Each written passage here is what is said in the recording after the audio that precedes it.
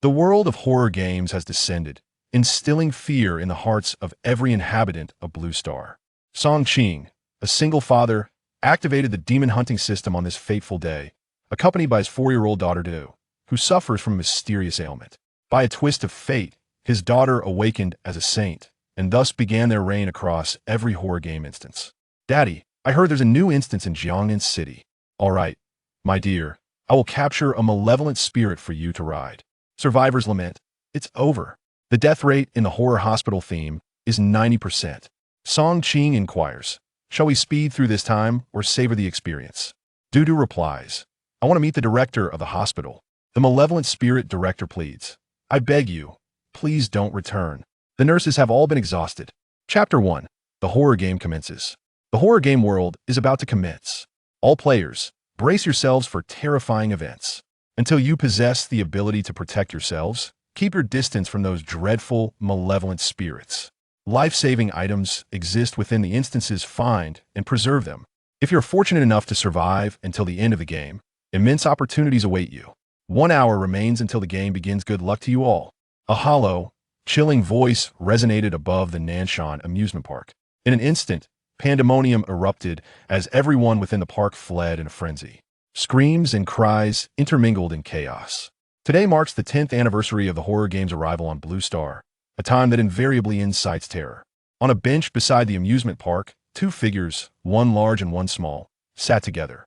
Song Qing observed his daughter, Song Dudu, as she earnestly indulged in her cotton candy, a fond smile gracing his face. Is the cotton candy delicious? Dudu, with a porcelain doll-like smile, replied, Daddy, can I have cotton candy every day from now on? Too much candy will cause cavities. However, I promise you, every visit to the amusement park will include cotton candy. All right? Upon hearing this, the little girl immediately leaped into Song Qing's arms, leaving a sticky kiss on his cheek. You're the best, Daddy. Yet, after uttering these words, Dudu shivered involuntarily. Daddy, Dudu feels so much pain. Witnessing his daughter's distress, Song Qing felt a pang of sorrow and swiftly embraced her. Hang in there, Dudu. Daddy will fetch some candy medicine for you soon. With that, he gazed anxiously at the sky. Descend already, hurry and descend. The horror game world, which others dread, was a place Song Qing yearned to enter. Years ago, his wife, pregnant at the time, had been chosen by a horror instance, enduring a near-fatal experience. After nearly a year, she returned to give birth to Dudu, but passed away shortly thereafter. Since then, Song Qing discovered that his daughter appeared to be under a curse since birth. Her organs had been deteriorating daily. Each full moon night, she would suffer excruciating pain that pierced to the bone. Survivors of the horror world revealed that this was a curse inflicted by a malevolent spirit upon her mother, and only the magic crystal within the spirit could break it. Unfortunately, such crystals were worthless in the real world, leaving Song Qing in despair. Suddenly, at that moment, the once clear sky transformed into a sea of blood red. It was supposed to be June, yet snow began to fall. Dudu gazed at the flurry of snowflakes descending from above, tremblingly extending a small hand. Daddy, look, it's snowing. Dudu really wants to build a snowman, but Dudu truly hurts. Song Qing, feeling a pang of heartache, gently patted Dudu's back in comfort. He then reached out to catch a drifting ash and crushed it delicately, though his brow furrowed slightly. Something was amiss. It wasn't snow, but ash, the familiar remnants of a crematorium scene. Dudu, this is ash, not snow. Put on your hat, and I will take you to find some medicine. Dudu obediently donned the hat, revealing 2 large eyes that surveyed the eerie world around them. Song Qing remained relatively calm after all. In his previous life, he had been a streamer of horror games and was all too familiar with such scenarios. Just then, a group of people approached from a distance, their faces etched with terror. It's over, it's over. The realm of this horror world is South Mountain Amusement Park. We can't escape. What should we do? Who can help me survive? I'm willing to pay $1 million. No, $5 million. Everyone don't panic. While the horror game hasn't commenced, quickly search for supplies, weapons for survival, and food and water. Strength lies in numbers. Those malevolent spirits shouldn't attack a crowd, right? We'll be safe together. Don't forget, we'd gather everything that can be ignited to build a fire around us, so those spirits won't dare come near. My daughter is missing. Has anyone seen my daughter? Please, I beg you, help me find her. Go inside the park and locate all the fire axes.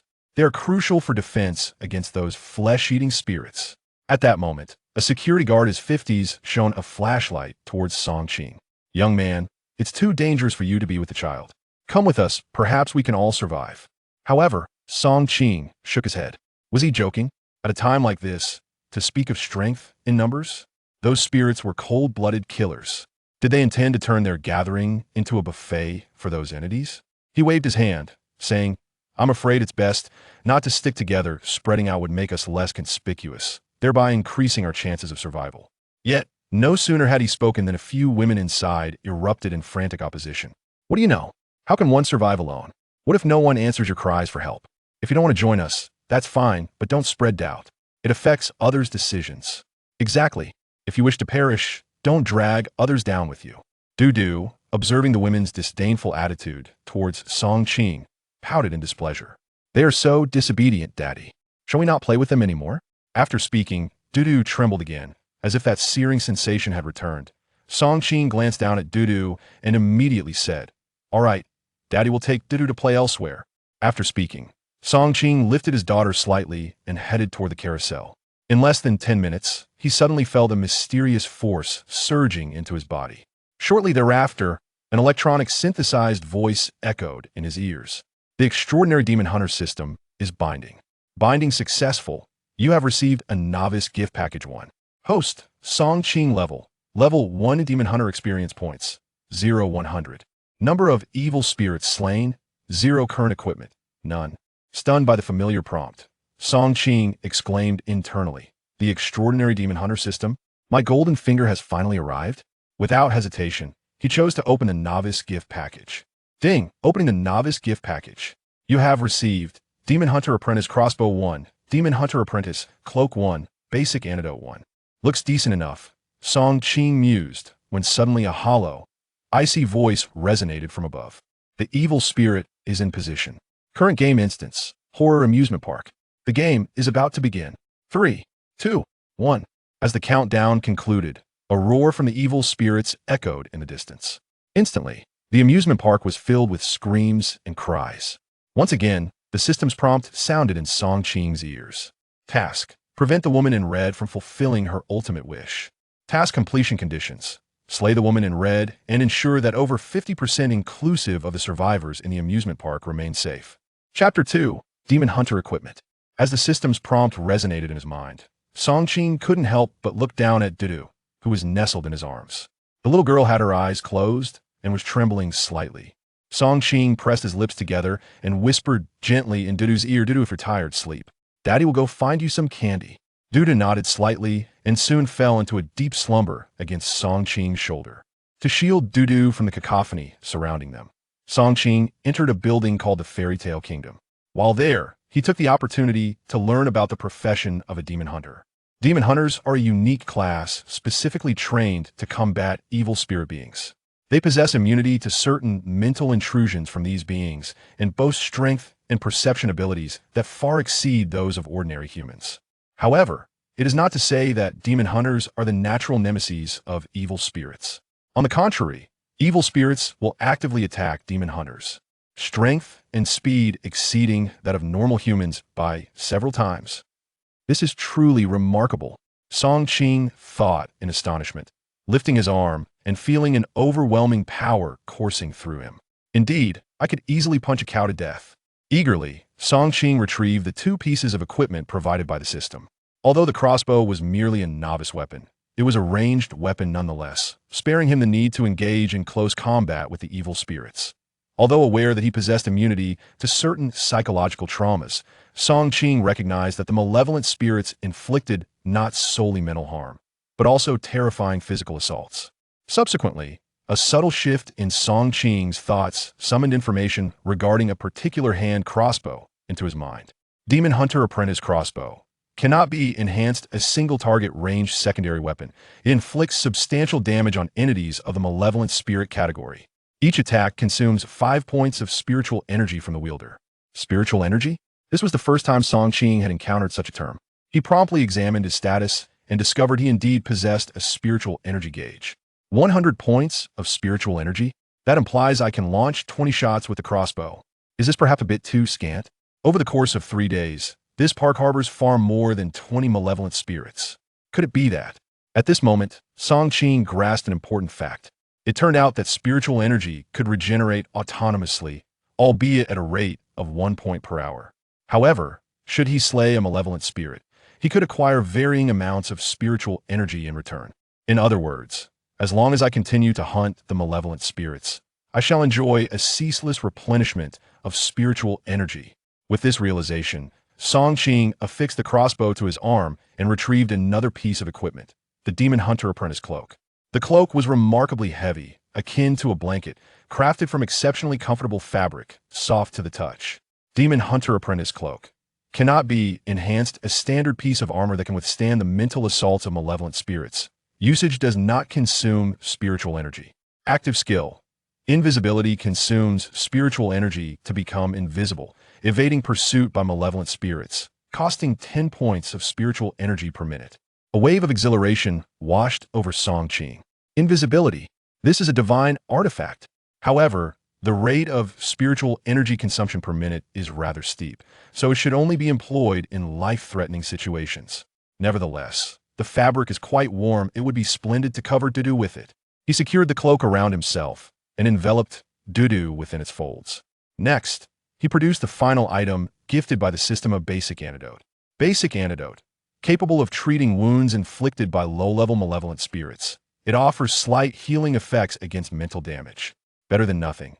I suppose at least it serves as a means of survival and is irreplaceable in its utility. At this juncture, Song Qing felt no remnants of his previous apprehensions. Drawing back the curtains, he beheld the sky outside, a vivid crimson hue. The visibility was exceedingly poor, rendering distant views of the square nearly impossible. Only in the far distance did a flicker of flames erupt, momentarily recalling memories of his prior encounters with others. Ah, these individuals. Why do they refuse to heed warnings? Lighting such a fire not only fails to safeguard them, but instead draws the malevolent spirits. He suddenly recalled the system's recent announcement of a task requiring the number of survivors in this area to exceed 50% for it to be deemed successful. Thus, Song Qing promptly accessed the system and located the task section. Main quest: prevent the woman in red from fulfilling her ultimate desire. Current progress: 09. Current survivor count: 184184. Song Qing immediately extracted valuable information from within. Firstly, there's a rather straightforward piece of information. Currently, there are 184 survivors, and so far, none have perished. Secondly, the taskbar displays a completion progress of 09, which may signify the nodes of the tasks or the specific items required to complete certain assignments. Song Qing surmised that this likely represented the quantity of minor bosses within the mission levels, rather than mere task items. After all, his system is that of an extraordinary demon hunter, destined to hunt down malevolent spirits, rather than merely fulfilling tasks for survival. Nonetheless, Song Qing believed that seeking out task items and clues was equally vital. Who could say if there might be crucial hints or influences hidden within? This could ultimately determine whether the final mission could be successfully accomplished. After all, in his previous gaming experiences, exploiting bugs had led to mission failures. And he himself was the greatest bug within this game. With this thought in mind, Song Qing promptly resolved to head to the small square and disperse the crowd. He was unwilling to witness these individuals being annihilated by the malevolent spirits. As he drew back the curtains and prepared to leave, a piercing scream suddenly erupted from downstairs. Ah, the malevolent spirit. It's here. Run. Shortly thereafter, the sound of heavy footsteps echoed from the direction of the stairs. Song Qing hastily drew open the curtains once more, observing as a dozen or so individuals fled in a state of panic. Not far behind them, a figure emerged. An old man clad in tattered undershirts, wielding a kitchen knife, and wearing a pair of plastic slippers, pursued them. However, as the old man dashed away, a string of objects tumbled from within his belly. To Song Qing's astonishment, the old man exhibited no fear. Instead, he appeared somewhat exhilarated. He gently pushed open the window, raised his right hand, and aimed the crossbow's release point at the figure. Just as he was about to pull the trigger, he suddenly noticed some information materializing above the old man's head. LV-1 Malevolent Spirit.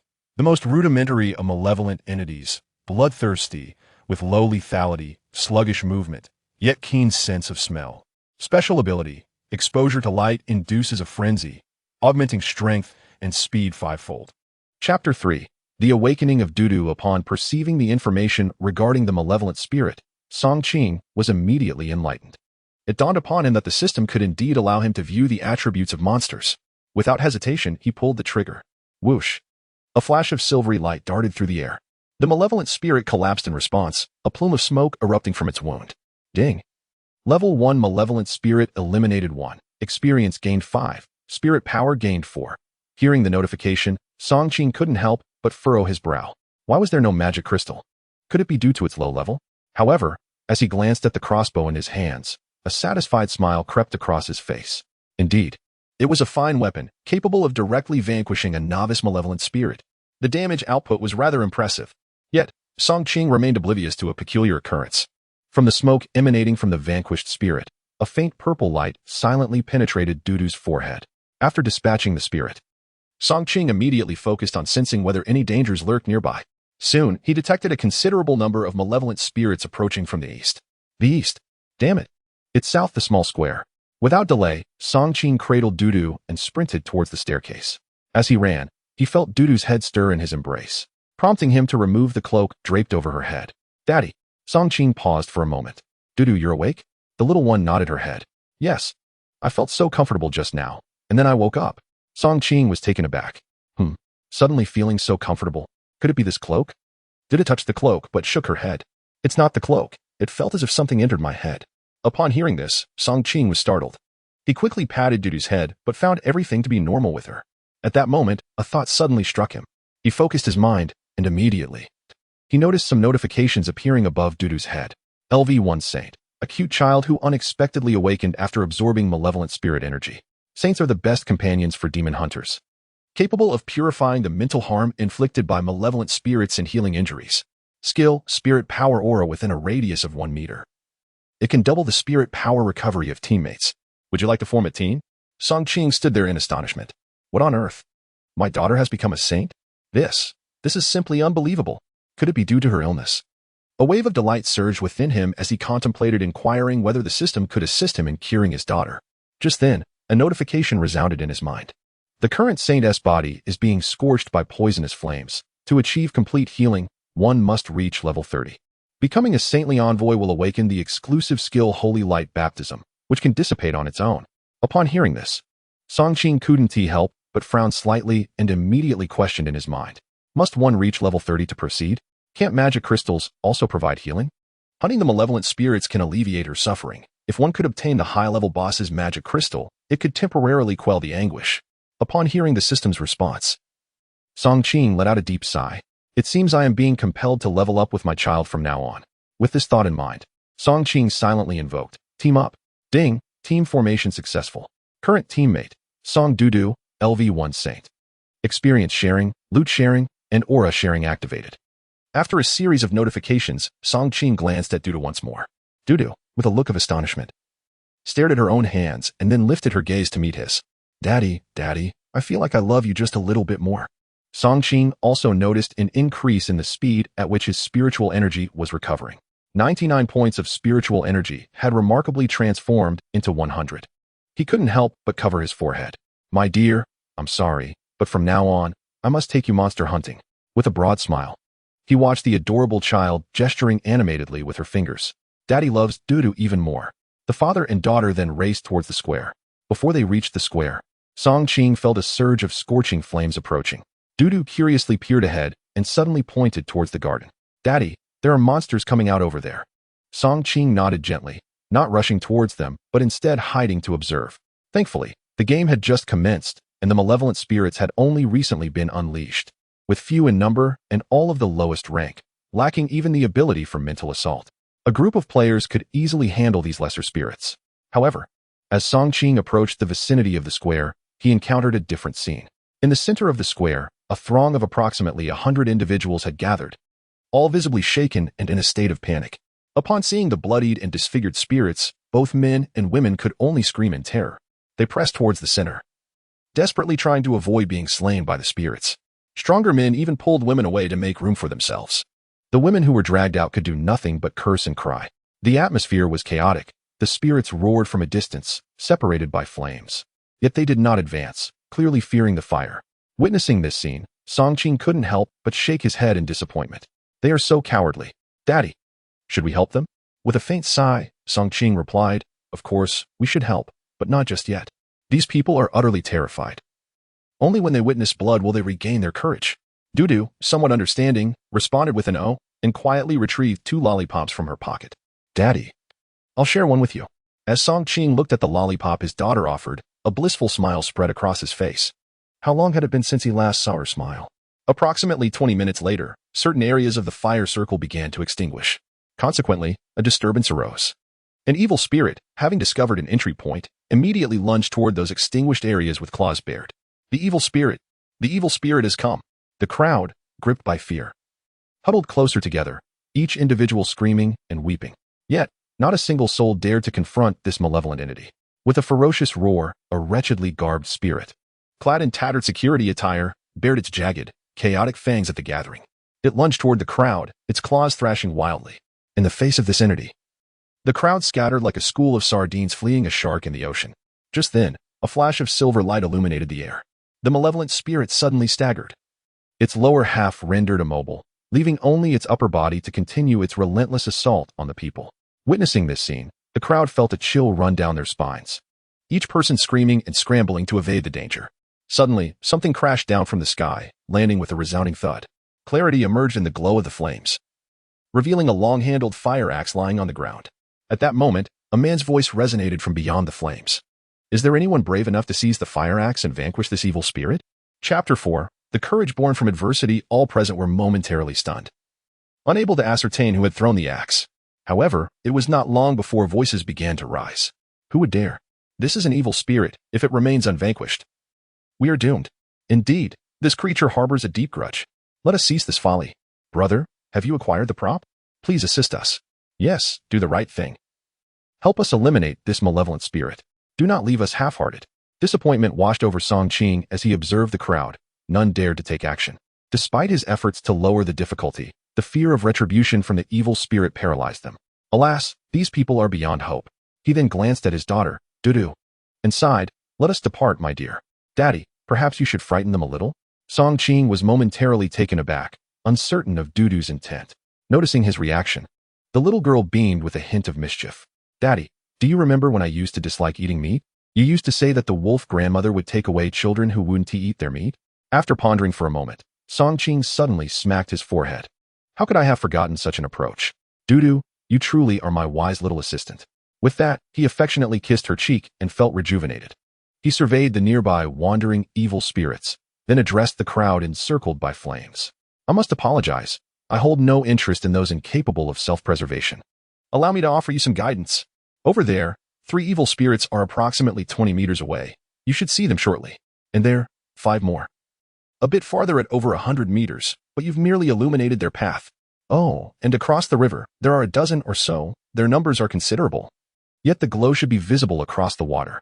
Just as Song Qing was about to continue pointing out other locations, the fire nearest to them extinguished. With a howl, the evil spirit, noticing the extinguished flames, lunged towards the crowd. Instantly, chaos erupted anew, and, as Song Qing had predicted, 3 foul spirits surged into the fire circle. Faced with these grotesque, terrifying entities, the throng recoiled, yet none dared to resist. The confines of the circle were limited, and soon evasion was no longer an option. In the midst of the turmoil, a woman stumbled and fell while fleeing from the clutches of the evil spirit. One of the spirits, upon spotting her, rushed toward her in an instant. Help! Save me! She cried, scrambling to her feet to escape, but it was too late. One clawed hand seized her ankle, dragging her back to the ground. Ah! Help me! She screamed, desperately kicking and thrashing in a futile attempt to break free. Amidst the chaos, the crowd retreated in disarray. Unperturbed by the scene, Song Qing shielded Dudu's eyes and addressed the assembly. Do you not yet comprehend the power of resistance? At this moment, the malevolent spirit is at its weakest and can be vanquished. The axe lies before you. A single strike could save this woman. Song Qing's voice resonated like an incantation in the ears of all present. At last, her words bore fruit. A young man reached down, grasped the axe from the ground, and swung it toward the fiend's head. Crack! The spirit's skull fractured upon impact. Yet, contrary to expectations, it did not succumb. Instead, it became more ferocious and lunged at the young man, who instinctively recoiled. Continue. Strike again. Song Qing urged once more, gritting his teeth. The young man wielded the fire axe with renewed vigor, aiming blow after blow at the malevolent entity. Witnessing this, others around them, their eyes ablaze with determination, surged forward to join the fray. At long last, the spirit lay still, granting the crowd a momentary respite. However, the threat was not yet vanquished. 2 additional spirits pursued the throng. Just as it seemed doom approached, Song Qing raised her right hand. Swiftly, she unleashed 2 bolts from her hand crossbow, effortlessly dispatching the distant spirits. Ding. Level 1 malevolent spirit eliminated. Experience gained. 5 spiritual power gained. 3 ding.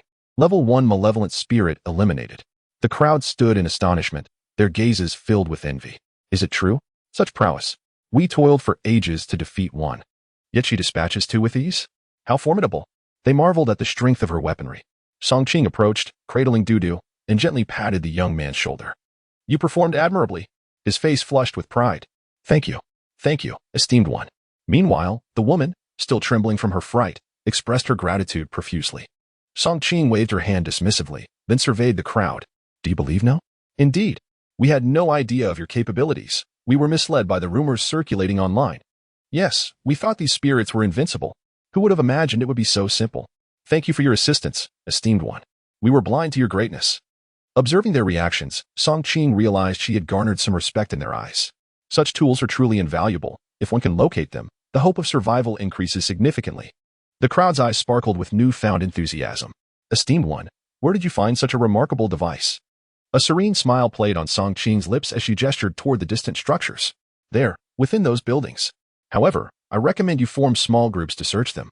There is no need to worry about being left alone. Perhaps we might even discover some useful items. A flicker of hope ignited within everyone's hearts, their eyes once again shimmering with desire. Song Qing retrieved the walkie-talkie he had previously prepared from his backpack and handed it to the young man. By the way, what is your name? The young man replied, Boss, I am Qin Feng. My friends affectionately call me Madman. Song Qing nodded and passed the walkie-talkie to him. I have other matters to attend to. These individuals are in your charge. If you encounter any malevolent spirits that you cannot manage, or if any situation proves too difficult, just call for me. Qin Feng took the walkie-talkie and nodded vigorously. Subsequently, Song Qing provided them with further instructions on how to confront the malevolent spirits. He then organized the group into smaller teams and directed them to enter each building. As he observed the crowd disperse, leaving the square deserted, Song Qing finally breathed a sigh of relief. Come, my daughter, let us venture forth to slay some monsters. Just as he was about to depart, Dudu tugged at his collar. Daddy, look. It seems there is something in the grass over there. Song Qing paused, glancing in the direction she pointed, and indeed, he noticed something flickering with light. Confirming that no malevolent spirits lurked nearby, he cautiously approached the grass. To his surprise, he discovered a small metal box resting there. What is this? Song Qing retrieved a dagger and gently pried open the box, revealing only a piece of paper inside. Upon extracting the note and glancing at it, a wave of excitement surged through him. It's a clue. Chapter 5. The Little Girl in Red Plotline. The Missing Little Girl. In the amusement park, a group of nefarious individuals is intent on capturing the unfortunate child. Fortunately, she has a good friend to protect her. Although this friend requires the eyes of certain monsters to activate, it is imperative to locate her before the midnight bell tolls. Or else, upon reading the contents of the note, Song Qing could not help but frown slightly. These clues indicated several matters. A group of villains was about to appear, presumably high-level malevolent spirits. Moreover, a little girl would emerge, and the survivor's mission would be to safeguard her. Lastly, they needed to find the monster's eyes, and it had to be accomplished before 12 o'clock at night. Glancing at the time, Song Qing was momentarily taken aback. How could it be so late? It was already 10 o'clock. They had entered around 2 in the afternoon. It seemed they were affected by the rules of this horrifying game world. Hearing Song Qing's words, Dudu looked around, puzzled. Daddy, where is that little girl? Song Qing shook his head. Daddy doesn't know for sure, but I believe there is a place where we can find her. Where can we find her? Dudu asked eagerly. The security monitoring room. Upon hearing this, Dudu's eyes sparkled with excitement. Then let us go. Song Qing glanced down at Dudu's enthusiastic demeanor, somewhat astonished. Sweetheart, aren't you scared at all? Dudu shook her little head. Not scared. I think it's quite fun. Well, it seems she truly is my daughter, having inherited my spirit. With that, Song Qing pinched Dudu's cheek affectionately. All right, let us set off for the monitoring room. The father and daughter embarked on their journey. Along the way, they effortlessly dealt with the encountered malevolent spirits, facing no significant difficulty. However, it was peculiar that none of these spirits possessed eyes after being vanquished. How strange, why are there no eyeballs? It appeared that the task outlined in the note was not as straightforward as it seemed. At that moment, a system notification suddenly echoed in Song Qing's mind. Survivor encountered misfortune, count -1. Survivor encountered misfortune, count -1. The consecutive notifications made Song Qing frown. He had not anticipated that someone would perish so quickly. They had only just begun an hour ago. We must hasten to find everyone. Song Qing picked up the intercom to inquire about the situation on Lu Feng's side.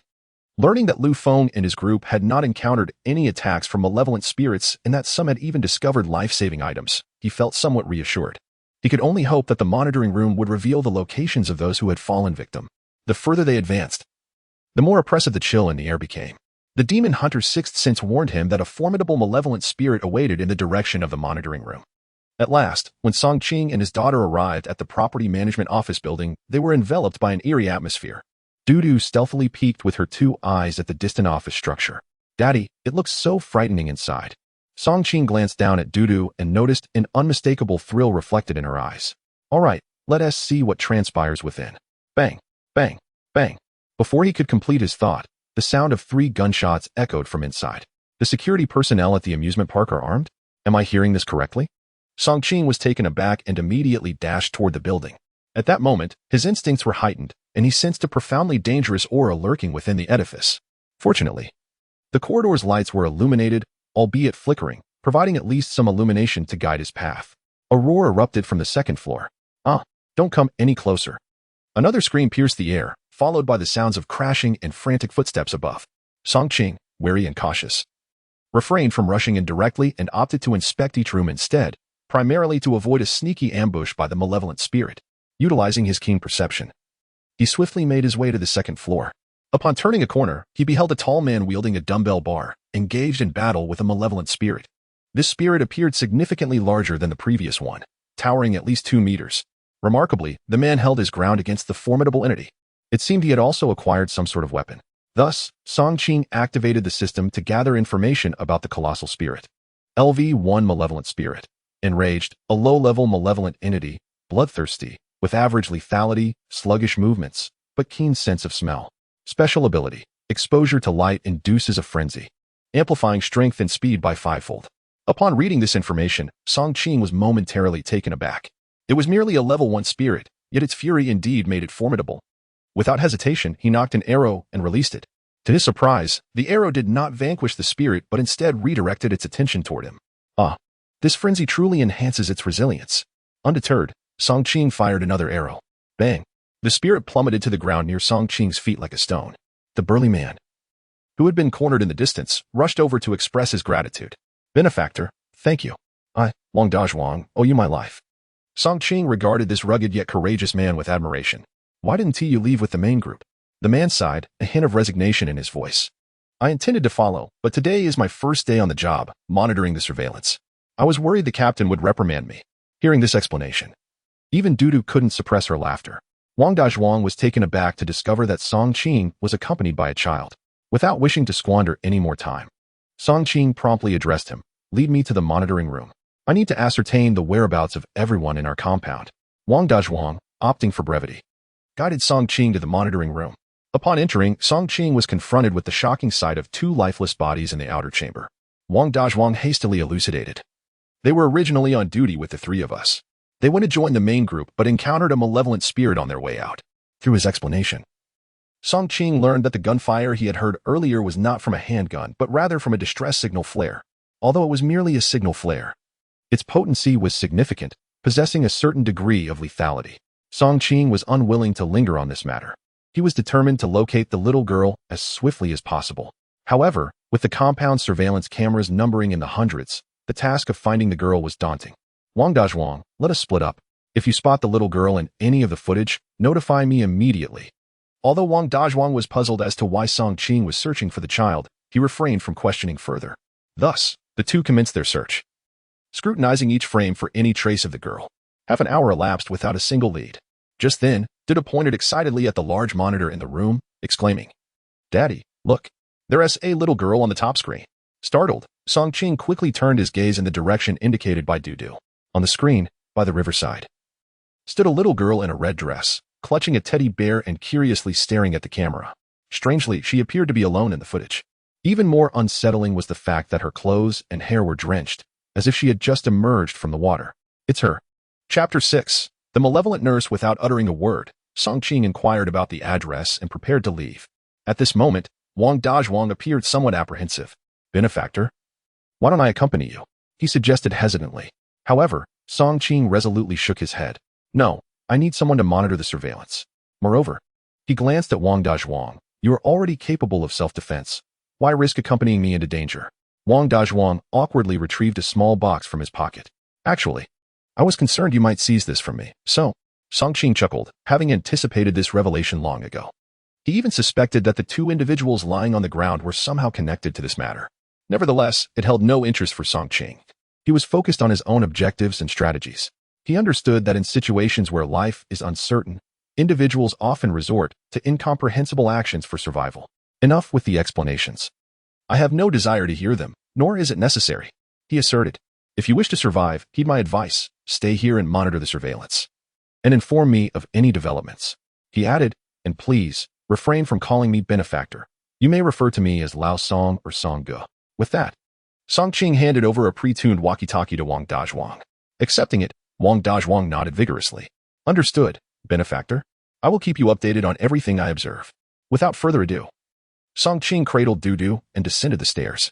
According to the surveillance footage, the little girl was approximately several hundred meters away from the property management office. To prevent any harm from the malevolent spirit, Song Qing needed to locate her without delay. Although he was reluctant to do so, especially considering the girl's frightening appearance, which could potentially terrify Dudu, he had no choice but to pursue her to fulfill his mission. Having transformed into a demon hunter, Song Qing had gained considerable strength, enabling him to cover the distance of several hundred meters with ease. As he sprinted, he felt no strain at all. Before he even reached the riverbank, the walkie-talkie on his shoulder crackled to life with Wang Dazhuang's voice. Song Ge, the little girl has headed towards the fairy kingdom. She's vanished. Song Qing furrowed his brow. Fairy kingdom? Indeed. This is bad, Song Ge. It seems something has emerged from the water. It's a malevolent spirit. A malevolent spirit. Wang Dazhuang's voice grew sharp with terror over the walkie-talkie. Without hesitation, Song Qing altered his course and sprinted towards the fairy kingdom. In less than 2 minutes, he glimpsed the malevolent spirit that Wang Dazhuang had described, emerging from the water. The spirit was tall, dripping wet, clad in a tattered dress, and wielding a surgical knife. Upon seeing the spirit's appearance, Song Qing immediately recognized it. Wasn't this the attire of the nurse from the Parkes infirmary? At that moment, Dudu suddenly pointed towards the distance and exclaimed, Daddy, look, that little girl is standing over there, watching us. As Song Qing turned, he immediately caught sight of a little girl dressed in red, clutching a teddy bear, who was intently gazing at him. The moment their eyes met, an unsettling chill ran down his spine, for her eyes were absent, replaced by 2 ominous black voids that exuded an aura of terror. Suddenly, the girl erupted into a delightful giggle, her laughter sweet, yet disconcertingly eerie. Dudu, don't look. Song Qing, fearing for Dudu's composure, swiftly covered her eyes. He then employed the system's capabilities to assess the situation of the nurse. LV5 Malevolent Spirit Nurse, a malevolent entity, bloodthirsty, fond of wielding surgical instruments or syringes as weapons. Possessing moderate lethality, rapid movement, and acute olfactory senses. Special ability. Exhibits exceptional throwing accuracy and has a penchant for wearing stockings. Upon reading the final line regarding the malevolent spirit, Song Qing's composure faltered, glancing at her attire. Indeed, she was adorned in white stockings. Whether this enhanced her lethality remained uncertain, but it might indeed augment her attack speed. He then shifted his attention to the little girl. LV1 Malevolent Spirit Girl, a 6-year-old with a fondness for plush teddy bears, introverted, and possessing a strong curiosity. Special ability? The string of question marks and the rather simplistic description left Song Qing somewhat speechless. It seemed almost as if this added little to the understanding of her abilities. Just then, the malevolent spirit nurse approached the girl, a sinister smile creeping across her face. What was her intention? She certainly did not appear benevolent. Before he could contemplate further, the little girl, seemingly entranced, giggled and ran towards the nurse. A surge of anxiety gripped Song Qing, and he quickly raised his crossbow, aiming it at the malevolent spirit. Whoosh, whoosh, whoosh. 3 glimmering arrows flew swiftly. The nurse staggered as one struck her, turning to face Song Qing. The sight of her ghastly visage sent a shiver down his spine. Goodness, her face had marred her otherwise appealing figure. With a monstrous roar, the nurse opened her cavernous mouth, capable of engulfing a human head, and lunged towards Song Qing. He retreated while firing his crossbow repeatedly. Whoosh, whoosh, Whoosh! The arrows pierced the nurse's form, visibly slowing her movements. At last, a radiant flash erupted above the nurse's head. A plume of purple smoke enveloped. It was only when the little girl approached him that Song Qing finally beheld her true visage. Her hair cascaded down her shoulders, unkempt and wild. Her face was undeniably charming, round and cherubic. However, when she smiled, her mouth appeared somewhat unsettling, devoid of teeth and hauntingly hollow, even lacking a tongue. Uncle, could you take me to the kingdom of fairy tales? Chapter 7. Who consumed whom? Gazing upon the peculiar little girl, Song Qing felt an inner resistance. Yet, the task demanded her protection. Failure to comply could lead to the immediate collapse of the game's narrative. Although he was a demon hunter, he had no control over the consequences of a failed story. He had witnessed others perish for neglecting their duties in a timely manner. Taking a deep breath, Song Qing observed the vacant hollows of the girl's eyes. Very well, I shall escort you. Despite being within arm's reach, he had to guide her as if partaking in a child's play. Thank you, uncle. My name is Jojo. The little girl beamed, flashing a broad smile at Song Qing. Had she been an ordinary child, she would have surely frightened someone into submission. Song Qing felt a slight discomfort but was not particularly afraid. In his experience, it was common knowledge that no formidable monsters would appear at the onset of a horror game. What perplexed him was the note he had found, which instructed him to locate the girl before midnight. Was he truly to accomplish this so effortlessly? What lay ahead? However, Song Qing recalled another stipulation of the task, to find the monster's eyeball. Thus, he approached the disheveled spirit nurse and parted her tangled hair. Yet, he was met with the same ghastly void where eyes should have been. What the hell? Where are the eyes? Surely, this cannot be a jest. He pulled out the note from his pocket once more, realizing that it specified the need for the monster's eyeball to awaken her companion. A monster? It seemed this nurse was not the malevolent spirit after all. But where was her companion? Just as he contemplated this, he spotted Jojo, clutching her teddy bear, bouncing towards the distant fairy kingdom. Following her lead, Song Qing seized the opportunity to assess the changes that had come with his recent upgrade. The most gratifying alteration was the acquisition of the skill Shadow Arrow. Though it required double the spiritual energy, it was a skill nonetheless, even if Song Qing was uncertain of its effectiveness. Furthermore, his spiritual energy capacity had doubled from 100 to 200. Returning his focus to the exuberant Dudu, he sensed something amiss. Dudu peeked out, eyeing the little girl, and softly inquired, "Daddy, does Dudu want a lollipop?" Song Qing was momentarily speechless, feeling a twinge of exasperation at Dudu's unyielding bravery. It's not advisable for children to consume too much candy. Perhaps she should refrain. No sooner had he uttered those words than Jojo halted, turning to Song Qing. "Uncle, I want a lollipop." Song Qing rubbed his forehead, feeling quite helpless. Very well. Watching Dudu produce a lollipop from her grasp, Jojo's face lit up with joy. "Thank you. Your name is Dudu, right?" Dudu blinked and nodded. "Yes, I am Dudu. And I am 4 years old." "I am 6, replied Dudu. Dudu grasped the lollipop, and a radiant glow of happiness illuminated her face. This scene was entirely witnessed by Wang Dazhuang in the surveillance room, who felt a chill run down his spine. What on earth is Brother Song doing? Why is he conversing with thin air? And why has he given her a lollipop? After these thoughts crossed his mind, Wang Dazhuang suddenly felt as if the entire surveillance room was teeming with people. He instinctively tightened his grip on the signal gun. Accompanied by Dudu, he descended to the foot of the fairy tale kingdom. The little girl joyfully dashed over to caress the Mickey Mouse doll at the entrance. "It's been so long since I last played here." She then turned to look at Song Qing. "Uncle, may I invite my good friend to join us and play?"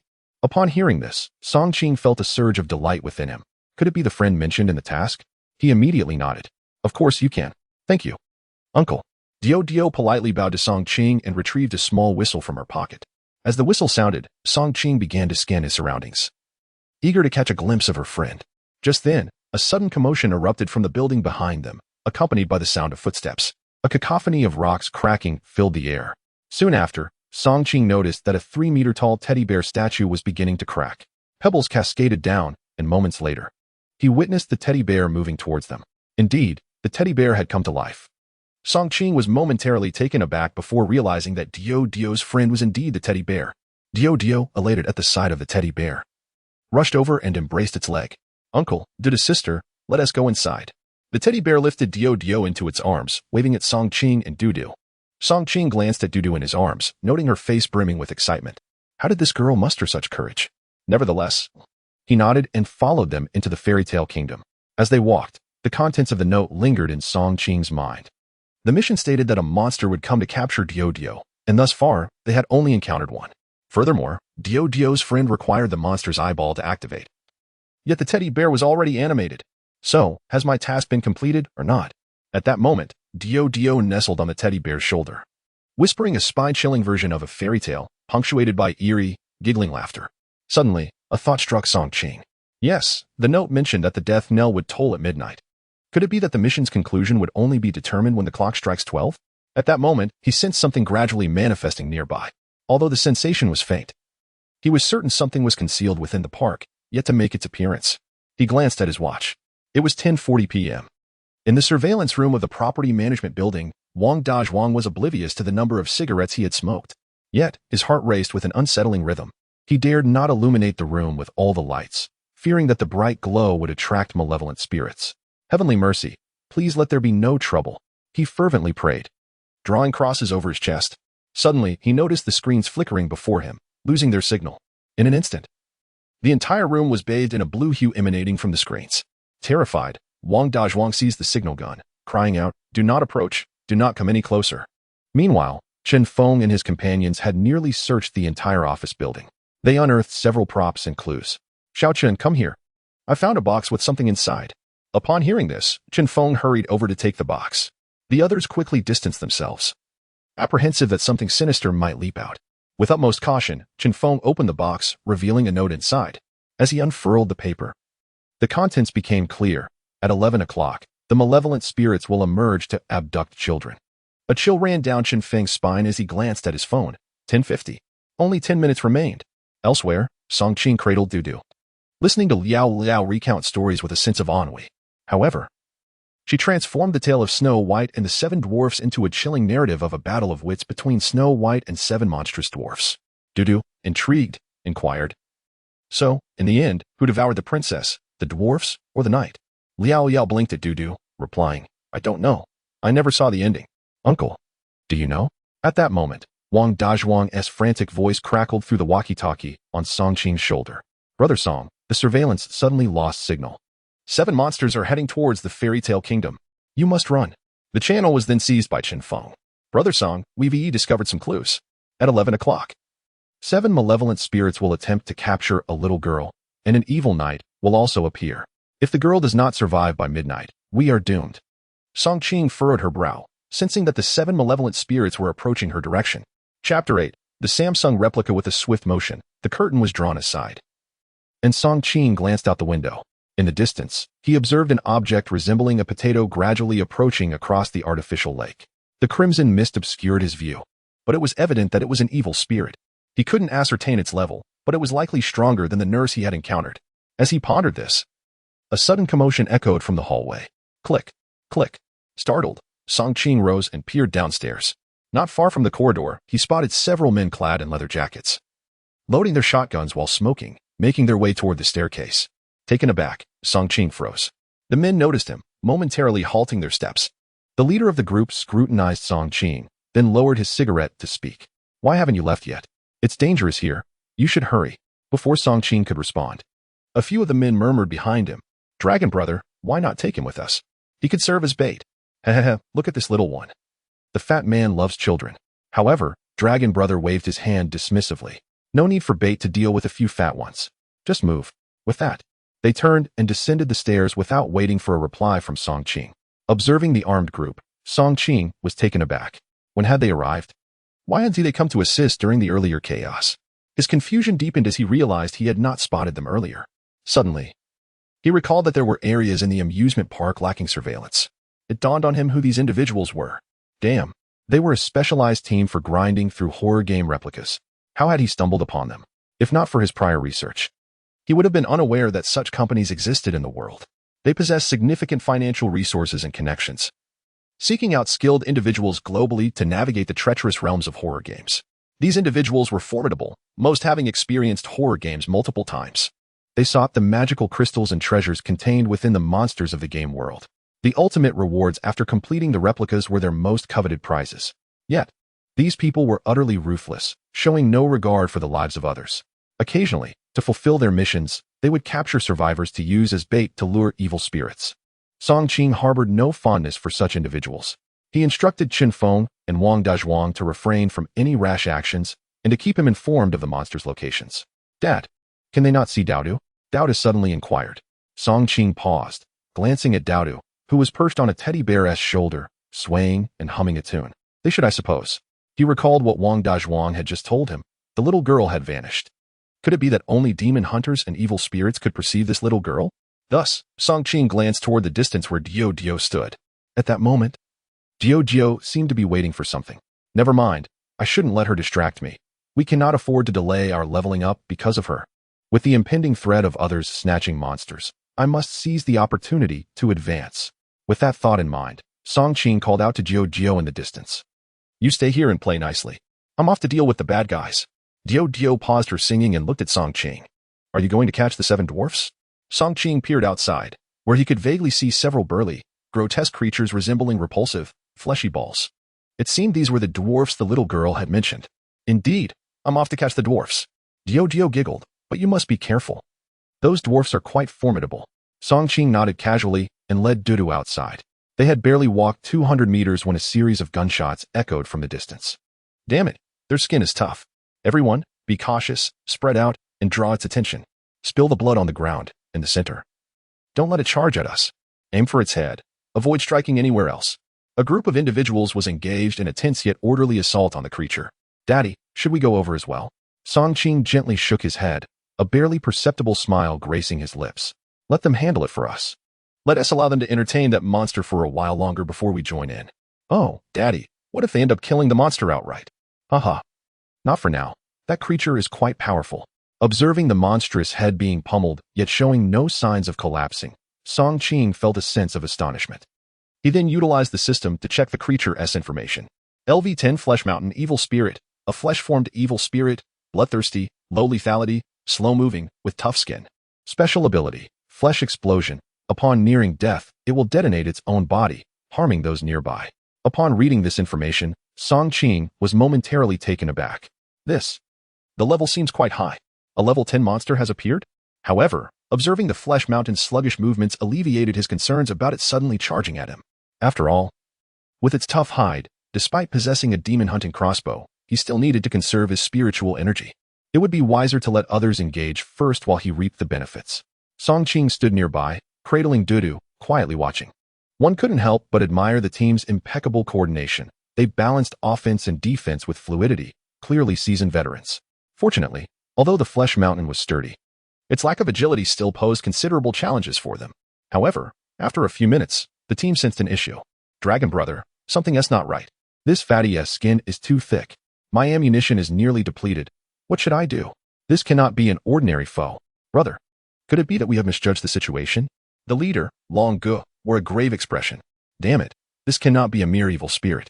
I shall inquire with the other teams about the circumstances. You all proceed with caution. The others, wary and apprehensive, carefully maneuvered around the malevolent entity. Long Gu stepped aside, grasping the walkie-talkie, and soon realized something was amiss. What the hell is going on? Wasn't it stated that the difficulty was only 1 star? Now you tell me it's 3 stars? Are you jesting? No way, we are withdrawing from this. You can seek assistance elsewhere. How dare you threaten me? You. Brother, please, I was simply anxious. I admit my tone was a tad loud. Do not trouble my wife. Well, we shall take on this task. After ending the call, Long Gu, in a fit of rage, kicked a nearby tree. He then called out to the crowd. Lao Si, come here. A tall, slender man hurried over upon hearing his name. Long Gu, what is it? A glint of coldness flashed in Long Ji's eyes as he glanced towards Song Qing. I just checked with the boss, and this is not a 1-star dungeon. It is indeed 3 stars. We stand no chance. Lao Si was instantly alarmed. What? 3 stars? The mortality rate for 3-star dungeons is as high as 90%. Our equipment is inadequate. Long Gu, what do we do? Calm yourself. Although a 90% mortality rate is alarming, we possess experience. What of that 10%? Long Gu, do you have a plan? He looked towards Song Qing. Take a few people and bring that father-daughter duo to us. Let them buy us some time. Upon hearing this, Lao Si understood the directive and promptly nodded, heading towards Song Qing with a few companions.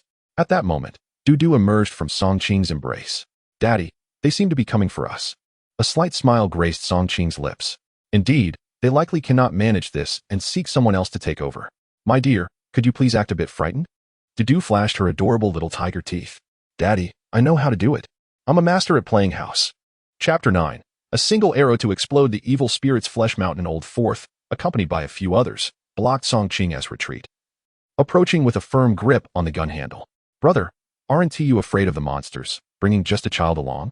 Song Qing understood the implication behind the words and revealed a hint of helplessness. To be honest, brother, how could I not be afraid? But they say that as long as one can find the right tools here, survival is possible. I'm merely trying my luck. Haha. Observing Song Qing's demeanor, Old Fourth stepped closer and gently draped an arm around his shoulder. Brother, do you know what we're up to? Song Qing shook his head. His expression clouded with confusion. The other man chuckled with satisfaction. Have you heard of Hunter Company? Upon hearing this, Song Qing's face immediately transformed with surprise. Could it be are you the ones who venture into the horror realms too? Old Fourth quickly hushed him, adopting an air of mystery. Keep it down. Indeed. You're correct.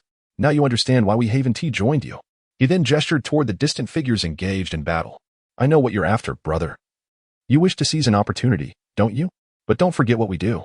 How could we possibly leave anything for you? Song Qing regarded him with newfound admiration for his imaginative reasoning. This person had even concocted an excuse for himself, leaving Song Qing with nothing to do but nod in agreement. The other man continued in a coaxing tone, Brother, here's the deal.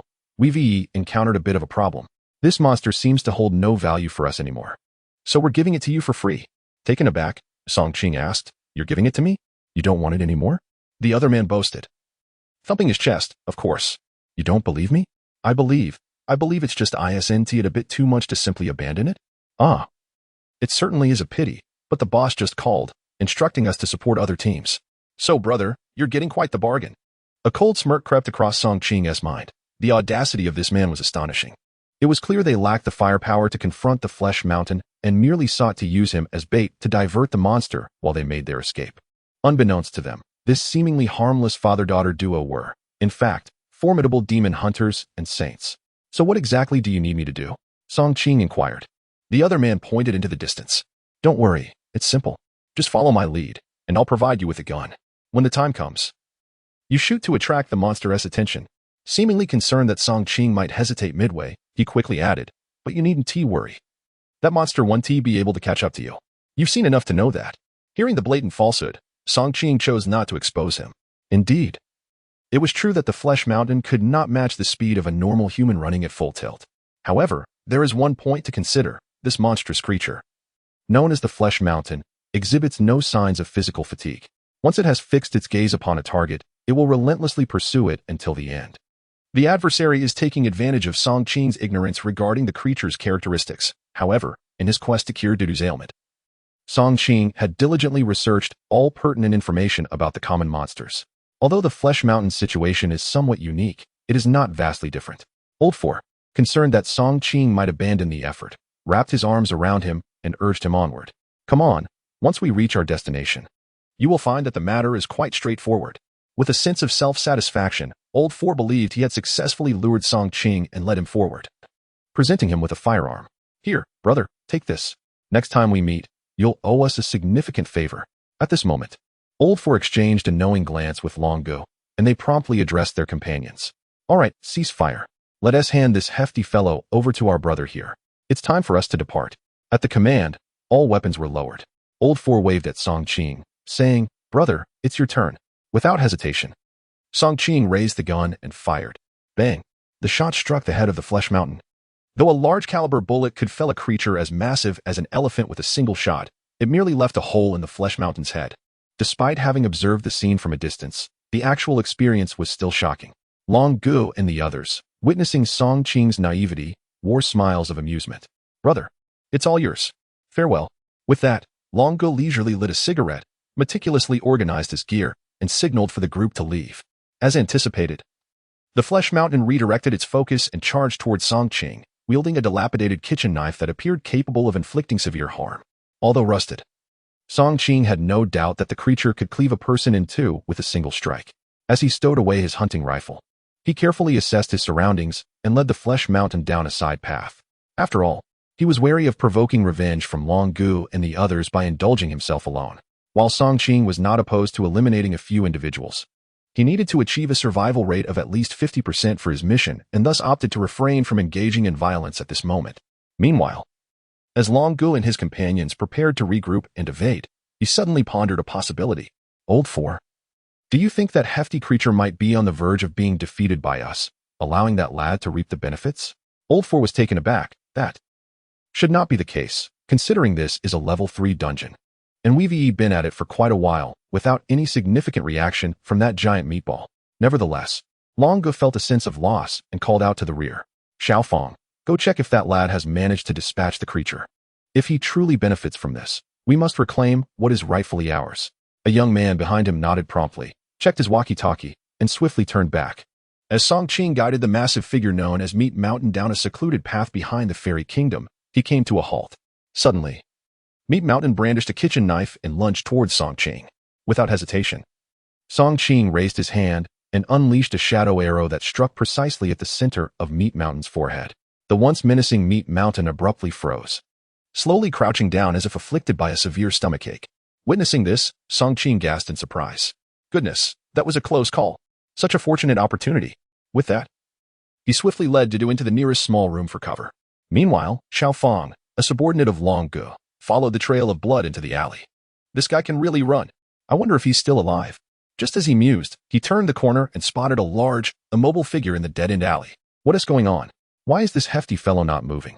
Cautiously, he approached Meat Mountain and, for safety's sake, picked up his walkie-talkie. Long Gu, see go. I've located Meat Mountain, but he seems to be unresponsive. Long Ji's astonished voice crackled through the device. What do you mean, unresponsive? Where's that kid? I don't know. I haven't seen him. Where are you? Behind the fairy kingdom. All right, stay there and keep an eye on him. I'll send someone over. However, before the communication could be terminated, a violent explosion erupted from the walkie-talkie, and Xiaofang's signal abruptly vanished. Damn it, something's gone wrong. Move quickly. At that moment, hidden in the room, Song Qing was taken aback by the deafening noise outside, his expression one of shock. My heavens, Meat Mountain self-detonation is truly formidable. The windows are shattered. Soon after, a system notification echoed in Song Qing's mind. Ding. Defeated level 10 Meat Mountain Evil Spirit 1. Gained experience points 1000. Gained spiritual power 30. Current spiritual power is full. Ding. Host experience is full. Leveled up to level 3. Ding. Host experience is full. Leveled up to level 4. A wave of delight washed over Song Qing. Haha. 1000 experience points for just one?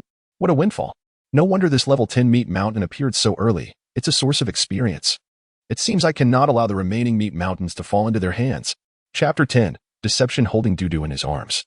Song Qing stepped outside to examine whether the Meat Mountain had yielded anything of value. Dudu tugged at Song Qing's collar and said, Daddy, you don't have to hold me all the time. Looking down at Dudu's earnest expression, Song Qing nodded and replied, All right, then you can stay close to Daddy, all right? Dudu will help Daddy keep watch.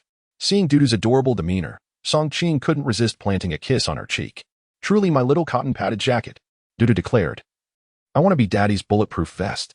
Haha, Daddy wouldn't want Dudu to be a bulletproof vest. Now let us go? Just stay right in front of Daddy and don't wander off. Dudu nodded earnestly, her eyes blinking as she surveyed the surroundings. As Song Qing observed the filth left behind after the Meat Mountain-esque explosion, he furrowed his brow. He carefully stepped on clean patches of ground until he reached the largest mound of meat left by the explosion. Using a stick, he gently prodded through it. And a glimmering object caught his attention, igniting a flicker of hope within him. Could it be a magic crystal? After saying this, Song Qing donned a pair of disposable gloves and retrieved the object from the pile of meat. Evil Spirit's Eye, a horrifying game-side item. Upon hearing the system's prompt, Song Qing felt a wave of disappointment wash over him. Well, it's not a magic crystal, but finding an item for the quest isn't too bad. He continued to rummage through the meat pile, and just as he was about to give up, Dudu pointed excitedly at a black object lying on the ground in the distance. Daddy, look at that. Song Qing quickly raised his head and swiftly picked up the black stone.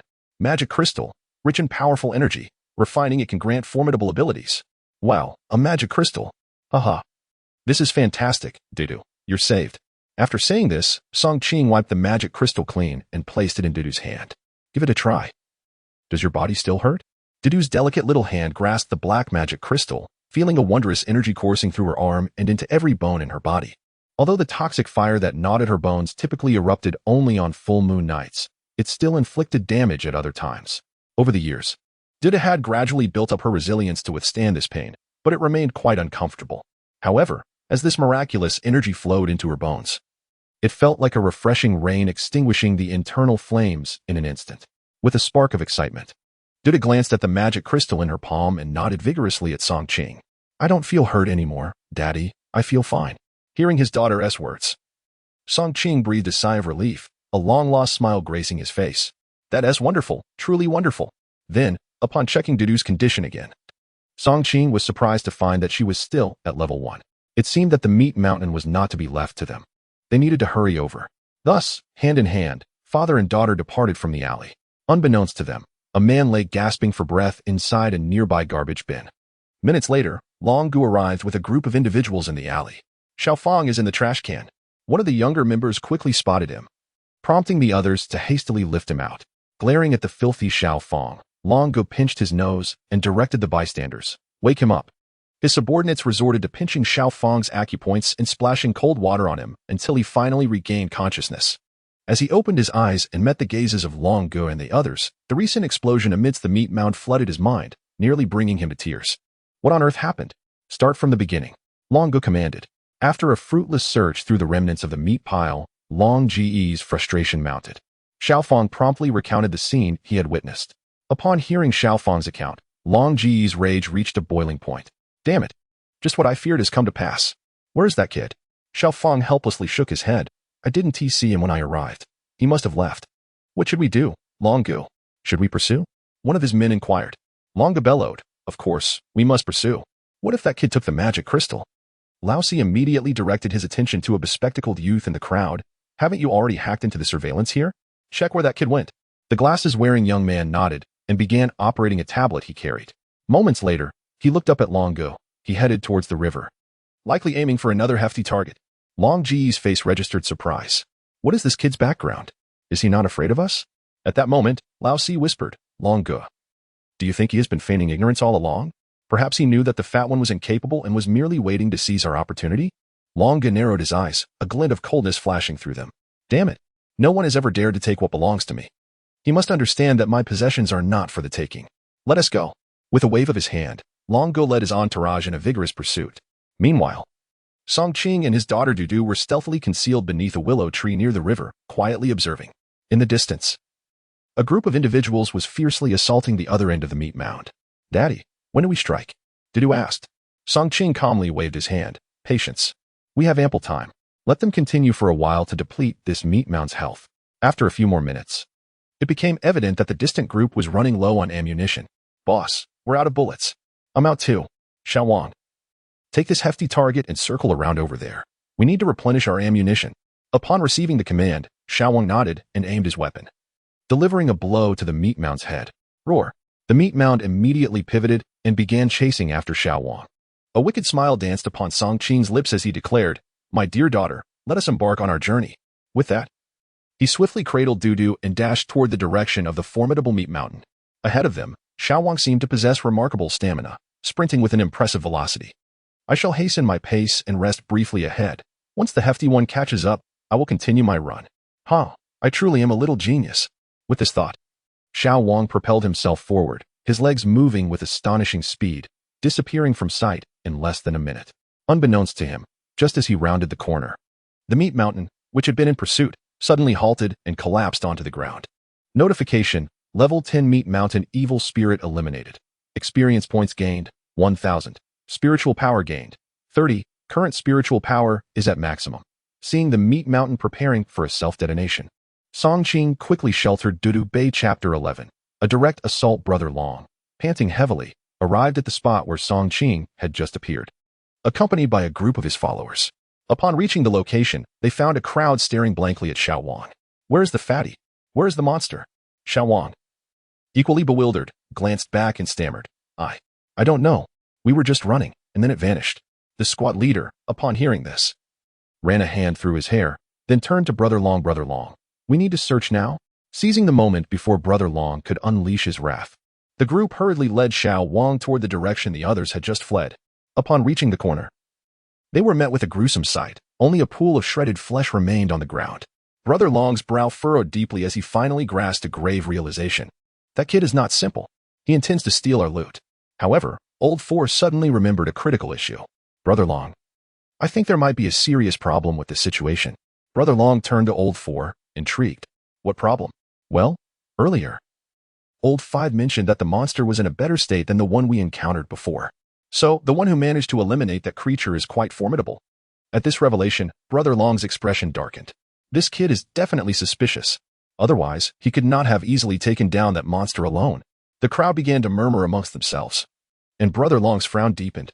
However, he soon retrieved his walkie-talkie, activating the public channel. All teams, report your status.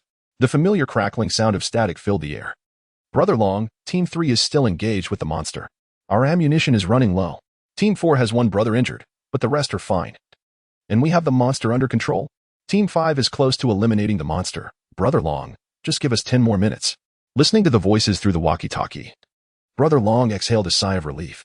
Everyone, pay attention. Keep a firm grip on your monsters. If anyone loses theirs, I will hold you accountable. After ending the communication, Brother Long immediately urged his comrades, let us move to the nearest location. With a flurry, the group followed Brother Long toward the next team's position.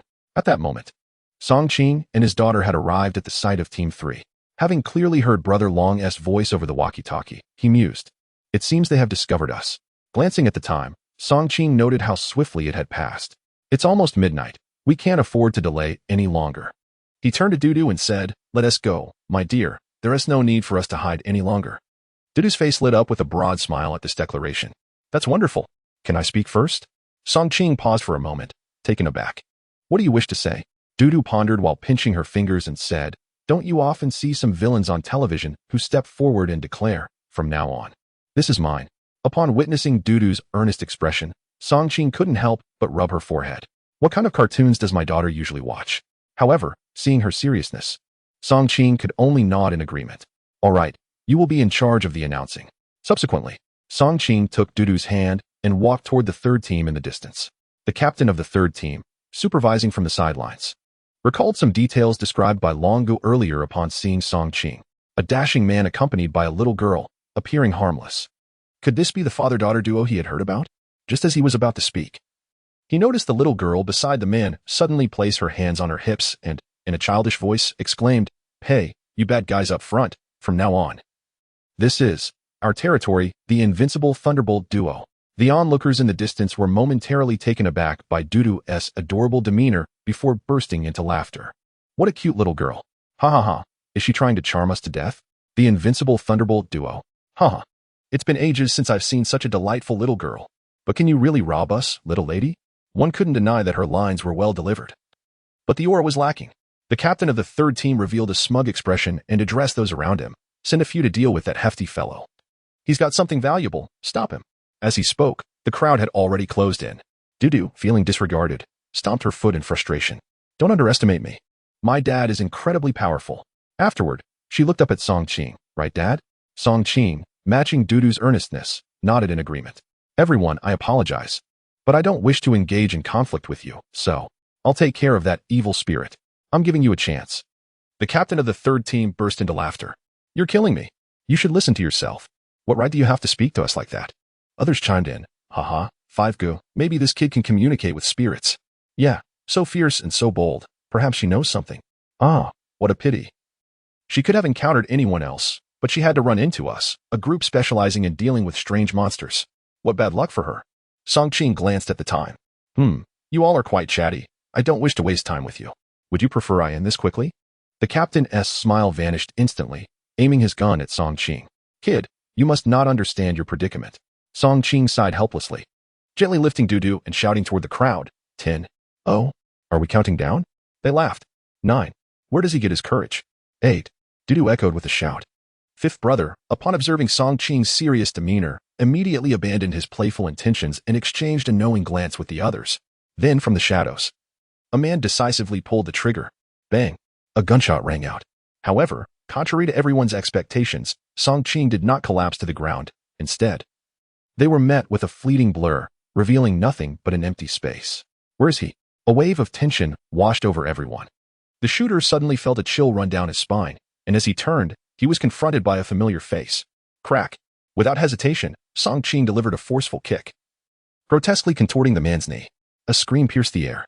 As the crowd regained their composure, they discovered that Song Qing had vanished once more. At that moment, leveraging his extraordinary strength and speed, Song Qing systematically knocked each adversary to the ground. When the last opponent fell, He cast a grin towards the petrified fifth brother in the distance. Let me reiterate. Fifth brother knew he stood no chance against Song Qing and promptly tossed his gun to the ground. Brother, do as you please. That malevolent spirit is yours. I assure you, I want to interfere. Dudu huffed at him. I told you, my dad is incredibly formidable. A satisfied smile graced Song Qing's lips as he raised his hand and fired a crossbow bolt towards the looming, monstrous evil spirit. With a chime, a system notification echoed in his mind. Following another explosion, Song Qing acquired experience and items before vanishing before their eyes. Brother Long, arriving too late, surveyed the scene of his fallen comrades, his astonishment evident. Brother, this lad, he must be one of those.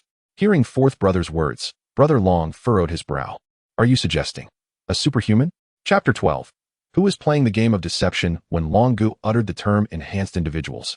A sudden jolt surged through his heart. The phrase enhanced individuals carries a weight of sensitivity. Among the general populace, the existence of such individuals is utterly unknown. Yet they undeniably exist. The emergence of enhanced individuals is a direct consequence of the birth of horror game dungeons. Upon completing these dungeons, individuals who succeed are rewarded with various enhancements. Among them, those who acquire strength or rarer mental or other forms of augmentation become highly sought after across different sectors. Numerous large companies and consortiums eagerly recruit these individuals into their ranks for rigorous training. After undergoing extensive professional training, these enhanced individuals possess superior capabilities in navigating dungeons compared to someone like Long Gu.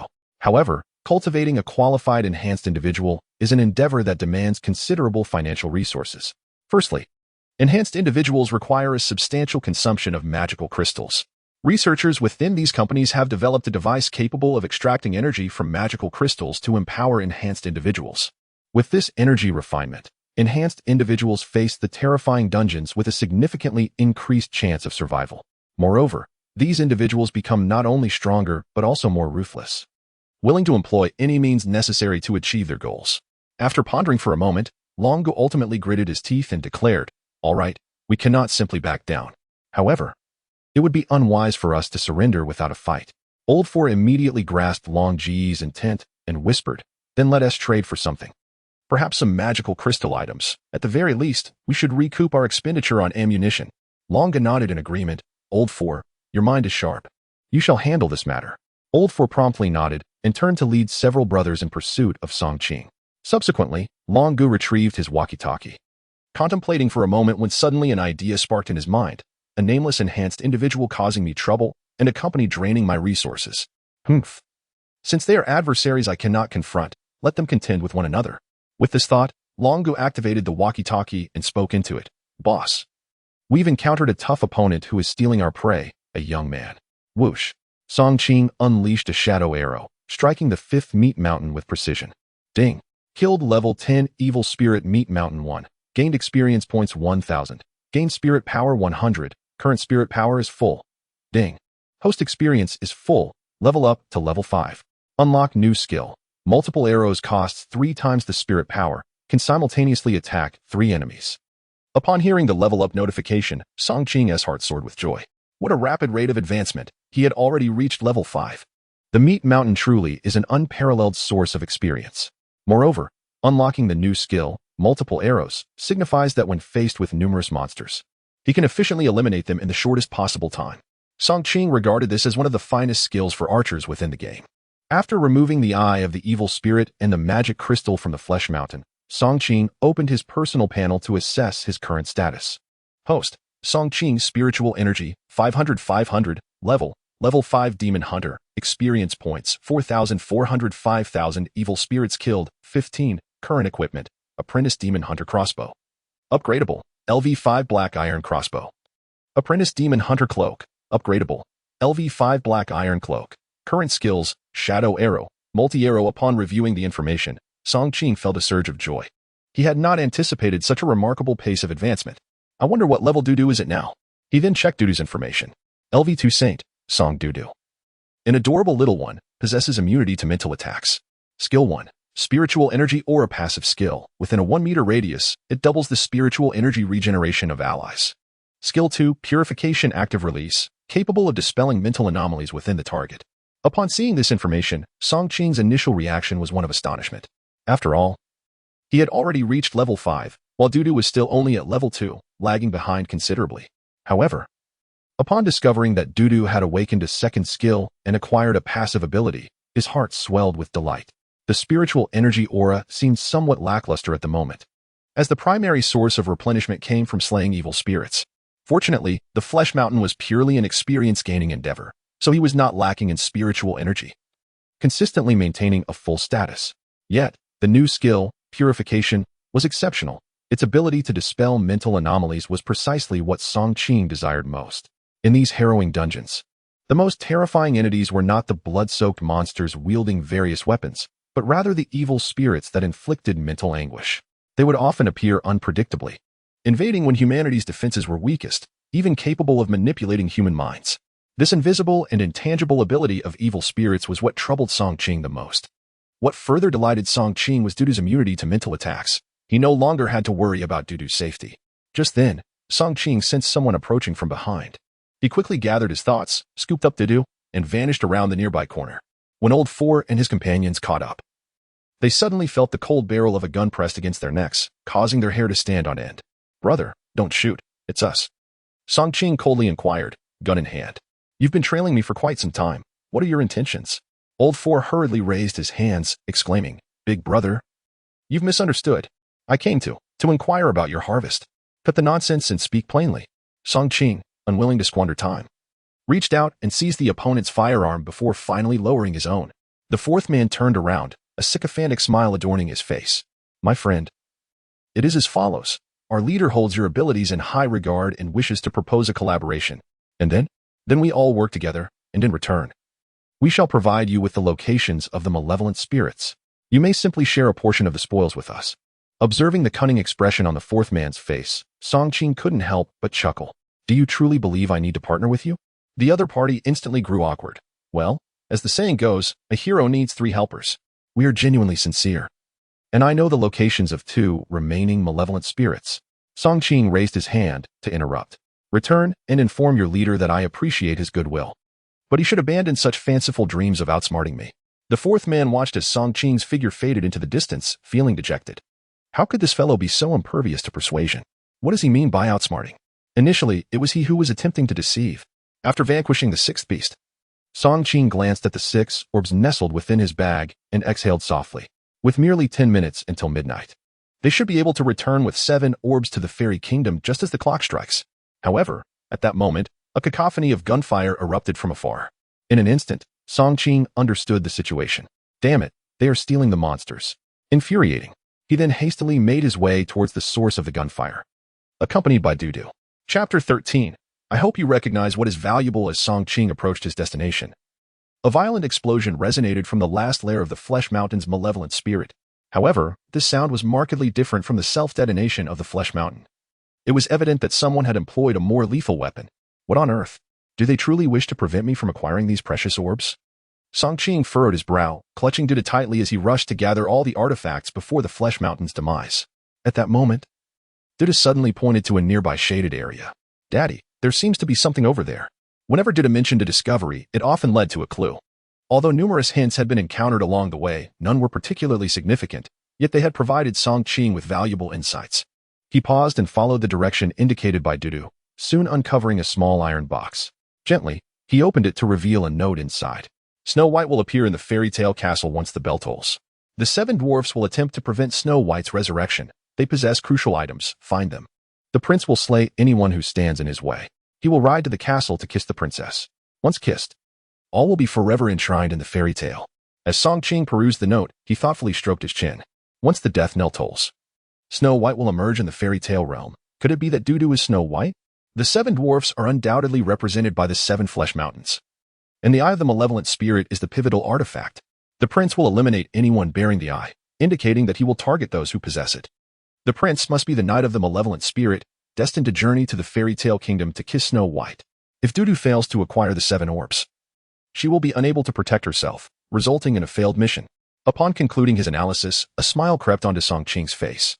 Haha, in that case, the treasures on the Flesh Mountain will become a hot potato. I need not worry. Next, he glanced toward the distant location of the final Flesh Mountain's emergence. Since they wish to seize it, let them have it. At that moment, Brother Long stood before a young man. observing as he directed a group to unleash heavy firepower against the Flesh Mountain's malevolent spirit. What do you think? Is my firepower sufficient? Brother Long's lips twitched. Strong. Indeed strong. Yet internally, he cursed the individual profusely. Sun Wang, how could you possess such firepower and keep it from me, causing the loss of several of my brothers? Then, Sun Wang lit a cigarette and inquired of those around him. By the way, where's that kid? His subordinates quickly responded. It seems he left upon hearing our overwhelming firepower. Haha. He left, truly cowardly. Qin Long, didn't you say that kid was some sort of enhanced individual? Is this all he can do? Qin Long forced a smile, perhaps. Perhaps it was just a misunderstanding on our part. Sun Wang exhaled a puff of smoke and remarked, yet this lad does possess some skills. He is likely not affiliated with any company, hence he dares not provoke us. He then turned to Qin Long, stating, since you have more dealings with him, if you could entice him to join our company, I shall bestow upon you a generous bonus. Qin Long was momentarily taken aback. Sun Zong, did we not agree to steer clear of the domain of enhancers? Sun Wang chuckled with pride. Our company is currently in possession of considerable funds, and we have an abundance of magic crystals. We can indeed support one enhancer. When the time comes, we could sell this enhancer to other companies. Just imagine the profits. Upon hearing his plan, Qin Long felt a wave of astonishment wash over him. Although he was merely a minor leader within the Hunter Company, he had certainly heard tales of the formidable nature of enhancer companies.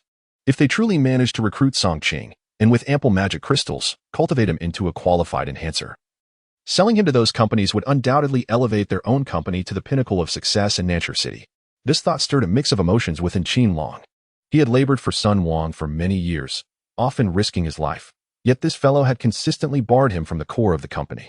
Originally, he intended for Song Qing and Sun Wang to engage in mutual destruction, but Song Qing had declined to take the bait. However, Sun Wang had just given him a revelation. Song Qing was an enhancer. Fostering a good relationship with him would yield benefits. Since he was unworthy of being Song Qing's adversary, why not befriend him instead? Thus, Qin Long feigned interest in Sun Wang's words while contemplating how to mend his relationship with Song Qing. At that moment, a cheer erupted from afar. Boss, the abominable fatty is dead. Upon hearing his subordinates shout, Sun Wang excitedly discarded his cigarette and ceased his grandiose plans with Qin Long. Get the magic crystals and the eyes. Understood, boss. Just then, the massive body of the abominable fatty suddenly exploded. Boom. A deafening roar ensued, and several individuals nearby were instantly obliterated.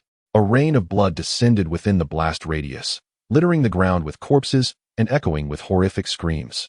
The smile on Sun Wang's face froze in an instant. What on earth happened? One subordinate, clutching a severed limb, howled in agony. Boss, the abominable fatty. It exploded.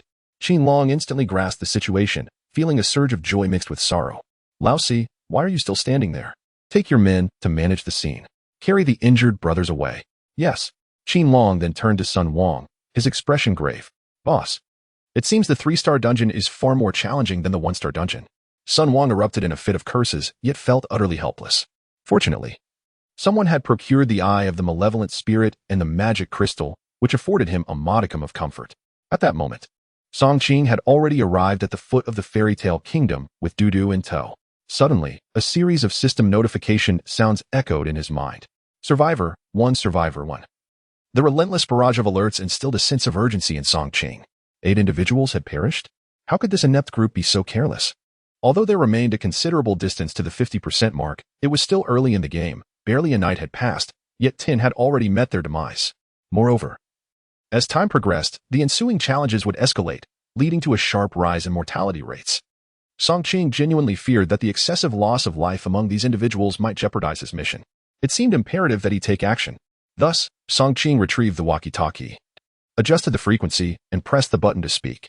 Long Gu, I must convey some unfortunate news. At midnight, when the clock tolls, the night of the malevolent spirit will emerge, and it shall slay all those bearing the eye of the malevolent spirit. Therefore, I implore you to act wisely and relinquish the eye to me. Otherwise, you shall come to regret it. Chapter 14. The woman in red in the coffin. At this very moment, Sun Wang stood beside Qin Long, clearly hearing Song Qing's voice through the walkie-talkie. Is that the voice of that brat? Qin Long felt somewhat embarrassed, as he had intended to communicate with Song Qing privately, only to have the latter reach out to him directly. Mr. Sun, that's the person, Sun Wang remarked, raising an eyebrow and tuning the walkie-talkie to the same frequency. You really have the audacity to come out after taking so much from me, and yet you dare to demand more? What do you think you are? Then, a cold voice emerged from the walkie-talkie. Did I even address you? You foolish dog, after losing so many brothers, you still have the gall to challenge me? What are you? Upon hearing this, those around them stifled their laughter, eagerly anticipating Sun Wang's response. Infuriated by Song Qing's insults, Sun Wang felt a surge of anger rise within him. I am the boss of Qinlong. How dare you question my worth? If you want the eye of the evil spirit, come and take it yourself. Soon after, Song Qing's voice reappeared. I want to come and take it. After midnight, you will be the one kneeling before me. Oh, by the way, I'll be waiting for you in the kingdom of fairy tales. At that point, I want to be helping you with your troubles for free. With that, Song Qing abruptly severed the communication, leaving Sun Wang to scream in vain. His tirade falling on deaf ears. Threatening me? This kid truly has a death wish. Sun Wang commanded, everyone, listen up. Whoever takes that brat down will receive a generous reward from me after this. However, as soon as he finished speaking, the crowd collectively rolled their eyes. Here he goes again, making grand promises. Is this really effective? Yet, Sun Wang did not expect anyone to deal with Song Qing at this moment. Still inside, confidently proclaiming that the midnight bell will toll. I believe him not at all. Qinlong, take your men and continue searching for any nearby evil spirits. Spare none. Qinlong acknowledged and called out to his men, gather around, brothers. Despite his orders, a hint of concern lingered in Qinlong's heart regarding Song Qing's words. Mr. Son, do you think what that kid said could be true? Sun Wang looked at Qinlong as if he were a fool. Is your mind addled? Can't you see through such childish tricks? But it's almost midnight. Qinlong expressed his worry, contemplating suggesting they wait. Yet, Sun Wang impatiently retorted. Am I the boss, or are you? Stop wasting time and go hunt the evil spirits. The more we eliminate, the more magic crystals we shall obtain. Don't delay my path to fortune. Seeing that Sun Wang was impervious to reason, Qinlong could only grit his teeth and depart. Old Fourth approached Qinlong and asked, Brother Long, where shall we go to slay the monsters? Qinlong surveyed his surroundings, muttering a curse. Slay what? We're all on the brink of death. Pass the word down. No one is to move without my command. Old C was taken aback and cautiously glanced around, furtively inquiring. Brother Long, have you caught wind of something? Qinlong sighed. I fear, come midnight, danger may indeed manifest. It is nearly upon us, so remain vigilant. Do you truly believe that lad's tale of the death knell ringing, heralding the pursuit of the evil spirit night after those marked by the eye of evil? Qinlong shook his head, uncertain of his faith in Song Qing. At that moment, Song Qing glanced at the time, realizing that these individuals would not shed tears until they faced the coffin. Very well, let them wallow in regret, he resolved, then turned with Dudu and entered the castle. Dudu remained perched on the second floor, swinging her little legs playfully through the railing. However, the enormous teddy bear beside her had once again transformed into stone. Upon seeing Song Qing and Dudu approach, Dudu's face lit up with joy. Uncle, sister, you have come. Song Qing pressed his lips together, gently holding Dudu's hand and shaking his head in caution. Be careful. Yet Dudu appeared unfazed by the fearsome visage of Dudu, even eager to engage her in play. Observing Dudu's eager expression, Song Qing was reminded that this little girl was, after all, a saint, possessing a unique skill of magical immunity. Very well, let us proceed with caution, he decided, choosing to accompany Dudu for her protection. More importantly, he was curious to discern whether Dudu was indeed the Snow White of this peculiar gang. Initially uncertain about how to broach the subject, Song Qing suddenly felt that Dudu would be the most fitting interlocutor. He leaned in and whispered to her, Dear daughter, help your father with a few questions shortly. Dudu lifted her cherubic face towards Song Qing, nodding solemnly. Father, do not hesitate. Ask away. Thus, without further ado, Song Qing whispered his inquiries into Dudu's ear. Rest assured, father, I will fulfill the task, Dudu declared, retrieving a few large white rabbit milk candies from her pocket and proceeding towards Dudu. Watching Dudu's retreating figure, Song Qing scratched his head in confusion. When did I buy her so many sweets? As time ticked away and midnight drew near, Song Qing conversed once more with Chen Feng and Wang Dazhuang before the chime of the clock. Confirming that no peril lurked on their end eased his concerns. After all, Chen Feng's group constituted half the population within the park. As long as they remained safe, even if all the hunters perished, Song Qing's mission would not falter. Naturally, it was improbable that all hunters would meet their demise. Otherwise, they could hardly be dubbed hunters. With mere minutes remaining, Song Qing anxiously glanced at Dudu, only to find the two girls engrossed in animated discussions about delectable treats and captivating sights. Surely, dear daughter, can you truly complete the task? Song Qing felt a sense of unease and resolved to inquire personally. Just as he rose, he was startled to hear Dudu suddenly exclaim, Mom. At that moment, Song Qing froze. Mom? Dudu's mother has arrived? A thought struck him, the system's mission to eliminate the woman in red. Dudu then dashed towards the upper floor, prompting Song Qing to swiftly follow with Dudu in tow. The fairy tale kingdom's building stood 7 stories tall, each floor adorned with unique fairy tale scenes.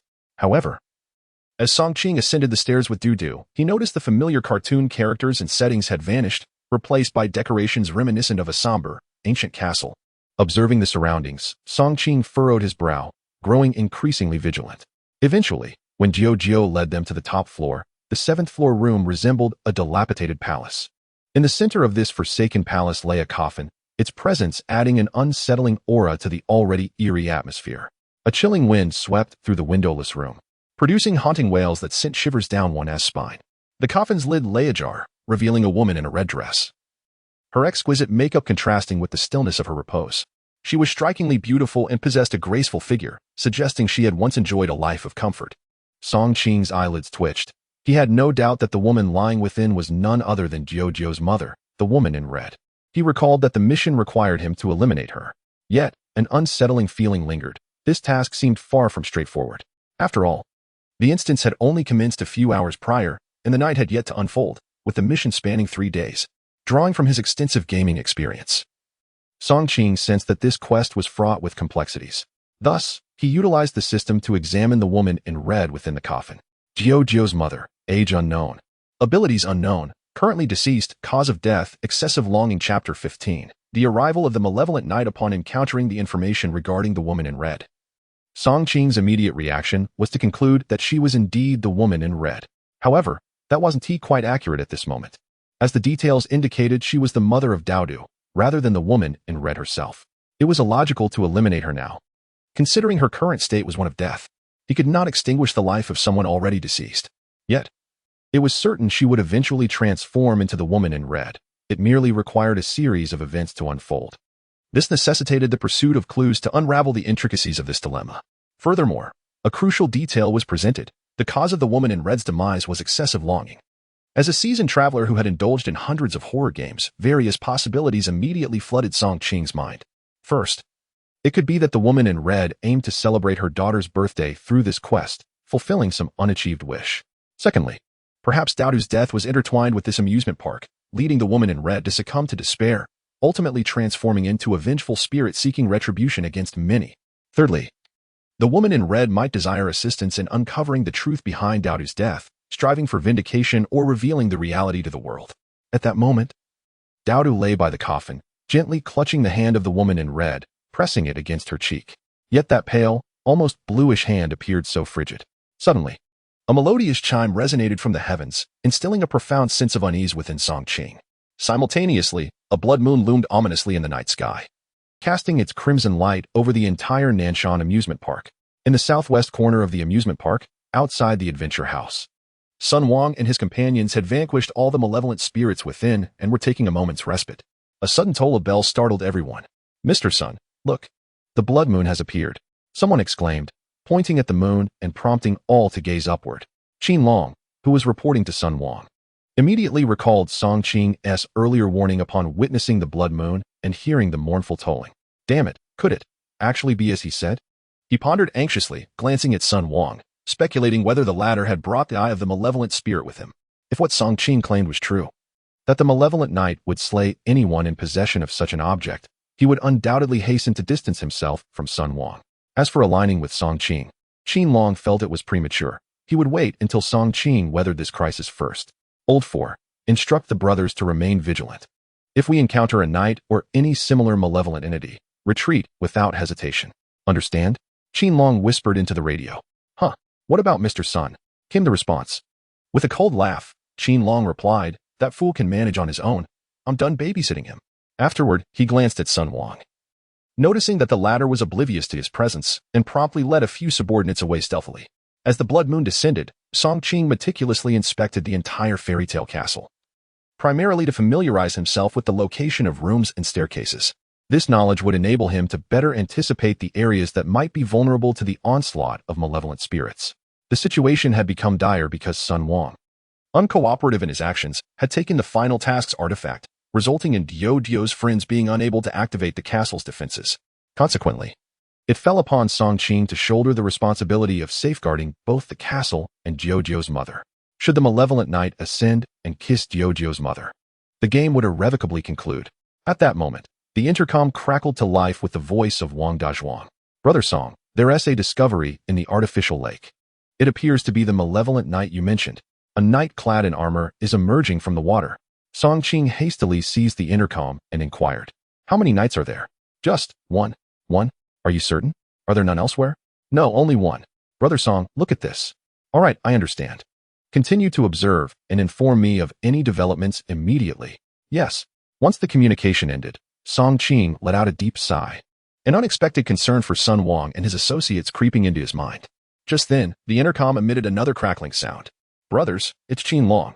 The sound of crisp hooves echoed as a horse approached the adventure house. A nearby henchman suddenly spotted a towering figure materializing amidst the crimson haze.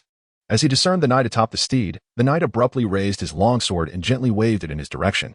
In that instant, a chilling force seized the young man's mind. The next moment, he sprang to his feet, his eyes transformed into a blood-red hue. "Kill!" he bellowed, drawing a dagger from his waist and lunging at his companions. A scream pierced the air as chaos erupted among Sun Wang's men. Someone's been possessed. The announcement sent the scene spiraling into pandemonium, followed by gunfire as they frantically targeted the distant malevolent knight. The unfortunate henchman under the knight's control was quickly reduced to a lifeless form, riddled with bullets. Yet, an overwhelming barrage of gunfire did nothing to harm the knight. With each swing of his sword, another companion fell under his influence, becoming one of his minions. Those who were slain soon rose again, joining the ranks of the knight's followers to pursue the living.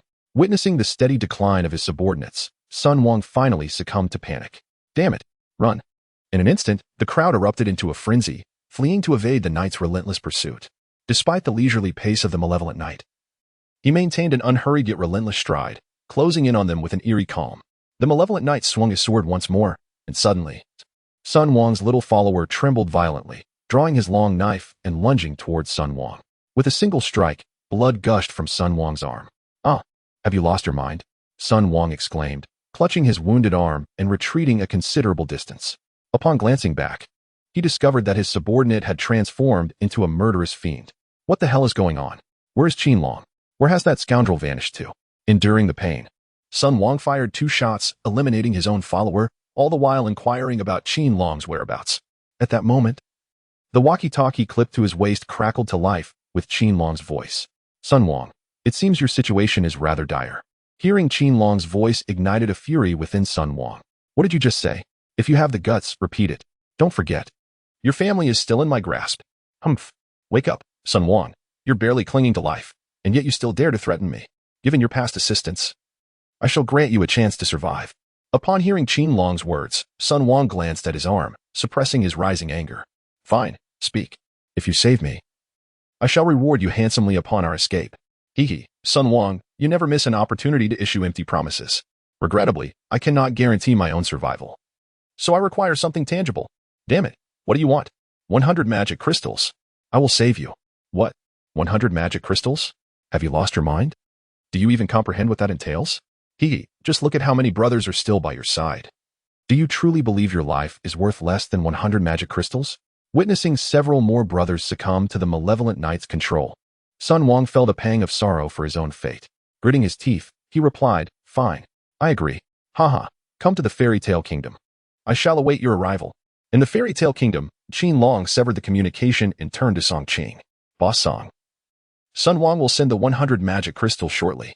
Are you satisfied with this arrangement?" Song Qing smiled, a look of satisfaction gracing his face. "Not bad. Bring your men to the 2nd floor. Chapter 16. How Childish You Are, The Fairy Tale Kingdom, 7th Floor. After inspecting his equipment, Song Qing could not help but glance at Dudu. The little girl was still seated beside the coffin, gently holding the icy hand. Witnessing this scene, Song Qing felt an overwhelming curiosity about what had transpired with Dudu. Just as his thoughts wandered, a sudden barrage of gunfire erupted from downstairs. Instantly, Song Qing snapped back to reality and looked out the window. Below, the platform was inundated with monstrous entities, akin to a relentless tide. Among them were not only humans under the control of the evil spirit knights, but also malevolent spirits summoned from the surroundings. The fairy tale kingdom appeared to teeter on the brink of collapse under the weight of this advancing army. Qin Long, save me." A A frantic figure dashed toward the hall of the fairy tale kingdom. Qin Long materialized at the staircase leading to the second floor, blocking Sun Wang's path. Wait, where are the things? Sun Wang cursed, clutching his numb arm. What the hell? Let me go up first. No. Without the magic crystal, we will all be expelled. That magic crystal is meant for Brother Song Qing. Sun Wang suddenly recalled the unfamiliar name, and memories of previous events rushed back.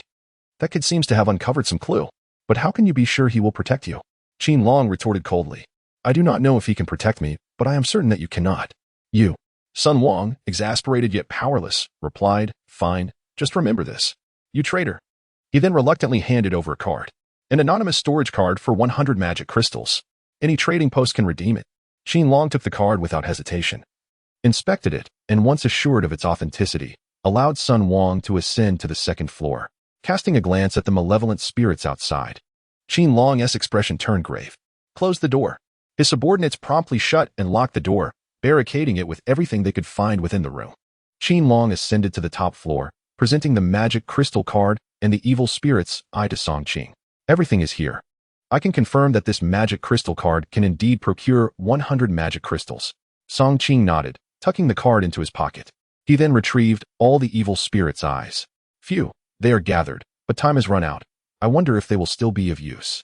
After speaking, he approached the coffin with several evil spirits' eyes in hand. Upon hearing footsteps, Jiao turned to look at Song Qing. Uncle, you delivered the items a bit late. Song Qing shrugged helplessly. Is there still any use? Jiao pouted. It should be useful, but I can give it a try. Though the knights outside are quite formidable. Uncle, you must also do your best. Hearing this, Song Qing let out a sigh of relief. Just as he was about to turn away, Jiao spoke again. Uncle, if you can protect my mother, I will share a secret with you. Seeing the seriousness in the other person's demeanor, Song Qing had no doubt that she would indeed reveal an astonishing secret. Thus, he nodded. Very well, I promise. He. Little bear, I'm here to find you. Dudu promptly seized 7 evil spirit eyes and stuffed them into the pockets of the small bear. Following this, she embraced the plush bear and began to hum a tune, though her melody resembled an incantation more than a song. Moments later, a commotion erupted from downstairs, and the large teddy bear began to show signs of awakening. Dudu glanced down the staircase, her face lighting up with delight. All right, my friend may take a little while to awaken, but before he does, you must ensure that the wicked knight does not come up. Song Qing nodded and led Dudu down the stairs. At that moment, Qin Long and several others were restraining a teammate who had been tainted by the evil spirit knight. The term tainted referred to those who had fallen under the mental control of the evil spirits. Once ensnared, they would awaken a murderous intent, leaving them with only one fate. Damn it! Hurry and hold him down. Take away his weapon. We must not let him harm anyone. A few more rushed in to barely subdue the tainted teammate. These were comrades who had fought side by side for a long time, making each person invaluable to the others. Despite their readiness for death, each encounter with such circumstances still left some unable to cope. Sun Wang stood aside, directing his subordinates to bandage wounds while watching as a few individuals restrained the tainted teammate. Hey, what are you doing? He.S. already tainted. Do you really intend to keep him alive? Be careful, or we might end up dead ourselves. Upon hearing this, those nearby immediately grew furious and surrounded him. This is our brother we fought for. Say that again if you dare. You scoundrel, do you think I want to kill you? If you harm my brother, I'll deal with you first. Amidst the crowd's ire, Sun Wang remained undeterred. What? Am I not allowed to speak? Am I wrong? Can any of you heal him? In the end, it will still take a bullet to resolve this. Sun Wang's words rang true. No one could save him, and ultimately, they would have to eliminate their own brother. Just then, an adorable voice echoed from upstairs. Who says he can't be healed? I can. This proclamation sent shockwaves through the gathering, and they turned to the staircase. There stood Song Qing, accompanied by a porcelain doll-like little girl on the second-floor landing. You can't be seriously believing a little toddler's words, can you? Do you know what playing house means? Sun Wang remarked sarcastically, drawing the ire of the crowd. Upon hearing this, Dudu's expression hardened, and she marched up to him with her hands on her hips. Did you just say I'm playing house? You need to apologize right now. Sun Wang, taken by her adorable visage, could not help but chuckle. Little girl, are you certain you are not merely playing house? Children must not tell lies. Humph, I am not lying. I can indeed heal that uncle. Upon uttering these words, the surrounding crowd displayed expressions of astonishment. This is impossible. It had never been heard that a child possessed such abilities. Indeed, this little girl can't be more than 4 or 5 years old. How could she possibly have such extraordinary powers? Absolutely inconceivable. There exists a class of enhanced individuals capable of cleansing contamination, but it requires numerous enhancement stones for cultivation. The average person simply cannot achieve this. Precisely. Such enhanced individuals can only be supported by a few supercorporations. How could she be one of them? Speculation coursed through the crowd, yet only Sun Wang understood the true rarity and might of an individual with the power to cleanse pollution. Suddenly, a clever idea struck him, and he turned to Dudu, saying, "Little one, if you claim you can heal him, shall we make a wager?" Dudu, observing his demeanor, nodded eagerly, "Sure. What shall we bet on? How about this? If I lose, I will gift you an entire set of tickets to the Disney amusement park, along with a complete collection of Barbie dolls. What do you say? However, if you lose, your father must return my belongings to me, all right?" Upon hearing this, the crowd exchanged disdainful glances. Sun Wang was clearly taking advantage of the little girl's ignorance regarding the value of magic crystals. Just as they were about to enlighten Dudu about the worth of the crystals, she interjected unexpectedly. "You wicked man, you are quite optimistic. How about this? If you lose, you must give my father a set of those items as well. What do you think?" Sun Wang's lips twitched slightly. Yet he remained skeptical of a little girl possessing such prowess. Nevertheless, he promptly agreed, "Deal. Let us make a pinky promise." Dudu glanced at him with a smirk. "How childish you are." Chapter 17. Do not steal the monsters. Although he was subjected to mockery, Sun Wang remained largely unconcerned. In his view, Dudu was utterly incapable of fulfilling this wager. At least within the confines of his understanding, he had never encountered a 4- or 5-year-old enhancer. To become an enhancer, one must first endure the excruciating ordeal of marrow washing, a pain that the average individual could scarcely withstand, let alone this 4- or 5-year-old girl before him. Sun Wang simply could not fathom her withstanding such torment. Song Qing, with her arms crossed, observed quietly, as if the situation bore no relation to her, showing no worry that Dudu might fail. Although Qing Long sensed that Dudu's earlier words might have been mere jest, the sight of Song Qing left him feeling somewhat incredulous. Could it be? Could this little girl genuinely purify these tainted brethren? Contemplating this, a surge of excitement coursed through him.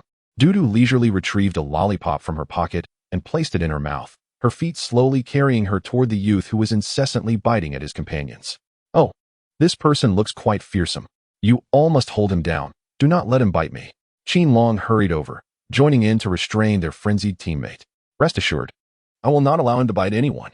With a nod, Dudu gently placed her hand on the man's forehead. Then, a miraculous scene unfolded.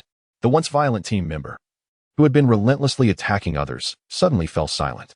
In that instant, everyone involuntarily gasped, their faces lighting up with joy. Qin Long exclaimed with excitement, "It worked! It truly worked!" The other team members beamed, watching as the bulging veins in the neck of the contaminated youth gradually receded, resembling a peacefully sleeping infant. However, Sun Wang's smile abruptly froze at this sight. How could this be possible? At that moment, Dudu suddenly stood up and announced to the crowd, "All right. He has recovered." Upon hearing this, the crowd erupted in gratitude. Qin Long, brimming with enthusiasm, bowed deeply to Dudu, saying, Thank you, little friend." Dudu flashed a smile, revealing her adorable little tiger teeth, and mimicked Song Qing's gesture, waving her hand dismissively. "It's nothing, just a small favor." Laughter filled the air. Yet, Sun Wang wore a face of despair, muttering, "Impossible, he hasn't woken up yet." Once he wakes up before he could finish his sentence, the man lying on the ground suddenly opened his eyes. "What happened to me? Long Gu, how did I end up here?" At this point, Dudu extended her hand towards Sun Wang and declared, "You lost. Hand over your wager." Sun Wang, with a crafty glint in his eye, began to feign innocence. "Little friend, I was just joking with you. How could you take it seriously?" Just then, Qin Long strode forward, brandishing a gleaming dagger at Sun Wang's throat. "You dare to bully a child? Humph, if you do not comply today, I shall throw you out." Upon witnessing Qin Long's serious demeanor, Sun Wang reluctantly clenched his teeth and handed over another magic crystal card, his heart aching with pain. Once the farce was resolved, Song Qing stood by the windows, gazing at the accumulating evil spirits outside, his expression grave. Qin Long, hasten to rescue our tainted brethren. Qin Long had long desired Song Qing's assistance, and now that the latter had volunteered, a wave of gratitude washed over him. "Thank you, my brother." Song Qing waved his hand dismissively, his concern not for the individuals but rather for the potential failure of his mission. Thus, the group began to exploit the flaw that prevented the evil spirits from crossing the relatively high windowsill, successfully retrieving all their comrades. In an instant, Dudu's status surged in the minds of the others, gratifying the little girl's vanity. Meanwhile, during this interval, Song Qing continuously shot at the evil spirits outside, effectively reducing their numbers. Yet, As he observed the situation outside, he found himself anxiously calculating the limits of his spiritual power. There are far too many monsters out there. I wonder if I can withstand them. Lost in thought, a sudden crimson beam pierced the clouds, descending to the ground. Where the red light struck, the evil spirit knight began to undergo a transformation. Its already towering stature grew even more imposing. 3 meters, 4 meters, 5 meters. Its height continued to rise, instilling an overwhelming sense of pressure in everyone present. Eventually, the evil spirit knight reached a terrifying height of approximately 10 meters, roughly equivalent to a 3-story building. Good heavens. This evil spirit knight is colossal. How on earth do we fight that? Can we even contend with it? Contend? What a joke. At this size, our guns wouldn't even suffice to give it a scratch. Gasps of disbelief filled the air, and Song Qing, with a serious expression, employed the system's inspection feature. LV-20 Evil Spirit Knight, Elite Boss, possessing formidable attack power, rapid mobility, and adept in the use of skills. Special Ability 1. Mental Control. Inflicts confusion on targets through powerful psychic abilities, allowing for control. Special Ability 2. Summoning. Capable of summoning 200 evil spirits to assist in battle at once. Special Ability 3. Demonization. Increases size at an accelerated pace, enhancing strength and defense, though significantly reducing mobility. Special Ability 4. Death Decay. A potent spell that, once unleashed, will kill all individuals within the instance, requires a 10-minute incantation. Upon reviewing the description of the evil spirit knight, Song Qing's composure faltered, particularly at the mention of the final skill, which evoked a profound sense of helplessness. However, he was more concerned with the subsequent statement, kill all individuals within the instance. At first glance, it seemed insurmountable, yet the crucial aspect was indeed the 10-minute casting time for the final spell. It appears that the malevolent knight is adhering to a familiar pattern, methodically unleashing his skills, and is currently in a state of corruption.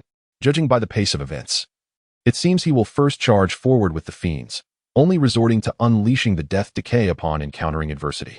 One wonders if an attack at this juncture would bear any effect. With this thought in mind, Song Qing redirected his aim and released a shadow arrow towards the distant malevolent knight. Whoosh!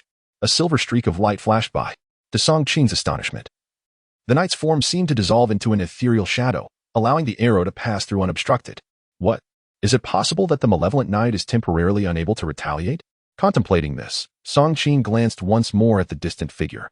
He observed that the knight had ceased summoning fiends, and the small square in Fairy Tale Kingdom was now teeming with a myriad of malevolent creatures. At that moment, the knight abruptly raised his long sword towards the heavens. Instantly, all the aimless fiends in the square turned their gaze toward Fairy Tale Kingdom. Attack! The knight pointed his sword, and all the fiends surged towards the kingdom like an overwhelming tide. Witnessing this swarm of malevolence, a palpable tension gripped the hearts of everyone within Fairy Tale Kingdom. Qin instinctively tightened his grip on his gun, feeling a profound sense of helplessness. Inform all your comrades to prepare. He then approached Song Qing and quietly inquired, Brother, must we truly remain here? Is there no alternative? However, Song Qing had already pieced together the situation and turned to Qin. You need not worry about this matter. Inform your subordinates and Sun Wang's men to refrain from engaging for the time being. Qin, upon hearing this, thought he had misheard. Huh, what did you say, brother? I said you all should merely observe for now. Do not interfere with my targets. Save your ammunition for that formidable creature. Chapter 18. Just a level short, the subordinates were already prepared for battle. They hailed from a professional hunting company, so they were quite adept at handling such situations. However, the towering figure of the 10-meter-tall evil knight left them feeling somewhat overwhelmed. When Qin instructed the group not to fire their weapons, bewilderment was etched across every face. What? Not shoot? So many evil spirits are approaching. Indeed, Long brother, what is the situation? Please enlighten us.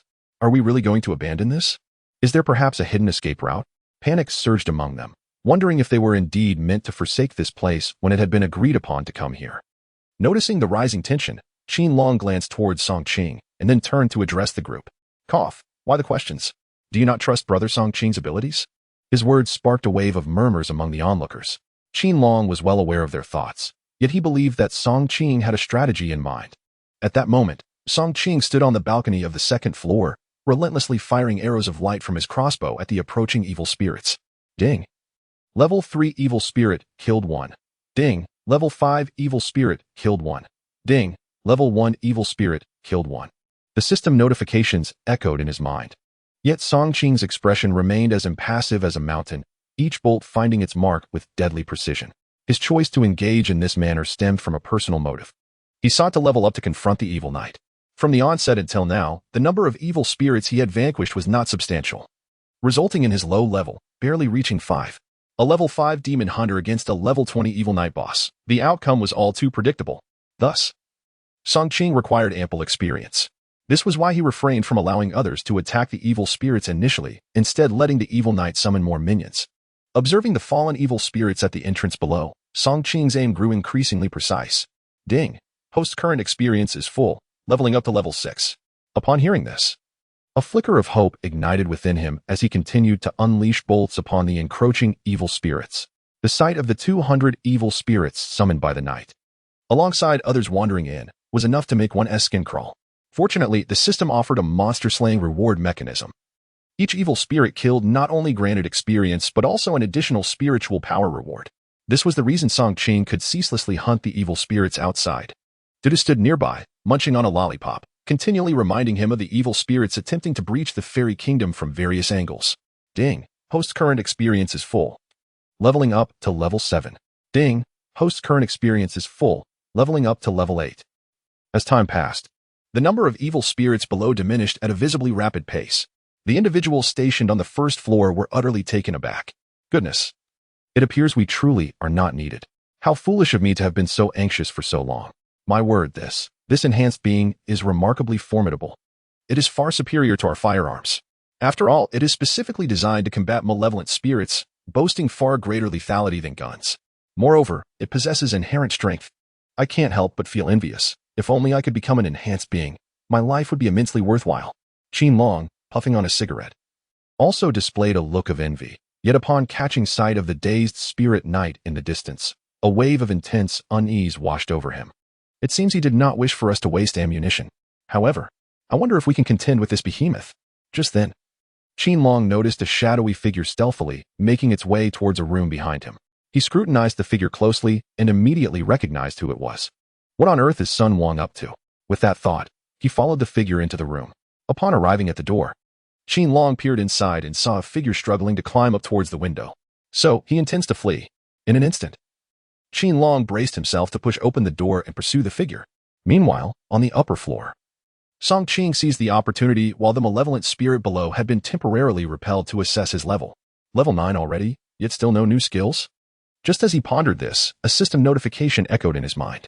Host must reach level 10 to undergo class advancement, after which powerful specialized skills will be acquired. Upon hearing this, Song Qing was momentarily taken aback, then a rush of elation surged within him. I knew it. I knew there would be rewards upon reaching a certain level. Fortune does not abandon those who persevere. He had long awaited this moment, particularly after utilizing his skills for such an extended period and gaining insight into their damage potential. With his current 2 skills, it would be nearly impossible to confront the distant spirit knight. Song Qing believed that the game designers would not introduce inconsistencies at such a critical juncture. There must be a solution embedded within the system. And indeed, he was correct. Level 10. It seems I must attain that level post-haste. Without further hesitation, Song Qing raised his arm once more and relentlessly targeted the malevolent spirits below. One by one they fell, and the spirits in the small square diminished at a visible pace. When the last malevolent spirit was vanquished, only a single spirit knight remained in the entire square. Song Qing was momentarily stunned and promptly checked his status bar.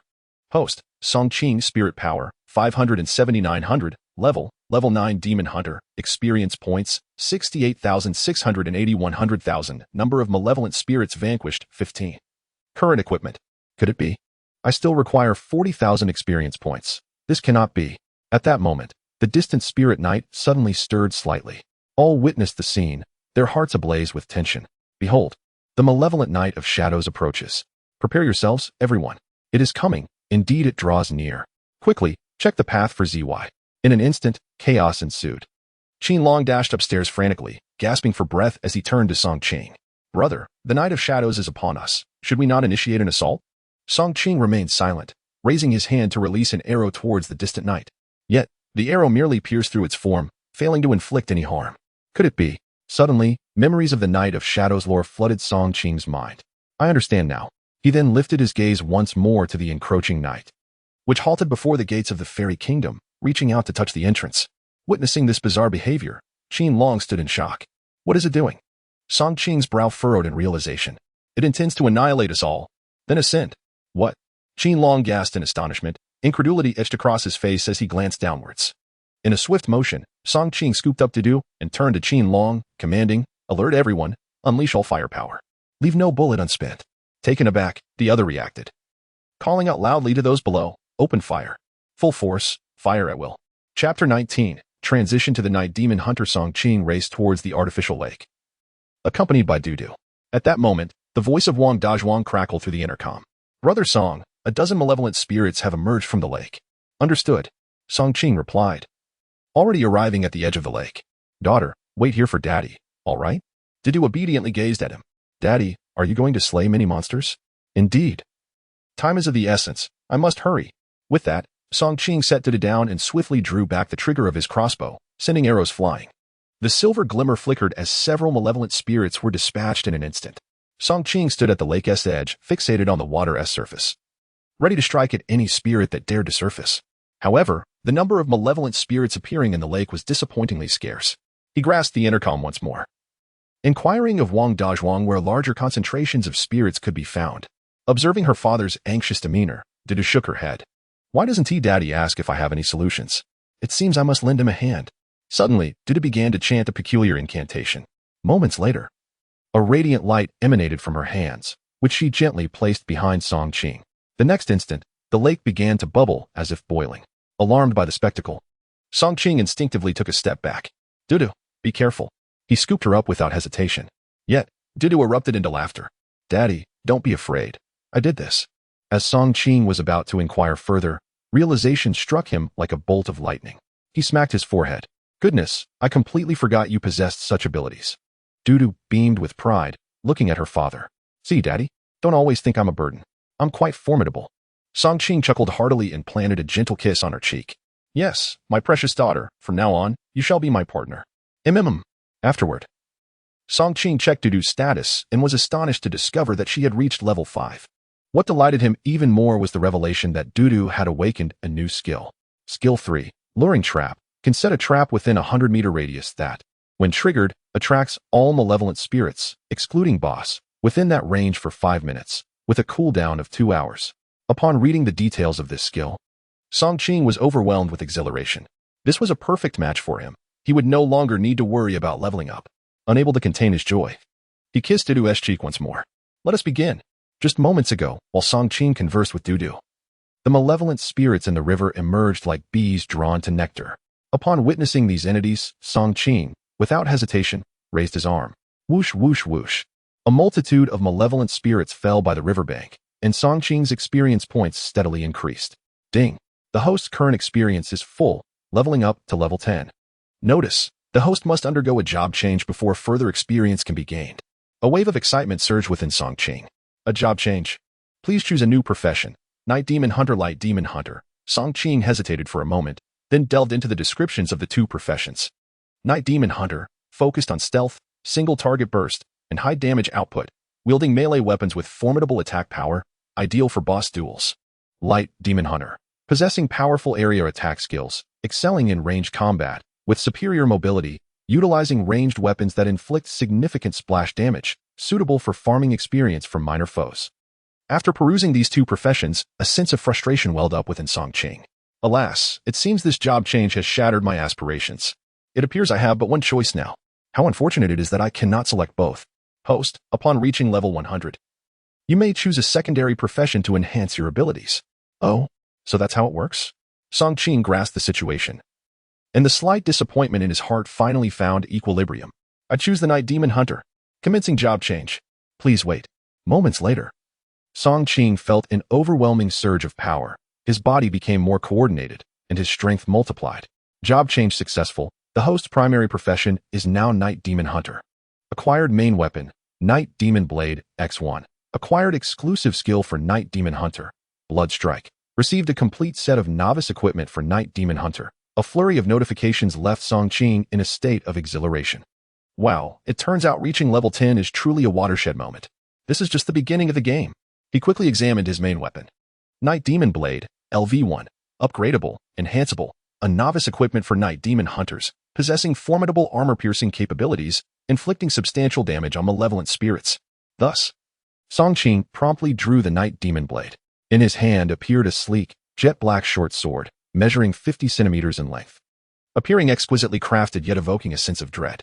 Next, he swiftly glanced at his exclusive skill, Bloodstrike, LV1 exclusive skill, consuming 500 mana points. Unleashing a lethal 10-hit combo on the target, with each strike dealing double the damage of the previous one, ignoring the enemy's armor. And possessing a 10% chance to execute the target, not exceeding the host level 20, with a cooldown of 5 minutes. Upon viewing this skill, Song Qing was unable to contain his astonishment. Is it truly this powerful? A mere 10% chance to execute the enemy? Does this mean I have the opportunity to eliminate the malevolent knight in an instant? At this thought, a surge of excitement coursed through Song Qing's heart. He quickly glanced at the time. Phew, there are still 2 minutes left. I should make it. With that, Song Qing, accompanied by Dudu, dashed towards the fairy kingdom with fervor. At that moment, nearly all the ammunition had been expended by those within the fairy kingdom. Dragon brother, what shall we do with our dwindling bullets? Indeed, Dragon brother, I too have run out of ammunition. What are we to do? We cannot resort to melee combat. Can we? Look, the crimson moon in the sky seems to shine even brighter. Surely, we won't encounter any trouble, will we? Having just fired the last round from his magazine, Qin Long wore a look of helplessness. Gazing at the sanguine moon, a wave of despair washed over him. He silently lit a cigarette and placed it between his lips, softly addressing Lao Si. It appears we may not have any chances left. If anyone wishes to leave, now is the time. Lao Si was momentarily taken aback. Dragon brother, go ahead. I will remain here in silence. Lao Si's heart was a tumult of emotions, deeply troubled, yet utterly powerless. He informed everyone to prepare for evacuation, but none moved. They all understood that escape was no longer an option. With a sigh, Qin Long cast his gaze into the distance, still failing to spot Song Qing. Just as he was about to turn away, a flicker of light caught his peripheral vision, seemingly a figure. Upon closer inspection, he discerned that the individual was cradling a child in their left arm. Could it be him? What could he possibly intend to do? Chapter 20. Slaying the boss. There stood Song Qing, stealthily wielding a short dagger, lurking not far from the evil spirit knight. However, when he revealed himself, all the latent power within him erupted forth. The skill, Blood Strike, of the Night Hunter was unleashed with ferocity, propelling his form like a streak of light directly toward the back of the evil spirit knight's head. Just as Song Qing was about to close the distance in midair, the knight suddenly turned, locking his gaze with Song Qing's eyes. To his astonishment, the knight possessed a remarkably handsome visage. Little one, are you intending to strike at me? The words seemed to emerge from the depths of an abyss, piercing the hearts of those who heard them. The inhabitants of the fairy kingdom were engulfed in despair upon witnessing the evil spirit knight speak. It's over. We are not afraid of the corruption of the evil spirit, but we dread its ability to articulate. The realization that the evil spirit knight could indeed converse sent waves of panic through the crowd. Damn it. A 3-star dungeon is truly formidable. We are finished. Sighing, one lamented, I thought I was clutching onto a sturdy leg, but it appears that leg might falter first. The evil spirit knight is about to retaliate. Everyone, flee. In an instant, chaos erupted within the building.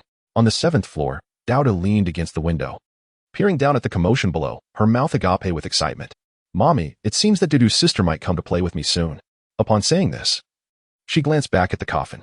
To her astonishment, a woman clad in a flowing white evening gown began to rise gracefully from within the coffin. She emanated an air of elegance as she gently lifted Dudu, allowing her to gaze outside. That man is quite formidable, the woman remarked, prompting Dudu to turn her gaze toward her. Then, Mommy, does that mean he won't die?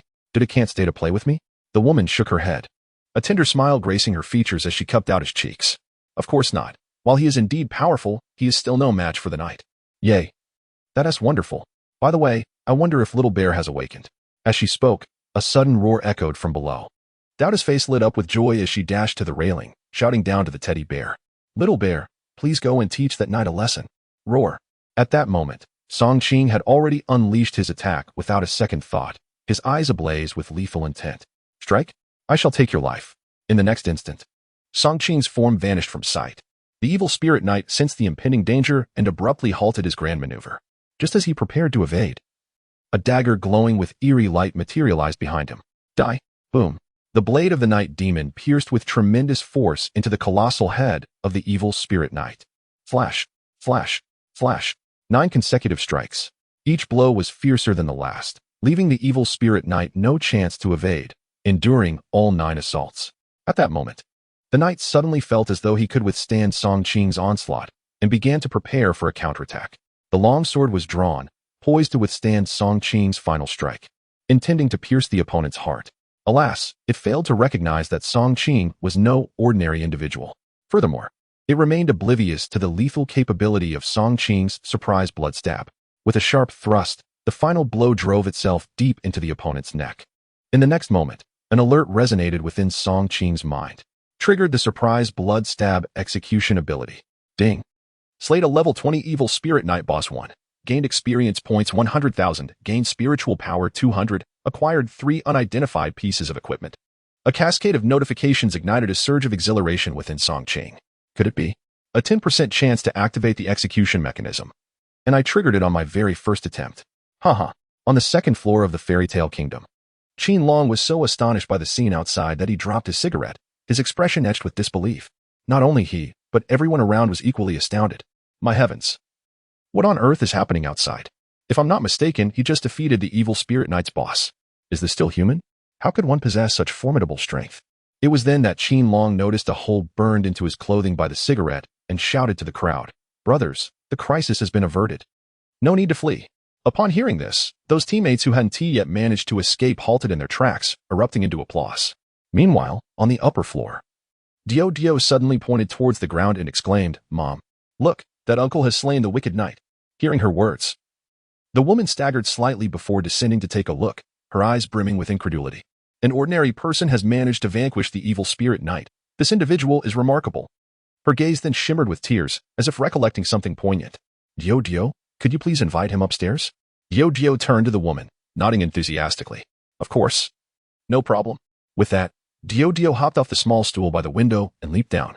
In the small square below, Song Qing gathered the equipment and various materials and clues dropped by the evil spirit knight. The surrounding onlookers were filled with envy and astonishment. Qin Long was bewildered, uncertain of Song Qing's true identity and how he possessed such prowess. Among the crowd, Sun Wang was equally astounded. He had witnessed the entire scene unfold. Song Qing, cradling a child, had effortlessly leapt 10 meters into the air, delivering 10 precise strikes that brought the evil spirit knight to its knees. Although he had only ventured into a few 3-star dungeons, he was acutely aware of the formidable nature of the monsters within. Particularly, the boss-level evil spirits were so powerful that they left one breathless. Countless lives had been lost within those dungeons, including many formidable enhanced individuals. Though Sun Wang does not possess a company of his own dedicated to enhancers, his fervor for the industry has driven him to conduct extensive research. Recently, Song Qing's performance has undoubtedly demonstrated the prowess of a 1-star enhancer, perhaps even exceeding that threshold. While the designation of a 1-star enhancer may seem modest, it is akin to a divine presence when compared to those without any star rating. The cultivation of a 1-star enhancer requires at least several thousand magic crystals, underscoring that Song Qing's abilities should not be underestimated. Sun Wang gently stroked his chin, lost in thought. Who are Song Qing and that little girl? They are remarkably strong. If only they could join my company.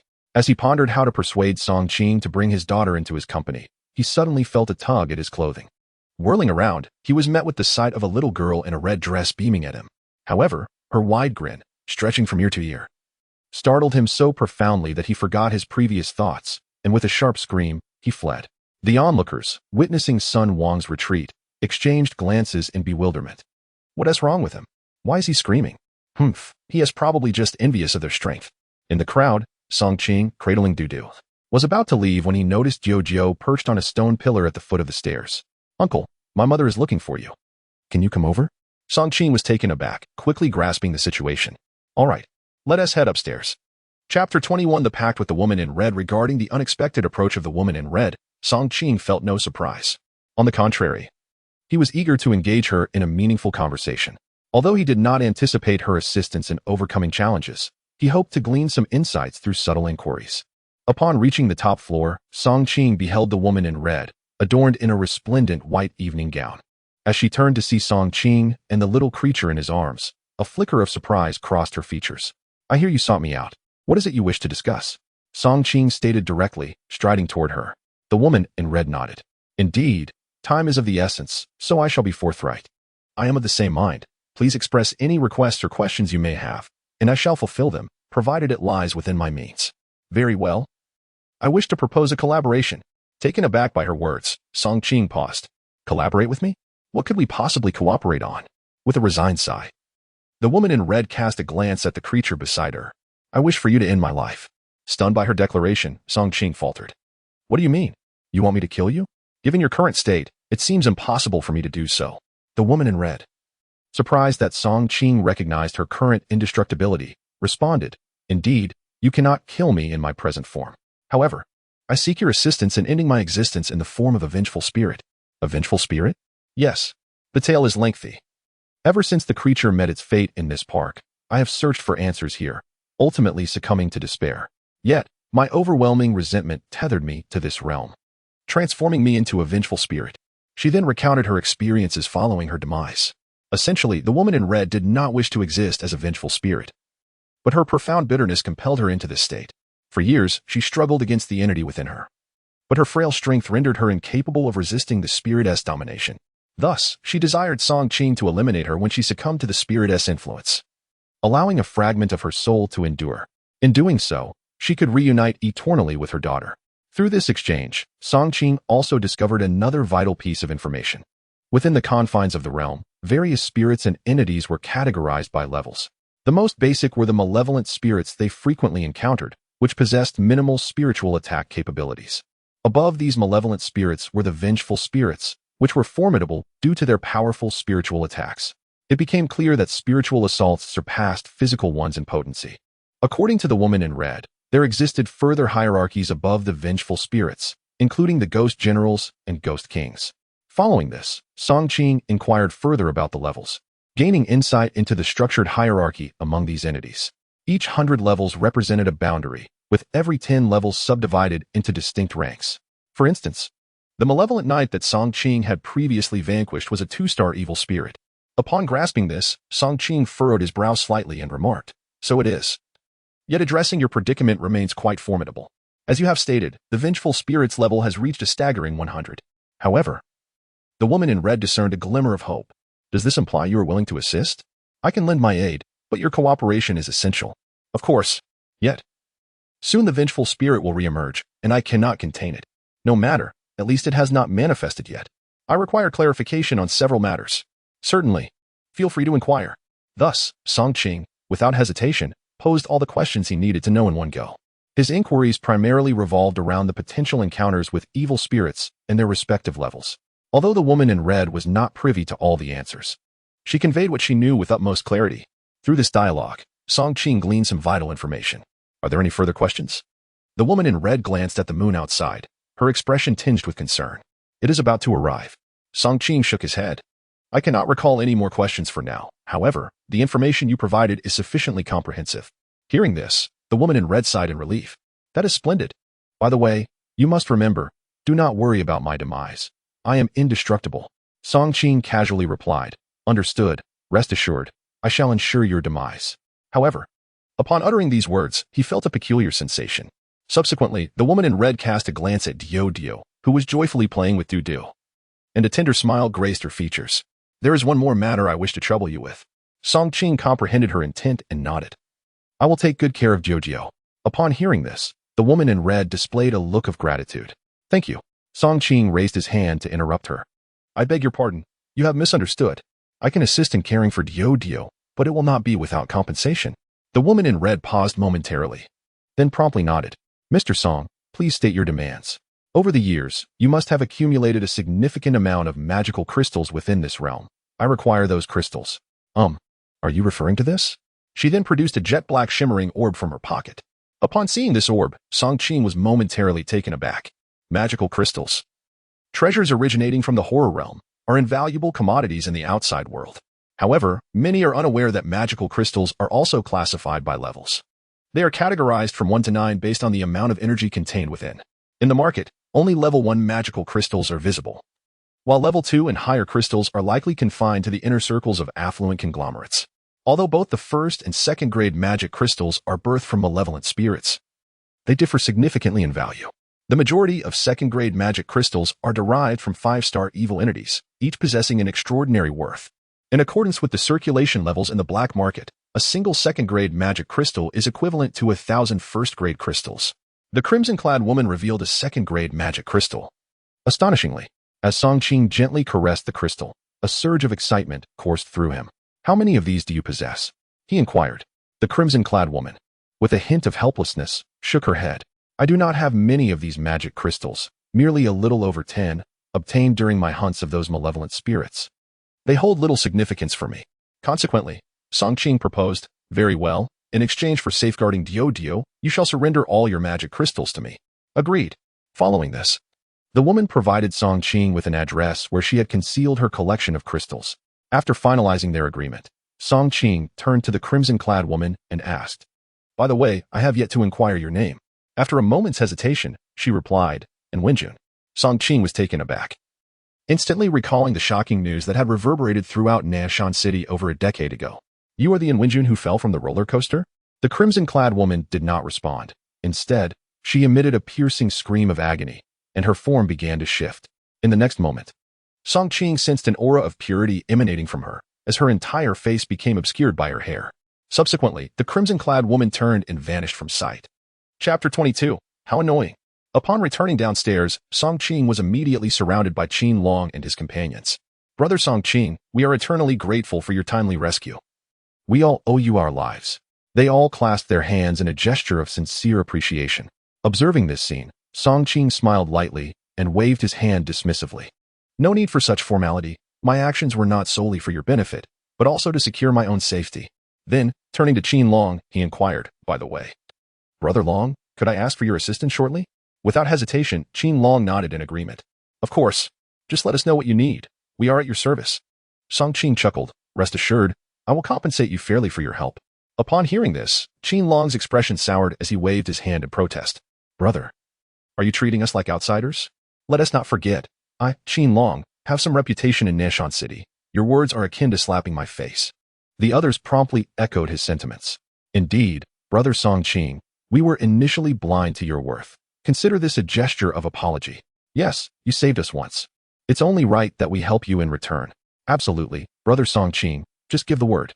Watching the enthusiasm of the group, Sun Wang felt a surge of displeasure. He pushed through the crowd, exclaiming, "What is going on here? Don't forget who you all work for. You were assigned this task under my command. Did I ask for your assistance?" He then stepped in front of Song Qing, a smirk playing on his lips. "Brother Song Qing, this seems rather ungracious of you. I am their employer, and you are disregarding me in this matter." Song Qing, well aware of Sun Wang's intentions, retorted coldly, "Disregard you? Are you a grain of sand? Why should I hold you in regard?" Sun Wang, incensed by this response, shot back. "What do you mean? Are you truly attempting to seize my people? Don't say I didn't warn you. Once we are outside, I will seek arbitration from the Hunters Guild. You will find yourself financially ruined." At this, Qin Long stepped forward and seized Sun Wang by the collar. "Listen here, son. This is our freedom. We will complete the tasks you requested, but you have no right to dictate our actions." Rather than becoming angry, Sun Wang appeared pleased by Qin Long's reaction. "What is the matter? Are you frightened? Don't forget, it was you who approached our company. Your name is clearly written on the contract. Once we enter the instance, all actions are at my command." Upon hearing this, Qin Long was visibly enraged. "Son, have you lost your humanity? Brother Song Qing has just saved us. How can you act so shamelessly?" Sun Wang, however, remained utterly unconcerned. "You can do as you please. In any case, if you do not heed my words. Once we exit the dungeon, your possessions and wealth will belong to me. Moreover, you will be expelled from the Hunters Guild, rendering you unable to find work ever again." Standing quietly to the side, Song Qing did not utter a word, while the innocent Dudu gazed up at him with wide eyes. "Daddy, this person is so wicked." Song Qing smiled faintly, conceiving a devious plan in his heart. Indeed, wouldn't Dudu want to punish this villain? Upon witnessing the smile on Song Qing's face, Dudu immediately understood the implication and eagerly approached. "Daddy, please tell me, what do you need Dudu to do?" Thus, Song Qing leaned close to his daughter's ear and shared his scheme. Once Dudu heard it, her cherubic face radiated with excitement. "Hee, Daddy. This bad guy is in for it now. Hey now, my dear, we mustn't reveal our intentions prematurely. Rest assured." However, Dudu felt there was still a flaw in the plan. Song Qing raised an eyebrow in surprise. "Oh, do you have any better ideas?" Dudu nodded and whispered her improved plan into Song Qing's ear. "I believe that if we follow Daddy's idea, that person will definitely not believe us. Therefore, we need to ensure he has no lingering concerns. Only then will he take the bait." Upon hearing his daughter's suggestion, Song Qing frowned. "No, That sounds too perilous. After all, he is an adult. No sooner had he spoken than Dudu, standing nearby, grinned widely. I can protect Dudu. Song Qing was momentarily taken aback, gazing at the excited Dudu. You? The other party nodded eagerly. Uncle, don't forget, I am a ghost. Song Qi was momentarily stunned. Can you control him? Yes. I can control him for a short time. Dudu tugged at Song Qing's arm, pleading, Daddy, please let me go. With no choice but to acquiesce, Song Qing nodded. All right. But you two must be extremely careful. Got it, Daddy. Afterward, Song Qing stood up and turned to face Sun Wang. Mr. Sun, how about we collaborate? Upon hearing Song Qing's proposal, Sun Wang's face broke into a cunning smile. Collaboration entails mutual effort, followed by a division of the spoils based on contributions. Would Mr. Song agree? Song Qing nodded. That is indeed correct. So, what do you propose? Now we shall see how you wish to collaborate. Thus, Song Qing articulated his plan. My intention is to have Qin Long bring a few brothers to assist me in overcoming the next boss, since I must remain highly focused. I would like my daughter to stay with your team. Upon hearing this, Sun Wang's heart surged with elation. Ha ha ha, fortune smiles upon me. Just as I was pondering how to take this little girl away, she comes to me willingly? You truly understand me. If this could be sold to the consortium, would I not then possess the capability to venture into the realm of enhanced individuals? He couldn't help but glance at Dudu's porcelain-like cheeks, his excitement barely contained. Yet he feigned composure as he spoke. Haha, brother Song Qing, it turns out to be so simple. No worries, just take it over. You can entrust the child to us, rest assured. As for the spoils, we shall discuss them later. Observing Sun Wang's demeanor, Qin Long couldn't restrain himself from leaning closer to Song Qing, whispering softly, Brother Song Qing, isn't this a bit inappropriate? This fellow is aware of your daughter's abilities. If that. However, Song Qing waved his hand, resolutely stating, since we are in a cooperative relationship, how could I doubt our partner? Enough of this talk. Noticing Song Qing's expression, Qin Long revealed a look of helplessness. He wished to say more, but saw Song Qing gently patting Dudu's arm. Dear, you will accompany that uncle shortly. Chapter 23. A narrow path of enemies after vanquishing the first boss, the malevolent knight. A few hours of respite ensued. However, Song Qing had no intention of resting. Instead, he resolved to meticulously strategize for the next game. Recently, the enigmatic lady in Wenjun had provided him with a brief overview of the 3 levels within the terrifying amusement park. While she remained uncertain about the final level, she had previously experienced the first, thus offering insights into the second. The second level was yet another adaptation of a fairy tale, Cinderella. Naturally, the theme of this horror game remained firmly rooted in terror, and a fairy tale with a happily ever after conclusion was utterly out of the question. Throughout the entirety of the dungeon, participants would assume various roles dictated by the game's rules. They might become servers at the Grand Ball, esteemed guests, or members of the Prince's Royal Guard, among other characters. In this mission, the players were tasked with doing everything in their power to prevent Cinderella's pumpkin carriage from reaching the ball, thereby sabotaging the event. Failure to accomplish this would result in their annihilation. Furthermore, within this game, they were required to heed the commands of various high-ranking figures portrayed by malevolent spirits. Disobedience would lead to expulsion from the game, an outcome that was nothing short of horrifying, ranging from severe dismemberment to brutal death. This mission featured 3 pivotal bosses, a swarm of crows, a treant, and a witch. Overcoming these 3 minor challenges necessitated the discovery of specific quest items, which would facilitate a smooth passage through the task. However, Song Qing intended to pursue a different approach, after all. The previous boss had granted him substantial experience points and several unidentified pieces of equipment. Relying on the collection of items to succeed would deprive him of the opportunity to relish in monster slaying and leveling up. Hence, he decided to delegate this task to Qin Long and the others, even if he could not defeat the boss himself. As long as they procured all the necessary items, they could still advance through the second level. Taking advantage of the break, Song Qing led Qin Long and the others to a secluded spot and succinctly outlined their forthcoming actions. Once the game commences, your responsibility will be to locate these specific items, a glass slipper, a golden gown, and a crystal crown. As for the rest, I shall handle it. Upon hearing this, Qin Long and his companions were taken aback. Brother, do you know how to navigate the levels? Song Qing nodded affirmatively. Indeed, I am aware of the items required for the second level, but there remains the third level, which poses the true challenge. Therefore, you must ensure that we acquire these items. Seeing Song Qing's transparency sparked incredulity among the group. It was crucial to recognize that while the world of horror games might present numerous similar dungeons, the tasks within each were fundamentally distinct. With unwavering confidence, Song Qing boldly asserted his understanding of the task at hand. suggesting that he had obtained vital clues pertaining to it. Consequently, Qin Long immediately thumped his thigh and declared, "Brother Song, rest assured, we shall ensure that this matter is handled flawlessly." After delegating all responsibilities, Song Qing set off with Dudu to seek out Chen Feng and Wang Dazhuang. After all, the system mandated that Song Qing ensure the survival rate of players exceeded 50% following the hunt for the red-clad woman. The ordinary players, who were utterly defenseless, became Song Qing's primary concern. Upon seeing Song Qing's arrival, Wang Dazhuang's face lit up with excitement, especially upon hearing he would be escorted to a safe location, to which he expressed his gratitude profusely. However, upon reaching the gathering place of Chen Feng and his companions, an unpleasant incident unfolded. "Everyone, quiet down. Is it truly necessary to bicker over a mere item? Remember, our utmost priority is to survive," Chen Feng shouted from a vantage point, addressing the chaotic crowd. Yet, a few individuals quickly stepped forward to voice their dissent. "Chen Feng, do you really consider yourself our leader? On what grounds do you claim the right to distribute these spoils?" One protested. "Indeed, these rewards ought to be entrusted to the strong. Who do you think you are? Let us settle this in a contest. The victor claims the spoils." As tensions escalated, several individuals clutched fiercely onto an object resembling a long blade. At that moment, a middle-aged man clad in a security uniform intervened, stating, "Everyone, cease this ruckus. We have successfully navigated this crisis thanks to the efforts of that young brother.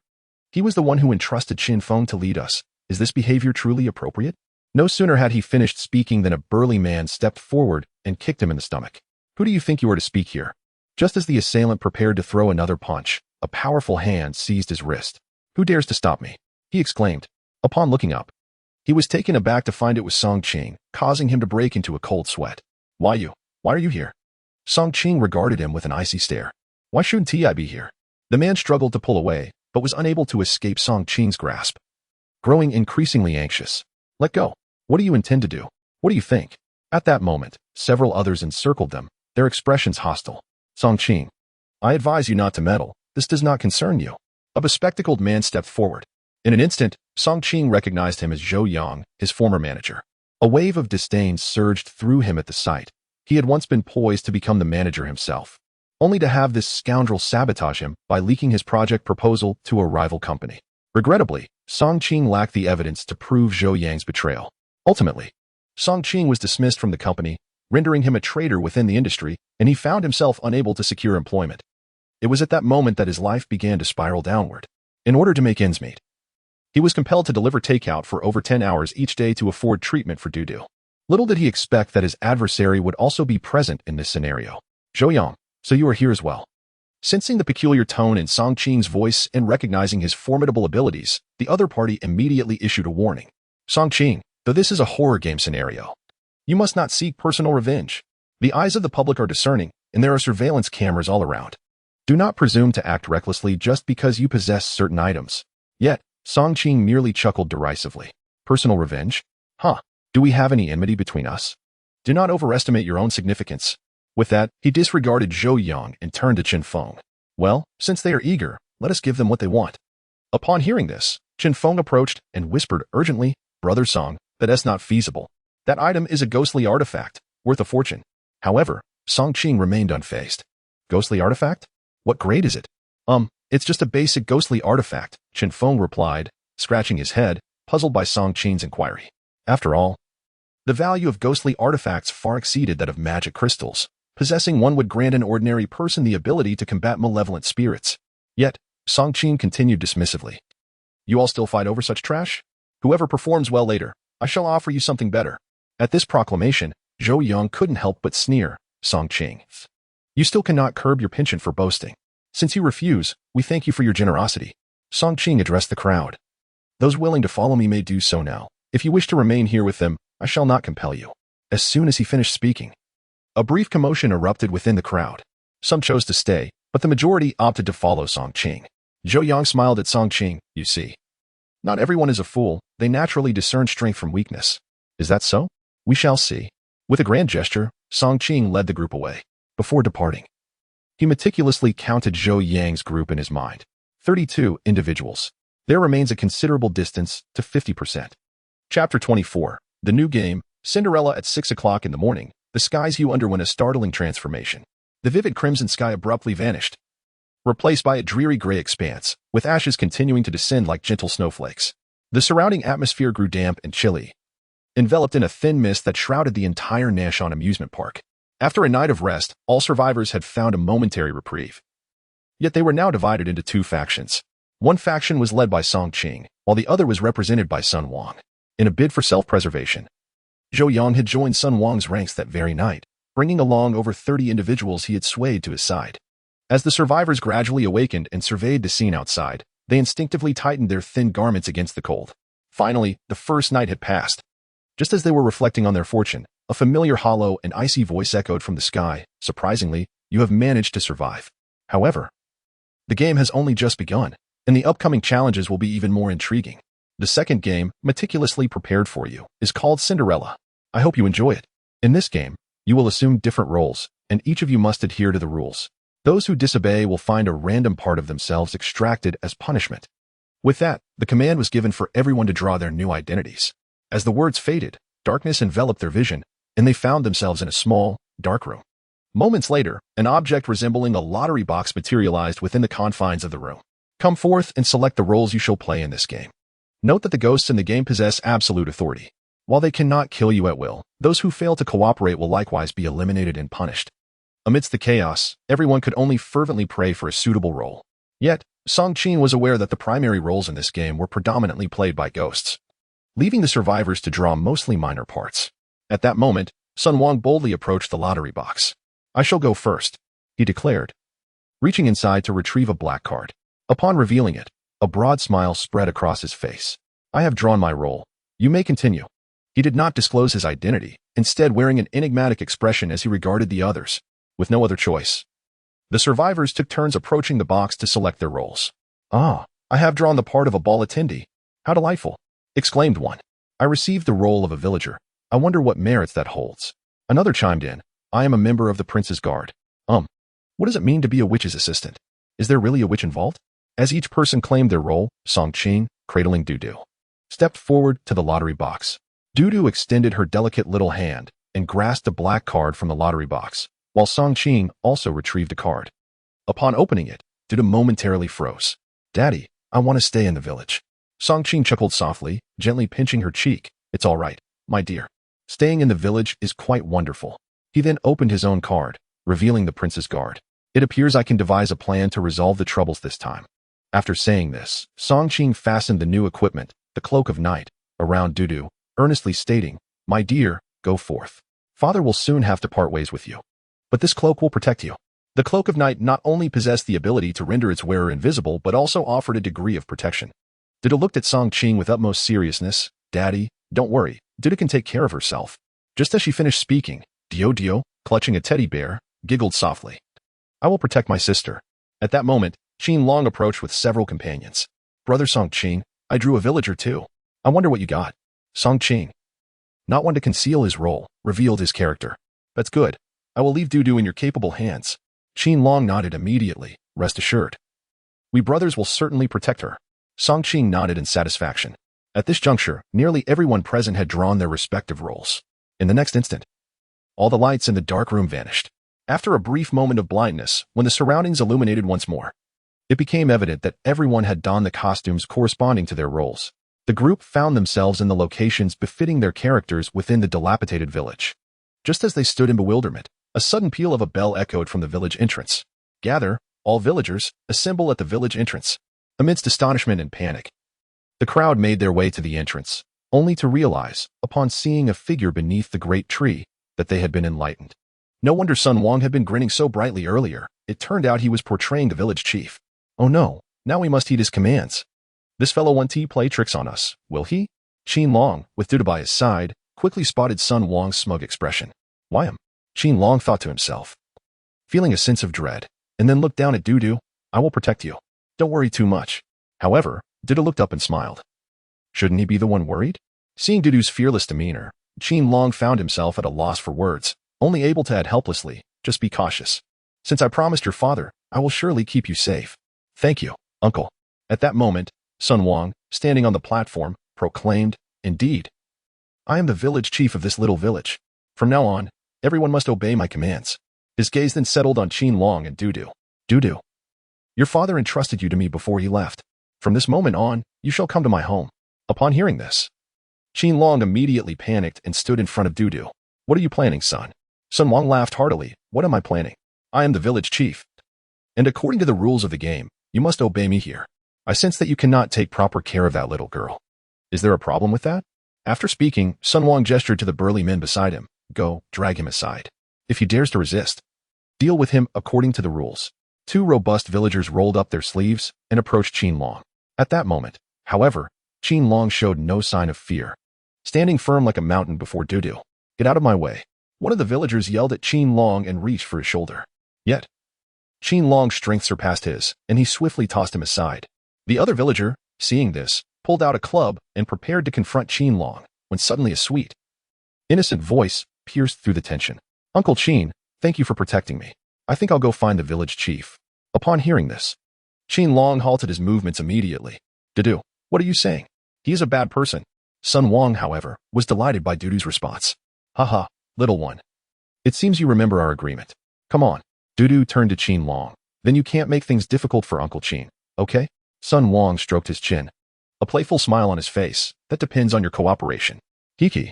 Dudu blinked her big, adorable eyes and nodded earnestly. "The teacher said to be a good child. So I will definitely listen to the village chief. All right, come here, and I want to make things hard for him." Sun Wang's face beamed with smug satisfaction, while Qinlong and the others could only helplessly curse under their breath, unable to do anything against Sun Wang. As they watched Dudu being taken away by Sun Wang, an overwhelming sense of worry filled Qinlong and the others. It's over. The little girl has fallen into Sun Wang's hands. This certainly won't end well. They had not anticipated that Sun Wang was the village chief. "Can we kill him?" "Don't joke. He is the confidant of the village witch. Opposing him could lead to a terrible fate." Qinlong felt a chill in his heart. This scoundrel was clearly interested in Dudu's abilities. If I am not mistaken, he will surely have to sign a contract. Old Four, who had been listening, was slightly taken aback. But Dudu is only a 4-year-old girl, even if she signs. It wouldn't hold any effect, right? Qinlong shook his head. Enhanced individuals do not have age restrictions. Chapter 25, The Quest for the Crystal Shoe. Qinlong was indeed correct in his assumptions, as Dudu followed Sun Wang to his residence. The smile on Sun Wang's face vanished instantly, replaced by an expression of smug satisfaction. "Little girl, come, sign this document," he commanded, presenting a pre-prepared contract before Dudu. With curiosity, Dudu examined the document. "There are so many words I do not recognize. Is there a dictionary? I wish to look it up." Sun Wang, growing impatient, snatched the contract back and placed it before her once more. "This contract is not for you to read, but to sign. Do you see this section at the bottom? Write your name there and press your thumbprint." Observing Sun Wang's impatience, Dudu pouted and muttered under her breath, "Humph, why so fierce? I never said I wouldn't sign." She then took out a pen and began to diligently write, causing Sun Wang to breathe a sigh of relief, his heart swelling with joy. However, a minute passed, and Dudu had yet to complete her task. Sun Wang furrowed his brow. "Hey, are you done yet?" Dudu was so engrossed in her writing that her entire body obscured the contract, leaving Sun Wang unaware of her progress. Hearing his urging, Dudu replied earnestly, "Do not disturb me, I will finish shortly." In response, Sun Wang could only grumble, "Children are truly bothersome. If she would just sign this contract quickly, then." As he indulged in dreams of his future company, Dudu's voice broke through. "I'm finished." Startled, Sun Wang snapped back to reality and grabbed the contract. However, upon inspecting the signature at the bottom, he nearly experienced a heart attack. "What on earth is this?" Dudu lifted her adorable face to meet his gaze. "It's my signature." What kind of signature is this?" Sun Wang furrowed his brow at the squiggles that resembled a cryptic symbol. Dudu, however, spoke with utmost seriousness. "It's my exclusive signature." Sun Wang chose not to inquire further about the nature of her exclusive signature. Instead, he pointed to the ink pad beside him. "Now, imprint your thumb. It must have a clear fingerprint." "What is a fingerprint?" she asked innocently. "It's those circular patterns on your finger. But I don't have any on the back of my hand. I mean the tip of your finger, not the back." "Oh, is that how it is?" Didn't I just say the fingerprint must be clear? Don't you think this way is cuter?" After a few minutes of this peculiar exchange, Sun Wang felt that his ability to endure was nothing short of miraculous. Gritting his teeth, he took her tiny hand and pressed her fingerprint onto a new contract.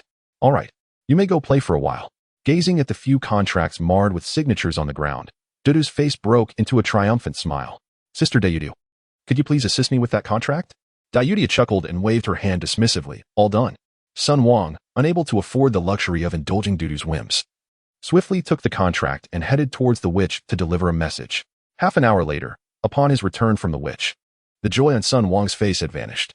Zhou Yang and a group of others immediately gathered around him. "Brother Sun, why do you look so grim? What has transpired?"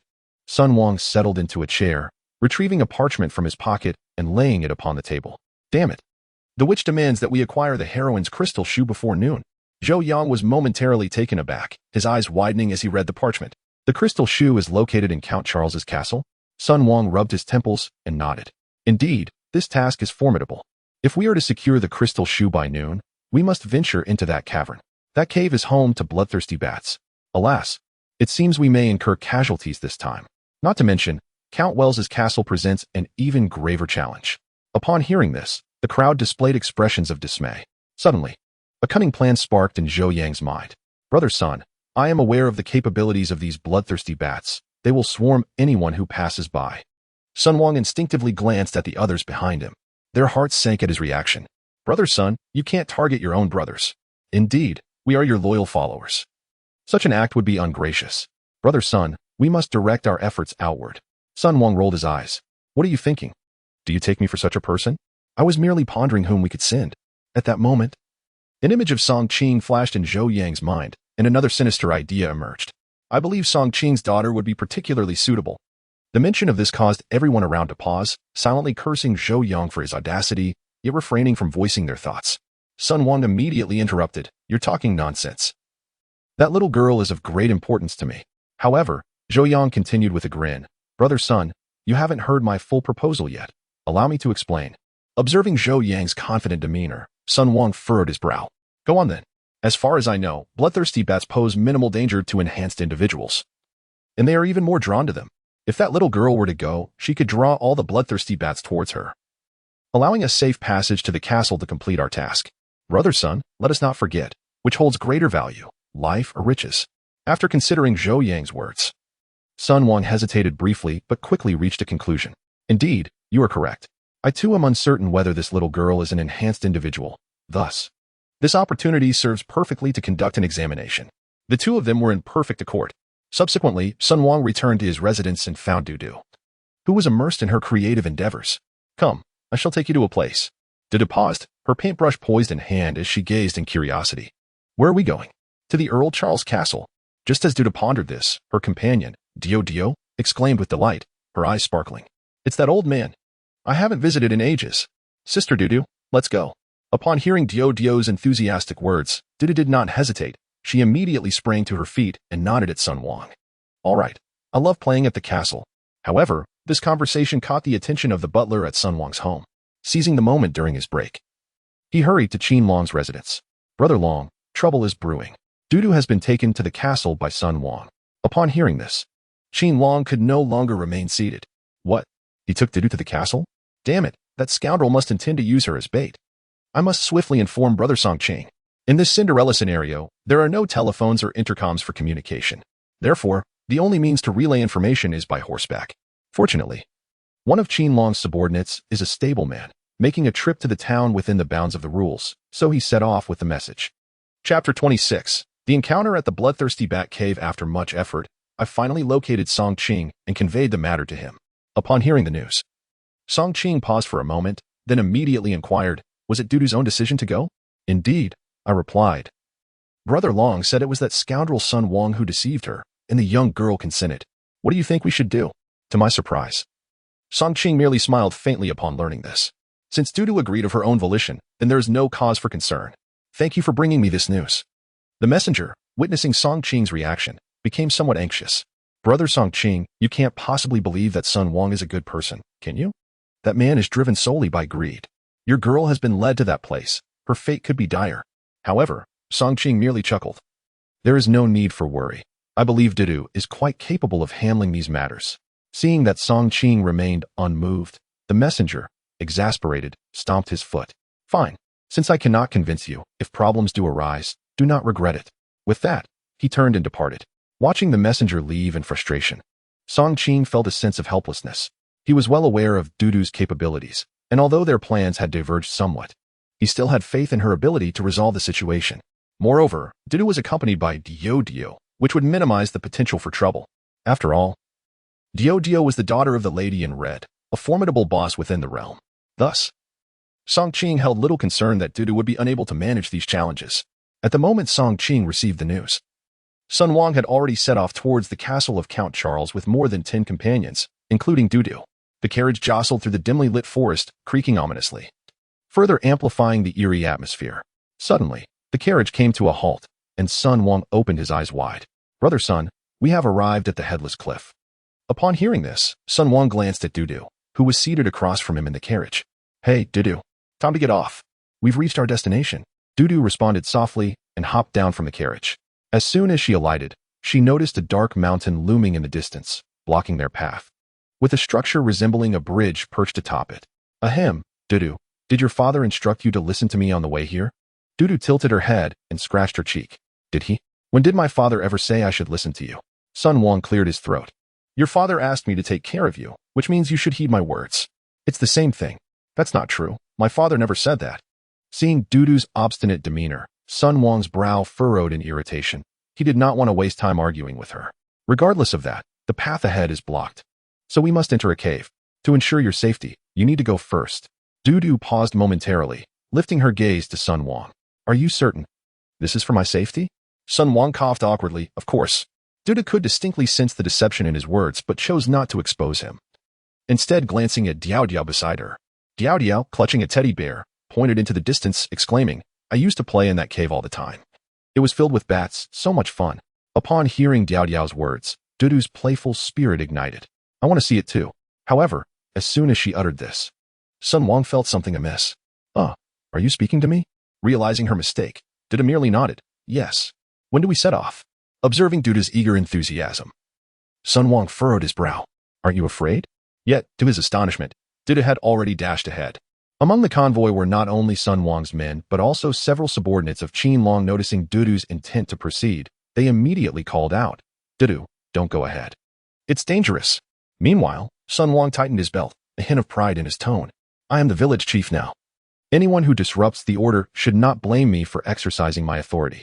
Upon hearing this, Qin Long's subordinates fell silent, for the rules regarding spirits were indeed fearsome. Moreover, they were unarmed, incapable of even the most basic resistance. As they watched Dudu venture into the pitch-black cave, a tightening sensation gripped everyone's hearts. "Oh no! How could such a lovely girl venture in there? It's inhumane," they lamented. "May the heavens punish this. Poor girl. Those bloodthirsty bats will turn a person into jerky in mere minutes." They could not fathom what Brother Song Qing was thinking. To have entrusted his daughter to someone like Sun Wang, there was no alternative, even if the little girl wished to join. Each person's assigned identity was fixed and immutable. Amidst the collective sighs, Dudu had already stepped into the dark cave. Fortunately, a kind-hearted member of the convoy had given her a torch for illumination before entering.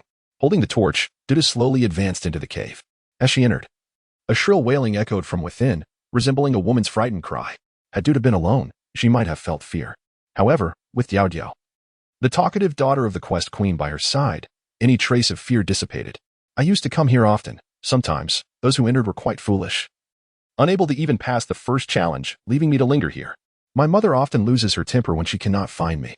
The last time she located me was a month later, and in her fury, she set the cave ablaze for an entire month. You see, there are still remnants of the fire here. Many bloodthirsty bats perished, and numerous magic crystals fell within, which I have collected." To my surprise, Dudu, under the introduction of Diao Diao, began to explore this place without any hint of fear. Suddenly, an eerie and unsettling howl echoed from within the cave, followed by a cacophony of rustling sounds emanating from its depths. At that moment, the onlookers outside the cave also heard the commotion, their faces turning pale as they gazed inside. "It's over. The bloodthirsty bats are coming." Oh, poor little girl, how regretful her father must feel upon learning this. Words fail me. There is no one who can save her now. In the crowd, Sun Wang frowned, his expression betraying a mix of helplessness and heartache. "Had I known you were lying, I would have personally dealt with you." This remark was directed at Zhou Yang, as he was the one who had proposed the idea. Listening to this threatening declaration, Zhou Yang nodded vigorously. "Brother Sun, you can rest assured. I guarantee this matter 100%. She is a fortified individual. Even if she perishes, the magic crystals can bring her back." Observing the certainty in Zhou Yang's expression, Sun Wang discreetly produced a mobile phone.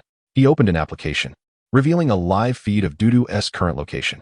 Zhou Yang's eyes widened in disbelief. Brother Sun, you can bring things in here? Sun Wang scoffed. Did you truly think I was foolish enough to believe you outright? He adjusted the screen for clarity, finally grasping the situation inside the cave. Goodness. This little girl possesses remarkable courage. She truly dares to enter alone. Even Sun Wang could not help but admire her audacity. Meanwhile, within the cave, the feed displayed clusters of crimson light hurtling toward the camera. What is that? Bloodthirsty bats! Zhou Yang exclaimed in alarm. Just then, the screen revealed a swarm of massive bats, their eyes glowing red, swooping toward Dudu.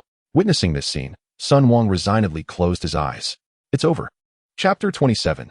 The bloodthirsty bats of unruly pursuits. At this moment, many members of the cavalry noticed that Sun Wang was still holding a mobile phone, and they gathered around to take a look. When they saw the crimson-eyed bats, as formidable as eagles, opening their wide mouths and lunging towards Dudu, a chill ran down their spines. However, they were taken aback to witness Dudu standing her ground without a hint of fear, extending her right hand. What on earth is this little girl doing? Why does it seem she is completely unafraid?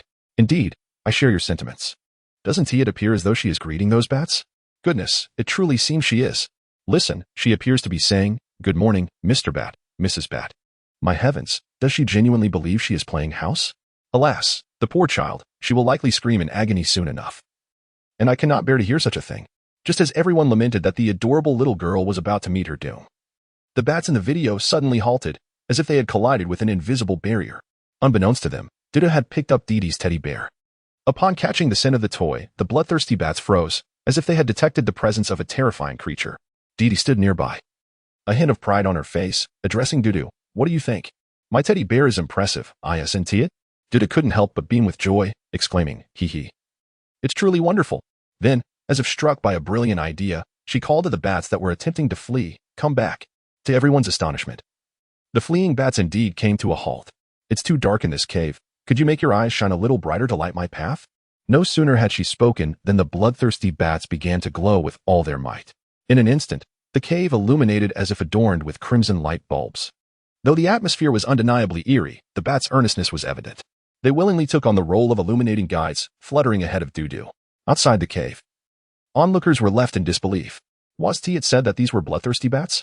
Supposedly, they would drain humans to jerky. What on earth are they doing?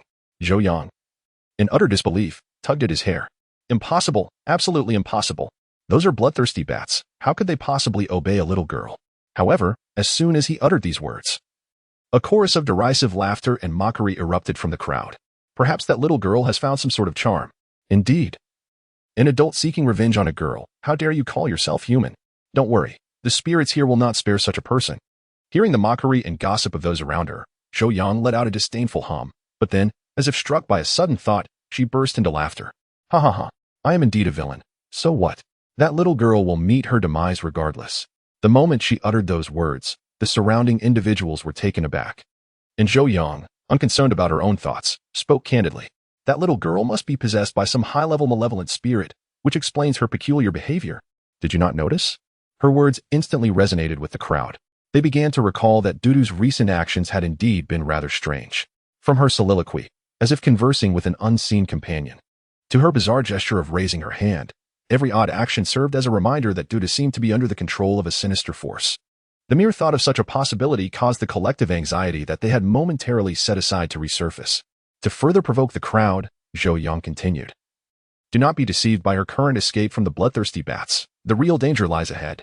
The reason that the high-level malevolent spirit did not permit those bats to kill her is that such spirits prefer to feast on the tender flesh of children. That previous display was merely a means to protect its chosen prey. Upon hearing this, an unsettling sensation gripped the hearts of the onlookers. Logically, within the confines of the game they were in, the most formidable malevolent spirit besides the witch and the lady in red should be Count Charles.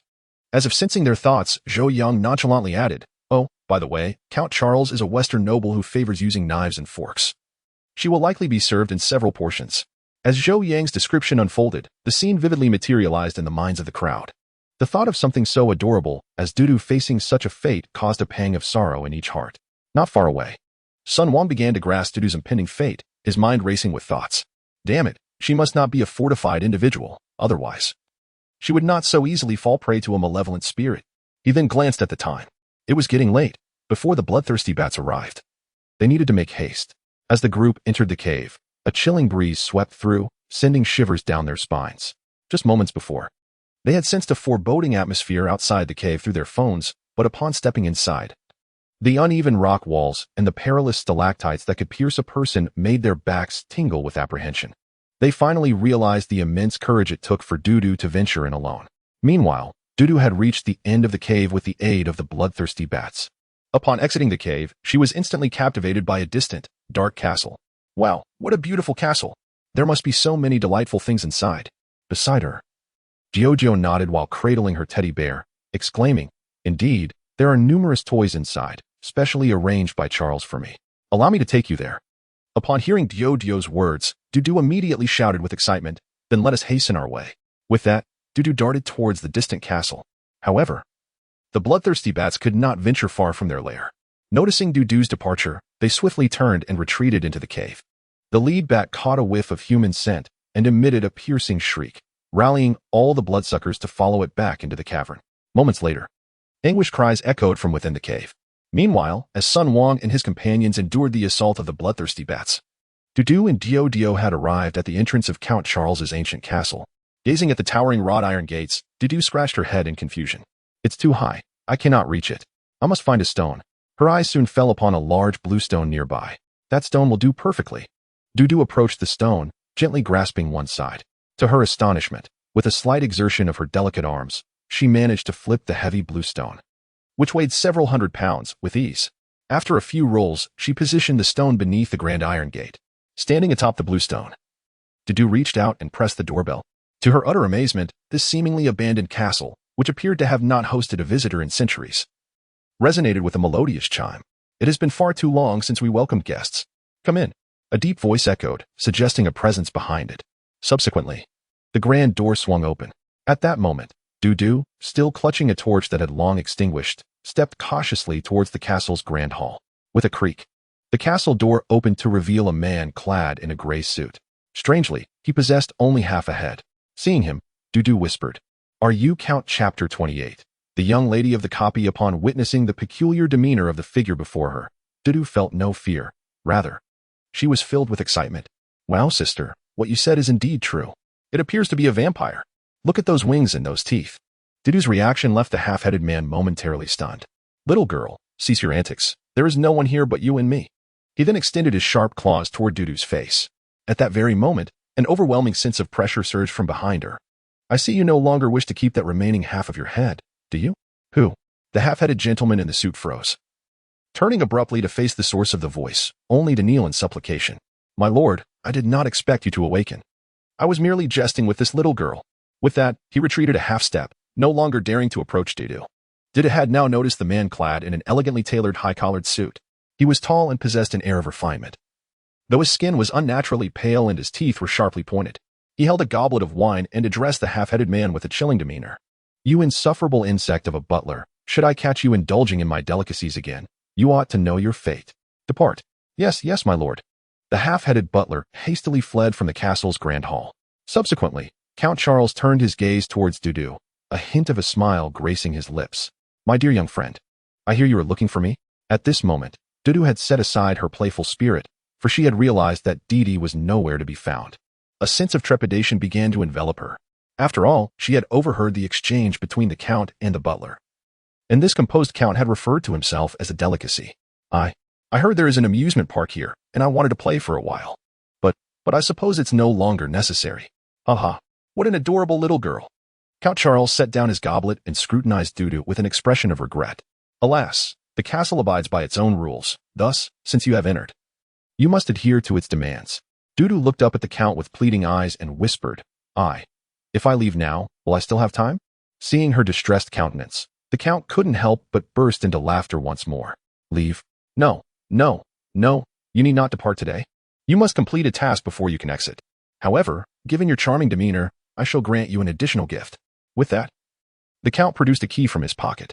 "You were always meant to undertake a task here, yet it seems your companions are presently engaged with my little pets. So I believe it is only fitting that I entrust you with this task's artifact." Dudu was taken aback. "What artifact?" "Do you not know? The glass slipper of Cinderella.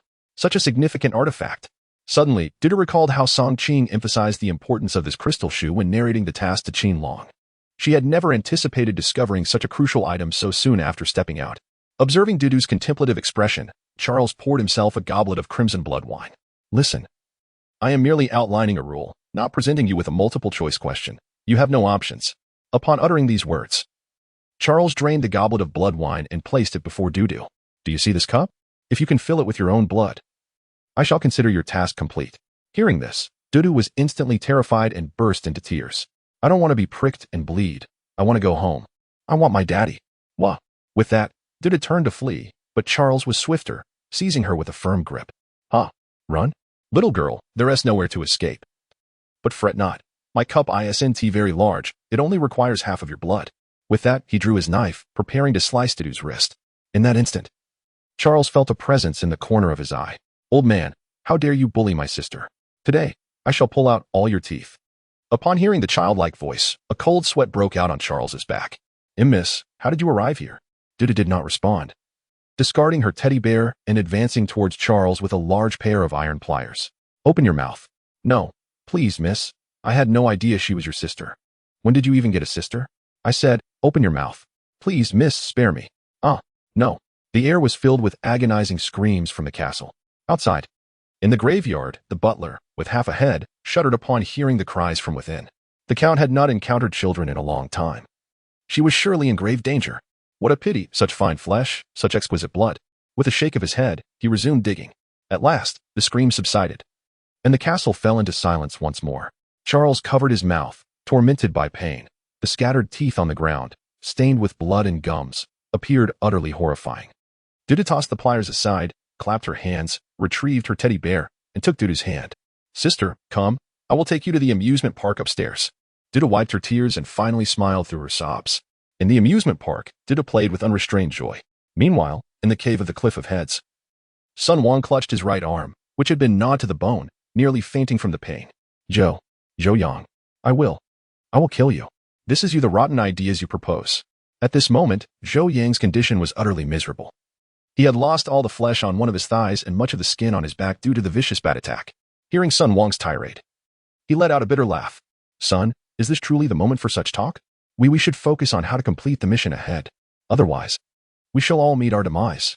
Upon hearing Zhou Yang's words, Sun Wang was reminded of the task entrusted to them by the witch. Should they fail, only punishment awaited them. Given their current wretched state, what significance would remain if they were to draw the lot of losing another part of their bodies?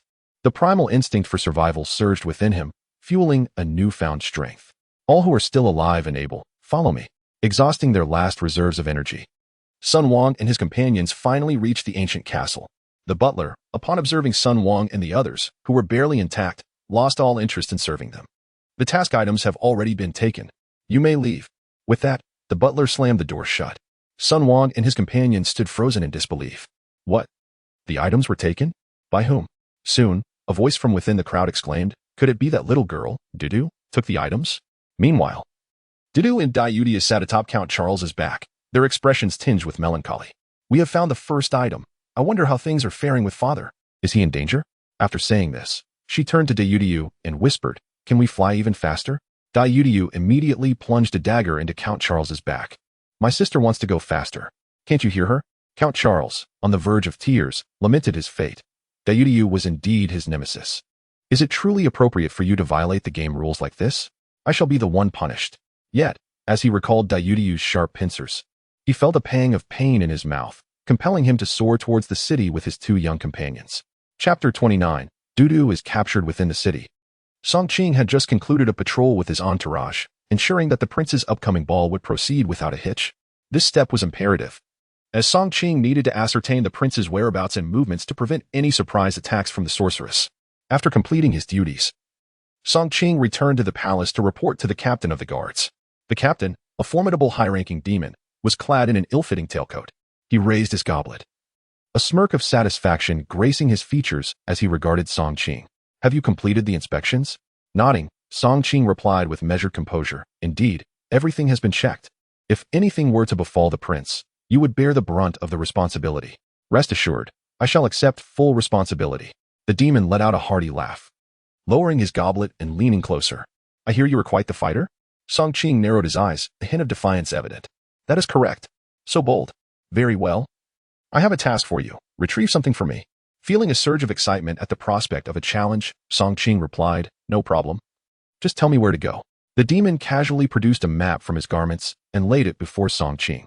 According to our intelligence, Count Charles possesses a pair of crystal shoes at the cliff of decapitation. To prevent them from falling into other hands, I need you to acquire them. Taken aback by the nature of the task, Song Qing paused momentarily. Isn't that where Dudu is headed? Well then, I shall see how Dudu is faring. With that, he took the map and departed without delay. As Song Qing galloped swiftly out of the city, Dudu, under the guidance of Count Charles, arrived at the outskirts.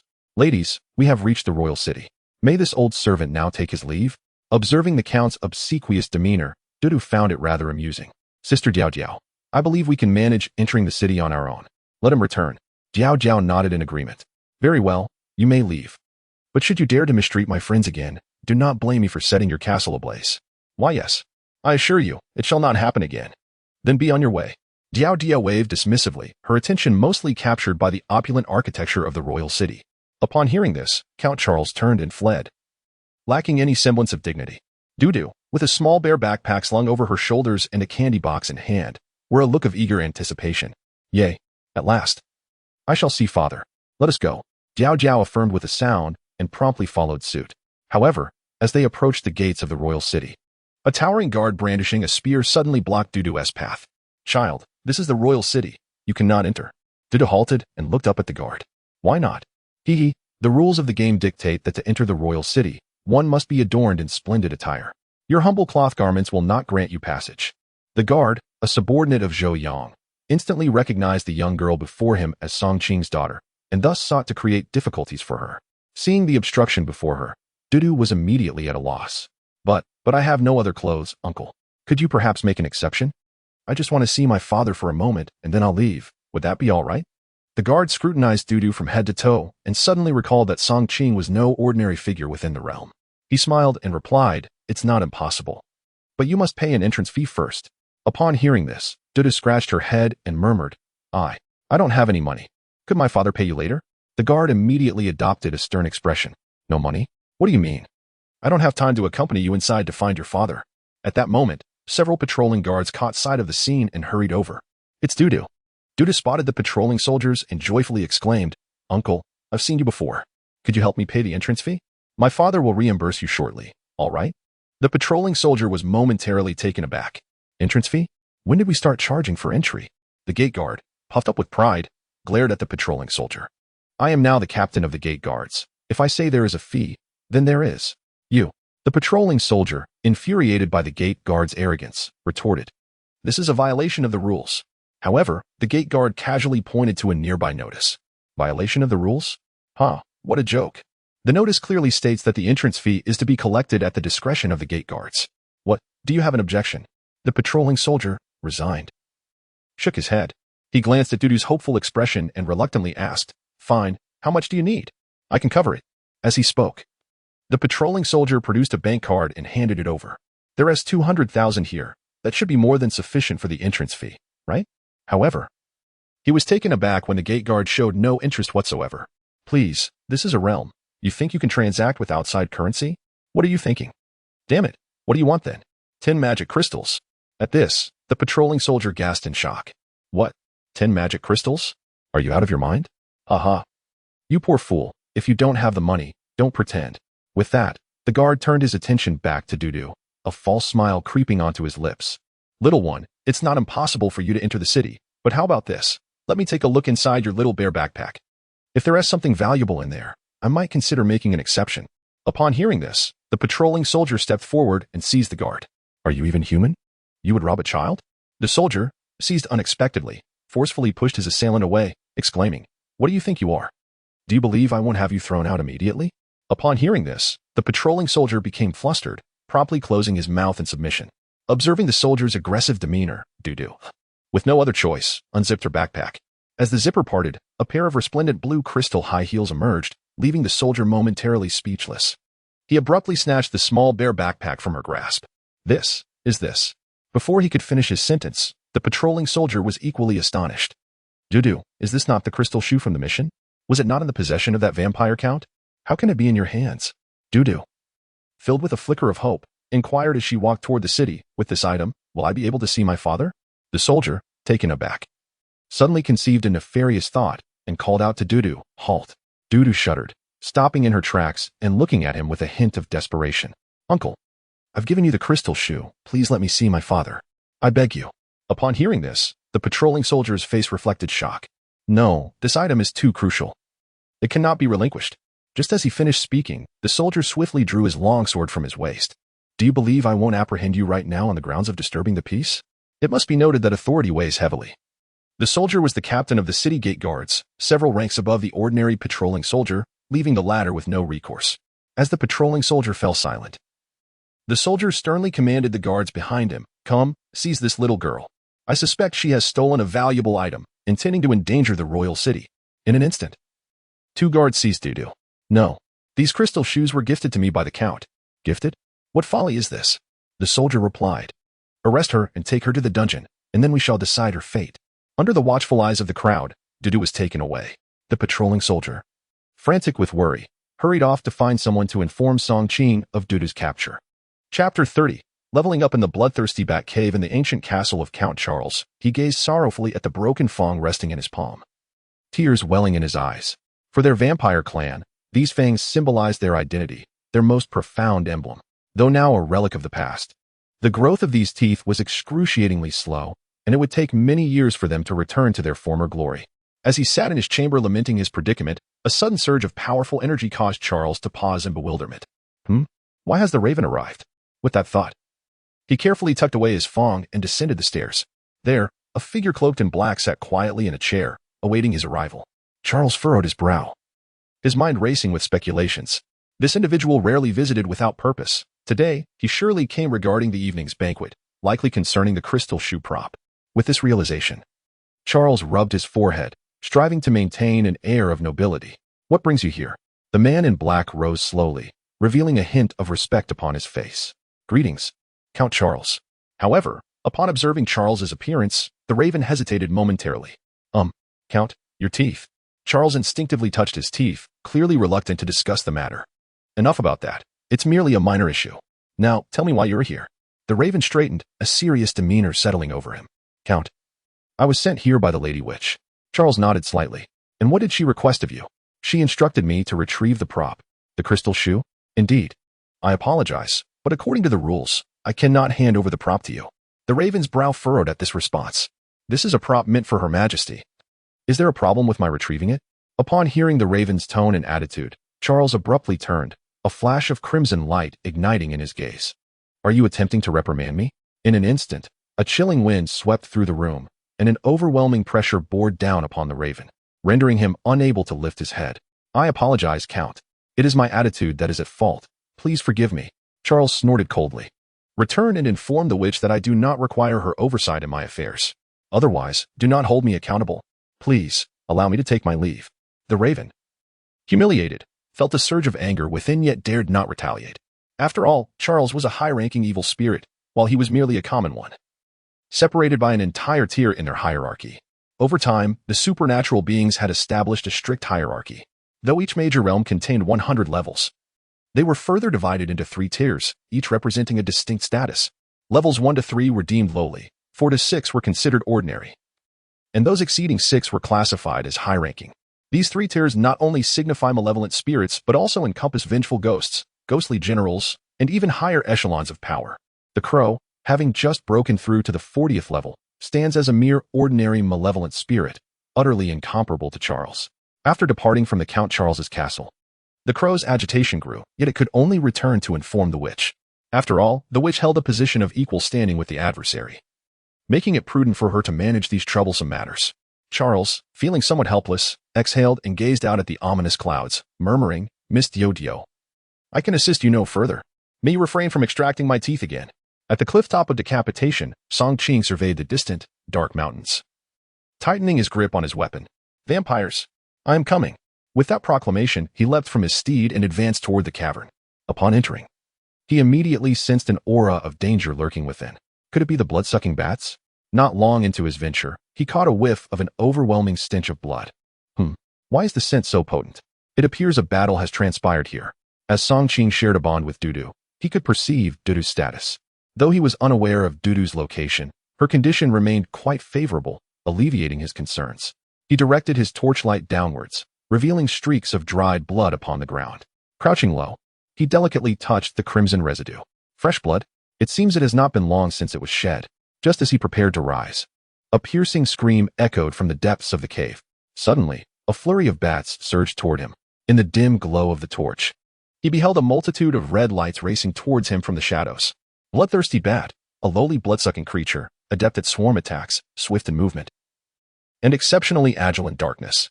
Special ability capable of launching a death swarm attack, relentless and numerous. Upon noting the system's notification of their vast numbers, a satisfied expression adorned Song Qing's face. Such a bountiful wave of experience points. How splendid! Without hesitation, he returned his knight-blade to the system's repository and retrieved his demon hunter apprentice crossbow. I hope to swiftly reach level 100 and unlock a secondary profession, otherwise acquiring formidable area attack skills will prove exceedingly troublesome. After ensuring his equipment was in order, the bloodthirsty bats had already approached. Their shrill cries pierced the air, reminiscent of metal scraping against glass. The sheer multitude of them, their blood-red eyes forming a long ribbon of crimson light, filled Song Qing's mind with calculations of potential experience points to be gained. Come forth. Upon finishing his words, Song Qing pulled the trigger towards the bloodthirsty bats situated several meters away. Whoosh! The silver arrows soared into the swarm of bats, and immediately, a cacophony of notification sounds echoed in Song Qing's mind. Ding! Hunted a level 5 bloodthirsty bat 1. Ding! Hunted a level 8 bloodthirsty bat 1. His fingers danced swiftly, and his legs moved nimbly, ever evasive of the bat's relentless attacks. Under his formidable onslaught, the ground soon became littered with the carcasses of various bloodthirsty bats. Although they were merely low-tier bats, the experience points they yielded were limited. Yet for Song Qing, even the flesh of flies, bloodthirsty bats, was still flesh. Just as he reveled in the exhilarating hunt, Count Charles in the ancient castle sensed an inexplicable assault on his cherished pet. Bang! How dare that wretched crow harm my little pet? Butler. With a roar, the butler, half of his head missing, swiftly approached. My lord, how may I assist you? You must immediately head to the bat cave and teach that crow a lesson. The butler was taken aback, a look of astonishment crossing his face. Pardon me, my lord, what has transpired? It has killed my little pet. It is utterly despicable. Bring it back at once. The butler quickly grasped the situation and nodded with righteous determination. That wretched crow, I sensed something amiss about it just moments ago. Rest assured, my lord, I shall swiftly rectify this matter. With that, the butler dashed towards the bat cave with great haste. Chapter 31. Two forces. After a thrilling and exhilarating hunt lasting several minutes, Song Qing's level ascended to 11. However, this experience imparted a crucial realization. Prior to his class change, slaying monsters for the sake of leveling up felt as trivial as a child's play. Beyond level 10, each advancement necessitated a colossal amount of experience, leading Song Qing to conclude that the warlock class was rather formidable. To his dismay, despite the prolonged extermination of the bloodthirsty bats, he had only gained a single level. Alas, he found himself yearning for the area attack skills of the light demon hunter. Gazing at the distant swarm of bloodthirsty bats, he suddenly felt a wave of fatigue wash over him. Although the damage inflicted by these creatures was negligible, their overwhelming numbers posed a significant threat. A mere bite from each bat in this vast horde could indeed be perilous. As his stamina waned, Song Qing reduced his mobility, striving to maximize the shooting frequency. Minutes passed, and the ground was nearly carpeted with the carcasses of the bloodthirsty bats, forming a small mountain within the cave. At that moment, Song Qing sensed a presence far more powerful than the bats emerging from the far end of the cavern. Could it be a boss? The thought sparked a flicker of excitement within him.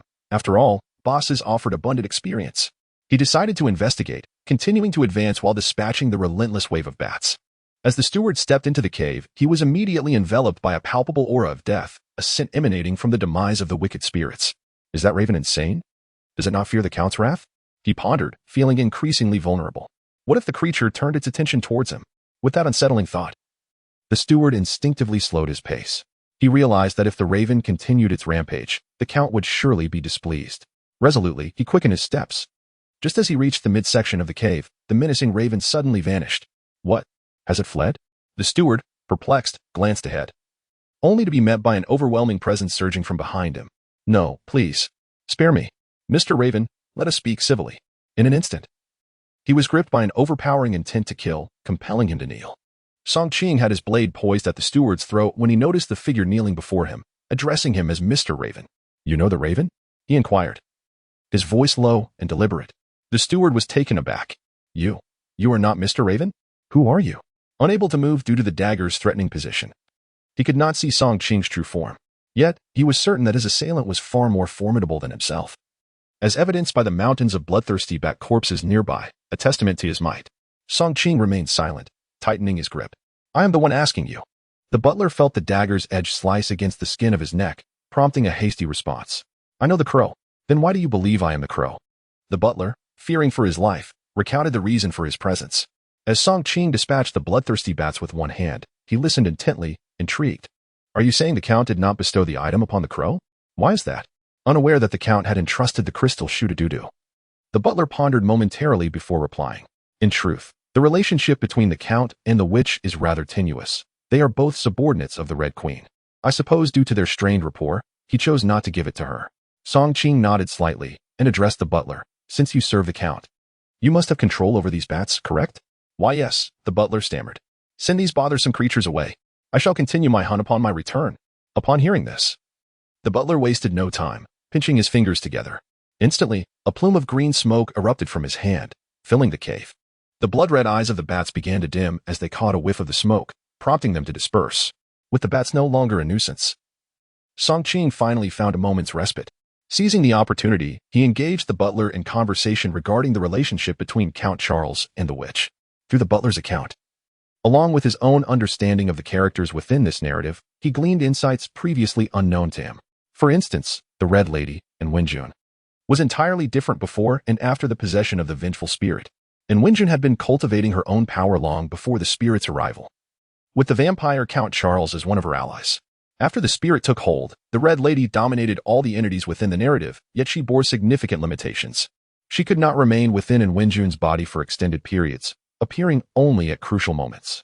Moreover, while the Red Lady was immensely powerful, reaching the level of a vengeful spirit and overpowering all creatures in the narrative, each of her attacks required a substantial amount of energy, sourced from those who entered the narrative.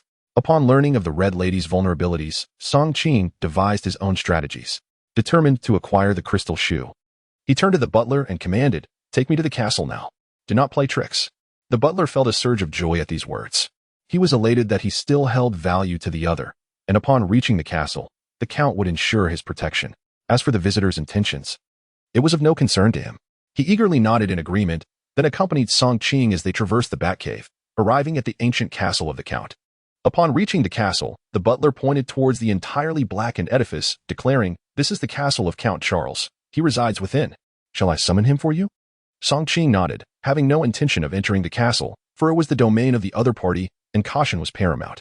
Although he was in a cooperative relationship with Wenjun, and Charles was considered one of Wenjun's subordinates, one could not dismiss the possibility of betrayal, as the chasm between humans and supernatural beings was insurmountable.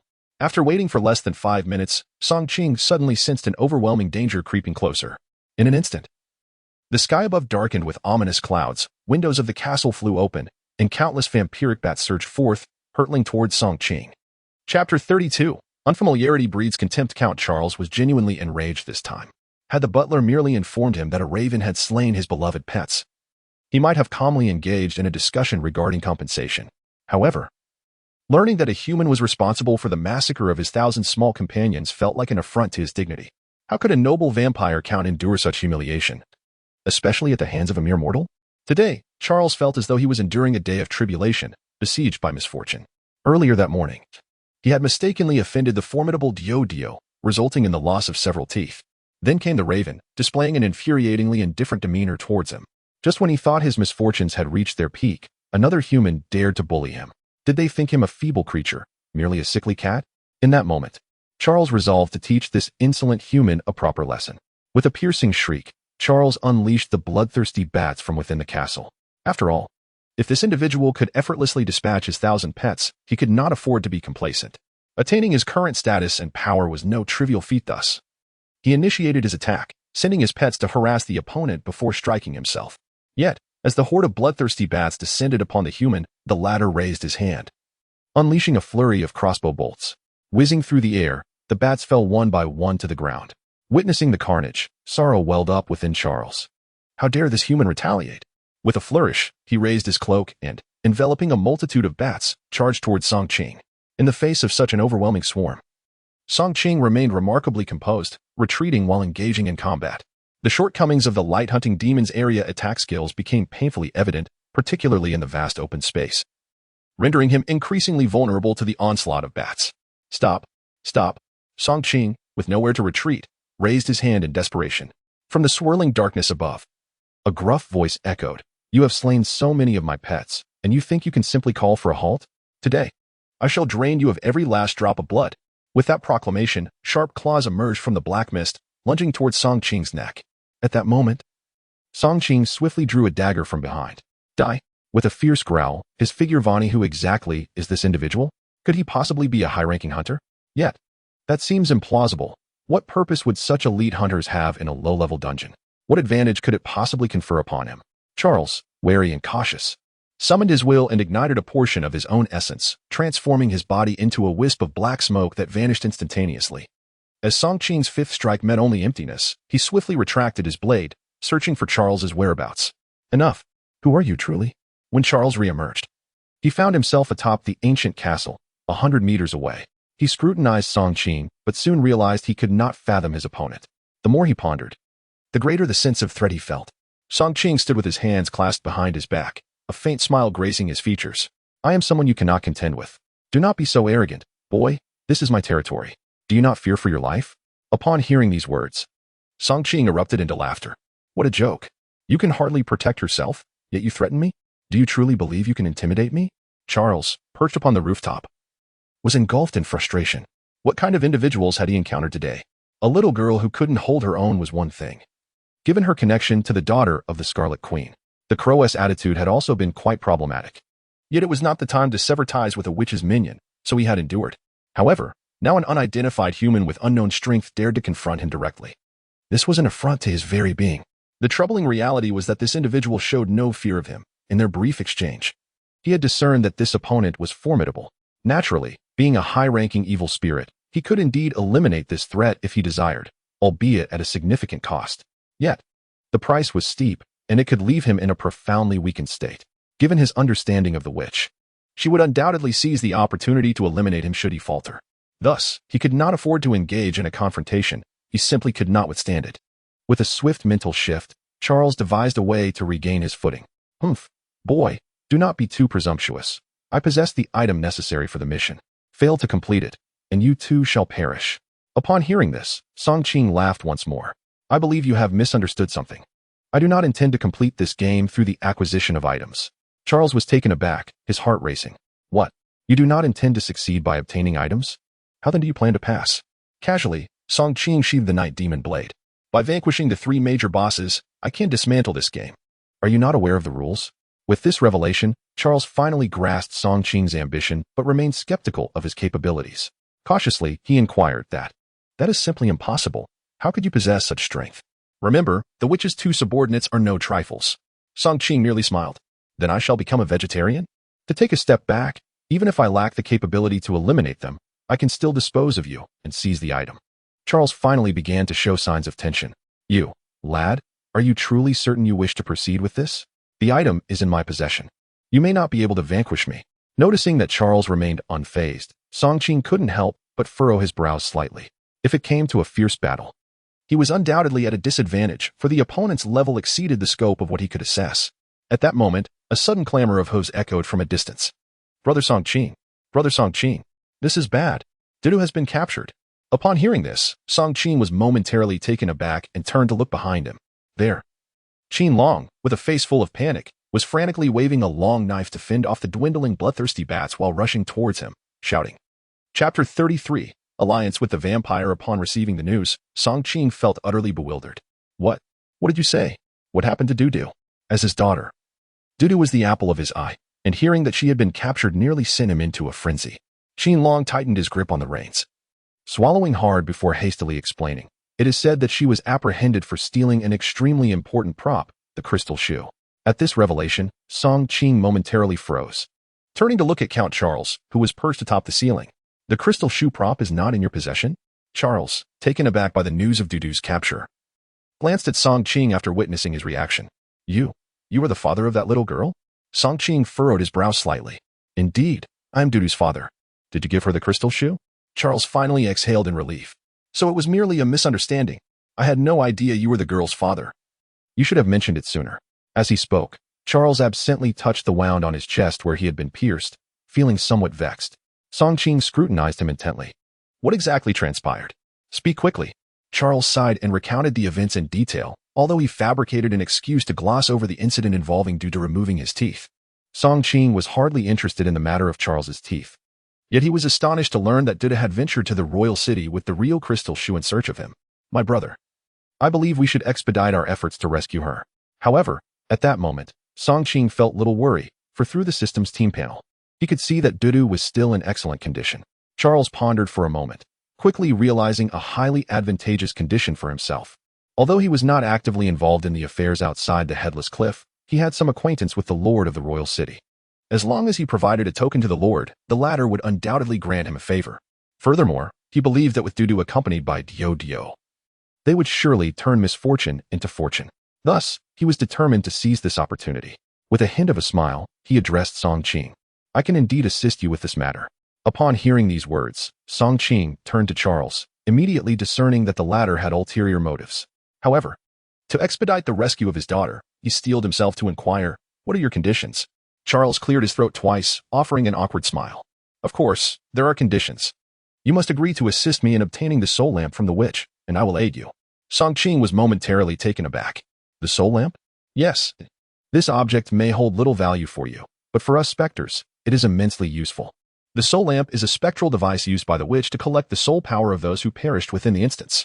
If I can acquire this device and refine its power, I should be able to transcend the realm of malevolent spirits. Upon hearing Charles's words, Song Qing could not help but sneer. What makes you think I would assist you? Cough, cough, but we are on the same side. Your assistance would benefit you as well, Charles replied. Observing the cunning Earl Charles, Song Qing shook his head in resignation. Firstly, we are not allies. I merely have a cooperative relationship with Wenjun. Additionally, I may not possess the capability to eliminate the witch. And let me ask you this, do you take me for a fool? Dudu is right beside my daughter, and she will certainly not encounter any trouble. It is you who mistakenly believes you can pull off a clever ruse. Confronted with Song Qing's revelation of his ulterior motives, Charles's face flushed with embarrassment. Song Qing continued. However, I am open to a collaboration, provided you cooperate with me. I can consider assisting you in acquiring the soul lantern. Upon hearing this, Charles's excitement was palpable. Yes, of course. Just tell me how we can collaborate. Not wishing to squander time, Song Qing directly stated, first, demonstrate some sincerity, and I will inform you of the plan to eliminate the witch. Charles's eyes gleamed with determination as he nodded vigorously. All right. He then removed a ruby ring from his finger and handed it to Song Qing. The Lord of the Royal City once owed me a favor. With this ring, you can certainly rescue Dudu. Moreover, you can use this ring to communicate with me telepathically. As Song Qing accepted the ring and slipped it onto his finger, he immediately sensed the ability to establish a mental connection with Charles. Very well, await my message. Just as Charles prepared to speak further, he realized Song Qing had already turned to leave. I hope this partner does not let me down, he mused. In the secluded mountains behind the nameless village, a raven, visibly distressed, gazed at the witch's silhouette. Is this truly the best course? If we do not restrain Charles, he will undoubtedly pose a threat to us in the future.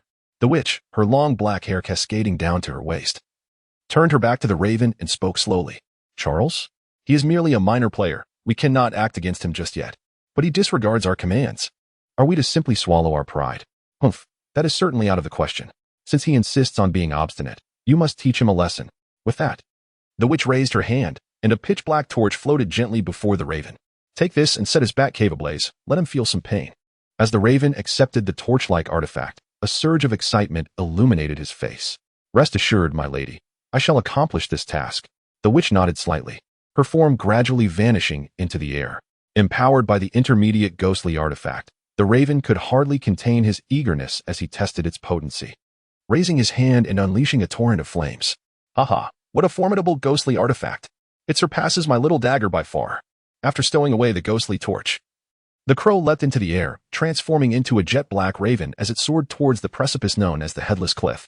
In a bid to reach the royal city expeditiously, Song Qing communicated the location of his steed to Qin Long, then mounted the latter's mount, hastening towards the capital. However, Upon arriving at the Bat Cave, he was immediately enveloped by an overwhelming wave of searing heat emanating from within the cavern. What was happening? No sooner had he voiced this thought than a swarm of bloodthirsty bats erupted from the cave, screeching as they flew outward. Following this, Song Qing beheld a figure clad in black, brandishing a torch, in hot pursuit. Instinctively, he assessed the opponent's strength. LV-41 Crow, malevolent spirit boss, possessing formidable offensive capabilities. Capable of high-speed flight, adept at concealing its presence, and skilled in ambush tactics. Special abilities, stealthy assault, flight. Song Qing was momentarily taken aback. The crow? Was this not one of the three pivotal bosses? Yet, upon reviewing its level information, a grave expression crossed his face. This creature was significantly high level. His blood strike could typically obliterate foes 20 levels above him. However, this adversary's level exceeded his by a considerable margin. As he pondered this, the crow also noticed Song Qing outside the cave, displaying a flicker of surprise, quickly morphing into excitement. A solitary human to strengthen? I did not anticipate such a boon today. With that, the figure advanced towards Song Qing. Chapter 34.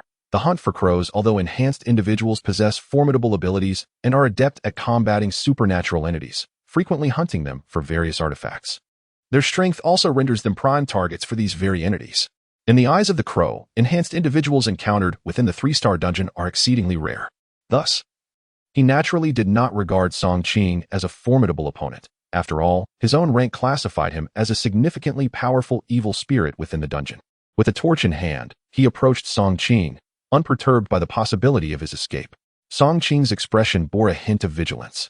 The disparity in their levels was disconcerting, and his most potent skills would hardly suffice against such an adversary. Moreover, the fact that this creature could take flight left him with little hope of retreat. Nevertheless, he remained composed, gently rubbing the ring on his right hand. Young man, judging by your attire, you must belong to the Royal City Guard. What brings you here? The crow queried as he drew near, a playful smile gracing his features. He was indeed capable of striking, yet according to the rules of the game, he needed to fabricate an accusation against Song Qing first, thus legitimizing his intent to eliminate him.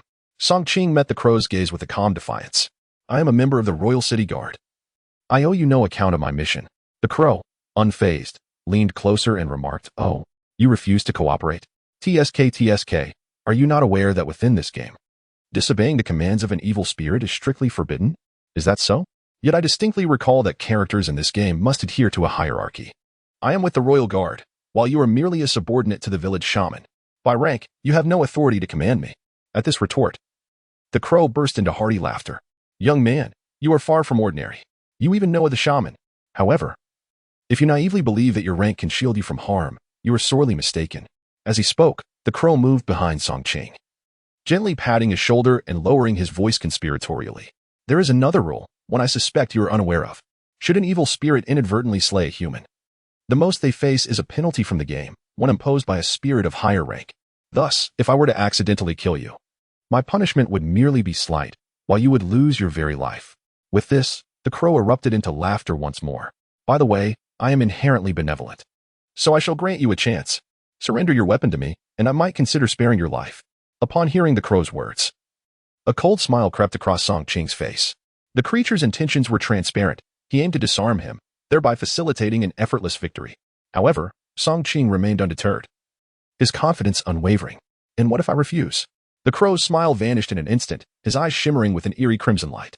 Sharp black feathers sprouted from his arms. Then I shall take your life. As soon as the words were spoken, the air around thickened with a pungent scent of blood, and a chilling wind began to howl. The figure of the raven vanished before Song Qing in an instant. With a grave expression, Song Qing raised his night demon blade before him, extending his consciousness to remain vigilant of his surroundings.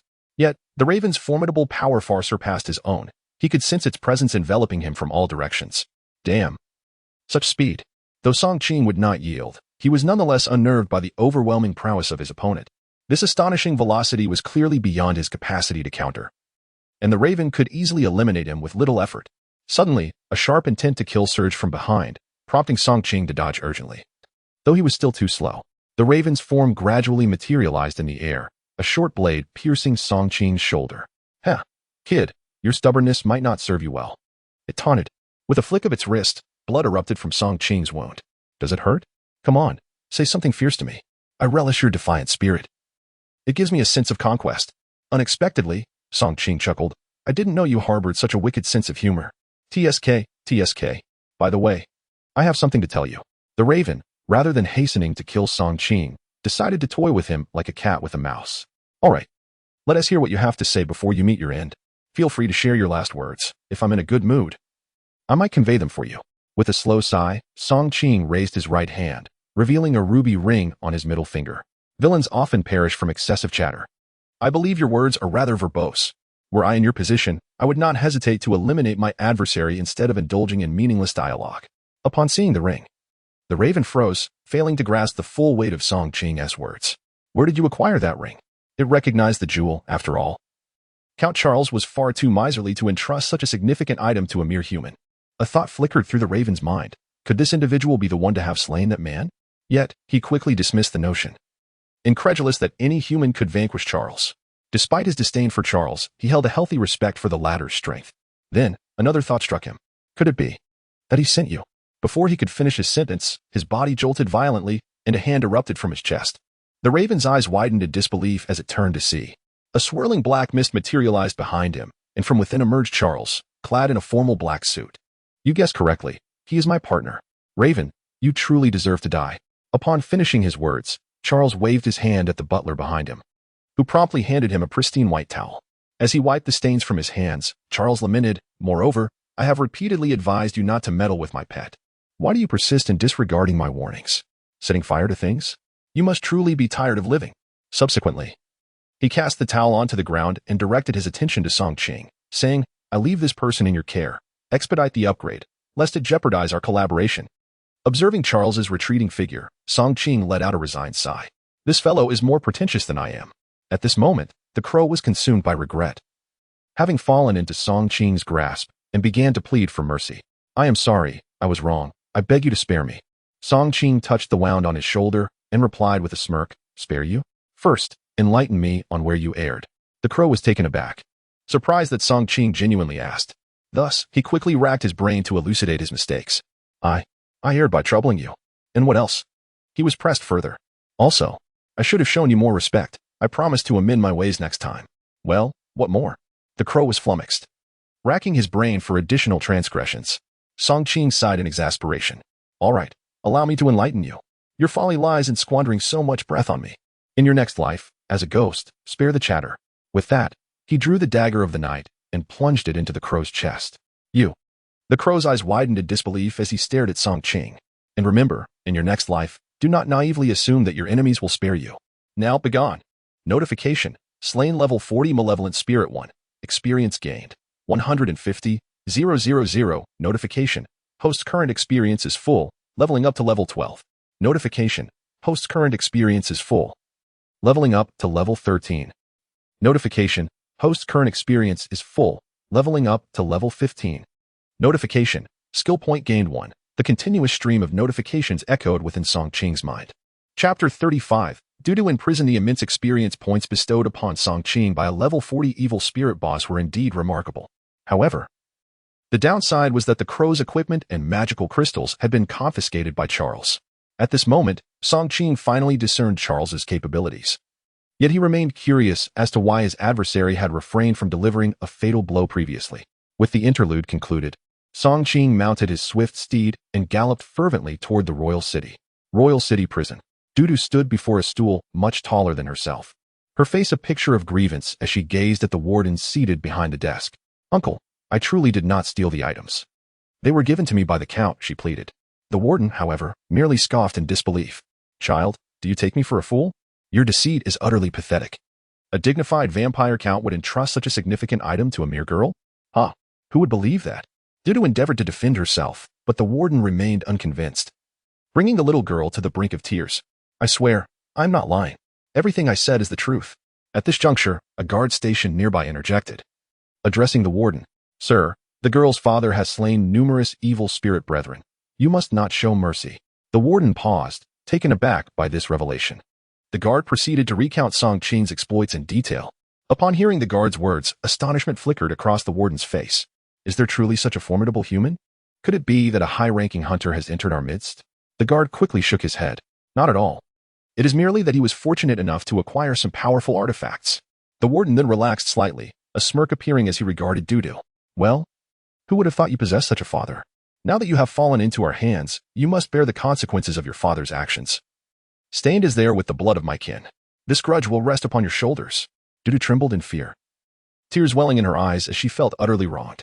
The guard, witnessing her reaction, felt a surge of satisfaction, relishing the opportunity to impress Sun Wang. He continued to stoke the flames, pointing at Dudu. Warden, this girl is no ordinary child. She possesses certain abilities. Abilities? The warden, intrigued, regarded the little girl, who appeared no older than 4 or 5, and seemed an unlikely candidate for enhancement. The guard, well-versed in Dudu's situation, promptly disclosed her capabilities. It seems this little girl possesses such powers. She cannot be allowed to remain here. With that, the warden called to several nearby guards, instructing, "Take her to the lowest cell and deliver her to the octopus monster." "Yes, warden." Subsequently, a guard gave Dudu a shove. "Move along." Dudu, her eyes brimming with tears, continued to protest, "I'm not lying. Woe is me." Seeing Dudu in such sorrowful distress, the warden and other evil spirits erupted into laughter. "Little girl, do not be naive. Do you not understand whom you have offended? At this point, it would be wise to obediently enter and await your punishment. Perhaps if you sweeten your words, you may suffer a little less torment." Upon hearing the guard's words, Dudu's sobs intensified. The guard, witnessing her tears, felt a surge of delight in his heart, anticipating the moment he would relay this joyful news to Sun Wang. Others may not comprehend the significance of the prison's lowest level, but he, as a city defense soldier, was acutely aware. The lowest depths of the prison were reserved for the most vicious of fiends, malevolent spirits that had long been deprived of sunlight, embodying the essence of cruelty. Although their ranks were not high, they were among the most ferocious of malevolent entities, relishing in the torment of humans. They were confined there to prevent their emergence from disrupting the game. The guard knew that once Dudu was imprisoned there, her chances of survival would be extinguished. As they traversed the dim and damp path leading to the cell's depths, the temperature plummeted with each step. Countless cells lined the way, each harboring various degrees of malevolent spirits. Whenever the fiends caught a whiff of Dudu's scent, they would uncontrollably hurl themselves against the iron doors, producing chilling roars and the sound of frenzied impacts. Beside Dudu, Dio, feeling somewhat vexed, patted the little bear in her hands. "It infuriates me. My powers are suppressed within the royal city. But do not fear, dear sister. I shall find a way to save you." With that, Dio opened her mouth wide and expelled a dark, orb-like object. "With this, those malevolent spirits shall not harm you." Dudu's hands were bound by ropes, leaving her no choice but to allow Dio to place the orb in her pocket. Dio continued, "I will devise a plan to rescue you. Just consider it a game." Dudu felt a surge of fear and was about to speak when Dio vanished from sight. Alone, Dudu's trepidation only deepened. She walked for what felt like an eternity until suddenly the path came to an end. Before her stood a pitch-black cell, obscuring any view of its interior. "Enter." The guard brusquely shoved Dudu into the innermost cell. Bang! As the cell door slammed shut, Dudu immediately heard rustling sounds from within. Soon after, a chorus of malevolent laughter echoed around her. "Hee, what tender prey we have. It has been ages since we feasted on such fresh food."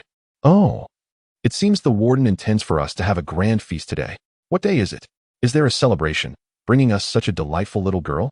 Faced with fiends that were either eyeless, had gaping mouths, or were smeared with blood, Dudu was paralyzed with fear. "Do not eat me. Woo-woo." However, her cries only served to amplify the glee of the surrounding spirits, each growing bolder and more unrestrained. One of the female specters reached out towards Dudu's face. However, just as her fingertips were about to make contact, a sudden cough echoed from the depths of the cell.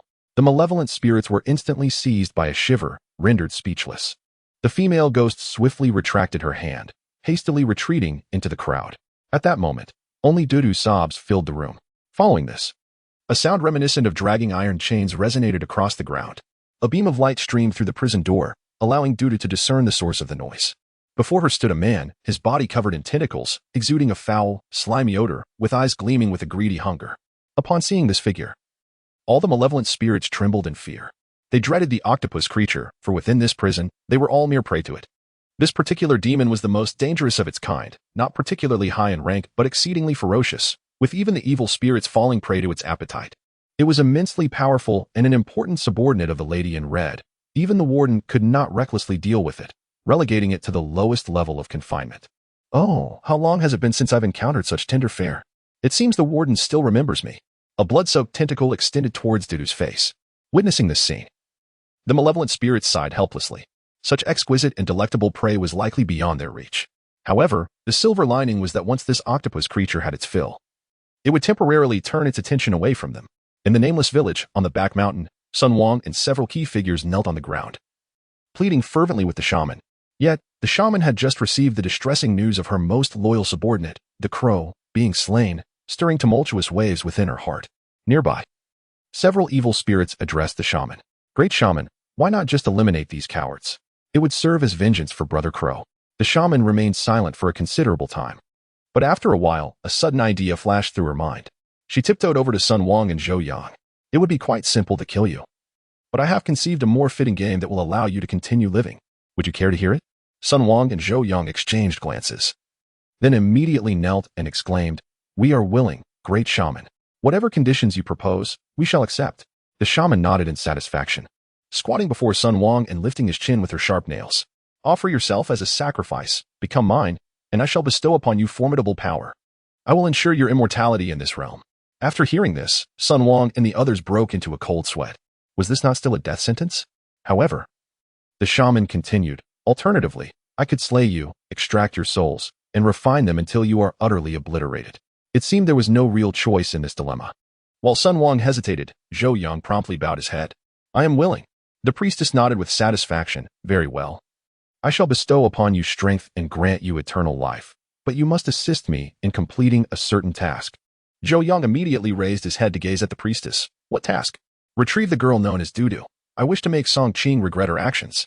Chapter 36. Pleading to be a servant within the confines of the prison, Dudu wept uncontrollably, her fear manifesting in heart-wrenching sobs. Around her, the malevolent spirits reveled in delight. It seemed that the louder her cries grew, the more joy it brought them. The face of the octopus monster was etched with a cruel grin, as he concocted a plan for how he would dispose of the small girl before him. However, just as one of his tentacles grazed a single strand of Dudu's hair, a powerful surge of energy abruptly severed his reach, akin to the shock of electricity. "Ah, my hand!" The octopus monster shrieked in agony as one of his tentacles fell to the ground.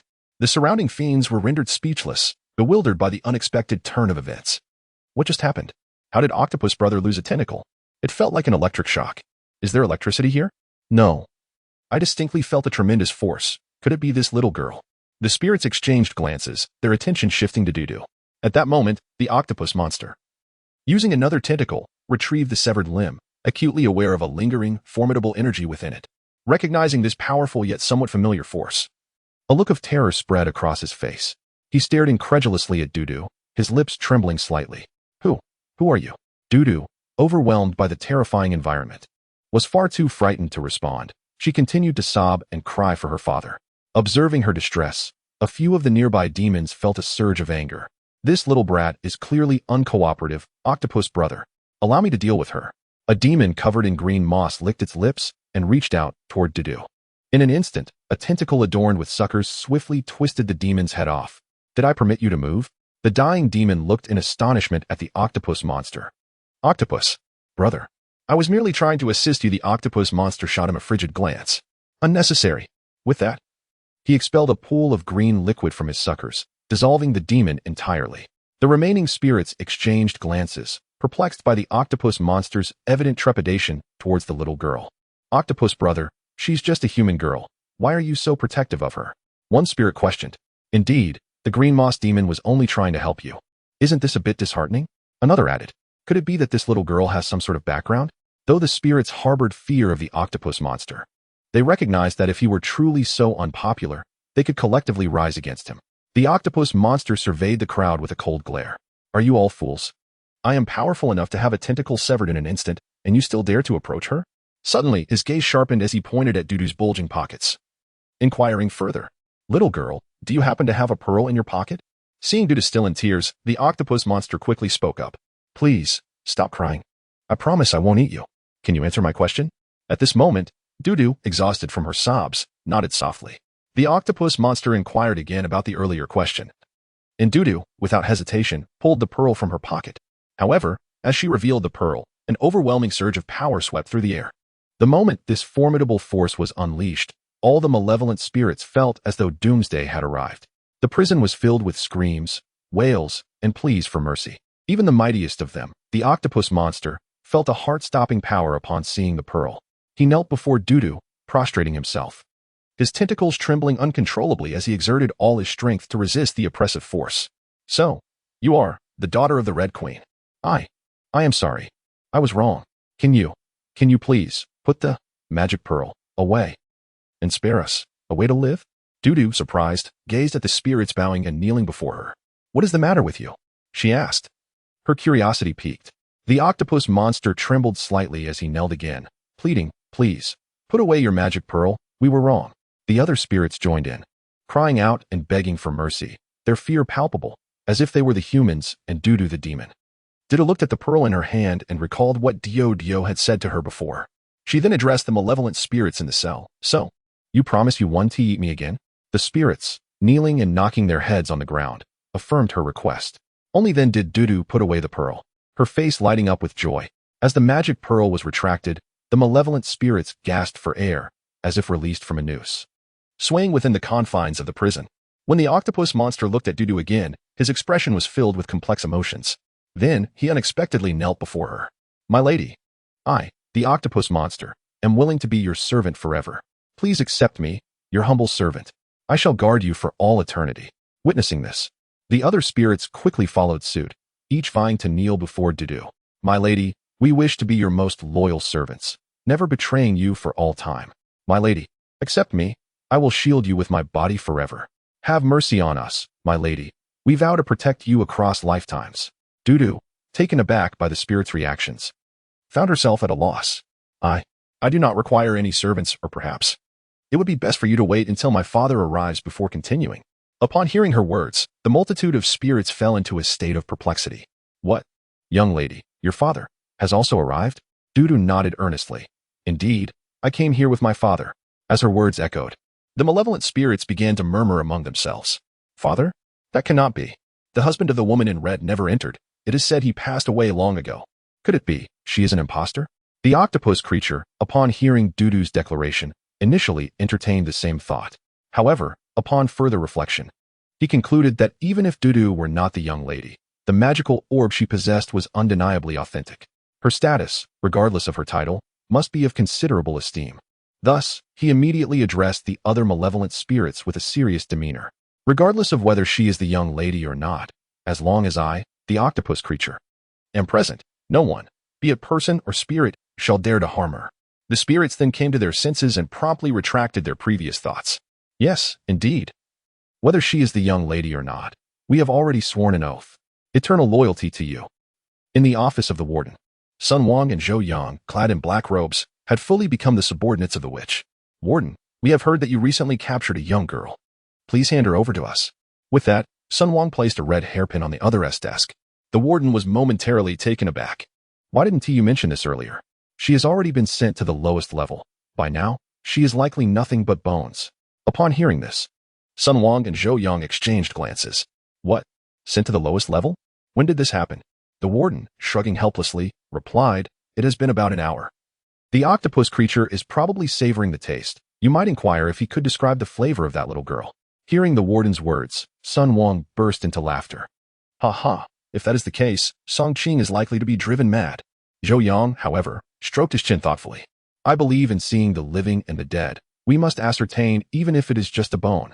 Sun Wang readily concurred, nodding vigorously. Exactly. We must confirm and report back. Subsequently, the two stood and addressed the warden. We would appreciate your assistance in allowing us to verify this. The warden, feeling powerless against the higher-ranking malevolent spirits, could only nod in resignation and led them toward the depths of the prison. Chapter 37. My daughter is still here in the Lord's office of Wang City. Song Qing arrived at the door, escorted by the malevolent spirit guards. The Lord of Wang City was a level 70 advanced evil spirit, a formidable presence within the entire dungeon. Upon hearing that a human sought an audience, he was momentarily taken aback.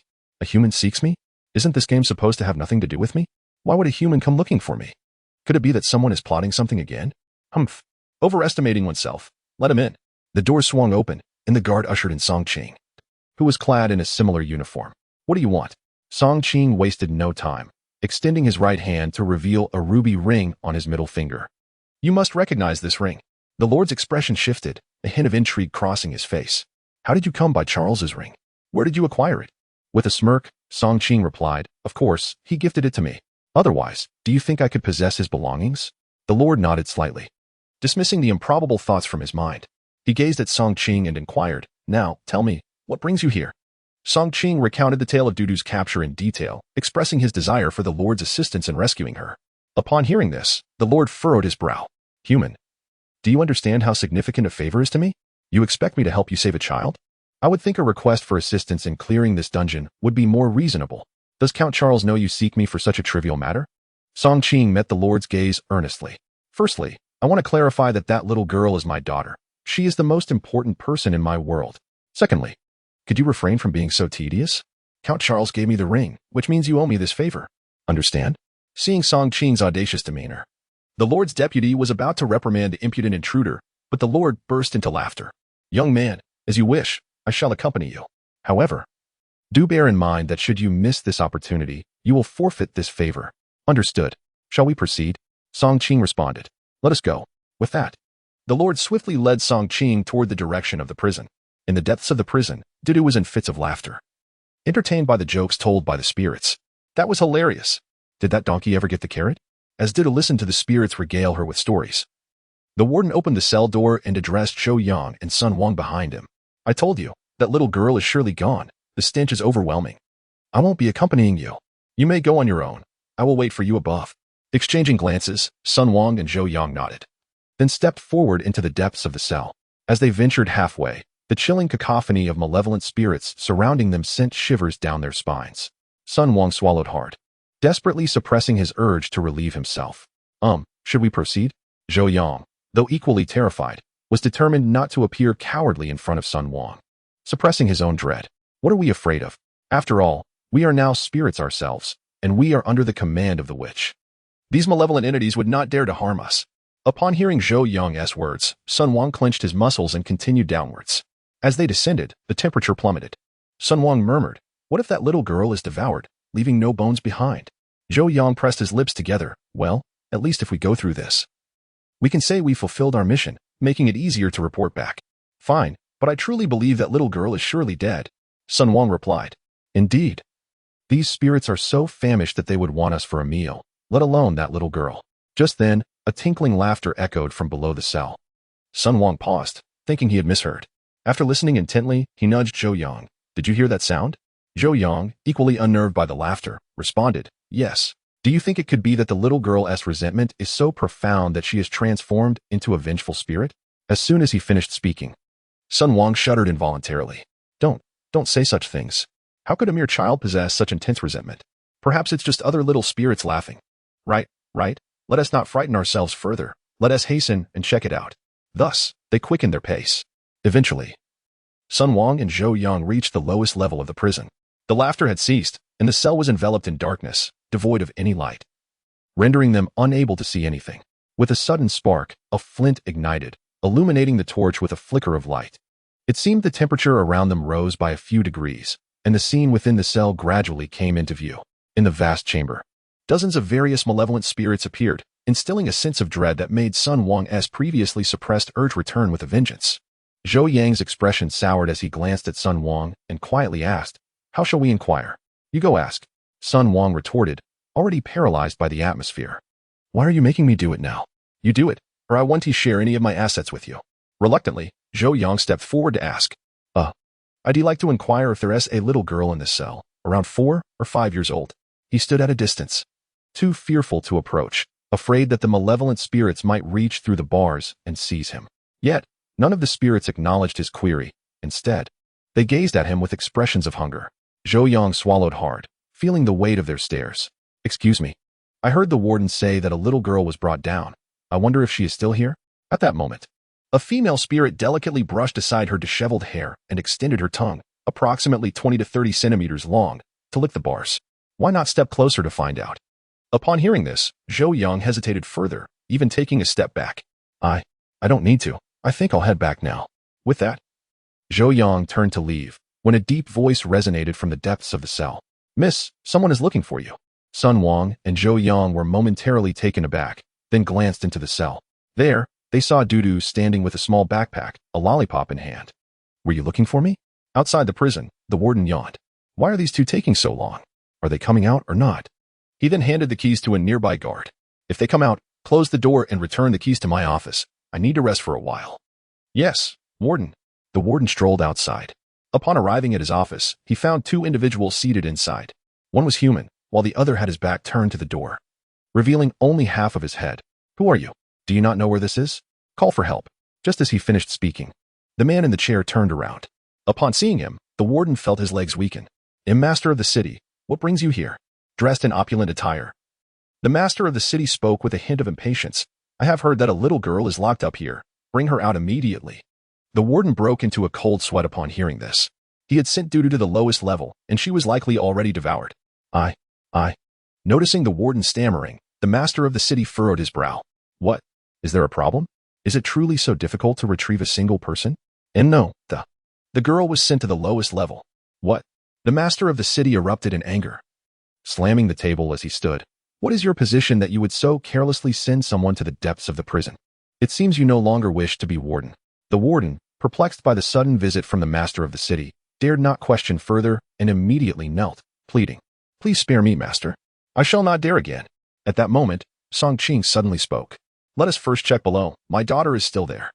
Chapter 38. Waves of rescuers. Upon hearing Song Qing's words, the prison warden scrutinized him closely, a flicker of disdain igniting within him. Nevertheless, he chose to ignore Song Qing and turned his attention to the city lord. My lord, you are surely aware that the lowest level houses the octopus monster. The warden's gaze remained fixed on the city lord's expression, a subtle reminder that he had allies behind him. The city lord's countenance darkened as he glanced at Song Qing. I understand that you may still be grappling with this grim reality, but I must convey to you that being confined to the lowest level of this prison signifies death. Do you comprehend? Especially for a young girl. The city lord then cast another look at the warden, his expression tinged with dissatisfaction. If I hear of you carelessly consigning individuals to the lowest level again, you will regret it. The warden exhaled in relief. Yes, I understand. I assure you it won't happen again. The city lord inclined his head slightly and addressed Song Qing. Please accept my condolences. I have been unable to assist you. Thus I owe you a favor. You may wish to contemplate something more beneficial, such as ensuring your successful passage through this ordeal. However, Song Qing directed his appeal towards the warden. If you do not believe me, may I at least be allowed to take a glance inside? Observing Song Qing's persistence, the city lord furrowed his brow. I have already stated that your daughter has no chance of survival. The horrors of the lowest level are beyond your imagination. Song Qing regarded the earnest city lord with a hint of frustration. I have already assured you that my daughter is perfectly fine. Why will you not permit me to enter? The warden chuckled softly, attempting to explain. The city lord is genuinely concerned for your well-being, fearing that the sights within may prove too distressing for you. I advise you against going in. It truly is unbearable. The entities confined down there are merciless fiends, starved for years. Encountering your daughter would certainly provoke them. Realizing he may have misspoken, the warden promptly fell silent. The city lord then turned to the warden. By the way, what prompted you to send a young girl to prison, especially to the lowest level? Were you instructed to do so? The warden, upon hearing this, promptly shifted the blame onto the gate guards. The city lord then addressed Song Qing. Every grievance has its source. Seek that person out when the time comes. You may address it and consider this favor settled. If not for Song Qing possessing a system for forming teams, he might have genuinely been swayed by their words. He gazed at the city lord and the warden with a sense of resignation. How about this? Grant me 5 minutes to take a look inside. If I do not find my daughter, I shall remain silent, and you can pursue your matters as you see fit. Would that suffice to settle the favor? The city lord, with a heavy sigh of resignation, acquiesced. Very well, I shall accompany you. Thus, the city lord led Song Qing towards the depths of the prison. The warden had initially intended to accompany them, but the lord of the city grew somewhat irritated upon seeing him and insisted that he wait above for further instructions, leaving the warden no choice but to await developments with a sense of resignation. As he observed the silhouettes of the lord and Song Qing disappearing into the dimly lit corridor of the prison, the warden began to calculate his next steps. Alas, had he known better, he would not have involved himself in this matter. Who is this man that even the lord owes him a favor? If that young girl were to perish, it seems likely that someone would meet a tragic end alongside her. Thankfully, I am not the one leading this affair. Phew. That was close. Just as he pondered how to navigate the ensuing events, an overwhelming pressure suddenly enveloped him. He turned abruptly and beheld a magnificent white horse galloping towards him, bearing a strikingly handsome man clad in a white suit. Upon sighting this man, the warden was instantly paralyzed with fear, beads of cold sweat cascading down his brow. He promptly knelt on the ground, bowing deeply to the distant figure. I have the honor of meeting His Highness the Prince. Long live your highness. The man dismounted with grace, exuding an aura so commanding that it inspired an instinctive reverence from those around him. This individual was none other than Prince Joseph, the pivotal male protagonist of the entire narrative. Although he was merely acting, his influence was formidable, especially as he shared the stage with the red-clad woman, the Cinderella of the tale, whose prowess was undeniably formidable. Within the confines of this chapter, his strength was comparable to that of the sorceress and Count Charles, hovering around the level of 90 to 100. Furthermore, these three characters had the potential to breach the 100-level threshold, becoming the second formidable specter after the red-clad woman. I hear you have captured a young girl. The warden, still kneeling, was taken aback by the prince's words, his forehead slick with perspiration. Is this truly a stroke of misfortune? Why is it that everyone seems to be seeking this young girl today? What is her and her father's true identity? Are they elite hunters? That cannot be the case. If they were, we would have perished long ago. How have we survived until now? First, the sorceress's people came. Then the Lord brought his men, and now even the prince has personally arrived. What the warden did not anticipate was that perched upon the prince's shoulder was an invisible little girl, Dudu. Tugging at the prince's ear, she commanded, "My friend is in danger. Why haven't you gone yet? If anything happens to my dear friend, I shall pluck every last hair from your head today." The prince, alarmed, nodded vigorously and, addressing the stammering warden, exclaimed, "Enough of this nonsense. Open the door." The warden dared not utter another word and quickly scrambled to his feet to unlock the prison door, allowing the prince to enter. Meanwhile, in the deepest recesses of the dungeon, Song Qing was astonished to find Sun Wang and Zhou Yang.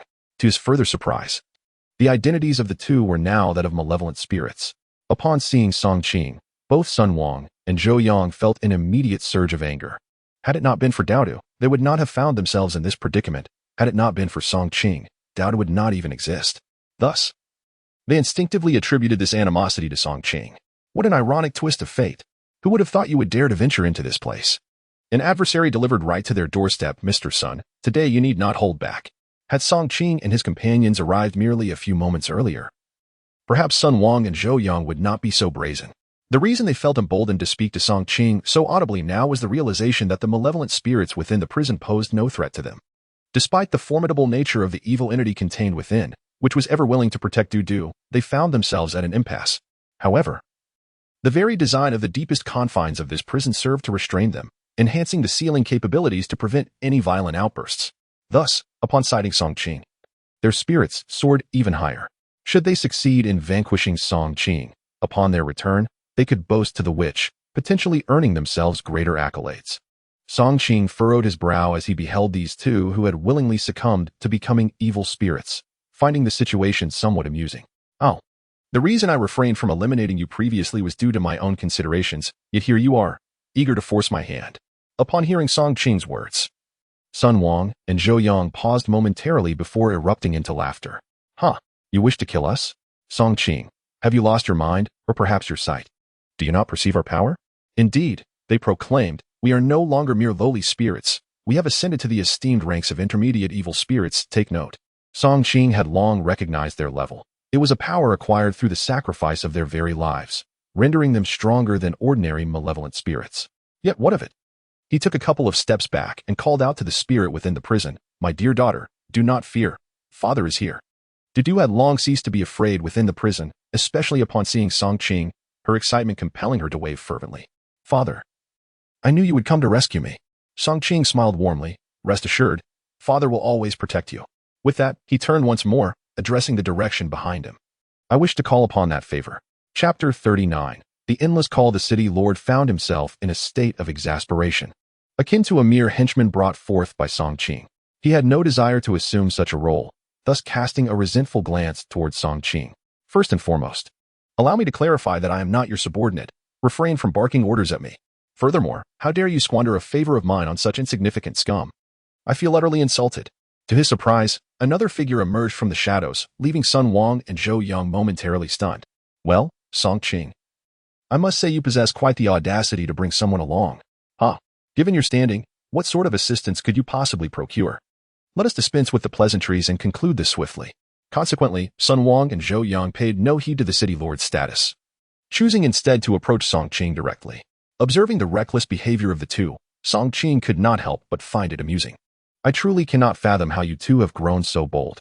Turning his attention to the city lord, he added, "Just to clarify, my intent in utilizing this favor is not to demean you. In truth, Song Qing was not concerned about his ability to contend with Sun Wang and Zhou Yang. Rather, he relished the notion of having a high-ranking ally resolve his troubles. It felt exceedingly worthwhile. Moreover, with Dudu in a stable condition within the jail, he deemed the favor well spent. Upon hearing Song Qing's words, the city lord let out a weary sigh. If Count Charles were to learn of your extravagant waste of his favor, he might very well be infuriated. The city lord then withdrew a short dagger from his pocket, only to reconsider and return it. It appeared unnecessary for dealing with such trifling adversaries. Thus, he resolved to act directly. Sun Wang remained utterly arrogant, disregarding the city lord entirely. However, Zhou Yang suddenly sensed something amiss. Wait a moment, you just claimed to know Count Charles. Who exactly are you? The city lord, donning gloves, cast a disdainful glance at Zhou Yang. Who am I? What relevance does that hold for you? The dead have no need for excessive knowledge. With that, a glint of coldness flashed in the city lord's eyes as he thrust his hands forward. Whoosh!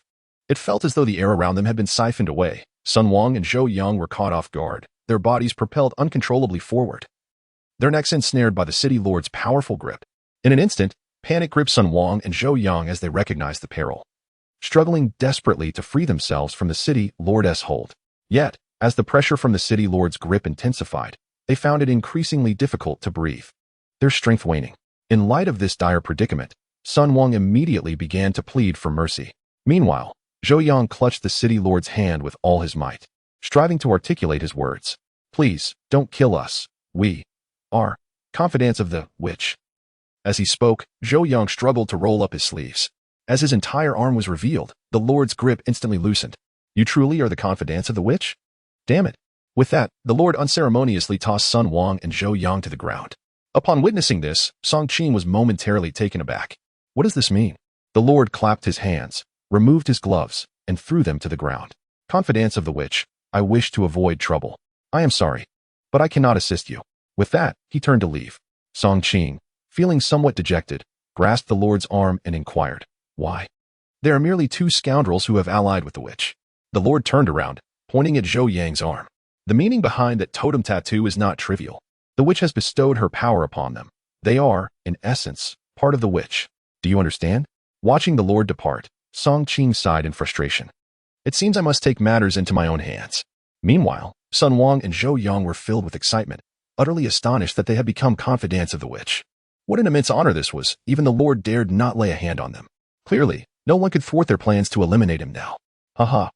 This is exhilarating. Let us not waste any more time. Let us strike. Sun Wang and Zhou Yang exchanged glances, revealing self-satisfied smiles, then drew their knives and approached Song Qing. Resigned, Song Qing unsheathed his own knife. Damn it, I must inform Count Charles about this favor. You will owe me for eternity. In the prison cell, Dudu, witnessing the sudden turn of events, urgently addressed the other specters. Uncles and aunties, can you assist my father? Hearing Dudu's plea, the spirits longed to help, yet the iron cage possessed sealing powers, rendering them powerless. I am truly sorry, young lady. We genuinely cannot assist Mr. Song. Indeed, if someone could open the cage door, we would certainly not stand idly by. Yes, once the door is opened, rest assured, your father need not lift a finger. Inside the cell, all the malevolent spirits understood the formidable nature of the prison, their gazes fixed upon the door. They had been confined for far too long, and each specter yearned for freedom. Hearing their words, Sun Wang grew anxious and quietly asked Zhou Yang, the prison door. It should be sturdy enough, right? Zhou Yang let out a cold laugh. What do you think? Are you unaware of the cost if these spirits are released? Fear not, they will not be freed. Clang. Before he could finish, a set of ancient keys fell from above. While I cannot directly assist you in eliminating them, the spirits inside are not afraid. Open the door and let them aid you. The Lord's voice echoed from upstairs. Sun Wang and Zhou Yang were instantly left dumbfounded. This slap in the face came too swiftly. Song Qing could not help but glance at Zhou Yang. They want to be freed? Are you certain? Upon finishing his words, he immediately reached for the key. In response, Sun Wang and Zhou Yang's pupils contracted, and they swiftly extended their hands to seize the key. Although Song Qing intended to divert the attention of the two with his words, he was still a fraction too slow. He managed to grasp one end of the key, but the other end was firmly held by Sun Wang, whose eyes glinted with a cold light as he clutched the key. Zhou Yang, eliminate him. Zhou Yang wasted no time, drawing a dagger and lunging at Song Qing's neck. Die, Song Qing. The dagger shimmered ominously as it aimed for Song Qing's throat. With a slight furrow of his brow, Song Qing relinquished his grip and stepped back. Zhou Yang's dagger missed its mark, while Sun Wang, despite having fallen, was elated to possess the key. Ha ha, I've got the key. No need to be afraid now. Sun Wang exclaimed, his face alight with excitement as he glanced at Song Qing, playfully gripping the dagger. You think you can compete with us? You're still too inexperienced. Prepare to die. With that, he lunged forward again with the dagger aimed at Song Qing. Just then, a voice echoed through the corridor. Your Highness the Prince? What brings you here? Chapter 40. Complete break. Upon hearing the voice of the city lord, everyone inside and outside the prison momentarily froze. Song Qing was the first to react, his gaze fixated on the key in Sun Wang's hand as he lunged for it. However, Sun Wang's reflexes were astonishingly swift, and Song Qing was unable to seize it. Damn it, so you want to snatch the key, do you? Quite the skill you possess. Song Qing sighed helplessly, not anticipating that the priestess would bestow upon them such formidable abilities. In a one-on-one confrontation, perhaps he could have eliminated either Sun Wang or Zhou Yang. Yet, in a two-on-one scenario, his strength seemed insufficient. Did this mean he would truly allow his adversaries to prevail? A sense of frustration welled up within Song Qing as his meticulously devised plan began to unravel unexpectedly. If he attempted to flee now, the two would undoubtedly be unable to catch him. Furthermore, Dudu remained protected by those malevolent spirits within the cell, posing no immediate threat to her life. Nevertheless, if he failed to neutralize both of them, it might impede his subsequent tasks. How he wished for a skilled ally to swiftly dispatch them. With a faint sigh, Song Qing murmured softly, adopting a defensive stance. Come on, let us not waste any more time. Concerned about the potential for unforeseen complications, Zhou Yang resolved to join forces with Sun Wang to eliminate Song Qing without delay. Sun Wang nodded, pocketing the key as he and Zhou Yang cautiously advanced towards Song Qing. Everyone seemed to dismiss the city lord's words as mere jest. After all, what was a prince of such stature doing in a place like this? Song Qing's expression grew serious as he keenly observed Sun Wang and Zhou Yang. Attack! Zhou Yang commanded, and in an instant, both sprang into action. Song Qing, wary of making a misstep, prepared to evade and counter. Just then, he felt an overwhelming surge of energy approaching. With a resounding thud, Sun Wang and Zhou Yang collided with an invisible barrier. Ouch! My nose! My face! What on earth just happened? Song Qing was taken aback and turned to see a man clad in a white suit standing behind him, his eyes filled with exasperation. Perched upon his shoulder was a petite girl, Dudu. Dudu flashed a grin at Song Qing, her wide mouth appearing far more endearing. Uncle, I've brought help to rescue my sister. Song Qing nodded, though his thoughts lingered on the sheer accuracy of this wish. Yet, he also recognized a crucial realization. He was woefully weak and desperately needed to level up. Sun Wang and Zhou Yang stood dumbfounded, unable to comprehend the situation. What was happening? How had another ally arrived? Curse it! What kind of item had Song Qing obtained to warrant such assistance? Subsequently, Zhou Yang cast a glance at the prince across from him, a hint of sycophancy gracing his features. Your Highness, we are all malevolent spirits here. Is it truly justifiable for you to assist him? Sun Wang, realizing the implications, immediately rolled up his sleeves, revealing the totem tattoos adorning his arms, and nodded in agreement. Indeed, we two brothers are of the witch lineage. In terms of race, we are of the same faction. However, no sooner had their words escaped than the prince abruptly interrupted them. Preposterous! Do you dare to claim kinship with me? Furthermore, let us not forget that our current factions are in opposition. How dare you witches venture into the royal city? It is nothing short of courting death. With that, the prince raised his hand, unleashing a surge of dark energy. Sun Wang and Zhou Yang were caught off guard. The moment the black mist enveloped them, their bodies became rigid. Damn, this! Sun Wang uttered in frustration, but before he could finish, he was transformed into a stone statue. Song Qing breathed a sigh of relief and clasped his hands in gratitude towards the prince. Thank you, Your Highness, for your intervention. The prince waved his hand dismissively, a touch of arrogance in his demeanor. Do not thank me. It is merely for the sake of the young lady that I intervened. And remember, as a guard of the royal city, I have now irrevocably offended the witches. They will not accept defeat willingly. The difficulty of this game will undoubtedly increase. I hope you can withstand it. With that, the prince turned and departed, seemingly having accomplished a critical task. Song Qing glanced at the city lord before turning to approach Sun Wang, producing the key to the prison. With a click, the door swung open, and Dudu was the first to dash out, her face alight with joy as she leapt into Song Qing's embrace. Daddy! Song Qing lifted Dudu, planting a kiss on her cheek. I'm sorry, Dudu. It was my failure to protect you. Dudu shook her head, beaming with a smile. I knew Daddy would come, so I kept waiting for you.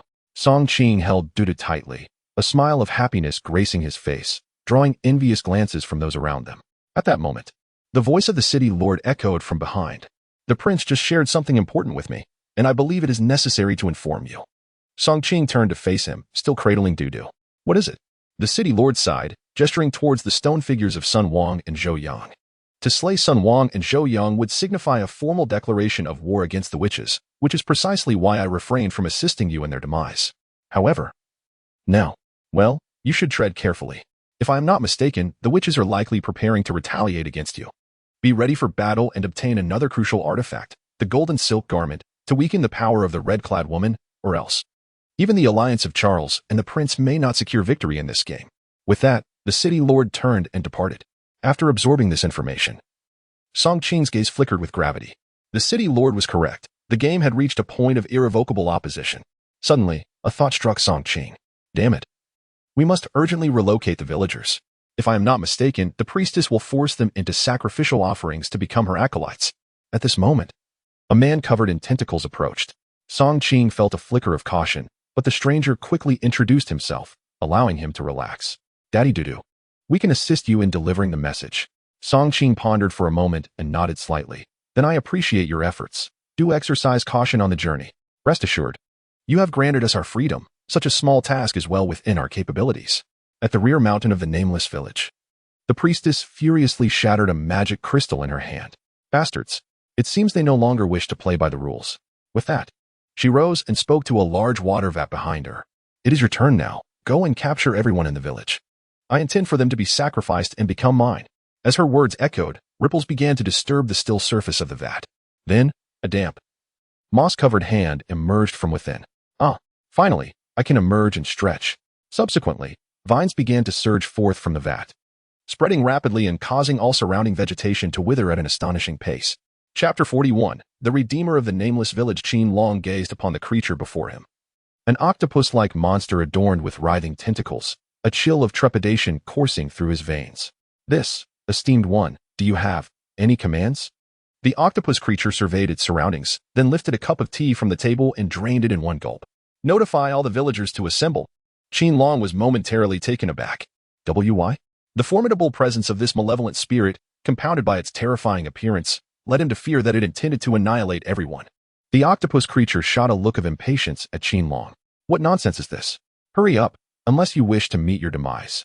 Despite the creature's brazen demeanor, Qin Long fought to suppress his growing fear. No, the rules of the game are set. I cannot act against them. Suddenly, the octopus creature burst into laughter. So, you wish to die then? As it spoke, a swift sound sliced through the air. Qin Long let out a cry of despair as a tentacle coiled around his neck, dragging him to the ground. You are violating the rules of the game. I will report you. The octopus creature approached Qin Long, looking down at him from its towering height. I am sent by Song Qing. If you wish to survive, come with me now. After watching the video, Qin Long finally believed that the octopus creature was indeed sent by Song Qing. The creature, in turn, recognized that Qin Long was trustworthy. Thank you. Qin Long expressed his gratitude to the octopus creature. The octopus waved dismissively. Spare me the pleasantries. Quickly gather the villagers. I will escort you to the royal city. Understood. Moments later, Qin Long managed to assemble all the villagers and spoke a few brief words, which immediately sent them into a frenzy. The octopus creature stood and pointed towards the village entrance. We must leave at once. They are coming. At the octopus's words, the villagers gasped and hastily rushed towards the entrance. Yet, they were still a moment too slow. The trees at the village entrance withered at an alarming rate, and suddenly, countless vines erupted from the ground, obstructing their path. The villagers halted, their faces etched with shock. Witnessing this scene, the octopus creature's expression turned grave. We are too late. Everyone, prepare for battle. With a commanding voice, the octopus creature lined up all the malevolent spirits that had emerged from the depths of the prison, standing as a barrier before the villagers. Meanwhile, the vines slowly parted to reveal a narrow path. A man covered in green moss emerged from the shadows. Octopus, it has been a long time. I never expected you to escape from prison. The octopus creature's eyes glinted with icy intensity as it regarded the man.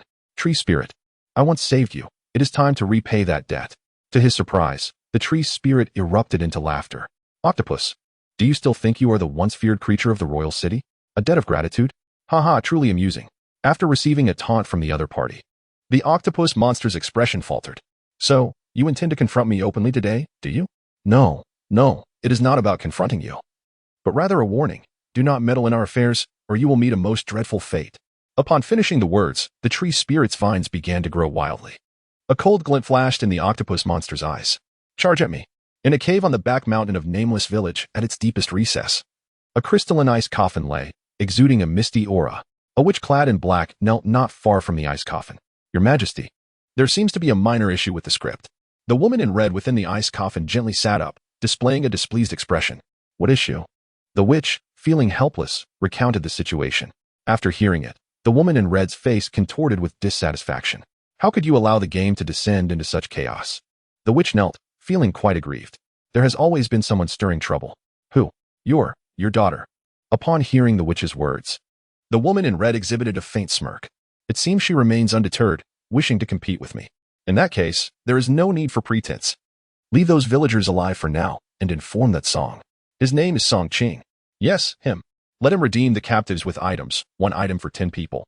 Until all are redeemed. Humph. If they refuse to adhere to the rules, then let there be no mercy. Understood.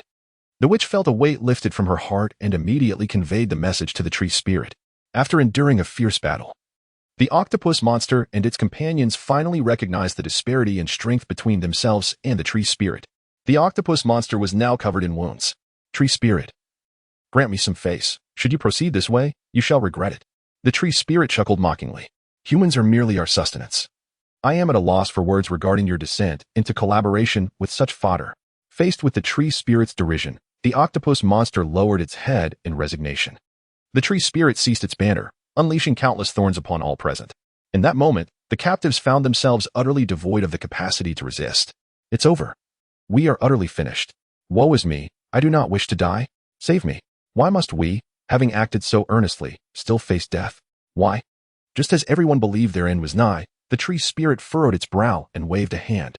Damn it, this old woman always interrupts me at crucial moments. Subsequently, the tree spirit retracted all its vines, regarding the captives with cold indifference. Humph, a bunch of worthless beings. I have an announcement for you. You do not have to die. For now. Upon hearing this, the crowd thought they must have misheard. What? We do not have to die? Just as the crowd was engulfed in confusion, the tree spirit extended its tendrils, ensnaring Qin Long with startling swiftness. I shall grant you a chance. Travel to the royal city and convey this message to Song Qing. 1 artifact in exchange for 10 lives. I await him in the murky swamp. The deadline is set for 3 o'clock this afternoon. With those words, Qin Long was cast from the confines of the tendril prison. The verdant smoke emanating from the woven tendril cage soon dissipated into thin air. In the royal city, upon hearing Qin Long's words, Song Qing's brow furrowed with concern. How ironic that the very fears one harbors would come to fruition. Alas, it appears we are a step too late. Qin Long, his face etched with urgency, implored, Brother, what shall we do next? Song Qing, stroking his chin in contemplation, replied, For now, you must return and assure him that I will retrieve the artifact. Urge him not to act rashly. Qin Long hesitated. But, there are over 100 people in the village. Can we truly procure that many artifacts? With a gentle pat on Qin Long's shoulder, Song Qing reassured him, Do you not trust in my capabilities? Upon hearing these words, Qin Long felt a wave of relief wash over him. Very well, I shall return and deliver the message. After bidding farewell to Qin Long, Dudu looked up at Song Qing and asked, Father, must we really seek the artifacts? Song Qing smiled and replied, Seek artifacts? No, we shall seek a person. And who might that be? Count Charles. Chapter 42. In such a rush to act? Count Charles gazed at Song Qing with an expression of deep melancholy. For Song Qing had just posed to him a remarkably absurd inquiry. This is a secret realm I have painstakingly nurtured over many years. Could you not consider an alternative approach? However, Song Qing abruptly interrupted him. Time is of the essence. Do not forget that we had previously agreed upon my assistance in acquiring the soul lantern for you. Do you not aspire to ascend to the status of a formidable specter? Ultimately, Charles found himself swayed by Song Qing's words and, with a resolute determination, declared, Very well. I shall place my trust in you this once. Follow me. He led Song Qing to a subterranean chamber within the castle. As soon as the door swung open, a powerful wave of energy surged forth. There are several hundred malevolent spirits residing within this secret realm. Is this truly of such significance to you? Song Qing smiled and nodded affirmatively. It is of utmost importance. Charles could only acquiesce, feeling a pang of heartache. What Song Qing desperately needed was experience points and levels. Spirits of a higher caliber were beyond his capability to vanquish, while those of a lower tier offered insufficient experience. Initially, he had contemplated abandoning his upgrade aspirations. But upon hearing from Jojo about Charles's ongoing cultivation of his vampire clan, He realized these vampires, steeped in blood, were of a notably high level but lacked any combat experience. Upon receiving this intelligence, Song Qing immediately recognized that these vampires represented an invaluable opportunity for leveling up. Fortunately, thanks to Jiu's timely warning, he avoided potentially perilous risks. Observing the eerie chamber before him, Song Qing took Jiu by the hand. "Let us proceed, dear daughter." "Yes, yes, father, let us go." The father-daughter duo stepped into the room teeming with malevolent spirits. Once inside, Song Qing illuminated the room, and as the light brightened, he beheld a multitude of vampires fixated upon him. Ah, splendid. They appear to be of high quality. Utilizing the system, Song Qing assessed the vampires and discovered they were all approximately at level 30. However, their movements were notably sluggish, rendering them nearly devoid of combat prowess. Indeed, they were the perfect training fodder. Thus, without hesitation, Song Qing brandished his Night Demon Blade and charged forth. With a single stroke, he swiftly dispatched a level 30 vampire spirit. Ding! Level 30 spirit slain 1. Experience gained. 10,000. A satisfied smile grazed Song Qing's face. Such ease. Let the official training commence. After a brief period of testing, he wasted no more time. The Night Demon Blade, akin to the scythe of death, incessantly reaped these vampires. As moments ticked by, the corpses of the vampires accumulated upon the ground, and Song Qing's experience points surged. Ding! Host experience points are full. Leveling up to level 16. Ding! Host experience points are full, leveling up to level 17. At last, when Song Qing reached level 20, the last vampire in the room finally succumbed. Spirit Transformation, LV1 skill, auxiliary skill, allows the absorption of energy from defeated supernatural beings, which can be stored and later released to inflict massive damage on a target once accumulated to a certain extent. A new skill has emerged. Spirit Transformation sounds quite promising, enabling the absorption of energy from the deceased specters, which can be stockpiled for self-preservation. Excellent indeed. Previously, he had promised Charles that all magic crystals within the bodies of the vampires would be surrendered to him. So Song Qing merely absorbed the energy from the vampires in the room. After the absorption, he felt a seemingly inconspicuous orb within his body. This must be the essence stored from the Spirit Transformation skill. However, it seems that he cannot release it just yet. Subsequently, Song Qing accessed the system to review his status and, without hesitation, upgraded his Ambush Blood Spike to level 2. Ding! Ambush Blood Spike upgraded to LV2. Ambush Blood Spike, LV2 specialized skill. Each release consumes 1,000 spirit points, unleashing a fatal 10-strike combo on the target, with each strike dealing double the damage of the previous one, ignoring enemy armor, and possessing a 10% chance to execute the target, not exceeding the host's level 20. With a 3-minute cooldown, the skill appears as unadorned as ever, still boasting that 10% chance to execute the target. It seems the damage has indeed increased. The consumption has risen as well, but the cooldown has been reduced to 3 minutes, which is quite acceptable. After upgrading the skill, Song Qing turned his attention to his equipment. His gear had not been upgraded thus far, primarily due to a lack of magic crystals. Additionally, he had not changed his class and was uncertain about the upgrading process. He then checked the quantity of magic crystals required for upgrades.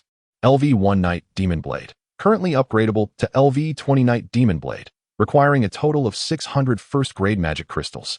Following this, Song Qing examined the other 5 pieces of equipment, each requiring 600 first-grade magic crystals for an upgrade.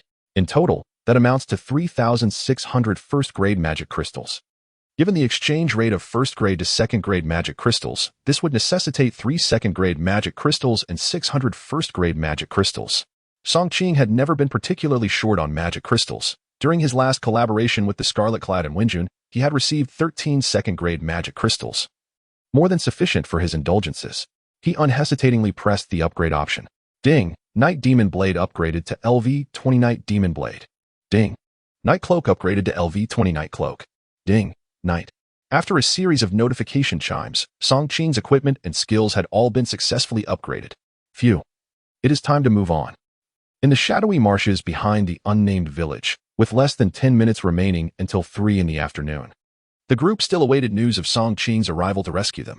Everyone's hearts were in turmoil as they gazed at the distant figure of the tree spirit, now taking on a human form, their minds clouded with uncertainty. What are we to do? Surely, Song Qing would not abandon us in our time of need.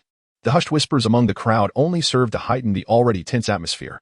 At this moment, Qin Long was at a loss regarding how to navigate the impending situation. Only 5 minutes remained. Yet, it seemed that the young man would not arrive. Form a line, everyone. Let us not create chaos, for I am averse to complications. As the tree spirit's voice reverberated through the air, the crowd was instantly paralyzed with fear. Several women among them were so overcome that they broke into tears.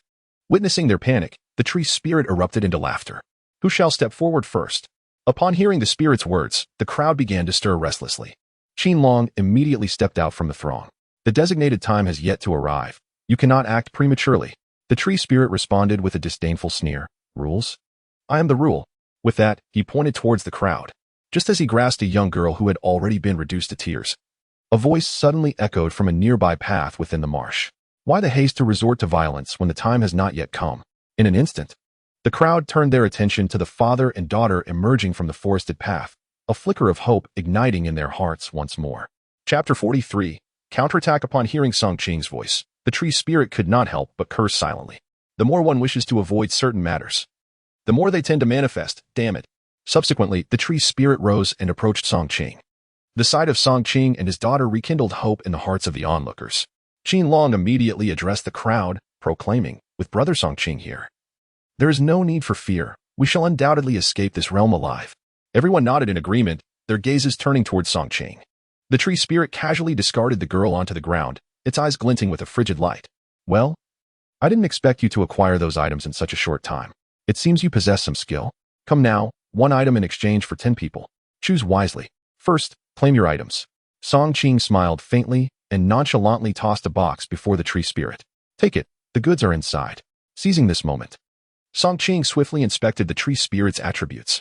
Tree spirit, LV90, boss-level malevolent entity, capable of absorbing the vitality of plants for its own use, summons vines for assault. Possesses formidable strength and rapid speed. Special ability 1, Vine Whip, wields thorny vines to strike opponents, inflicting tearing damage. Special ability 2, Resilient Bark Armor, grows bark to protect itself. Special ability 3, Vine Frenzy, consumes its own life force to summon additional vines to attack enemies. As Song Qing assessed the tree spirit, the latter was evidently infuriated by Song Qing's audacity. Do you know you are courting death? This is a trade. Why fuss over such trifles? Just tell me if you want it or not. Seeing Song Qing's brazen demeanor, the tree spirit seethed with rage, yet commanded a vine to retrieve the box from the ground. However, just as the vine was about to open the box, the tree spirit sensed something amiss within. Crack. The instant the box was opened, it seemed a mechanism had been triggered. At that moment, Song Qing swiftly drew his shadow blade and lunged at the tree spirit. The suddenness of the event caught the tree spirit off guard. Its attention focused on the box's mechanism. As it attempted to evade, boom, a violent explosion erupted, sending flames soaring into the sky. The tree spirit's vine was shattered into several pieces, causing sweat to bead on its forehead. Damn it, you fool, it shouted, hastily employing its remaining vines to counter Song Qing's lethal strike. Yet, Song Qi was no longer the same as before, having upgraded his equipment and skills. His power had significantly surged. With a fierce shout, Song Qing unleashed a blood strike. 1 strike, 2 strikes, 3 strikes. His attack speed had more than doubled, and the damage inflicted upon the tree spirit was exponentially greater. After merely 3 strikes, the tree spirit sensed that something was amiss. He had already activated his resilient bark armor to withstand the enemy's assault, yet Song Qing's 3 strikes effortlessly penetrated his protective layer. Damn, why is my bark ineffective? The treant, in a state of panic, gritted his teeth against the excruciating pain and attempted to distance himself from Song Qing. However, a smile crept onto Song Qing's lips as he realized that his skills could disregard the opponent's armor, rendering the treant's bark useless against him. He immediately surged forward to continue his relentless assault. Another 2 strikes pierced through the treant's bark, causing him to finally succumb to fear. Who the hell are you? Song Qing's smile deepened slightly. I am merely a survivor. Is there a problem? Damn it. You are no mere survivor. You must be a high-level hunter. With that, the treant swiftly unleashed several vines to defend against Song Qing while he darted away to safety. Thus, the scene unfolded with Song Qing clutching Dudu in one arm and wielding a blade in the other, pursuing the treant. Everyone present was left in utter disbelief. Goodness, how is brother Song Qing so formidable? Qinlong could hardly believe his eyes. After all, this was a 3-star dungeon, and the treant was a notoriously powerful boss within it. Not only was Song Qing holding his own, but he was also relentlessly pursuing the foe. Absurd. This is utterly preposterous. Why are you still standing there? Run. Yes, run. Quickly, flee. Brother Song Qing has afforded us this incredible opportunity. To the royal city. Consequently, everyone immediately dashed towards the royal city, seizing the moment. The treant lamented his predicament, Although his vines were formidable, they became ineffective in close quarters with Song Qing. Now, he could only evade Song Qing's attacks, unable to inflict any meaningful damage. As Song Qing drew nearer, the treant gritted his teeth and dashed into the depths of the shadowy marsh. Vines, obstruct him. With a low growl, the treant commanded the ground to sprout countless vines. Facing these tendrils, which possessed armor-breaking capabilities, Song Qing sliced through them effortlessly, as if cutting through octopus tentacles, severing one after another. In a cave on the mountainside, the woman in red and the priestess, utilizing their formidable spiritual senses, observed the fierce confrontation between Song Qing and the treant. Witnessing the treant's frantic flight, the woman in red's expression grew grave. It seems the treant is no match for him. Damn, why is this human so powerful? The priestess was at a loss for words, yet sensed an icy killing intent slowly permeating the air. My queen, allow me to assist the treant. However, in the next moment, she felt her body stiffening slightly. The woman in red had appeared behind her, gently resting her cold hand on her shoulder. You can't even handle such a trivial task. You have wasted too much of my time. Do you not possess any awareness? The priestess, momentarily paralyzed by fear, fell to her knees in a desperate plea for mercy, yet her body seemed to betray her will. Your Majesty, spare my life, she cried. In the next instant, her body convulsed violently as the lady in red plunged her fingertip into the priestess's back. A stream of pure malevolent energy was relentlessly extracted, causing the priestess's form to wither at an alarming rate, ultimately reducing her to nothing more than a mere hide. The lady in red languidly licked her fingertip, as though savoring an exquisite feast. What a pack of incompetents! It appears I must take matters into my own hands, she declared. Jun, I must admit, your fortune is rather remarkable for encountering such a gifted hunter. Alas, the rules of this game are dictated by me. Prepare yourself, as I shall savor your soul at my leisure. Ha! With that, the lady in red exited the cave and snapped her fingers toward the sky. Before long, an ornate carriage materialized outside the cave. With a graceful wave of her hand, her attire transformed into a splendid white evening gown. She elegantly stepped into the carriage, setting off for the royal city to attend the grand banquet. Chapter 44: The final 3 hours in the dimly lit marshland. Song Qing, accompanied by Dudu, relentlessly pursued the treant. The treant's formidable defense stemmed primarily from its bark armor, and fortuitously, Song Qing's skills were adept at bypassing such protection. Thus, encountering a high-level malevolent spirit that he could sense was an opportunity he could not afford to squander. Do not flee. Let us sit down and converse, he called out. The disparity in their levels was considerable, compounded by the treant's choice of the marshy terrain, making it somewhat challenging for Song Qing to catch up. Upon hearing Song Qing's voice echo behind him, the treant nearly stumbled into the muck. Turning back, he bellowed defiantly, "If you possess the capability, then catch me. There is no chance I will halt." In response to the treant's taunt, Song Qing, somewhat exasperated, continued to shout, "Please, let us not be adversaries. Our meeting is fated. Let us engage in a meaningful dialogue. If I were to catch up in a fit of anger, I fear I might unleash my strength uncontrollably. If you cease your flight now, we might negotiate amicably." The treant felt an overwhelming sense of humiliation. "You insolent human, once I have regained my breath, I shall turn the tables on you." With that, he resumed his flight, cursing as he ran. "Cursed be this day. I have never endured such disgrace. To be pursued by a mere human is a profound humiliation." As he spoke, the treant gestured towards Song Qing, commanding, "Vines, restrain him." The vines he summoned instantly lashed towards Song Qing, yet he was no longer the novice he once was. With each strike, he dispatched the vines effortlessly, even garnering a modicum of experience points. However, with every vine severed, the treant felt a diminishing strength. Gradually, he sensed his stamina waning. This cannot continue. I shall be worn down if I do. During a brief respite, the treant glanced back at Song Qing, who was still in hot pursuit. I must retreat to the cave and seek the queen's assistance. Resolutely, he altered his course toward the cave. Meanwhile, the spiritual energy within Song Qing was also depleting rapidly, and he grew concerned about his endurance. Although Dudu possessed a halo of spiritual energy that could enhance recovery, Dudu's low level rendered its effect rather minimal. Currently, the energy he expended to contend with the numerous vines far exceeded what the halo could replenish. Just as Song Qing dispatched the final wave of vines, he suddenly noticed that the treant had vanished from sight. Where has that creature gone?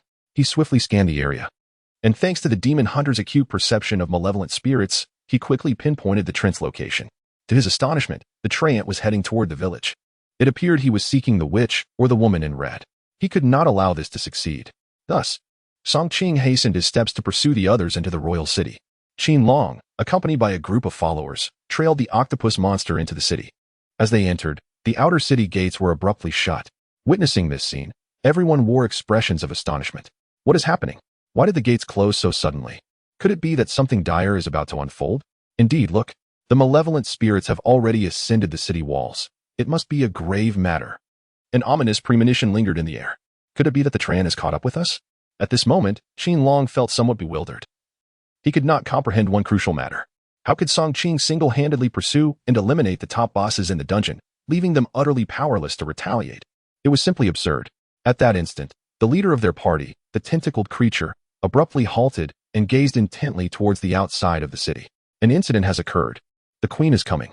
Upon hearing this, the others were left perplexed, casting puzzled glances at the octopus monster. What does it mean that the queen is coming? Isn't this dungeon themed around Cinderella? It seems there is no queen present, right? Qin Long could not help but inquire. The tentacled creature sighed and shook its head. The queen I speak of is the malevolent spirit portraying Cinderella. No, she is not merely a malevolent spirit but a vengeful ghost. She is the most powerful entity within this dungeon. At her peak, none of the malevolent spirits combined could rival her strength. The surrounding individuals widened their eyes in disbelief. What? None of the spirits in the entire dungeon could match her? She is that formidable? Indeed, if she were to arrive in the royal city, who could possibly withstand her? It's over. She wouldn't unleash a massacre in the royal city, would she? Suddenly, Qin Long realized a significant issue. Wait. It seems the Scarlet Queen hasn't obtained enough items, has she? Wouldn't her actions violate the rules? As soon as he voiced this thought, another malevolent spirit nearby let out a cold laugh. Rules? What a jest. In this entire dungeon, she is the one who establishes the rules. Who could possibly hold her accountable? Upon this declaration, the crowd fell silent. Indeed, the Scarlet Queen is the mightiest being within the dungeon. None can stand against her. However, the tentacled creature shook its head. Although the Scarlet Queen possesses immense power, she must still adhere to the rules. These are not her rules but the laws of the heavens, which no one can transgress. Upon hearing this, Qin Long's eyes flickered as he suddenly pondered a question. If that is the case, how did she arrive without the necessary items? That seems to contradict the rules, does it not? The surrounding individuals nodded in agreement. The octopus monster's expression darkened. Her presence in the royal city could only mean one of two things. She has obtained the items, or she has eliminated a slightly weaker malevolent spirit to usurp its abilities. Qin Long smacked his thigh in realization. Are you saying she has killed her own subordinate? The octopus monster nodded. Yes, if I am not mistaken, the witch is likely no more. At that moment, the sky suddenly shifted in hue. The previously murky atmosphere transformed once more into a deep crimson. A piercing laugh echoed from the heavens above. Indeed, you have performed admirably to accompany me thus far. However, the forthcoming challenges shall not be so effortless. According to the rules of the game, there remain 3 hours until the ball. Yet, I lack both my dancing shoes and evening gown, thus, it falls upon you. Should the time elapse without my acquiring these essential items, I shall enter the city and eliminate each one of you. Let the game commence. Chapter 45. Journey to the Abyss. At this moment, the royal city was shrouded in a cloud of fear. Not only the humans, but even the malevolent spirits within felt an overwhelming dread. The oppressive aura emanating from the woman in red was palpable, rendering any thought of resistance futile. After all, she stood as the only entity in this realm whose power surpassed that of the evil spirits, having ascended to the rank of a vengeful specter. Who could possibly remain untroubled in her presence?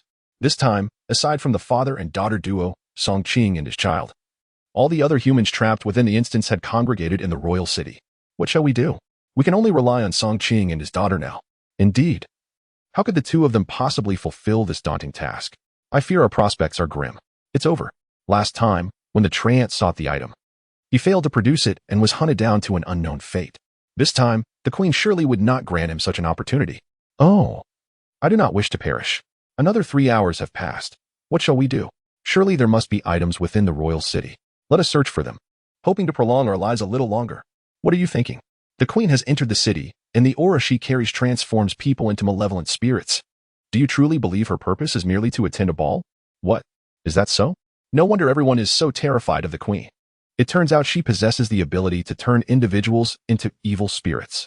The crowd discussed this dreadful revelation in panic, and even the malevolent spirits within the city were consumed by despair. The prince, too, was deeply troubled, and his courtiers were in a state of utter disarray. Your Highness, I believe our immediate priority is to swiftly resolve our predicament. We cannot accompany these humans to their doom. Indeed, Your Highness, if the woman in red wishes to play, we can indulge her, but we need not become her sacrifices. I propose that we negotiate with the queen, offering her these humans in exchange for our own lives." Upon hearing these words, the prince could not suppress a cold laugh. "You seem to be insufficiently acquainted with the queen. She is a madwoman of the game, strictly adhering to its rules. Otherwise, we would have perished long ago. Thus, to disrupt her game is to invite death." At the prince's declaration, the hall fell into a profound silence. Does that mean we have no means of escape? Must we place our hopes solely on the human outside? The prince sighed and approached the window to gaze outside. Yes, we can only rely on him now. In the cave behind the nameless village, the treant fled in a state of turmoil, his condition dire. Gazing at the wounds adorning his body, an overwhelming fury surged within him. "I shall kill you one day." After uttering this grim vow, the treant leaned against the cave's rocky wall and ventured deeper within. However, upon reaching the innermost recess of the cave, he was met with an empty crystal coffin. Where is she? Realizing this, he immediately scanned his surroundings and suddenly spotted a desiccated corpse by a nearby pool.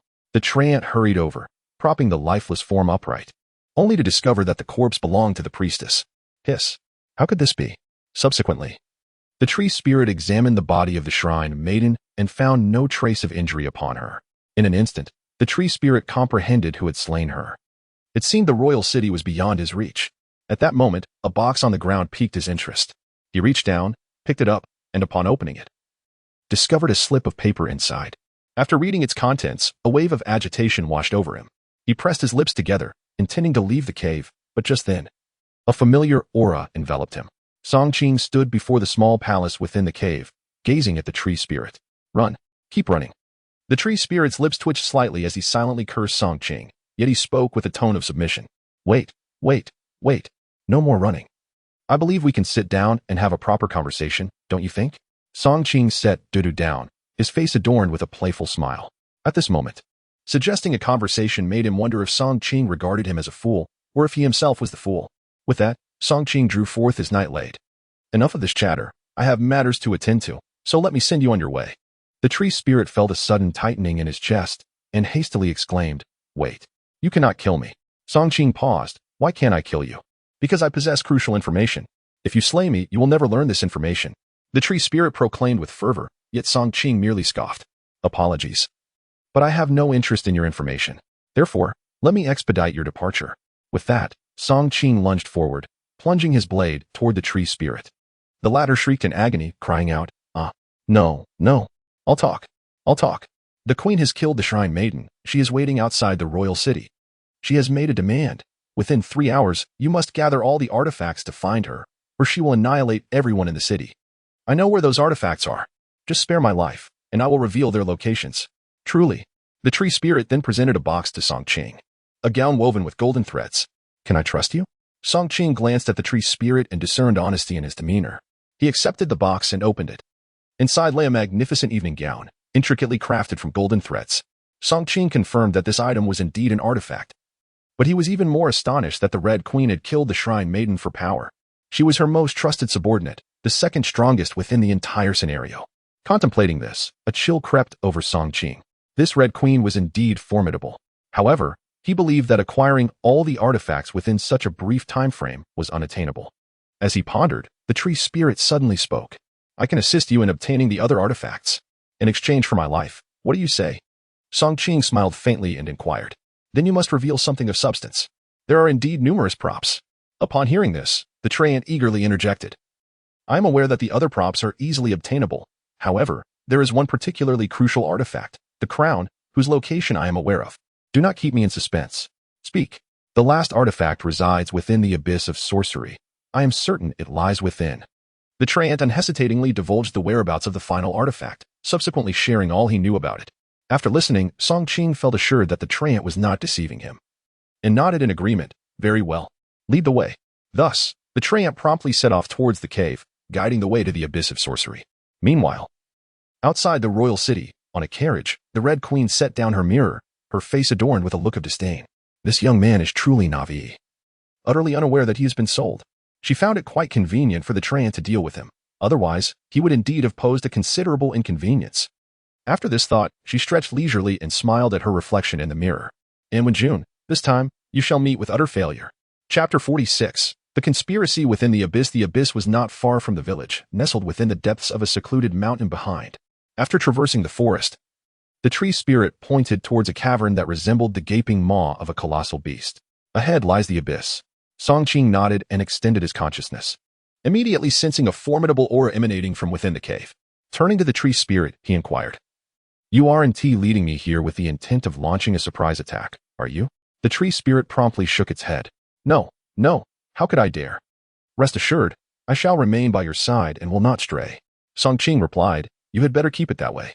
He then glanced at his daughter, Dudu. "Are you afraid?" Initially, Dudu shook her head, but then, feeling somewhat disingenuous, she gave a slight nod. "A little." Song Qing laughed heartily. "Fear not, Daddy will protect you. Nothing will go awry." Dudu nodded and followed Song Qing into the cave.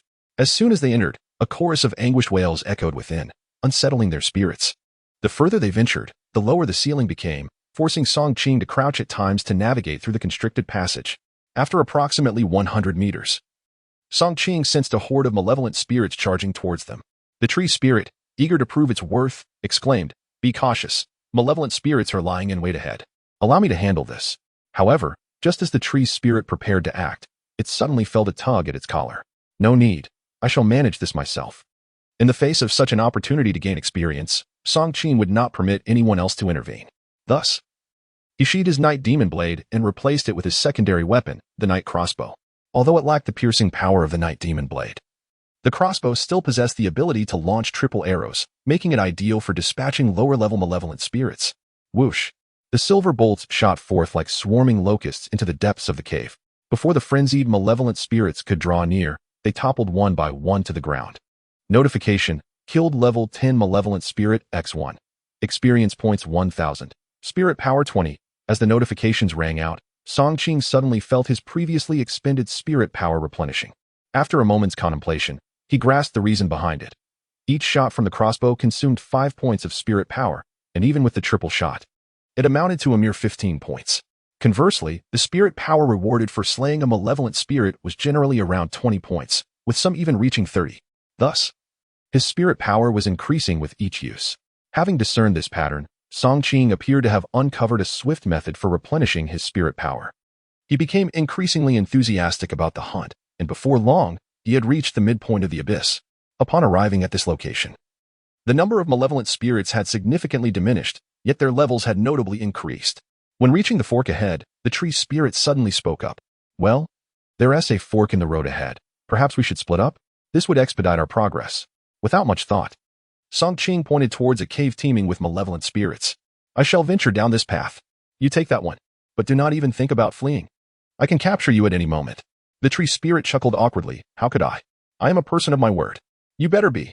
With that, Song Qing turned and proceeded towards the left cave.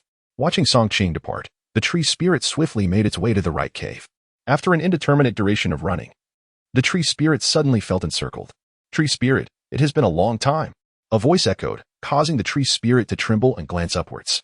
At the cave's apex, a massive head emerged, adorned with a sinister smile.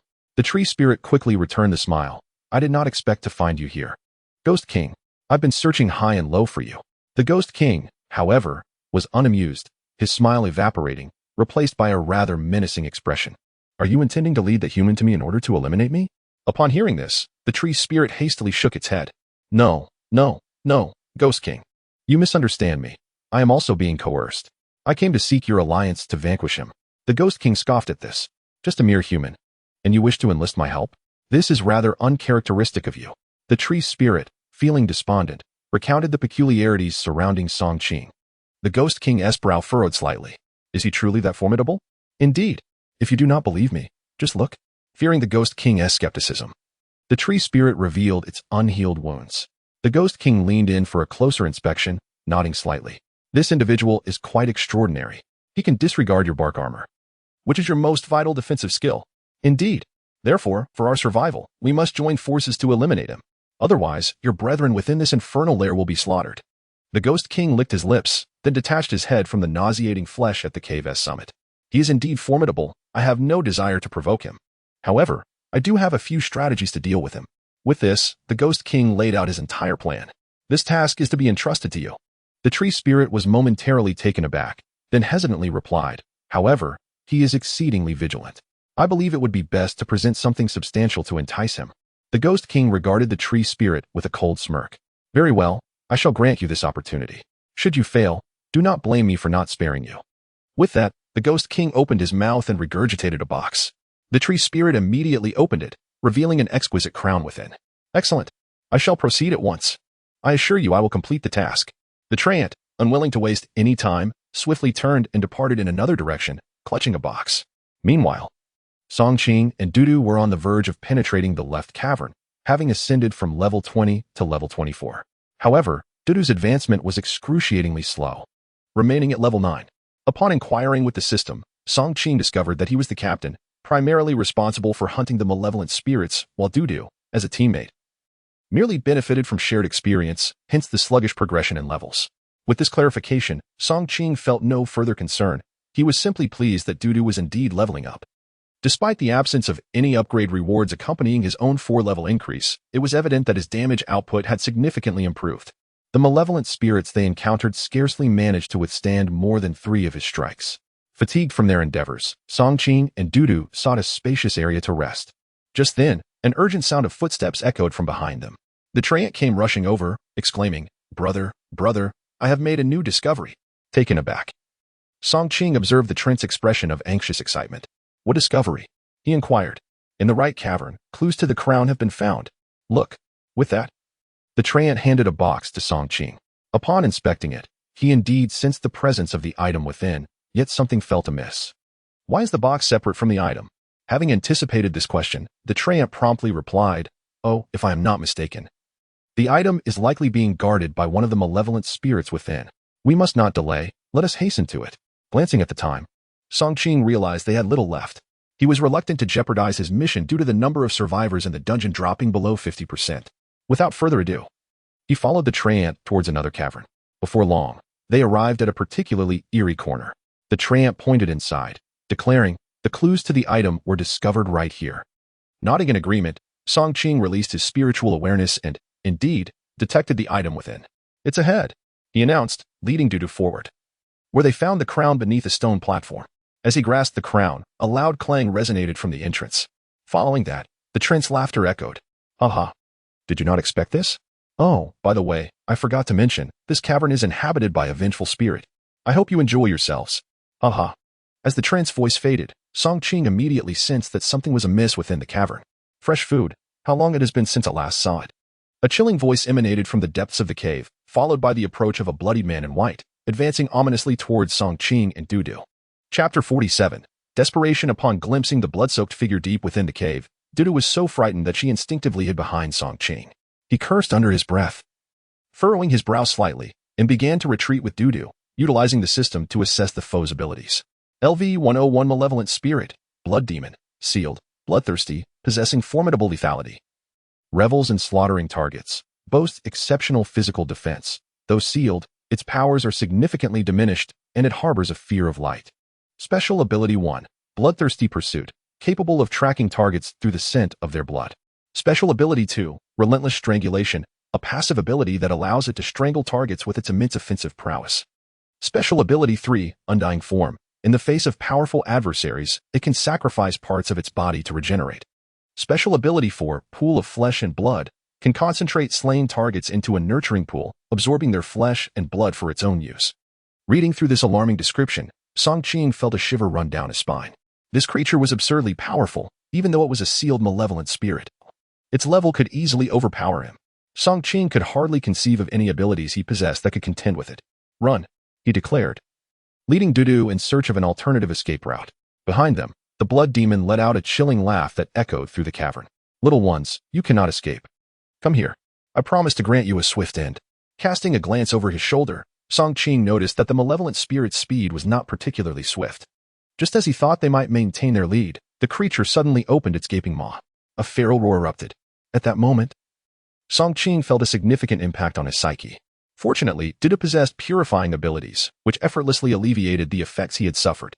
We cannot afford to waste any more time here, he exclaimed, and together they sprinted toward another direction within the cave. As he ran, he pondered strategies. Yet the recollection of the blood demon's capabilities washed over him with a wave of helplessness. After all, this was no trivial foe. It was a fundamental malevolent spirit, an entire tier above him. Suddenly, Dudu spoke up from his arms. Daddy, I feel like I'm about to become stronger again. Song Qing paused in surprise. He could only see Dudu's level, not her experience bar. However, the fact that she could sense her impending upgrade indicated that she was merely a hair's breadth away from it. He scrutinized her closely. My dear, are you referring to that sensation of growing stronger? Like suddenly gaining superpowers, is that it? Dudu nodded vigorously. Yes, Daddy, that's precisely it. I believe if I slay just a few more monsters, I will become even stronger. All right, Daddy will take you to hunt monsters. At that moment, Song Qing could think of no other means to deal with the malevolent spirit, so he resolved to flee while simultaneously assisting Dudu in her quest for growth. Should Dudu undergo an upgrade, it might indeed bring forth unexpected surprises. Within the cave, the tree spirit and the ghost king observed the disheveled appearance of Song Qing in the ghostly mirror, and they couldn't help but burst into hearty laughter. Brother Ghost King, you truly are remarkable. However, I must ask, how is it that you have a fierce spirit here? You never mentioned it before. The Ghost King reached into a platter and seized a handful of unidentifiable entrails, shoving them into his mouth. As he chewed, blood trickled down the corners of his lips to the ground. This fierce spirit, of course, you wouldn't know about. He originally aimed to contend with the Red Queen for the position of dungeon leader, but his lack of strength led to his defeat at her hands, resulting in his seal here. It has been quite some time. Oh, I see. It appears the Red Queen's power remains formidable. The Ghost King wiped his mouth, a flicker of fear glinting in his eyes. Indeed, the Red Queen is the most powerful ghost I have encountered to date, without exception. Suddenly, the Ghost King noticed Song Qing and Dudu slipping into another cave as reflected in the ghostly mirror, and he erupted into laughter once more. Haha, this lad has truly wandered into the wrong place this time. Unfamiliar with the cave's layout, the tree spirit inquired, wandered into the wrong place? Could it be that it leads to a dead end? The Ghost King nodded, anticipation evident on his face. Yes, it is indeed a dead end. Once he reaches this point, there will be no escape for him. Ha! The blood demon shall tear him to shreds, devouring him piece by piece.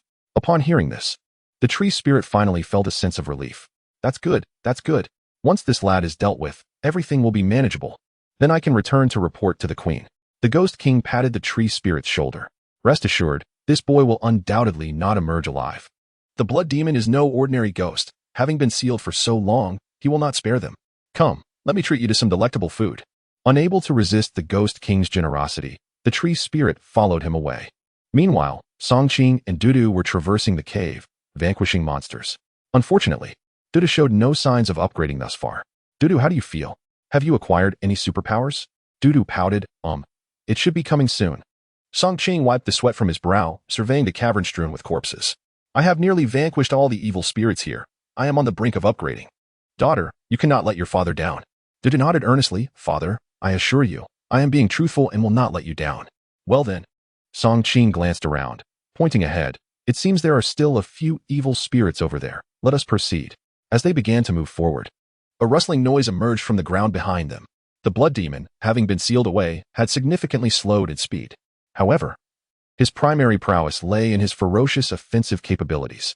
Upon witnessing Song Qing enter the dead end, he felt a sense of relief and did not pursue too hastily. Run on, young one. I am curious how far you can flee. The blood demon's voice bore a hint of exhaustion. The chase had drained much of his stamina. Today, I shall savor you piece by piece. With that, he continued to move, dragging a long trail of blood behind him, which appeared ominous and terrifying. At the end of the cave, within a hollow, a buzzing sound emanated. Daddy, I feel as if I have acquired superpowers. Soon after, Song Qing's delighted voice followed. Really? That is wonderful. What ability do you possess? Try it out. Well, Daddy, let me give it a shot. All right, but be careful. Do not injure yourself. Understood, Daddy. Hearing the voices from within, the blood demon let out a cold laugh. Trivial tricks, mere pretense. I shall see what you... Before he could finish his words, a blinding golden radiance unexpectedly illuminated his form. It felt as though a powerful laser had struck his flesh, causing smoke to rise from his body. His skin began to gradually dissolve and peel away. Ah, what is this? Ah, it hurts. Stop it. Upon witnessing this effect, Song Qing's heart surged with joy. Daughter, the holy flames effect is truly formidable. You have not disappointed me. Keep shining it on him while I handle the rest. Be careful, Daddy. Song Qing nodded, then brandished her Dark Knight demon blade and lunged towards the blood demon. Ambush blood thrust. The 10 consecutive strikes swiftly pierced the blood demon's body. Yet, having reached the level of a malevolent spirit, he remained a formidable opponent for Song Qing, despite being sealed. Thud, thud, thud. Song Qing lost count of how many times she executed the ambush blood thrust until her spiritual energy was utterly depleted. Finally, she heard the anticipated notification sound. Ding. Defeated Blood Demon level 111-1. Gained experience points 500000. Gained spiritual energy 2000. Current hostess experience points are full. Level increased to 25. Current hostess experience points are full. Level increased to 26. Current hostess experience points are full. Level increased to 30. Chapter 48. Slaying the Blood Demon, gazing upon the corpse of the Blood Demon, and the bountiful rewards within the system. Song Qing could not suppress a surge of delight. Through this recent upgrading experience, he had gleaned some insights. For instance, after every 5 levels gained, the system would bestow upon him a skill point. Additionally, every 10 levels would grant him an upgrade package.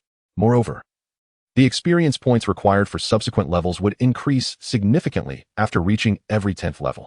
Having absorbed this knowledge, Song Qing approached the body of the Blood Demon. Observing the creature, now reduced to a charred husk by Dudu's newly acquired skill, Sacred Flame, he let out a deep sigh of relief. Had it not been for Dudu's upgrade and the new skill, it was likely that both he and his daughter would have perished. With this thought, Song Qing could not help but harbor a deep-seated resentment towards the tree spirit. This scoundrel would surely pay for his transgressions. With that, Song Qing rummaged through the Blood Demon's remains, extracting only a second-grade magic crystal. Was it possible that a malevolent spirit would yield but a single second-grade magic crystal? This was utterly disappointing. He glanced at the magic crystal in his hand and, with a sense of resignation, tucked it into his pocket. Better than nothing, he supposed. Subsequently, Song Qing, accompanied by Dudu, began to search for an exit while contemplating his skill points. Upon reaching level 30, he was once again granted a new skill, Soul Burning Arrow, a secondary equipment skill. He opened the skill information to review its details. Soul Burning Arrow, LV1 secondary equipment skill. Each use consumes 100 spirit points. Hitting a target with this skill will inflict continuous burning damage, low damage value, and slightly reduce the target's movement speed, which cannot be dispelled, lasting for 10 seconds. Upon reading the skill's information, Song Qing felt a surge of excitement. This skill was indeed beneficial, as it could slow down enemies and was immune to dispelling effects. However, given its low damage output, he resolved not to squander his remaining 2 skill points on it. Thus, he decisively allocated both points into the Ambush Bloodstab skill. After all, facing formidable bosses had allowed him to experience the thrill of defeating opponents beyond his level. Without the skill, he feared he might not even manage to exit the royal city. Ding. Ambush Bloodstab leveled up to LV4. Ambush Bloodstab, LV4 professional skill. Each release consumes 2,000 spirit points, unleashing a lethal 10-hit combo against the target. Each strike deals double the damage of the previous one, ignoring the enemy's armor. With a 15 chance to execute the target, not exceeding the host's level of 30, with a cooldown of 3 minutes. Upon seeing the skill's information, Song Qing was immediately filled with exhilaration. The execution chance had risen from 10 to 15, which was splendid. However, the 2,000 point consumption was rather excessive. He glanced at his current spirit points, which stood at a mere 3,000. This meant he could only unleash the Ambush Bloodstab once before he would need to flee. Wasn't he this rather awkward? System, is there no solution to this predicament? Host, you can enhance your equipment to gain bonuses in spiritual power. Oh, such a capability exists? It was only after reaching level 30 that Song Qing noticed some attributes appearing on his equipment. Nightblade, LV20, current level cannot be upgraded, can be enhanced. Attack increase 10, armor penetration bonus 10, special ability, none. Upon seeing this information, Song Qing suddenly understood. So that's what it was. I thought the system had just prompted me to unlock equipment enhancement. He immediately checked the other pieces of his gear. He possessed a total of 6 items, 1 main weapon, 1 offhand weapon, a cloak, a chest plate, boots, and a necklace. Among them, the main weapon primarily featured attack increase and armor penetration, while the offhand weapon provided slow and blind effects. The cloak augmented agility and stealth. The chest plate enhanced armor and resistance. The boots increased agility and movement speed, and the necklace offered mental resistance and spiritual power. After comprehending all the equipment capabilities, Song Qing promptly chose to enhance the necklace. Night Necklace, LV20, current level cannot be upgraded, can be enhanced, mental resistance 0, spiritual power bonus 0, special ability, none. The current LV20 Night Necklace can be enhanced to 3. Each enhancement from levels 1 to 3 consumes 10 first-grade magic crystals, with a chance of failure. Would you like to proceed with the enhancement? Upon reading this, Song Qing was momentarily stunned. There is a chance of failure? How high could that be? Before the first transition, the failure rate for enhancing equipment from levels 1 to 3 is 10. Seeing this information, Song Qing let out a sigh of relief. That is acceptable. A 10% failure rate isn't too high. Let us begin. Fortunately, he still had 11 second-grade magic crystals, equating to 11,000 first-grade crystals, ample resources to indulge in. Enhance. Ding. The night necklace has been successfully enhanced to level 1. Again. Ding. Enhancement of the night necklace failed. Please try again. Upon witnessing the failed enhancement, Song Qing was infuriated to see that the necklace had lost even its level 1 enhancement attributes. What the heck? Failing an enhancement results in a drop in enhancement level? Failure in enhancing equipment will cause a decrease in enhancement level. Please proceed with caution. After upgrading equipment, the enhancement level will be erased. Please enhance with care. Reading the belated prompts, Song Qing felt utterly speechless. There was no choice. Enhancement was still necessary, as his current level only allowed him to enhance up to level 3. Thus, after a series of enhancements, he finally succeeded in raising the necklace to level 3. Dark Knight Necklace 3, level 20, current level cannot be upgraded or strengthened. Mental resistance 30, spirit value bonus 30, special ability, none. Subsequently, Song Qing glanced at his spirit value, which indeed had increased from 3,000 to 3,900. Alas, just 100 points short. System. Is there no other method to directly enhance my spirit value? Apologies, host. Aside from leveling up and strengthening equipment, there are currently no alternative means to enhance spirit value. Upon hearing the system's response, Song Qing could only sigh in resignation. It seems that leveling up is the only way. He then surveyed his surroundings and discovered that the secluded cave was utterly deserted. No, it should be devoid of any specters. Next, Song Qing looked at Dudu and suddenly remembered that after Dudu reached level 10, he had acquired the new skill, Holy Flame, which he had yet to examine. Thus, he opened the party options and found Dudu's personal information. Holy Flame, the skill releases a scorching attack that ignites enemies, inflicting severe burn damage, particularly to dark creatures. Upon reading the prompt, Song Qing was enlightened, realizing why Dudu's Holy Flame skill had rendered the blood demon utterly defenseless. This was a complete counter. With that, Song Qing picked up Dudu and said, "All right, we've resolved the battle here. It's time to head out." Dudu nodded and inquired, "Are we going out to teach that liar a lesson?" A smile graced Song Qing's lips. Indeed, liars are the most despicable of all.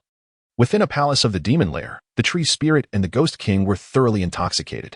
Suddenly, a series of anguished cries echoed from outside, jolting the tree spirit awake. What is happening? The ghost king, barely opening his eyes, chuckled softly. "Do not worry, my brother. How could anything go wrong? Soon, we shall await the collection of that boy's corpse." Reassured by the ghost king's words, the tree spirit could only nod. After all, entering the blood demon's territory and emerging alive was more challenging than ascending to the heavens. Thus, the tree spirit raised his cup once more, preparing to indulge. Suddenly, a tremendous crash resonated from outside, followed by the body of a malevolent spirit crashing into the hall, landing squarely on the table before the tree spirit. "Tree spirit, come out." The tree spirit trembled, nearly losing control of his bladder. How is that boy still alive? Chapter 49, Song Qing. He is late yet again. Upon seeing Song Qing, the tree spirit's inebriation abruptly dissipated. He found himself questioning whether he had imbibed too much, leading to this surreal vision. After all, the sealed entity in that location was a formidable malevolent spirit, second only to the Scarlet Queen in strength within the entire dungeon. Although it remained sealed, its power was undeniably robust, warranting the presence of the Demon King and numerous minions to guard it. However, how had he managed to survive this long? A chill of dread coursed down the tree spirit's spine as he awkwardly rose, forcing a smile towards Song Qing. That's all a misunderstanding. It really has nothing to do with me. It was the Demon King who compelled me to act this way." Meanwhile, the Demon King, thoroughly intoxicated, was blissfully unaware of the betrayal. Yet, how could Song Qing allow this individual to escape? He promptly raised his crossbow, aiming it squarely at him. "You had better cooperate. I can offer you a swift end. Otherwise, do not blame me for my ruthlessness." The sight of Song Qing's weapon sent the tree spirit into a panic. "And no, I was forced into this. I swear, this matter truly does not involve me." The tree spirit attempted to retreat, only to find every exit blocked by Song Qing. Realizing his predicament was dire, he immediately lowered his stance, pleading for mercy. However, Song Qing merely scoffed and glanced at the time. "Well, you certainly have taken your time with your excuses. I have generously allowed you a few extra moments to live, so now I shall send you on your way." No sooner had he spoken than Song Qing's figure vanished before the tree spirit's eyes. This time, Song Qing was stronger and more elusive than before. A blood-curdling scream erupted, and the tree spirit collapsed to the ground. Song Qing swiftly gathered the fallen equipment and items, only to discover an unexpected booklet among the spoils. Upon seeing it, Song Qing lamented not having dealt with the tree spirit sooner, for the booklet contained detailed records of the locations of all the items. Indeed, no wonder the tree spirit knew where to find those items. It had discovered this crucial document. I must hurry to retrieve them. With that, Song Qing set about cleansing the remaining malevolent spirits in the cave before hastening towards the locations of the other items. Outside the royal city, the Scarlet Queen sat leisurely in her carriage, gazing out at the city with a hint of disdain on her face. It seems I have overestimated this individual. Merely a weakling, yet he aspires to ally with Wen Jun. What a farce. Nevertheless, she felt a tinge of concern. There was indeed some competence behind his faade. Yet, he was merely a paper tiger, relying heavily on luck. This time, I shall observe how he intends to break the deadlock. The game is becoming increasingly intriguing. She then glanced at the time and shook her head lightly. Still out there slaying monsters, huh? A mere killer, but nothing more. With that, she disembarked from her carriage and directed her gaze towards the royal city. Time is of the essence, and I hope you have all composed your last wills. Perhaps your descendants will one day behold the farewell letters you have left for them. Upon hearing the words of the woman clad in red, a profound melancholy enveloped the hearts of all present in the city. In the Lord's residence, the prince occupied the elevated position, gazing down at the assembly. Ladies and gentlemen, the Queen in red has spoken. It is time to make a choice. Will you side with her, or with the mother of Jojo? As these words echoed through the hall, a murmur of uncertainty arose among the crowd. This decision is exceedingly difficult. A wrong choice could cost us our lives. Alas, even if we choose the Queen in red, Jojo will surely seek vengeance upon us in the future. It is merely a matter of dying sooner or later. Indeed, Princess Jojo has already warned us. Anyone who disobeys her shall meet their demise when she comes of age. This little girl is formidable at such a tender age. Her power already surpasses that of the city lord. If we wait a few more years, she will undoubtedly eclipse the Queen in red. Let us set aside other considerations. How shall you choose? I believe we should side with the Queen in red. Better to live, even if it means a wretched existence, than to perish outright. Surviving offers us a chance, while choosing otherwise leaves us with none. At that moment, a deep voice interrupted the deliberations. I believe Song Qing will arrive punctually. Let us wait a while longer. Upon hearing this, all eyes turned towards the city lord, their expressions revealing a mixture of skepticism and intrigue. The princess' countenance darkened. Do you comprehend the implications of your words? The other nodded. Of course, I understand. However, I believe that Song Qing is presently engaged in slaying monsters, intent on augmenting his strength. Upon hearing this, the prince could not help but let out a wry chuckle. Augmenting strength? Last-minute efforts. Do you truly believe there is hope? We have labored for many years to reach our current state. Many in the assembly nodded in agreement. The city lord pressed his lips together, deep down. He too harbored doubts about Song Qing's ability to attain a level of power capable of contending with the Queen in red. Yet, from their first encounter, he sensed that Song Qing was no ordinary individual. Though he possessed great confidence in him, the stark reality left him with no recourse but to silently acquiesce. At that moment, the prince suddenly approached the window, observing the survivors within the city. We cannot sacrifice our lives for theirs. With these words, the wavering hearts of the assembly were steeled. Indeed, we must not jeopardize our future for these mere humans. Precisely. The factions of humans and demons have always been at odds. How could we possibly assist them? Let us seek out the Queen in red and declare our allegiance. We shall join her ranks. In an instant, the atmosphere within the meeting ignited with fervor. The assembly rose in mass, preparing to exit the city to convey their decision to the Queen in red, seeking her leniency. Meanwhile, all within the city stood in stunned silence, akin to chickens confined within a coop, utterly powerless to dictate their own fate. In that moment, amidst the crowd, every expression was one of utter panic. With a few women huddled together, weeping softly. It is over. We are utterly doomed. Song Qing must be fleeing for his own life. He has deceived us. We should never have trusted Song Qing. He has led us to our downfall. Yes, it was Song Qing who betrayed us. Upon hearing the commotion, Qin Long sensed something amiss and turned his gaze toward the throng, recognizing that these individuals were indeed a few of Zhou Yang's subordinates. He immediately stepped forward and admonished them. What moment is this? And yet you continue to spread such negativity. Do you not think this chaos is sufficient? The group, displeased, shot scornful glances at Qin Long. Even now, at this critical juncture, you still defend him. Are you a dog, incessantly licking? The others joined in with their vitriolic retorts. Enraged, Qin Long found support from several individuals who had previously been saved by Song Qing. The opposing group, undeterred, advanced to confront him. Just as it seemed that a brawl was imminent, a voice rang out from the distant city tower. "Look, he has come." At this proclamation, both the survivors and the malevolent spirits within the royal city paused in astonishment. He truly has arrived. Chapter 50. Dudu, call mother outside the city, before the carriage. The woman in red couldn't help but smile upon seeing Song Qing in the distance. She was genuinely impressed by his audacity to come here. Song Qing, holding Dudu with one hand and a box with the other, flashed a radiant smile. "Of course I had to come. Such an entertaining game. How could I possibly miss out?" The woman in red glanced at the time, a playful glint in her eyes as she regarded Song Qing. "Why do you have such a penchant for making a grand entrance?" "Oh, it's a habit I developed in school. I never entered the classroom until the bell rang. And at work, I wouldn't clock in until the very last second, just like certain authors." "Humph. Well, I suppose you timed it perfectly this time. Do you have any idea how terrified the people in the city are right now?" Song Qing looked towards the royal city, shaking his head in resignation. "It's fine. After all, it's just a game.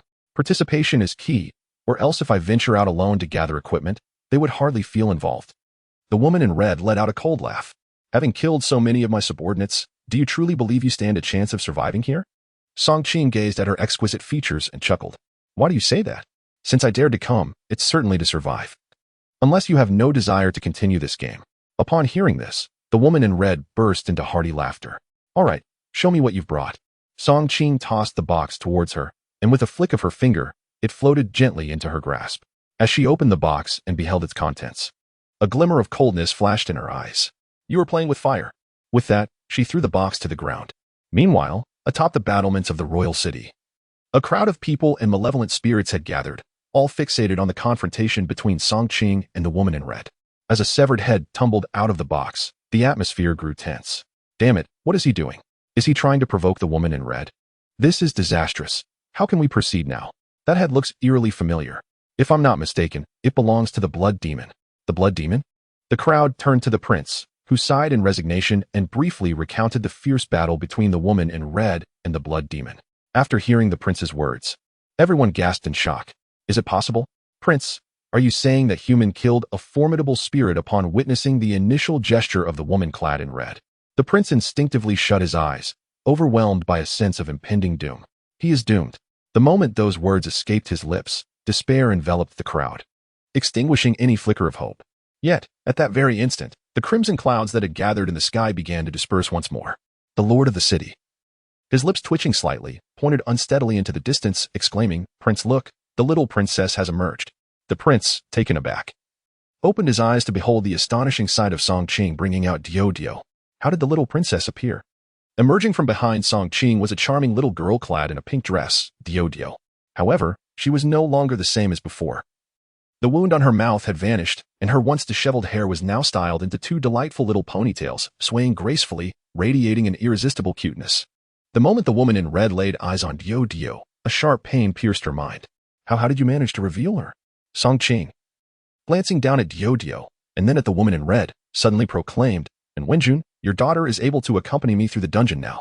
As those words left his mouth, the woman felt the soul that had been sealed within her begin to writhe with fervor. "You must not call out. Take her away from me." Observing the woman's agony, Song Qing could not help but smile faintly. He then gently urged Dudu, "Call her mother." Dudu obediently shouted towards the woman in red, "Mama." The woman let out a piercing scream, clutching her head as she collapsed to the ground. The utterance of "Mama" felt like an explosion to the woman's mind, her face contorting into a grotesque expression. Seizing the moment, Song Qing lunged forward, brandishing his long knife towards the woman in red. On the city tower, the onlookers suddenly grasped the unfolding situation. The prince, witnessing Song Qing's audacity, was taken aback. Was this fellow always so courageous? Although Qin Long lacked the power of these malevolent spirits, he couldn't help but smile at Song Qing's actions. He had always been a beacon of hope. "From this moment onward, I shall remain resolute." With unwavering determination, Song Qing charged toward the woman in red. This was his final opportunity. Should he fail to vanquish her this time, it would be his own demise.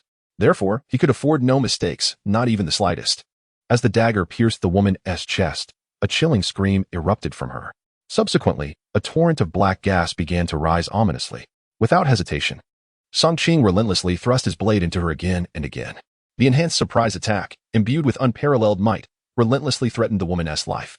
At that moment, she found herself ensnared in a dual assault, one side besieged by Song Qing's ferocious strikes.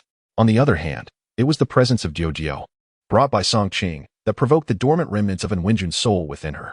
The woman in red was compelled to suppress Wenjun, otherwise she would lose control over her own body. At that moment, she finally sensed the impending danger, for Song Qing's power was undeniably peculiar. The damage inflicted by each successive strike escalated exponentially, rendering the woman in red unable to withstand it any longer. "You little brat, you are indeed formidable.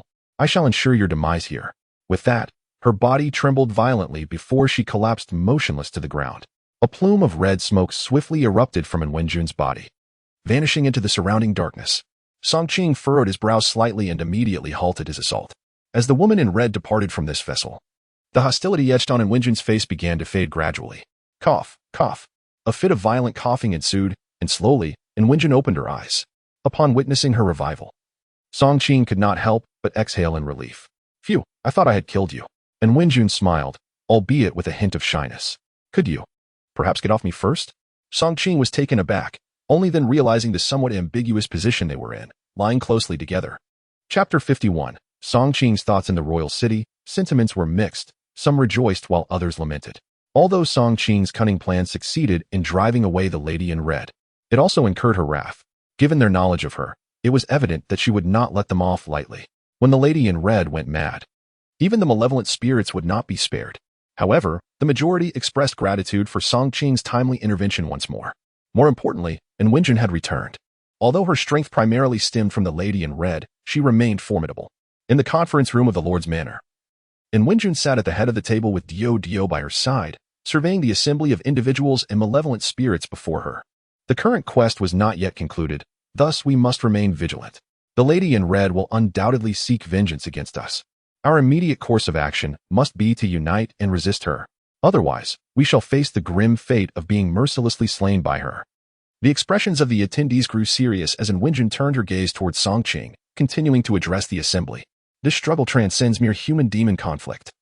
We are now bound together in our fight against the lady in red.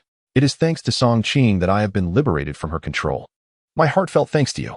Song Qing modestly waved his hand, smiling. "It is nothing. We are here to support one another." Yet Wenjun shook her head in disagreement. "It is different. You have resurrected my daughter, and I must express my profound gratitude." Seeing Wenjun's earnestness, Song Qing hesitated. This seems rather inappropriate." Dudu looked up at Song Qing, her face radiating joy. "Uncle, thank you for saving me.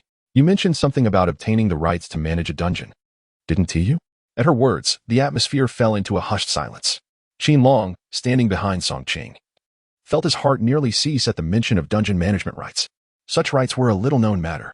The so-called dungeon management rights essentially entailed ownership of a private dungeon, granting the holder absolute control over it. All items produced within the dungeon could be utilized at will.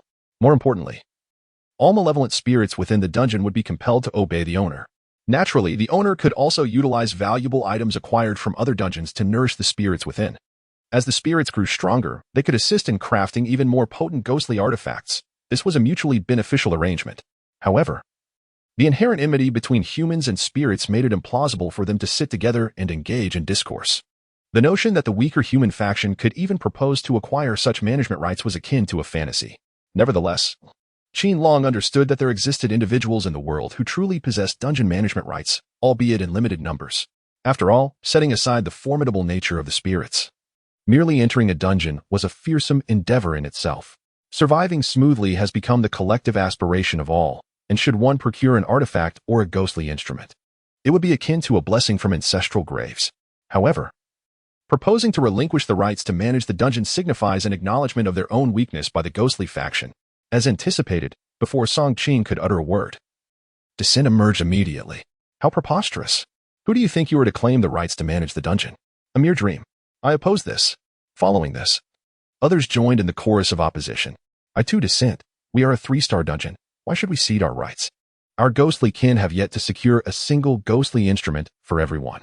Indeed, such an impudent request is best left unspoken, lest we provoke the ire of all present. Absolutely, this pertains to our dignity. It is utterly unacceptable. I vehemently disagree. The assembly erupted into a cacophony of protests, with all dissenters targeting Song Qing, who remained unperturbed. A faint smile gracing his lips as he glanced at Dudu. Dudu, how could you voice your uncle's innermost thoughts? Dudu earnestly replied. I believe this minor issue poses no problem at all. Upon hearing Dudu's response, Song Qing couldn't help but chuckle. At that moment, Wenjun lifted Dudu onto her lap and surveyed the crowd. Is there anyone else with dissenting opinions? Her words cast an immediate silence over the hall. Just when everyone assumed no ghost would endorse such a loss of dignity, a voice emerged from outside. I believe a collaboration with Mr. Song Qing is indeed plausible. The crowd froze, turning their gazes toward the entrance, where Count Charles, adorned in an opulent evening gown, strode in. Long time no see, everyone. As Charles entered, the expressions of all present shifted, their eyes fixed on him as he took a seat opposite Song Qing. At this juncture, the previously silent prince finally spoke. May I inquire why Count Charles believes the management rights of this dungeon should be entrusted to Song Qing? Does he possess any extraordinary abilities? This question resonated deeply with many who were still wavering. After all, the situation within the dungeon had become exceedingly ambiguous, particularly with the red-clad woman now divided. Should the faction represented by Wenjun prevail, those who supported her would undoubtedly reap significant rewards, while those who opposed her would face repercussions during the reckoning. Of course, all of this hinged on Wenjun's ability to secure victory. Conversely, if the red-clad woman emerged victorious, the consequences could be dire, as she might annihilate everyone within the dungeon to augment her strength. Having completely severed ties with Wenjun, she could act at will, free from any constraints. Thus, everyone finds themselves with no choice but to avoid offending Wenjun and can only await Charles's remarks. Charles cast a glance at Song Qing, a smile gracing his face as he spoke. What would you think if I said that Brother Song Qing holds the hope of resurrecting our ghostly kin? Upon the utterance of these words, a profound silence enveloped the gathering. Each individual became acutely aware of a singular truth, the enigmatic return of Wenjun's daughter, Dudu. As the prince, one of the more seasoned members within the narrative, a sudden realization struck his mind. Unless he had acquired all the necessary artifacts. A collective gasp echoed through the crowd as they turned their attention toward Song Qing. Simultaneously, Qin Long also grasped an essential understanding. He had been pondering why Song Qing never produced the artifacts when handing them over to the malevolent spirits. It was not due to a lack of them, but rather an intention to reserve all the artifacts for other purposes. Just as this possibility lingered in the minds of the crowd, Song Qing rose and gently declared, Indeed, I have obtained all the artifacts, and my sole purpose is to resurrect Dudu. Chapter 52. As night falls, the corpse bugs attack when Song Qing finished speaking. A profound silence enveloped the entire conference hall. Each gaze was filled with astonishment and disbelief. However, Wenjun revealed a hint of a smile, gently holding Dudu's hand, and then addressed the assembly. I have long been aware of this matter, so I wish to inquire once more. Are you willing to collaborate with Mr. Song Qing? No sooner had her words fallen than the prince immediately interjected, Collaboration is not out of the question, but how can Mr. Song Qing assure us of our resurrection? Song Qing smiled at the prince. Let me put it this way. If you entrust this dungeon to me, I will arrange for individuals to undergo trials within it. As long as the tasks are completed according to the dungeon's rules, and all necessary items are obtained, an opportunity for resurrection will be granted. Of course, resurrection may not align with everyone's desires. Some might find solace in becoming malevolent spirits. Therefore, I will also introduce items acquired from other dungeons to enhance the overall strength of this one. I can assure you, each of you who cooperates with me will become significantly more powerful. Had Wenjun not previously broached this subject with him, Song Qing would not have pressed the matter so fervently. He was astonished to realize that his endeavors had indeed borne fruit. Feeling as though he had claimed this dungeon for himself, sensing its vast potential, securing the management rights to a dungeon would permit him to continuously fortify his own strength. Upon hearing Song Qing's response, a flicker of excitement ignited on the prince's face. If what Mr. Song Qing claims is true, I agree to transfer the management rights of the dungeon to him. As soon as he spoke, the lord of the city also nodded enthusiastically. Count me in. I too agree to hand over the rights to Brother Song Qing. Subsequently, numerous malevolent spirits rose to express their support for Song Qing. In no time, the majority of the malevolent spirits present rallied behind the decision to grant the management rights to Song Qing. Observing that the moment was ripe, Wenjun stood and proclaimed, Well, since everyone has consented, I announce that if Mr. Song Qing can succeed in this competition, the management rights to the dungeon will be bestowed upon him. The crowd erupted into applause. Song Qing felt a surge of excitement, and Qin Long was utterly astonished. He could scarcely believe that Song Qing had genuinely managed to persuade these malevolent spirits. He felt assured that he had made the right choice in his allegiance. Just as the assembly contemplated their future, the crimson mist that had just dissipated outside began to creep back in. Noticing the mist, Wenjun's expression grew solemn. The retribution of the woman in red is upon us. Having said that, Wenjun glanced at Song Qing. From here on, it may be up to you. We might not be able to assist you. Song Qing smiled, nonchalantly nodding. Fear not. No sooner had he spoken than everyone felt the space around them begin to distort. Subsequently, the piercing laughter of the woman in red echoed in everyone's ears. Ah, who would have thought that I am still alive? And you have already begun plotting for the future world. Quite remarkable. Seeing you all reveling in such joy, I shall join the game as well. Song Qing. You aspire to be the savior, do you not? Very well, I shall grant you another opportunity. I will confine all the survivors within my cage. And we shall see what chance you have this time to rescue them all. With those words, the world was abruptly engulfed in a crimson hue. And in the next instant, all the survivors vanished from the royal city. When they opened their eyes again, they found themselves in a dark, damp prison cell. Anxiety began to ripple through the group, while at that moment, Song Qing was unceremoniously cast into an unknown, secluded wilderness. The surroundings were teeming with venomous insects, serpents, ants, and countless gravestones, leaving one to wonder if they had stumbled into a burial ground. Dudu, feeling apprehensive, clutched Song Qing's hand tightly. Daddy, this place is so frightening. Song Qing smiled gently and patted his daughter's hand, reassuring her, it's all right. If you feel scared, just think of the fun we have together, and you won't be afraid. Dudu endeavored to recall those cherished moments, yet the haunting sounds around them made it nearly impossible to concentrate. Daddy, I tried, but it doesn't seem to work. Song Qing laughed heartily and gathered Dudu into his embrace. Then surely, with Daddy holding you, you won't feel afraid anymore? Instantly, Dudu felt a surge of security. Yes, I'm not scared anymore. Where shall we go next? Song Qing gazed up at the dimming sky. If I am not mistaken, we might have to spend the night here. Upon hearing this, Dudu burrowed into Song Qing's arms, terrified at the thought of staying in such a place. Observing Dudu's fear, Song Qing felt a pang of compassion, yet he recognized this as a deliberate trap set by the woman in red. If he attempted to leave with Dudu, it would only deplete his energy for no reason, especially since he had no idea where they were or how to escape. The most prudent course of action was to remain where they were. He leaned closer to Dudu's ear and whispered a few words. After listening, a hint of a smile crept onto her face. Really, Daddy? Song Qing nodded earnestly. Of course it's true.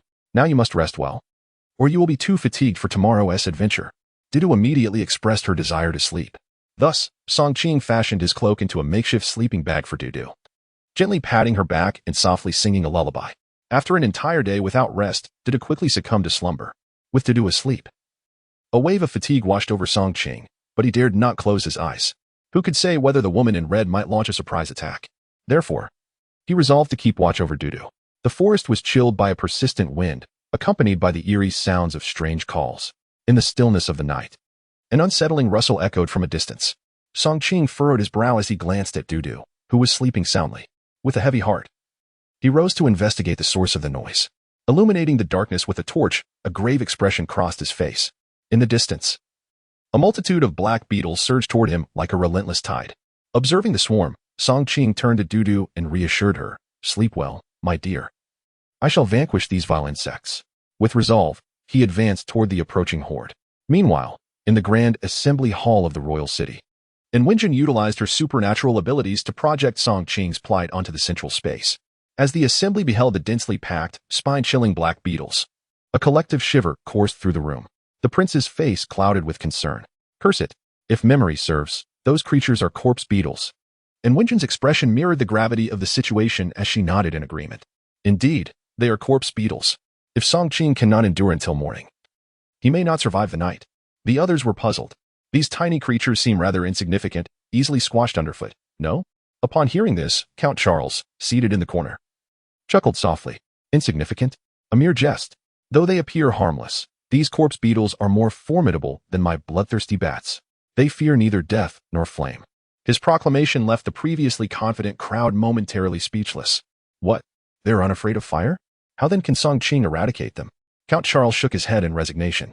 Unless he possesses explosives, and not the kind used by humans, those must be specifically designed to combat the undead. The audience exchanged glances, recalling that during Song Qing's previous contest with them, he had not employed any explosives. They collectively shook their heads, their gaze returning to the projection of Song Qing. Does this mean he cannot even last through the night? Chapter 53, Taking Care of the Child. Nighttime in the forest with corpse bugs. As Song Qing gazed upon the swarming mass of insects before him, a grave expression settled on his face. LV-1 corpse bug, a lowly creature unafraid of death. It survives on carrion, possesses formidable offensive capabilities, and shows no fear of death or fire, thriving on flesh and blood. Upon reading the system's information regarding the distant black beetles, Song Qing furrowed his brow. Level 1 corpse bugs? Does this imply that each one slain yields less than 10 experience points? Surely, the woman in red hasn't intentionally summoned these repugnant insects to ambush me. Aware that I could level up by slaying monsters? Unfazed by flames, it seems fire is not an option. I must devise an alternative strategy. Suddenly, Song Qing recalled the various items bestowed upon him by the system during his upgrades, stored within his system's spatial inventory. After rummaging through his belongings, he retrieved a box. This item appears to have been a gift upon reaching level 20. I am yet to discern its purpose. Yet, it bears a striking resemblance to a firecracker. He glanced at his daughter, Dudu, and thought, I hope my little girl remains undisturbed. With a click, Song Qing opened the box, retrieving a black orb. Explosive Spirit Orb, a small-scale destructive device. The user must infuse 5 points of spiritual energy into it. When thrown, it generates an explosion that damages targets within a 5-meter radius. Please use with caution. Song Qing pressed his lips together, examining the explosive orb within the box. With so many, I should be able to sustain this for quite a while. He infused the orb with spiritual energy and hurled it towards the direction of the corpse bugs. The orb traced an arc in the air, landing squarely among the swarm. At the moment the explosive orb struck the ground, a blinding flash illuminated his surroundings. Suddenly, a deafening explosion reverberated, the light from the blast even brightening the sky. Song Qing felt as though his ears might burst from the cacophony. The incessant beeping of the system notifications filled his ears. Yet Song Qing was more concerned about his daughter, who he feared had been awakened by the commotion. Turning to glance back, he found Dudu emerging from her cloak, rubbing her eyes as she looked at him. How dare you, father? Playing with firecrackers without me. I am upset. Seeing Dudu's adorable pout, Song Qing felt a mixture of helplessness and amusement. My dear, I apologize. I had no idea that dispatching these insects would create such a ruckus. If you go back to sleep, I promise to keep the noise down. However, Dudu resolutely shook her head, her tiny lips jutting out in defiance. No way. You've already startled me awake. How could I possibly sleep now? Observing Dudu's demeanor, Song Qing understood her little ploys all too well. Very well. How about this? If I let you join in the fun, will you forgive me? As anticipated, upon hearing Song Qing's proposal, Dudu's face lit up with glee. Yay, yay. Thus, Song Qing retrieved the box containing the explosive spirit pearl and, accompanied by Dudu, ascended to a high branch of a tree. Given Dudu's diminutive strength, it was imperative to avoid any potential mishaps that could lead to self-endangerment. Upon reaching a lofty fork in the tree, Song Qing imparted the method of utilizing the explosive spirit pearl to Dudu. My dear, should you manage to detonate this pearl, we shall revel in the aftermath together. Otherwise, it shall be a solitary venture for your father. Dudu nodded eagerly in anticipation. All right, I shall give it a try. With that, she mimicked Song Qing's actions, cradling the pearl in her palm and rolling it before hurling it towards the distant swarm of insects. The moment the pearl landed amidst the carcasses of the insects, a brilliant flash of crimson light burst forth, followed by a deafening explosion. The site of the detonation was instantaneously cleared. Observing Dudu's ability to trigger the explosive spirit pearl, Song Qing could not help but speculate that she had long been aware of her latent powers. After all, she had previously used her purification abilities to disperse the tainted individuals and had also unleashed her holy flame skill at critical moments. Dudu clapped her hands in excitement as she beheld the dazzling explosion in the distance. How beautiful, father! Could you please give me some more of those firecrackers? Witnessing Dudu's innocent perception of the explosive spirit pearl as mere firecrackers, Song Qing could only chuckle in bemusement, filling her pockets with the pearls. Thus, the father and daughter duo engaged in their playful antics deep within the jungle. In the Royal City's conference room, the onlookers gaped in disbelief, staring incredulously at the projection of Song Qing and his daughter. This is utterly absurd. How can they be having fun in such a dire situation? Indeed, they appeared to be thoroughly enjoying themselves. Are they serious in this ominous environment? One might think they were merely setting off fireworks. This fellow is laughing uncontrollably. Honestly, I believe their mercy in not utilizing this against us was excessively lenient. Indeed, a single pearl has the power to clear such a vast area. Its might is simply astounding. And Wenjun, who had previously been worried about Song Qing, found herself at a loss for words. Just moments ago, she had believed he was at an impasse, yet he had conjured such a remarkable device amidst the chaos. Truly preposterous. The prince also smiled wryly, glancing at Charles nearby. You've known all along about his prowess, haven't you? Charles shook his head with a sigh. I was aware of his considerable skill, but I never anticipated it to be this formidable. Fortunately, I did not persist in my resistance. Otherwise, you might have never seen me again. The once oppressive atmosphere in the royal city lightened somewhat, yet in a dungeon deep within the jungle, The woman in red did not share in this newfound levity. Those corpse insects were painstakingly nurtured pets, yet they were effortlessly vanquished by Song Qing, which infuriated her to the brink of explosion. Fine, you possess numerous resources. I shall observe how you intend to rescue everyone once dawn breaks and the game commences. With that, she turned to the shadows, addressing the malevolent spirits. Ignite the flames of the corpse-burning furnace. When dawn arrives, I shall commence the incineration of the living. Higi. Yes, my queen. Subsequently, the woman in red raised her hand and waved it in the air. The swarm of corpse insects, which had been surging forth from their lair, immediately ceased their advance upon receiving her signal. In the jungle, Song Qing and Dudu were thoroughly engrossed in their play. However, just as Dudu prepared to toss down an explosive spirit orb, she noticed the corpse insects beginning to retreat. Instantly, her smile vanished, and she tugged at Song Qing's arm. Pouting, Daddy, look, why are they leaving? It hasn't finished playing yet. Song Qing, rubbing his forehead in exasperation, felt a twinge of helplessness.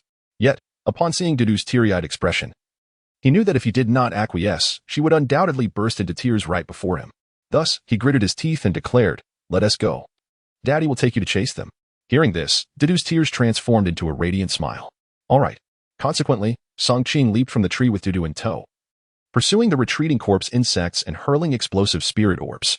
Observers within the royal city watched this spectacle with twitching lips. Has anyone ever dared to act so recklessly?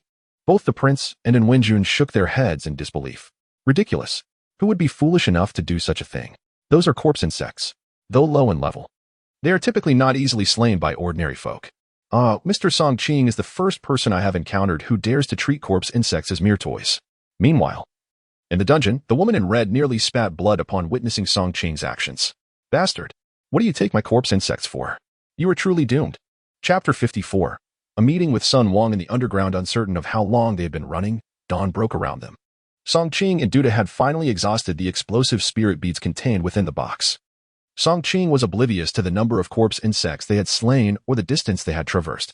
The final explosion of a spirit bead faded away gently from their ears, and Dudu turned to Song Qing with a broad smile. Daddy, can we play this again next time? Song Qing could only nod in resignation. At that moment, they both noticed an unusual mountain not far off. Daddy, it seems there are words written on that mountain. Song Qing nodded. Yes, I see it. Let us approach and take a closer look. If I am not mistaken, it should be where the survivors are imprisoned. Thus, the father and daughter made their way toward the mountain. As they progressed, the light of day continued to brighten. Dudu stood at the foot of the mountain, gazing up at the inscriptions, reading them intently. No life dungeon, she exclaimed. Daddy, there are some smaller characters below. Can you read them to me? There are many words I do not recognize. Song Qing nodded and meticulously read every character aloud. It turned out that these inscriptions detailed the game rules established by the woman in red. The no-life dungeon was divided into 9 levels, each holding a few survivors who were currently enduring inhumane torment. Should they falter, they would be sent to the incinerator at the very bottom, reduced to ashes. As the savior, Song Qing was tasked with rescuing these survivors, 1 level at a time. The incinerator, located on the lowest level, inflicted the most severe abuse upon its captives. Therefore, Song Qing needed to navigate through the challenges with utmost urgency. Otherwise, those on the lowest level would certainly succumb to their suffering. Upon concluding his reading of the rules, Dudu's smile vanished. Daddy, we cannot afford to waste any time. Can we? Is Dio's sister imprisoned in the lowest level? Song Qing nodded affirmatively. Indeed, we must not delay. Let us hurry inside. Otherwise, Dio's sister will not be able to endure it. With that, Song Qing took Dudu by the hand and headed toward the entrance.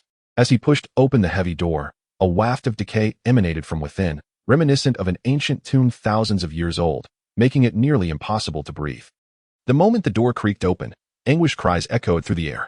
Startled by the sounds of torment, Dudu hurriedly hid behind Song Qing, too frightened to glance further. Gently, Song Qing grasped Dudu's hand and descended into the dungeon. As they moved forward, he sensed malevolent spirits drawing nearer. By now, he could discern their strength through the aura they emanated. The spirits on the uppermost level were the weakest. Without a moment's hesitation, Song Qing raised his crossbow and pulled the trigger into the darkness. Whoosh, whoosh, whoosh. Several gleaming arrows flew forth, and the malevolent spirits collapsed instantly onto the ground. Undeterred, Song Qing continued to lead Dudu onward. Torches flickered dimly upon the dungeon walls, casting a feeble glow that barely illuminated a distance of 10 meters. After vanquishing numerous malevolent spirits along the way, Song Qing finally arrived at the interrogation room. Upon opening the door, 2 sinister entities lunged at him. with a swift motion. Song Qing dispatched them, the stench of blood instantly enveloping him. Against the walls of the room hung several survivors, each one drenched in blood. Upon witnessing their plight, Dudu wasted no time and raised a hand to dispel the darkness, liberating the tainted souls. Observing their condition, Song Qing pressed his lips together and retrieved some healing potions from his system, tossing them to the rescued individuals. Hurry, get out of here. The grateful survivors knelt, expressing their heartfelt thanks to Song Qing and Dudu. However, the duo had no time to accept their gratitude and turned to descend to the lower levels. The preceding floors presented little challenge. Confronting the spirits was akin to slicing through vegetables with ease. Wasting no time, Song Qing continued his descent. Upon reaching the 5th floor, a chilling scream pierced the air, intertwined with desperate cries. Song Qing, why aren't you coming to save us? Please, stop hitting me. I have vital information to share. Your daughter is an exceptionally rare enhancer, young and tender. Please, spare me. What if I lure her here, and we can eliminate her together? Don't kill me. I beg you. Hearing this, Song Qing could only shake his head in exasperation, astonished that someone would betray him. In that moment, an idea sparked within him. If this individual sought to sell him out, it was clear he favored the company of malevolent spirits. Dudu, shall we grant them their wish? Dudu nodded, her disdain for evildoers palpable. Without hesitation, Song Qing pushed the door open. As it swung wide, several malevolent spirits charged forth.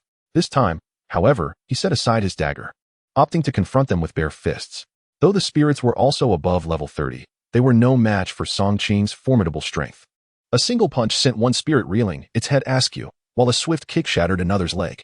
Following this display of prowess, the remaining spirits found themselves incapacitated, yet still ferocious.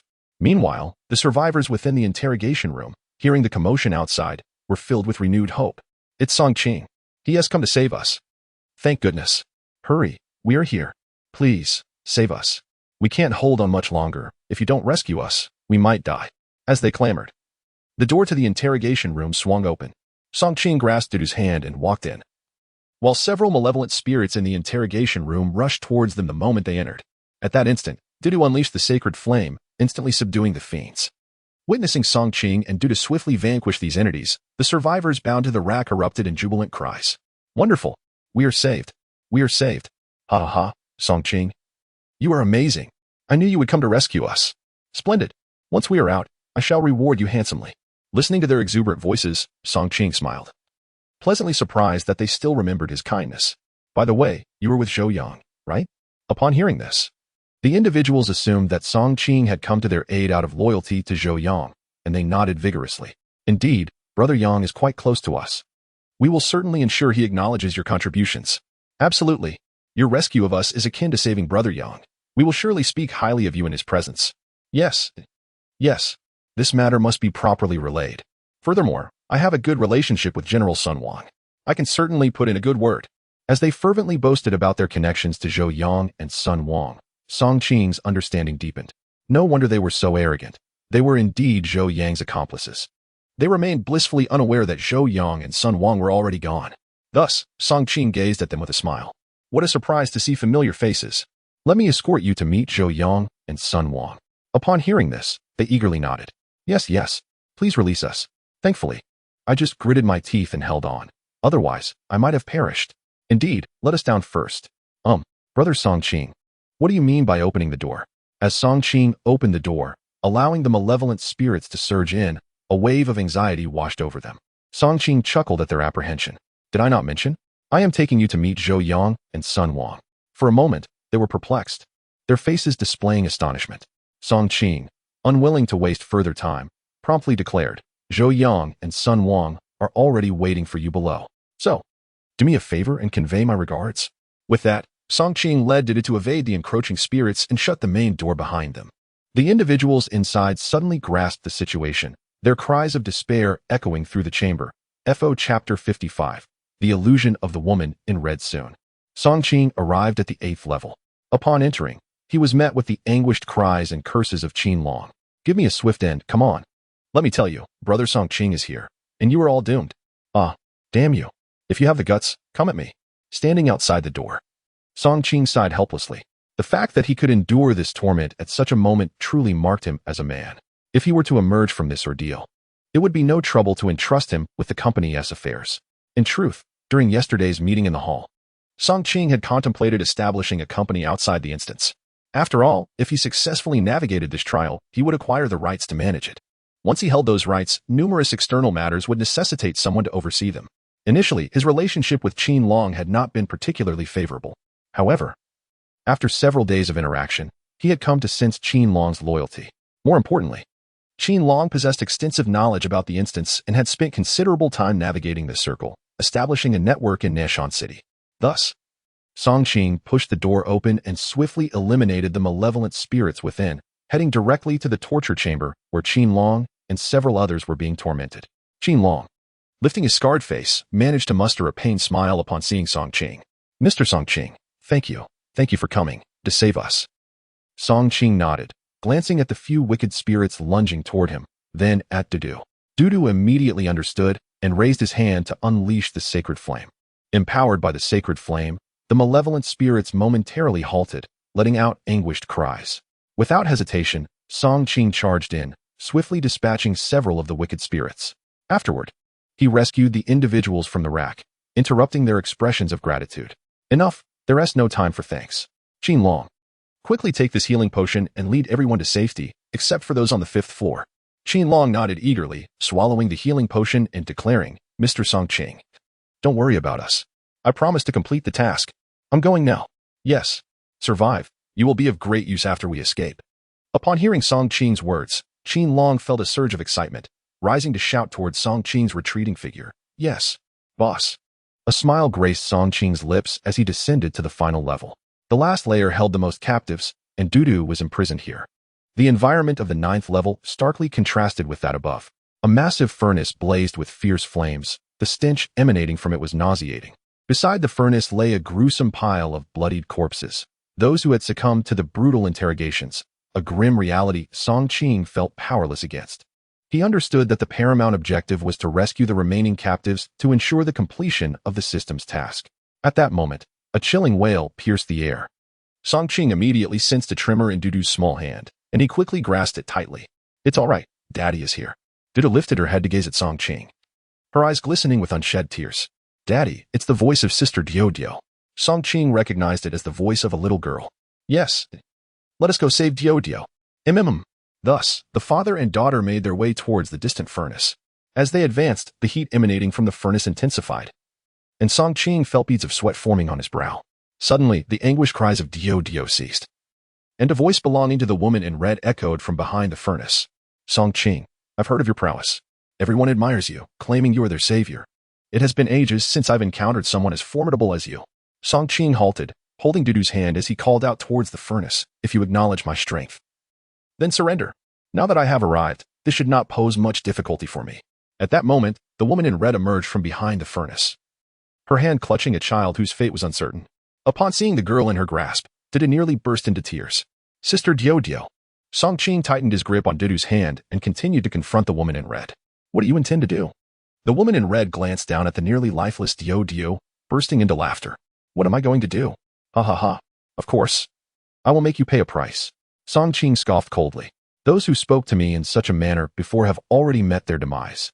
Are you certain you can make me pay a price in your current state?" The woman in red shook the unconscious Dudu with a grin. "Why do you say that? Are you not afraid I might kill her?" Song Qing chuckled in response. "I am not particularly well acquainted with this little girl. Do as you wish." The woman in red, naturally, did not believe his words. "Enough of the theatrics. If I were you, I wouldn't waste so much time." With his hands in his pockets, Song Qing pointed to the sky and said, "Indeed, let us dispense with the idle chatter. I intend to end your life swiftly and depart from this place. My laundry at home remains unattended." "Ha ha ha ha. You certainly have a sharp tongue." The woman in red was not the slightest bit angered by Song Qing's words. Instead, she found it amusing. "Very well, having entered my realm, let us indulge in some excitement. How shall we play?" "Heh. Do you not sense that this place is different?" Song Qing surveyed his surroundings, nodding slightly. "Indeed. It is different. I see that. What of it?" "Ha ha ha. Young one, it seems you are still rather naive.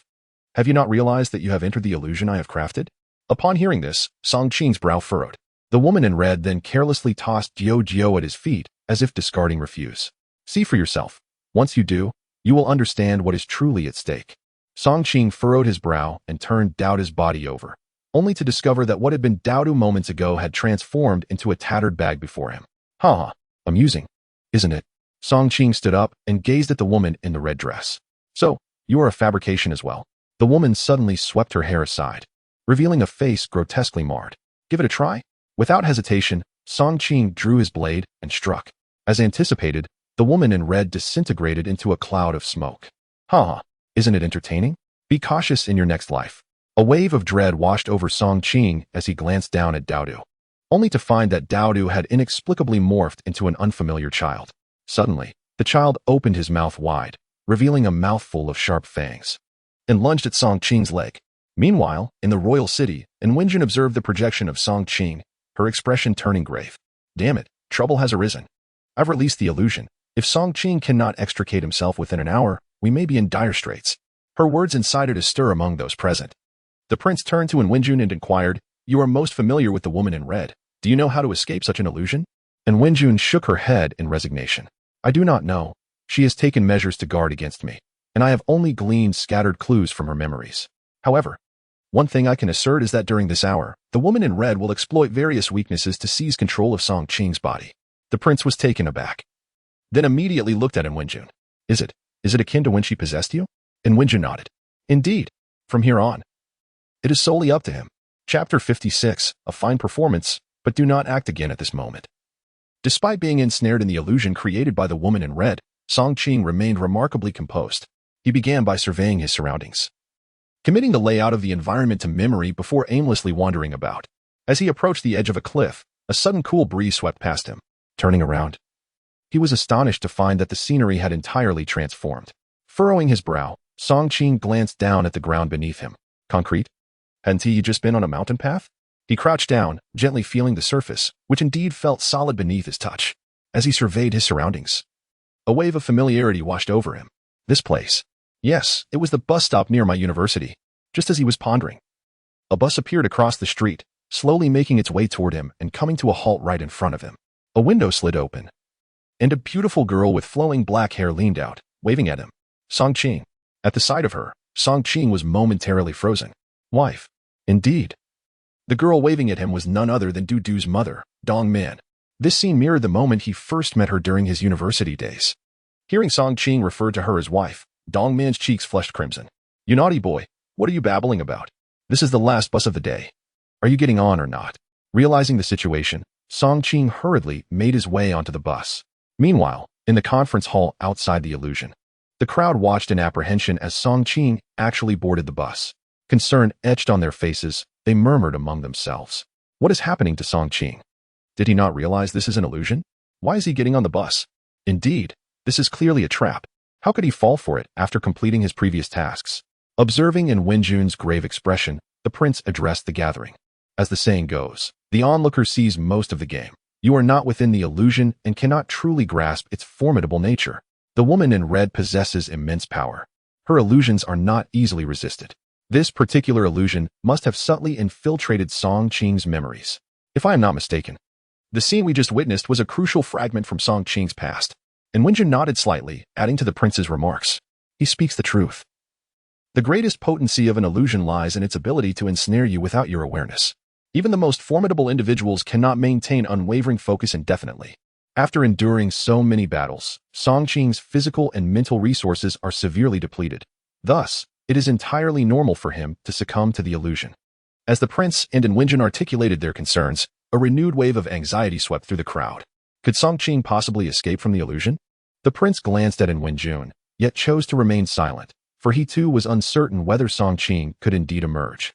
According to the hierarchy of strength, the disparity between Song Qing and the woman in red was so vast that survival seemed utterly improbable. After a moment of contemplation, Wenjun spoke. The opportunity to escape exists. One merely needs to break free at a critical moment. Upon hearing her words, the prince sighed deeply. Escaping the illusion? What an arduous task. Once ensnared in the illusion, it is akin to sinking into a quagmire, becoming increasingly ensnared. Moreover, the woman in red would seize control of his body during his most vulnerable moments. As his words hung in the air, silence enveloped the room, with all eyes turning towards Wenjun. After all, she was the only one present who had previously been possessed by the woman in red, making her the most informed individual. And Wenjun remained quiet, seemingly acquiescing to the prince's assertion. The atmosphere in the meeting room, which had once been rather pleasant, had now grown heavy and oppressive. Meanwhile, within the illusion, Song Qing and Dong Man had disembarked from the car, walking side by side along the tree-lined path of the campus. The evening had set in, and Dong Man glanced at Song Qing, her face tinged with a hint of shyness. With the exams approaching, how confident are you? She inquired. Song Qing smiled nonchalantly. Oh, my grades have always been stable. There is no need for concern. However, upon hearing this, Dong Man playfully pinched his arm in disapproval. You rascal, speak properly. Stable grades.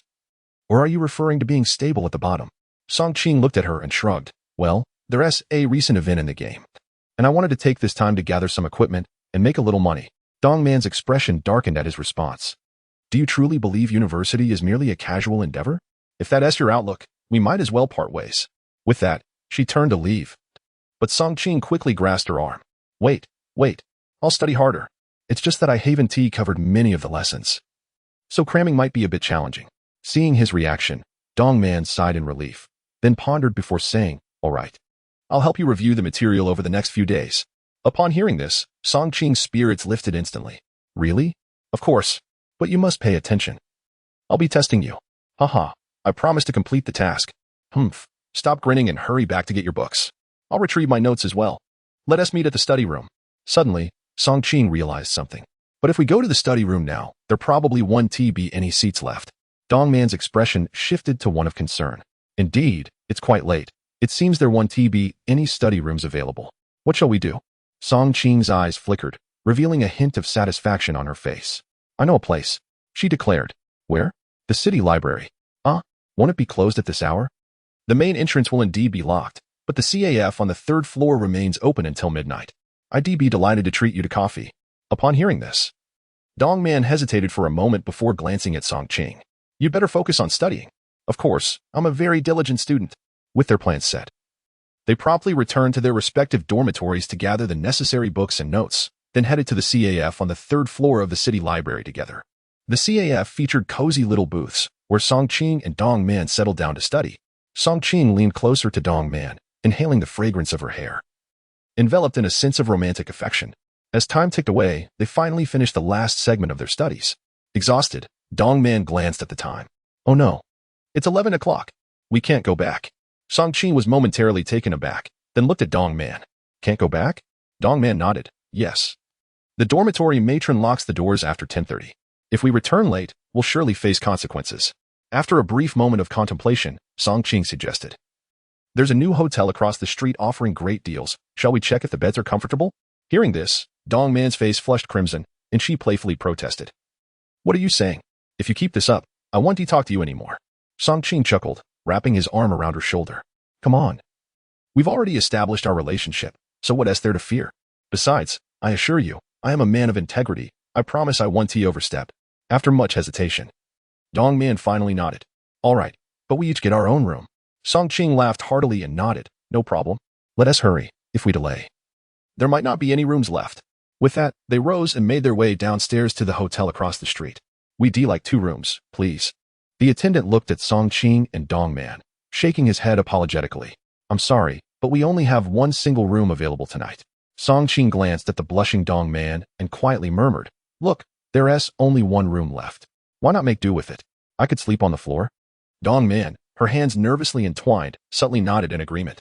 Song Qing confidently produced his ID and handed it to the attendant. Half an hour later, Song Qing emerged from the bathroom, towel drying his hair. He found Dong Man sitting on the edge of the bed, her hair still damp, flushed with a rosy hue. His heart raced at the sight. Sitting before her, he inhaled the intoxicating scent of her body intertwined with the fragrance of her shower gel, feeling a rush of excitement. Yet, he maintained his composure. Finally, unable to resist any longer, Dong Man leaned over and nestled into his embrace. Song Qing, she murmured, her eyes dreamy, her cheek inching closer to his. At that moment, the atmosphere had reached a perfect crescendo. Song Qing, without a moment's hesitation, forcefully pushed Dong Man down. In the conference hall of Wang City, the onlookers could only sigh in exasperation at the scene unfolding before them. It was over, utterly over. The woman in red was exceedingly cunning, transforming into his wife. Who could withstand such a trick? Alas, one could only say that the timing chosen by the woman in red was impeccable, striking right at Song Qing's vulnerable point. At that moment, and Wenjun's face flushed slightly. Suddenly, the situation within the projection changed dramatically.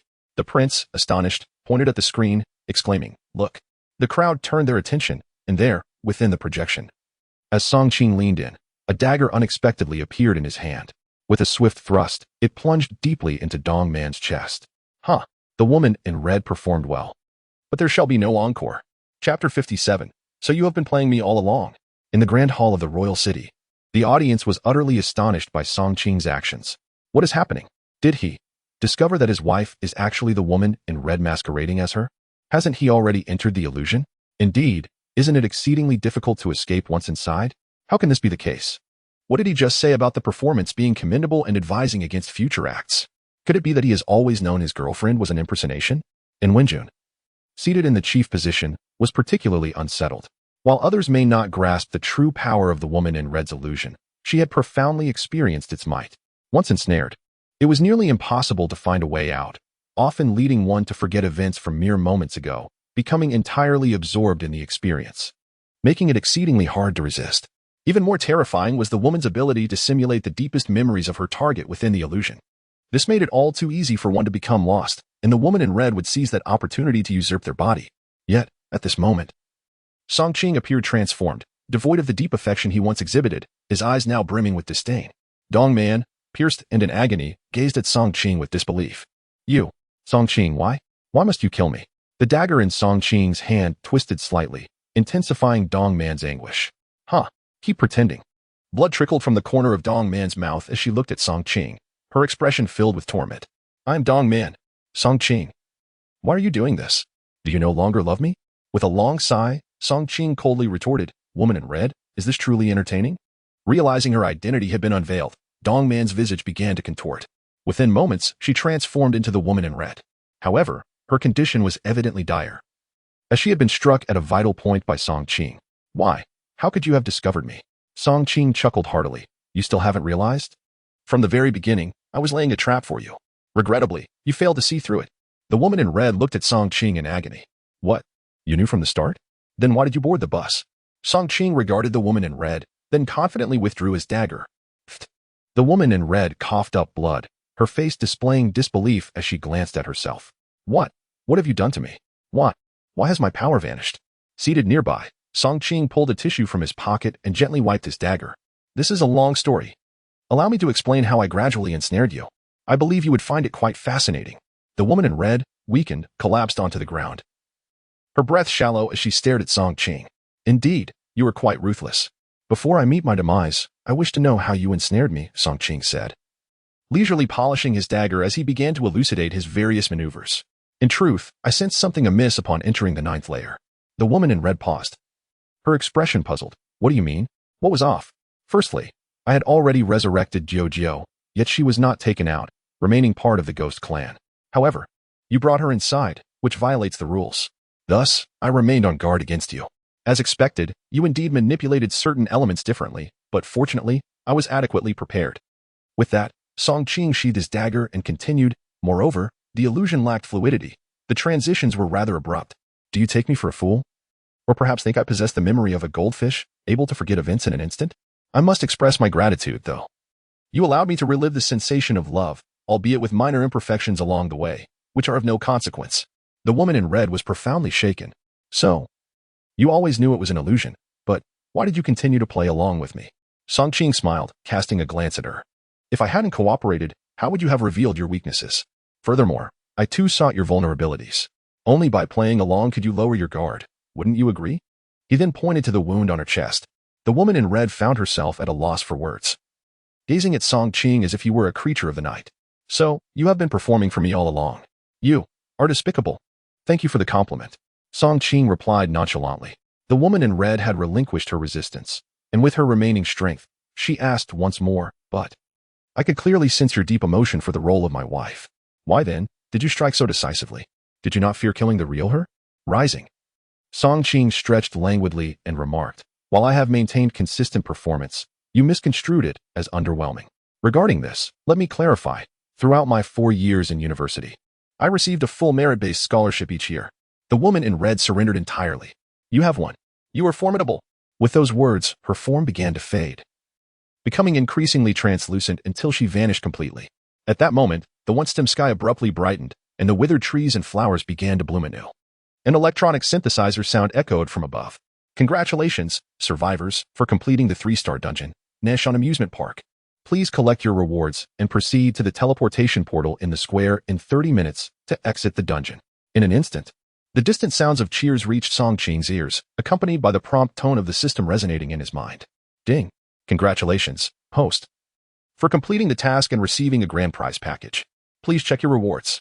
Upon hearing this notification, Song Qing finally let out a long sigh of relief. The sky was filled with various messages announcing rewards. Survivor Zhou Chuan successfully cleared the 3-star dungeon, rated C, and received a C-grade reward. Survivor Su Chong successfully cleared the 3-star dungeon, rated C, and received a C-grade reward. Survivor Wang Xiaoshan successfully cleared the 3-star dungeon, rated C, and received a C-grade reward. Every survivor rejoiced, never having imagined they would make it through. Not only had they survived, but they had also earned rated rewards, an inconceivable outcome. Qin Long, filled with excitement, looked around and immediately called out to the group. Where's Mr. Song Qing? Let us find him quickly. The crowd echoed his sentiments. Yes, yes. Without Mr. Song Qing, we likely wouldn't have made it to the end of this dungeon. What if something happened to him? Don't speak ill of the situation. Let us hurry and find him. Mr. Song Qing is surely protected by fate. He must be fine. We must locate him quickly. We cannot let Mr. Song Qing miss the opportunity to leave, or he will truly be trapped. Consequently, the group began to anxiously search for Song Qing. At that moment, Song Qing, accompanied by Dudu, arrived at the royal city, and Wenjun stood respectfully before him, flanked by the formidable entities from the dungeon. Mr. Song Qing, congratulations on completing the task. Song Qing waved his hand dismissively. There is nothing to congratulate. It's merely a 3-star dungeon, hardly a matter of pride. And Wenjun offered a slightly helpless smile before presenting a prepared black jade talisman to Song Qing. With this talisman, you shall be the master of this dungeon. Please take good care of it. With it, you may enter the dungeon once each day. Song Qing took the talisman, feeling its warmth alongside an unusual energy. He then tucked it into his pocket and exhaled in relief. All right, for now, please refrain from allowing others to challenge your dungeon. Take the time to recover. Await my instructions. He then gently patted Dudu's shoulder and addressed Wenjun. Dudu, do you intend to stay here with me or remain in the dungeon? After some thought, and Wenjun replied, I would like Dudu to stay in the dungeon to train properly, this way. She can assist you in other dungeons in the future. Song Qing nodded in satisfaction and patted Dudu's shoulder. Go on. I will bring Dudu to visit you when I have the time. Hearing they were leaving, Dudu felt a pang of reluctance and rushed forward to embrace Dudu's sister. Dudu handed her small bear to Dudu. Thank you, Dudu's sister, for spending the happiest 3 days of my life with me in this dungeon. The little bear shall henceforth be entrusted to you, a guardian for your protection. Subsequently, the two sisters continued their conversation for a while. At this moment, Wenjun gazed earnestly at Song Qing and declared, Master, we shall forever submit to you. Following her words, the individuals behind Wenjun knelt before Song Qing, proclaiming in unison, Master, we shall forever submit to you. Witnessing this scene, Song Qing felt a surge of emotion within, though he managed to maintain a composed demeanor, merely responding with a gentle, Please rise, it is getting late, and I must take my leave. I shall visit you again when time permits, he said, glancing at Dudu and Dudu beside him. Let us go. As the group stood up, Song Qing suddenly recalled something and retrieved a box from his pocket, tossing it towards Charles. As I promised, I almost forgot to hand over the soul lamp of the witch. Charles received the box, overwhelmed with gratitude, and knelt again, expressing his thanks profusely. At that moment, as Song Qing approached the city gates, Qin Long and his entourage, stationed outside, witnessed the extraordinary scene. They could scarcely believe their eyes. These formidable evil spirits willingly acknowledged Song Qing as their master, an absurdity beyond comprehension. Mr. Song Qing, it is getting late.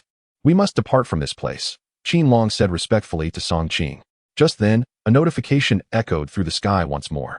Survivor Song Dudu successfully cleared the 3-star instance, rated SS level, and received SS level rewards. Survivor Song Qing successfully cleared the 3-star instance, rated SSS level, and received SSS level rewards. Envy illuminated the faces of the onlookers. Chapter 58. The sensation in Nashon City upon hearing the notification sound. A wave of joy surged within Song Qing. Meanwhile, Qin Long and the others displayed expressions brimming with excitement. The attainment of an SS rating and an SSS rating was simply astonishing. It is worth noting that even securing an S rating in a standard 1-star instance is quite a formidable challenge. Yet, here were Song Qing and Dudu, one achieving an SSS rating and the other an SS rating, eliciting envy that was almost palpable. Congratulations, Mr. Song and little Dudu. Qin was the first to react, quickly offering his praises. Soon, others joined in, expressing their congratulations as well. Just as Song Qing was about to speak, Dudu looked up at him and inquired, "Daddy, is SS and SSS the lowest rank?" Taken aback, Song Qing gazed at Dudu in confusion. Why do you ask that? Our kindergarten teacher said that A is the best, and the further down the scale you go, the worse it gets. I have an SS rating and Daddy, you have an SSS rating. Aren't we the two lowest? Dudu then earnestly continued, "Daddy, let's work harder next time and aim for an A, okay?" Upon hearing Dudu's words, Qin and the others could not help but cover their faces, utterly embarrassed. Achieving the highest two ranks yet still expressing a desire for more, what a child's innocent perspective. Song Qing chuckled heartily, gently ruffling Dudu's hair. "All right, next time, let us aim for an A." Dudu's face lit up with a smile. "Yes, but Daddy, can we go home now?" "Of course, let us go." Upon reaching the square, all the survivors had yet to disperse, seemingly awaiting their arrival. As soon as they spotted Song Qing, the crowd erupted in unison. "Thank you, Mr. Song, for guiding us through the instance."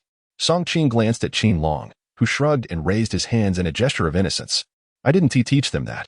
With a resigned smile, Song Qing returned the salutation. "You're too kind. It was all for survival. I was merely fortunate this time. It's getting late. We should prepare to leave." At that moment, the area surrounding the Nanshan amusement park was teeming with people. Various luxury cars and media interview vehicles lined the nearby roads. Numerous prominent figures who rarely made public appearances in Nanshan City had gathered today. The reason was simple. It was the day the amusement park instance concluded, and everyone was eager to witness the emergence of the survivors. This occasion was unlike any previous one. Initially perceived as a one-star instance, it had not garnered much attention. However, once the instance commenced, it became clear that it was a 3-star instance. It is noteworthy that throughout Nanshan City, only 5 3-star instances had manifested since the onset of the terrifying occurrences. Moreover, this particular instance began under conditions of unpreparedness. Thus, the outcome of this instance was of great significance to all. If indeed someone could emerge from within, it would undoubtedly signify an extraordinarily formidable presence. At that moment, several military vehicles escorted a black sedan to the parking lot in front of Nanshan Park. As the car came to a halt, soldiers from the military vehicles swiftly occupied the nearby elevated positions, each appearing as if bracing for an impending confrontation. From the black sedan emerged a man with graying hair, followed closely by his secretary, who promptly handed him a tablet. Subsequently, the leaders of Nanshan City, who had been waiting attentively, were permitted to approach the middle-aged man after undergoing a thorough inspection. This man, his hair tinged with gray, was the mayor of Nanshan City, the very backbone of the entire municipality.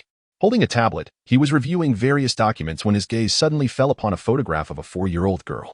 Song Dudu, aged 4, a student in the strawberry class at Rainbow Kindergarten. At such a tender age, she had somehow found her way into the instance. With a heavy sigh, the mayor turned to his secretary and instructed, "Make a note of this little girl's family. We must ensure they receive adequate compensation." Upon hearing this, the secretary could not help but let out a sigh as well. "Mr. Mayor, she entered alongside her father, who was her only relative." The secretary then handed the tablet back, and the mayor glanced at a photograph of Song Qing and Dudu, shaking his head in resignation. "Ah, what a delightful child. And now, she's gone. We must ensure thorough investigations next time." "Yes, Mr. Mayor. I will certainly urge all departments to conduct diligent inquiries and guarantee that such situations do not recur," the secretary affirmed, with surrounding leaders echoing their agreement. "Mr. Mayor, this was an oversight on our part. We assure you it will not happen again." The mayor set down the tablet and looked at his wristwatch, noting, "It seems there are only 10 minutes remaining in the instance. Why has no one emerged yet?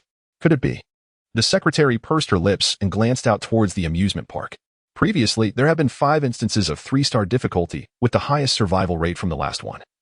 Yet it was still less than 30%. A 3-star instance is indeed exceedingly challenging, especially without any preparation this time.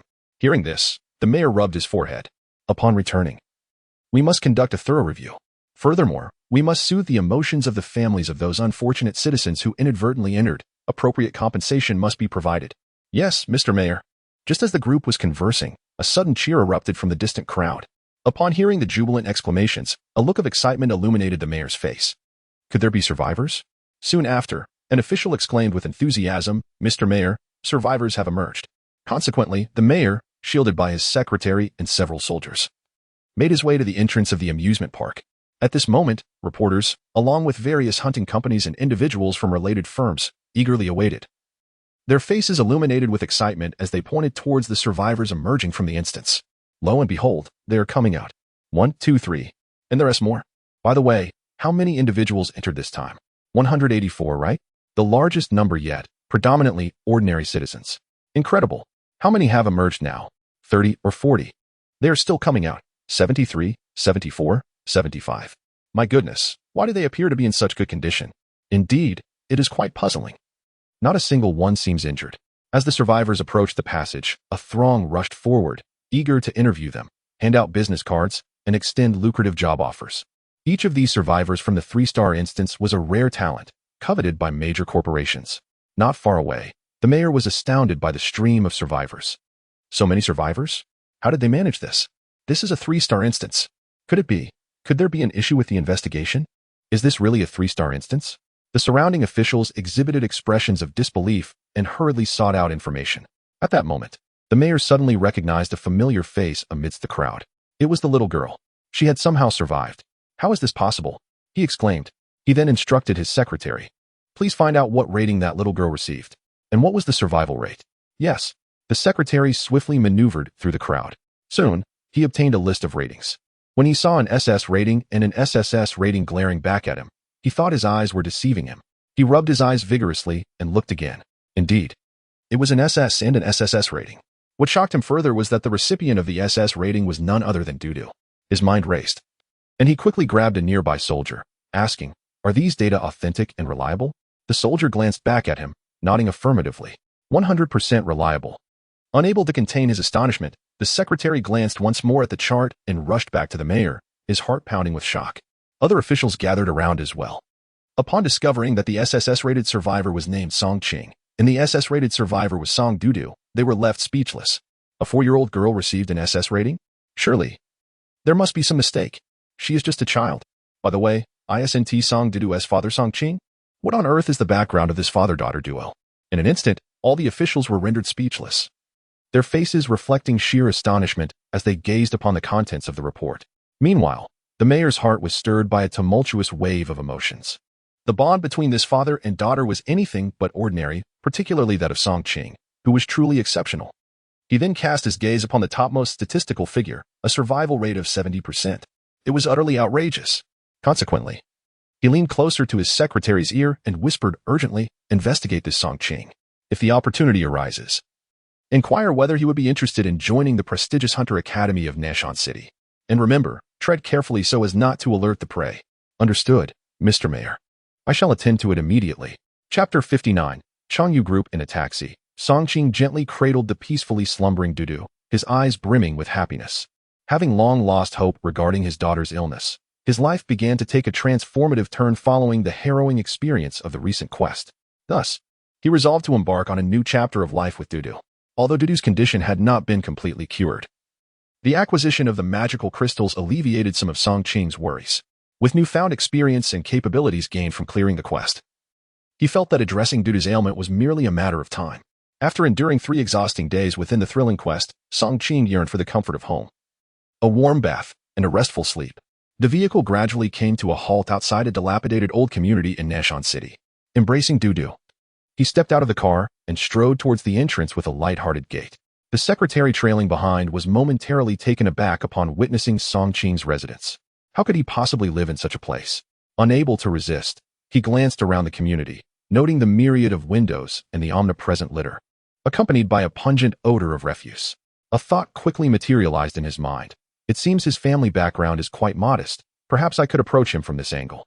Continuing to follow Song Qing, he arrived at a rundown building, observing as Song Qing and Dudu ascended the stairs. He then took out his phone and dialed a number. "Secretary Chen, please assist me in investigating if there are any upscale properties available nearby. Send me a few recommendations. Also, ensure that the community is not overly conspicuous, ideally with several villas. Additionally, arrange an event, perhaps something like the top 10 outstanding individuals of Nashon City. The first prize should be a villa." "Yes, make it happen. And ensure there are no mistakes. It would be best to leak some hints in advance." After hanging up, the secretary exhaled a sigh of relief. He promptly called the mayor to report on the recent developments. The mayor, upon hearing the news, expressed his satisfaction. Well done. Create opportunities without being overly impatient. Our side has already secured his information, so there is no need to worry about other companies poaching him. Upon returning home, Song Qing gently placed Dudu in a small room before opening the rewards received for completing the quest. Aside from enhancing his physical abilities, the rewards included an exclusive box. The SSS grade reward box appeared distinct from the others, radiating a luxurious golden hue, adorned with Song Qing's name. Upon opening the box, he discovered 10 first-grade magical crystals, 1 second-grade magical crystal, a vial of antidote, and 3 ghostly artifacts. As he casually inspected the items, a frown immediately creased his brow. Ghost Spike, level 20. Medium-grade ghost artifact, cannot be enhanced, cannot be upgraded. Attack increase 10. Special ability, none. Magic crystal necklace, level 20. Medium-grade ghost artifact, cannot be enhanced, cannot be upgraded. Mental resistance 10. Special ability, none. Ghost symbol ring, level 20. Medium-grade ghost artifact, cannot be enhanced, cannot be upgraded. Agility 10. Special ability, none. The rewards were rather unimpressive, hardly comparable to his own equipment. However, Song Qing soon realized that his own system was exceptionally powerful, rendering the rewards from the dungeon insignificant. Nevertheless, he pondered that selling these items could yield a considerable profit. Although he had little experience in this domain, he understood that the emergence of ghost artifacts could indeed create quite a stir. Aside from the equipment, the antidote held little significance for Song Qing. The sole item of utility was the magic crystal, essentially serving as the currency within the dungeon world, pivotal for his enhancement. Next, he glanced at Dudu's rewards, which also included 3 pieces of equipment, a vial of antidote, and 10 low-grade magic crystals. While she received 1 less medium-grade magic crystal and her equipment was of inferior quality, the rewards remained enticing, albeit of limited use for Dudu. Song Qing resolved to procure a complete set of equipment tailored specifically for her. After gathering all the items, he took a shower and retired for the night. Though the Nanshan Amusement Park dungeon had concluded, its impact on Nanshan City was far from over. Qin Long, as the sole captain of the hunter team in this dungeon, had become the focal point of the entire affair, though he wished to clarify that the survival of everyone had no bearing on him, attributing all credit to Song Qing. He was bound by Song Qing's request to the survivors to keep his involvement confidential. Thus, he bore the weight of it all alone. By the time they exited the dungeon and the evening's festivities came to a close, it was already midnight. The streets of Nanshan City were still bustling, with numerous individuals lingering about. Qin Long, inebriated, swayed towards the roadside to hail a cab. Just then, a sleek black luxury car came to a halt before him. Momentarily taken aback, he contemplated moving to another location, but the window rolled down to reveal a face he recognized all too well. Qin Long, long time no see. Upon hearing the greeting, Qin Long felt a jolt of surprise that sobered him instantly. It was Sun Xiao, the younger brother of Sun Wang. Qin Long was well aware that, despite living in Nanshan City, Sun Xiao's status and position far surpassed that of his brother. He held the title of vice president at the Changyu Group in Nanshan City.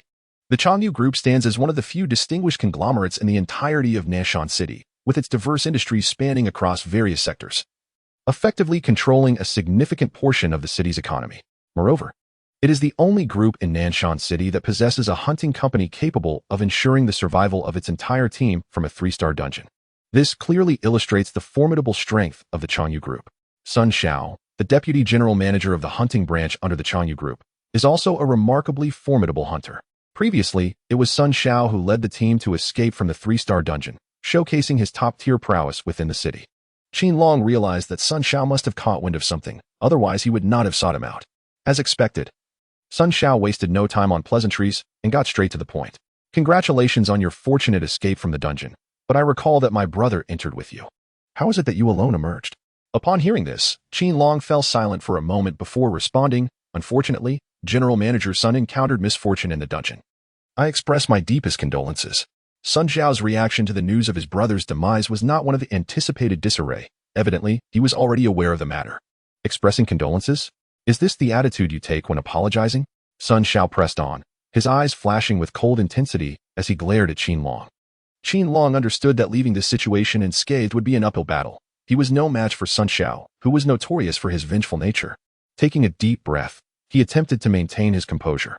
I am merely a team leader in the company, not General Manager Sun's bodyguard. Therefore, his death bears no relation to me. However, no sooner had he uttered these words than Sun Xiao's fist struck his face with brutal force. No relation? You think you can so easily absolve yourself with a mere phrase? Humph. Qin Long, it seems you truly do not understand the gravity of death. After being struck, Qin Long fell to the ground, blood spilling from his mouth, several teeth knocked loose. He staggered to his feet, his eyes still filled with defiance. I have stated that this matter is not my concern, and furthermore, I am no longer affiliated with the Sun family company. I ask you to show some respect. Sun Shao let out a cold laugh. Respect? You, a mere dog, believe you deserve such a word? Today, I shall first end your life, and then I will eliminate your master. This declaration sent a shock through Qin Long's heart. So, you are aware.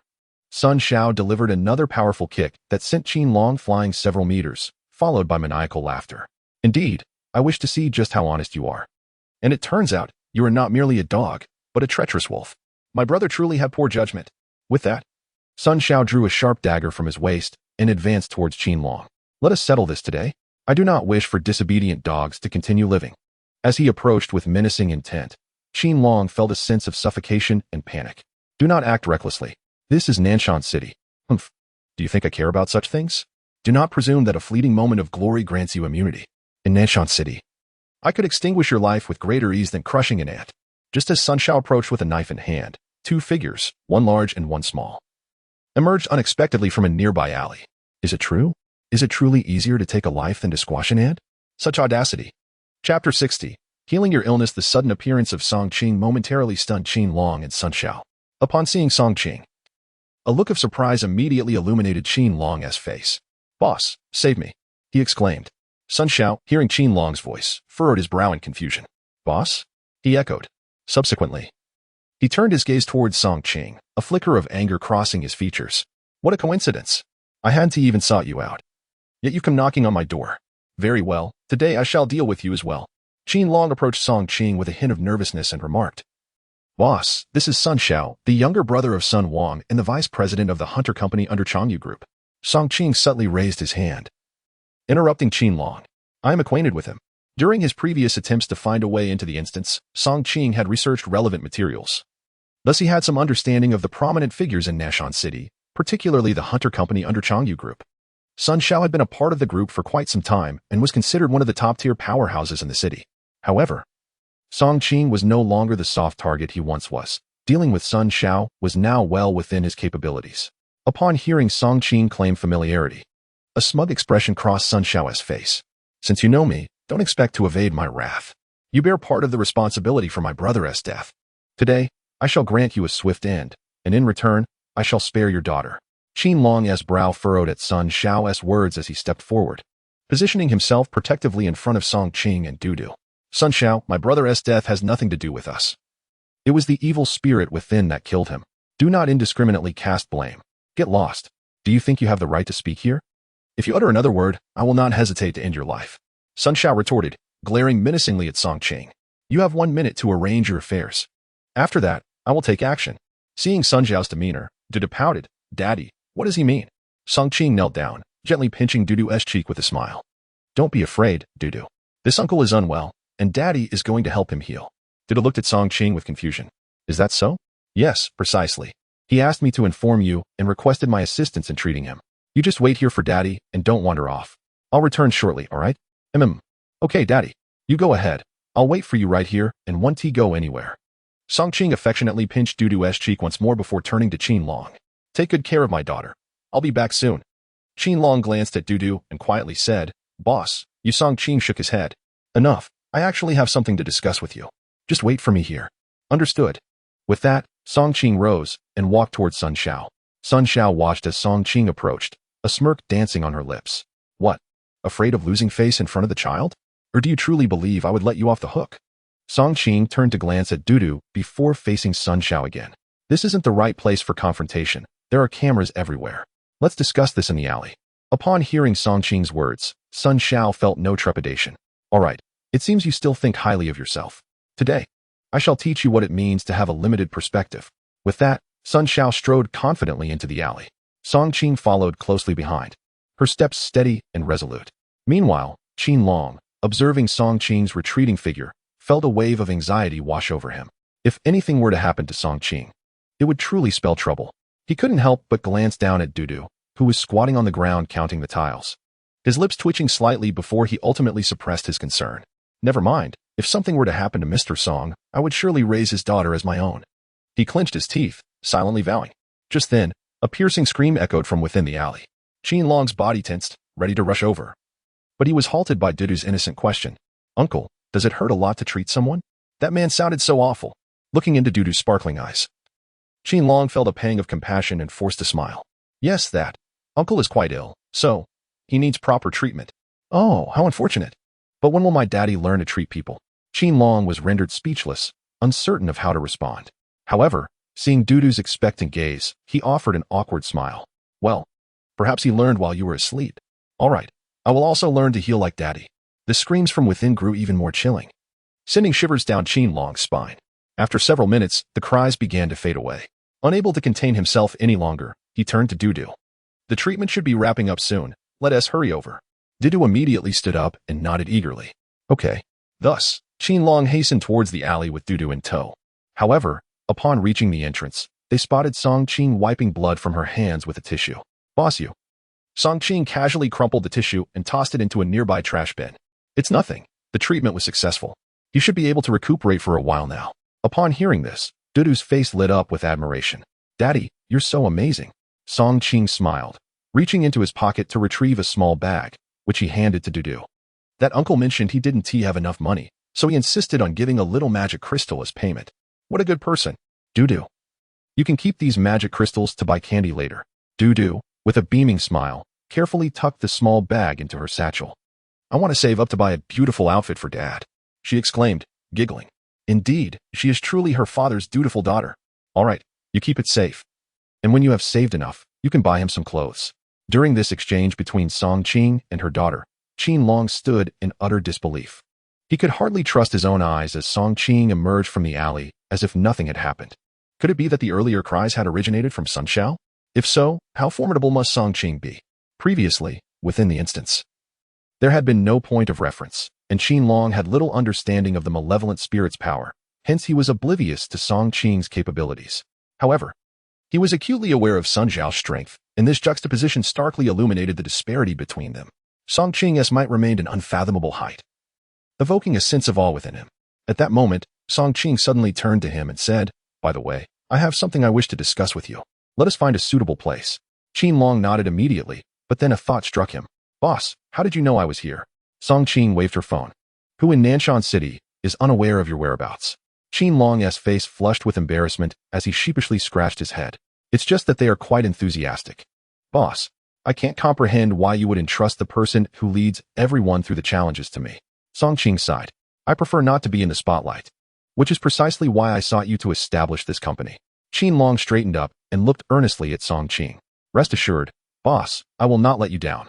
Song Qing nodded, glancing around before pointing to a 24-hour McDonald's across the street. Let us head over there.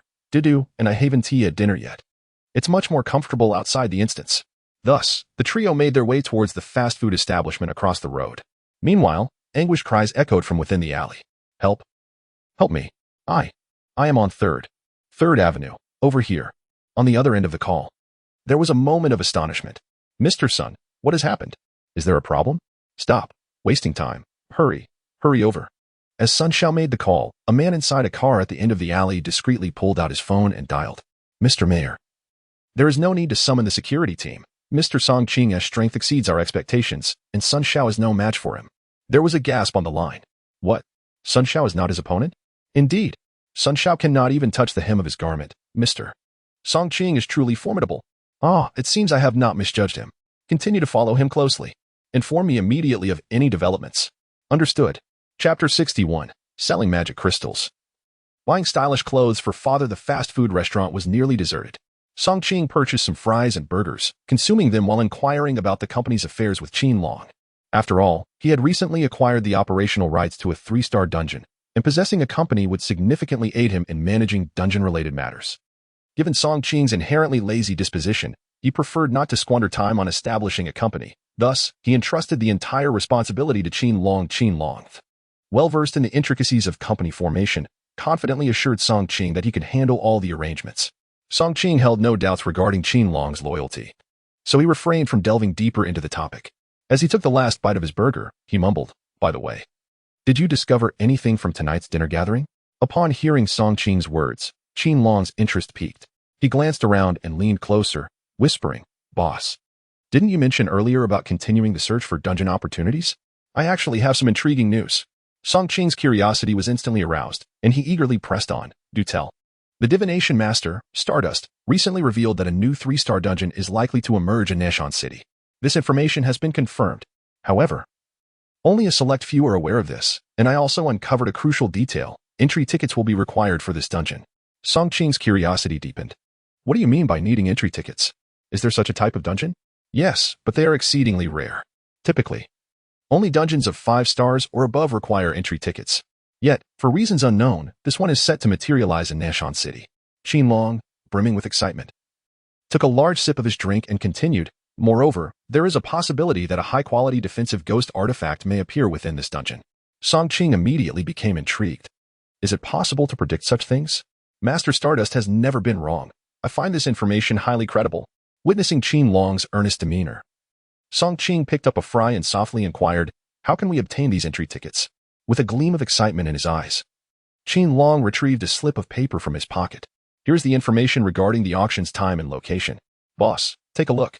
Song Qing accepted the paper and glanced at it. "Beishan Auction House, Thursday tomorrow?" "Indeed, that's correct. However, I believe you should prepare yourself for some unsettling news." Song Qing nodded, urging him to continue. "Speak." "Given the rarity of dungeons requiring entry tickets, various prominent families in Nashon City are likely to participate in this auction. I've also heard that several families have already secured numerous entry tickets, leaving only a handful to be auctioned off, or possibly none at all." Upon hearing this, Song Qing furrowed his brow. "How credible is this information?" "Very credible." "Understood. In light of this, I truly feel compelled to take a look." Song Qing is particularly interested in the exquisite top-tier ghost artifact that Qin Long mentioned. After all, it is a defensive, high-quality ghost artifact, and Song Qing has long wished to procure a superior piece of equipment for Dudu. If this item proves to be exceptional, Song Qing believes it is worthwhile to investigate further. Subsequently, Qin Long shared additional insights about the influential figures encountered during the banquet, and Song Qing encouraged him to engage with them as much as possible. After all, a prominent tree attracts the wind. Establishing a robust network of connections promptly is indeed beneficial. Preferring to remain in the background, Song Qing entrusted this task to Qin Long. After a satisfying meal, Song Qing returned to their residence with Dudu. The following morning, Dudu was awakened early by an enticing aroma wafting through the air. Rubbing her eyes, she padded into the kitchen in her rabbit slippers, and a smile spread across her face upon seeing Song Qing busily preparing breakfast. "Daddy, your breakfast smells absolutely delicious." Song Qing chuckled heartily and gently planted a kiss on Dudu's cheek. "Go wash your face. I'll take you shopping shortly." Dudu giggled as Song Qing's stubble tickled her, and she scampered away. Once breakfast was completed, Song Qing took Dudu to a dungeon trading center. This center is the largest venue for dungeon item transactions in Nashon City, renowned for its fairness. Dudu gazed around in wonder at the bustling crowd and the opulent decorations. "Daddy, aren't we here to buy something? Why are we at this place?" Song Qing smiled and replied, "Without money, we are, of course, here to exchange for some." "Exchange money?" Dudu asked with curiosity, unsure of how the process worked. Song Qing approached a counter and addressed the well-dressed clerk.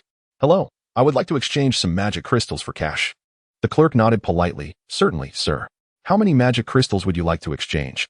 Glancing at the scrolling screen displaying the exchange rates for magic crystals, Song Qing replied, "Let us start with 100. The clerk paused momentarily, then cautiously inquired, Sir, did you say 100? "Yes, 100. Is there a problem?" The clerk appeared somewhat awkward. "Sir, 100 magic crystals. That quantity is a bit too much for me to handle here." Upon hearing this, Song Qing furrowed his brow. "You can't process 100 magic crystals? Where else can I trade?"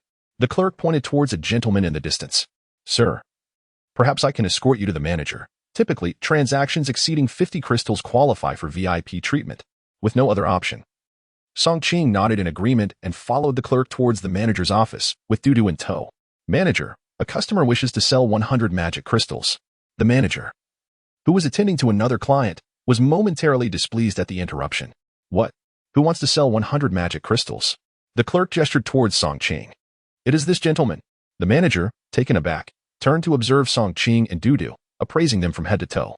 Though the father and daughter both possess striking appearances, their attire unmistakably reflects the cheapness of market fare. "Zhou Xiaoyu, are you jesting with me?" Does this individual truly seem as if they possess 100 magic crystals? Can you not see that I am rather preoccupied at the moment? Upon hearing the mockery from the other party, Song Qing could not help but frown slightly. What do you mean? Are you insinuating that I lack 100 magic crystals? The lobby manager, with a hint of derision, chuckled softly. Ah, it appears you are quite mad with desire for magic crystals. Do you have any idea what 100 magic crystals signifies? What does it signify? Identity. Status. Look at your appearance. How can I possibly believe you possess 100 magic crystals? If you can produce 100 magic crystals, I will pay you double. Upon hearing the manager's overtly discriminatory remarks, Song Qing felt a surge of indignation. However, before he could respond, Dudu unexpectedly interjected with a question. Is that true? The lobby manager glanced down at Dudu, his face revealing a playful smirk. Indeed, Uncle will make a promise with you. However, if you do not possess them, you shall not leave this establishment today. Song Qing cast a glance at Dudu, quickly comprehending her intent, and thus added, will you accept however many I have? Provided they exceed 100? The manager crossed his arms and replied, as long as it exceeds 100, I will accept however many you possess. Show me what you have. In response, Song Qing looked at Dudu. My dear daughter, do you still wish to sell yours? Dudu nodded vigorously. Yes, I will sell it. So Daddy can have a dashing outfit. With that, Dudu opened her small bag and forcefully tossed its contents onto the ground. With a clatter, a multitude of black magic crystals scattered across the floor. The onlookers were momentarily rendered speechless. Chapter 62. Buying a car for Dad just moments ago. The smiling lobby manager stood frozen, utterly dumbfounded by the magical crystals scattered across the floor. This is impossible. How could a mere child possess such an abundance of magical crystals? He quickly picked up one of the crystals, scrutinizing it closely. Indeed, it is genuine. Panic set in as his hands trembled slightly. The surrounding guards hurried over, dispersing the crowd to prevent anyone from seizing the opportunity to snatch the crystals. Whispers filled the air. What is happening? Such a precious item entrusted to a little girl? How careless of the parents. Indeed, there were at least 80. If not 100, crystals lying there. How could they just be left unattended? It must be a hoax. Who would entrust such valuable treasures to a child? Certainly. It's fake, a mere performance. If there were truly this many magical crystals, I would broadcast myself doing handstands while defecating. Yet, the manager's earlier demeanor seemed rather anxious. Could it actually be true? Surely, among so many crystals, a few must be counterfeit. It must be the manager's stroke of luck to have stumbled upon one genuine piece. Such a multitude of magical crystals is simply unattainable for an ordinary person. Merely surviving a dungeon is a feat in itself. Hunting evil spirits for crystals? What are they thinking? Most onlookers were skeptical of Song Qing's claim to possess such a wealth of magical crystals. In their eyes, to amass such a fortune would require either ownership of a large corporation or a formidable hunting team. However, in Nanshire City, the prominent corporations and teams were limited. If they possessed magical crystals, the trading center would likely send representatives to collect them personally. The crowd, viewing the situation as a spectacle, folded their arms and settled into watch. The manager promptly ordered the magical crystals to be collected and placed into a box. I want to examine each one. Song Qing shrugged nonchalantly. As the crowd gathered all the crystals into a tray, the manager quickly summoned professional equipment for testing. Beep. Current purity of the magical crystal, 90%. Pass. Beep. Current purity of the magical crystal, 95%. Pass. The equipment continued to emit success notifications, and the manager was now drenched in sweat. When the last crystal was tested, Dudu leaped joyfully into the air. They're all genuine. Aha. Now I can buy Dad some stylish clothes. Song Qing smiled softly and turned to the manager. You promised double the buyback. The manager's lips quivered slightly, and he feigned composure as he slammed his hand on the table. Wait, the agreement was for over 100. You only have 95 here, 5 short. Song Qing shrugged. No problem, I'll make up the difference. With that, she retrieved a larger bag from her backpack, within which the magical crystals shimmered with a dark glow. Their quantity even greater. With a clattering sound, the crystals cascaded into the tray, forming a small mountain. Come on, Manager Wu, let us continue the inspection. Yet, Manager Wu could no longer withstand the mounting pressure and fainted on the spot. Ultimately, the vice president of the trading center intervened, agreeing to repurchase 380 exquisite magic crystals at double the price. Before departing, the vice president respectfully handed a shimmering, transparent card to Song Qing. Mr. Song, I sincerely apologize for this oversight. Please do not be upset. This is a premier VIP card. Should you require anything in the future, do not hesitate to contact me. Song Qing merely acknowledged with a nonchalant stuffing the card into his back pocket. All right, I understand. With that, Song Qing left the trading center with Dudu in tow. However, once they exited, the trading center erupted in chaos. The astonishing news that someone had sold nearly 400 magic crystals in one go surpassed the trading volume of the entire week. Terrifying. Absolutely terrifying. In no time, the entire Nanshan city was abuzz with speculation regarding Song Qing's identity.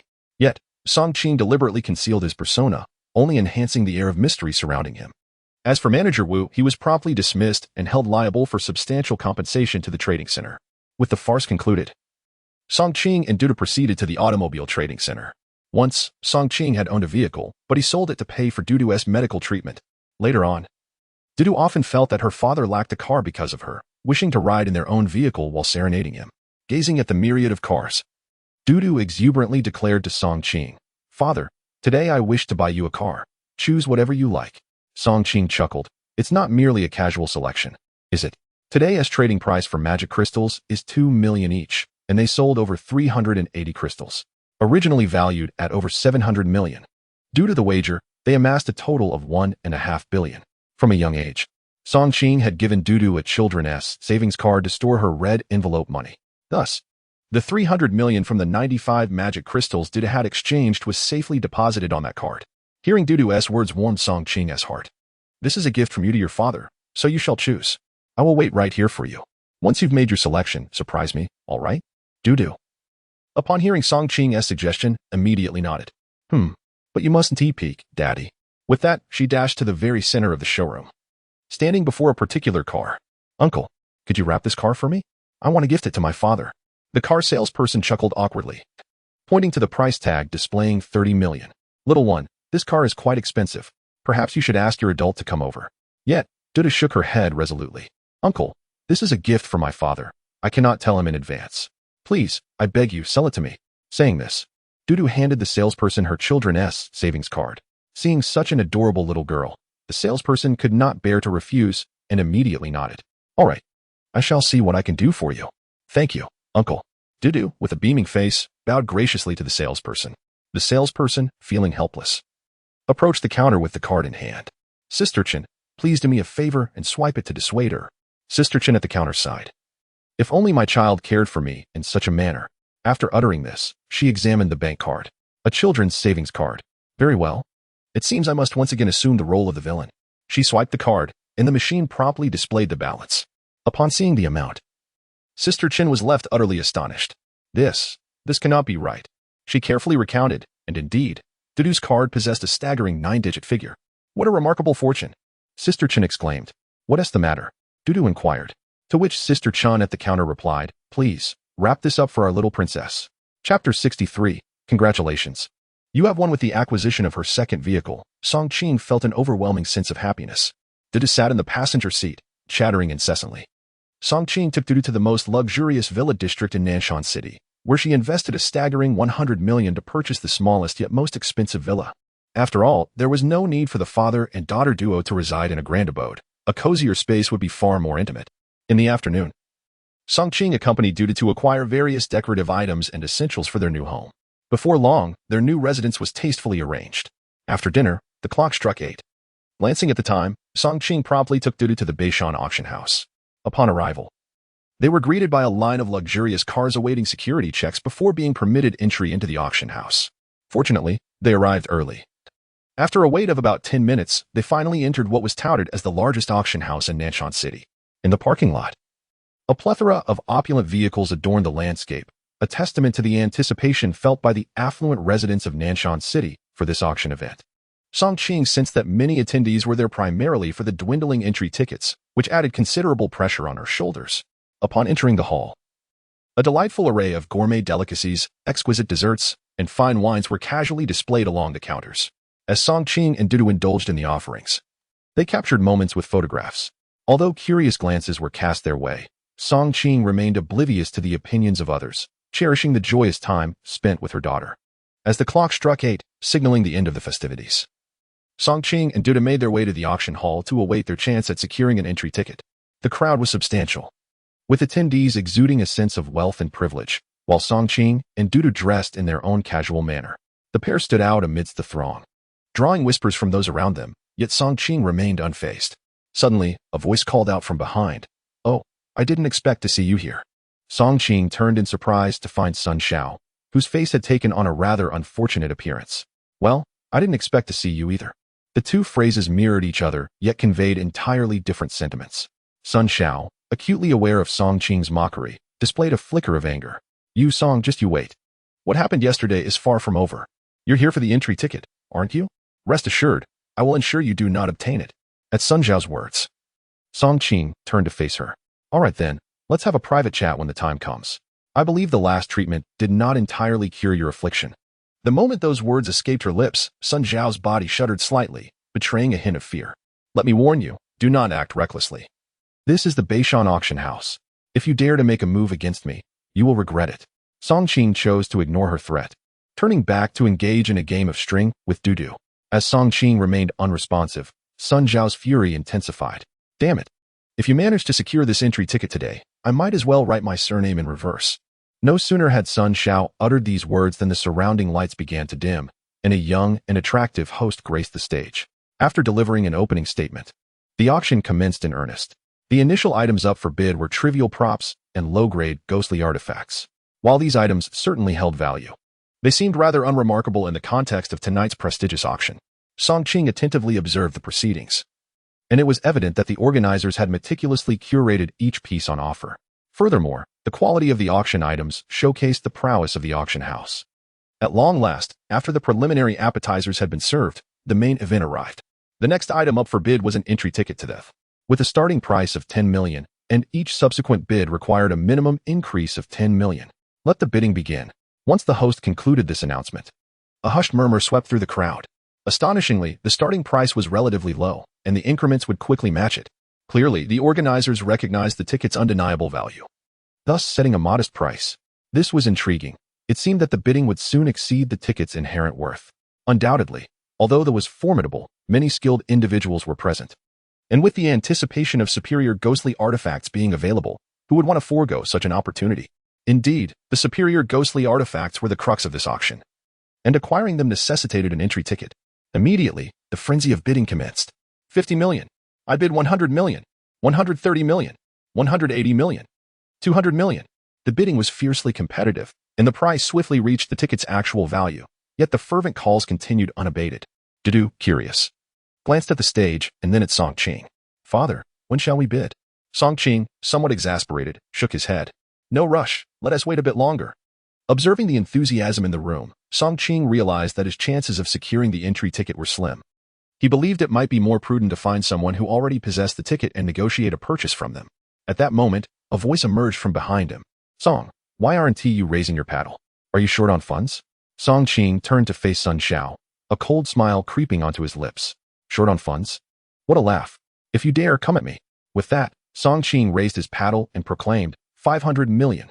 At this declaration, the venue erupted in astonishment. Just moments ago, the bidding had hovered around 230 million, and Song Qing had boldly jumped to 500 million. Upon his announcement, the previously cacophonous crowd fell into an immediate hush. Having witnessed various quotations, I have never encountered one quite like this. The opening bid is a staggering double. For heaven's sake, this is 500 million. Sun Xiao was utterly bewildered by Song Qing's offer. Do you even know how to make a bid? Is this how you play? A cold laugh escaped Song Qing's lips. What is the matter? Can't afford it? If you can't, then leave. Don't embarrass yourself here. At that moment, Sun Xiao became the center of attention. He certainly would not concede so easily. Otherwise, his standing in Nanshan City would be jeopardized. Fine, I'll match it. Who is afraid? With that, Sun Xiao raised his paddle, 510 million. The crowd observed as the two began to escalate their bids, deciding not to engage further. After all, while the entry ticket is valuable, one must also weigh their own financial capabilities. Even if one were to enter the Night of Monsters dungeon, coming out empty-handed or, worse yet, losing their life would result in a significant loss. Clearly, the 500 million price had exceeded everyone's expectations. 400 million seemed a more reasonable figure. Of course, there were some who genuinely needed it and were willing to bid, but they had no desire to become embroiled in the conflict between Sun Xiao and Song Qing. As Sun Xiao declared 510 million, the crowd turned their attention back to Song Qing, eager to see if he would respond. 1 billion. Song Qing raised his paddle again, offering a price that sent shivers through the onlookers. Sun Xiao felt a cold sweat break out. 1 billion. That's 100 million. Although he could muster such a sum, doing so would deplete his resources significantly. Especially after being bested by Song Qing, his strength had diminished considerably. He might not even have the capacity to enter the dungeon. If he were to purchase this ticket, he might have to sell it at a loss later on. Yet, the crowd was fixated on him, and many peers were waiting to witness his humiliation. He could not afford to lose. Absolutely not. Sun Xiao quickly calculated his assets and gritted his teeth. 1 billion and 10 million. After speaking, he felt a wave of relief, casting a proud glance at Song Qing. Come on, let us keep going. However, Song Qing merely smiled and, with a tug on Dudu, stood up and proclaimed, Congratulations. You've won. Chapter 64. I have won too, and it was gifted by another you. You have deceived me. Sun Xiao exclaimed in exasperation, pointing an accusatory finger at Song Qing. In response, Song Qing merely shrugged, feigning innocence as he gazed back at Sun Xiao. What do you mean by deceiving you? It was you who insisted on raising the bid. Did I compel you to do so? Did I encourage you? Please. It seems you were the one who insisted that I should not secure this entry ticket. Upon hearing this, Sun Xiao felt as though he might indeed vomit blood. Laughter erupted around them, with spectators pointing and snickering. This guy is truly shameless. Sun has squandered several billion for nothing. TSK. Unbelievable. Ha ha ha, impressive. Even a discerning individual could see this was a trap. Why would one leap into it willingly? So foolish, utterly foolish. The losses are so great that even his mother cannot find him. To gamble is to accept the results. If you seek trouble, you ought to weigh your own capabilities. Truly, in this instance, the crowd largely sided with Song Qing, for they all recalled who had instigated the trouble initially. You wait. Sun Xiao, at his wit's end, could only unleash a furious outburst directed at Song Qing. Unfazed, Song Qing exited the auction venue. Once outside, Song Qing felt a twinge of helplessness. After all, the item he intended to acquire had been snatched away, leaving him with a sense of dissatisfaction, though he deemed it ultimately inconsequential. He resolved to seek out another 3-star dungeon to continue leveling up with his daughter. Though he yearned to present Dudu with a gift under the current circumstances, Song Qing was reluctant to squander excessive funds on an entry ticket. Just as he was about to enter his vehicle, he heard someone call his name. Mr. Song. Please wait a moment. Startled, Song Qing turned to see a man in a well-tailored suit approaching him at a brisk pace. Upon recognizing the individual, Song Qing paused momentarily. What can I do for you? As the man reached him, he straightened his attire and extended a hand, introducing himself. Hello, Mr. Song. My name is Gao, and I am the secretary to the mayor of Nanshan City. Taken aback by this introduction, Song Qing shook Gaowen's hand. Hello, Secretary Gao. Gaowen glanced around before gesturing toward a nearby pavilion. Shall we discuss matters over there? Song Qing furrowed his brow. He was not keen on lingering. Yet the fact that Gaowen represented the mayor mandated a degree of respect. Reluctantly, he acquiesced. Very well. He then cast a glance at Dudu, offering a resigned smile. Dudu, displaying understanding, pointed toward their car. Daddy, may I watch television in the car?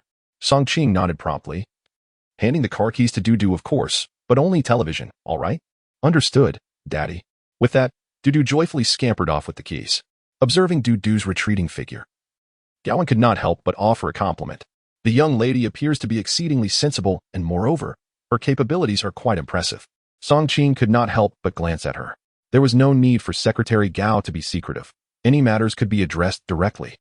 Gaowen chuckled heartily and reassured, Mr. Song, there is no need to be anxious. My purpose in seeking you today is indeed a fortuitous one. Subsequently, to convey his intentions, Gaowen retrieved an envelope from his pocket and handed it to Song Qing. Open it, and you shall understand. Upon opening the envelope, Song Qing discovered a commendation letter stating that he was awarded the title of one of the city's top 10 influential figures of the year, accompanied by a key nestled within the envelope. I believe I did not participate in such an event, Secretary Gao. Perhaps you have mistaken me for someone else? Gaowen laughed heartily in response. There is no mistake, after all, Mr. Song. Your remarkable ability to rescue so many from the dungeons has earned you this accolade. Song Qing could not help but furrow his brow slightly. You are aware of this? Regarding the SSS and SS grade rewards that he and Dudu had received, Song Qing had requested everyone to keep it confidential. Yet it seemed this had been inadvertently disclosed. Sensing Song Qing's displeasure, Gaowen hastily clarified. It is true that one of our staff members inadvertently entered the horror realm. So please, Mr. Song, do not take offense. After hearing this, Song Qing could only nod in resignation, holding the envelope and inquiring. All right, may I ask, is this house truly a gift for me? There are no strings attached, I presume? Gaowen promptly waved his hand. No. How could there be any conditions? This is an internal award, and it will be announced through television news. If Mr. Song prefers, we can arrange for it to be under a pseudonym. I am most grateful.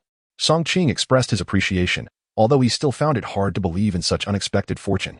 Secretary Gao, could you now elaborate on your purpose? Just as Gaowen was about to speak, a commotion erupted in the distance. Song Qing furrowed his brow and glanced toward the source of the noise. It's the parking lot. Secretary Gao, I must go investigate. My apologies. Without waiting for a response, Song Qing dashed swiftly toward the parking area. Upon arrival, he beheld Dudu, trapped before a car door, alongside Sun Xiao, whose face bore numerous bruises. Stop. Song Qing approached and decisively kicked Sun Xiao away, exclaiming, Dare to harm my daughter? You are courting death. He then turned to Dudu, who had reddened eyes from unshed tears, and immediately enveloped her in a protective embrace. Was it that wicked man who bullied you? As soon as he spoke, Dudu, with tears streaming down her cheeks, recounted. That mean uncle said my car was stolen and that he would take me away. Daddy, I don't want to be taken. Witnessing Dudu's pitiful state ignited a furious blaze within Song Qing. Sun Xiao, it seems you are itching for a beating. With a menacing stride, he approached Sun Xiao, who trembled in fear. What are you going to do? Allow me to remind you, this is the Beishan auction house. Dare to provoke me? With that.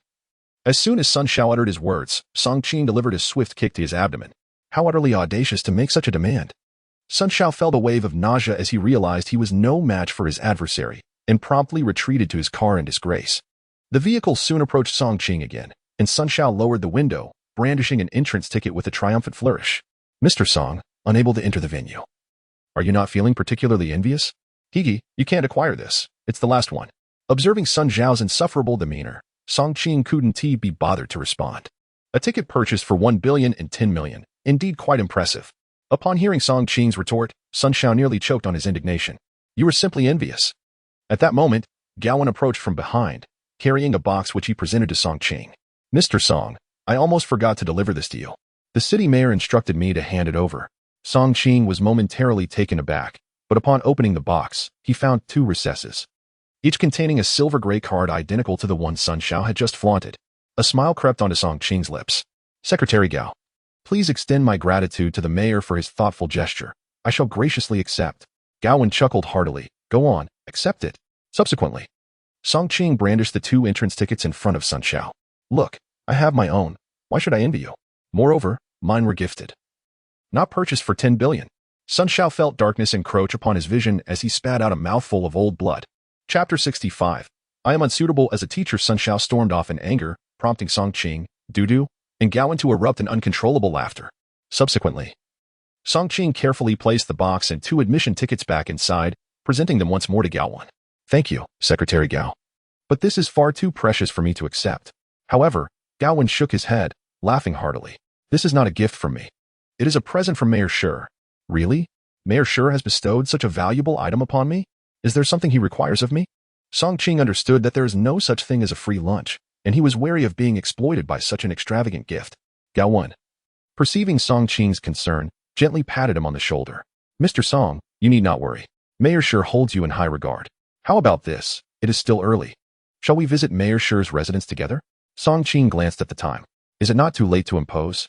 Haha, you need not fret about that. Mayor Shi has likely just arrived home. Our visit is perfectly timed. Unable to refuse, Song Qing nodded in agreement. The car glided smoothly through numerous streets before finally arriving at the mayor's residence. Gaowen lightly knocked on the door, and footsteps quickly approached from within. They're here. A middle-aged man's voice called out, and the door swung open to reveal a beaming Mayor Shi. Mr. Song and his daughter Dudu have arrived. Mayor Shi's face radiated warmth and friendliness. Song Qing, I hope we are not intruding, he said. Song Qing waved his hand dismissively. Not at all. Thank you for the invitation, Mayor Shi. With a hearty laugh, the mayor gestured for them to enter. Come in and chat. Oh, what a lovely little girl you are. Your name is Dudu, is it not? The mayor squatted down in front of Dudu, his face adorned with a kind smile. Dudu, ever polite, grinned broadly. Yes, uncle. I am Dudu. Haha, excellent. Come in quickly. I have prepared a gift especially for you. Upon hearing this, Dudu's eyes sparkled with excitement, but she hesitated momentarily. Thank you, uncle, but daddy says we shouldn't take things from others. Haha, Dudu, you are very well behaved. Your father is correct. One should not take things from strangers. However, since you call me uncle, I am no longer a stranger, am I? Dudu was momentarily at a loss for words, looking up at Song Qing. Realizing that there was no escape from this situation, Song Qing nodded encouragingly. Thus, Dudu followed Mayor Shi into the room, where she immediately fell in love with a stunning pink piano. Dudu, Do you like it? Dudu nodded vigorously, reaching out to gently touch the crystal keys, her eyes sparkling with wonder. Soon, I shall send someone to your residence, and at that moment, I will also arrange for an exceptional piano instructor for you. How does that sound? Thank you, dear uncle. Upon arriving, the mayor generously provided me with 2 admission tickets and has now gifted Dudu a piano. Song Qing understood that he undoubtedly expected something in return.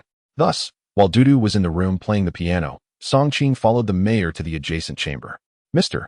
Mayor, let us converse here, he suggested. The mayor chuckled heartily and gestured towards a nearby sofa. Please, have a seat, and we shall discuss matters at length.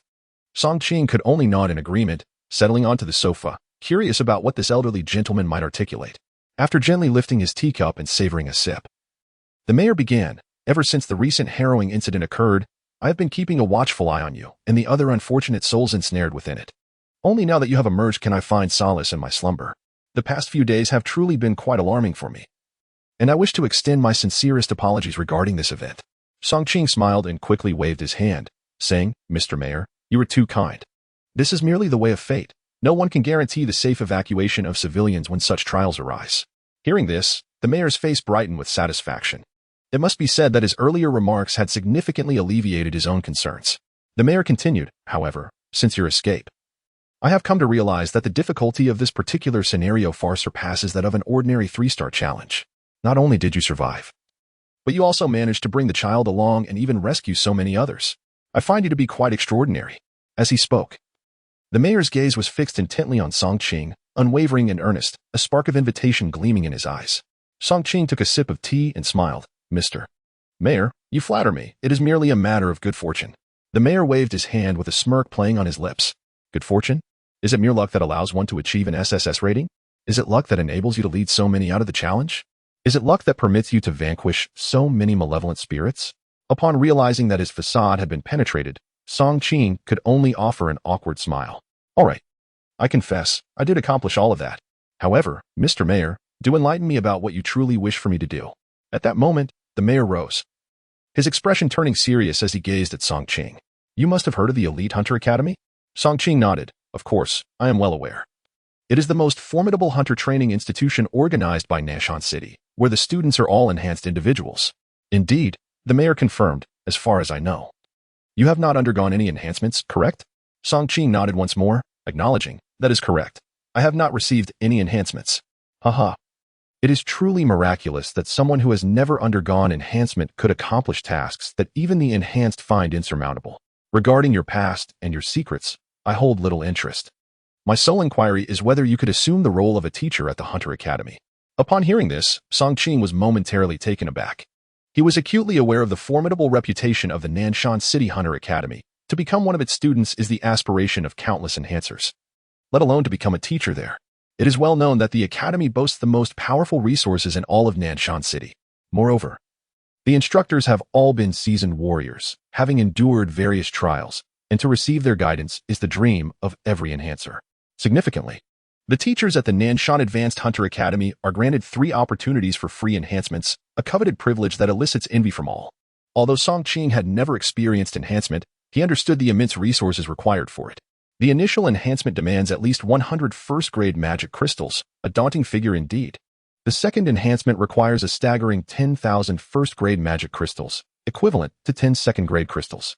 As for the third enhancement, Song Qing had only heard whispers, as it necessitates 100 second-grade magic crystals. It is worth noting that the market price for first-grade magic crystals hovers around 2 million each. Thus, for an enhancer to expend over 100 magic crystals for their first enhancement is akin to a bottomless pit. Consequently, every hunter company enforces stringent contracts to prevent their enhancers from defecting. Becoming a teacher at the Nanshan Advanced Hunter Academy allows one to enjoy 3 free enhancements while retaining their autonomy, making this an irresistible proposition for many. Nevertheless, Song Qing smiled, setting down his cup and addressing the mayor. Teaching is not my forte. I appreciate your kind offer, Mr. Mayor. Upon hearing this, Secretary Gao was rendered speechless. This was an extraordinary opportunity, and yet Song Qing had declined it. The mayor, too, looked at Song Qing with a hint of astonishment. What did you say? You are unwilling? Song Qing nodded. Indeed, I prefer not to be constrained, and lacking teaching experience, I would rather not mislead anyone. Upon hearing Song Qing's words, the mayor's face reflected a flicker of helplessness. Just as he prepared to persuade him once more, Song Qing continued. However, at this, both the mayor and Secretary Gao turned their attention to him. But what? They inquired. I believe that taking on the role of a board member should pose no issue. Chapter 66. So he is single. The mayor was momentarily taken aback by Song Qing's words. He had not anticipated the extent of Song Qing's ambition. Beside him, Secretary Gao understood instantly that the mayor would never acquiesce to Song Qing's proposal, and promptly interjected, "Ha, Mr. Song Qing. You may not be aware of the stature of the Southern City Advanced Hunter School. This is no ordinary institution." Song Qing was indeed cognizant of what he implied. Initially, he had not intended to reveal his hand so early, but an opportune moment had presented itself, and he was unwilling to let it slip away. The malevolent spirits within the three-star dungeon he possessed required sustenance, growth, and development. Without allowing others to enter, they would be deprived of the necessary experience. If he could facilitate their entry into the Hunter School's training dungeon, it would undoubtedly be a remarkable opportunity.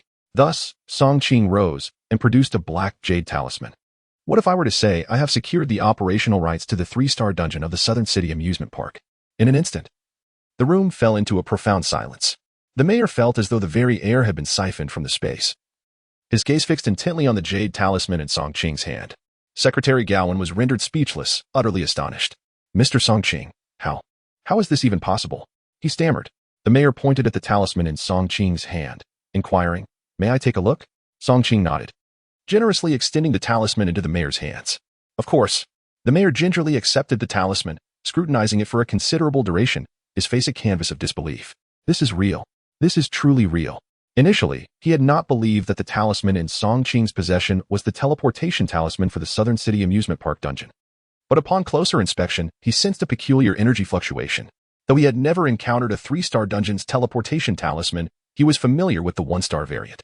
The texture and the energy emanation were of an entirely different caliber. Song Qing smiled. Indeed, it is authentic. Now, shall we discuss my appointment to the board? The mayor nodded vigorously. Absolutely. We can certainly do that. This is splendid. Thus, within the confines of the room, both parties engaged in a meticulous discussion regarding their collaborative project. Given that Song Qing was entering with a three-star dungeon, he undoubtedly possessed the requisite qualifications. Yet specific powers and responsibilities needed clarification. An hour later, Song Qing and the mayor shook hands. Let us agree on this for now. We can finalize details once we emerge from the dungeon. Upon hearing this, the mayor nodded promptly. No problem. I wish you the best in acquiring suitable items within the Demon Knight dungeon. Thank you for your kind words. At that moment, Song Qing glanced at the time. It is getting late. I must take my daughter home. I apologize for disturbing your rest, Mayor.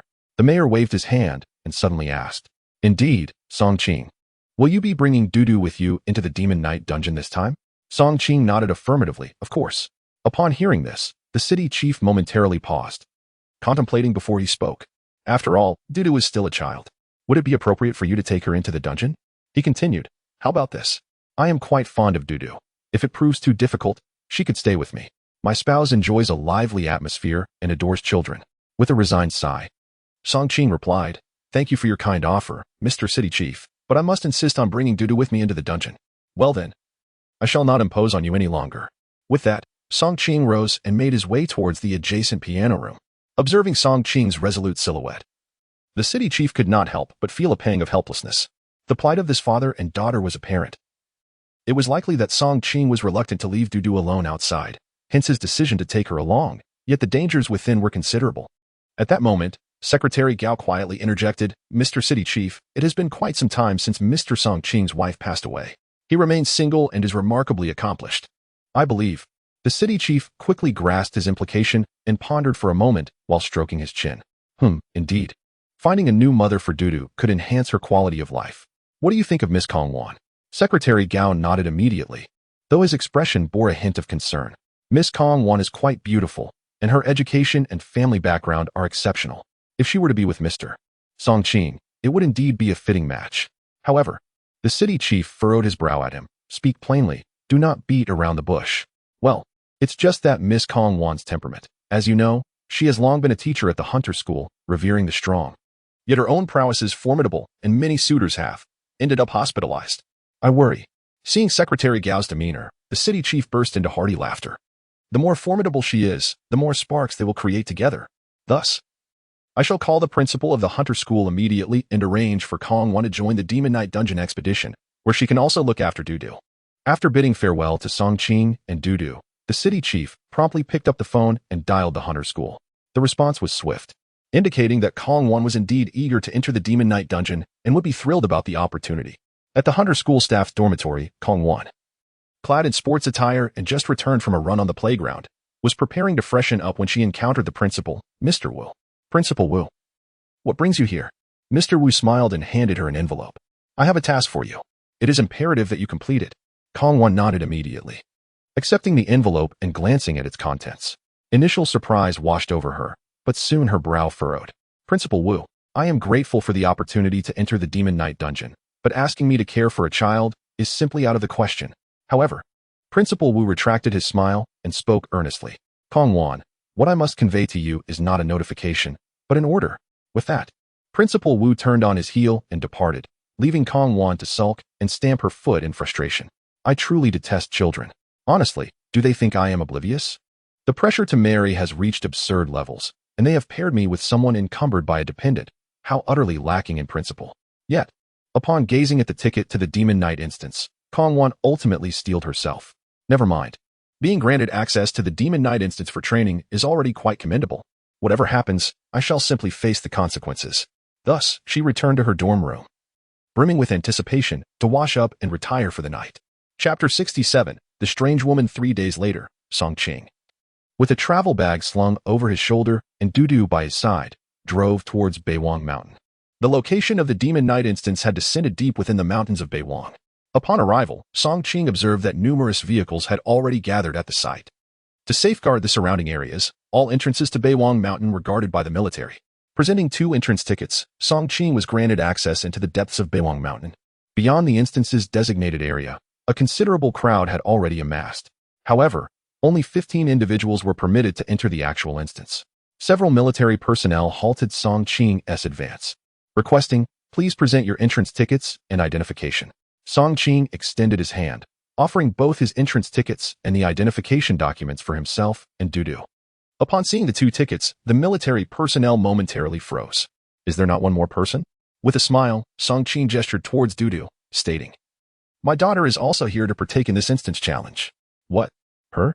The military personnel were taken aback, hardly able to believe that someone would bring their child into such a perilous instance. Mr. Song, are you certain you wish to bring your daughter? If it becomes too difficult, we can assist in caring for her. She is far too young, and the risks are exceedingly high. Song Qing responded with a smile. Thank you, but that won't be necessary. This entrance ticket was specifically prepared for my daughter. Just as the military personnel were about to consult their superiors regarding the regulations, a statuesque woman approached. Captain Chen, no need to look further. These 2 are indeed participants in this instance. Upon seeing the woman, Captain Chen immediately saluted. Very well, since Miss Kong vouches for them, it is acceptable. Afterward, he cast a glance at Song Qing and Dudu, his eyes reflecting a tinge of melancholy. What a lovely little girl, to meet her fate so soon. Yet, as it was a matter of their family, he felt it inappropriate to voice his concerns and thus allowed their passage. Though Song Qing had never encountered Kong Wan, he was quick to express his gratitude upon witnessing her intervention. Thank you for your assistance. Kong Wan waved her hand dismissively and then glanced down at Dudu. Are you truly intent on bringing your daughter inside? This 3-star instance is quite different from your previous 3-star challenges. Song Qing laughed softly. Thank you for the reminder. I am already aware. At that moment, Kong Wan hesitated before asking, by the way, what is your current level of strength?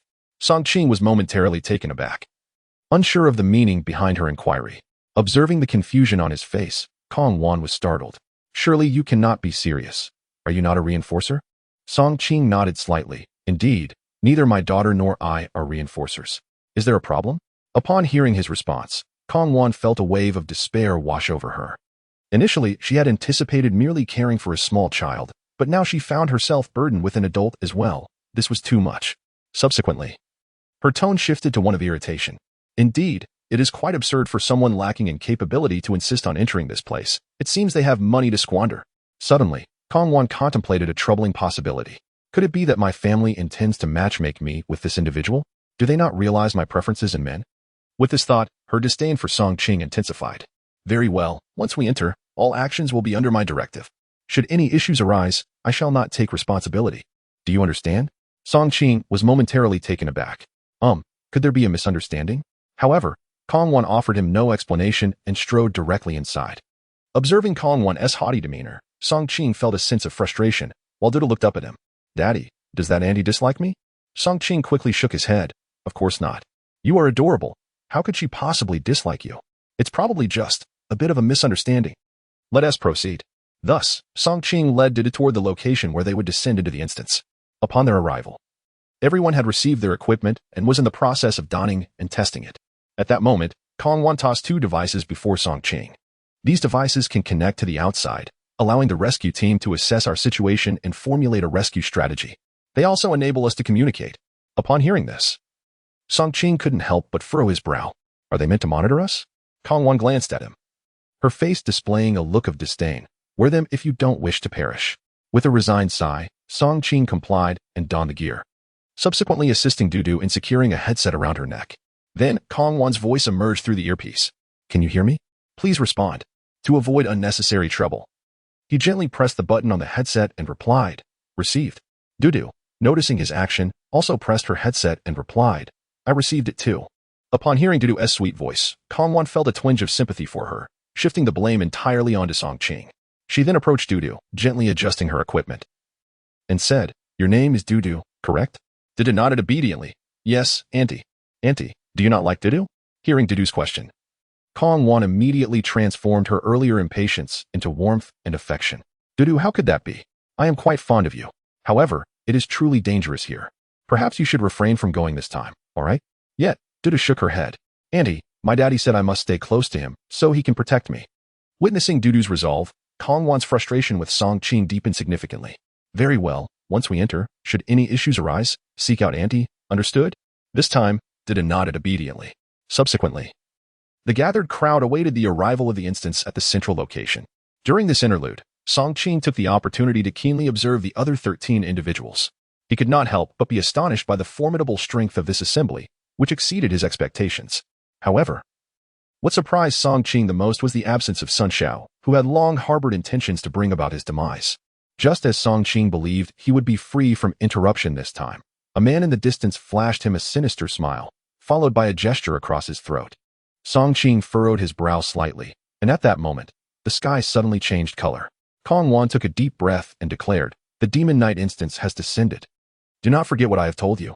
Chapter 68, The New Instance, Demon Knight. Just moments ago, the sky was clear and bright. But in the blink of an eye, it became shrouded in mist. Visibility dwindled to less than a meter, and the expressions of the individuals around were tense. Although they were all enhanced individuals who had endured various trials in different instances, the daunting challenge of a high-difficulty 3-star instance left them on edge. Each person clutched their weapons tightly, vigilantly scanning their surroundings to prevent any sudden appearances of malevolent spirits. Song Qing, holding Dudu's hand, exhibited no signs of anxiety, instead opting to wait quietly. As anticipated, an announcement resonated through the fog-laden air. "Welcome to the Demon Knight instance. This instance lasts for 3 days. Survivors must traverse the Demon Knight Canyon and reach Demon Knight City to complete their mission. Those who fail to arrive at Demon Knight City within the stipulated time will face annihilation. The game begins now." As the last words echoed, the surrounding mist began to dissipate considerably. The group instinctively gathered to confer. A man with the number 3 emblazoned on his shoulder glanced around and spoke. "The announcement stated that this is a canyon, and we must reach Demon Knight City within 3 days to succeed. It seems our only option is to press forward." Following him, another man marked with the number 9 unsheathed a dagger from his calf. "Instances like this are typically fraught with peril, so we must stand together in solidarity." Upon hearing his declaration, the others nodded in agreement. Their numbers were already limited, and the eerie environment, thick with fog, posed a significant risk of becoming lost and facing dire consequences. Suddenly, a man sporting the number 10 stepped forward.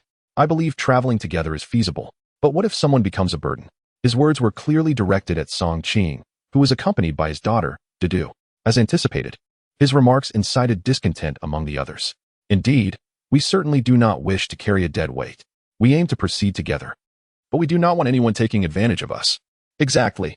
Not only is he not an enhanced individual, but he also brings a child along, which is tantamount to courting disaster." "What are you looking at?" "I'm talking about you. I oppose bringing this father-daughter duo." Before their journey had even commenced, Song Qing and Dudu found themselves ostracized. Witnessing this unfold, Kong gritted her teeth and immediately stepped forward. There is only one path ahead. If you refuse to let him join, where will he go? Upon recognizing Kong Wan's intervention, several men began to explain themselves. Nevertheless, Kong Wan firmly supported Song Qing's inclusion in the group, ultimately persuading the others to relent out of respect for her. Very well, in light of Miss Kong's request, we will allow you to accompany us, but it is agreed that each person must contribute, including you two. No one shall exploit another. Upon hearing their words, Kong Wan released a sigh of relief and turned to Song Qing. Let us proceed. Yet, Song Qing merely smiled at Kong Wan while continuing to hold Dudu's hand. Thank you, Miss Kong, for speaking on our behalf. However, I must express that I do not wish to allow them to take advantage of me. Hence, it would be best for us to part ways. Upon hearing this, everyone was taken aback. Subsequently, the third individual stepped forward, pointing at Song Qing and exclaimed with fury. You have some nerve. I don't care how impressive your status is outside. Here, you will behave like a dragon coiled or a tiger lying low. A glint of cold light flashed in Song Qing's eyes as he prepared to retaliate, but suddenly, someone seized his hand. Kong Wan offered a forced smile to the group and said, I apologize, I will address this matter. She then pulled Song Qing aside and looked at him with intense anger. Have you lost your mind? In a place like this? To suggest parting ways and to speak of not letting them take advantage of you, there should be limits to boasting. Just as Song Qing was about to explain, she continued. I don't care what you think. We are here to eat, and we cannot afford to waste any more time. At that moment, Dudu looked up at Song Qing and said, Daddy, why don't we listen to Annie and follow her? This way, you can protect her. Upon hearing Dudu's words, Song Qing instinctively held his forehead. He knew Dudu all too well. The little girl was merely trying to find him a girlfriend, but he had no interest whatsoever. Yet, in order to keep Dudu happy, he had no choice but to nod in agreement. Seeing that Song Qing was no longer stubborn, Kong Wan finally breathed a sigh of relief. The group split into 3 smaller teams, advancing along the unknown path ahead. Song Qing, accompanied by Dudu, continued to follow the others while extending his sixth sense to perceive the surrounding situation. Now at level 38, Song Qing's range of spiritual energy was quite vast. Although he could not cover both sides of the valley, he could still sense dangers within a kilometer radius. After about 20 minutes of walking, the leader at the front began to express discontent. Hey, I say, isn't the person at the front rather unfortunate? Each should take a turn. Otherwise, I want to continue. Soon, others echoed their dissatisfaction. Song Qing understood their intentions and quickly looked down at Dudu, asking, They're too timid and slow. Shall we move ahead? Otherwise, Daddy is worried Dudu might get cold. Dudu had no objections and nodded immediately. Their voices were not loud, but in such an open environment, they were heard by everyone. Hey, what do you mean? Are you saying we're timid? If you're so brave, try leading the way yourself. At this moment, Kong Wan was nearly furious. Is this person here to provoke me? I just resolved one issue for you, and now you create trouble? Yet, she remembered the principal's instructions and promptly approached Song Qing. Are you out of your mind? You can't speak without causing trouble?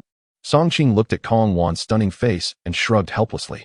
I was merely speaking the truth. There isn't a single malevolent spirit around. And we've only made this little progress in half an hour. What's the holdup? I'm concerned about my daughter getting cold. Is that a problem? Kong Wan found herself at a loss for words, as the person leading the way was undeniably moving at a sluggish pace. However, this was a dungeon, and the thought of encountering malevolent spirits sent a chill down her spine. Let me take the lead, she declared through gritted teeth, resolved to guide the group herself. Yet, before she could finish, Song Qing stepped in front of her, cradling Dudu in his arms. Thank you for your kindness, but I shall take my daughter ahead. If you can keep up, then by all means follow. If not, you can't blame me. With that, Song Qing's figure vanished into the fog ahead.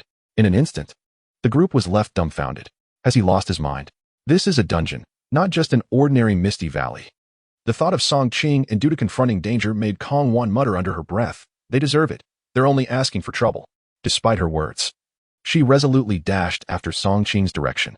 The others in the party, witnessing the unfolding situation, hesitated no longer and swiftly followed suit, racing forward. The fog in the mountains was dense, and Song Qing draped his cloak over Dudu, while he himself was drenched by the mist. After running for 2 continuous hours, he finally sensed a multitude of malevolent spirits ahead. At that moment, Dudu suddenly pointed toward a spot not far in the fog and exclaimed, Daddy, it seems there's something over there. Song Qing paused momentarily, then moved toward the direction Dudu indicated, and indeed, he discovered a stone tablet. Inscribed upon it were ominous words. Before nightfall, no living being shall approach. This place is the ghostly forest where countless wronged souls wander at night, and the living are their finest feast. Furthermore, Song Qing spotted some crooked characters carved above the inscription, Pass through the forest ahead to reach your family village, and you will safely survive the night. After reading this, he glanced ahead. It was evident that to survive, they must traverse the woods before nightfall. Yet, it seemed there were rather numerous malevolent spirits within. As he pondered how to proceed, he heard a cacophony of hurried footsteps behind him. Are you insane, running so fast? What if something goes wrong? Kong Wan's tone was peculiar, tinged with reproach, yet it conveyed more of a curiosity about why Song Qing was sprinting so fiercely. Aside from Song Qing and Dudu, the rest of the group were enhanced individuals, their physical prowess far exceeding that of ordinary people. However, it was absurd that Song Qing could sustain such a pace for 2 hours while carrying Dudu. Seeing Song Qing and Dudu safe, Kong Wan couldn't help but breathe a sigh of relief. Song Qing shrugged helplessly. Aren't we all just fine? Kong Wan opened her mouth, at a loss for words. Though she was deeply dissatisfied with Song Qing's actions, she sensed something was amiss. Could it be that he knew this path was devoid of malevolent spirits? However, upon further reflection, she deemed it impossible, for this Night of Demons dungeon was a new realm, one that had never been traversed before. Surely, it was merely a display of his audacity. Subsequently, she noticed Song Qing and Dudu gazing at a stone tablet. What does it say? Song Qing shrugged slightly. You can't possibly be illiterate, can you? Kong Wan shot a fierce glare at Song Qing, then turned her attention to the stone tablet. After reading it, her expression grew somewhat anxious. Damn it. It appears this place is not suitable for lingering. We must proceed swiftly.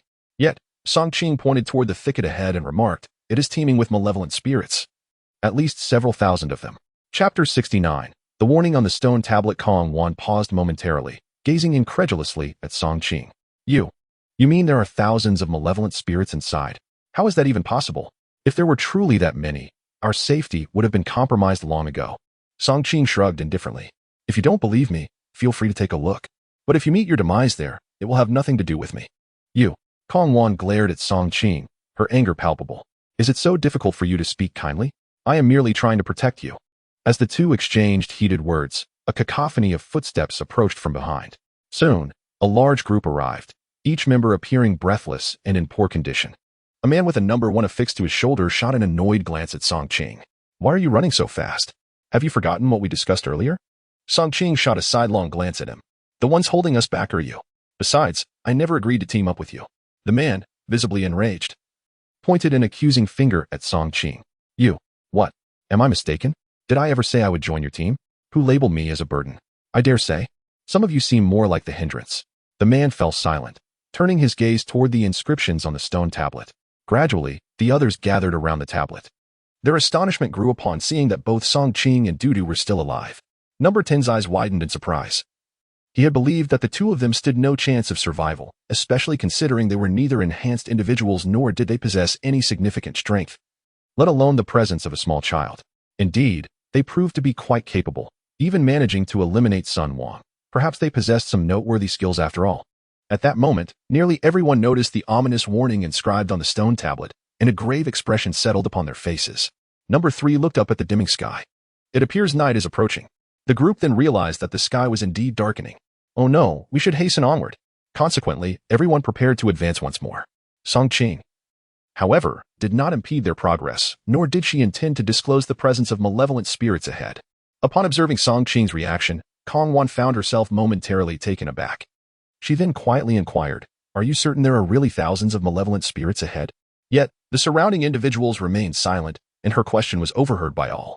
They turned to Kong Wan, their expressions a mixture of astonishment. What? There are thousands of malevolent spirits in the forest ahead? Who said that? Kong Wan, feeling helpless, glanced at Song Qing but refrained from answering their inquiries. After all, it was Song Qing who had made the claim, and she too found it somewhat dubious. Although this was a 3-star instance, exceedingly challenging, it seemed implausible that so many malevolent spirits could exist. If there truly were thousands, it would certainly not qualify as a 3-star instance. Song Qing surveyed the group, nodding gently.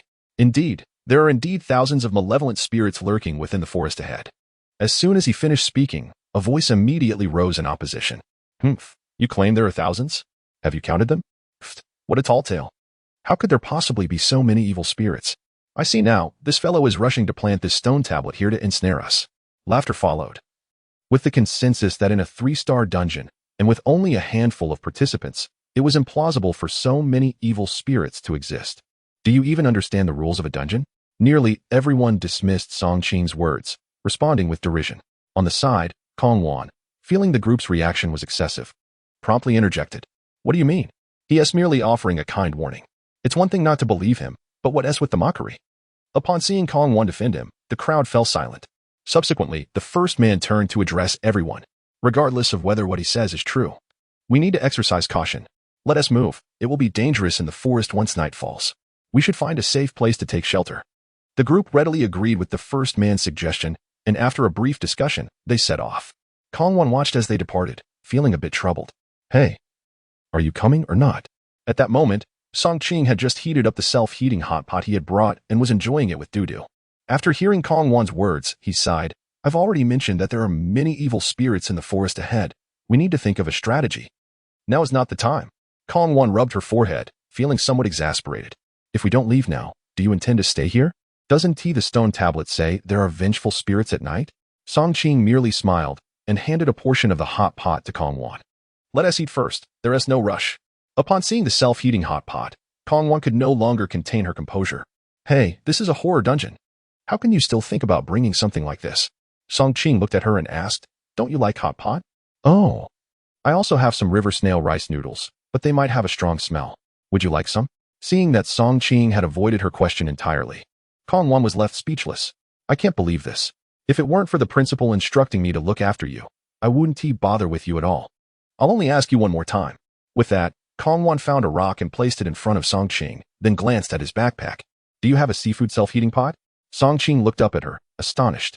Wow, do you really think I run a supermarket?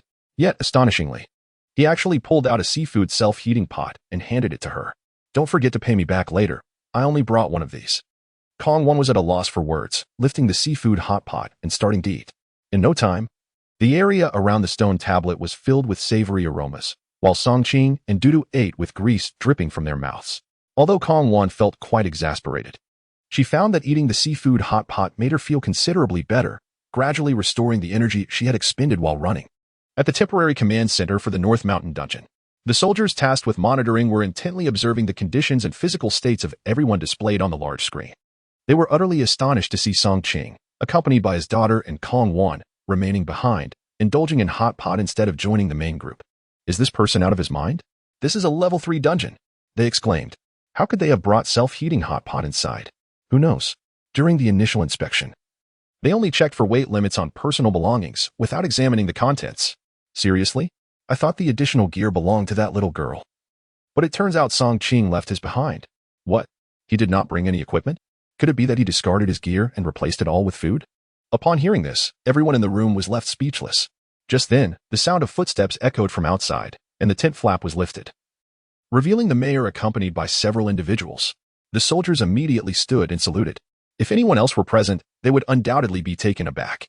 Among the newcomers were several high-ranking commanders from the Nanshan City military, the mayor, and the elusive astrologer, Stardust. What is the situation inside? Have there been any casualties? One of the commanders inquired softly. The monitoring soldiers exchanged glances and shook their heads in unison. Report. Currently, the status of all survivors is stable, and there have been no casualties. However, but what? Report. Please see for yourself, sir. Upon hearing the soldier's words, the group was momentarily stunned, only to see the 3 individuals enjoying their hot pot on the large screen. The mayor's expression shifted to one of astonishment. What is going on? Did they not enter? The soldiers shook their heads. They did enter. Mr. Song Qing and his daughter, along with Miss Kong Wan, are inside, but they have temporarily separated from the main group. At this revelation, the mayor's heart sank. What exactly is happening? The soldiers recounted the several disputes that had transpired in the interim, and the gravity of the situation became apparent to all present. At that moment, Stardust, who had remained silent thus far, suddenly spoke up. Isn't Song Qing a non-enhanced individual? The mayor nodded. Indeed, he is not an enhanced person. Upon hearing this, a peculiar expression crossed Stardust's face, mingled with a hint of resignation. Perhaps he alone can save them. The mayor and others were momentarily taken aback. Master Stardust, are you suggesting that Song Qing can rescue them? Stardust offered a mysterious smile. Indeed. Just then, a soldier shouted loudly, this is bad. The evil spirits are charging in. Report. Number 3 is injured. Number 5 is down, condition unknown. Report. A significant number of evil spirits detected, approximately 3,000. At the monument by the Night Demon Canyon, Song Qing stuffed the last piece of fish tofu into his mouth, followed by a generous helping of rice. Unable to suppress a hearty burp. My dear, are you full? Dudu couldn't help but pat her own stomach. I'm full, Daddy, but it seems I can't finish everything. Song Qing chuckled heartily, then pushed the remaining dishes into his own bowl. Come, let Daddy help you with that. Once we finish, we should be on our way. Observing the tender scene between Song Qing and his daughter, Kong Wan felt an overwhelming sense of beauty, enveloped in envy. She reached for a napkin to wipe her mouth and was about to rise when a chilling scream pierced the air from the distant woods. Help! Help! Run! Quick, run! Evil spirits, so many evil spirits. Kong Wan froze momentarily, then swiftly drew her gun, preparing for confrontation. Stop eating, something has happened. Yet, to her astonishment, she noticed that Song Qing had already finished tidying up. All right, we should set off now. Chapter 70, A Single Strike to Obliterate. Is this still humanity? Observing Song Qing's demeanor, which radiated an aura of absolute control, Kong Wan felt an inexplicable sense of being a burden. She shook her head, promptly dismissing such thoughts from her mind, and then quickened her pace to match Song Qing's. After traversing a mere few hundred meters, the chilling sounds of screams drew ever closer. Suddenly, the mist was pierced by the sound of hurried footsteps. A wave of anxiety washed over Kong Wan as she instinctively drew her sidearm, only to have her arm restrained by Song Qing. Survivors. Kong Wan, filled with curiosity, glanced at Song Qing, ready to inquire about his uncanny awareness. When she caught sight of a blood-soaked figure rushing toward them, it was number 1. There are so many malevolent spirits. Run, run. The sight of number 1 left Kong Wan momentarily stunned. Meanwhile, Song Qing, seemingly unfazed, had produced a short knife, pulling Dudu along as he continued onward. Hey, I told you there are countless malevolent spirits ahead. What are you doing? Seeing Song Qing's fearless demeanor, Kong Wan hurriedly dashed in front of him to block his path. Song Qing regarded her with exasperation. Of course, we're seeking refuge in the village ahead. Do you intend to stay here overnight? Nightfall is approaching. But Kong Wan's worries lingered until she suddenly felt a small hand grasping hers. Auntie, let us listen to Dad and move forward. He surely has a plan. In that moment, Kong Wan felt a bewildering sense of incomprehension towards Song Qing. Who exactly was he? How could he maintain such composure amidst the perilous circumstances of this dungeon? Had he perhaps experienced numerous dungeons, acquiring an abundance of physical enhancements that surpassed those of the strengthened individuals? She yearned to voice her thoughts, yet found herself being gently tugged forward by Dudu. With no other choice, she followed Song Qing onward. The sight of Dudu pulling both Song Qing and herself created an image reminiscent of a family of 3. Kong Wan's cheeks flushed unexpectedly, and she couldn't help but steal a glance at Song Qing. After advancing several more meters, they witnessed a continuous stream of survivors retreating in terror, each one utterly consumed by fear. Outside the dungeon, in the command center, all eyes were fixed on the large screen displaying Song Qing. A collective confusion enveloped the room as they struggled to decipher his actions. What could he possibly be planning? He was clearly aware of the malevolent spirits ahead. Why would he charge forward? Is he insane? Knowing full well the dangers that lie ahead. Is he rushing to his demise? Is there any way to halt him? Damn it, I forgot. This place has no influence on what transpires inside. It's over. As the crowd began to envision the grim scenario of Song Qing, along with his daughter and Kong Wan, becoming prey to the malevolent spirits, the city chief suddenly noticed Master Stardust beside him, displaying a subtle smile. He looked at Master Stardust in astonishment. Master, do you see something we don't? Master Stardust chuckled softly. Song Qing is exceedingly astute. He has seized the singular opportunity presented to him. Upon hearing his words, the crowd was somewhat perplexed. Master, why do you say that? Clearly, there are malevolent spirits ahead. How can this be deemed the only opportunity? Indeed, it appears to be a deadlock. I cannot envision what Song Qing could possibly do. Master, please do not keep us in suspense. Do tell us. Master Xingchen pointed at Song Qing on the screen. The malevolent spirits were currently rushing towards them, yet it was also the moment of lowest density of these spirits. At this juncture, making a dash could indeed be their chance to break through the encirclement. Of course, this would require immense courage and capability. One could only wonder if Song Qing possessed such strength. Upon hearing this, the mayor, who was deep in thought, began to visualize the scenario Master Xingchen described. After a moment, a look of astonishment spread across the mayor's face. The master was indeed correct. If they were to charge through recklessly, the malevolent spirits on either side would swarm them, resulting in an overwhelming number of adversaries. However, Song Qing had chosen a moment when the spirits had already surged several hundred meters away, thus reducing their density, and opted to launch an assault from the right path. This way, they could escape with minimal losses. How astute! How remarkably clever! As the crowd processed the mayor's explanation, they all came to a sudden realization. So that was it. If this were indeed the case, then Song Qing was truly formidable. Was it possible that he had orchestrated this plan all along, allowing others to charge in first, thereby thoroughly disrupting the malevolent spirits in the jungle before leading his team through? Gasp. If so, his strategic acumen was indeed terrifying, especially considering that the other survivors were no weaklings. The faces of the mayor and Principal Wu from the Hunter School were filled with excitement. If this were true, Song Qing had indeed secured Kong-won's safety. They had previously thought that Song Qing had merely relied on extraordinary luck to obtain the management rights to the 3-star instance. Now they realized how gravely mistaken they had been. Song Qing was not merely lucky but possessed astonishing foresight. However, it remained to be seen whether he had the formidable capability to execute this plan. After all, the jungle was teeming with thousands of malevolent spirits. Even if many had departed, a significant number still lurked within, coupled with the thick fog. No one could ascertain where the spirits were most concentrated or where they were sparse. In the jungle, Song Qing, accompanied by Dudu and Kong-won, continued to advance deeper into the forest. Yet, Kong-won noticed that they were not heading straight forward, but rather along the edge of a gorge. Suddenly, it dawned on Kong-won why Song Qing had chosen this route, and she felt a surge of admiration for him. Just then, as Kong-won pondered, a massive malevolent spirit burst forth from the dense fog. Towering over 2 meters, it was a hulking figure with muscular arms and a gaping maw dripping with blood, evidently having bitten some unfortunate soul. Be careful. Kong-won let out a sudden scream, drawing her gun and preparing to pull the trigger. However, Song Qing's voice resonated in her ears. You'd better not move. Taken aback by his words, Kong-won hesitated momentarily. Not move? He intends to.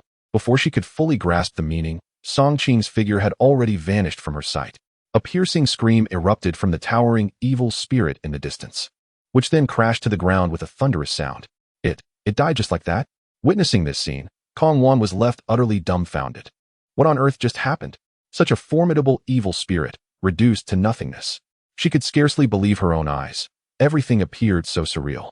Despite Song Qing exuding no semblance of a powerful presence, his strikes were astoundingly fierce, effortlessly dispatching a mid-tier evil spirit with a single blow. This level of strength was truly terrifying. Even the most formidable instructor, Su, at the Advanced Hunter Academy, would not necessarily be able to easily eliminate that mid-tier evil spirit. It is worth noting that Su's prowess was attained through secondary enhancements. Although he possessed talent, it was enhancement that reigned supreme.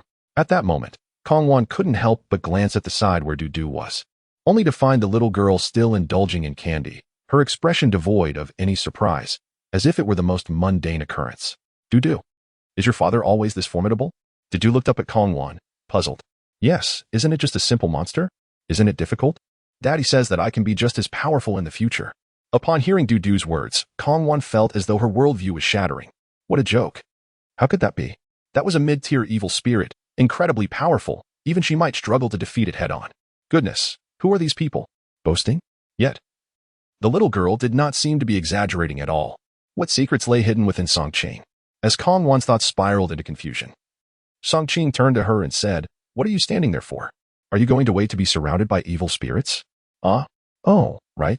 At that moment, Kong-won's demeanor shifted entirely. Her earlier arrogance dissipated, for she realized that the strength she had once prided herself on seemed utterly insignificant in the presence of Song Qing. Chapter 71. I truly possess extraordinary abilities. Why can't you believe it? Song Qing, accompanied by Dudu and Kong-won, advanced with fierce determination, effortlessly dispatching powerful malevolent spirits. With an uncanny foresight, he would anticipate their presence and swiftly neutralize them. Even when confronted by multiple spirits simultaneously, he handled each encounter with remarkable ease. To Kong-won, such feats were nothing short of miraculous, yet for Song Qing, it was as mundane as preparing a simple meal, devoid of any strain. Ping. Killed LV-40 malevolent spirit. Ping. Killed LV-39 malevolent spirit. The rhythmic chimes resonated in Song Qing's mind, signaling his accomplishments as they drew nearer to the village ahead. Kong-won, trailing behind, was utterly astonished. She could scarcely fathom the extent of Song Qing's prowess. The multitude of malevolent spirits fell before him, none capable of withstanding his onslaught. As she gazed upon the scattered remains of the spirits, a sense of numbness enveloped her. The sheer volume of spirits surpassed all her previous encounters across countless dungeons. Together with Dudu, she undertook the task of extracting the magic crystals from the defeated foes. Although distasteful, these crystals held significant value. She had long aspired to initiate a second enhancement, but had struggled to amass enough crystals despite contacting numerous dungeon guilds. Yet in a mere span of time, Song Qing had procured nearly 100 crystals, a sight that was difficult to comprehend. Outside the dungeon command center, the onlookers were rendered speechless. Initially concerned that Song Qing might hinder their progress, they now realized he was the epitome of strength. Many owners of hunting companies, witnessing this spectacle, cursed the folly of their subordinates who had taunted Song Qing upon entry.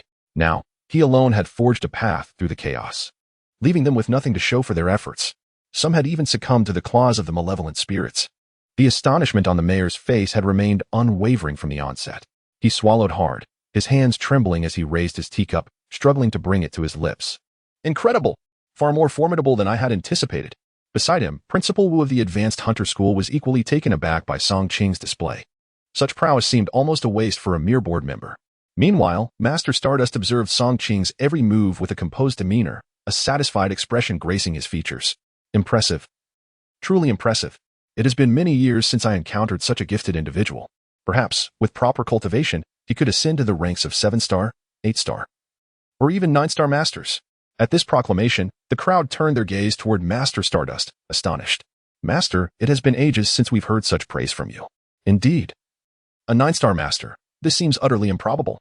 After all, there are so few 9-star masters within the entire Dragon Kingdom. Indeed. Those 9-star masters were cultivated using the entirety of the resources from the Dragon Kingdom. Song Qing, is it truly possible to reach such a realm? The crowd felt that the Master of Stars was somewhat exaggerating. After all, the conditions to become a 9-star master are exceptionally stringent. Firstly, one must independently conquer a 9-star dungeon. Merely this requirement is beyond the capabilities of the average individual. The difficulty of different dungeons increases exponentially. For instance, the difficulty of a 1-star dungeon might be 2, while that of a 2-star dungeon is 4, a modest increase. However, the difficulty of a 3-star dungeon escalates to 8, and a 4-star dungeon to 16. It is evident that by the time one reaches a 9-star dungeon, the difficulty has escalated to an extraordinarily daunting level. Furthermore, 9-star dungeons do not occur daily. Statistics reveal that throughout the entire Blue Star, there are at most 5 occurrences of 9-star dungeons each day. Thus, even possessing the ability to challenge a 9-star dungeon requires an extraordinary stroke of luck. Additionally, to independently conquer a 9-star dungeon demands exceptionally high physical and various other abilities, all of which necessitate immense resources for compensation. To date, no organization has been able to cultivate the capability of a 9-star master. However, today, Master Stardust has astonishingly predicted that Song Qing could reach the level of a 9-star master, indicating his profound expectations for Song Qing. At that moment, someone suddenly pointed at the screen and exclaimed, "Look, Song Qing has vanquished the evil spirits and has arrived at whose village." With this statement, the crowd's attention was once again drawn to the screen. As expected, Song Qing held a knife in one hand and carried Dudu in the other, with Kong Wan by his side, his expression remaining remarkably serene. Incredible. He has truly accomplished it. The mayor could not help but exclaim in awe. At this moment, Song Qing finally felt at ease and gestured towards the village ahead, saying, "Let us go." Kong Wan, however, was still glancing back at the corpses of the evil spirits in the forest. Unable to restrain her curiosity any longer, she asked, How did you manage to defeat those evil spirits? You haven't undergone any enhancements, yet you are even more formidable than those who have." Noticing the look in Kong Wan's eyes, Song Qing smiled. "I'm simply using hacks." Hearing Song Qing's words, Kong Wan felt a flicker of annoyance. "If you don't want to share, that's fine." Humph. With that, she turned and walked towards the village. Song Qing sighed in frustration. "I really am using hacks. Otherwise, how could I be this strong? I'm telling the truth, yet you refuse to believe me." Dudu looked up at Song Qing and asked, "Daddy, what are hacks?" After pondering for a moment, Song Qing replied, It's playing the game without following the rules, using even more powerful items." Dudu's face lit up with understanding. "Daddy, does that mean I'm using hacks too?" Song Qing laughed heartily. "You're also a little one using hacks. Hee. I love using hacks." Thus, Song Qing lifted Dudu and made his way towards the village. At this juncture, the sky had gradually succumbed to darkness. Amidst the thicket, Number 1, accompanied by the remaining remnants of his forces, pursued the path that Song Qing had carved. "Brother, is this path truly viable?" questioned a man adorned with the Number 7 insignia, clutching his injured arm with skepticism. Number 1 surveyed the expectant faces around him and, opting for transparency, produced a palm-sized device. "Behold, this contraption is known as the life detection instrument. I secretly implanted a terminal on Kong Wan. Upon activating the device, 3 emerald green dots illuminated the screen.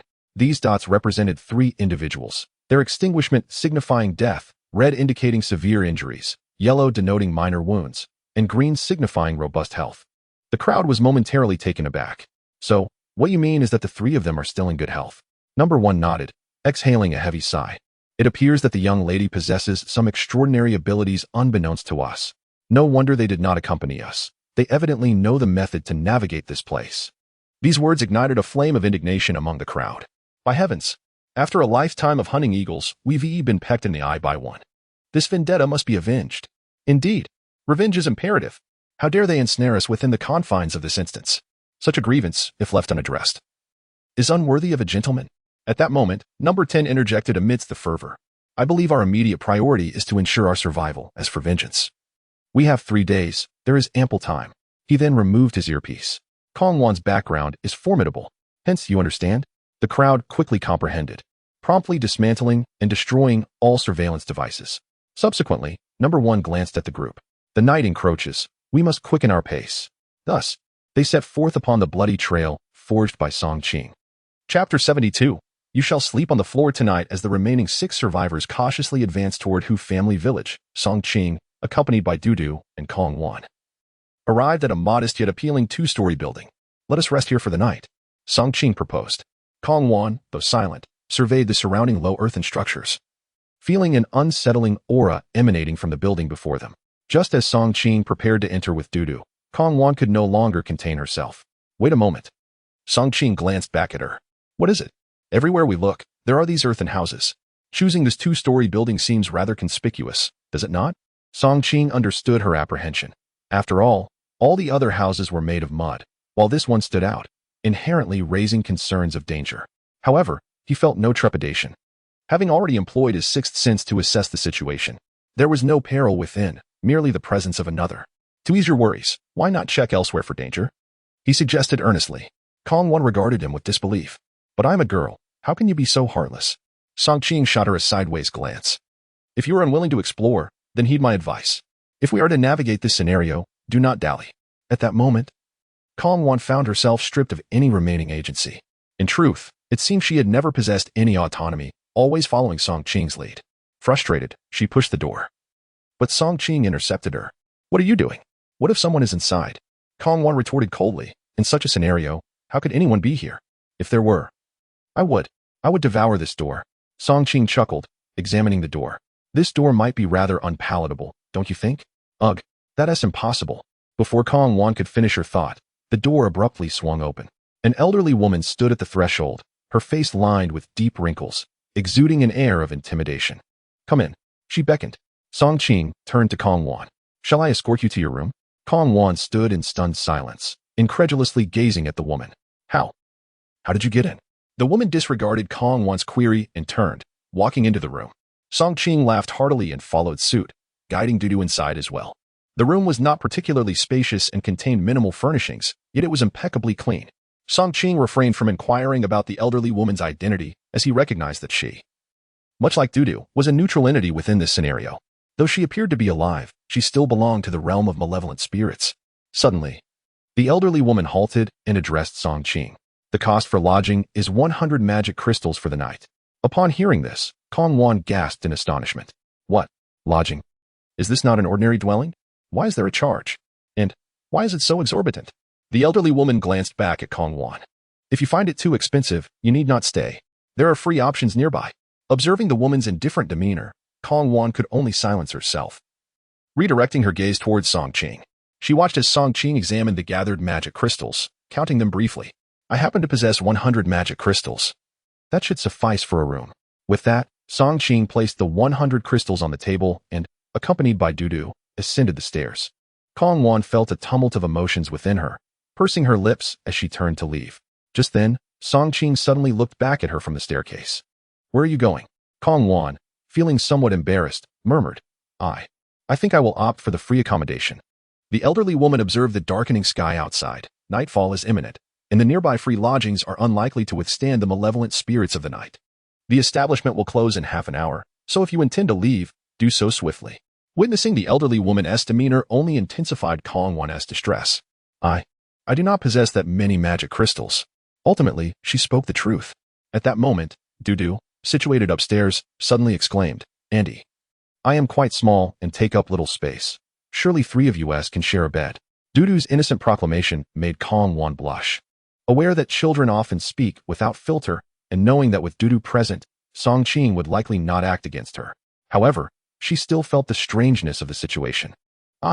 Before she could finish, Song Qing, standing on the staircase, interjected. No need, you can sleep on the floor. Kong Wan gritted her teeth in frustration. Yet upon glancing at the sky outside, she ultimately ascended the staircase. As Song Qing, Dudu, and Kong Wan entered the room to arrange the bedding. Number 1 and the remaining 5 individuals finally arrived outside the 2-story building. What a splendid abode! Upon seeing the house, expressions of relief spread across their faces. Subsequently, Number 8 kicked the door open, only to unexpectedly find an elderly woman standing inside.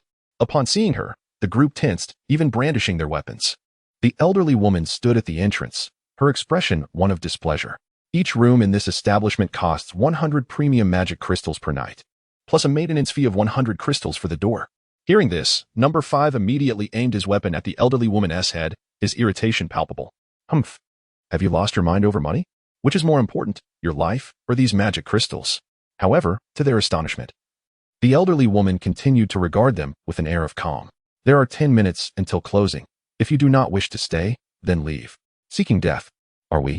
Number 5, already exhausted, perceived, however, what they did not anticipate was that the elderly lady exhibited no signs of distress. Instead, the gash upon her head was gradually diminishing. Number 5 was taken aback, seizing his handgun, poised to pull the trigger once more. Yet, unbeknownst to him, a knife had inexplicably appeared in the elderly woman's hand, which she swung towards his neck with alarming swiftness. Alas, Number 5 was caught off guard, sustaining a severe laceration across his shoulder blade and neck. A piercing scream erupted forth, prompting the others, led by Number 1, to hastily drag him away while firing their weapons and retreating. However, the elderly lady did not pursue them. With a resounding slam, she shut the door behind her. On the 2nd floor, Kong Wan stood at the railing, witnessing this horrifying scene, her body trembling in fear. Song Qing's voice echoed from within, asking if she was still awake. A tumult of emotion surged within Kong Wan, ultimately leading her to return to her room. Meanwhile, in the command center outside the scenario, the city leaders and representatives from various companies involved in this endeavor bore somber expressions. They could scarcely believe that, shortly after the commencement, so many elite individuals had already perished. The owner of Company 5 slammed his hand on the table in frustration, muttering curses under his breath. Fools! Fools! I've squandered so many resources to enhance him, only for him to perform like this? The other eliminated companies displayed expressions of exasperation as well. They could not fathom how someone who appeared so weak could possess such formidable strength. It was as if he were cheating, just as he had claimed.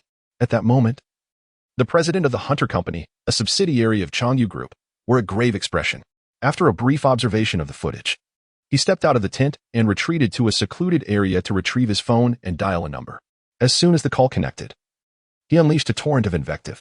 Sun Xiao, you bastard. Do you have any idea what foolishness you've wrought? On the other end, Sun Xiao was bewildered by the verbal onslaught, feeling unjustly accused. President, what have I done?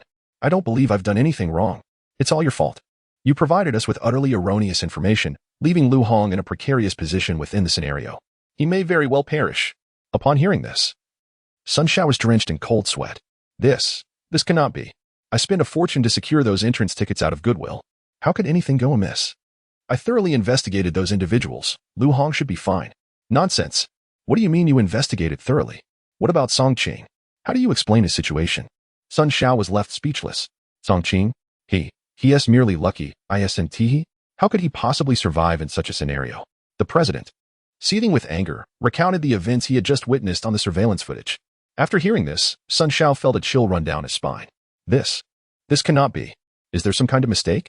Song Qing was not an enhanced individual. How could he have slain so many evil spirits? Do you think I would deceive you in such matters? Please take some time to carefully contemplate this matter. At this moment, Sun Xiao's mind was engulfed in turmoil. President, do not be overly anxious. Lu Hong is not a fool. In the face of such circumstances, he undoubtedly possesses the capacity for counteraction.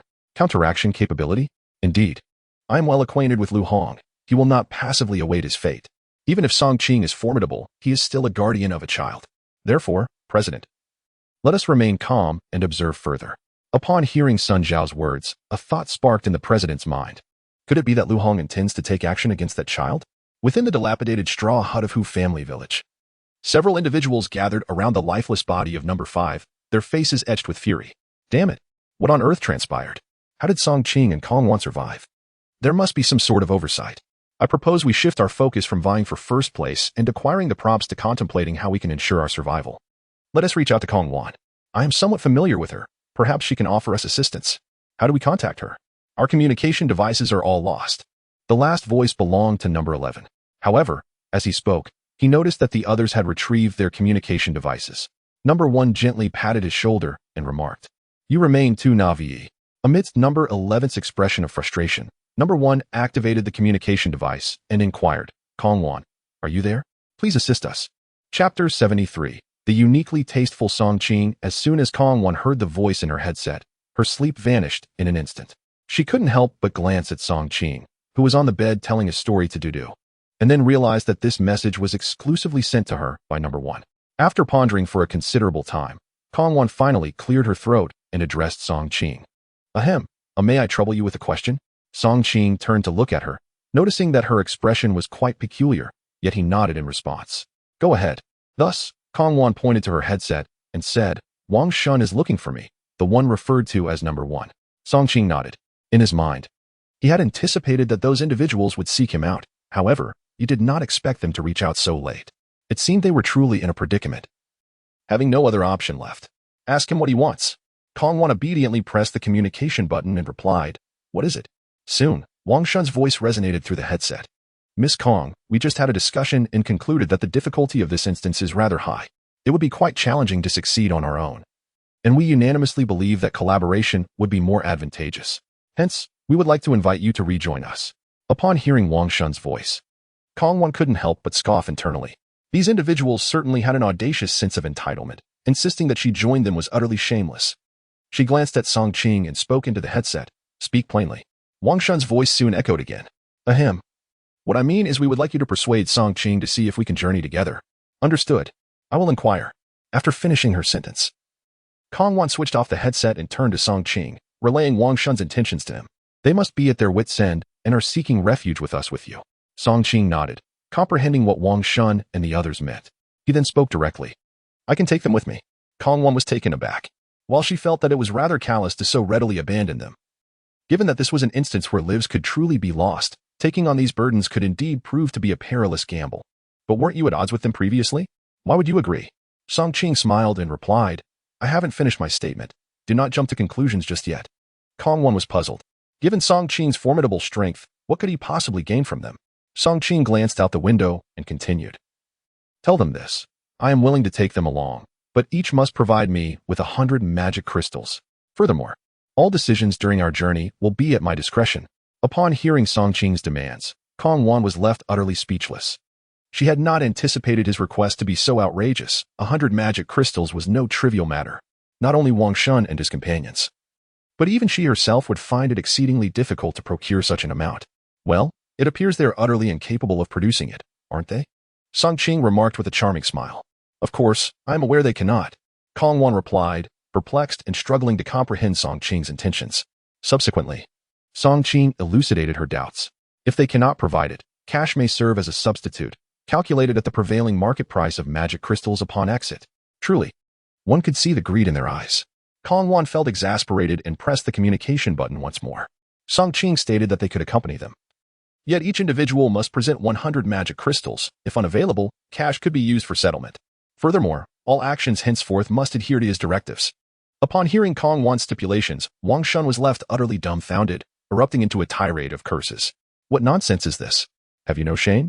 100 per person. Such exorbitance exceeds even the cost of an entry ticket." Kong Wan retorted bluntly, "If you wish to leave, do so. It is late, and I require rest." Upon her intent to terminate the communication, Wang Shun hastily interjected, "Wait, let me consult the others." "All right, 1 minute." In the dilapidated house, Wang Shun glared at the others with a grim expression. "You all heard that. No need for further explanation. This scoundrel is asking for an outrageous sum. What are your thoughts?" The group wore expressions of indignation, slamming their fists on the table in outrage. "This is absurd. Such audacity. 100 magic crystals. Does he think we are an ATM? Indeed, this is unbelievable. If I ever catch him, he will surely learn the meaning of regret." As Wang Shun listened to their grievances, He glanced at the time and promptly interrupted their complaints. Enough. This is not the time for such discussions. Are you willing to part with the 100 magic crystals? At this, the four individuals fell into contemplation. After all, they did not possess such an abundance of magic crystals. However, they might have the necessary funds, being elites within the company. If they pooled their resources, they could likely muster the required amount. Yet, none wished to emerge from this venture burdened by debt. It was then that Lu Hong, who had remained silent until now, finally spoke. I believe we might as well agree. After all, we are not required to pay immediately. If this fool perishes in the instance, the debt shall die with him. Upon hearing his words, Lu Hong noticed that the expressions among the others mirrored his own. They exchanged silent glances, then turned to Wang Shun. Convey our willingness. We agree, but we currently lack the magic crystals. As soon as Lu Hong spoke, Wang Shun had already anticipated such an outcome. He then retrieved his headset and reconnected with Kong Wan. We have discussed and unanimously agreed to provide the 100 magic crystals. However, we currently do not possess them and will need to step out. Kong Wan was taken aback, yet she quickly discerned the thoughts of these individuals. She did not respond to Wang Shun immediately, but instead turned her gaze towards Song Qing. They had agreed, yet mentioned they currently lacked magic crystals and needed to venture out for them. However, I suspect their prompt agreement harbors ulterior motives. Exercise caution. A subtle smile graced Song Qing's lips. No worries, since they have consented, inform them to await my message tomorrow morning. Observing Song Qing's demeanor, Kong Wan felt a nagging sense that this was yet another trap set for Wang Shun and his companions. As for the nature of this trap, she could not fathom Song Qing's thoughts, only sensing that this individual was shrouded in mystery. Thus, she pursed her lips and lay upon the quilted floor, listening to the stories told by Song Qing, yet sleep eluded her. After all, she had known the person for less than a day and was sharing a room with him, albeit he was accompanied by a child, but still, she felt uneasy. Soon, the rhythmic sound of steady breathing emanated from the bed, and Song Qing ceased his storytelling. Before long, his breathing joined the tranquility, and Kong Wan finally exhaled in relief. At that very moment, not far away in a dilapidated house, Wang Shun and his companions were far less fortunate. Although they had traversed the woods and arrived at Hu's village, the accommodations they found, lacking monetary investment, were far from comfortable.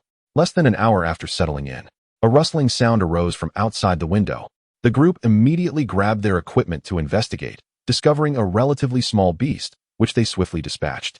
Yet, within 2 minutes, more noise erupted, preventing Wang Shun and his companions from finding rest, forcing them to hunt as best they could. Damn it! After toiling all day, there's not a moment to rest, and now I can't even sleep at night. Hell. Wang Shun muttered in frustration, his companions' expressions mirroring his discontent. Lu Hong filled his magazine before retrieving a dagger. Rock, paper, scissors. Each person takes 2 hours. The loser stands guard last. What do you say? The other four exchanged glances and nodded in agreement. After a round of the game, Lu Hong was assigned the first watch, followed by the others. Once the others succumbed to slumber, Lu Hong discreetly retrieved a pair of earbuds from his pocket and inserted them into his ears. He then heard the conversation between Kong Wan and Song Qing. Why are you still awake? Aren't you awake as well? Cough, never mind. I'll go out to relieve myself. Care to join? Get lost. Following this, laughter from Song Qing echoed in the earbuds. After a brief rustling sound, an elderly voice emerged from the earpiece. What brings you out at such a late hour? Haha, certainly seeking some special services. Upon hearing Song Qing's voice, Lu Hong could not help but furrow his brow. What on earth? Why choose a stunning beauty in the room when seeking an old lady instead? Song Qing certainly has unique tastes. As he pondered this, the earpiece surprisingly relayed the old woman's response. Come inside with me. Chapter 74, Recruiting Followers Originally. Lu Hong intended to listen for some sounds, but a piercing noise erupted from his earpiece, nearly shattering his eardrum. Clutching his ears and collapsing to the ground in agony, Lu Hong dared not scream, fearful of disturbing the others. Afterward, he attempted to hear something, yet was met with silence, leaving him to dutifully keep watch. Meanwhile, Song Qing sat in a pristine room, observing the elderly woman before him as she picked up a set of rota cards. Were they playing cards or engaging in divination? The old woman did not respond directly to Song Qing's inquiry. Instead, she presented him with a price list. At such a late hour, he was well aware of her intentions.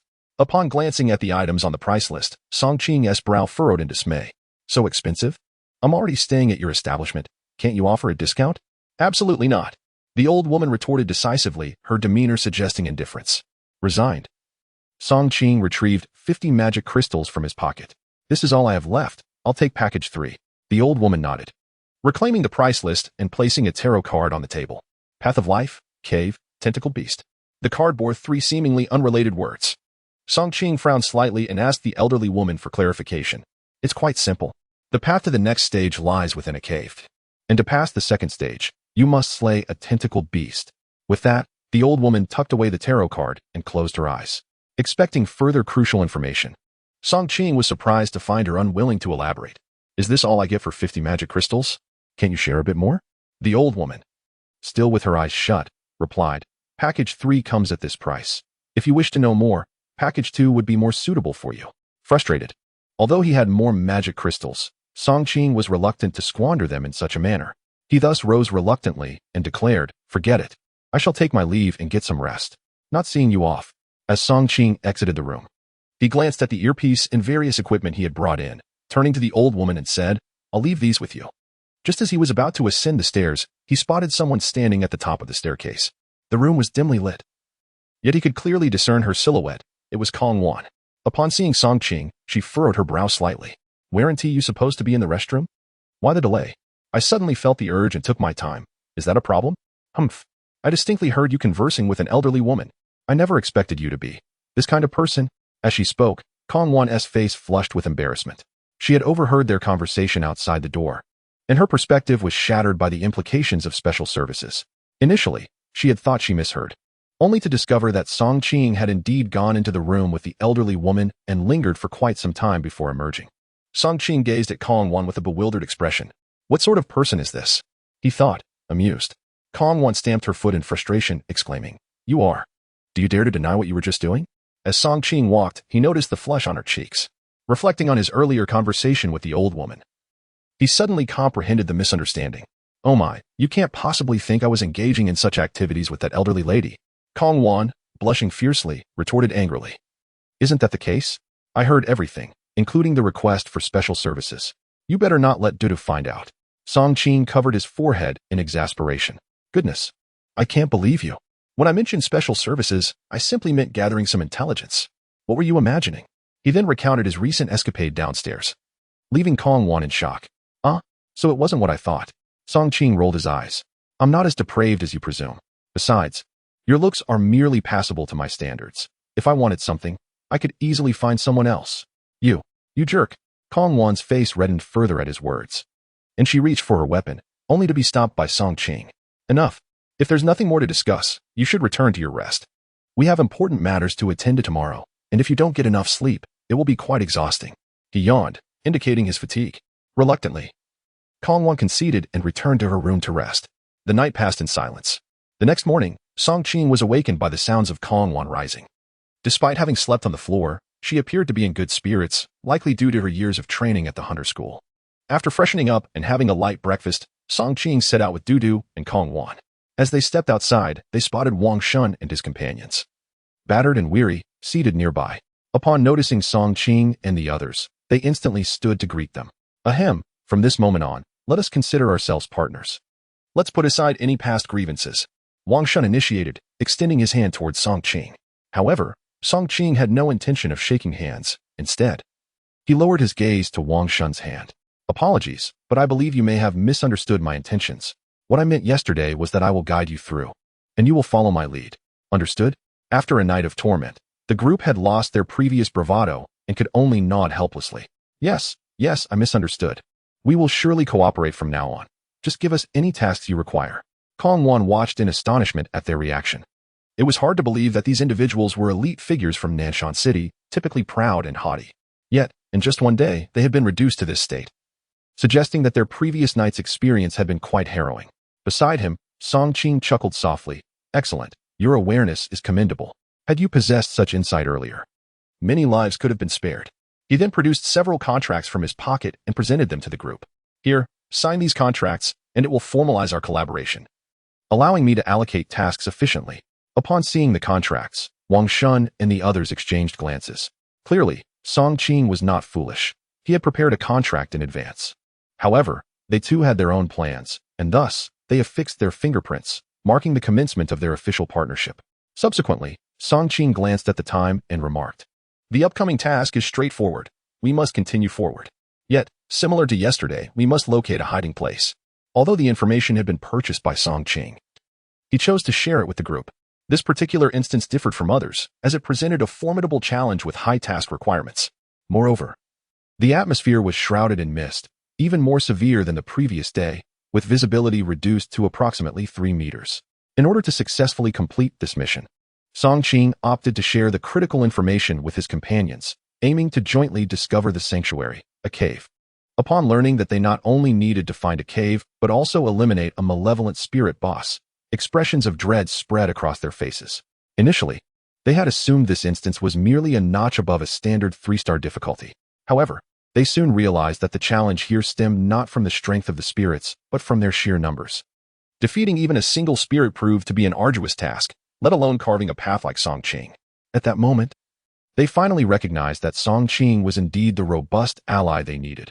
Following him was undeniably the right choice. After issuing his instructions, Song Qing led the group towards the direction of the Demon Night City. Chapter 75. We do not wish to be cannon fodder as they ventured into the mist. Scattered malevolent spirits immediately launched their assaults.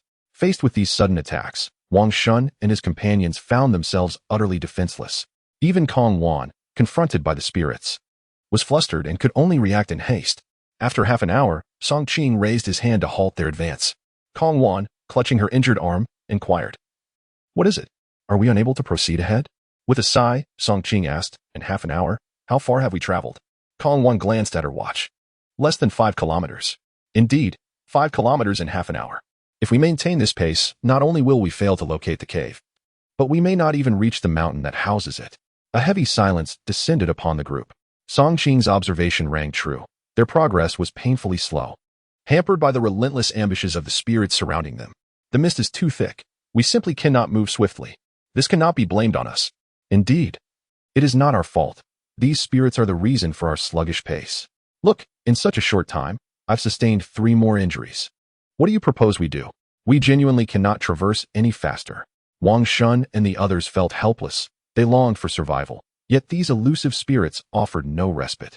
Kong Wan remained silent, inwardly agreeing that as long as these spirits lingered, rapid movement was impossible. The optimal solution to hasten their pace would be to eliminate the spirits. Unfortunately, they were too dispersed to be confronted collectively. Otherwise, Song Qing might indeed have the opportunity to vanquish them all at once, thereby increasing their speed. Lost in thought, Song Qing suddenly interjected, interrupting the discussion. "I have a plan. It will enable us to increase our speed, but I will need your cooperation." Wang Shun and the others exchanged wary glances, sensing impending trouble. "My plan is for you to lure the spirits together, and I will eliminate them in one fell swoop. This way, we can hasten our journey." Upon hearing this, Number 5 immediately expressed discontent. "I knew you would regard us as cannon fodder. I refuse to agree."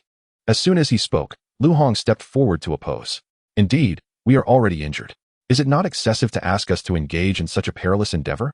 Unfazed by their objections, Song Qing merely scoffed. "I have evidently overestimated your capabilities.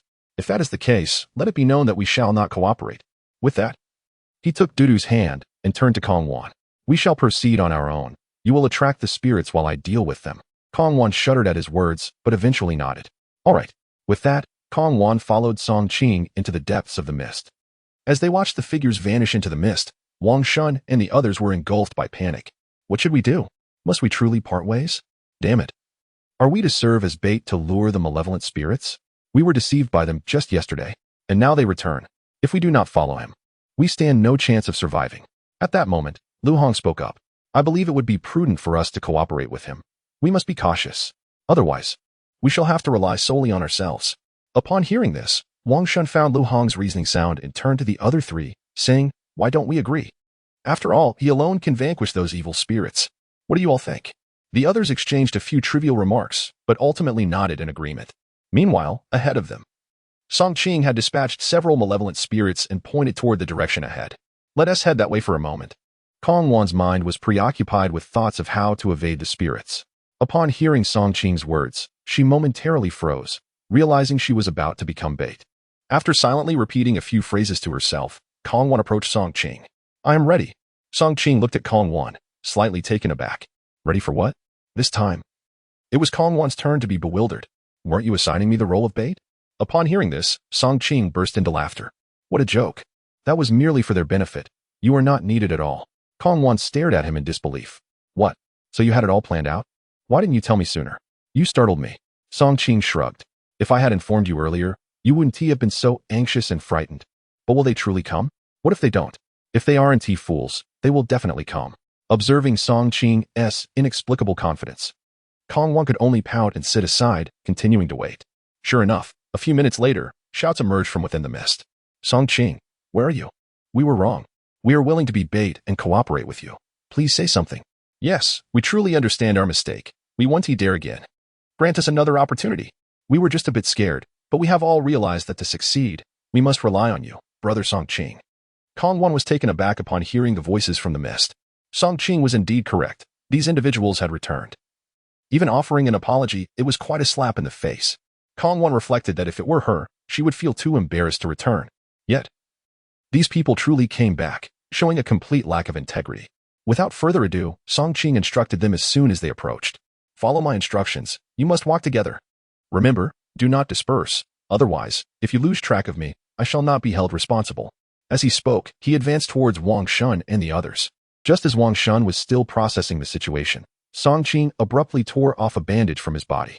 The freshly dressed wound bled profusely once more, causing Wang Shun to grimace in agony and scream out in pain. Are you out of your mind? My wound is still healing, he shouted in frustration. The others around them were equally baffled by Song Qing's actions, suspecting it was retaliation for Wang Shun's previous insubordination. However, Song Qing paid no heed to their outrage, reaching out again to rip open another bandaged area on his arm. In a swift motion, all of Wang Shun's wounds were laid bare to the air, and a metallic scent of blood soon permeated the surroundings. Kong Wan, standing nearby, quickly grasped Song Qing's intentions. Subsequently, Song Qing beckoned the others with a flick of his fingers. Come here, I don't wish to seek you out. Trembling, they approached, and after a chorus of pained cries, all their wounds miraculously healed, oozing fresh blood. A thick, iron-like smell of blood filled the atmosphere. In that moment, Wang Shun and the others finally comprehended Song Qing's purpose. He was intent on. Song Qing rubbed his hands together, instructing them to remain still and await his command. He then turned to Kong Wan, saying, You still carry those communication devices. Relay my intentions. Kong Wan nodded slightly, glancing at the pitiful expressions of Wang Shun and the others. Brother Song Qing, please don't betray us. We've already promised you the magic crystals. One of them pleaded. Indeed, we agreed to cooperate despite the risks. You can't just abandon us. Another added, fear evident in their voices. Don't stray too far. I'm scared. With a warm smile, Song Qing reassured them. Rest assured, I will stay close to protect you. By the way, be cautious. There will be many evil spirits ahead. With that, Song Qing vanished into the mist with Dudu and Kong Wan, leaving Wang Shun and the others trembling in place. Minutes later, a chilling growl echoed through the fog. Wang Shun's lips quivered slightly. Everyone, be careful, they're coming. Lu Hong, gun in hand, bore an expression of despair. Listen, there are many evil spirits. A scream pierced the air. Ah, the evil spirits are here. At that moment, Song Qing's voice crackled through their earpieces. What are you waiting for? Run. Chapter 76. How much longer will this take? I've been waiting for you all for ages. As Song Qing's voice echoed through the air, Wang Shun and his companions dashed away with great urgency. However, the scent of their blood relentlessly provoked the bloodthirsty malevolent spirits that lurked nearby. Within mere minutes, the number of these spirits escalated from a few to dozens, and as time progressed, their ranks continued to swell. Amidst the swirling mists, Song Qing, accompanied by Dudu and Kong Wan, sought refuge in the embrace of a towering tree. Although the sight of Wang Shun and the others was obscured, their anguished cries reverberated through the forest, each scream more harrowing than the last, suggesting they were suffering greatly under the relentless pursuit of the spirits. Kong Wan bit her lip. Despite her distaste for Wang Shun and his companions, perhaps even a hint of animosity, she found it difficult to reconcile the fact that they were living beings. With a hushed tone, she inquired, Are you truly considering feeding them to these malevolent spirits? Startled by her question, Song Qing turned to gaze at her. Why do you ask that? After a moment of hesitation, Kong Wan gestured towards the forest. Even though I cannot see the spirits within, I can certainly hear that their numbers must be substantial. Song Qing chuckled lightly. Fear not. They are my comrades.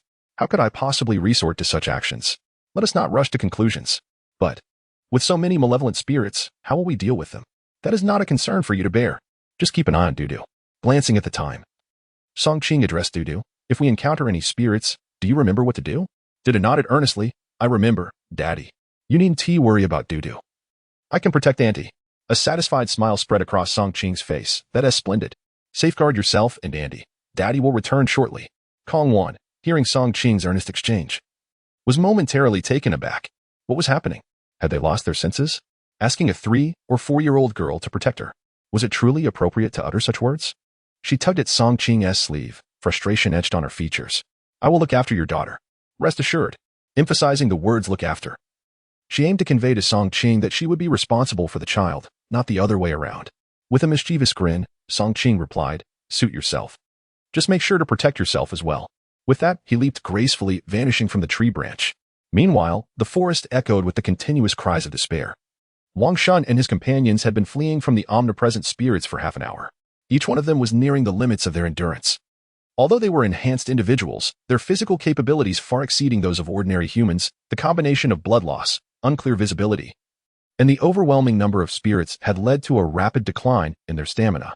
At last, one team member collapsed to the ground. A gruesome wound where a chunk of muscle had been viciously torn from his calf. It's over. It's all over. We've been deceived by Song Qing. He collapsed to the ground, wailing in despair. He orchestrated this to attract these malevolent spirits, intending to escape with his daughter and Kong Wan. Upon hearing this, the others immediately halted in their tracks. This is impossible. We had a pact with him.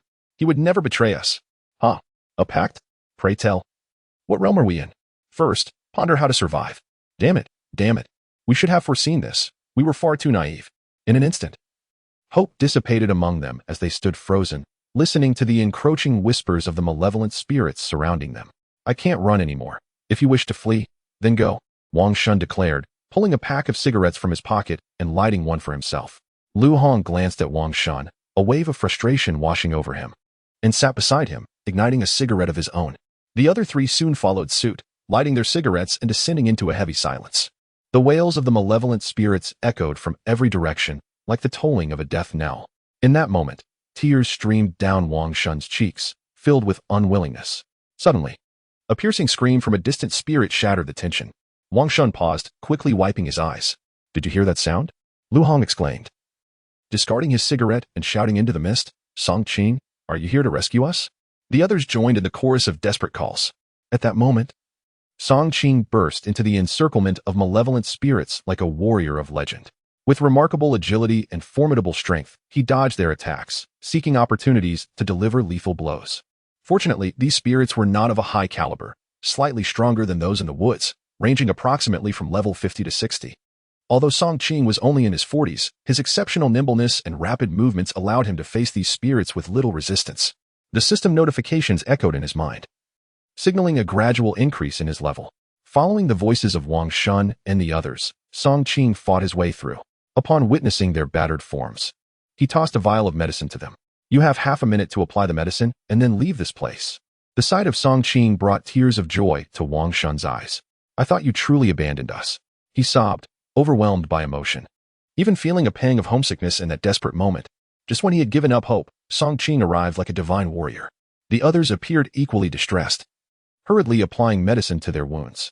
Wang Shun, eager to say more to Song Qing, found that he had already plunged back into the mist to vanquish the malevolent spirits. Continue on the path I just traversed. The voice of Song Qing emerged from the mist, prompting Wang Shun and his companions to exchange glances before they bolted away. As they retraced their steps to the place where Song Qing had appeared, they stumbled upon a ground strewn with the corpses of malevolent spirits. Strikingly, these bodies showed no signs of disturbance, suggesting the presence of magic crystals. Witnessing this scene, the group felt a collective swallow of anticipation. Perhaps we should take a little? Number 5 couldn't contain the thought. Instantly, they began to scramble for the magic crystals, even forgetting Song Qing's earlier words of caution. Before long, they had thoroughly searched the surrounding corpses of the malevolent spirits, their pockets bulging with the coveted crystals. They had never encountered such an abundance before, and the grim circumstances they had just faced faded from their minds. Fortune favors the bold, while the timid perish. Song Qing was evidently too preoccupied to concern herself with them. I shall remain. Number 5's eyes glistened with fervor as he gazed at the other 4. Lu Hong quickly nodded in agreement. I shall also stay. Such an opportunity is surely a once-in-a-lifetime occurrence. Wang Shun, feeling a twinge of anxiety as he felt the magic crystals in his pocket, hesitated. However, seeing the determination of the others to continue their quest for more crystals, he reluctantly followed suit. Time slipped away as they filled their pockets to the brim with magic crystals. Lu Hong even shed his shirt, fashioning it into a makeshift pouch to hold the crystals. The area had been depleted of the malevolent spirit's remains, and Wang Shun and his companions had amassed a considerable fortune. I believe I have gathered enough crystals for a second enhancement. I shall stop here. Number 5's face radiated excitement as he fondled his stuffed pockets. Wang Shun, equally beaming, chimed in. I too have more than enough. I won't risk it further. Soon, the remaining 3 expressed their agreement to cease while they were ahead. However, as they ventured a short distance, a familiar figure emerged from the thick fog. What took you so long? Come, there are still some malevolent spirits to be dealt with. Let's clear them out together. Upon seeing Song Qing, the group's spirits plummeted. Chapter 77, The Dungeon with Hot Pot. What are you here for? The 5th member clutched his pocket, his eyes glinting with a chilling light, resembling a ferocious dog guarding its food as he fixed his gaze on Song Qing. I did this myself. Do not presume we fear you. With that declaration, he drew a handgun from his waist, aiming it squarely at Song Qing. Get lost. I am quitting the team. I will no longer accompany you. Seeing the 5th member's demeanor, Song Qing could not help but smile bitterly and shake his head. Why bother? Do you truly believe you can escape? If so, then perish. Without warning, the 5th member pulled the trigger. Bang! A resounding gunshot echoed through the desolate, mist-laden mountains. Wang Shun and the others were momentarily stunned. Song Qing had brazenly taken the bullet to his chest without flinching. Then, another individual turned to flee but was halted by Song Qing's sudden voice. I advise you not to run. If I capture you, your demise will be excruciating. As he spoke, he retrieved the bullet from his chest, holding it up and shaking it at the 5th member. Your marksmanship is commendable, though the firearm leaves much to be desired. Now, let me see what other talents you possess. The 5th member finally grasped the gravity of the situation.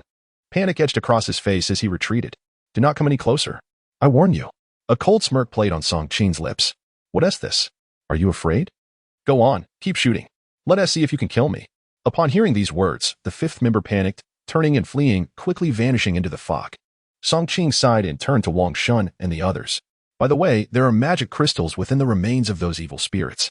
Please retrieve them. I appreciate your efforts.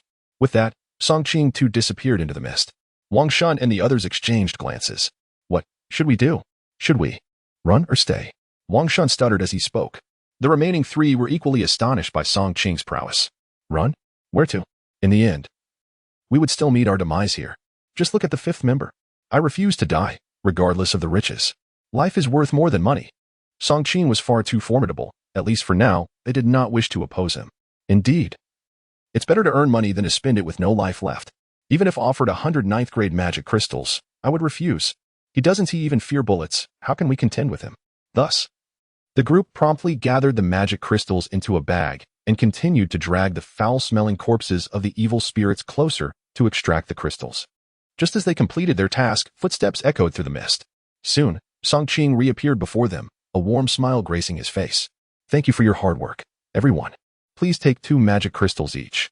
Upon hearing Song Qing's words, Wang Shun and the others were taken aback. Such a generous offer. However, as they hesitated, Song Qing picked up the bag from the ground and stowed it into his backpack. Ah, I never anticipated that you would treat me with such courtesy. Well, if you do not wish to proceed, then let us continue our journey. Upon hearing Song Qing's words, the group stood in stunned silence. What is this? Are we not afforded even a moment to respond? If you do not wish to give, you could simply convey that directly. Must you feign such insincerity? Wang Shun and the others felt despondent, having finally glimpsed the prospect of recovering their funds, only to see it slip away once more. With no other choice, they could only drag their weary bodies along behind Song Qing.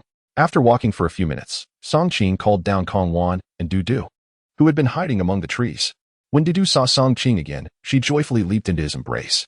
Kong Wan stood nearby, her heart a tumult of emotions. In the moments following Song Qing's departure, she had been restless, fearful that malevolent spirits might launch an attack against them. In the end, no spirits approached. Yet she heard the anguished cries of those nearby and found herself increasingly worried for Song Qing. During that time, she repeatedly attempted to take Dudu to assist him. Now, seeing that he was unharmed, the weight in her heart finally lifted, and tears of joy threatened to spill over. At that moment, Song Qing suddenly approached her. Thank you for your continued concern for me, and for taking such good care of Dudu. Kong Wan was taken aback, her cheeks flushing as she defiantly retorted, I was merely worried that we might not pass through the upcoming challenges. Who was concerned for you? Honestly, noticing the faint blush on Kong Wan's cheek, Song Qing chose not to press the matter further and swiftly changed the topic. The malevolent spirits in this vicinity have mostly been cleared. Let us take a brief respite before setting off again. aiming to locate that cave before nightfall. Everyone nodded in agreement, retrieving their rations to replenish their energy. As they munched on tough beef jerky and overly sweet chocolate, a delightful aroma wafted through the air. Wang Shun swallowed hard, following the scent, and was left utterly dumbfounded. What on earth? Is that hot pot? The expressions of the others mirrored his astonishment as they gazed at the hot pot in Song Qing's hands, their mouths watering instantaneously. Even Kong Wan was taken aback. You. How? Did you even bring a hot pot with you? There are beef rolls, lamb rolls, and even frozen shrimp balls. How did you manage to bring these in? As Song Qing tended to the fire, he replied nonchalantly, of course. After finishing the self-heating pot, one must eat something else. It's quite normal to have hot pot here in such cold weather to warm the body, isn't it? Wang Shun and the others exchanged looks. Goodness, is that what we were asking? What we truly want to know is how you managed to bring all this in. Suddenly, Lu Hong in the crowd slapped his forehead. I know. Song Qing looked up at him. What do you know? You must possess a high-level ghostly artifact that can store items, at least a green one. As soon as these words were uttered, a collective gasp echoed around them. Wang Shun was equally astonished that Song Qing possessed such a formidable ghost artifact. He had some understanding of ghost artifacts, which are categorized by color into different tiers. Each tier further divided into low, medium, and high grades. The most common ghost artifacts are gray, with higher grades represented by green, blue, red, gold, and the legendary 3-colored, 5-colored, and 7-colored artifacts. It is said that some functional ghost artifacts, while lacking in attack power or the ability to inflict damage on targets, possess capabilities that are even more sought after than those of attack-oriented artifacts.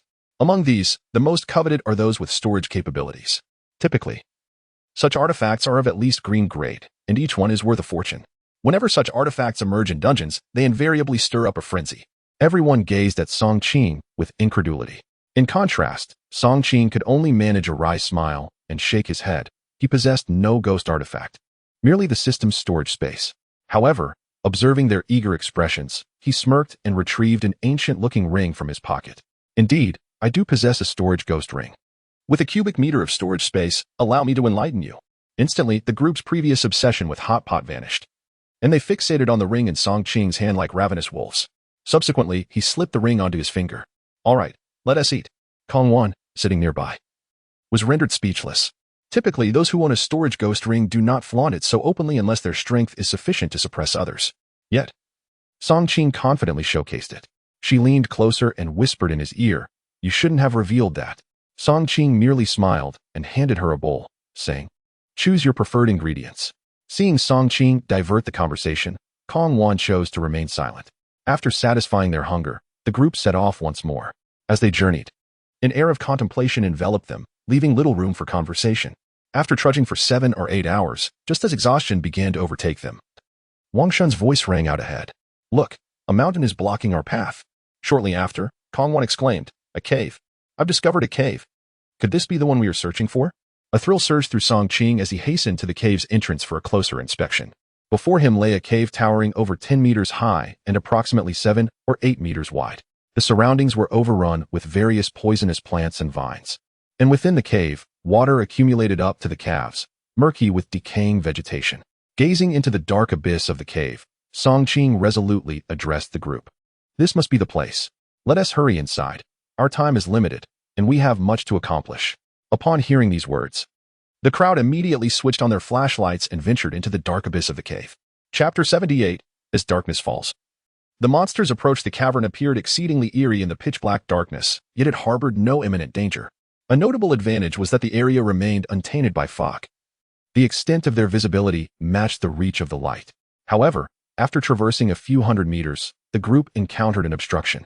Brother Song Qing, this is dire. It seems there has been a cave-in. We cannot proceed. Song Qing merely nodded slightly before retrieving a set of tools from his system space. Let us distribute the tools and commence our work at once. Wang Shun was momentarily taken aback, hardly believing his eyes. Did you even bring a hoe? Surely. You must have anticipated this predicament. The others nodded in agreement.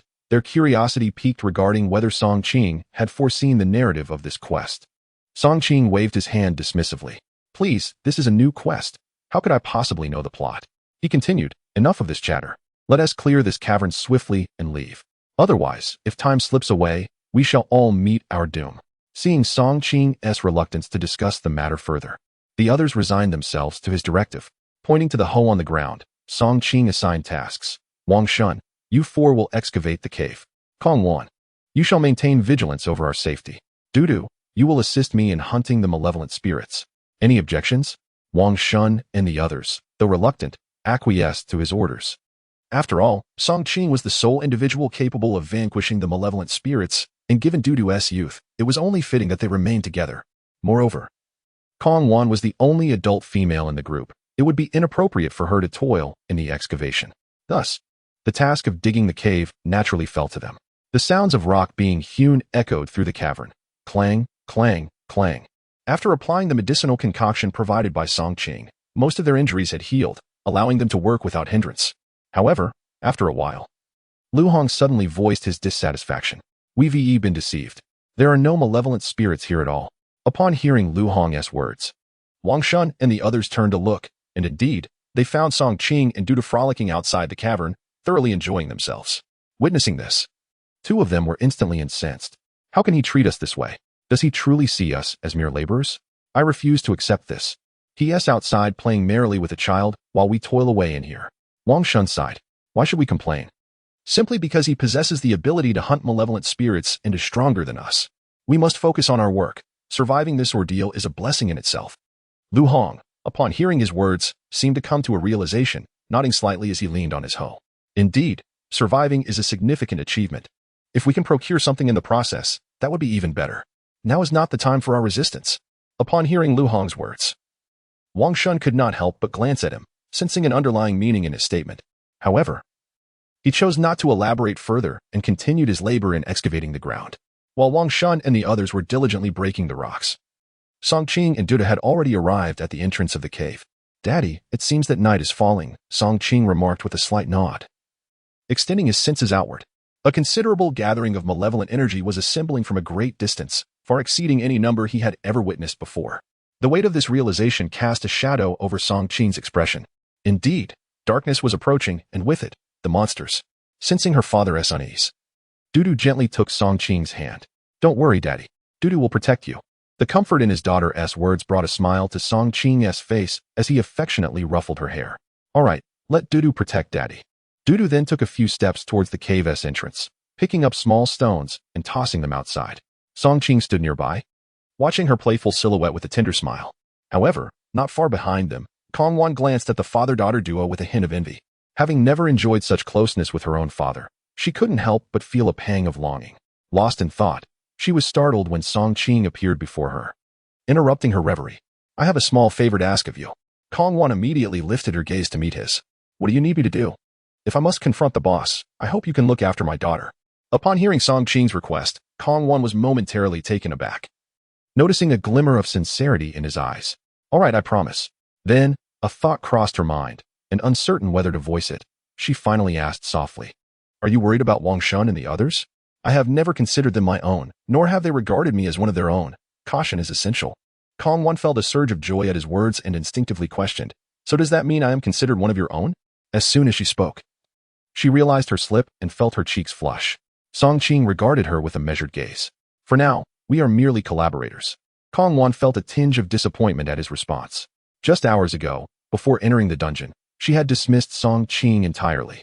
Yet, in the span of 2 days, his demonstrated prowess had elevated him to a realm beyond her reach. Once, she had been the goddess of her school and even in the entirety of Neshan City, with countless suitors vying for her attention, but none had ever received so much as a glance from her. At this very moment, she unexpectedly found herself harboring inexplicable feelings for the man before her.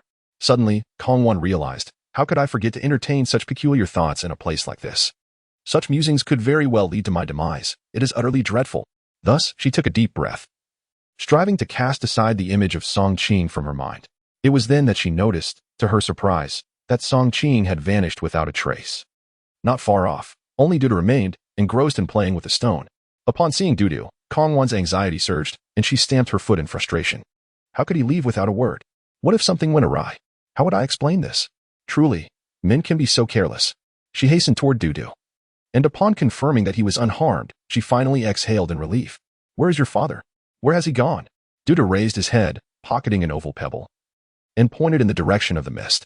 Daddy just said not to disturb the lady while she was thinking, so I didn't bother you. He also said to stay with you. Hearing this, Kong felt a wave of relief wash over her. Thankfully, he hadn't forgotten that he had a daughter. All right. It's no longer safe outside the cave. Nightfall is approaching rapidly. Let us hurry inside. Dudu nodded, and together they made their way toward the cave. Meanwhile, Song Qing slowly approached the area outside Shandong where the malevolent spirits congregated. In truth, his greatest concern was not the multitude of evil spirits amassed there, but rather the octopus creature that the old woman had mentioned. Although she had not disclosed the creature's level of threat, Song Qing sensed that it was anything but trivial. Moreover, to ensure his survival through the night, he needed to prepare in advance. Chapter 79. Wealth can move mountains within the cave. The incessant sound of clinking echoed continuously. After several hours of arduous digging, Wang Shun and his companions were utterly exhausted. They remained oblivious to the depths of the cave or how long it would take to break through. Yet, in their struggle for survival, they had no choice but to persevere.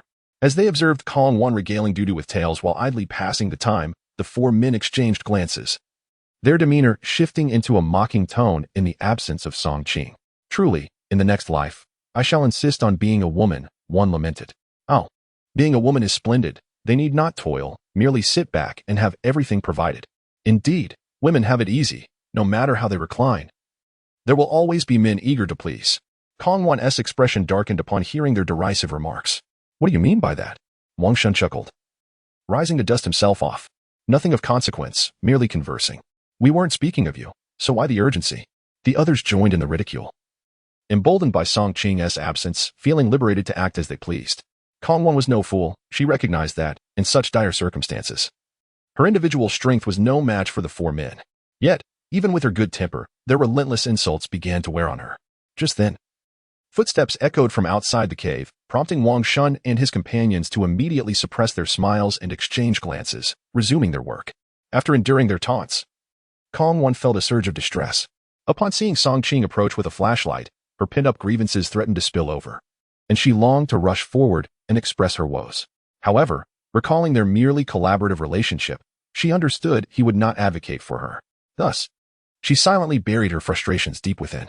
Upon entering, Song Qing glanced at Dudu and offered a smile to Kong Wan. Thank you for watching over the child. Kong Wan merely nodded in response, withholding further comments, while Song Qing seemed unaware of the earlier events in the cave. He turned to the others, stating, "Listen, I have something to discuss." At the sound of his voice, Wang Shun and the others immediately set down their tools and approached him. Song Qing pointed toward the cave entrance. The malevolent spirit is approaching. I require a companion who is willing to accompany me outside. At this proclamation, Wang Shun and the others averted their gazes. Without hesitation, Kong Wan volunteered, I shall go. However, Song Qing gently shook his head. You cannot. You have a more important task. I am inquiring about Wang Shun. Who among you is willing to go? Kong Wan was momentarily taken aback. Why? Do you look down upon me? Yet, as she spoke, she noticed Song Qing's unwavering gaze upon her. Memories of their earlier conversation outside the cave resurfaced. Very well. I shall refrain from going. With Kong Wan excluded, the remaining candidates were solely Wang Shun and his three companions. The mere thought of Song Qing's previous deceitful tactics sends shivers down the spines of several individuals even to this day. The harrowing scenes of being relentlessly pursued by countless malevolent spirits remain vividly etched in their memories. None of them wished to venture out and face such terrifying entities again. Noticing the silence among the group, Song Qing nonchalantly retrieved a small pouch from his pocket, letting it rest in his palm as he gently shook it. Inside the pouch lay 10 magic crystals, a generous offer for anyone willing to embark on the perilous journey, an opportunity that would only present itself once. As these words echoed in the air, Wang Shun exchanged glances with his companions, a palpable hesitation evident among them. Observing their uncertainty, Song Qing spoke in a soothing tone. Fear not, it will not be as treacherous as before. This time, you will face merely one malevolent spirit. At this proclamation, Wang Shun and his companions were momentarily taken aback. Is it true? Just one spirit? Brother Song Qing, you must not deceive us. One exclaimed. Indeed, I am already injured. And after working so hard, my legs can hardly carry me. You cannot trick us again. Another added. Is this genuine? One spirit? Do we even need to go for that? They questioned. Skepticism etched across their faces. Seeing their doubt, Song Qing could only shake his head in resignation. When have I ever deceived anyone? If you are unwilling to go, then so be it. With that, he mimicked the motion of retracting the pouch. Wang Shun recalled a previous instance when Song Qing had swiftly claimed the reward before any of them could react. After all, 10 magic crystals were neither insignificant nor overly abundant. Each crystal represented a vital resource for them as enhancers, and relinquishing such an opportunity was not an option. Thus, Wang Shun decisively raised his hand. I am willing. I am willing. Simultaneously, another voice joined his survivor number 8. The two exchanged glances. I spoke first. Let me go. Wang Shun insisted, eager not to forfeit this chance. Survivor number 8, equally unwilling to concede the crystals to Wang Shun, retorted, but I desire those magic crystals too. Besides, my arm is injured. It would be better to venture outside than remain in the cave. As their disagreement escalated, Song Qing couldn't help but smirk slightly at the unfolding scene. It was indeed true that money could entice even the most reluctant of souls. 10 magic crystals could easily secure a capable pawn. Clearing his throat, he pointed at Wang Shun. You shall go. Upon hearing Song Qing's words, Wang Shun felt an overwhelming sense of gratitude, while survivor number 8 grimaced and spat disdainfully on the ground, casting a disapproving glance at Wang Shun. Look at you. Acting as if you've never seen the world. Wang Shun, however, remained unfazed, relishing the almost effortless acquisition of the 10 magic crystals. Let them envy him. He was indifferent to their opinions. Yet, amidst the crowd, Lu Hong perceived Song Qing's actions not as an act of generosity, but rather as a cunning trap laid for them. Seizing a moment while gathering his belongings, Lu Hong leaned in close to Wang Shun's ear. Be cautious. This fellow harbors ill intentions. Wang Shun, mistaking Lu Hong's concern for envy, merely chuckled lightly, choosing not to elaborate further. As he busied himself with his belongings, Lu Hong stealthily slipped an object into his palm. Be cautious on your way, he advised. Wang Shun paused momentarily, glancing down to discover a palm-sized note in his hand, inscribed with a series of numbers. Upon scrutinizing the digits, he immediately comprehended their significance. Turning to look at Lu Hong, he noted that the latter had already resumed his tasks. With no other recourse, he memorized the sequence and discreetly swallowed the note. Once again, Song Qing set out without her daughter. Should any issues arise, do inform me promptly, she instructed, donning her earpiece and addressing Kong Wan. Kong Wan cast a glance at Song Qing, her heart a tumult of emotions, tinged with reluctance. Be careful, I will look after Dudu. All right, I'm leaving. Dudu, listen to your aunt, and take good care of her. Dudu smiled and waved, got it, Dad. The earlier you go, the sooner you return. After bidding farewell to everyone, Song Qing and Wang Shun vanished into the shrouded darkness of the night. As they stepped into the fog, Wang Shun felt a flicker of regret. The darkness was impenetrable, and the damp mist sent shivers down his spine. Song Qing, it's exceedingly dark. I can't see anything. Chapter 80. The Vine Whip Striker. Observing Wang Shun's palpable anxiety, Song Qing simply smiled gently and patted him on the shoulder. Do not worry, for the time being. No malevolent spirits have emerged. Despite Song Qing's reassurances, Wang Shun's heart remained laden with dread. After walking for approximately 10 more minutes, Wang Shun could no longer contain his apprehension. Brother Song Qing, I am beginning to regret this.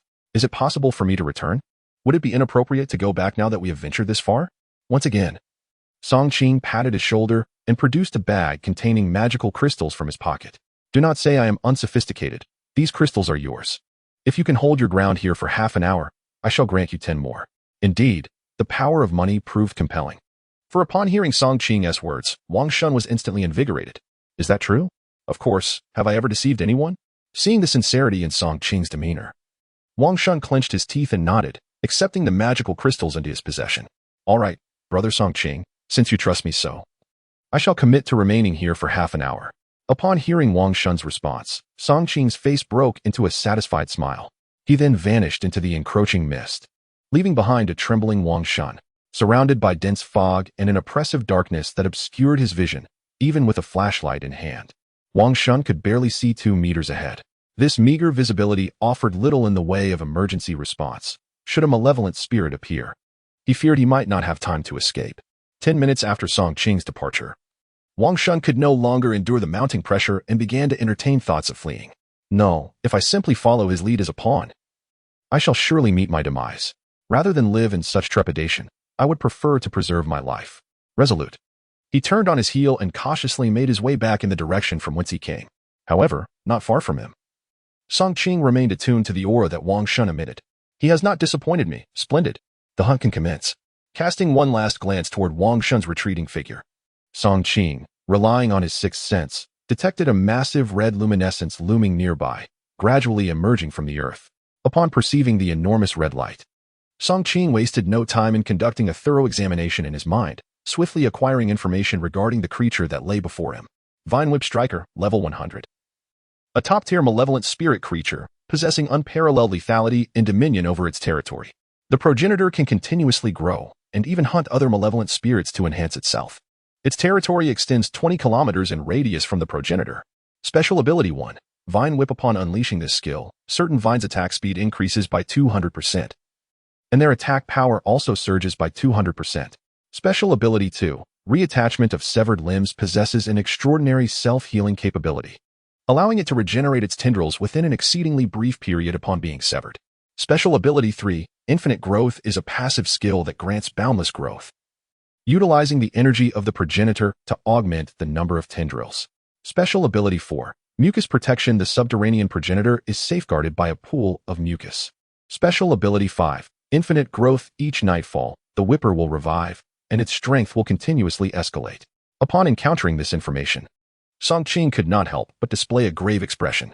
This octopus-like creature appeared to be far more formidable than he had initially envisioned. A level 100 supreme evil spirit, with its progenitor concealed several meters underground, coupled with its limitless tentacles and potent offensive capabilities. Even more alarming was its attack range, extending to a circumference of 20 kilometers. Furthermore, should Song Qing wish to vanquish it, the mere distance of several meters underground rendered it beyond his reach, not to mention the progenitor being shielded by mucus. Faced with such a formidable evil spirit, Song Qing felt utterly devoid of any resistance. However, from the description of this octopus-like creature, he calculated that the location of the cave fell well within its attack range. Fortunately, this creature would only gradually awaken during the night. Thus, for Song Qing, this represented an optimal opportunity for development. He must attain a higher level before the octopus-like creature awakened to greater strength, thereby enabling him to confront it. Otherwise, with his current abilities, he stood little chance against this monster. The reason for enlisting Wang Shun as a sacrificial pawn was to divert the attention of the octopus-like creature, thus affording him more time to level up. Song Qing moved swiftly and soon arrived near the throngs of gathering evil spirits. At that moment, even without activating his divine perception, he could sense the immense number of these spirits. Fortunately, although numerous, their levels ranged only from 30 to 60. As a demon hunter, Song Qing inherently possessed a high attack power against evil spirits, allowing him to decisively overpower them, even capable of slaying those of higher levels. After previous encounters, Song Qing discovered that he could hunt spirits exceeding his level by up to 30. Beyond that threshold, he would feel somewhat overwhelmed. However, escaping was not a significant concern. Yet if he encountered spirits exceeding level 100, reaching the category of malevolent specters, his only recourse would be to flee. Equipping his gear, Song Qing took a deep breath to assess his condition. At that moment, his spiritual energy was virtually intact. He then gripped his nightshade and charged towards the distant horde of evil spirits. At that very moment, outside the instance, within the command center, someone inquired, "Has it been repaired? Why has the surveillance footage still not been retrieved?" The highest-ranking officer at the command center wore a grave expression and pressed for answers once more. Dozens of technicians busily worked to repair the surveillance equipment, their fingers dancing rapidly across the keyboards. Reporting to the officer, "Camera 1 has been restored." A voice broke the tension in the room, causing everyone to turn their attention to the large screen before them. The screen displayed a massive gathering of malevolent spirits. Witnessing such a formidable horde, a collective gasp escaped from the onlookers. Heavens, so many malevolent spirits! What is their current state? How many survivors remain? The mayor, upon seeing the overwhelming number of spirits, felt beads of sweat form on his brow. At that moment, a technician responsible for detecting the life signs of survivors spoke up. Reporting to the mayor, there are currently only 7 survivors left in the entire instance. Upon hearing this, the atmosphere in the command room turned tense, with furrowed brows all around.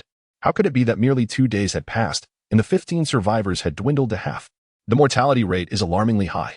Damn it, we were too complacent. The intensity of this instance far exceeds our expectations. They stand no chance against such spirits. This is disastrous. Our company has painstakingly nurtured these strong individuals only to see them perish so easily. Damn it, this individual still owes us several hundred magic crystals. Will they truly die without us being able to recover even a fraction of our investment? A chorus of sighs filled the room. Even the usually composed principal Wu displayed visible concern. With so many malevolent spirits, will they manage to break through?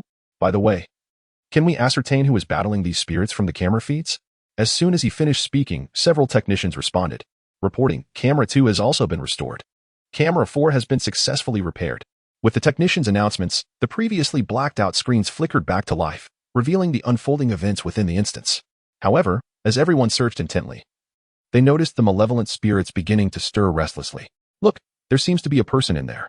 The owner of a certain company had been fixated on the screen, searching for his own company as survivor. Suddenly, he spotted a man relentlessly charging through the horde of spirits, mistakenly believing it to be one of his survivors. The technical team quickly zoomed in on the figure, and when they discerned the man's face, a collective gasp filled the room. It was Mr. Song Qing. He was alive. Upon recognizing Song Qing, both the mayor and principal could not contain their astonishment. All eyes were now riveted on the central screen, watching as Song Qing wielded his blade, relentlessly cleaving through the malevolent spirits, each strike resulting in one spirit collapsing to the ground. Witnessing such formidable prowess, the audience fell into a profound silence. Master Stardust stood nearby, his eyes shimmering with astonishment. He surpassed my expectations in strength. Chapter 81. The misguided approach. The mayor and the others turned their gazes towards Master Stardust. Master, do you believe there is a possibility they could survive and leave this instance? The mayor, upon witnessing the vast horde of malevolent spirits, felt a sense of foreboding regarding the fate of those trapped within the instance. Master Stardust gently stroked his chin, his expression marked by a hint of gravity, seemingly contemplating whether Song Qing possessed the requisite capability.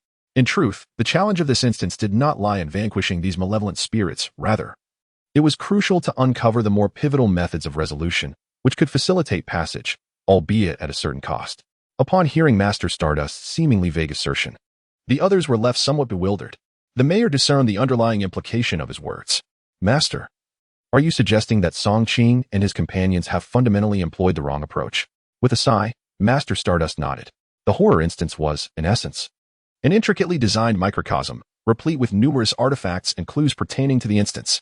Given their current capabilities, it was nearly impossible to contend with the monsters within. Thus, the pursuit of artifacts and clues was of paramount importance. However, as he reached this point, Master Stardust paused, and the others sensed that his unspoken thoughts hinted at Song Qing's grim prospects. Upon hearing this, the mayor's expression shifted to one of despair. After all the effort to discover such a formidable ally, could it all be squandered merely due to a misapplied strategy? Principal Wu, standing nearby, could not help but display a semblance of sorrow. Initially, it was believed that with Song Qing's addition, the capabilities of their hunter school would ascend to new heights. Yet the reality was disheartening. Just as despair began to settle in, Master Stardust spoke again. If Song Qing can eliminate the boss of this particular level, there may yet be a chance for progression. Boss? What is the boss of this level? As soon as these words were uttered, everyone redirected their focus to the array of monitoring screens displayed prominently. It appeared that Wang Shun was the one in question. In the hall, someone spotted the screen featuring Wang Shun and exclaimed loudly, drawing attention. The crowd turned to observe Wang Shun, noting his evident panic. Look, there seem to be numerous tentacles over there. Wang Shun is attempting to evade them. It appeared as though the tentacles were akin to those of an octopus emerging from the depths, far too many to count. Zoom out the camera. I wish to see from whence these tendrils originate. My goodness. Look, these tendrils seem to be constantly shifting. What on earth are they? If I am not mistaken, these must be the elite class of malevolent spirit tendril lashers. Tendril lashers? Aren't those the malevolent creatures that appeared in some instances long ago? At this moment, chaos erupted within the room. Amidst the throng, a middle-aged man was visibly perspiring, beads of sweat forming on his brow as he murmured incessantly, Wang Shun, run. Hurry, you must survive. Our company, Tingyu, relies on you. The mayor and Master Xingchen, alongside several others, gazed at the unfolding scene with grave expressions. They were taken aback by the emergence of the terrifying boss, the Vine Whip Striker. It appeared that the difficulty of this encounter was about to escalate dramatically. Even Master Xingchen's demeanor shifted slightly, astonished at the unexpectedly high level of challenge posed by the Night Demon Dungeon. The Vine Whip Striker was indeed a formidable malevolent spirit, suggesting that their predicament was dire. Upon hearing Master Xingchen's words, the mayor, feeling anxious, inquired, Master, is there any way to surmount this challenge? Principal Wu also cast a worried glance at Master Xingchen. If my memory serves me correctly, the strength of the Vine Whip Striker can be gauged by its color. Master Xingchen affirmed, pointing to a vine displayed on the screen. At this moment, the Vine Whip Striker has just awakened, and its strength is relatively low. However, once it transitions to the second phase and the vines turn red, the difficulty will increase significantly. Then, Master Xingchen's gaze shifted back to the screen depicting Song Qing, revealing a look of resignation. It seems Song Qing has chosen the wrong target this time. No matter how many malevolent spirits he vanquishes, it will be futile. and he risks missing the optimal opportunity. The mayor, less knowledgeable than Master Xingqian and Principal Wu, promptly asked, "What should Song Qing do then?" With a sigh, Principal Wu replied, "Based on previous encounters with the Vine Whip Striker, the ideal moment is now. If he follows the vines and locates the underground source, eliminating it will resolve the threat posed by the Vine Whip Striker." However, upon hearing this, Master Xingqian shook his head. "You seem to have forgotten something. The previous case of defeating the Vine Whip Striker involved an army of over 300 soldiers. This dungeon only has 15 participants, and with only 7 remaining. Completing this task is virtually impossible." This revelation darkened the mayor's countenance, realizing the gravity of their situation. "It seems, it truly is a lost cause. Is there truly no alternative?" Master Xingqian's expression turned somewhat bitter as he replied, "It will all depend on their luck. There should still be 2 hours before the Vine Whip Striker evolves into the second phase. Let us hope that Song Qing uncovers the secret swiftly." Within the dungeon, Song Qing wielded the Dark Knight Blade, tirelessly harvesting the malevolent spirits. However, now that he had leveled up, hunting spirits of lower levels yielded significantly diminished experience points. Yet, faced with the overwhelming sea of malevolent spirits, Song Qing had no choice but to engage them indiscriminately. Alert! Current host experience points are full. Level has increased to 45. A notification chimed, but Song Qing remained undeterred, his sights set firmly on achieving level 50. According to past experiences with upgrades, there are always certain advantages when one reaches a multiple of 10 in levels. Particularly at the milestone of level 50, one can anticipate special rewards or unique skills. Song Qing is taking a gamble. If fortune favors him, there will be nothing more to say. However, should he lose this wager, he may find himself in considerable trouble. Thus, he must hasten to elevate his level to 50. With each decisive strike, he finds himself surrounded by the corpses of the malevolent spirits.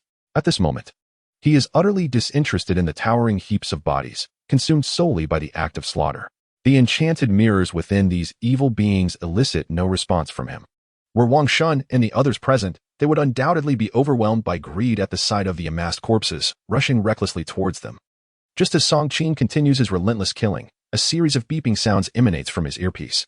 "I advise you not to approach. If you do, I will fight to the bitter end," comes the somewhat anxious voice of Kong Wan. Upon hearing this, Song Qing realizes that trouble may be brewing in the cave. His suspicion is confirmed as the voices of Lu Hong and his companions crackle through the earpiece. "Ha ha ha, what's the matter? Are you frightened? No worries. We're not after you directly. Just hand over Song Qing's daughter, and we can negotiate," they taunt. "Indeed, this child shares no blood ties with you. Killing her should not trouble you. Stop resisting. We have no qualms about being heavy-handed, especially with a beauty like you." Lu Hong and his cohorts press forward, steadily forcing Kong Wan and Dudu towards the cave's entrance. Outside, darkness envelopes, and should they flee the cave, they risk encountering the malevolent spirits.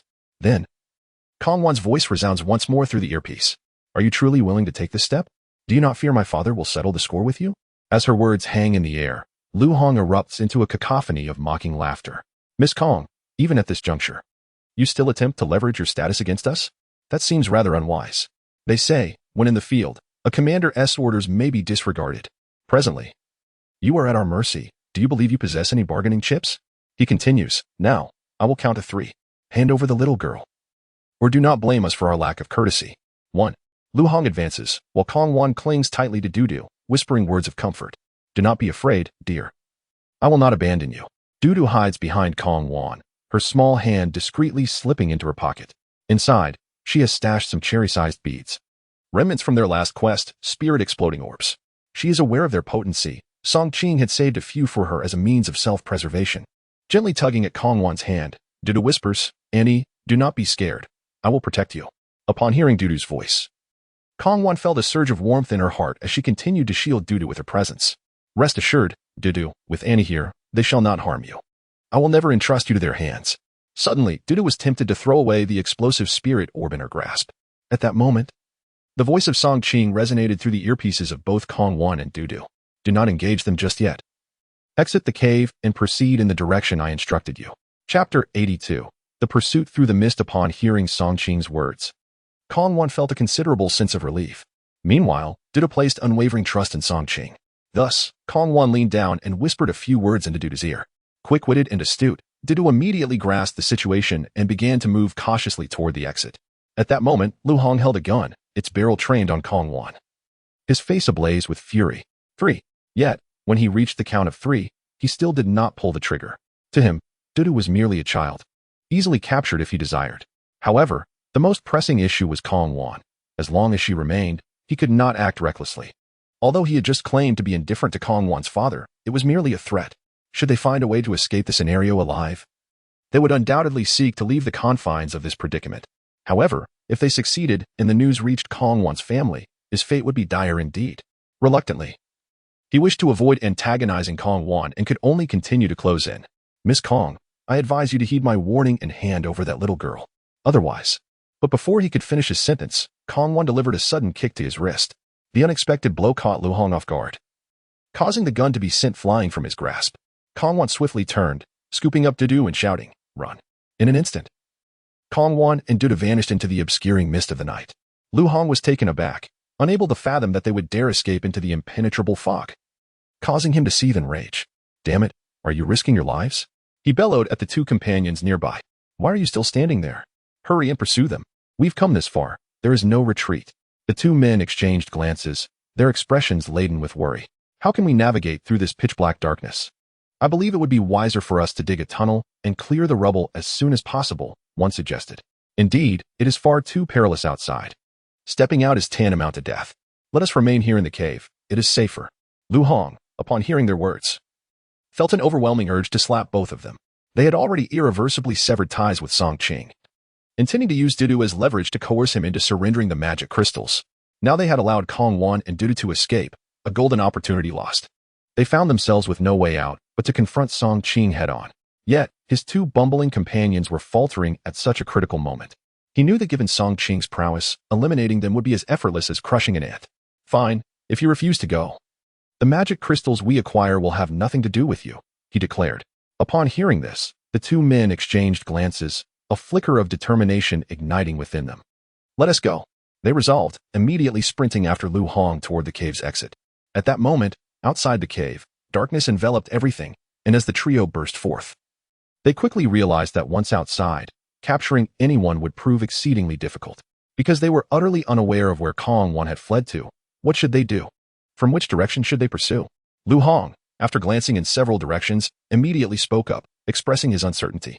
"If the three of us go together, it is highly likely we will not find her. Let us split up and search from 3 different directions. I refuse to believe we cannot locate her."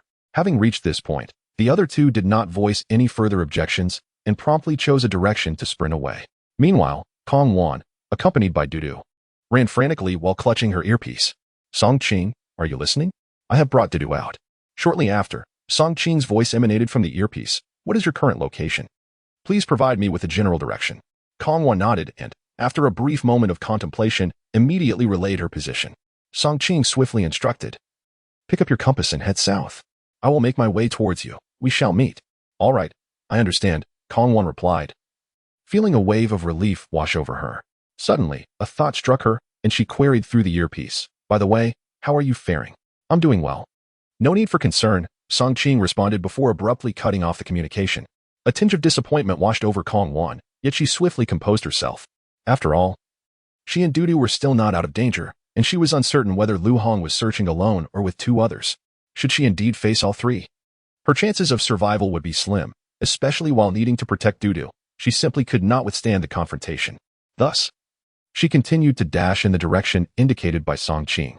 At that moment, amidst the thick fog, Wang Shun was incessantly evading the omnipresent vine-like tendrils. What on earth are these ghastly things? Why are there so many? The bullets in his gun had been exhausted, leaving him no choice but to draw his specialized long knife and relentlessly hack at the encroaching vines. Fortunately, these tendrils were newly sprouted and not particularly sturdy. With a few strikes, he severed one. However, scarcely had he rested for a few minutes when he sensed the rustling of more tendrils approaching him once again. Grabbing his flashlight, he scanned the surroundings and indeed spotted several tendrils slowly advancing toward him from the right front. Is this never-ending? Song Qing, you've put me in quite the predicament. The frantic running had drained Wang Shun of considerable energy, and he was now struggling to continue. Nevertheless, faced with the vines, he had no choice but to wield his long knife and press on. Unbeknownst to him, the vines seemed to harbor a grudge. After being severed twice, they grew more ferocious, and an endless swarm of tendrils lunged at him. Overwhelmed by the relentless appearance of the vines, Wang Shun could no longer endure. He sprinted forward with his knife raised, Fortunately, the movement speed of the vines was not particularly swift, despite their relentless growth. They lagged behind when compared to Wang Shun's enhanced speed. As they were running, a glimmer of light suddenly emerged from the dense black mist, startling Wang Shun. It seemed that the fog had detected the beam of his flashlight, and a voice resonated through the air. "Kongwan, stop running. You cannot escape today. Hand over that little girl to me, or face dire consequences." Upon hearing this voice, Wang Shun was momentarily taken aback. It was none other than Lu Hong. He quickly shouted towards the mist, "Lu Hong, it's me." Upon recognizing Wang Shun's voice, Lu Hong was equally astonished and soon found his way to Wang Shun. Their reunion was filled with surprise. "Wang Shun, how did you end up here? Where's Song Qing? Weren't you with him?" When Lu Hong inquired about this, Wang Shun's anger flared. "Damn it, that guy led me to my doom. He told me to lure a spirit. But he didn't mention anything about attracting a major boss. The tentacles of this boss are everywhere, and I have nowhere to flee. Moreover, I can't find my way back. By the way, why are you searching for Kongwan? What on earth are you doing?" Lu Hong, not concealing his intentions, replied candidly. "To tell you the truth, we no longer intend to be the victims. We plan to kidnap Song Qing's daughter and demand a hefty ransom and magic crystals." Wang Shun was left aghast. "Have you lost your mind? That guy is a psychopath. Why would you want to capture his daughter? Are you seeking death?" Lu Hong chuckled coldly and patted him lightly on the shoulder. "He doesn't regard you as a human being, yet you are so willingly devoted to him. Have you received some benefit from him?" Upon hearing this, Wang Shun instinctively covered his pockets. "In this place, no one could be trusted. He hasn't given me any benefits. He promised me a batch of magic crystals after the job was done, but who knew he'd just run off?" Wang Shun swiftly changed the subject. "By the way, where did Kongwan take Song Qing's daughter? If I knew that, would I be asking you? This damn fog is too thick, and with it being dark, I can't find anyone." Just then, a rustling sound echoed from a distance, sending chills down Wang Shun's spine. He hurriedly pulled Lu Hong to flee. "What are you doing? Why are we running?" Lu Hong questioned. "Are you insane? If we don't run from the monster, we might as well await our demise," Wang Shun exclaimed, shining his flashlight behind them. To their horror, countless vines were racing toward them. "What in the world is that?" Lu Hong gasped, drawing his gun and firing at the ground. However, the bullets had no effect on the creeping vines. "Stop wasting bullets," Wang Shun urged. "Our priority is to return to the cave. As long as we can reach the cave, we will be safe." Lu Hong pondered Wang Shun's words for a moment. "Damn it, it seems that we cannot find Kongwan. Are all the creatures around here of this sort?" Wang Shun immediately nodded. A hint of fear etched upon his face. "These monstrous beings are numerous, their tendrils sprawling everywhere. Based on the distance I just covered, their dominion extends for several kilometers." "What? Several kilometers? Does that not imply that the nearby valley is entirely within their territory? Indeed, we must flee. By the way, what about the other two brothers? We should summon them as well. Let us hasten back and continue our excavation. This time, let Song Qing hold them off for a moment." Lu Hong clenched his teeth, realizing that this was the only course of action available. The cave offers some illumination, and given its narrow entrance, their chances of survival would be significantly higher if they held their ground within. Thus, he immediately grasped the headset. "Do not pursue them any longer. It is futile. A boss has appeared. We must swiftly return to the cave and expedite our escape through it." Chapter 83. Madness. This is a dungeon, not a resort at this very moment. Every event unfolding within the dungeon was being observed by those in the command center outside. When everyone witnessed Lu Hong's intention to harm a 4-year-old girl, a wave of outrage swept through the room. How could the scoundrel dare to lay a hand on a child? It was infuriating. How could he be so devoid of humanity? He must be pursued across the internet. His family should be detained for thorough investigation into his background. Indeed, he must be held accountable. Even if he manages to escape the dungeon, he must face repercussions. Are the investigation team members not vetting those entering the dungeon? How could such a person be allowed in? Who would dare enter such a dungeon in the future? Angry voices filled the room. Bang! A fist slammed down onto the table. The mayor, seething with rage, pointed at the large screen displaying Lu Hong, who was searching for a cave alongside Wang Shun. "Who is this person? Retrieve his information for me." As soon as he finished speaking, a nearby secretary hurriedly grabbed the list of participants in the dungeon and handed it over. "Mr. Mayor, the individual on the screen is named Wang Shun. His information is here." The mayor scanned the documents quickly. Although the details were sparse, it was evident that his direct superior was someone named Sun Xiao. Sun Xiao? That name sounds familiar, he muttered. The secretary leaned in closer, whispering a few words into the mayor's ear. Upon hearing this, the mayor's expression shifted to one of grave concern. "You mean to say Sun Xiao is the vice president of a subsidiary of Changyu Group?" "Yes, he wields considerable influence, holds a high position, and commands a formidable team," the secretary confirmed. The mayor nodded slightly, though traces of anger remained etched on his face. Even if he were affiliated with Chanyu Group, once this dungeon experience concluded, there must be accountability. The repercussions were far too severe. The mayor issued a directive, and the secretary promptly exited to notify the relevant departments to initiate accountability measures. Meanwhile, Principal Wu breathed a sigh of relief upon seeing Kong Wan escorting Dudu to safety, escaping the pursuit. Thank goodness Kong Wan was there. Otherwise, it could have turned into a significant disaster.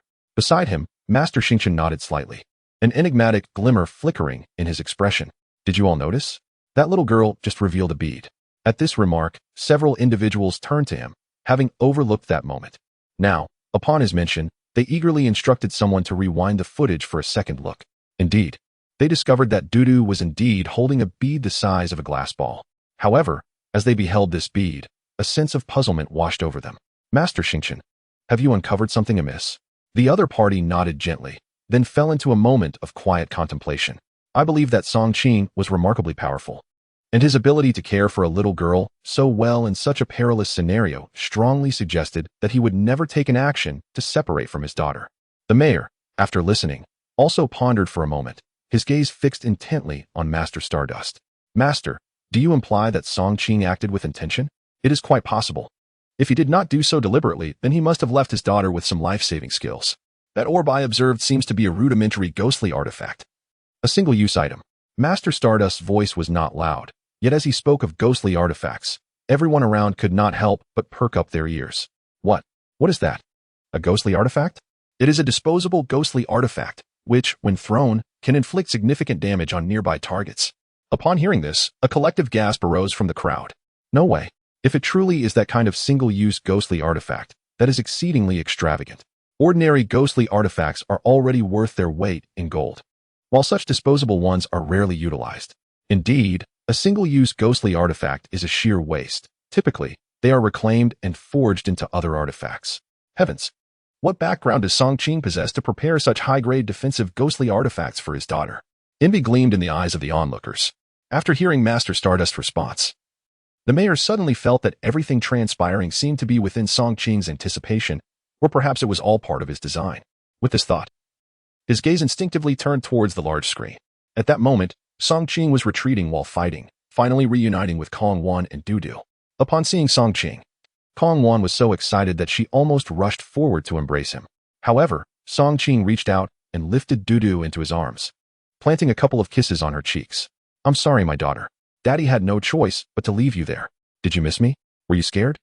Dudu cupped Song Qing's face and gave him a peck on the cheek. Daddy, I'm very brave. I even protected Annie just now. But I did think of you a lot on the way. A tender smile grazed Song Qing's face as he affectionately ruffled Dudu's hair, then turned to Kong Wan. Thank you for taking good care of Dudu.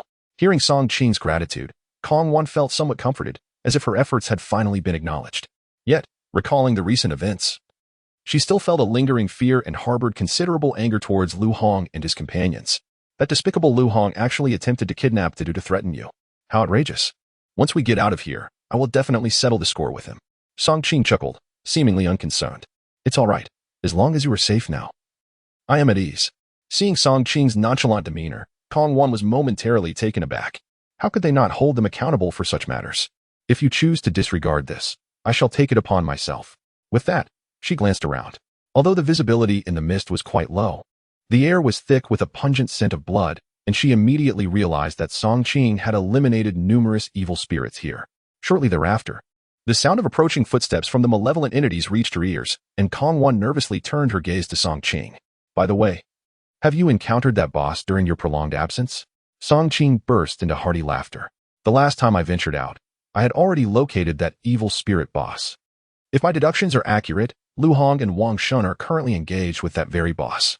Upon hearing this, Kong Wan was utterly astonished. What? They are contending with that boss?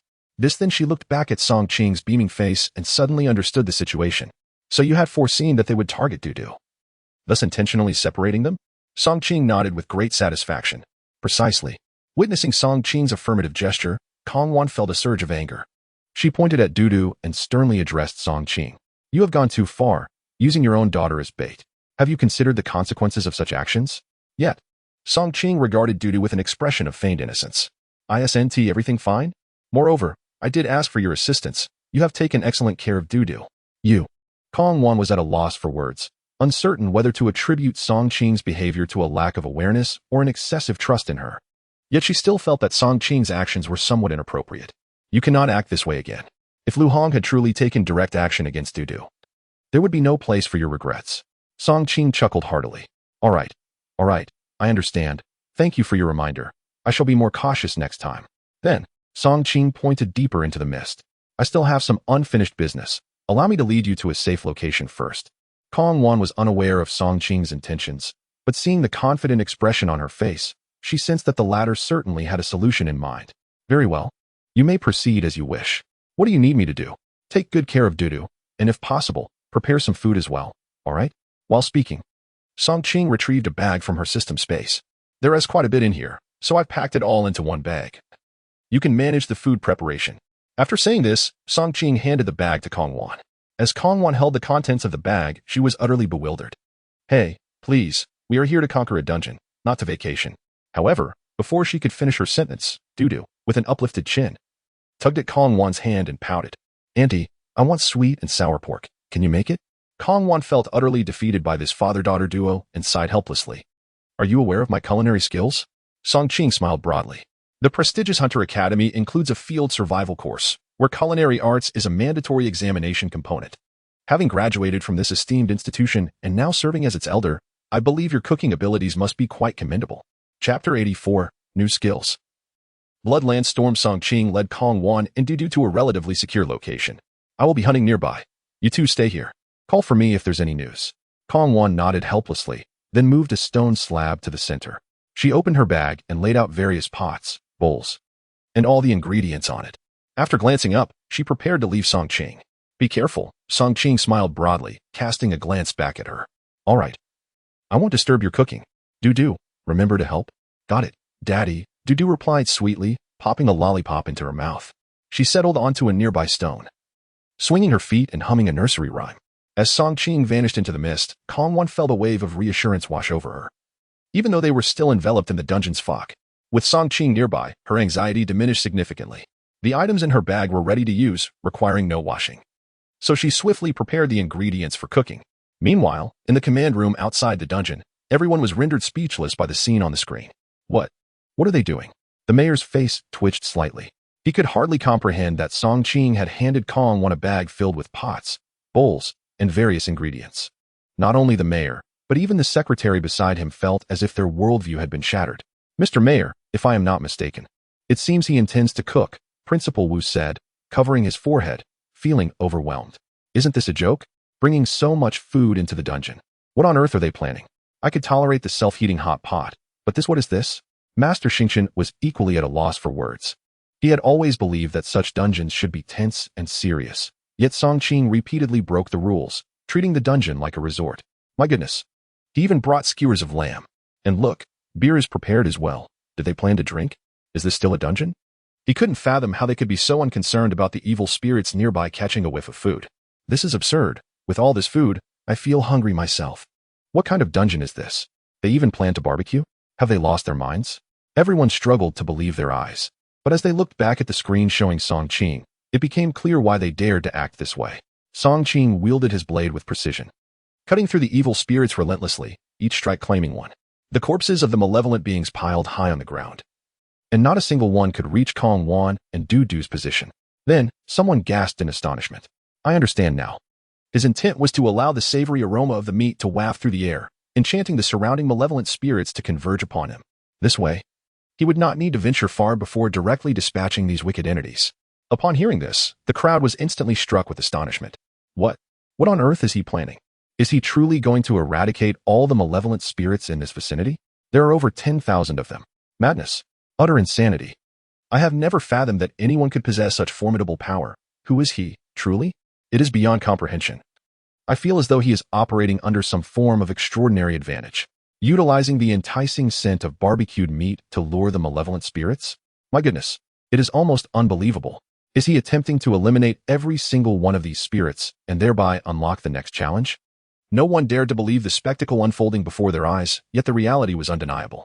At the stone slab, Kong Wan was bustling with excitement, having just finished slicing the barbecue, and the charcoal was already lit. The skewers were still marinating, while the pork belly, simmering in yellow wine, began to emit an enticing aroma that wafted through the air. Beside it, a pan was busy frying chunks of sweet and sour pork tenderloin. The tenderloin, coated in rich tomato sauce, was gently flipped with a spatula. Dudu, unable to contain himself, was salivating, his eyes fixated on the delectable sweet and sour pork in the pan. With one hand holding the pan and the other wielding the spatula, Kongwan flipped the tenderloin before serving it onto a nearby plate. Dudu, be careful, it's hot. Though warned, Dudu was already consumed by desire.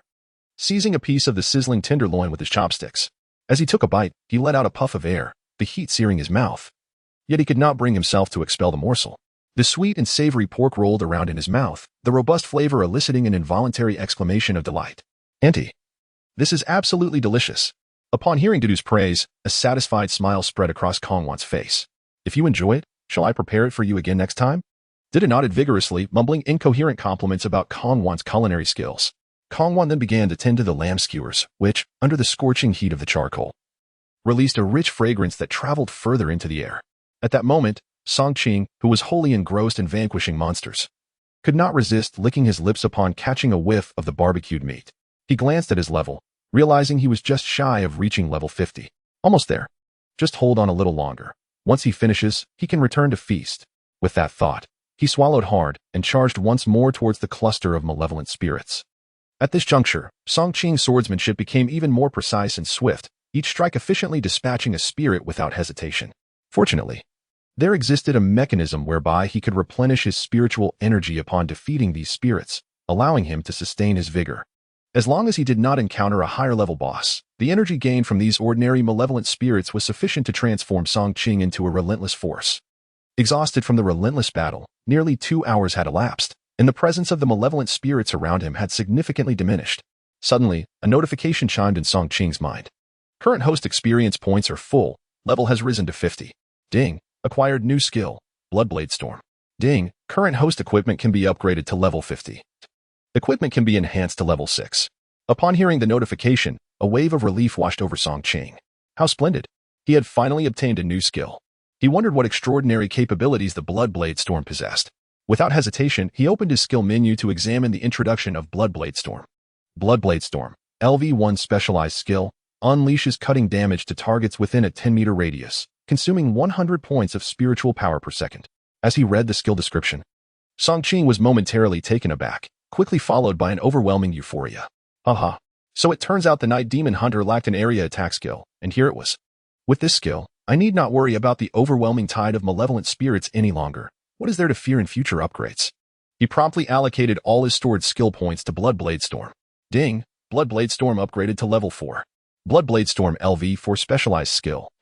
Unleashes cutting damage to targets within a 25-meter radius, consuming 200 points of spiritual power per second.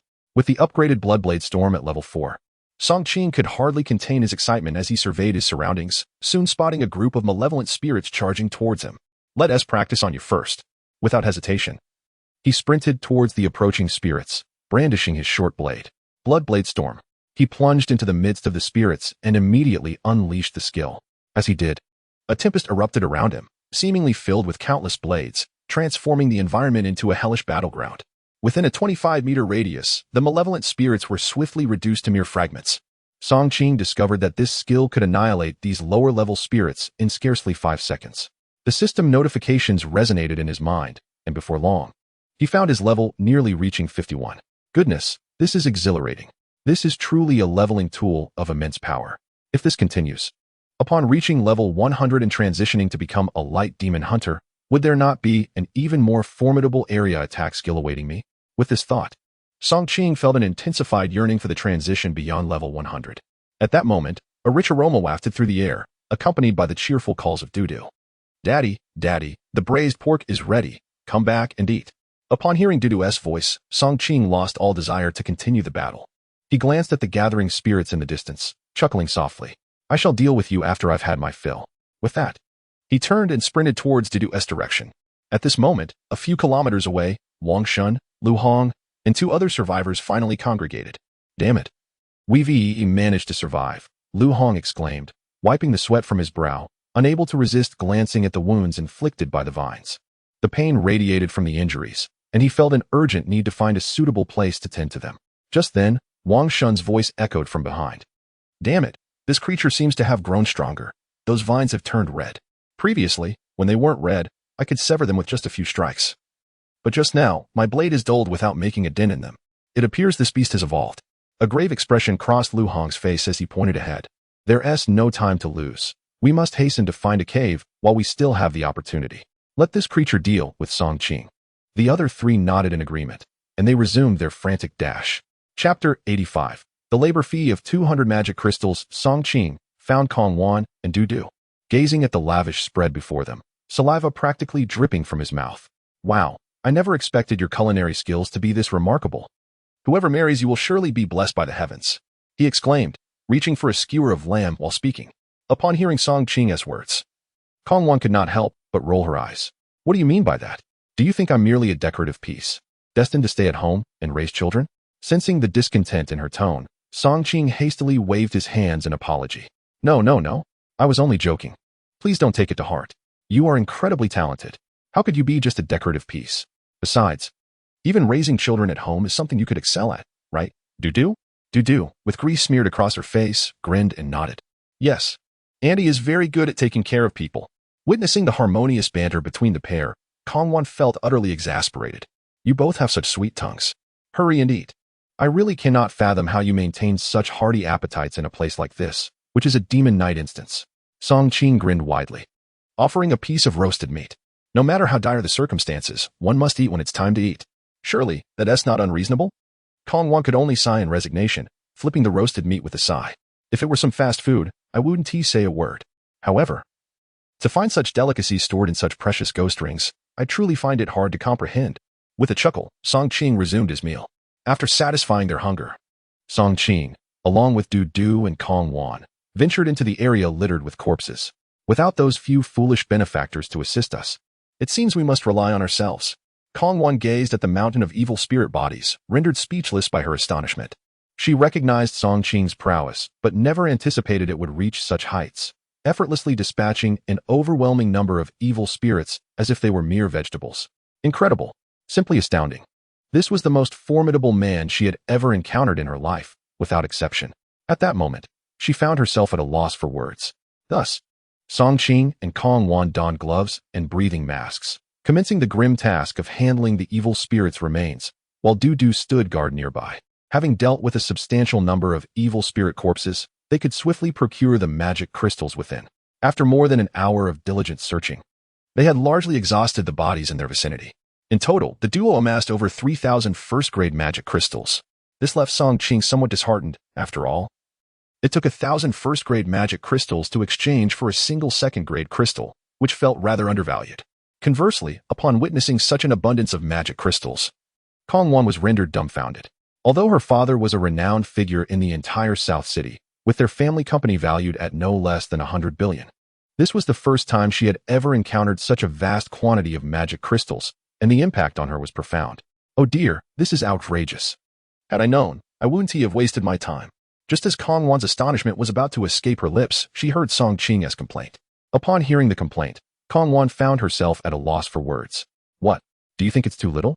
Song Qing shook his head. It's not that it's insufficient, but rather that the quality is rather low. Nonetheless, I suppose it will suffice. Subsequently, Song Qing retrieved 200 magic crystals from the collection, placing them into a bag which he handed to Kong Wan. This is your share of the profits. Gazing at the weighty bag filled with magic crystals, Kong Wan felt as though she were in a dream. So many magic crystals, merely for her labor. If this were truly the case, becoming a full-time sorter of magic crystals might not be such a bad idea after all. Isn't this a bit excessive? To be honest, Kong Wan felt a stir of temptation. After all, she was eager to gather enough magic crystals swiftly to undergo her second enhancement. Yet, despite the passage of time, she had still not managed to amass sufficient crystals, not even earning the one Song Qing had just given her. Song Qing turned to Kong Wan. Don't want it? Then forget it. As he reached for the bag, Kong Wan immediately retracted her hand, tightly concealing the bag behind her. All right, I suppose I shall reluctantly accept it. Thank you, boss. Song Qing said nothing further, casually stowing the magic crystals into his system space, secretly upgrading his equipment. However, it was unfortunate that upon upgrading, the previous enhancement levels would be erased. Nonetheless, Song Qing believed the sacrifice was worthwhile, as elevating the equipment level constituted a fundamental increase, while enhancing levels merely augmented the base percentage. Yet, the quantity of magic crystals he had acquired this time was not substantial, making the upgrade somewhat precarious. He even had to dip into his previous savings for it. Outside the dungeon, everyone was taken aback upon witnessing such a plethora of magic crystals. My goodness, to think one could acquire so many magic crystals. How formidable. A single person has vanquished thousands of evil spirits. Is he even human? Goodness, this is terrifying. A master of such caliber would render dungeon raids a mere one-sided massacre. Why do I feel like Song Qing embodies another kind of being? What kind? An awakened. At this proclamation, the crowd erupted in astonishment. All eyes turned to the speaker, a figure clad in black, emanating a formidable aura, clearly a master in his own right. He stepped forward and pointed at the screen displaying Song Qing. Could we replay the scenes of Song Qing's battle against those evil spirits? The technical team members were momentarily taken aback, unsure of the identity of the man in black, just as they were about to inquire further. A wave of laughter erupted from the back of the crowd. It was none other than Teacher Su returning. Why didn't you announce your arrival? We could have sent someone to greet you. The speaker was the highest commander present, accompanied by the city mayor, Principal Wu, and Master Stardust. The crowd finally realized that the man in black before them was none other than Su, the first teacher from the Nanshan City Advanced Hunter School to undergo a second enhancement. Not long ago, Su had traveled to the capital for research and study, and he had just returned today. Upon being recognized, Su no longer concealed his identity and graciously acknowledged the crowd with a gesture of thanks. "Thank you, everyone," he exclaimed. Then, he turned to a few prominent figures in the city and remarked with a smile, "It was merely a business trip for learning. I had no intention of adding to your workload, so I returned on my own." Principal Wu nodded in satisfaction and inquired, "By the way, you mentioned that Song Qing might be an awakened one. What does this term awakened one signify?" The attendees were unfamiliar with the term and expressed their curiosity. Su, unfazed, proceeded to elucidate the concept of the awakened ones right there on the spot. Chapter 86. A family of two awakened ones. It turns out that the awakened are individuals identified during a nationwide census conducted by the state in recent years, individuals endowed with extraordinary abilities. These individuals inherently possess formidable powers, albeit constrained by certain regulations. After years of meticulous research, a dedicated team finally discovered a method to enable individuals to transcend these restrictions. Those who successfully break free from these limitations and reveal their true potential are referred to as awakened ones. A defining characteristic of these awakened ones is their ability to absorb malevolent energy while hunting evil spirits, thereby amplifying their own strength. Upon hearing this news, the crowd was left in stunned silence. Does this mean that Song Qing is, in fact, an awakened one? Goodness. Does this imply that we can no longer regard him as an ordinary person? My word, are awakened ones truly this formidable? How can we ascertain if we ourselves are awakened? Did you not hear? If you are a hidden awakened one, you need not seek them out soon enough. Someone will come looking for you. Remarkably, what we once thought was Song Qing playing the role of a simpleton hiding his prowess was, in reality, far from the truth. At this moment, the individuals most elated were undoubtedly the mayor and Principal Wu, among others. They had placed their hopes in Song Qing, yet never anticipated that he was an awakened one. This revelation filled them with such exhilaration that they felt like leaping for joy. What does this signify? It signifies that they have forged a friendship with an awakened one. Having a friend with such capabilities means their future prospects are boundless. Consequently, the mayor made an immediate announcement regarding the various injustices that Mr. Song Qing had previously endured. As his friend and the mayor of Nanshan City, I believe it is my duty to thoroughly investigate this matter. Upon hearing this declaration, many in attendance began to feel a twinge of anxiety. The mayor's intent was unmistakable. He aimed to hold accountable those who had wronged Song Qing. His statement served as a warning to companies to distance themselves from any grievances with him to avoid impending trouble. In an instant, attendees began to recall whether their companies had previously clashed with Song Qing. The most distressed were the owners of Wangshan Company and Luhong Company. Particularly, the president of Luhong Company was drenched in cold sweat and decided against watching the ongoing live broadcast. He promptly exited the command center and entered his vehicle. Back to the company, he instructed the driver, then immediately reached for his phone to contact the chairman. "Chairman, we have a grave situation. We need to convene an emergency meeting." After conveying the recent events, the chairman erupted in fury over the line. "Are you foolish? Who does Luhong think he is? We must investigate this thoroughly. We cannot afford to be lenient." Hearing the chairman's voice, the president quickly responded, "Understood, Chairman. I know what to do." Once, the public relations department of Changyu Company convened a press conference, announcing a significant development to dozens of media outlets. The deputy general manager of a subsidiary, Sun Xiao, had misused his authority to recruit a societal drifter, Lu Hong, to exact personal revenge, thereby jeopardizing other participants within the game. In response, the company not only dispatched its personnel to apprehend Sun Xiao, but also stationed individuals at the game entrance to ensure Lu Hong's capture upon his exit. This revelation ignited a firestorm of public discourse throughout Nanshan City. It is worth noting that Changyu Company is a dominant force in Nanshan, known for its staunch protection of its personnel. Even in the face of significant issues, public apologies typically occur only on social media. This unprecedented gathering of all media outlets for a public apology was a first. As citizens absorbed this information, they were taken aback. Changyu Group admitting fault? Surely, I am not mistaken. It seems they have provoked a power greater than their own. How exhilarating. Who possesses such formidable influence that it compelled Changyu Group to hold a press conference to apologize? Spectators only glimpsed the surface, while the true magnates of Nanshan comprehended the underlying intricacies. It is said that someone from their company had angered a participant in the game, leading to such a grand display. Clearly, Changyu Group is apprehensive. It is truly gratifying. But who is this individual? Investigate. Initial reports from the game suggest that someone from their company provoked one of the participants. What sort of participant? Such power? Is there any way to uncover his identity? It appears to be a man in his 20s. Oh, and he has a child. The child is 4 years old. In an instant, Nanshan City buzzed with speculation, with everyone eagerly anticipating the repercussions of this incident in the game. Less than an hour after Changyu Group issued its apology, over a dozen other companies followed suit with their own statements of contrition. Within the command center, Master Stardust observed Song Qing on the large screen, a smile gracing his face. I understand now. The city officials nearby turned their attention to Master Stardust. Master, have you made a new discovery? With a resigned sigh, Master Stardust replied, I initially believed Song Qing was solely after the in-game artifacts, but I was mistaken. He is indifferent to such trinkets. His primary purpose for entering the game was to accompany his child. When the officials heard the term accompanying a child, they briefly thought Master Stardust was jesting. However, upon further reflection, they quickly grasped the implication. Ah, Master. You mean to say that Song Qing's own prowess is so formidable that he is unconcerned with the game's objectives? He merely seeks to guide his daughter through this experience, correct? Master Stardust nodded affirmatively. Indeed, I believe that apart from this reason, he possesses no other justification for hunting down the malevolent spirits in such a manner. Furthermore, I have an even grander hypothesis. Upon observing Master Xingqian's demeanor, Principal Wu discreetly glanced at the city leader. Their eyes met, and in unison, they exclaimed, that little girl is also an awakener. Master Xingqian nodded in affirmation, stating, indeed. Otherwise, I truly believe he would have no need to take a 4-year-old daughter into such perilous adventures. After all was elucidated, the crowd turned their attention to the replay of Song Qing unleashing the Bloodstorm to vanquish those malevolent spirits, further solidifying their suspicions. Chapter 87. They are my teammates. We cannot abandon each other deep within the abyss of the Demon Knight dungeon. Lu Hong and his companions were utterly exhausted.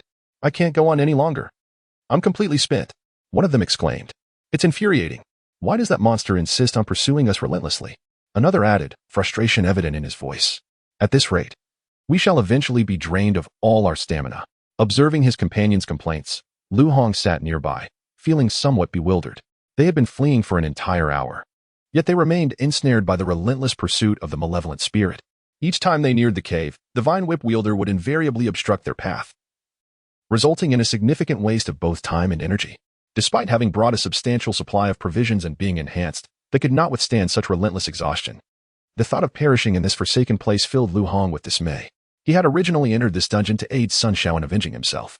Though he had accepted a down payment, he had been led to believe that Song Qing was merely a slightly formidable ordinary individual.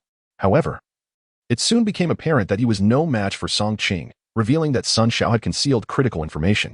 This had led to an unspoken enmity between himself and Song Qing, leaving Lu Hong feeling utterly betrayed by Sun Xiao. His earlier contemplation of abducting Dudu had been a desperate measure. Who could resist the allure of such abundant magic crystals and ghostly artifacts? Given that he had already made an enemy of Song Qing, he was convinced that retribution was inevitable. The amiable demeanor Song Qing had exhibited was merely a facade, masking his true intentions to enlist Lu Hong's assistance. Eventually, Lu Hong feared that he would not hesitate to eliminate him. Thus, Lu Hong persuaded his remaining companions to unite under his cause. Regrettably, these so-called allies had proven to be a hindrance, leading to the failure of their mission. Now trapped outside and unable to return to the cave, they were at a loss as to their next steps. However, Lu Hong refused to succumb to despair. He urged his companions, "Brothers, let us endure a little longer. We cannot give up now. We have come this far." Wang Shun, seated on the ground, looked up at Lu Hong, a resigned expression on his face. "It's not that we lack the will to persevere. It's just that we see no hope ahead." The other two nodded in agreement. "Indeed, there seems to be no glimmer of hope. If we are to meet our end, we might as well enjoy ourselves." Wang Shun lamented. "Alas, this is a dungeon, devoid of any women." Seeing his companion's despondent expressions, Lu Hong's irritation flared. "You lot, are you truly ready to surrender at the slightest hardship? With such attitudes, when will you accomplish anything significant? Fine, if you refuse to move, I shall go on alone. You may await your demise." With that, Lu Hong adjusted his backpack and prepared to leave. Upon witnessing Lu Hong's genuine anger, Wang Shun swiftly stepped forward to intercept him. Old Lu, please, do not be angry. Even in the face of despair, we can hardly bear the weight of exhaustion. Shall we not reconsider our options?" The other two nodded in agreement. "Indeed, we must deliberate further. We cannot remain trapped here indefinitely. Surely, alternative paths will present themselves." Witnessing the rekindled hope in the three individuals, Lu Hong felt a surge of comfort within. He addressed them, stating, "Our current position is approximately a few kilometers from the cave, as I have previously documented the route on my computer." As he spoke, he retrieved his phone to share the information with them. Upon seeing the map, realization dawned upon them. It turns out we have been meandering in this vicinity all along. This monstrous creature intends to ensnare us here. No wonder we have been unable to escape. We are indeed trapped. It seems we must devise a strategy. However, our weapons cannot sever the creature's spines. How can we possibly break free? Lu Hong sighed. "I am well aware of that, but please observe. We still have one more route." He then created a route map on his phone. The group was momentarily taken aback. "Are you suggesting there exists a final gap?" "Indeed. Time is of the essence. We must hasten our journey." The three nodded in unison, quickly gathering their belongings and heading towards the designated route. Meanwhile, a few kilometers away, Song Qing suddenly heard a series of beeping sounds through her earpiece and promptly checked her phone. "Haha, I didn't expect them to be so clever. Finding the exit so swiftly." Upon seeing the image displayed on Song Qing's phone, Kong Wan was momentarily stunned, only to quickly comprehend its significance. "Is this a route map for Lu Hong and his companions?" Song Qing affirmed. "Yes, it is indeed their route map. I have been monitoring their movements." Upon hearing this, Kong Wan gasped, then glanced at her own location. "So, you are aware of where I am?" Song Qing shrugged. "Not just you. Dudu's location is also available. This way, I can locate you all at a moment's notice."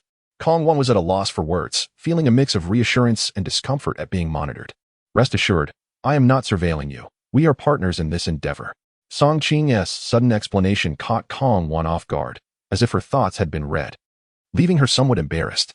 I didn't mean to overthink it." Song Qing smiled but then abruptly halted, turning to face Kong Wan. "By the way, I just had an idea. Would you be willing to assist me?" Kong Wan also paused, turning to look at Song Qing. "Oh, assist? What do you need? Just tell me." Each time Song Qing requested help, Kong Wan couldn't help but recall how Song Qing had previously led Wang Shun and the others into a predicament. However, due to Song Qing's consideration for her, she refrained from expressing further thoughts. Song Qing, without uttering a word, retrieved a sharp long knife from her storage space and presented it before Kong Wan. This was a medium-grade ghost weapon, known as the Ghost Spike. "And it was a gift for you." Upon witnessing the medium-grade ghost weapon in Song Qing's hand, Kong Wan's heart raced uncontrollably. A medium-grade ghost weapon was an exceptionally valuable piece of equipment. Its emergence would undoubtedly stir great commotion throughout Nanshan City. Yet, the fact that it was being bestowed upon her left her perplexed regarding the true intentions behind it. While Kong Wan's mind was in disarray, Song Qing continued. "The monster boss has grown to an incredibly formidable level, and I must eliminate it. Otherwise, we shall never pass the second stage. Therefore, I would like you to take this ghost weapon and rescue Wang Shun and the others." After Song Qing's declaration, Kong Wan stood there in shock. She looked incredulously at Song Qing. "I must have misheard you. Did you just say, for me to rescue Wang Shun and the others? Are you mistaken? Shouldn't I be aiding you in defeating them?" Yet, Song Qing shook her head. "How could that be? We are all survivors and teammates. How could I possibly turn against my comrades?" However, Kong Wan found it impossible to trust Song Qing's demeanor. "I trust you as much as a ghost. Speak the truth, and I shall assist you. Otherwise, I refuse to go."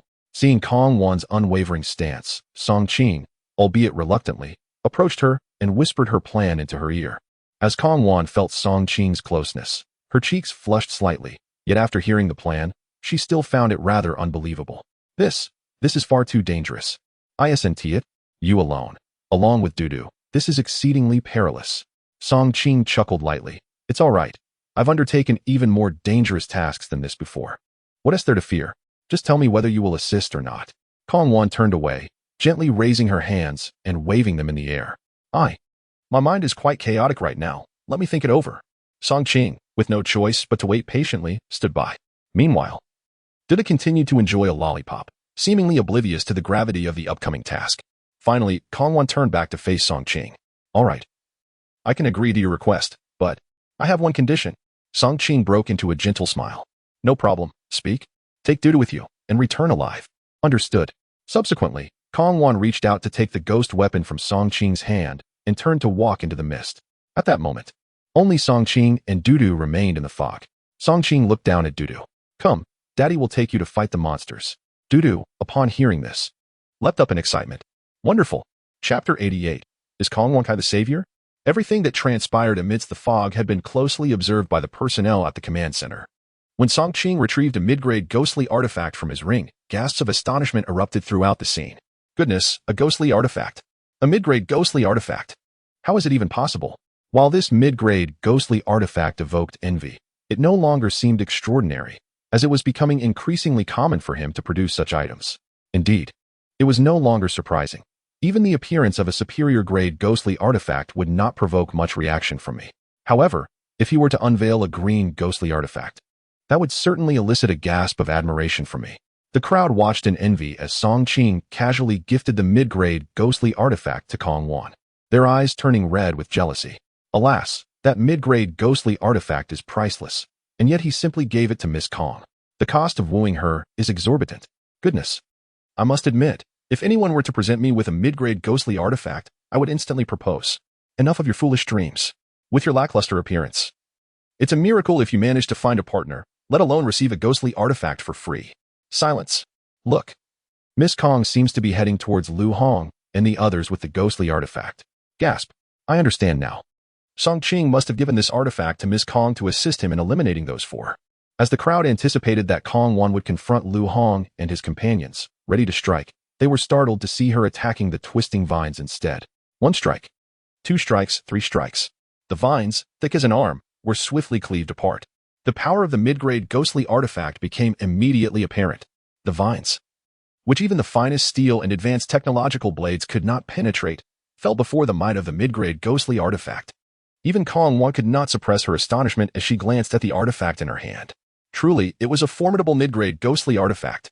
She continued her relentless assault, carving a path through the entangling vines that blocked her way. Meanwhile, Lu Hong and his companions found themselves ensnared within the grasp of the vines. They had severed every blade they possessed, yet the wall of vines remained impenetrable. It's over, utterly over. We can never escape. We might as well await our demise. Oh, how I long for my wife, for my children, for home. The 2 survivors wept bitterly, fully aware that this time there was no hope, unlike the last, this time. They were utterly drained of strength. Wang Shun sat nearby, his face ashen, uncertain if his anger was directed at himself or Lu Hong. Lu Hong, in a stupor, stared blankly at the encroaching circle of thorny vines. Why? Why is this happening? We were running so fast. As he watched the spiny vines gradually constricting their surroundings, a wave of helplessness washed over Lu Hong. With a resounding thud, he struck his fist against the ground. Lu Hong was unexpectedly knocked to the ground by a punch, clutching his cheek in disbelief as he stared at Wang Shun. Have you lost your mind? I am also a victim here. What gives you the right to strike me? Wang Shun's chest heaved. His fist raised once more as he aimed another blow at Lu Hong's face. It's all your fault, you fool. If you hadn't deliberately provoked Song Qing, we wouldn't be in this predicament. It's all on you. With that, he unleashed a flurry of punches upon Lu Hong. Feeling a profound sense of injustice, Lu Hong, a fellow victim, wondered why he had to bear the brunt of the assault. Gritting his teeth, he swiftly turned the tables and pinned Wang Shun to the ground, retaliating fiercely. The 2 sobbing individuals nearby, upon hearing Wang Shun's words, felt a surge of anger toward Lu Hong, their eyes glinting with fury. If it weren't for him suggesting we kidnapped Song Qing's daughter, we wouldn't be facing this dire situation. It's his madness that dragged us into this mess. He is to blame.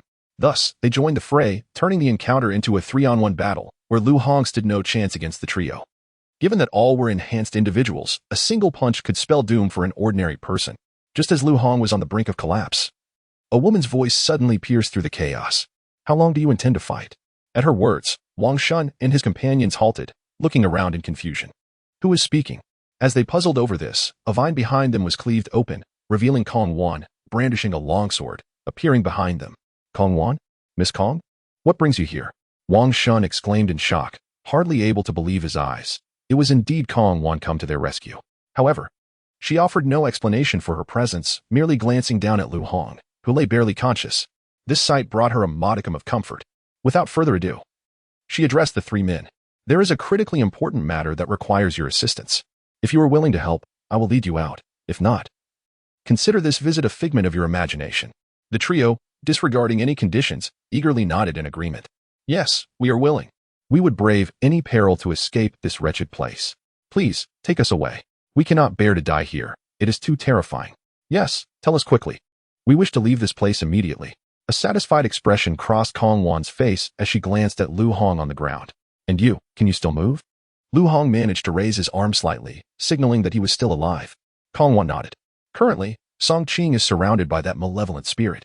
With your help to buy us some time, we can swiftly make our way to Yaya City. So come quickly. At her words, Wang Shun and the others were momentarily taken aback. Lu Hong, whose eyes were swollen like peaches, still retained a sharp mind. Aren't you allied with him? Why did you not go to rescue him, but instead sought us out? Have you mistaken your target? The other three nodded in agreement. As Kong Wan's actions were indeed quite peculiar. With a smile, Kong Wan addressed the group, stating, people die for wealth, and birds perish for food. Acquiring his ring has granted me some equipment. That seems quite reasonable, doesn't it? Upon finishing her words, she raised her right hand, revealing a ring on her middle finger. At the sight of this ring, the pupils of the onlookers dilated in shock. This was indeed the very ring. Wang Shun distinctly remembered Song Qing's ring, and witnessing it adorning Kong Wan's hand filled him with profound astonishment. Lu Hong, too, was taken aback upon seeing the ring in Kong Wan's possession. Unexpectedly, the one who had concealed the truth the deepest was you. Kong Wan chuckled and glanced at the exit behind her, which had been forcefully created. Are we leaving or not? If not, I shall depart alone. The others quickly regained their composure and turned to leave. However, Kong Wan, with her hands behind her back, called out to them, there's still one more. I don't wish to lose a laborer. We will need your assistance for the excavation. Wang Shun and the others exchanged glances before helping Lu Hong to his feet and leading him out of the encirclement. Meanwhile, Song Qing and Dudu made their way down a thick vine, finally stopping in a clearing. Daddy, look. The vine emerges from that spot. Should we start digging here?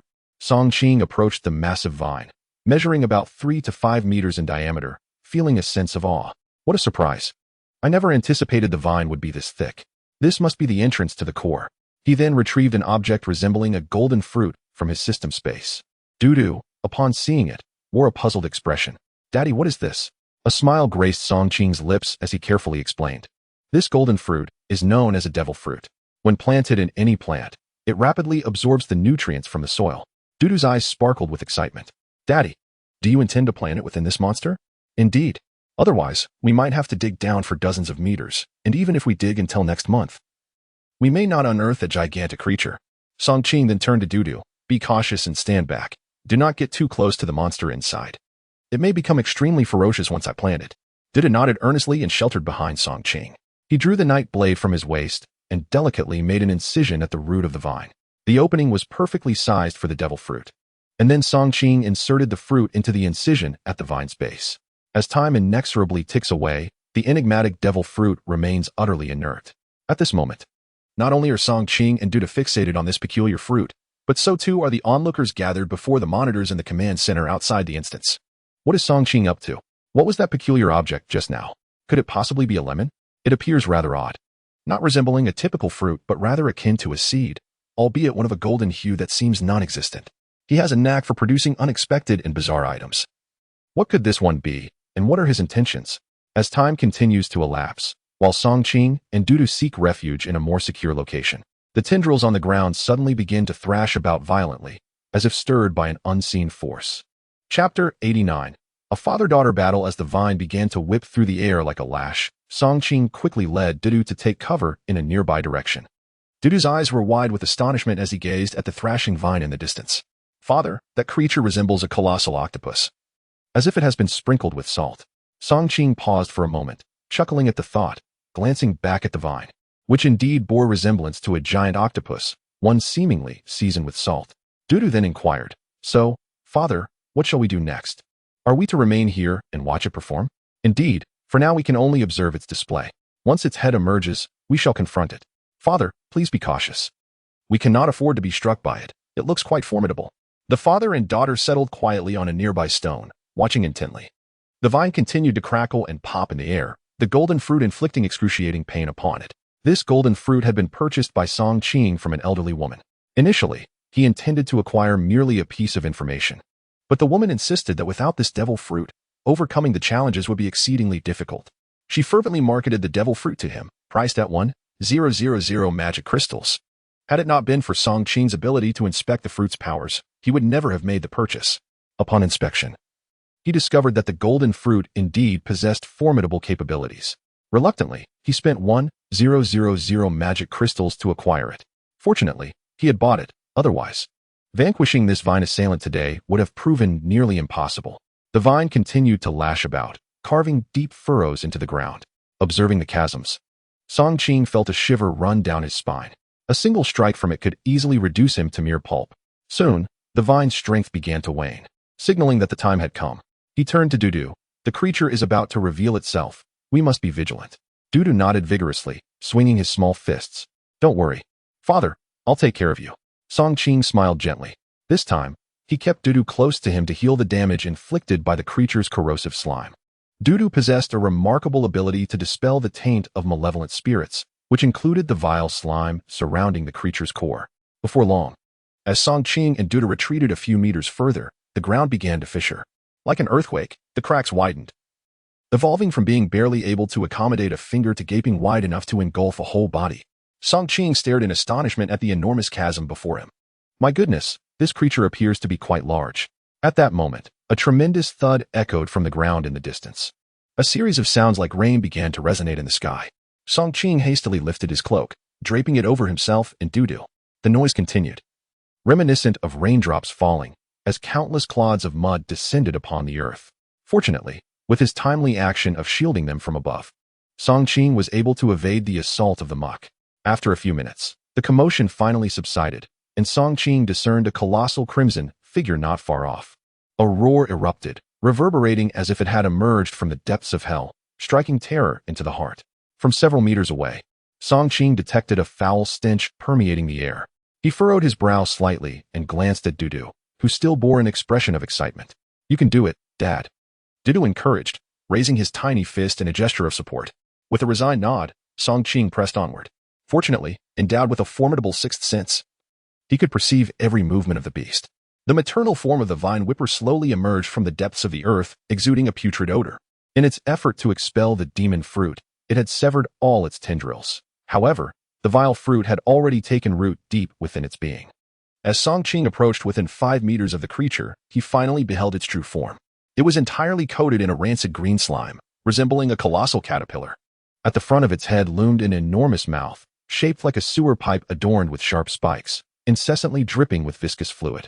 Sensing Song Qing's presence, the vine whipper's mother suddenly unleashed several tendrils from its body. The creature's gargantuan maw was flanked by dozens of eyes, all fixated on Song Qing, radiating an ominous glow. Taking a deep breath, Song Qing realized this was his first encounter with a fully formed, ghostly-grade monster. He had only just reached level 53, and his equipment had been upgraded to level 50. However, due to a lack of magic crystals, he was unable to enhance his gear to level 6. After all, the process was akin to a bottomless pit. Even if he managed to fortify it now, any subsequent upgrades would render previous enhancements moot, prompting him to abandon the effort altogether. Uncertain of his ability to contend with the vine whipper, Song Qing decided to test the waters. The creature radiated a crimson glow before suddenly opening its massive maw and unleashing a torrent of slime towards him. The green viscous fluid surged forth like a raging flood, filling the air with a pungent and acrid odor. With a raised eyebrow, Song Qing swiftly dodged to the side, then lifted his right hand and repeatedly pulled the trigger of his crossbow. The glinting silver arrows precisely found their mark within the creature's gaping mouth. However, Song Qing soon realized that this monstrous creature seemed utterly unscathed. The arrows failed to penetrate even its slimy exterior. Damn it. It appeared that secondary weapons were utterly ineffective against it. Was he left with no choice but to engage in close combat? He was loath to grapple with such a repugnant beast, for even if he didn't meet his demise at its hands, he would surely be revolted to the core.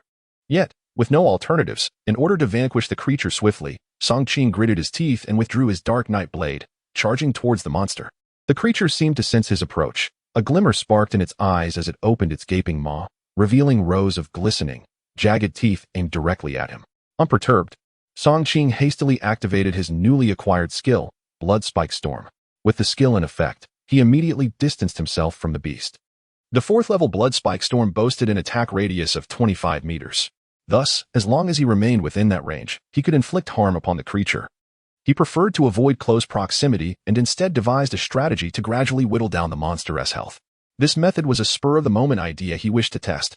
After a few seconds of slicing, he observed that the creature's skin remained coated in slime, seemingly untouched by his assault. Damn. It appeared my damage output was far too low. Just then, a rain of slime began to fall from the sky. Curse it, a sneak attack. However, Song Qing realized his mistake too late, and a deluge of slime stuck to his body, causing an immediate, sharp pain. Ouch! Glancing at his skin, he saw that the areas that had come into contact with the slime were already beginning to rot. Anxiety gripped him. If this continued, his muscle tissue would likely be dissolved. At that moment, a sudden brightness flickered in the distance. He saw Dudu with her hands clasped, eyes gently closed, as if chanting something inaudible.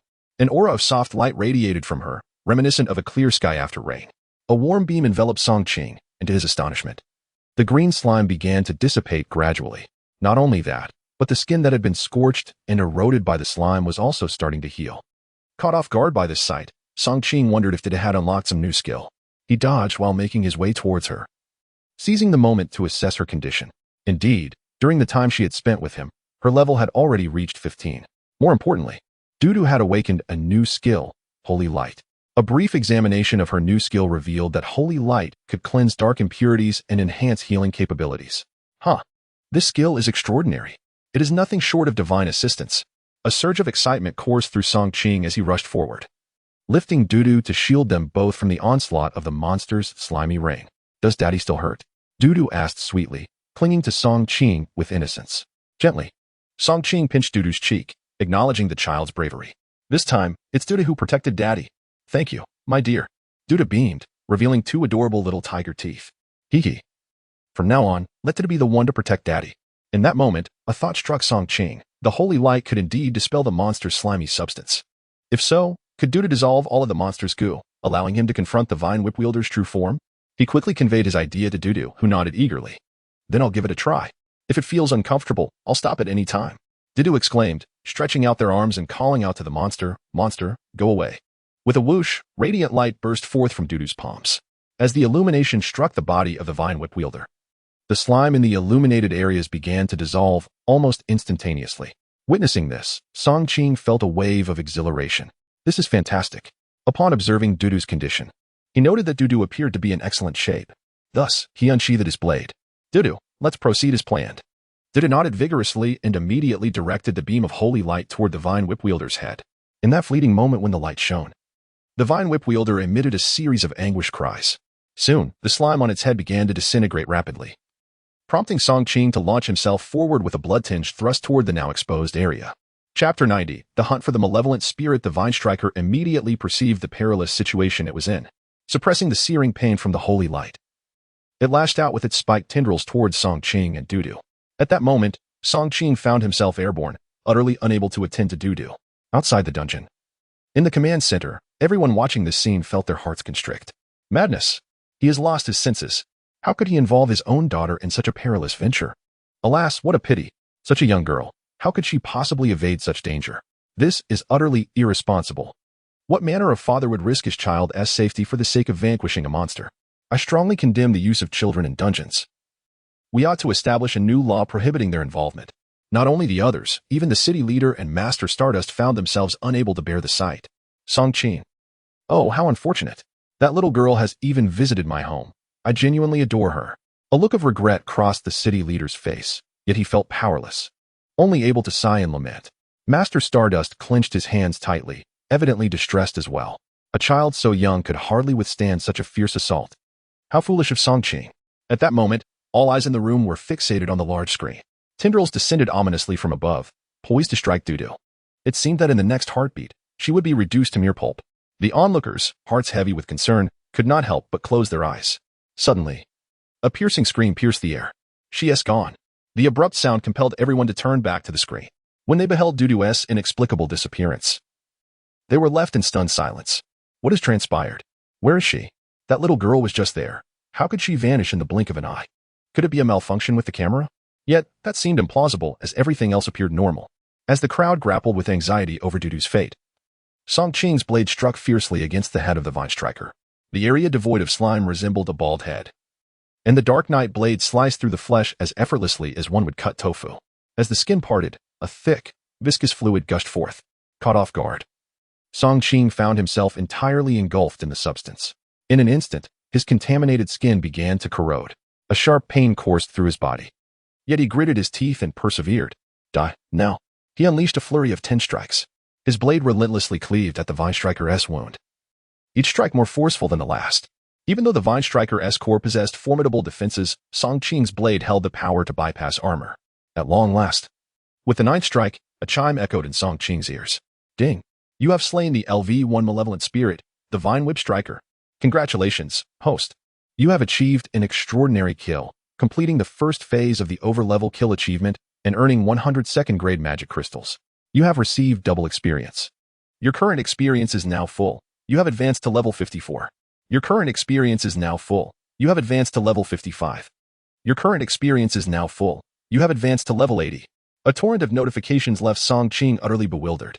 As he landed, he collapsed onto the ground, racked with excruciating pain. Meanwhile, in the cave, Kong Wan, who was directing Wang Shun and the others in their excavation, suddenly felt a wave of unease. A thunderous roar erupted from outside the cave. What was that sound? Lu Hong asked nervously, glancing back. Kong Wan immediately urged them, continue working. I will step outside to investigate. Upon exiting, she was startled to discover that the vines had inexplicably turned black. She lowered her gaze and, wielding the ghost spike, gently sliced at the black vines, only to see them shatter like charcoal. What on earth has happened? Alarmed, she swiftly inserted her earpiece and began calling out to Song Qing. Song Qing, what is happening? Are you all right? However, the earpiece only emitted a chilling silence, devoid of any response. A foreboding sense of dread washed over her. Outside the instance, onlookers stared incredulously at the screen depicting the fallen Vinewood striker, scarcely able to believe their eyes. How is this possible? Song Qing, alongside his daughter, has vanquished this malevolent spirit? It is utterly terrifying. What sort of power is this? Unfathomable. Yet, it appeared that Song Qing had also perished. I cannot even begin to describe my feelings. They have perished together with this beast. A loud thud echoed as the mayor's face contorted in shock, slumping into his chair, initially thinking that only Dudu would encounter trouble. He was taken aback to find both father and daughter had succumbed. Waves of discomfort washed over him, grappling with the harsh reality. Nearby, Principal Wu gently placed a hand on his shoulder. Mr. Mayor, such instances are inherently fraught with danger and opportunity. The mayor sighed heavily, grief-stricken. He simply couldn't accept that they had vanished so abruptly. I should have advised them better. Just then, Master Stardust suddenly voiced a perplexity. Wait, it seems that Song Qing has not died. Look. As Master Stardust spoke, the crowd turned their gaze back to the screen. They beheld, to their astonishment, that Song Qing's chest, once still, began to rise and fall rhythmically. Gradually, the viscous substance covering his chest started to dissipate, followed by the gradual disappearance of the slime from other parts of his body. A gentle radiance seemed to emanate from him. Suddenly, Principal Wu struck the table and exclaimed, "It is that little girl. Yes, precisely that little girl. Do you recall how she previously healed the wounds on Song Qing's arm using this very method? It's the same here. She is not absent. Rather, she has employed some secret technique." Master Xingqian immediately nodded in agreement. Indeed, that is correct. Dudu is still here. Right in front of us. She must be utilizing some advanced spirit artifact. Moments later, Dudu's figure gradually appeared on the screen. She was seen lying on Song Qing, tears streaming down her face, crying out while casting holy light upon him. After a session of healing with the holy light, Song Qing began to awaken. Hearing Dudu's calls, he forced his eyes open and gazed at her. Dudu, you have saved your father once again. Upon witnessing Song Qing's revival, Dudu immediately leaped into his embrace. Father, I was so scared. Song Qing sat up, holding Dudu close, a tender smile gracing his face. It's all right. Father was just in so much pain that he couldn't speak. Now that you have healed me, see.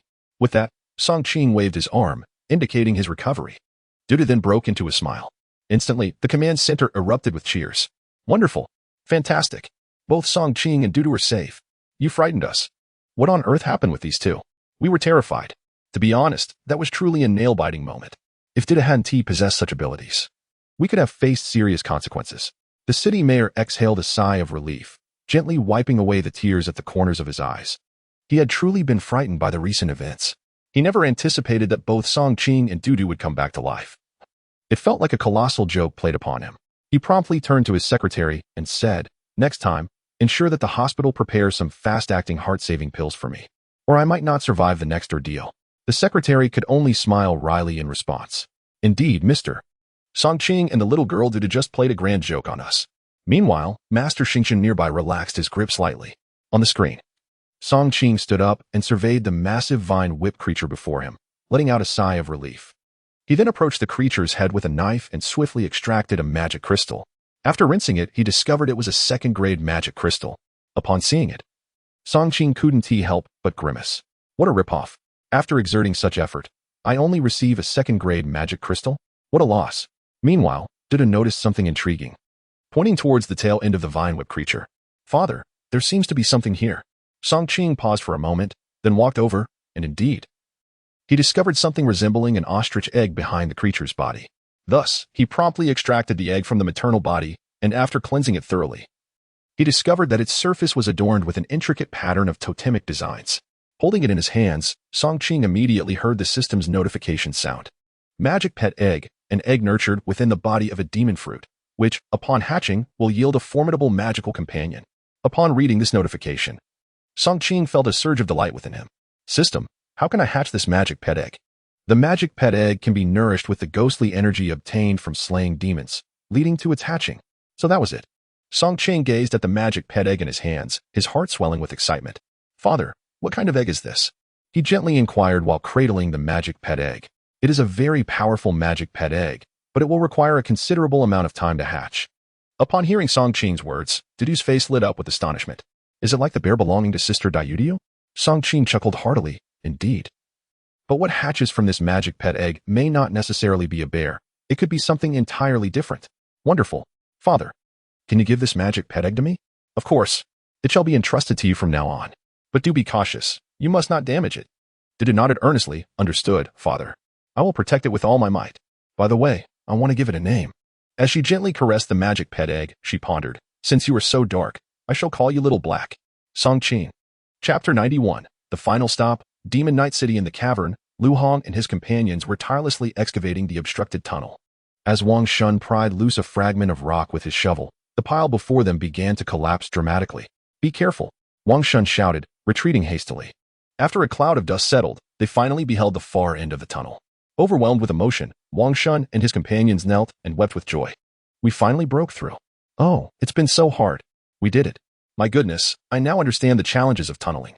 Once I'm out, I shall make generous donations." Kong Wan gazed at the newly opened tunnel, her heart a tumult of emotions. Despite her countless calls, there was still no response from Song Qing through the earpiece. Anxiety gnawed at her, a foreboding sense creeping in. Could it be? Had something truly gone awry? She glanced once more towards the tunnel's entrance. But the outside remained shrouded in darkness, devoid of any sight. In that moment of distraction, Lu Hong's mocking laughter pierced through her thoughts. "Still waiting for Song Qing?" he sneered. "It's so late. He surely won't return. Let us go." Kong Wan flinched, a flicker of panic crossing her face, while Lu Hong wore a smug smile. "Don't treat us like fools. We know exactly what you're up to. Did Song Qing send you?" Kong Wan opened her mouth, at a loss for words. She hadn't anticipated Lu Hong's cunning, his insight cutting too close to her thoughts. Noticing her silence, Lu Hong continued adjusting his attire. "I figured it out the moment you came to rescue us. Song Qing must have sent you, wanting to confront that monster himself while we excavate this mountain, right?" Kong Wan remained mute, and Lu Hong continued his self-satisfied analysis. "But unfortunately, he has overestimated his abilities. He is no match for that creature, if I am not mistaken." The thunderous noise we heard earlier must have been the sound of the monster slaying Song Qing. "You've gone out several times to call for him, thinking we couldn't see. But I followed you, and I heard everything you said." Upon hearing Lu Hong brazenly admit to eavesdropping, Kong Wan's face flushed with anger. "You despicable wretch. How dare you spy on us?" Lu Hong merely smirked. "What? You can secretly plot against us, yet I can't overhear your conversations?" Left without a retort, Kong Wan replied coldly, "Song Qing will not die. Rest assured. He cannot possibly die." Lu Hong laughed heartily at her words. "Oh, I hardly know how to advise you. Getting emotionally involved in a dungeon is a grave taboo. Do you not understand? There's no need for you to instruct me. Upon saying this, Kongwan turned to leave, but her wrist was firmly grasped by Lu Hong. Where do you think you're going? I never gave you permission to leave. Feeling the grip on her wrist, anger flickered across Kongwan's face. Release me. I will not let go, not only that. But today I intend to ruin your reputation utterly. Lu Hong then lifted his gaze towards the desolate mountaintop. If I am not mistaken, we are currently being broadcast live. Wouldn't it be quite the spectacle if I were to engage with you right here? Upon hearing this, Kongwan's complexion paled, and she stepped back, breaking free from Lu Hong's hold. I warn you, do not act recklessly, or the consequences will be dire. Regardless, I am doomed once I step outside. I might as well complete this task and acquire the equipment. Surely a powerful force will come to my aid afterward. He then advanced toward Kongwan once more.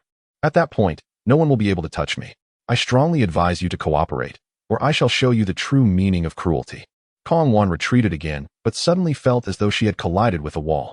Lu Hong, momentarily taken aback, was struck with alarm when he saw the face that emerged behind her. His expression shifted from arrogance to sheer panic, tinged with fear. How are you still alive? Lu Hong's voice quivered with disbelief, unable to fathom that Song Qing had survived. Kongwan sensed a large hand gently pat her shoulder, and a familiar voice resonated from behind. Apologies for the delay, that creature was rather formidable. Are you all right? Hearing that familiar voice, tears welled up in Kongwan's eyes. Then, a cheerful voice chimed in from behind. Auntie, don't be afraid. My dad is here to teach this bad man a lesson. Kongwan was instantly overwhelmed with emotion. Just moments ago, she had been on the verge of breaking down, only to be rescued by Song Qing in the end. Lu Hong, in a state of sheer terror, suddenly remembered the handgun at his waist and reached for it, but Song Qing swiftly raised his hand, striking Lu Hong's wrist with a precise blow from a crossbow. A pained scream echoed within the cave. Almost immediately, the voices of Wang Shun and others could be heard approaching. What is that noise? Lu Hong, are you all right? They rushed in only to find Lu Hong on the ground, shrieking in agony with arrows piercing his arms. Upon seeing Song Qing again, they felt their legs weaken. Song Qing, brother Song Qing, how did you come back? A slight smile graced Song Qing's lips as he looked at Wang Shun. I heard you had excavated the cave, so I came to congratulate you. Congratulations. Wang Shun realized there was no escape today and immediately fell to his knees, begging. Brother Song Qing, I assure you, I had no part in this. It was Lu Hong who orchestrated everything, encouraging us. The remaining two individuals also fell to their knees, bowing their heads in supplication. Indeed, Lu Hong is fully aware that he has utterly offended you, which is why he has dragged us into this predicament. We truly did nothing wrong. One pleaded. Yes, considering we toiled tirelessly to excavate the cave, could you please show us mercy?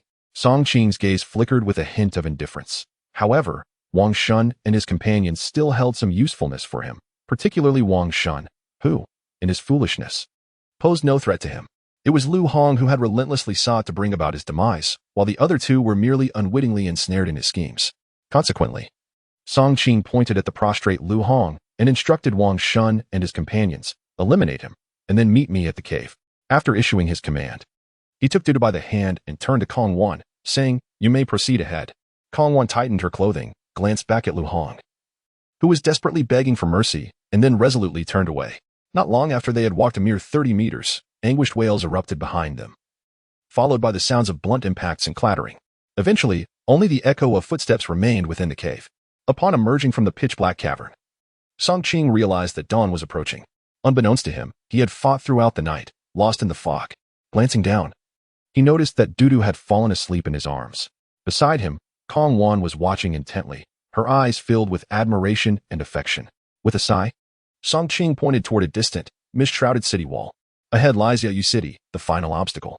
If we can pass through, victory shall be ours. At that moment, Kongwan had relinquished all hope of obtaining any rewards. She had finally witnessed what it truly meant to be a formidable warrior, the kind whose effortless, fluid combat surpassed anything she had encountered among her acquaintances who possessed enhancements.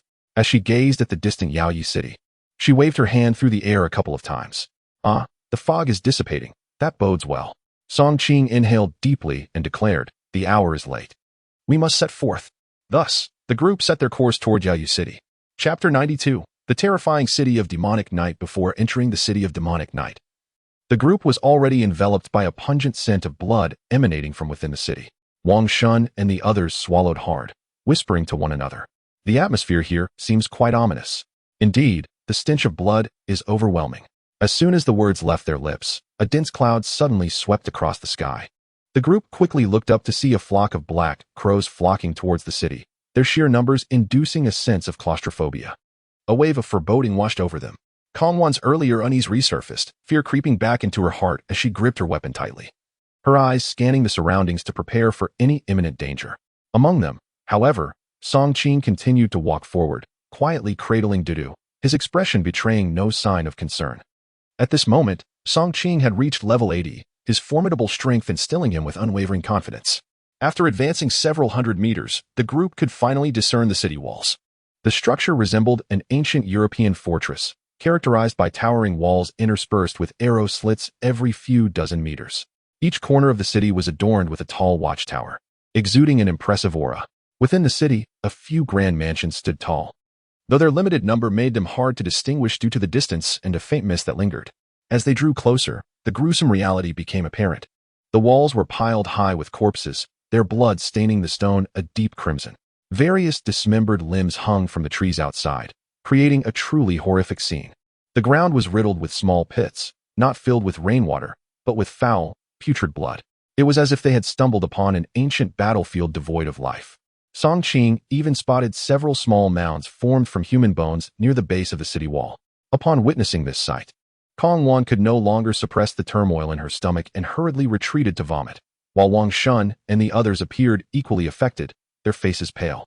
The sound of Kong Wan's retching prompted a few of them to follow suit. Despite having endured similar trials at the Hunter Academy, the brutality of this place left them shaken. Yet, amidst the chaos, only Song Qing remained composed.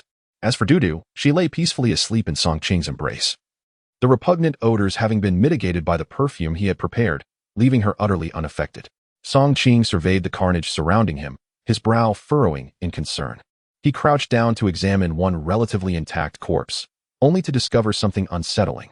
The wounds did not appear to be the result of battle. Rather, they resembled gnaw marks from wild beasts.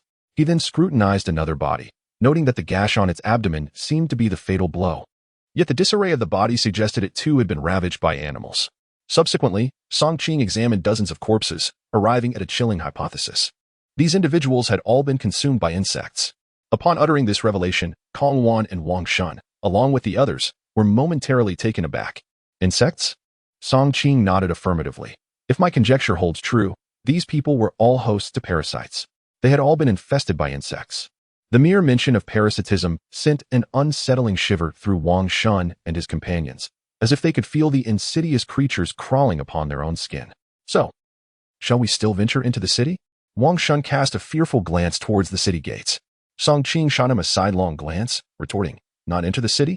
You might as well choose death now." With a resigned sigh, Wang Shun had no choice but to continue onward. Upon reaching the city gates, they found them ajar. Surrounded by a multitude of soldiers sprawled on the ground, each met with a grim fate. It appeared that the gates had only just begun to open when the parasites within erupted. The expressions of these individuals in their final moments were filled with sheer terror. Turning to Wang Shun and the others, Song Qing commanded, "Push the gate open." At these words, panic seized Wang Shun and his companions. "No, let us not." "Huh? Not do it?" A glimmer of cold intensity flashed in Song Qing's eyes, causing Wang Shun to relent immediately. "Fine, I shall do it," he exclaimed. And with that, the trio cautiously approached the gate. Creaking ominously, the dilapidated gate emitted an unsettling sound. As it swung open, the scene within shocked them profoundly.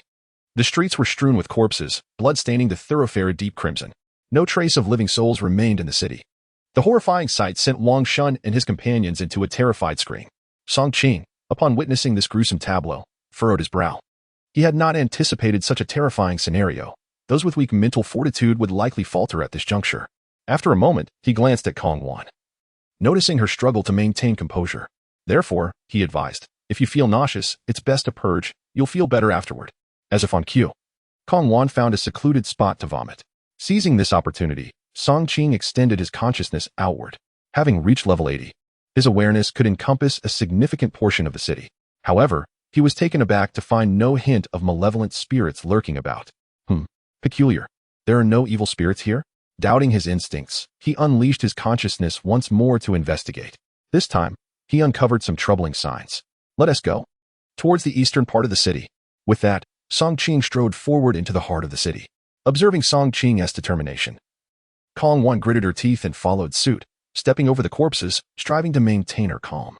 Wang Shun and the others, anxious about being left behind, hastened to catch up. Song Qing traversed the bloody ground without a trace of psychological distress, ultimately arriving at the entrance of an opulent European-style mansion in the eastern part of the city. Song Qing first surveyed the surroundings, ensuring that no danger lurked nearby before forcefully kicking open the iron gate. As the grand door swung ajar, the rustling leaves of several towering oak trees in the courtyard filled the air. Without lingering, Song Qing strode directly into the opulent mansion. Upon pushing open the heavy iron door, a musty odor wafted out from within. As light flooded into the room, Song Qing noticed the lavish sofas situated in the grand hall on the first floor, where a figure sat. "Ah, you finally arrived. I've been waiting for you for quite some time." The individual, their back turned to the entrance, spoke in a voice that sent shivers down one's spine. Chapter 93. I am not human. Within the external command center, the onlookers were utterly horrified by the sight of the Demon Knight City. Good heavens, how terrifying. It is far more chilling than any ghost or demon. I felt nauseated just witnessing it. Having already retched twice, it was just too horrifying. Who could have done this? Unfortunately, we could not hear any sounds from within, only catch glimpses of the scene. Does anyone understand what is happening? These corpses appear exceedingly bizarre, as the crowd speculated. Su, who had remained silent until now, finally spoke up. During my time in the military, I studied some relevant knowledge. Judging by the wounds on the surface of these bodies, it seems these individuals have been parasitized by insects. Upon hearing this, the crowd collectively gasped in horror. Parasitized by insects? What kind of insect could infest an entire city? This is utterly terrifying. Indeed, the thought alone was frightening. The notion of an entire city's populace being parasitized was grotesque. What manner of insect could this be? Could it possibly be an exceptionally powerful malevolent spirit? No. An insect of this caliber should not merely be a malevolent spirit. It must be at least the level of a vengeful ghost. At this moment, Master Stardust, who had been silent, finally interjected. I have heard tales of such creatures existing in other realms. To strengthen their offspring, they directly lay their eggs upon other hosts. These individuals appear completely unprepared, evidently having just discovered their parasitic condition. Thus, this creature must have resided within the city, secretly depositing its eggs into the water or any other medium that would allow the entire populace to ingest them. These eggs hatch within the human body, drawing nourishment from the host until the time is ripe for them to break free, or rather, to emerge from the host. After Master Stardust's revelations, an eerie silence enveloped the scene. Everyone could vividly imagine such a scenario, an involuntary itch creeping over them. Goodness, this sounds absolutely revolting. Indeed. What kind of creature could possess so many eggs? How frightening. Did the people in the city remain oblivious to their parasitic condition? It is exceedingly strange. At this thought, I found the city even more peculiar.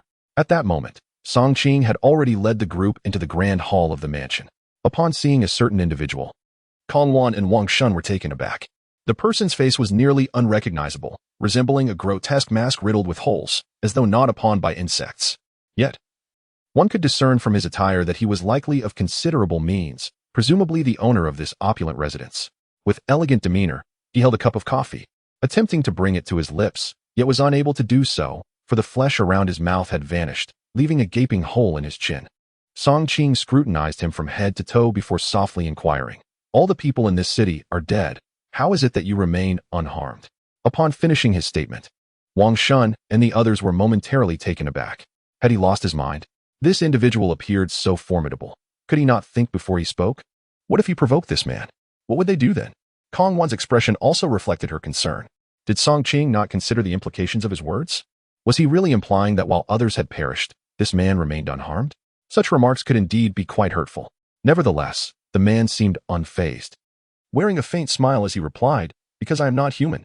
As his words hung in the air, Wang Shun and the others nearly suffered internal injuries from the absurdity of it all. Was he insulting himself? No wonder Song Qing's words failed to provoke him. He must possess some considerable strength. Song Qing, cradling Dudu, settled onto the sofa and regarded the man silently. "You must have some purpose for staying here. Please enlighten us. Do not squander our time, as it is quite precious." The man set down his coffee cup and spoke softly. "Well, it seems you are already aware of my identity, so I shall not waste time. I possess a crucial lead, 5,000 first-grade magic crystals." Upon hearing this, before Song Qing could respond, Wang Shun immediately expressed his incredulity. "Are you insane? 5,000 magic crystals? You might as well attempt a robbery. Who could possibly produce such an amount?" The other two nodded in agreement. Kong Wan too. felt that 5,000 magic crystals were excessive and could not help but interject. Indeed, we cannot possibly produce that many. What kind of lead could be so exorbitantly priced? The man merely smiled and turned to Song Qing. Is 5,000 magic crystals too much? Song Qing shrugged slightly. Not excessive. But it depends on whether your lead is truly worth that sum. Rest assured, it will be worth far more. He continued, turning his gaze toward a large grandfather clock behind him. When the minute hand passes 12, the parasites within me may emerge, so I hope you act swiftly. Song Qing regarded him. If you know you are destined to die, why do you seek magic crystals? Because I do not wish to become mere sustenance for these parasites. I wish to survive by another means, perhaps by waiting for you to slay that monster, allowing me to assume the role of the new city lord. The man expressed his plan without a hint of concern. Kong Wan and the others felt a shiver run down their spines at the thought of his intentions. However, Song Qing found his reasoning to be quite logical. Very well, your reasoning is quite compelling. I have 5,000 magic crystals. With that, Song Qing retrieved 5 second-grade magic crystals from his pocket and placed them on the table. The moment Wang Shun and the others laid eyes on the second-grade magic crystals, astonishment radiated from their expressions. Wait, second-grade magic crystals? Is this for real? My goodness, this. I have never seen second-grade magic crystals before. Are they truly genuine? It seemed plausible. Making a jest in such a place would be tantamount to courting death. Kong Wan felt a profound shock within her. She had previously recognized Song Qing's prowess, and acquiring magic crystals was undoubtedly within his capabilities. The situation now appears to be far more complex than one might have imagined. The fact that Song Qing was able to produce 5 second-tier magic crystals in one breath signifies something profound. His individual prowess surpasses even the financial resources of the Dungeon Trading Center in Nashan City. After all, that center scarcely possesses a handful of second-tier magic crystals, with daily transactions likely amounting to only 2,000 or 3,000 first-tier crystals. When Kong Wan observed Song Qing again, she felt a sense of humility enveloping her. This man is truly unattainable. Not only the few individuals in the room, but even the crowd outside the dungeon was rendered speechless upon witnessing this scene. If I am not mistaken, those are second-tier magic crystals, and he has produced 5 of them at once. What on earth is Song Qing's identity to amass such wealth? Most second-tier magic crystals are obtained from the corpses of fierce spirits. How many of these spirits has he vanquished? The earlier Vine Whiplash show counted as one fierce spirit, from which he acquired a single crystal. How did he procure the remaining 4? The crowd was engulfed in a daze, and even the city mayor found it hard to believe. My heavens, this man is extraordinarily powerful. How many secrets remain hidden from us? Meanwhile, Master Xingqian wore a highly satisfied smile. Excellent, excellent. I believe I may be able to assist him. The city mayor was taken aback and turned to Master Xingqian. Given Song Qing's current state, are you truly considering aiding him? Is it even possible? Yet, upon witnessing Master Xingqian's enigmatic smile, the mayor seemed to grasp something and promptly whispered, Master, are you perhaps planning to recommend him to that guild? The other party remained silent, maintaining an air of inscrutability. Well, Song Qing's strength would undoubtedly secure his entry into the guild.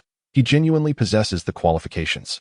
However, Master Xingqian suddenly sighed, pondering whether his pride would allow him to accept. The city mayor chuckled heartily. Perhaps I can help with that. Song Qing and I share a bit of rapport, and I am quite familiar with Dudu as well. I should be able to assist you. Thank you, Mr. Mayor.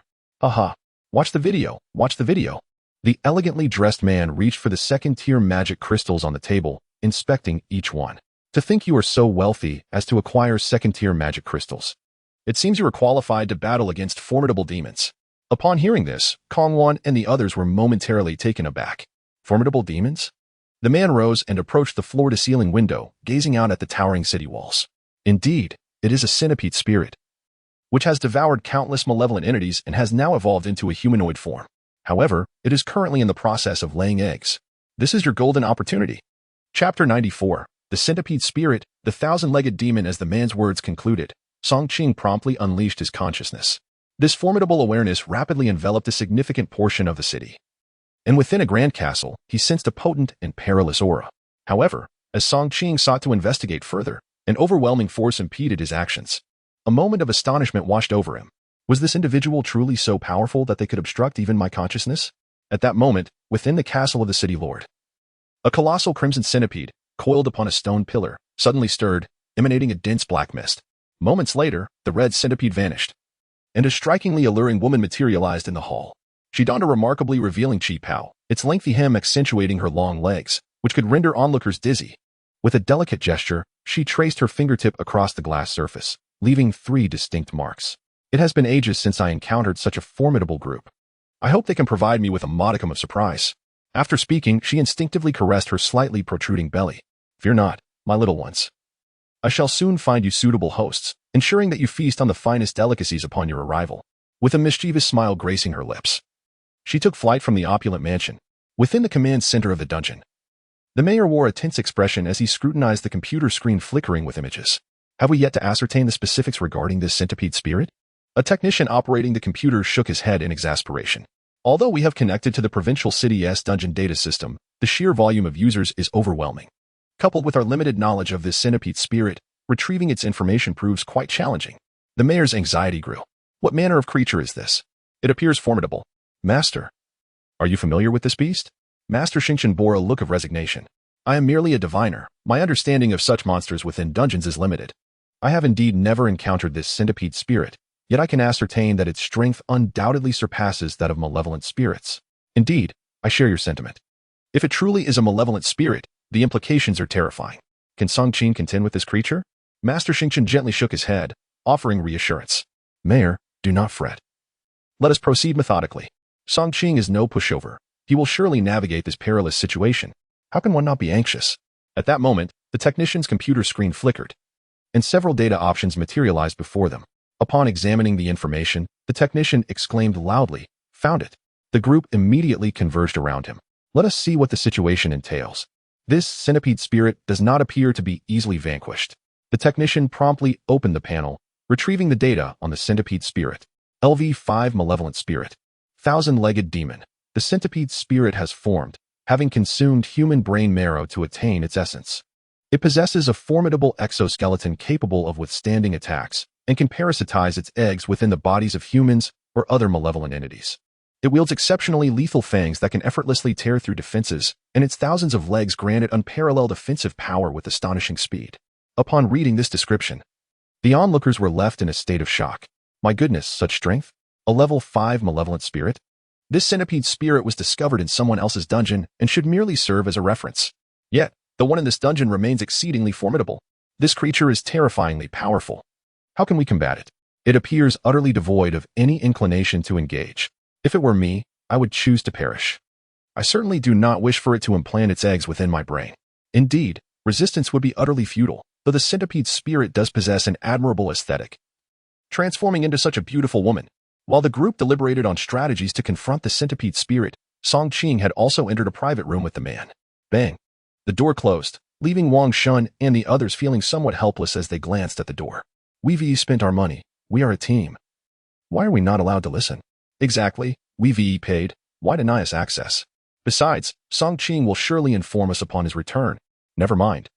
It's probably pointless to eavesdrop. Let us just have Song Qing arrange the tasks afterwards. Kong Wan sat on a nearby sofa, her mind a tumult of thoughts. She harbored a foreboding sense of unease, convinced that this venture could prove perilous. Just then, the door swung open once more, and Song Qing emerged, followed closely by the man, who appeared somewhat weakened. Well, my time is limited. You should leave. Song Qing turned to the man. Do you require my assistance? The man hesitated, then quickly shook his head. No, it's fine. I'll wait for the creature to crawl out of my body at its own pace. However, scarcely had he finished speaking when the nearby clock emitted a series of chimes. Dong, dong, dong. 12 resounding strikes echoed. The man felt a wave of sharp pain coursing through his body before collapsing to the ground, writhing in agony. Suddenly, a large, dark green centipede emerged from his abdomen. Howl. The centipede was impressively sized, measuring at least a meter in length. It brandished its fangs as it turned its gaze towards Song Qing and the others, recklessly lunging at them. Wang Shun and his companions instinctively recoiled in terror. Kong Wan, visibly anxious, drew her gun, ready to pull the trigger. Yet Song Qing pressed down on her arm, saying, "Capture it alive. I have a use for it." With that, he raised his hand and delivered a swift slap to the centipede. Crack! The dark green centipede was instantly knocked to the ground. Song Qing then stepped on it, pinning it firmly beneath his foot. The centipede, unable to free itself, twisted its body incessantly, even attempting to attack Song Qing. However, Song Qing's strength was overwhelmingly superior, rendering the creature incapable of escape. Subsequently, Song Qing glanced at the man lying on the ground and shook his head in resignation. Witnessing the centipede's plight, Kong Wan's face had already turned ashen with fear. Not only Kong Wan, but even Wang Shun and the others were utterly petrified, unsure how to react. Song Qing crouched down to meet the centipede's gaze and retrieved a red pill from his pocket, which he promptly placed into the creature's mouth. After consuming the red pill, the centipede became considerably more docile and ceased its writhing. Only then did Song Qing release his grip and procure a length of rope to secure the centipede's head. "Come, help me hold this," he urged. Kong Wan instinctively recoiled a step back. I dare not." Despite having undergone rigorous training, this particular adventure had completely disoriented her. In that moment, she felt like a frightened little girl, instinctively terrified of the creature with its hundreds of legs. Song Qing, sensing her trepidation, reassured her, "It's all right. This centipede won't harm us for now, and I have an important task for you." Upon hearing this, Kong Wan tremulously accepted the other end of the rope, her gaze fixed on the centipede on the ground, fearful it might rise and bite her. Then, Song Qing beckoned Wang Shun and the others. "Come over here. I need to assign everyone some tasks." The three hastened to approach, albeit deliberately keeping their distance from Kong Wan. "You three will accompany me shortly." Wang Shun paused, glancing at his companions. Where are we going?" Song Qing shot him a sidelong glance. "What? Do you wish to flee mid-journey? Let me assure you, do not entertain that thought. This city is infested with centipedes. If you run, I guarantee you won't make it 100 meters before being devoured by countless of them." Upon hearing Song Qing's words, the three men involuntarily trembled. Wang Shun wiped the sweat from his brow and cautiously replied, "Rest assured, I promise I won't flee. Absolutely not." The other two quickly echoed their commitment to stay close to Song Qing. At that moment, Song Qing gently patted the sleeping Dudu in his arms. Dudu yawned and awoke. "Daddy, I'm awake." Song Qing chuckled, pinching her nose playfully. "Did you sleep well?" "Yes, I had a wonderful sleep. I even dreamed of fighting monsters with Daddy and Auntie." Kong Wan blushed, averting her gaze from Song Qing. Song Qing, observing Dudu, sighed. "All right, my dear daughter. I have something very important to attend to, so you'll need to stay with Auntie for now, okay?" Dudu nodded eagerly. "Yes, I love being with Auntie." With that, she climbed down from Song Qing's arms and approached Kong Wan, reaching out to take her hand. Kong Wanza gazed at Song Qing with a hint of bewilderment. "Are we truly to embark on separate endeavors from this point forward?" Song Qing nodded and leaned closer, whispering a few words into her ear. Upon hearing Song Qing's words, Kong Wanza was momentarily taken aback. Is that really permissible?" Song Qing gently patted her shoulder, reassuringly stating, "Do not worry. You are absolutely capable. Go ahead." Then, turning to Dudu, Song Qing instructed, "Listen to your aunt carefully and ensure her safety." "Yes, I understand, Daddy. Goodbye, Daddy." With that, Dudu took Kong Wanza's hand and began to stroll towards the exterior of the Grand Mansion. Chapter 95. A visit to the home of the thousand-legged demon Wang Shun and his companions followed closely behind Song Qing, their eyes darting nervously around the surrounding architecture. Noticing their anxious demeanor, Song Qing sighed. "There is no need for such tension. There is no danger in the vicinity for now." Just as he finished speaking, a crow flew overhead, startling the trio once more. Song Qing couldn't help but wonder how these three possessed the courage to become enhanced individuals. After traversing several blocks, Song Qing halted before a grand estate. Wang Shun surveyed the area with caution and inquired, "Brother Song Qing, have we arrived at the lair of that boss?" Song Qing shook his head. "Not yet. Just follow me inside." The mysterious aura that Song Qing maintained left Wang Shun and his companions feeling a mix of apprehension and curiosity. Nevertheless, they mustered their courage and entered alongside him. Upon passing through the iron gates and walking down an exceedingly long corridor, they arrived at a luxurious building. However, as they beheld the structure, Wang Shun and his friends felt their calves cramping with unease. "Why does it smell so foul in here? Is there a centipede inside?" Wang Shun whispered hesitantly. Song Qing offered no reply and simply pushed open the grand door. As the door swung wide, the trio was met with a chaotic sight within the expansive hall. The furniture lay in ruins, almost entirely destroyed. The most striking feature was a colossal beehive occupying the space where the fireplace once stood. The source of the unpleasant odor was indeed this enormous nest, towering at least 5 meters high and approximately 10 meters wide, resembling a gigantic egg. Gazing at the beehive, Song Qing turned to Wang Shun and his companions. "By the way, have you prepared the items I asked for?" Wang Shun, still in a daze, nodded vigorously, swallowing hard as he pointed at the beehive on the wall. You intend for us to blow this thing up?" Song Qing shook his head and produced a map from his pocket, handing it to Wang Shun. "Not just this one. Every location circled on this map must be destroyed." Wang Shun stood frozen, his face a canvas of disbelief. As the map landed in his hands, he pleaded earnestly, "I beg you, Song Qing. I know I didn't follow your instructions before, and you must despise me for it. I promise I will stay close to you this time. I will not run away." Please, don't send me to my doom. The other two quickly grasped the situation and fell to their knees, joining in the pleas. Indeed, we truly regret our past actions. We have already dealt with Lu Hong. Please grant us another chance. Yes, yes. We were coerced. We will never defy you again. Please, don't make us face death. Seeing their desperate expressions, Song Qing, with a resigned sigh, helped them to their feet. Pray tell, when did I ever suggest that you should march towards certain doom? Moreover, do you intend to accompany me in the hunt for that centipede spirit, which is at least as formidable as a vengeful ghost? The cries of Wang Shun and his companions abruptly ceased. Song Qing cast a glance at them and said, very well, if you wish to follow me. Then let us proceed. However, as soon as Song Qing finished speaking, Wang Shun and the others chorused, no, no, no. I suddenly realized that dealing with those accursed centipede nests is of utmost importance. Indeed, after all, we are equipped for this very day. They exclaimed, yes, brother Song Qing. Leave this matter to us. You can focus on eliminating that monster. Good luck. Observing their behavior, Song Qing felt utterly exasperated. These individuals were so terrified of death that their survival thus far seemed nothing short of miraculous.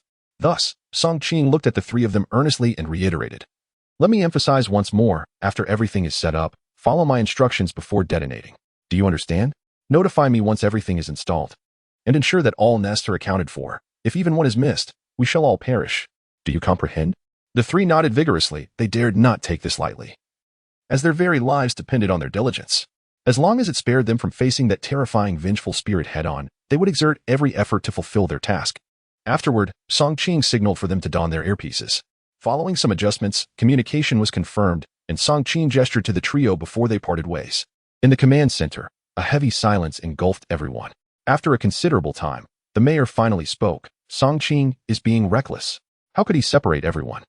In such a place, dividing forces equates to diminishing their combat effectiveness. Principal Wu added, indeed, and if Dudu and Kong won't encounter difficulties, he won't even have time to provide support. Sighing, Master Stardust lamented, moreover, this area is rife with spider nests. Their actions are practically a death sentence. Dudu's healing abilities cannot assist him. What on earth is he thinking?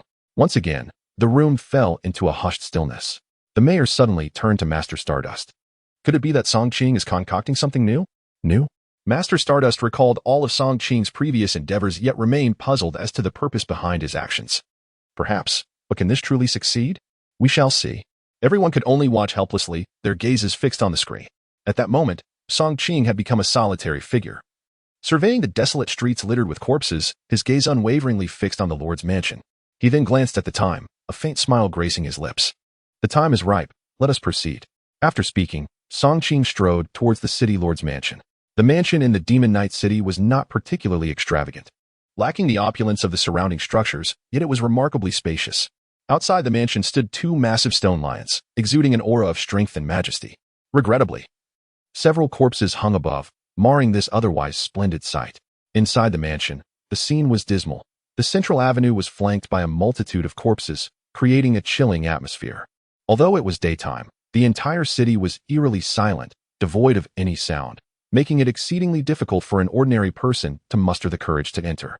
However, for Song Qing, this was merely an everyday occurrence. In his previous life, he was a renowned horror game streamer, well prepared for various terrifying scenarios that might arise. The only significant difference between reality and the games lay in the ability to see, smell, and even touch those horrifying elements. Fortunately, having been in this world for quite some time, Song Qing had grown accustomed to everything here and felt little fear. More importantly, he possessed formidable strength and was not particularly concerned about danger, as he had the means to defend himself. Ding dong. This time, rather than kicking the door open, Song Qing gently pressed the doorbell. Those in the command room outside the instance were momentarily taken aback by his actions. What was happening? There was no one here. Yet he rang the bell. Who would answer? In contrast to others who would unhesitatingly kick down doors, why was he so respectfully ringing the bell? Could there really be someone inside? It seemed unlikely that a spirit would emerge. As the crowd speculated, the grand door of the city lord's mansion suddenly creaked open. A woman clad in a crimson cheapao gracefully stepped forward, leaving everyone in stunned silence. Lo and behold, there was indeed someone. Upon seeing her, a subtle smile played on Song Qing's lips. I hope I am not disturbing your rest, he remarked. The woman delicately covered her mouth with her hand, emitting a melodious laugh that was so enchanting it stirred one's heart. Haha, you arrived just in time. Do come in, she beckoned, gently pushing the door wider. Song Qing entered without hesitation, as if it were the most natural thing to do. Once inside, the woman glanced back at him before closing the door. You possess quite the audacity to intrude upon my abode. Are you unaware of where you are? She inquired sweetly, playing with her sharp nails as she walked behind him. Song Qing, hands clasped behind his back, gazed at the imposing mansion. I am well aware. You are the illustrious thousand-legged demon, whose name I have long admired. Hence my visit, he replied. The woman laughed again, her laughter like the sound of silver bells. What a delightful reason to visit. Are you not afraid I might invite you to stay? That could not be better. I appreciate your efforts. Song Qing chuckled lightly, pushed open the grand door, and entered with an air of familiarity, taking a seat directly before the central sofa as if it were his own home. The thousand-legged demon gazed at Song Qing's retreating figure, a hint of derision flickering in her eyes. It is uncertain whether to deem you foolishly audacious or confidently assured. Having ventured here, let me put your hospitality to the test. As her words fell, the door behind her slammed shut with a thunderous sound, and all the windows followed suit, enveloping the room in a thick, swirling darkness. Dozens of crimson lights flickered ominously amidst the night. Song Qing's smile faded as he drew forth his dagger from his waist. Come, let me indeed test your hospitality. Chapter 96, Action. At this moment, Kong Wan and Dudu had arrived at a foreboding ancient castle. The castle appeared ominous, filled with the grotesque remains of various corpses. Kong Wan trembled in fright at the sight of these cadavers, clutching her blood-stained dagger while her eyes darted around vigilantly. In stark contrast, Dudu cheerfully munched on a lollipop, humming a tune as she skipped toward the castle. Dudu, be careful, there may be danger ahead. Stay close to your aunt, Kong Wan cautioned, exasperated by Dudu's carefree demeanor. Feeling her heart race, she hurriedly called out to Dudu. Dudu glanced back at Kong Wan, pausing to wait for her. Annie, are you scared? Dudu suddenly inquired.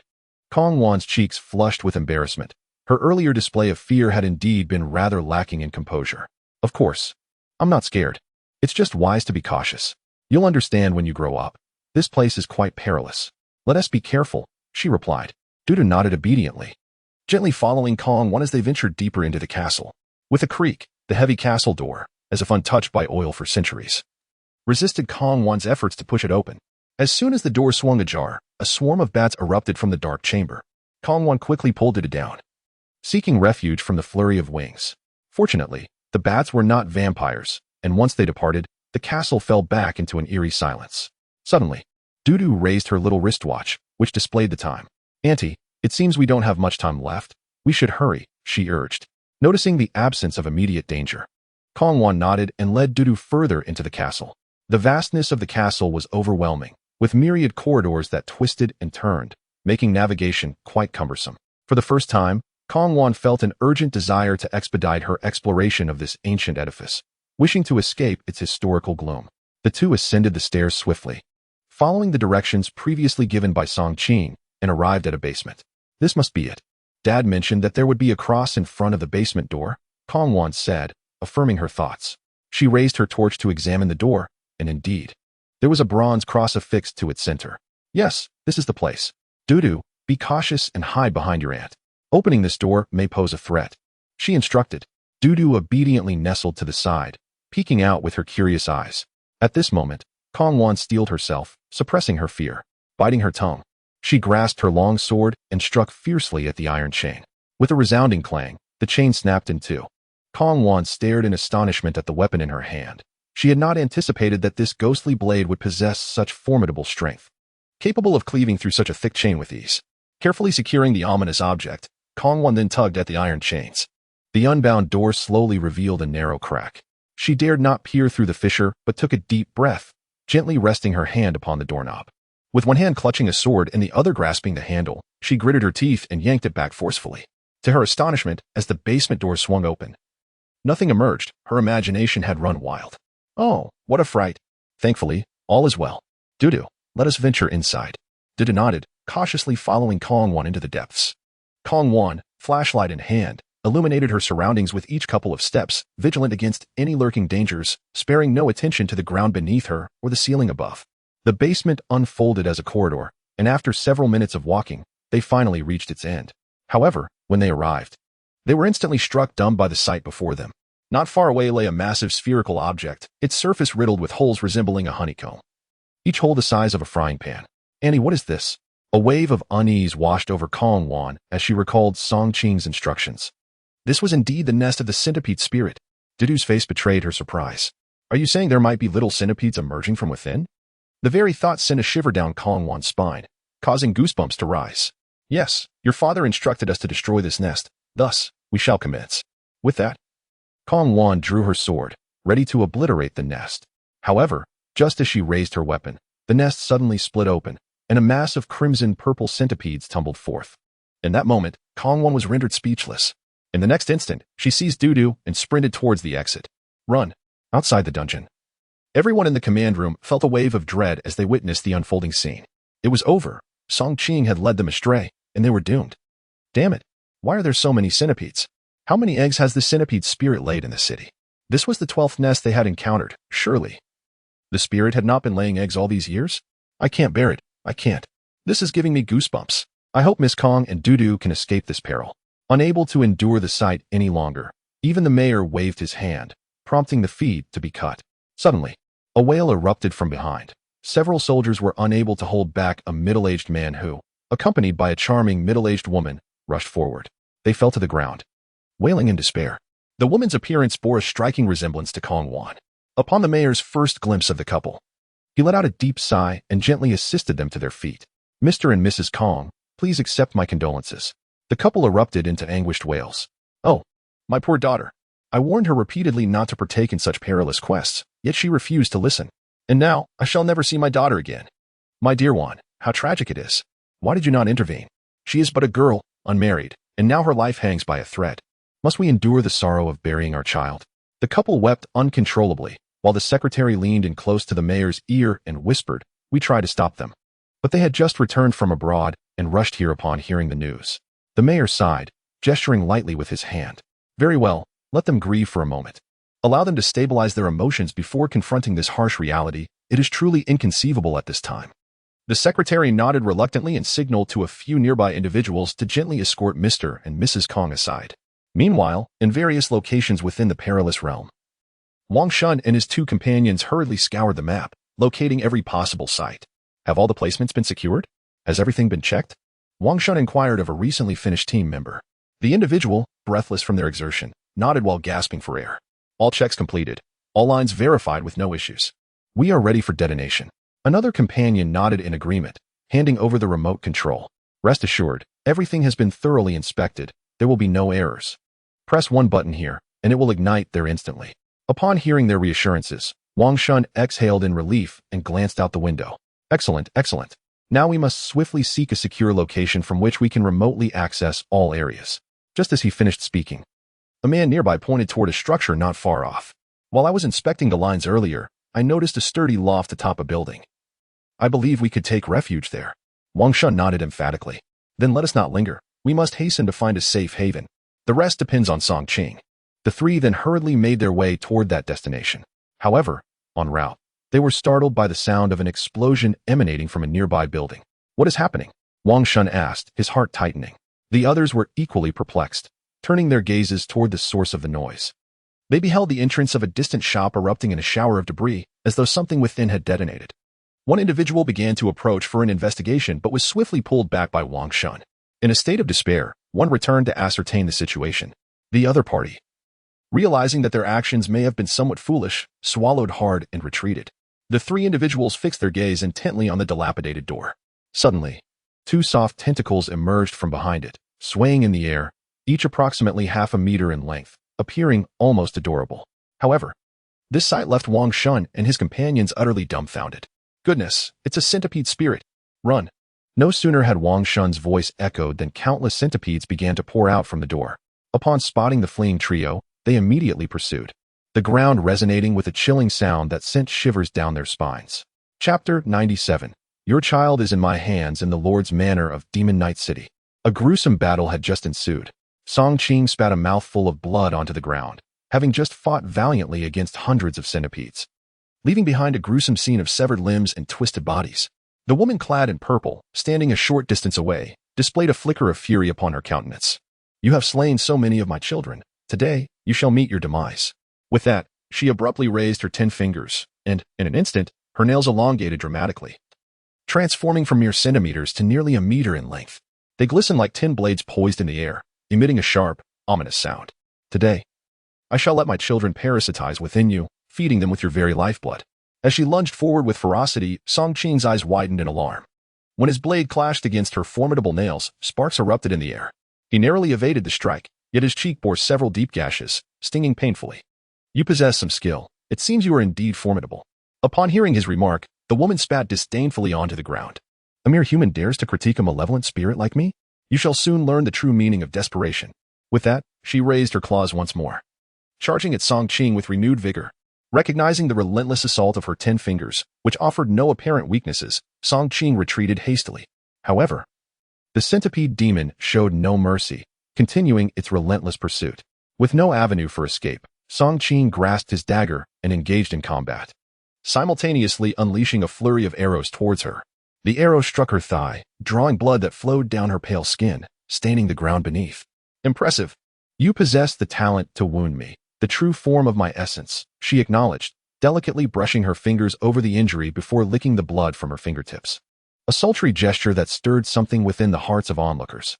Yet, Song Qing remained unfazed, aware that her true form would surely terrify even the bravest of souls. You are no ordinary adversary, managing to inflict such damage upon me. You are the first spirit to have done so. The centipede demon paused momentarily, then burst into laughter. Do you truly think you can compare me to those foolish beings? Do you find yourself amusing? Song Qing merely smirked, retrieving an ointment from his pocket to tend to his wounds. The familiarity of the situation irked the centipede demon. Put down that nonsense. We are in the midst of battle. Do you truly believe I won't end you right here? With a chuckle, Song Qing continued to apply the salve to his face. Undeterred, hasten your actions, for I can scarcely contain my anticipation. Do not dawdle. Are you not a formidable spirit of the malevolent kind? I wish to witness your true prowess, rather than your trifling antics. The centipede demon, incensed by Song Qing's provocations, erupted in fury. You audacious human. How dare you jest with me? You shall soon learn the meaning of regret. With that, a chilling glimmer flashed in the demon's eyes, and a dense black mist erupted from its form. As the fog dispersed, 2 enormous crimson lanterns materialized within the chamber, accompanied by a terrifying rustling sound from the ground. At this moment, Song Qing had applied ointment to his wounds and, brushing off his hands, rose to his feet and switched on his flashlight. The beam illuminated the entire room, revealing a gargantuan centipede demon, measuring over 10 meters in length, with pincers resembling those of a forklift. With a fearsome roar, the centipede demon lunged at Song Qing, its massive pincers poised to strike. Song Qing, refusing to be careless, swiftly dodged aside, only for the column behind him to suffer the consequences. With a crack, the pillar was severed as effortlessly as if it were a mere plastic tube. The hall descended into chaos, debris raining down from above. The centipede demon relentlessly pursued Song Qing, continuing its assault with its formidable pincers. Observing Song Qing's precarious state, the onlookers in the command room covered their foreheads in despair. It was over, utterly over. Song Qing was no match for this foe. Indeed, unless the demon exhausted its stamina, there was no way to turn the tide. This passive state of being battered left no room for any semblance of a counterattack. How could he possibly contend with the centipede demon? Sighs filled the room, as the spectators could already envision the dire fate awaiting Song Qing. The mayor, fixated on the large screen, discerned that Song Qing was solely evading the onslaught, with no opportunity for retaliation. Rising from his seat, he declared, I am weary. I shall take my leave. He slowly retreated, prompting others to stand as well. This mission was destined for total failure. Meanwhile, Master Stardust's heart was a tumultuous mix of emotions. After finally encountering such a gifted awakened one, to see him perish in this scenario was deeply disheartening. He believed there must be another way. Master Stardust had always maintained his composure, but today he could no longer hold it together. In a fit of desperation akin to that of a gambler, he sprang to his feet and bellowed at the screen. Do you not possess your own skills? Use them. Why do you remain inactive? Witnessing Master Stardust's fervent state, Principal Wu shook his head and gently placed a hand on his shoulder. Calm yourself, Master. Shall we step outside for some fresh air? I know a delightful tea house. At last, Master Stardust settled back down, engulfed in despondency. Why?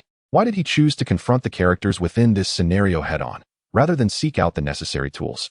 No one could provide an answer to him. At this moment, Master Xingqian's expression and demeanor appeared to be exceedingly poor. After a few more words from Principal Wu, Master Xingqian could no longer contain himself and stood up, slowly departing the room alongside the others. As the number of people in the room dwindled, only a few commanders and members of the technical team remained. They exchanged glances. Uncertain. Should we continue the live broadcast? One of the commanders sighed. Of course, the recording must capture everything. We need to save this data for future reference. as a form of documentation. Several members of the technical team nodded in agreement, their eyes once again fixed on the screen. Yet, at that moment, they witnessed the enormous centipede monster suddenly cease its assault. What happened? Why has it stopped attacking? Indeed, it seems to be communicating. What could they possibly be saying? It was quite peculiar. The fighting had abruptly halted. Could there be a new strategy at play? Let's observe for now. Should we call the others back? Perhaps it's best not to. It appears there is no room for retreat at this stage. Bringing them back might only cast another shadow over their spirits. The commander ultimately decided against informing the others, fearing it would further discourage them. After all, over the past 3 days, they had endured too much, and some were barely able to withstand any more setbacks. Thus, they resolved to watch in silence, intending to summon the others only when a genuine turning point emerged. At that moment, Song Qing, having been struck, clutched her bleeding chest, still gripping something in her hand. Come on, if you dare, kill me. I will detonate all your offspring. She added, oh, and that wild man of yours, I will eliminate him as well. Without the ability to reproduce, you will be left all alone in this place, awaiting your demise. The colossal centipede monster suddenly lifted its massive head, and a thick black smoke enveloped it, transforming once more into a woman clad in a purple cheapao. You humans are cunning. Do you think I would believe your deceitful words? Song Qing smiled faintly, gently wiping the blood from the corner of her mouth. Believe it or not, let your minions take a look. They will see whether their unborn siblings are alive or dead. You. The centipede monster roared in fury, yet it found itself powerless against Song Qing. It genuinely feared that if she pressed the button on the remote, all its efforts would be rendered futile. Go, check those nests. Soon, several centipede monsters rushed out. Song Qing leaned against the windowsill, a slight smile gracing her lips as she gazed at the centipede monster, whose rage had been thoroughly ignited, now eagerly awaiting the opportunity to eliminate her. Chapter 98. Plan B. The commander stood in the center of the room. Observing the standoff between Song Qing and the centipede demon, his mind racing with thoughts. Why has the centipede demon killed Song Qing? One of the technicians pondered aloud. Perhaps Song Qing holds some leverage over it. Otherwise, it would have dispatched him long ago. What could that leverage be? They all shook their heads in confusion. At that moment, a technician suddenly shouted, "Come quickly and look." Upon hearing this, the commander immediately commanded, projected onto the big screen. The technician swiftly complied, and the screen displayed none other than Kong Wan and Dudu, appearing remarkably unharmed. Instead, they stood resolutely at the entrance of the passageway. Dudu wielded a shimmering blade of holy light, causing the centipedes rushing towards them to become rigid upon contact. Meanwhile, Kong Wan relentlessly struck down the advancing centipedes with her sharp blade. The ground was already littered with the severed limbs of countless centipedes. The exit of the basement resembled an insurmountable fortress, as innumerable centipede larvae could not breach the barricade. Kong Wan radiated an aura of lethal determination, reclaiming the fierce spirit she once possessed. In that moment, she resembled a Valkyrie, standing as an impenetrable barrier against the horde. All the centipedes that charged forth were met with her swift retribution, leaving no survivors. The commander and the technicians were left in awe. Incredible. They're managing to fend off so many centipede monsters. Remarkable. Haha, this is wonderful. We must inform Miss Kong's parents that she is alive. Yes. One soldier dashed out to relay the news. Then, another wave of exclamations erupted. Boss, come see. Wang Shun and his companions are also alive. What? The commander was taken aback, unable to fathom how Wang Shun and his comrades had survived against the seemingly endless tide of centipede monsters. Quick, projected onto screen 2. The second screen flickered to life, revealing Wang Shun and his companions clinging to a barren rooftop, wielding their blades to fend off the centipedes attempting to ascend. There. They're coming from that direction. You must defend there. Damn it. There are more and more centipedes. When will we finish them off? Wow. This is too many. It's terrifying. I don't want to die. Despite their terror, the trio continued their relentless assault, their blades never faltering as they cut down the centipedes that sought to climb up. The ground was strewn with heaps of centipede corpses, yet an unending swarm continued to rush towards them. After cleaving through one centipede, Wang Shun felt a slickness in his palm, nearly losing his grip on his long knife. Keep going. Do not stop. If we hold out until the end, we will survive. As Wang Shun tore a strip of cloth from his garment to bind it around his hand, he rallied the other two with fervor. At that moment, the trio understood that they had reached the final hurdle. If they wished to survive, they had no choice but to fight with all their might. Observing Wang Shun's leadership, the onlookers were once again taken aback. Goodness, the coward has finally unleashed his potential. Although it appears somewhat disheveled, at least he has regained his combat spirit. Indeed, he has exponentially amplified their latent strength. This is the rhythm of a grand counterattack. My heavens, could it be that all of this was orchestrated by Song Qing? If that is the case, his stratagem is nothing short of remarkable. How did he foresee this outcome? Given the difficulty of this scenario, if he manages to lead his team back alive, it would be nothing less than miraculous. The commander's eyes sparkled with excitement as he turned his gaze to the large screen displaying Song Qing. At that moment, Song Qing leaned against the windowsill, his eyes betraying a blend of vigilance and playful mockery as he observed the centipede demon. The demon, seemingly indifferent as it fiddled with its sharp claws, was internally contemplating how Song Qing had managed to deal with its lairs. As time ticked away, the atmosphere in the room grew increasingly tense. Finally, a blood-curdling scream shattered the stillness. From a crack beside the door, a centipede demon slithered in. No, not a whole one, but rather half of one. Its body was severed, the other half lost to oblivion, and it appeared grievously injured. Upon seeing her offspring in such a dire state, the thousand-legged demon's previously composed demeanor shifted dramatically. She rushed forward, cradling the wounded centipede in her arms, murmuring soothing words of comfort. Moments later, the small centipede lay motionless in her embrace. Upon discovering the lifeless body of her child, a fierce rage ignited within the thousand-legged demon. You have slain my offspring. I will not let this go unpunished. Today, I shall make you experience a fate worse than death. No sooner had the words left her lips than a dark aura enveloped her entire being. Witnessing this transformation, Song Qing's expression grew grave, and he hastily shook the remote control in his hand. You better think this through. Your child is in my possession. However, the thousand-legged demon remained unperturbed, her voice laced with a chilling rasp. I, the mighty thousand-legged demon, am hardly intimidated by a mere human. Prepare to perish. With that declaration, she emerged from the black mist. Her form had morphed into a blood-red hue, her hardened exoskeleton adorned with shimmering black totemic patterns. With a fierce cry, the thousand-legged demon unleashed a torrent of dark energy, hurtling towards Song Qing. Observing this, Song Qing couldn't help but curse under his breath.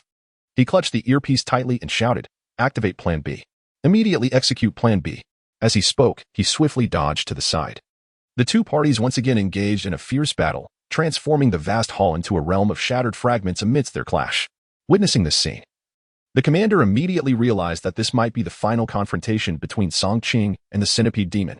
He urgently called out to the technicians nearby, instructing them to inform the mayor and everyone else that there was a turn of events. Song Qing was alive, and so were the others. Upon hearing this, several technicians promptly picked up their phones to relay the news. At the northern exit, everyone had begun to board their vehicles, preparing to depart.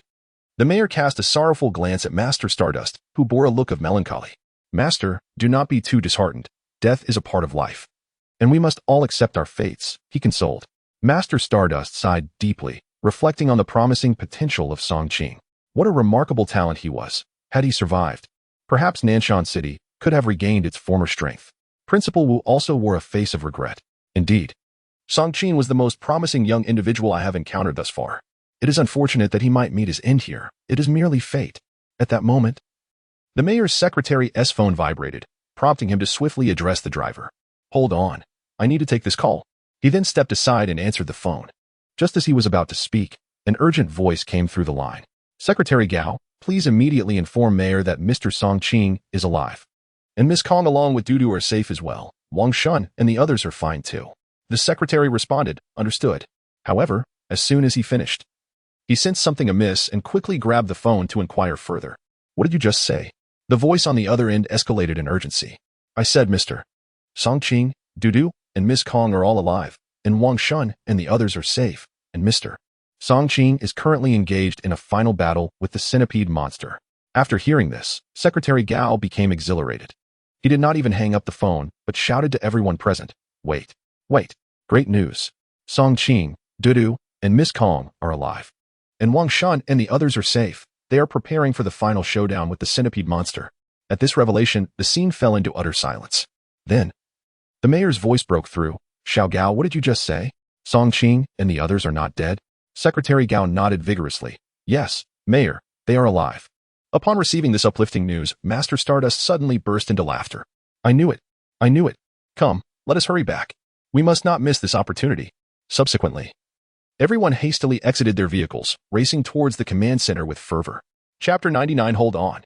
Kongwan wielded her sharp blade, relentlessly striking down the centipede spirits that attempted to break free. Dudu, with her tiny hands, also aimed at the creatures whenever the sacred light flashed. The centipede spirits would collapse as if struck by lightning, lying motionless on the ground. Seizing this opportunity, Kong Wan approached and swiftly severed them in twain. Time seemed to stretch endlessly, and soon the bodies of the centipede spirits had piled up to a height of half a meter. Kong Wan felt a slight ache in her hands, yet she gritted her teeth and persevered. At that moment, a voice suddenly echoed through her earpiece, Song Qing's voice. Implement Plan B immediately. Kong Wan's heart tightened, and she called out to Dudu, Dudu, Plan B. Come with me. Dudu paused her actions and glanced at Kong Wan. Auntie, do you mean Dad is going to execute the second plan? Yes, the second plan. Upon hearing this, a smile brightened Dudu's face. She then retrieved a large bead, akin to an egg, from her pocket and tossed it toward the basement. Run! Kong Wan seized Dudu and dashed madly toward the exit of the basement. At this very moment, Wang Shun and his companions, hiding on the rooftop, were utterly exhausted. The centipede monsters continued to relentlessly charge toward them. Damn it. When will we be rid of all these centipedes? I'm about to collapse. Me too. My blade is already dull. Does anyone have a spare weapon? Stop talking nonsense and keep hacking. If we don't, we'll die here. Wang Shun gritted his teeth and struck down another centipede attempting to surge forward. Just then, the earpieces of the three buzzed with Song Qing's urgent call. Implement Plan B immediately. The moment the voice rang out, all three of them jolted. After exchanging glances, Wang Shun promptly issued orders. You two hold them off for me. I need to adjust the detonation plan. The other two nodded vigorously and braced back to back, once again slashing at the incoming centipedes. Wang Shun retrieved a remote control from his backpack, manipulated it, and finally pressed the confirmation button. It's all set, he shouted into his earpiece. As he uttered these words, he gazed at the throngs of centipede spirits in the distance, a smile creeping onto his face. Just wait to meet your demise. He then swung his blade with ferocity, cleaving two more centipede spirits in half. Meanwhile, in the grand hall of the Lord's mansion, Song Qing found himself unable to withstand the relentless assault of the centipede spirit any longer. The creature's speed and power far exceeded his own. He scarcely had time to retaliate. The myriad legs of the centipede were akin to a multitude of sharp blades, incessantly blocking every avenue of escape. Swish. Once again, a blade struck Song Qing. He felt as though a gaping wound had been carved into his abdomen. A sharp pain surged through him, his insides convulsed, and blood gushed forth, soaking his legs. Damn it. He gritted his teeth against the agonizing pain and swiftly rolled aside, narrowly evading a lethal blow. At that moment, the voices of Kong Wan and Wang Shun crackled through his earpiece. Upon hearing their voices, a wild grin spread across Song Qing's face. If they were unwilling to grant him an opportunity, then they too would not survive. With a fierce determination, he pressed the button on the remote control in his hand. A thunderous explosion erupted. The entire city of Yaoye trembled violently as numerous buildings were engulfed in flames, and countless spider demons were obliterated into mere fragments. At that instant, Kong Wan and Dudu had just dashed out of the castle, startled by the explosive sounds behind them. Dudu, what? What did you just use? Dudu produced a bead from his pocket and handed it to Kong Wan. She took the bead, and upon examining it, her expression froze. The bead was entirely transparent, encasing a peculiar material, but at its center lay a magic crystal. This crystal was evidently of a higher grade than a mere first-tier magic crystal. Kong Wan immediately turned to Dudu and inquired, is this encasing a second-tier magic crystal? Dudu nodded enthusiastically, yes. It's a second-tier magic crystal, given to me by Dad. Hearing Dudu's confirmation, a pang of anguish gripped Kong Wan. This child was extravagantly reckless. To ignite a second-tier magic crystal was a tremendous loss. Amid her reflections, she found herself increasingly admiring Song Qing's audacity and ingenuity. Meanwhile, in the command room outside the instance, the recently departed crowd rushed back in a frenzy, their eyes fixed on the unfolding scene, each person filled with inquiries. What on earth happened? What did we just miss? Weren't we told Song Qing was dead? How did he survive? What did he do? Did he defeat the boss? Please, tell me. What about my daughter? She is alive, right? Who rescued her? Was it Song Qing? My goodness. Wang Shun is alive. Boss, Wang Shun is alive. Ha ha ha, he is still with us. The command room buzzed with chaos. The mayor, overwhelmed by the noise, slammed his hand on the table and bellowed, silence. Sit down and watch properly. Anyone who speaks again will be thrown out. As his words fell, the room fell into an immediate hush. The mayor then turned to the commander, demanding succinct clarity. In the simplest terms, what has transpired? The commander swallowed hard, daring not to waste a single word as he spoke. Song Qing brandished a remote control to threaten that monster, causing it to hesitate. Just now, he pressed the button, detonating several other locations. After Miss Kong and Dudu ventured into the basement, they did not meet their demise. Instead, They utilized Dudu's remarkable skill to fend off the advancing centipede monsters, ultimately collaborating to eliminate all those that dared to charge at them. They had just made their escape and detonated the basement. Wang Shun and the others ascended to the rooftop, where they took their stand. Momentarily safe and having completed their mission. Upon hearing the commander's response, the city leader inquired once more, "So, all of this was?"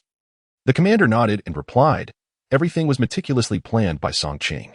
He foresaw this very event unfolding." The crowd could not contain their cheers upon hearing the commander's words.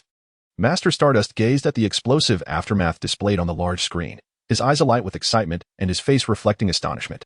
Song Qing had obliterated the lair of the colossal centipede demon. Did he not fear inciting its wrath?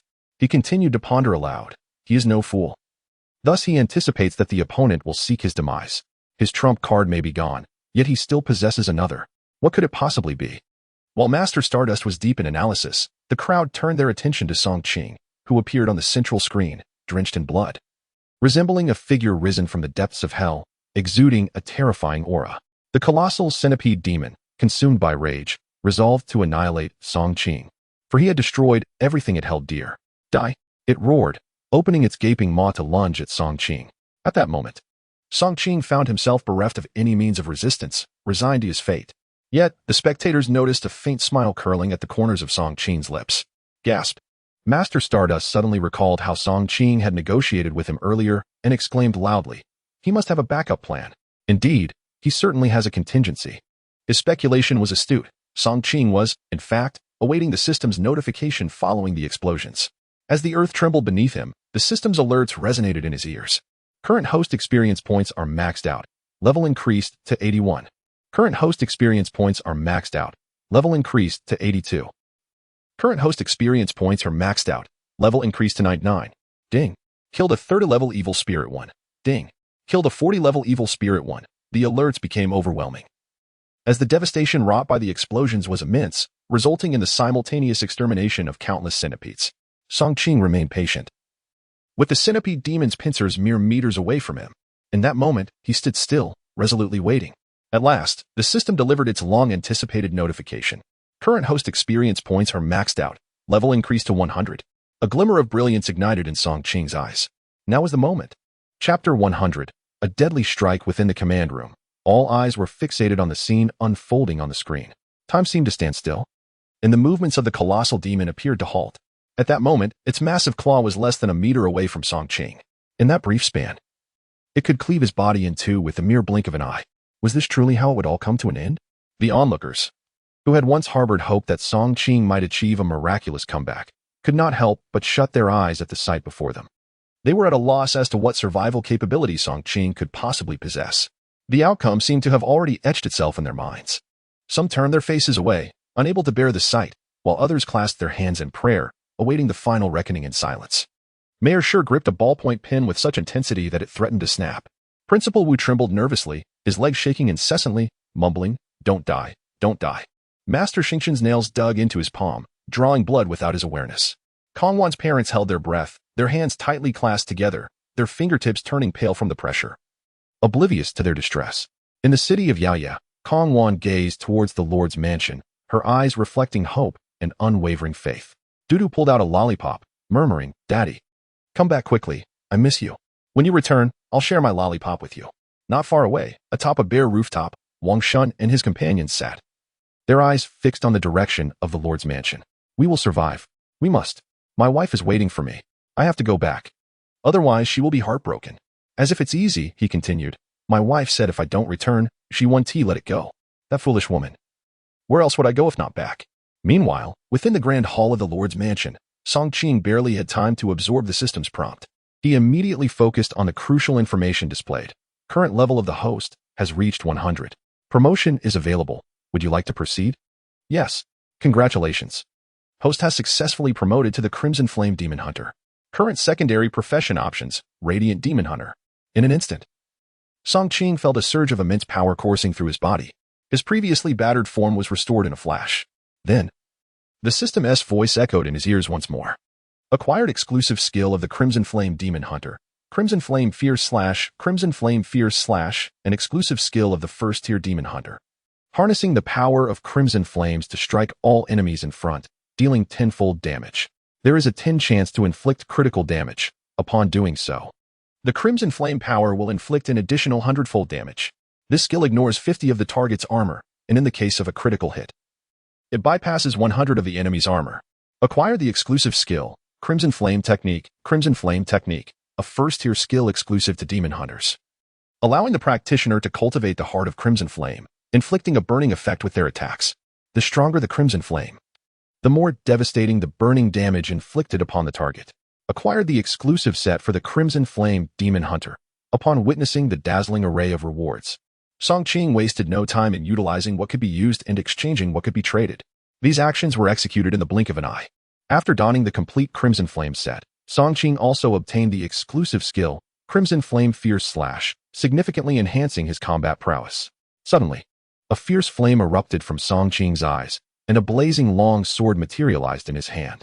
Just as the thousand-legged demon felt its pincers had ensnared Song Qing, an immense force surged from its claws. Instantly, it sensed something was amiss. Damn it, how has he become so powerful? A formidable aura erupted from Song Qing's body, and in an instant, his figure vanished from sight. The thousand-legged demon had never felt such anxiety before and quickly adjusted its stance, preparing to flee. However, Song Qing's voice resonated in its mind. Running away? Apologies, but you shall not escape today. With that, Song Qing swung the blazing longsword towards its head. Crimson Flame Fierce Slash. Song Qing felt the overwhelming might of this skill, far surpassing all abilities he had possessed prior to his class change. Its strength was magnitudes greater than the base attack power of the blood stab. At that moment, he truly sensed the disparity in levels.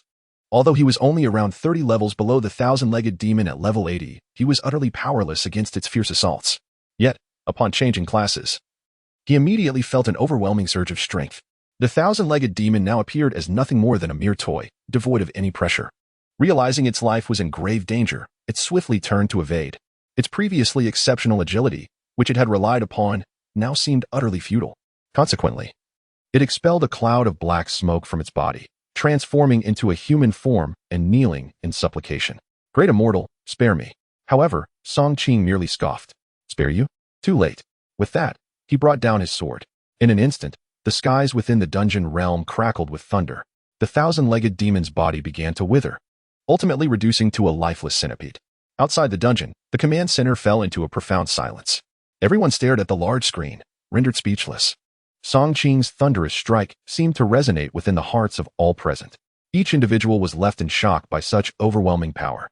This ability transcended what any human could possibly wield. Clap, clap. The sound of applause erupted from the room, initiated by an unknown individual. As applause crescendoed, the entire room resonated with the sound of approval.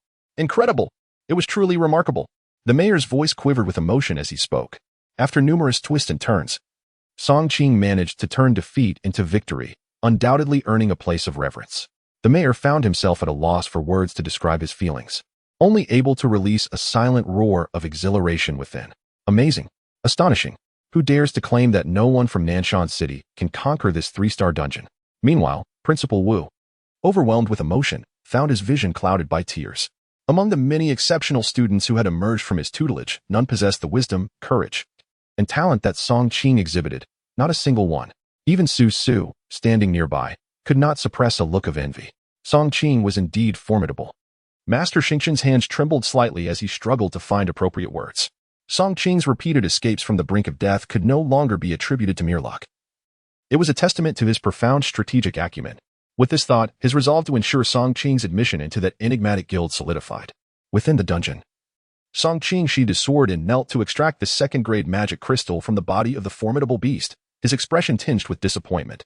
Such a powerful creature. Yet it yielded only a single second-grade magic crystal. How utterly disappointing.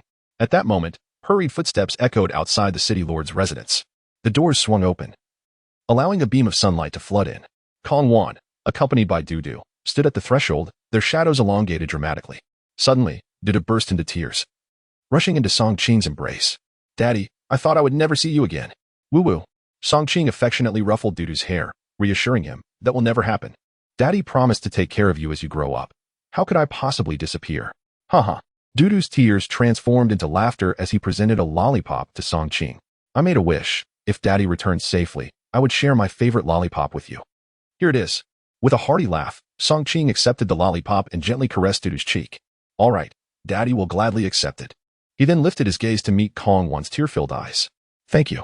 Kong Wan sniffled but could not hold back her tears any longer, bursting into sobs. I was terrified. I thought you. Thought. Just then, a warm arm enveloped her in a comforting embrace. Thank you for looking after the child and for worrying about my safety. But all is well now. With that, Song Qing gently patted her back. Yet, Kong Wan's sobs grew louder. At that moment, footsteps echoed once more outside, followed by the silly laughter of Wang Shun and his companions. Hey, Brother Song Qing.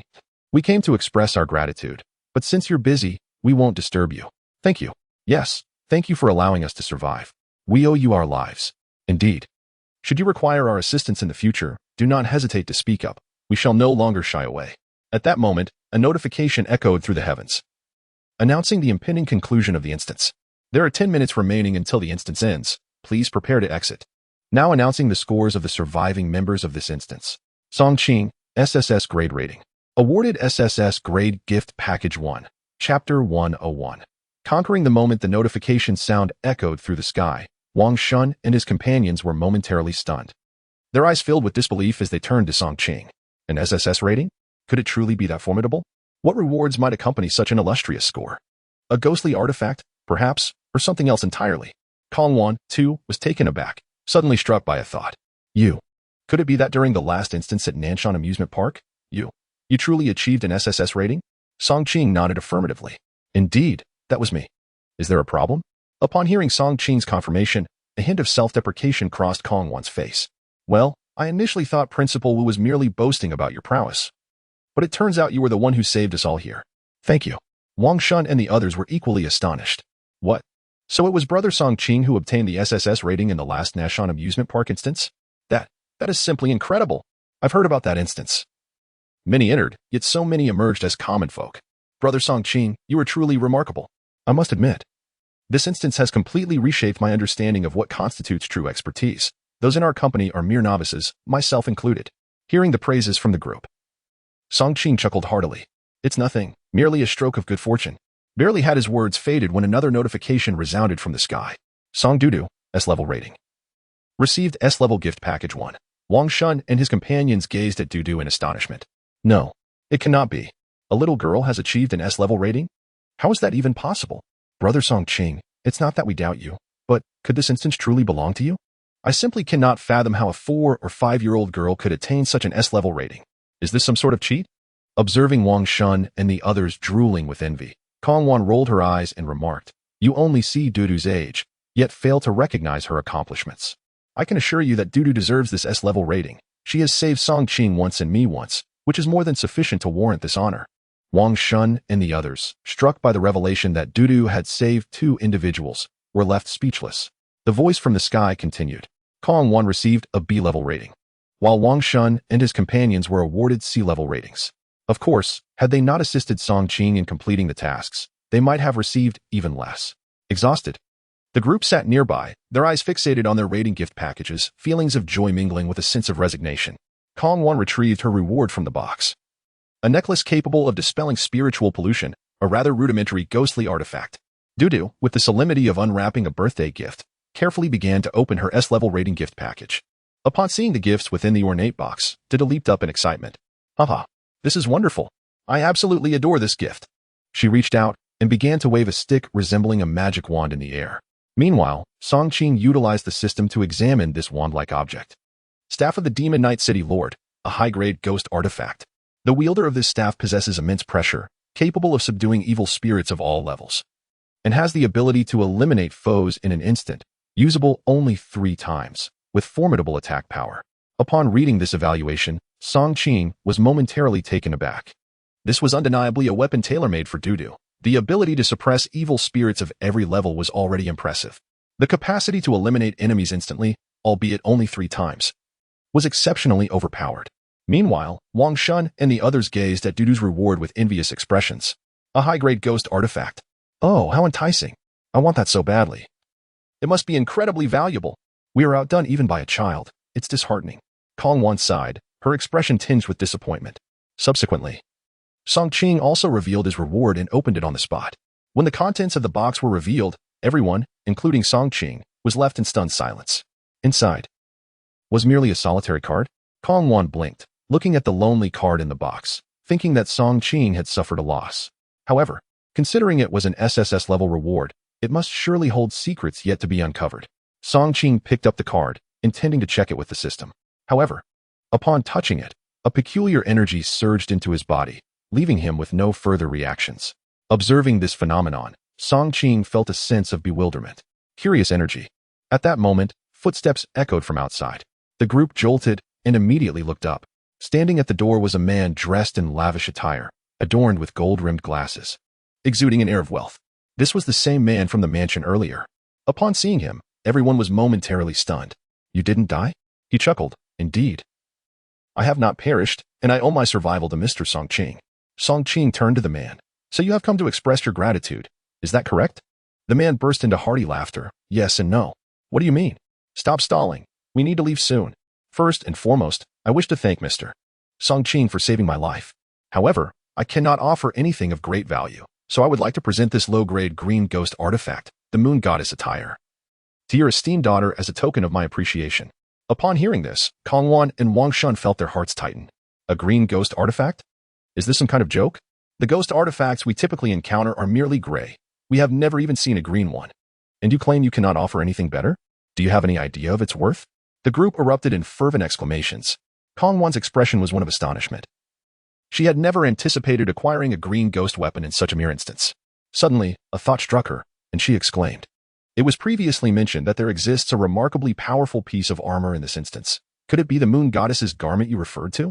The man glanced at Kong Wan, his face illuminating with satisfaction. Indeed, the exquisite piece of equipment spoken of in legend is none other than the Moon Goddess's garment. He then presented an elegantly crafted gift box before Dudu. Looking up at Song Qing and receiving a nod of approval, Dudu eagerly accepted the box and hastily opened it. Inside lay a stunning pink gauze dress, its beauty captivating her. Clutching the dress with delight, Dudu turned to Song Qing and said, "Father, I wish to try it on." Song Qing smiled and nodded, encouraging her, "Go ahead." Thus, Dudu hurried off to a nearby bedroom to change into the dress. Seizing the moment, the man turned his attention to Song Qing. "I actually have another matter to discuss."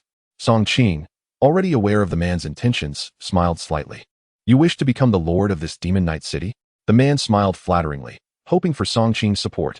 After a brief pause, he seemed to recall something important and quickly added, "By the way, that card in your possession is a universal magic card from the instance." Song Qing raised an eyebrow, examining the card in his hand. "A magic card? Please elaborate." "It's quite simple, really. This card is a relic previously used by the thousand-legged demon to store valuable possessions. As long as you present this card at any Ghost Realm bank within the instance, you can withdraw the items contained within." At this revelation, the group was taken aback. Incredible!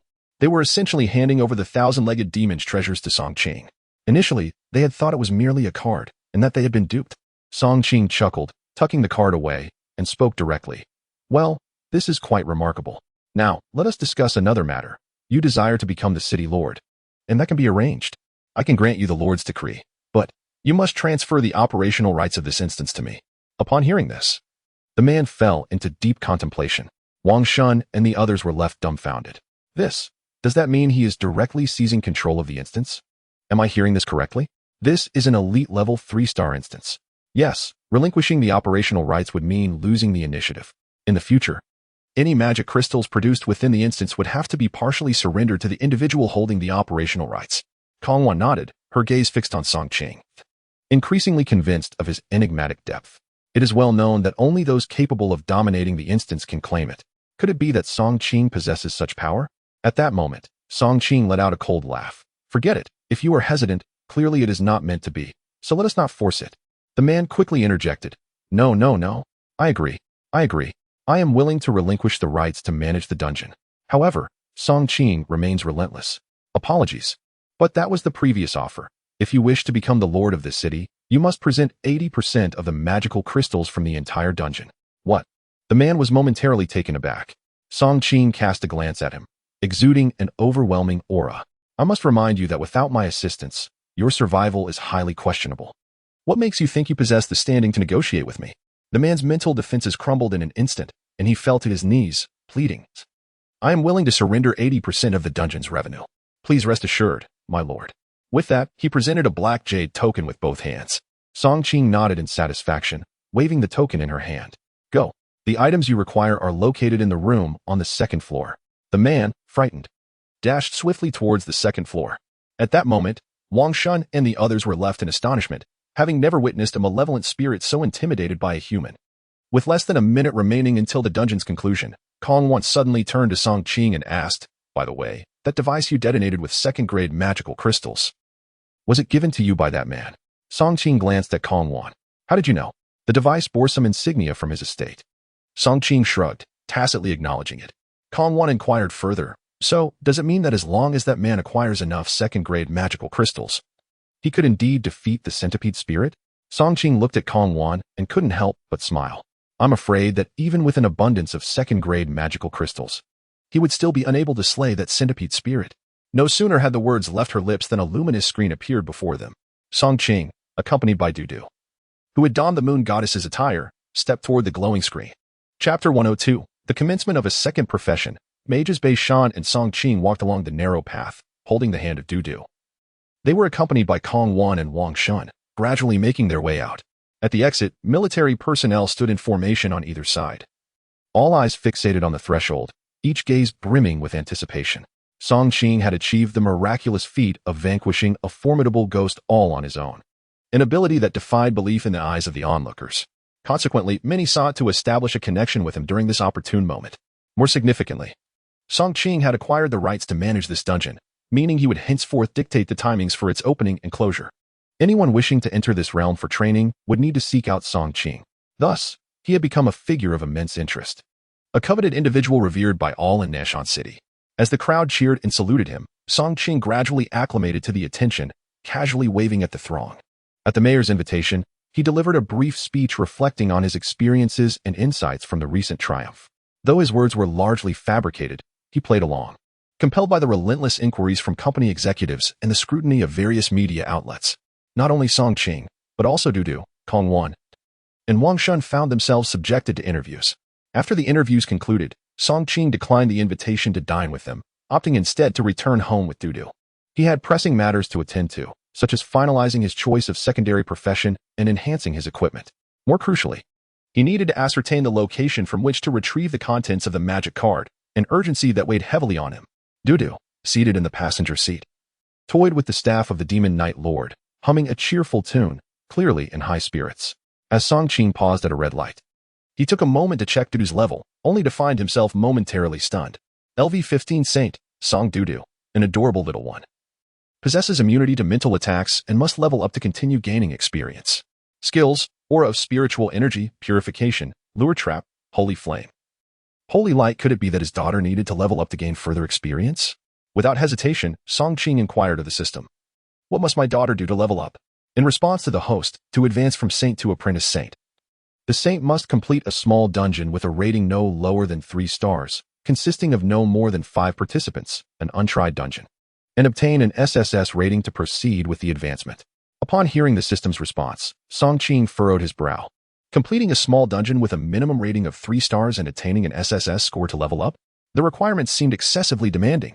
It was well known that the monsters within 3-star dungeons could reach formidable ghost levels, making it exceedingly challenging to clear such dungeons, especially with a smaller party size. Furthermore, achieving an SSS rating for Dudu appeared to be an almost insurmountable task. Song Qing, feeling helpless, pondered while driving how to enable Dudu to complete the upcoming dungeon quest. After all, Dudu needed to reach level 30 to completely rid her body of illness, for the sake of his daughter's health. Song Qing had to swiftly find a suitable dungeon and ensure Dudu's success. Soon, the car arrived at their new home, and Dudu, seated in the passenger seat, had unknowingly fallen asleep. Thus, Song Qing carefully opened the car door, cradled Dudu in his arms, and brought her into the room, gently removing her shoes and coat before tucking her into a cozy blanket. Returning to the study, Song Qing prepared a simple meal while perusing potential dungeons that might allow Dudu to complete her objectives. However, without exception, these dungeons fell short of his requirements. Ultimately, he had no choice but to set the matter aside for the time being. Once again accessing the system, Song Qing located the option for secondary career selection. The reason he had not directly chosen to become a light demon hunter previously was not due to a lack of time, but rather due to careful consideration. After all, he had awakened a new skill, Blood Spike Storm, which completely compensated for his inability to execute area attacks. After a period of contemplation, Song Qing felt that what he truly lacked was a ranged attack skill, an ability to strike enemies from a distance with high damage. The crossbow as his offhand equipment was woefully inadequate, inflicting negligible damage on monsters, and could only handle low-level creatures.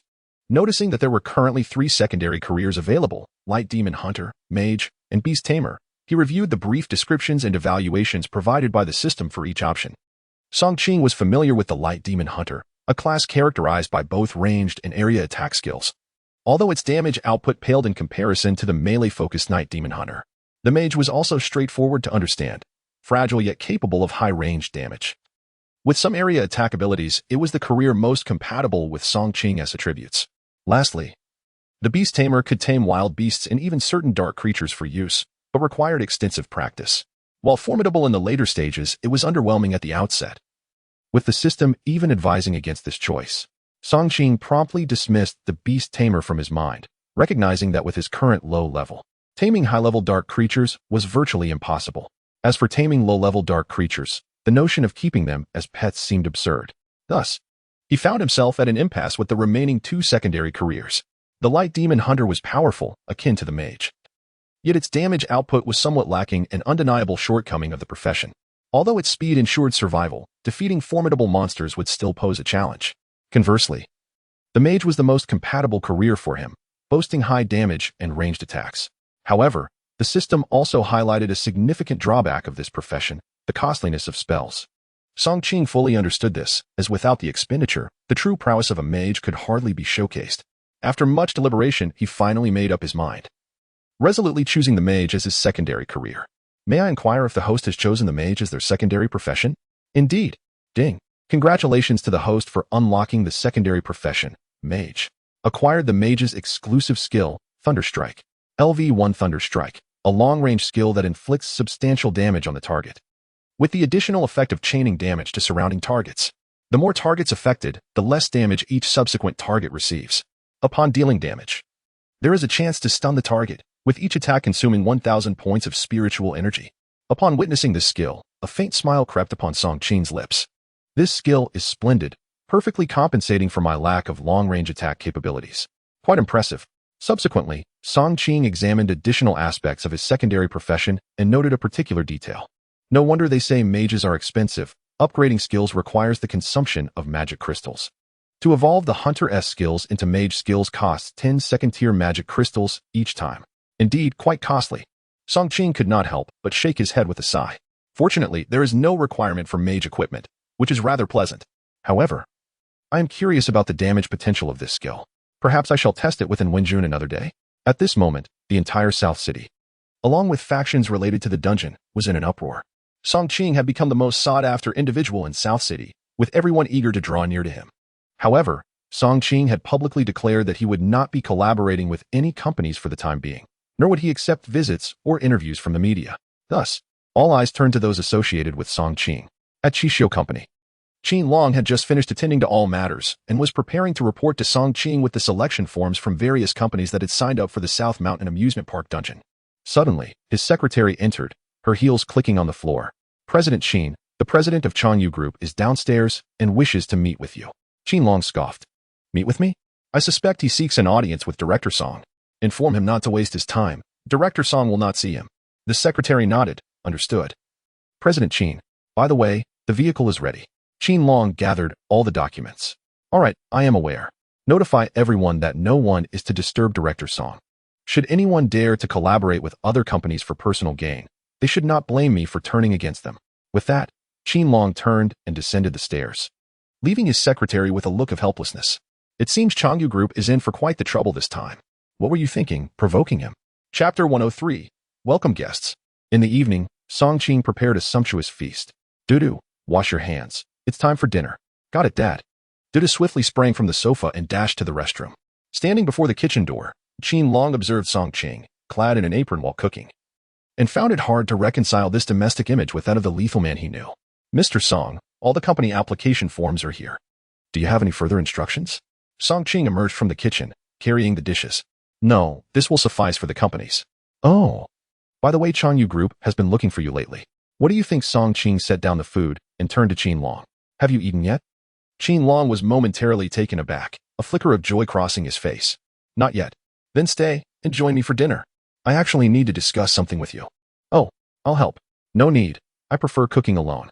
You go ahead. I'll take a look at these documents.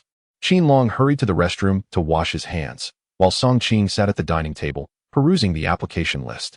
After a brief moment of contemplation, he spoke. Qin Long, tell Changyu Group that those companies can participate in my instances in the future, but the price will double. Qin Long paused, glancing back toward the kitchen. You want to hold it against them? Those people, Song Qing chuckled. There are no eternal enemies, only eternal interests. Besides, Sun Xiao has already been captured. And I practically dealt with my adversaries. Why should I oppose Changyu Group? It's better to earn money. Understood, Mr. Song. Then, Song Qing inquired, by the way. Do you have any information on instances that can be initiated soon? Yes. Qin Long rushed back without washing his hands, pulling out a USB drive and handing it to Song Qing. Mr. Song, I've gathered some upcoming instances, all within Longhua. Song Qing nodded, accepting the USB drive and plugging it into a nearby laptop. However, after scanning through the contents, he still did not find what he desired. Thus, he turned to Qin Long and said, keep an eye out for small instances rated above 3 stars, preferably for fewer than 5 participants. Qin Long froze for a moment, his expression tinged with alarm. Mr. Song, you've already participated in 2 instances this year. Are you sure your body can handle more? Song Qing smiled reassuringly. It's fine. Just go ahead. All right. I'll remember that. I'll wash my hands first. The food you've prepared smells absolutely divine. With that, Qin Long handed Song Qing a card. One last thing. This is the deposit from all the companies. And there are magic crystals in the bank's safe from the Nanshan Amusement Park instance that have been submitted recently. Song Qing nodded, casually placing the card in his pocket. Thank you for your hard work. It's nothing. Qin Long grinned and then headed to the restroom. Gathering the items and preparing for the meal, Dudu held chopsticks, his eyes eagerly scanning the array of sumptuous dishes. Dad, I want to eat that one. And that one too. Song Qing nodded, lifting his chopsticks to serve Dudu his favorite dishes. At that moment, the sound of the doorbell echoed from outside. Qin Long immediately rose, saying, Mr. Song. I will answer the door. Song Qing slightly nodded and continued to serve Dudu. Upon opening the door, Qin Long was greeted by several familiar figures.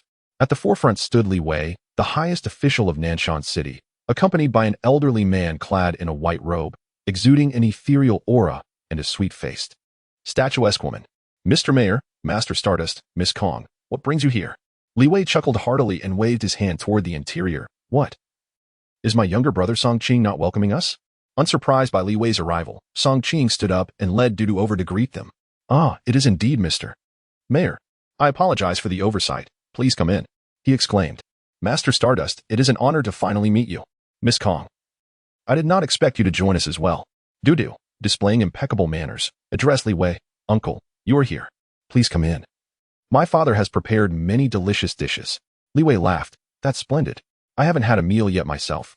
Your father's culinary skills are truly remarkable. As he spoke, Li Wei produced a bottle of wine, shaking it gently. I brought a treasured bottle of fine wine, just perfect to accompany this feast. Song Qing ushered Li Wei into the dining room, while Master Stardust smiled and placed a fruit basket on a nearby table. Mr. Song, I hope we are not imposing. With a smile, Song Qing gestured for Qin Long to bring the others in as well. At that moment, Kong Wan approached, revealing a small box from behind her. Knowing you are affluent, I brought some homemade snacks, hoping Dudu would enjoy them. Song Qing chuckled. Please, come in. Kong Wan glanced at Song Qing, her lips twitching slightly as if she wished to say something. Sensing her expression, Song Qing spoke directly. All right, now that we are here, there is no need for such a heavy psychological burden. I know you wish to express your gratitude, but it is unnecessary. Upon hearing Song Qing's words, Kong Wan felt a slight relief. Thank you. And if you ever need anything from me. Song Qing laughed heartily. Why such a heavy air of the martial world? He then picked up the small gift box, shaking it playfully. I accept this. Consider it a token of thanks. Now, let us not delay further, or the food will go cold. Thus, everyone took their seats at the table, and after a few light toasts, they officially delved into the main topic. The mayor, acting as the intermediary today, initiated the conversation.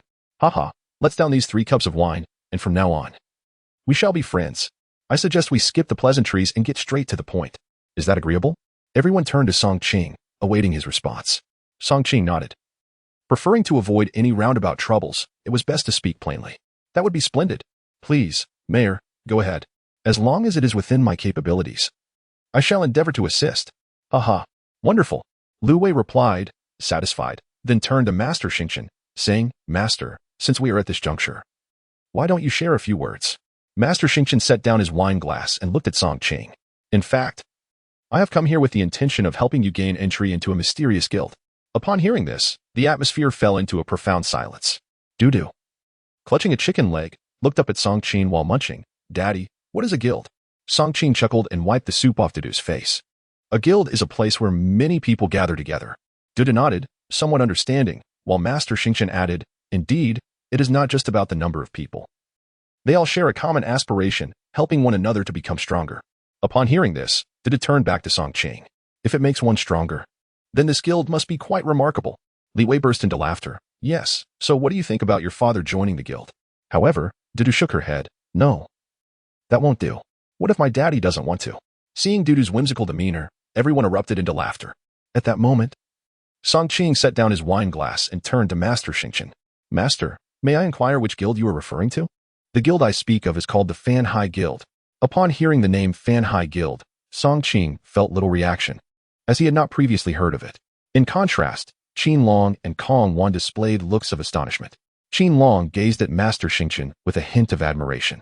"May I ask, Master, is the Fan Hai Guild you mentioned the same as that Fan Hai Guild?" Song Qing felt somewhat perplexed by this line of questioning. "What do you mean? Is it the same Fan Hai Guild? Are you playing a riddle?" Just as Song Qing pondered this, Kong Wan spoke up. "The Fan Hai Guild that Master Xingqian refers to is the supplier for our local dungeon auction center, and it possesses extensive holdings throughout the entire South Sea province." With Kong Wan's explanation, Song Qing immediately grasped the significance of the Fan Hai Guild. Although he had not been particularly concerned with the external powers, he had heard whispers of the Fan Hai Guild, albeit not knowing it by name at the time. This was indeed a major guild, its influence sprawling across the South Sea province, possessing immense power and wealth that could be described as rivaling nations. Yet, Song Qing had not anticipated that Master Xingqian had come to invite him to join the illustrious Fan Hai Guild. Chapter 104, The Prosperous Sea Guild. Upon learning that the destination of the invitation was, unexpectedly, the Prosperous Sea Guild, Song Qing immediately sensed that matters were more intricate than they appeared. After all, his acquaintance with Master Stardust was rather tenuous, having met only once. Thus, it was reasonable to assume that the invitation to join such a prestigious guild might entail considerable resource expenditure. Furthermore, Song Qing was reluctant to owe anyone a favor, leading him to contemplate a polite refusal. However, expressing such sentiments directly might come across as rather hurtful, especially since Mayor Li Wei was acting as an intermediary today. He felt obliged to show some courtesy. With a gentle smile, Song Qing turned to Master Stardust and inquired, "So, you are referring to the Prosperous Sea Guild?" "If that is indeed the case, I must admit I feel somewhat overwhelmed." Master Stardust responded with hearty laughter. "Why do you feel overwhelmed? Given your current prowess, gaining entry into this guild would be a mere formality." Song Qing shook his head. "To my knowledge, the Prosperous Sea Guild is not accessible to just anyone. There are stringent requirements regarding identity. Individuals without connections or resources, like myself, are typically confined to the most basic levels." As he spoke, his tone grew momentarily somber. Li Wei, catching this, chuckled heartily and interjected, "How could you belittle yourself so, Brother Song? With your capabilities, spending some time at the grassroots level will undoubtedly lead you to greater heights." Not only did Li Wei come to his defense, but Kong Wan, standing by, also nodded in agreement. While others may not fully grasp Song Qing's abilities, her prior combat experience with him had left her thoroughly impressed. If Song Qing were unable to thrive within the Prosperous Sea Guild, one could only imagine the prospects for others. Gently resting her hand on Song Qing's arm, Kong Wan quickly withdrew it, feeling it might be inappropriate. "Certainly, your strength is formidable. Gaining entry to the Prosperous Sea Guild would likely be an honor for them. And given your current standing, you are more than capable." Meanwhile, Qin Long nodded vigorously. "Indeed, Mr. Song, while your company may not be vast, possessing 2 3-star dungeons makes you a remarkable presence in Nashan City." Master Stardust nodded approvingly, satisfied that they had alleviated Song Qing's concerns about future prospects. "Yes, Mr. Song. I have great faith in your abilities.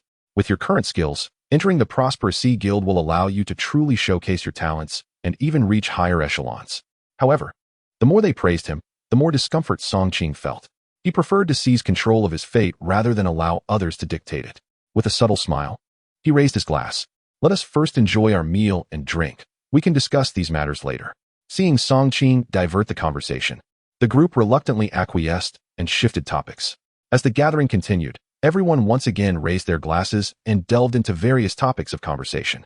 After several rounds of drinks and a delightful array of dishes, Dudu, having had his fill, wandered off to play, leaving a few individuals at the table engaged in light banter. Master Stardust felt a tinge of regret in his heart. He genuinely worried that if Song Qing did not join the Prosperous Sea Guild, it would be a waste of his remarkable talents. However, Song Qing appeared disinclined to dwell on this matter, seemingly uninterested in joining the guild. Thus, he cast a pleading glance towards Li Wei, who, upon noticing, helplessly shook his head. After a moment's contemplation, he spoke up. Song Qing, do you harbor any misunderstandings about the master? His intentions are purely altruistic. He merely wishes not to squander your exceptional potential. Master Stardust nodded fervently in agreement. Indeed. I can assure you that I have no ulterior motives and will not derive any benefits from you. I simply do not wish to see your gifts go to waste. At that moment, Kong Wan also gently nodded, affirming that Master Stardust was indeed recognizing Song Qing's abilities. Seeing the consensus among them, Song Qing let out a resigned sigh, downed his drink, and turned to Master Stardust. Very well, then enlighten me on the advantages of joining the Prosperous Sea Guild. Upon hearing this, Master Stardust's face lit up with excitement as he eagerly responded, there are indeed numerous benefits. The Prosperous Sea Guild is not accessible to just anyone. The entry requirements are exceptionally high. However, once you are in, the experience is worlds apart from life outside the guild. First and foremost, upon joining, you gain the privilege to purchase various ghostly artifacts obtained from dungeons, items that will never appear on the market. At this first mention of benefits, Song Qing displayed little interest. After all, he was sufficiently equipped by the system. Master Stardust, noticing Song Qing's lack of reaction, pressed on. Moreover, the guild offers monthly rewards based on individual contributions, allowing members to receive varying compensations. Song Qing continued to nod, his expression unchanged. Master Stardust, gritting his teeth, persisted. They have senior members leading teams into dungeons to hunt malevolent spirits and various supernatural creatures, ensuring a significantly heightened level of safety. Yet, Song Qing remained unresponsive, causing beads of sweat to form on Master Stardust's forehead. Li Wei, observing the situation, felt a sense of helplessness. Song Qing was simply too formidable. None of the perks Master Stardust enumerated seemed to captivate him. After all, Song Qing possessed the capability to solo a 3-star dungeon, rendering the guild's offerings inconsequential in his eyes.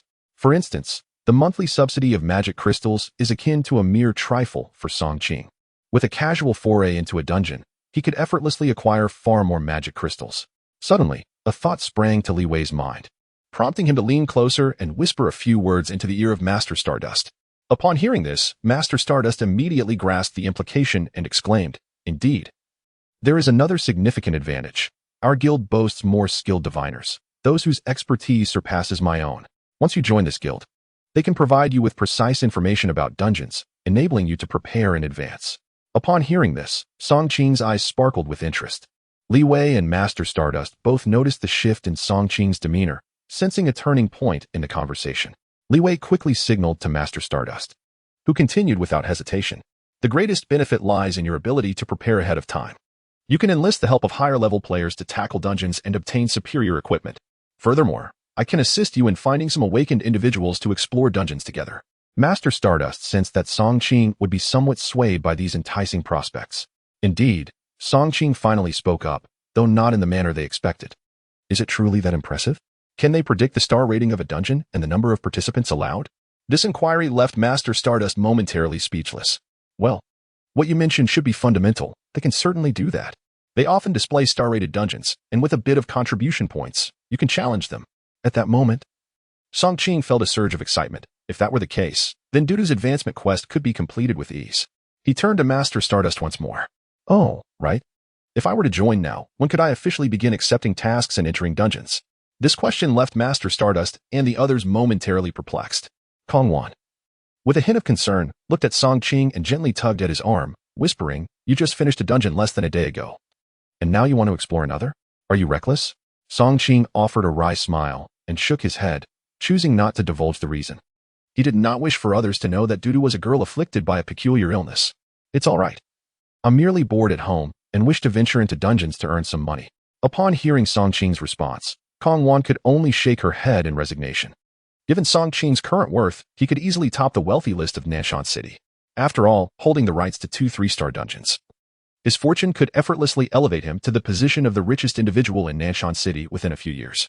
Master Stardust, even more exhilarated, promptly declared, If you agree now, I will call them immediately and expedite your onboarding process. Very well, since you have stated so, I shall express my gratitude to the master. Subsequently, Song Qing raised his wine cup in a gesture towards Master Stardust and drank it down in one gulp. Upon witnessing Song Qing's acquiescence, Li Wei, along with Master Stardust and Kong Wan, could not help but release a sigh of relief. Chapter 105. Intercepted after extensive mediation by Master Stardust, the guild promptly responded. All of Song Qing's conditions met the membership requirements, allowing him to proceed with his application. Upon receiving the news, Song Qing wasted no time. After spending a few days at home playing with Dudu, he formally set off for Qinghai City, the capital of Nanhai Province. Known as the most developed and affluent city in the region, Qinghai City boasts exemplary dungeon exploration levels that rank among the best in the nation. The high-speed train sped towards Qinghai City, with the picturesque scenery along the route filling Dudu with excitement. This marked Song Qing's first long-distance journey with Dudu, and it was evident that Dudu relished the experience. Song Qing sat quietly, introducing the sights outside the window to Dudu. Soon, an announcement echoed through the train cabin. We have arrived at Qinghai City. Passengers should disembark in a timely manner. Hearing this, Dudu settled into his seat with a hint of reluctance. Before long, the train came to a stop. Song Qing gathered his belongings and, along with Dudu, disembarked as though they were ordinary travelers. At the train station's exit, a gray sedan suddenly opened its doors. Master Stardust approached, waving at Song Qing and Dudu. Ah, I didn't expect you to take the train instead of flying. I hope I haven't kept you waiting. Song Qing gently shook hands with Master Stardust. Not at all. I appreciate your assistance. The latter chuckled heartily and ushered Song Qing and Dudu into the car. Inside, Master Stardust presented an array of materials regarding the Fanhai Guild to Song Qing. These contain information about the members and resources within the guild. Feel free to peruse them. Song Qing nodded, carefully examining the documents. He had to admit that the Fanhai Guild was indeed impressive, teeming with talented individuals. However, his interest in the guild was primarily due to the resources they possessed for sharing dungeon explorations. Such resources were invaluable to him, akin to receiving experience points. After all, he needed to level up, and it was essential to have access to prime locations for dungeon runs, especially since he wished to help Dudu level up as well. Previously, he had encouraged Qin Long to establish a company to expand his resources, enabling him to acquire more dungeon opportunities sooner. This would allow Dudu to reach level 30 quickly, become an envoy, awaken the holy light baptism skill, and rid himself of the lingering maladies within. After reviewing the materials, the car halted in front of an imposing edifice. The words Fanhai Guild prominently displayed at the top. This is the headquarters of the Fanhai Guild. Since you haven't officially joined yet, please follow me. Master Stardust said with a smile, guiding Song Qing and Dudu into the building. Along the way, Dudu's eyes were wide with curiosity, captivated by the surroundings. Upon reaching the 36th floor, designated for new employees to complete their onboarding procedures, Song Qing encountered a front desk attendant clad in a traditional qipao, who greeted him with a warm smile.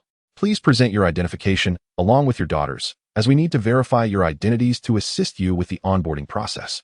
Nodding in compliance, Song Qing placed both his and Dudu's documents upon the desk. After the qipao-clad attendant processed the documents, she returned them with a hint of regret etched on her face. I apologize, Mr. Song Qing, but the system indicates that you are currently unable to enter the guild. Upon hearing this, Song Qing was momentarily taken aback, disbelief evident in his expression. That cannot be. Could you please double-check for any errors? The attendant shook her head slightly.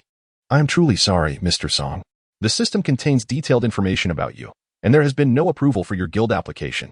Furrowing his brow, Song Qing swiftly dialed the phone number of Master Xingqian. What is the matter? Has Song Qing not completed his onboarding yet? Master Xingqian, having been momentarily delayed by an old acquaintance on his way, was caught off guard by the news that followed. The onboarding process has failed. They claim they have not received approval for my application. The gravity of this revelation stunned Master Xingqian, prompting him to respond urgently, wait there. I will be there immediately. After ending the call, Song Qing reclaimed his documents. Within 2 minutes, Master Xingqian arrived, breathless and agitated. What on earth is happening? The qipao attendant, exuding a sense of helplessness, recounted the entire situation to Master Xingqian. Listening intently, Master Xingqian's expression morphed into one of indignation as he slammed his hand on the table, exclaiming, Damn it, they intercepted my application. Is this how they operate? He then assured Song Qing with a few calming words, I apologize for the inconvenience. There has been a minor issue, but I assure you, you will gain entry to the guild. Please trust me. With a slight smile, Song Qing took Dudu to a nearby lounge area to relax. The two enjoyed coffee and engaged in cheerful conversation about their gaming experiences, seemingly unaffected by the turmoil. In stark contrast, Master Xingqian was seething with frustration. Despite having meticulously arranged various applications for Song Qing, he was thwarted by rival factions within the company. This adversary, with whom he had a history of grievances, had caused chaos that now fell upon his shoulders, igniting a fire of fury within him. He tirelessly made several calls, leveraging every connection at his disposal, only to discover that the headquarters had already issued approvals, rendering any attempts to reclaim the quota futile. This is outrageous. Master Xingqian erupted, kicking over a nearby trash bin in a fit of rage, unable to suppress his mounting anger. I must report this matter to the higher-ups immediately. However, just as he was about to depart, a man hurried over and grasped his arm. Master, wait a moment. If you proceed in this manner, it may adversely affect your standing. I believe it would be prudent to wait a little longer. There are still openings available next month. Yet, Master Stardust was not swayed by such reasoning. Why should he wait? After all, he had worked tirelessly to recruit Song Qing. If this matter hindered their entry, it would haunt him for a lifetime. What a jest. Why should I be the one to wait? Do you have any idea how difficult it was for me to find Brother Song Qing? Is it truly amusing for you to seize the opportunity like this? The man shook his head in resignation. He was from the Secretariat, merely executing the directives of his superiors, devoid of decision-making power. Nevertheless, as a member of the Secretariat, he had a duty to assist his superiors in resolving complications. A glimmer of inspiration crossed his mind. I have a splendid idea that could facilitate your friend's entry into the Stardust organization. Upon hearing this, Master Stardust immediately grasped his implication. I have already submitted my application. He jumped the queue and claimed the spot. Are you suggesting I participate in the competition to reclaim that opportunity? The man offered an awkward smile.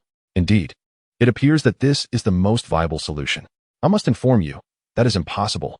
He is the one who disregarded the rules, not I. Even if this escalates to a tremendous uproar, I shall not yield. Observing Master Stardust's demeanor, the man chuckled softly.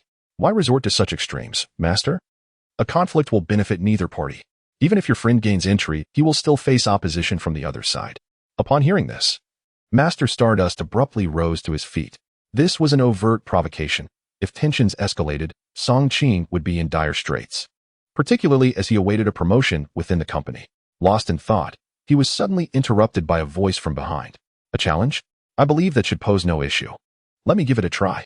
Song Qing had overheard their entire conversation and felt it unnecessary for Master Stardust to confront the other party. More importantly, he was unwilling to wait another month, prompting his decision to participate in the competition for the available spot. Master Stardust was momentarily taken aback, turning to face Song Qing, his expression filled with frustration. Mr. Song, I sincerely apologize. This predicament is my fault for not securing the application in a timely manner. I merely intended for you to sign, yet I was outmaneuvered. Song Qing smiled gently, his demeanor exuding nonchalance. It is of no consequence. I have grown accustomed to such situations. Besides, it is merely a competition. If I cannot even triumph in this contest, what significance does the guild hold? Thus, Song Qing accepted the challenge. Chapter 106. The deadly gas station. The competition was scheduled to take place 3 days hence, and Song Qing felt no trepidation. Rather, he was curious about the format of the impending contest. Time flew by, and on the third day, at the 33rd floor of the Fan High Guild headquarters, Master Stardust wore a visibly grim expression, having evidently just endured a heated argument. Opposite him sat a man of similar age, adorned in a traditional Tang suit, his visage betraying a faint, enigmatic smile. Goodness, Master Stardust, at your age, why do you still harbor such ire? Come, sit down and enjoy a cup of tea to soothe your spirit. Master Stardust, however, merely huffed in indignation. I cannot believe your despicable nature. I once held you in high regard. How blind I was. To resort to foul play in the competition is utterly vile. The man in the Tang suit appeared unfazed by the scorn directed at him, instead wearing an air of smug satisfaction. I have long advised you to join me. Together, we could conquer the world. Wouldn't that be delightful? Dream on. I assure you, this time you shall not succeed. I will inform the elders of this matter, and you will face justice. Very well. Since Master Stardust refuses my companionship, let it be. I shall consider our previous conversation forgotten. We shall soon see whose prowess reigns supreme. With that, he clapped his hands and called toward the adjacent room. Zhengwen, Zhengwu, are you not yet prepared? As his words fell silent, the door to the next room creaked open, revealing 2 men, one tall and robust, the other shorter and lean. The taller man exuded an intimidating aura, his fierce countenance capable of instilling fear in the hearts of ordinary folk. His muscular frame suggested explosive strength. Beside him stood the shorter man, whose slight build belied a far more menacing presence. Upon sighting these two, even Master Stardust's eyelids twitched involuntarily. Damn it. How could it be these two killers? It seems I must prevent Song Qing from proceeding today. While others may not be well acquainted with the brothers Zheng Wen and Zheng Wu, Master Stardust was all too familiar with them. The slender brother, Zheng Wen, though appearing frail, was a cold-blooded killer. He had unexpectedly awakened the Mad Wolf martial spirit. When he struck, death was certain. For years, he had carried 2 black gold daggers, high-ranking ghostly artifacts obtained from a 4-star dungeon. More crucially, Zheng Wen was exceptionally astute, having navigated over a dozen dungeons and amassed vast experience. His brother, Zheng Wu, was tall and well-built, having trained in martial arts since childhood. Legend had it that at the age of 9, he could contend with the lone wolves of the north. And by 15, he had slain a ferocious tiger with his bare hands. Like Zheng Wen, he awakened the battle bear martial spirit years ago. Possessing tremendous strength and wielding an ebony ghostly blade, another high-ranking ghostly artifact. Old Nine. Zheng Wen and Zheng Wu approached the elderly man clad in traditional Tang attire, kneeling respectfully while clasping their fists in greeting. The old man chuckled heartily and gestured towards Master Xingqian, who stood not far away. Come, pay your respects to Master Xingqian. You've met him before. The two brothers obediently bowed towards Master Xingqian, but their expressions betrayed a hint of disdain. Master Xingqian's eyelids twitched with increasing intensity. Old Yo, you truly have a knack for trouble, bringing 2 assassins here. Are you deliberately seeking confrontation with me? Old Gio lifted his teacup, his eyelids slightly raised. Brother Xingqian, I'm extending you a courtesy. If you allow your 2 companions to leave shortly, we can consider this matter settled. Otherwise, I fear they may enter with their lives but leave without them. Just as Master Xingqian prepared to retort, he hesitated. Recalling the formidable prowess of Zheng Wen and Zheng Wu, these individuals possessed the strength to conquer a 3-star dungeon solo and could hold their own against lesser malevolent spirits. As Master Xingqian contemplated conceding the competition, the elevator doors suddenly swung open. Soon after, Song Qing entered the hall, holding Dudu's hand. Upon seeing Master Xingqian, Dudu joyfully exclaimed, Grandpa, we're here. Master Xingqian forced a strained smile. Mr. Song Qing, Dudu, welcome. Noticing the peculiar expression on Master Xingqian's face and glancing at the others in the room, Song Qing surmised that a conflict had recently transpired. Ah, we've arrived. By the way, when will the drawing take place? Hastily, Master Xingqian leaned closer to Song Qing and whispered, The elder seated here is old Lin Jiao, a cunning man with many formidable allies. He is deliberately causing trouble. We are no match for him. This will be my debt to you. Next time, I promise to facilitate your entry into the guild. Upon hearing Master Xingqian's words, Song Qing frowned slightly. He was determined not to miss this opportunity. As for the formidable opponent, that was the least of his concerns. He hardly believed he would encounter anyone truly formidable, especially since he had the advantage of enhanced capabilities. Thus, he promptly interrupted Master Xingqian. I apologize, Master Xingqian, but there is something I must clarify. Master Xingqian felt a pang of anxiety at Song Qing's reaction, sensing that he would not abandon the competition as he had hoped. As expected, Song Qing voiced his opposition to Master Xingqian's intentions. Master, first and foremost, I do not require a favor from you. This is crucial. Secondly, as I mentioned on the way here, I must enter the guild this time. I will not select another opportunity. Seeing Song Qing's steadfastness, Master Xingqian felt somewhat helpless. Why? Why not avoid the confrontation? Song Qing observed that Master Xingqian was intent on persuading him to withdraw, and he glanced at Dudu. Was the impending end of summer vacation a sufficient reason to press on? Upon hearing Song Qing's words, Master Stardust found himself at a loss for words. Could this truly be considered a reason?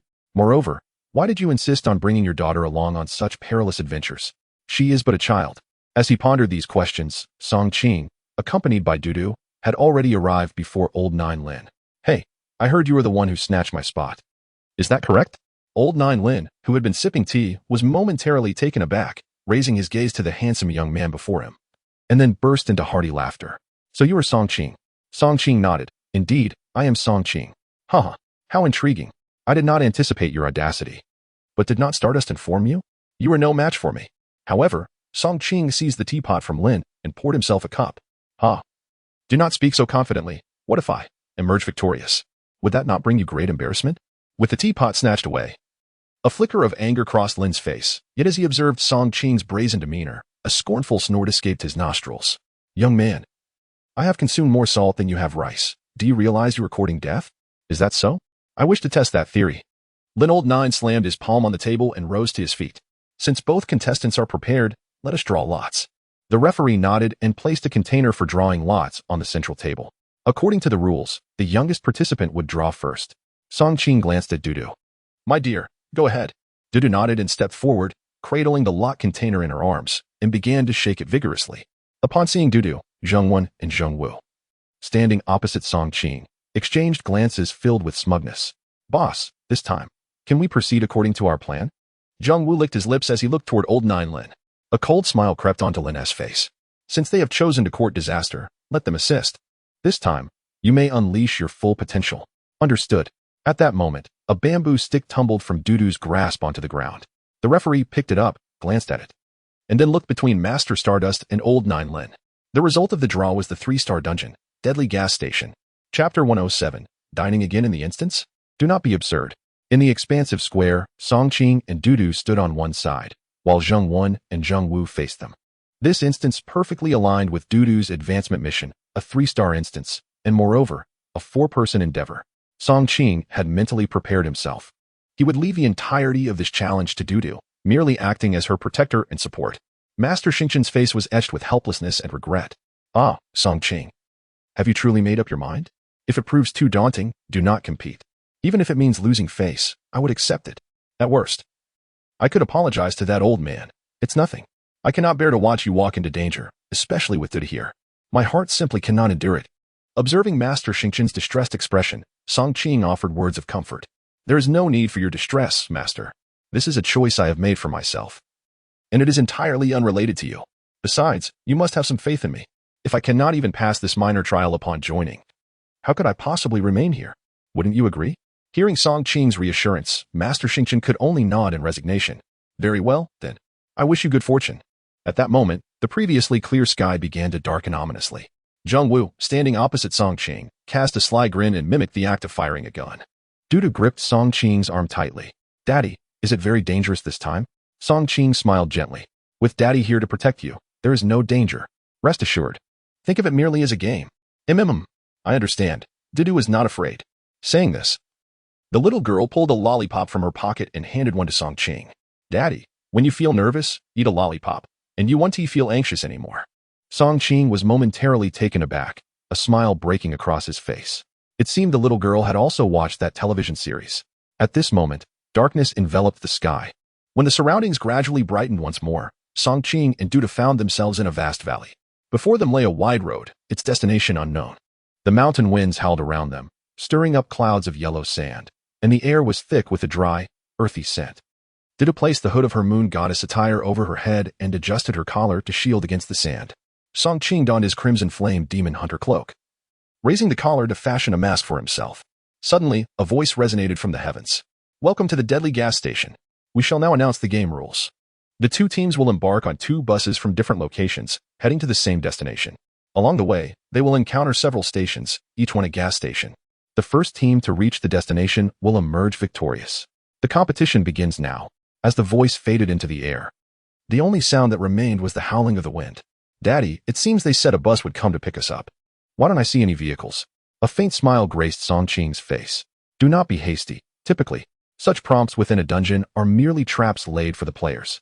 I suspect the bus is certainly not here. We must seek it out. Upon hearing this, Dudu's eyes brightened, and he dashed towards the adjacent road, scrutinizing both sides intently. However, after a brief period of observation, he discerned neither vehicles nor any other clues. Father, it seems there are no buses. Where shall we search for one? Song Qing shushed him and immediately unleashed his 6th sense. In an instant, everything within a several-kilometer radius lay within his grasp. He soon detected a bus at a certain location down the mountain, although it had yet to start. Thus, Song Qing promptly informed Dudu, it appears we must descend the mountain. Descend? Dudu was perplexed until Song Qing led him to the edge of the cliff, revealing the bus below, at which point he understood. So high up? Father, how shall we go down? Are we to walk? Song Qing smiled reassuringly. Do not fret. The bus will undoubtedly arrive here. We shall wait. All right, father.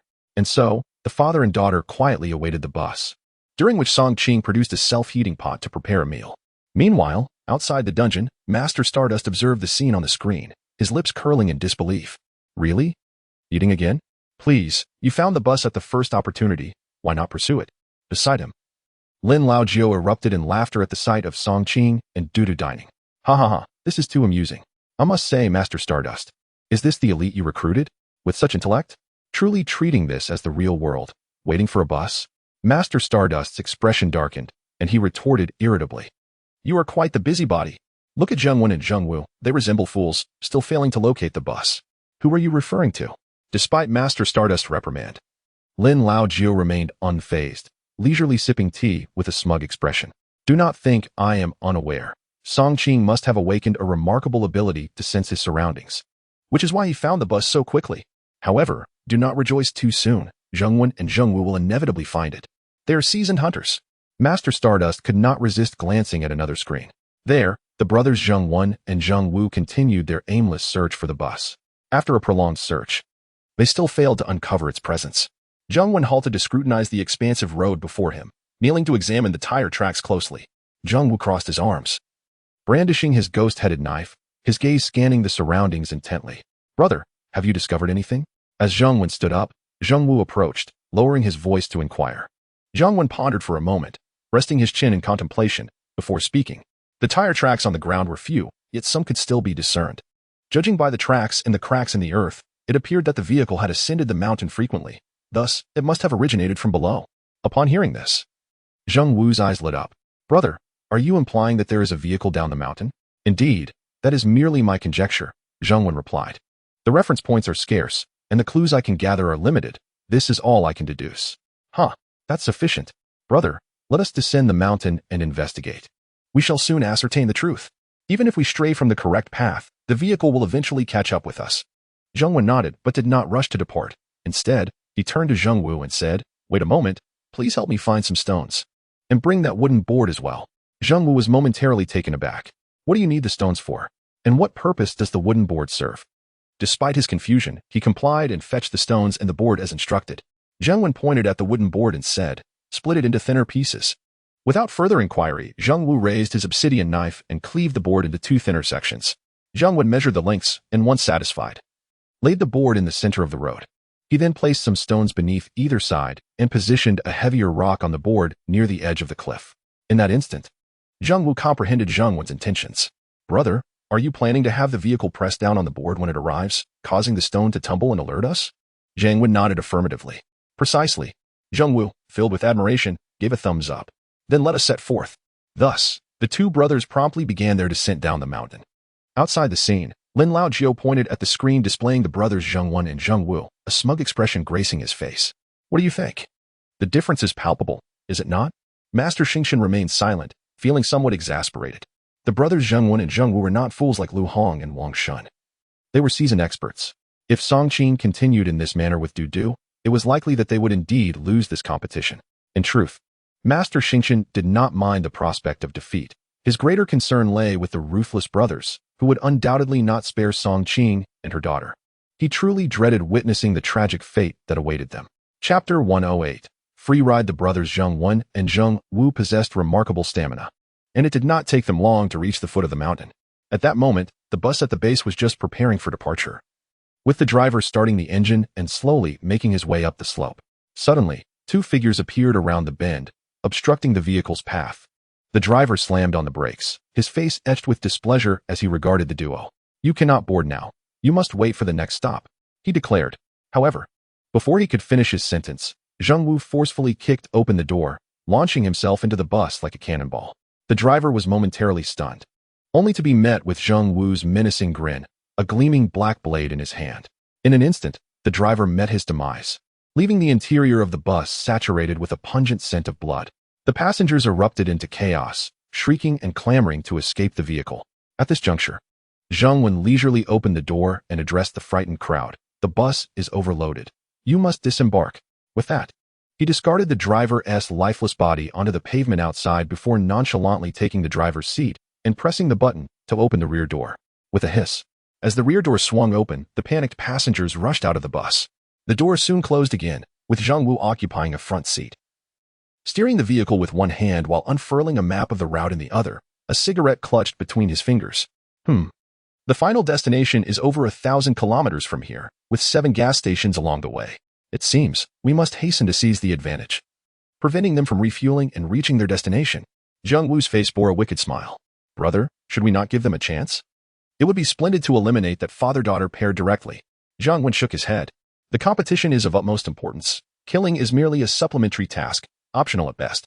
We must not lose sight of our primary objective. Understood, brother. Despite his imposing physique, Zhang Wu exhibited unwavering obedience to Zheng Wen, as Zheng Wen accelerated down the road. On the other side, Song Qing and Dudu had just finished their meal and were following an exercise routine displayed on their phones. Daddy, your movements aren't quite right. Look, you need to do it like this. Dudu instructed, demonstrating the proper form. This scene brought unrestrained laughter to Lin Laojiu, observing from outside the scenario. Ha. My dear Stardust, what kind of lively characters have you assembled here? Ha. This is utterly hilarious. Master Stardust, however, found himself at a loss for words. While he could overlook the earlier self-heating meal, he wondered if it was excessive to engage in exercise on the roadside for digestion. Couldn't they have spared the energy spent on calisthenics to seek a bus down the mountain instead? Yet, the situation had unfolded, and he could only fret silently.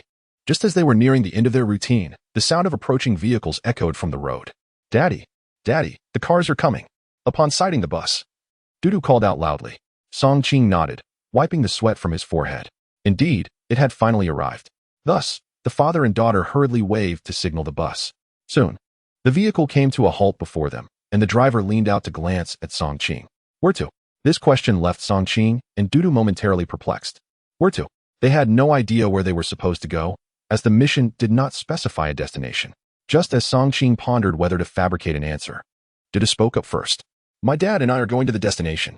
All right, then come aboard. Song Qing felt a wave of confusion. Could it really be that simple? However, he quickly chuckled to himself in self-deprecation. Children are the most innocent and unguarded, yet they also possess an uncanny ability to disarm others. He realized he had been overly cautious, leading to this situation. With a smile directed at the driver, Song Qing took Dudu's hand and boarded the bus. Inside the bus, only Song Qing and Dudu were passengers. The driver appeared somewhat unapproachable, and Song Qing maintained a degree of wariness. As the doors closed, the driver did not start the engine, which made Song Qing uneasy. Sure enough, the driver turned to look at Song Qing and Dudu. The fare to the destination is 3,000 first-grade magic crystals. Upon hearing this, Song Qing furrowed his brow. 3,000 first-grade magic crystals equated to 3 second-grade crystals. Although he possessed them, the price was exorbitant.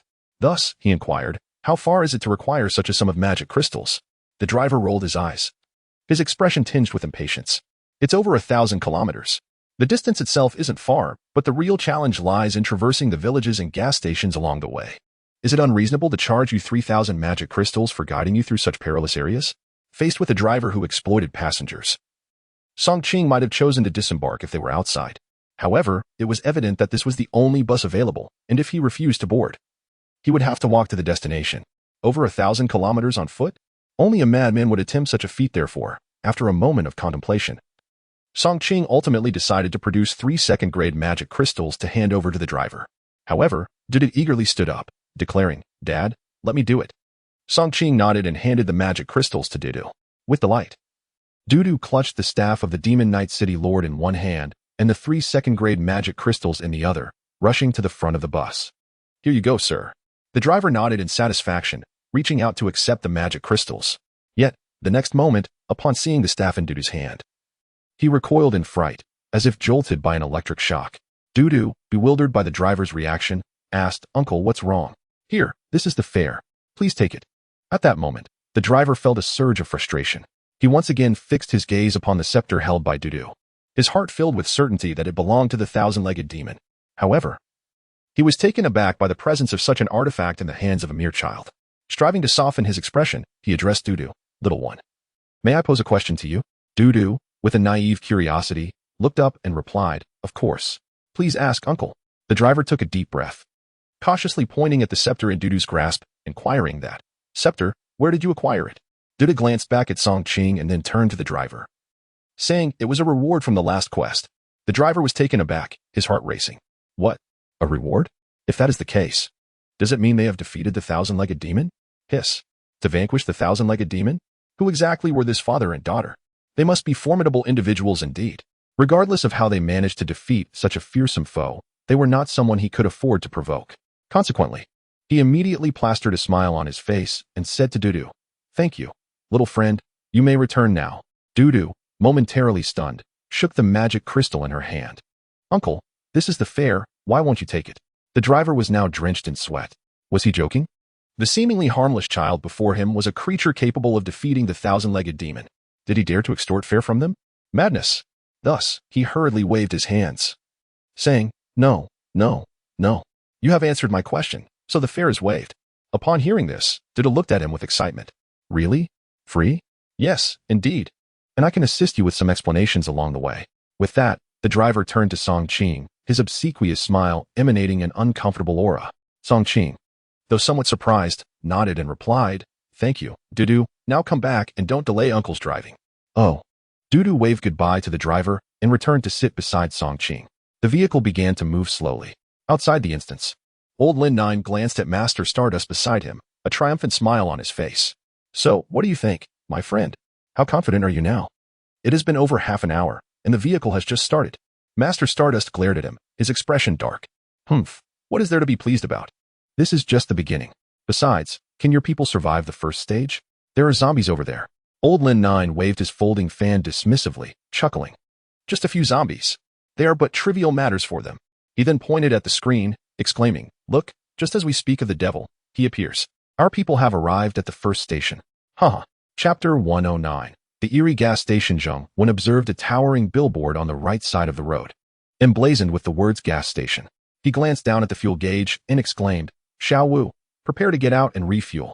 Zheng Wu, who had been resting in the back, immediately opened his eyes, brandishing the long knife in his hand as he peered out the window. A sudden screech of brakes echoed as a massive bus came to a halt at the gas station. Zheng Wu leapt through the broken front door, stretched his limbs, and surveyed his surroundings. It seems so tranquil here. "Brother, is there really no issue?" At that moment, Zheng Wen nimbly ascended to the roof of the vehicle, scanning the area for potential threats. "I haven't spotted any danger for now, so hurry up and refuel the vehicle." With that, Zheng Wen jumped down, unzipping his backpack to reveal several fist-sized ZDs. He swiftly connected the ZDs with fuses, setting the detonation method before approaching the gas station's fuel pumps, placing each one carefully atop them. Zheng Wu, feeling the urge for a smoke, retrieved a cigarette from his pocket. Just as he was about to light it, a swift hand knocked it from his grasp. "Are you trying to get us killed?" Zheng Wu suddenly realized the gravity of the situation, breaking into a cold sweat and offering an awkward smile. "I forgot, brother. The craving hit me. Why don't you refuel first? I'll go over there for a smoke." Zheng Wen sighed, reluctantly accepting the fuel pump. He pointed to a distant area. "If you're going to smoke, do it far away. Don't endanger us both." "Understood, brother." Zheng Wu cheerfully picked up the discarded cigarette and darted off into the distance. Zheng Wen began to refuel the vehicle, but the antiquated gas pump operated at a painfully slow pace, and the bus's large fuel tank seemed insatiable. After a considerable amount of time, it was still not full, leading him to suspect that they were being deliberately kept there. He shouted to Zheng Wu, "Stop just smoking and keep an eye on your surroundings." Zheng Wu quickly rose from his perch on a rock, his gaze scanning the vicinity. The roadside appeared eerily quiet, devoid of any signs of trouble. Suddenly, Zheng Wu sensed something amiss behind the gas station. "Brother, I'll check out the back." Zheng Wen furrowed his brow. "Be careful." He brandished his dagger, his eyes still fixed on the fuel gauge. "Hurry up, damn it, faster." Zheng Wu, wielding his obsidian blade, cautiously made his way to the rear of the gas station. However, the moment he lifted the curtain of the adjoining room, a wave of danger washed over him. A decaying zombie dog lunged at him, its gaping maw wide open. "Damn it," Zheng Wu cursed, swinging his blade with force. With a sickening thud, the creature was cleaved in two, though its jaws continued to snap in a grotesque dance. All of this transpired in the blink of an eye, scarcely taking 2 seconds. Upon hearing the sounds of combat behind him, Zhang Wen immediately sensed something amiss and urgently inquired, "Xiao Wu, what is happening?" "Brother, there are zombies. Probably dozens. No, hundreds. They're coming. Be careful." In an instant, the entire gas station seemed to awaken with zombies, each one baring its teeth and lunging forward. "What should we do, brother? Fight or flee?" Zheng Wu dashed to Zheng Wen's side, his voice tinged with urgency. Zheng Wen glanced at the fuel gauge, frustration boiling over as he kicked the fuel tank. "Damn it, we've barely filled half. We can't reach the next gas station. We fight." "All right." Zheng Wu immediately regained his composure, the gleaming black blade in his hand shimmering ominously. A horde of zombies surged forward, their claws and teeth bared, rushing toward the two brothers.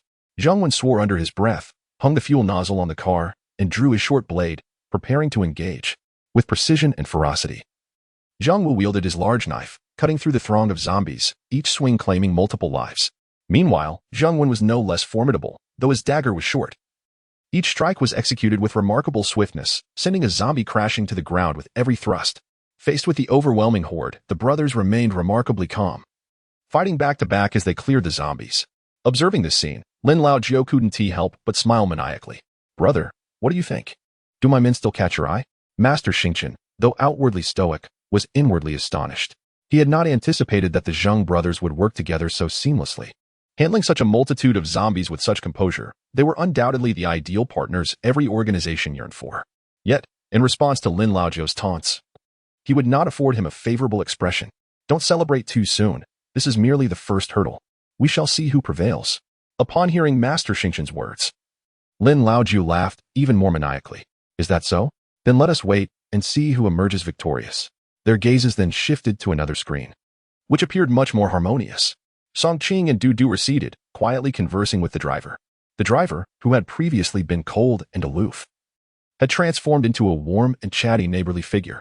Brother Song Qing, am I driving all right? Song Qing felt a sense of exasperation. The man had been chattering nonstop like an incessant fly.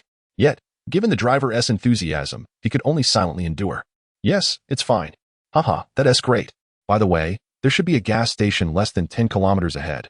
We might need to refuel there. All right, let us refuel. But there are quite a few zombies at that gas station. Just moments ago, the listless Song Qing instantly perked up upon hearing those words. Zombies? Indeed. They may not be formidable, but their numbers are overwhelming. It seems we shall likely waste some time over there. Song Qing pondered for a brief moment. No worries. When the time comes, you provide support, and I shall take charge of dispatching the zombies. Upon hearing Song Qing's words, the driver beamed with a broad smile. That's wonderful. That's wonderful. As they spoke, Song Qing and Dudu spotted a massive billboard in the distance, inscribed with the words gas station. Just ahead lies the gas station. My brother Song Qing, we must exercise caution. Song Qing nodded and released his consciousness, immediately perceiving hundreds, if not thousands, of zombies emerging in the distance. Sensing the presence of these zombies, Song Qing felt a wave of relief wash over him. Although these zombies appeared fearsome and moved swiftly, their level was merely around 30. Akin to lesser evil spirits. To Song Qing, a level 30 evil spirit was hardly different from a level 1. Turning to Dudu, Song Qing said, Daughter, stay put in the car. Wait for Daddy to return, all right?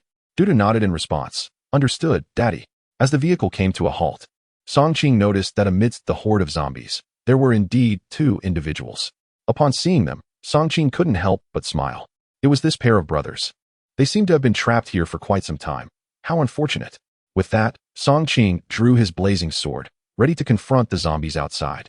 Meanwhile, the brothers Zheng Wen and Zheng Wu, encircled by the horde, were struggling to hold their ground. Brother, the number of zombies is overwhelming, exclaimed Zheng Wu. Damn it. It appears we underestimated them. Just a bit more, and the tank will be full. At that moment, the towering Zheng Wu, after cleaving a zombie attempting to charge in, was suddenly captivated by a nearby bus. Brother, it's them. They've arrived.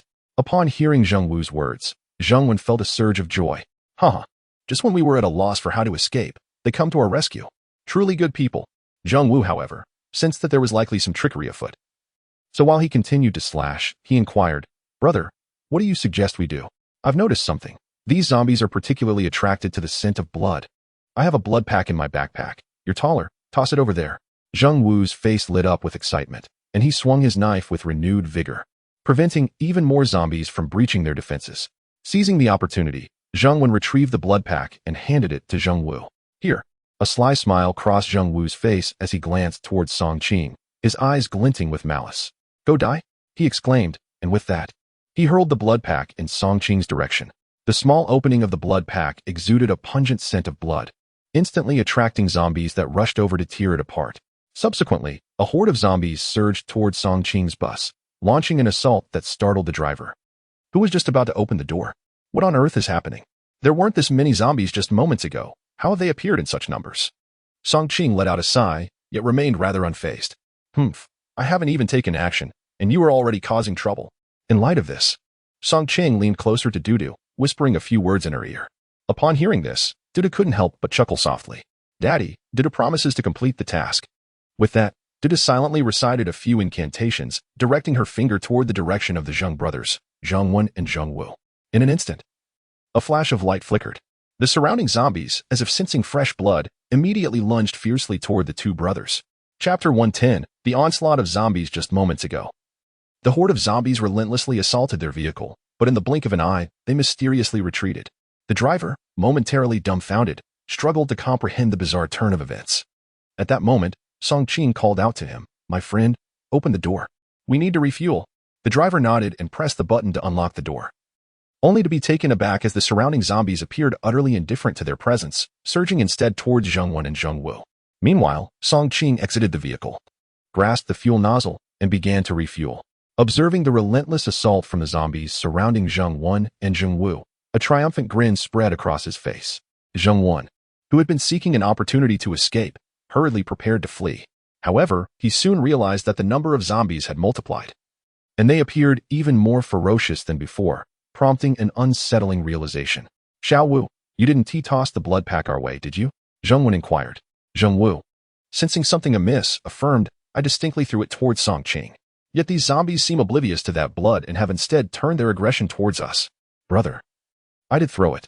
I truly don't understand why these fiends have gone mad and are now attacking us." Zhongwen understood that his brother would not deceive him. The only plausible explanation was that Song Qing had employed some underhanded tactic to divert the zombies toward them. "Damn it, that kid truly possesses some cunning skills. We must break through quickly and blow this place up before he finishes refueling. All right, brother, I'll see if I can charge through. Be careful, Xiao Wu." "Understood, brother." Thus, the two brothers braced themselves to confront the throng of zombies. However, after a brief attempt, Zhongwu discovered that despite his formidable blade skills, he was utterly ineffective against the dense mass of zombies. The sheer volume was overwhelming. Even as he dispatched the zombies before him, more would swiftly take their place. "Brother, there are far too many zombies. It's proving difficult to break free." Zhongwu lamented, exasperation evident in his tone. Zhongwen, cursing under his breath, responded, "Don't panic. There must be a way." With that, he glanced at the time on his wrist and realized with alarm, oh no. Song Qing must be nearly done refueling. No sooner had he spoken than Song Qing's voice rang out. "Zhong brothers, our tank is full. Enjoy yourselves and goodbye." With a smug smile, Song Qing discarded the fuel nozzle onto the ground, climbed back into his vehicle, and shut the door. The roar of the engine echoed as the bus gradually rolled past them. Zhongwen and Zhongwu glared at Song Qing's smug expression, their frustration boiling over. "Just you wait. This isn't over." With renewed determination, the two brothers resumed their desperate struggle against the relentless swarm of zombies. With a cold chuckle, Song Qing turned to Dudu and commanded, "Release another 2 traps for them." Dudu nodded eagerly and once again deployed 2 enticing traps. The vehicle roared to life, gradually departing from the gas station and heading towards their next destination. Outside the confines of the instance, Master Stardust's expression shifted from ominous to bright, a smile illuminating his face as he glanced at old Linjiao. "What do you say? How do you assess this maneuver?" Old Linjiao's countenance darkened, slamming his palm against the table in frustration. "Those 2 fools. Why didn't they just destroy one of the fuel pumps? Their intellect is truly lacking." Master Stardust continued, "I warned you not to celebrate too soon. See how the tables have turned?" Old Linjiao spat contemptuously at the ground, retorting, "Let me offer you a piece of advice. Do not rejoice prematurely. This time, they merely benefited from a stroke of luck." Thus, the 2 men ceased to engage with one another, their gazes fixed firmly on the screen. Meanwhile, within the vehicle that Song Qing occupied, the journey proceeded smoothly towards the next target. The view outside remained shrouded in a dusky hue, intermittently disturbed by winds laden with yellow sand. The surrounding landscape stark and desolate. However, inside the vehicle, a joyful atmosphere prevailed. The driver, adhering to Song Qing's request, had switched the music from heavy metal rock to catchy children's songs. Dudu swung her little legs and sang along to the melodies, while Song Qing sat beside her, keeping time with the rhythm. Even the driver wore a broad smile, momentarily forgetting his weariness. After a considerable drive, they finally arrived at the next gas station. The driver cautioned, "The creatures here are more formidable than zombies. Exercise caution." Song Qing maintained her nonchalant demeanor, replying, "Yes, understood." Once the vehicle came to a stop, a multitude of monstrous beings resembling zombies emerged from the nearby mountains. However, these creatures sported tails, indicating they were a more potent breed than mere zombies. Their numbers were substantial, with levels ranging from 30 to 50. Taking a deep breath, Song Qing turned to Dudu. "Do you wish to accompany Daddy to confront the monsters this time?" Dudu's eyes sparkled with excitement. "Really, Daddy? Can I go too?" "Of course. But you must heed my instructions." "Yes, I understand, Daddy. I will definitely listen to you." Since the inception of their journey, Dudu had persistently pleaded with Song Qing to allow her to partake in the hunt against the monsters, yet he had never acquiesced. as she was merely a little girl of just over 4 years. She was his only family in this world, and Song Qing felt compelled to protect her. The driver glanced at Song Qing, concern etched on his face. Isn't Dudu too young for this? Could it be dangerous? Song Qing smiled reassuringly. I will be right there. There is no danger. Open the door. The driver sighed and opened the car door. As Dudu and Song Qing arrived at the gas station, the surrounding tailed zombies immediately lunged towards them. Song Qing regarded Dudu earnestly. This time, Father will assist you, so be cautious. I understand, Daddy, Dudu replied, taking out the staff with a serious expression that tugged at one's heartstrings. Noticing the encroaching zombies, Song Qing silently uttered a phrase in his mind before swiftly raising his hand and gesturing towards the distance. Suddenly, a thunderous roar erupted from the heavens. A flash of lightning descended from the sky, striking directly into the horde of zombies. The ferocious bolt incinerated all the zombies at the epicenter into charred remains. Yet, this was only the beginning. The tremendous current continued to spread through the surrounding zombies. One transmitted to 10, 10 to 100, and instantly, every zombie in the vicinity fell into a stupor. Witnessing this, not only was the driver astonished, but even Song Qing himself was taken aback. Ever since he had chosen the mage class, he had not utilized his skill, lightning strike, and was utterly surprised at the flawless execution of his first experiment today. If this skill were employed against higher-level monsters, it would undoubtedly prove to be exceptionally effective. The mere instant of paralysis it afforded could grant him ample time. Particularly, the ability to transmit the effect left Song Qing in awe. Dudu observed the motionless zombies, initially taken aback, then turned to Song Qing. Daddy, can we begin? Song Qing nodded promptly and positioned himself behind Dudu. With staff in hand, Dudu approached the nearest zombie. I'll strike. The staff came crashing down upon the zombie's head. Crash. The zombie shattered into countless fragments as if it were glass. Haha, this is so much fun, Dudu exclaimed joyfully, proceeding to knock down each zombie with his staff. In no time, all the zombies in the vicinity of the gas station had been reduced to mere shards. Song Qing also discerned a phenomenon when dealing with lower-level monsters. The paralyzing effect of lightning strike lasted significantly longer.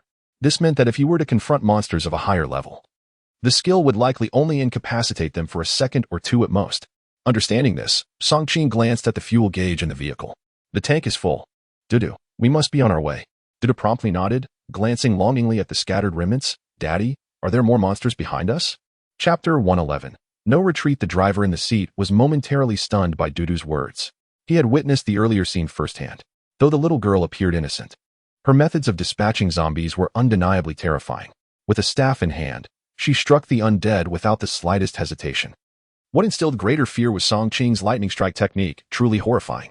A single bolt rendered all the zombies paralyzed, raising the question, had she awakened a legendary skill? The driver was oblivious to such matters, having lived in this realm for years without encountering anyone as formidable. He breathed a sigh of relief, grateful that he had recognized the staff in Dudu's possession early on, which had saved his life. He could only imagine the reckoning that would ensue had he insisted on claiming the 3,000 magic crystals. Thus, he wore a smile and addressed Dudu, rest assured. Young lady, there are many more monsters ahead, and they will be even stronger. This sentiment carried a dual purpose, to reassure Dudu that there were still foes to vanquish, likely lifting her spirits, and to subtly alert Song Qing of the formidable adversaries that lay ahead, leaving a favorable impression. As anticipated, Dudu's face lit up with joy upon hearing the driver's words. That's wonderful. Will I get to fight again at the next stop? Absolutely. You shall lead the way until the very end, if you please, the driver replied. Dudu nodded vigorously, her expression brimming with delight. The vehicle soon roared to life. But before departing, Song Qing lowered the window. He raised his right hand, releasing an arrow engulfed in flames. The fiery arrow, infused with the effect of crimson flames, struck a nearby fuel tank. In an instant, the tank erupted into a violent blaze, flames rapidly igniting around it. With a resounding explosion, the entire gas station was reduced to ruins, billowing clouds of black smoke into the air. The driver, jolted by the explosion, immediately pressed the accelerator, propelling the vehicle toward their next target. Meanwhile, Lin Laojiu, fixated on the large screen, was as pale as a ghost. The formidable abilities displayed by Song Qing and Dudu left him speechless in astonishment. In contrast, Master Stardust rubbed his hands together in excitement, repeatedly exclaiming, "Splendid, splendid." Unable to contain himself, he cast a challenging glance at Lin Laojiu, his eyes brimming with provocation. What do you think? Do your people still stand a chance? Fury ignited within Lin Laojiu, and he slammed his hand on the table. Cheating. They're cheating. Master Stardust shot him a sidelong glance, coldly retorting, cheating? Humph. Just because you say so, does that make it true? Where is the evidence of their deceit? This is a powerful awakening skill brought forth by the formidable awakeners. How can it be deemed cheating? If blame is to be assigned, it can only be directed towards the weakness of your own team. Very well, just wait. Do you truly believe my companions are merely idle? Is their prowess limited to this? Their strength has yet to be revealed. This statement immediately sparked a realization in Master Stardust. Indeed, the brothers Zheng Wen and Zheng Wu had showcased their formidable martial prowess from the very beginning. However, their awakened powers had yet to be displayed. It was evident that they intended to reserve their abilities for a critical moment. Although Master Stardust had heard whispers of their capabilities, he had never witnessed them firsthand and was unaware of their true ferocity. Thus far, it seemed that Song Qing and Dudu had maintained the upper hand. Moreover, having blown up a gas station, the brothers Zheng Wen and Zheng Wu would likely face difficulties refueling their vehicle, which could potentially affect their chances of ultimate victory. Master Stardust silently prayed for their swift progression to the final challenge, hoping that no further complications would arise. At that moment, the brothers Zheng Wen and Zheng Wu had managed to break free from the horde of zombies and, once in their vehicle, sped towards the next gas station. Their speed was remarkable, as they raced ahead at breakneck pace. Damn it, we must avenge this grievance, Zheng Wu declared, his face contorted with ferocity. As he slammed his fist against the metal handrail beside him, bending it with sheer force. Zheng Wen's eyes gleamed with rage as he gripped the steering wheel tightly. Though he remained silent, it was clear that his anger was palpable. These two ruffians had undoubtedly employed some underhanded tactics to lure the zombies towards them. Perhaps they had awakened an ability capable of enticing the undead. As Zheng Wen drove, he muttered to himself, analyzing the events that had just transpired. It was evident that such methods could no longer be utilized. If they were to catch up to their adversaries, they needed to find a way to destroy their vehicle. After navigating a turn, they finally arrived at the next gas station. However, upon sighting the station from a distance, they were struck dumb with shock. Towering flames distorted the very air around them. The inferno rendered the vicinity pitch black. Even from several hundred meters away, the wind carried a thick cloud of smoke, filling the vehicle with an oppressive heat. Brother, what is happening up ahead? Is it on fire? Zheng Wu felt a foreboding sense of dread creeping in. They had previously intended to blow up that gas station, but to their dismay, before they could escape, Song Qing had already filled up and fled. Now, their hopes had been dashed as their adversaries had accomplished what they had aimed to do, obliterating their aspirations. With a screech, the vehicle came to a sudden halt beside the gas station, and the brothers promptly exited. Gazing at the blazing gas station before them, anger etched across their faces. What shall we do? Brother, the gas station is destroyed. Zheng Wu was overcome with intense fury, while Zheng Wen discovered something unusual. He hastily ran to the vicinity of the gas station and was astonished to see the remnants of zombies scattered across the ground. He quickly bent down to pick up a piece, inspecting it closely, only to realize it resembled something that had been frozen and then shattered. Could it be that they possessed other means? The more Zheng Wen pondered, the more unsettled he became, prompting him to dash to the side. The ground was littered with dismembered body parts. All the zombies had been eradicated. How could this be? What method had they employed? A sense of foreboding gripped Zheng Wen, and he quickly called for Zheng Wu to join him and investigate whether any zombies remained nearby. Zheng Wu, not daring to delay, brandished his black blade knife and searched around the gas station.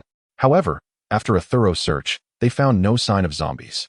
It was evident that Song Qing had cleared this area entirely. Brother, what should we do? Our fuel is running low. Zheng Wen gestured to his brother to remain calm. His mind raced, and suddenly an idea struck him. He rushed back to the vehicle to seek out the map. Hopefully, there was a village nearby. Perhaps there were survivors who could help them secure more fuel. Thus, the two brothers swiftly made their way along a narrow path towards the distance. After running for approximately half an hour, they indeed spotted a small village. Upon seeing it, Song Wen immediately issued a command. We must find gasoline in the village. We must secure it, or our hard-won opportunity may vanish. Zheng Wu understood the gravity of this statement, and the two separated to scour the village. About 20 minutes later, both brothers emerged from the village, each carrying large bottles and small canisters. Heaven has not forsaken us. It seems we still have hope. Let us hurry. With that, they filled their vehicle with fuel and, with a surge of adrenaline, sped off towards their next destination. Meanwhile, as they raced along the road, Song Qing and Dudu had already emptied a third gas station. Dudu, wielding a staff, bore a look of fatigue on her face, the recent battle having drained her considerable energy. Yet, the little girl remained somewhat exhilarated, waving her staff with a radiant smile. Daddy, these zombies are no match for us. Song Qing's lips curled into a fond smile. Indeed, my precious is growing ever more formidable. Come, let us return to the car, have a bite to eat, and continue our journey. As the father and daughter climbed back into the vehicle, just as the driver was about to start the engine, Song Qing halted him. Let us not rush. Let us eat something first. We've been on the go all morning, and it's now lunchtime.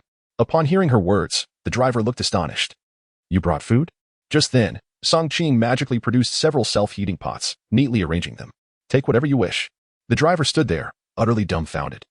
He never imagined that someone would bring such an abundance of provisions while running dungeons. Chapter 112. There is always a way out after satisfying their hunger and thirst. Song Qing glanced at the time and said to the driver, It is time to set off. Let us go. The driver, tidying his attire with a sense of contentment, pressed the accelerator, steering the vehicle once again onto the road. However, scarcely 20 minutes after their departure, an old, dilapidated bus came to a halt at the gas station. Observing the station engulfed in flames, Zheng Wen and Zheng Wu's expressions grew exceedingly grave. They have left us with no avenue of escape, Zheng Wu exclaimed, kicking a nearby metal barrel in a fit of rage. Gripping his dark blade, he found himself at a loss for where to strike, instead standing still, roaring in fury. Zheng Wen had anticipated such an outcome long ago. He waved his hand dismissively and walked a short distance away. He noticed several discarded self-heating pots still emanating warmth from their bases. Damn it! They finished their meal before leaving. Zheng Wen's ire surged upon seeing the faint steam rising from the pots. They had just sprinted tirelessly, searching for gasoline and clues, depleting their energy reserves, and had yet to replenish their food supply. Meanwhile, Song Qing had been feasting with his daughter, treating them as if they were invisible. Zheng Wen solemnly vowed to eliminate him today. He silently made a fierce oath, then turned to Zheng Wu, declaring, Stop dawdling. There's a village nearby. Hurry and find some gasoline. We must strive to catch up with them. All right, brother, I'm on it, Zheng Wu replied, and the two brothers dashed towards the nearest village once more. However, this village lay significantly farther from the gas station than the previous one. They had exhausted a considerable amount of energy and were utterly fatigued. Fortunately, they had prepared an emergency kit for such circumstances. With little choice, they opened the kit, eager to enable a swift pursuit of Song Qing. Inside, apart from some emergency medication, they found water and high-energy protein bars.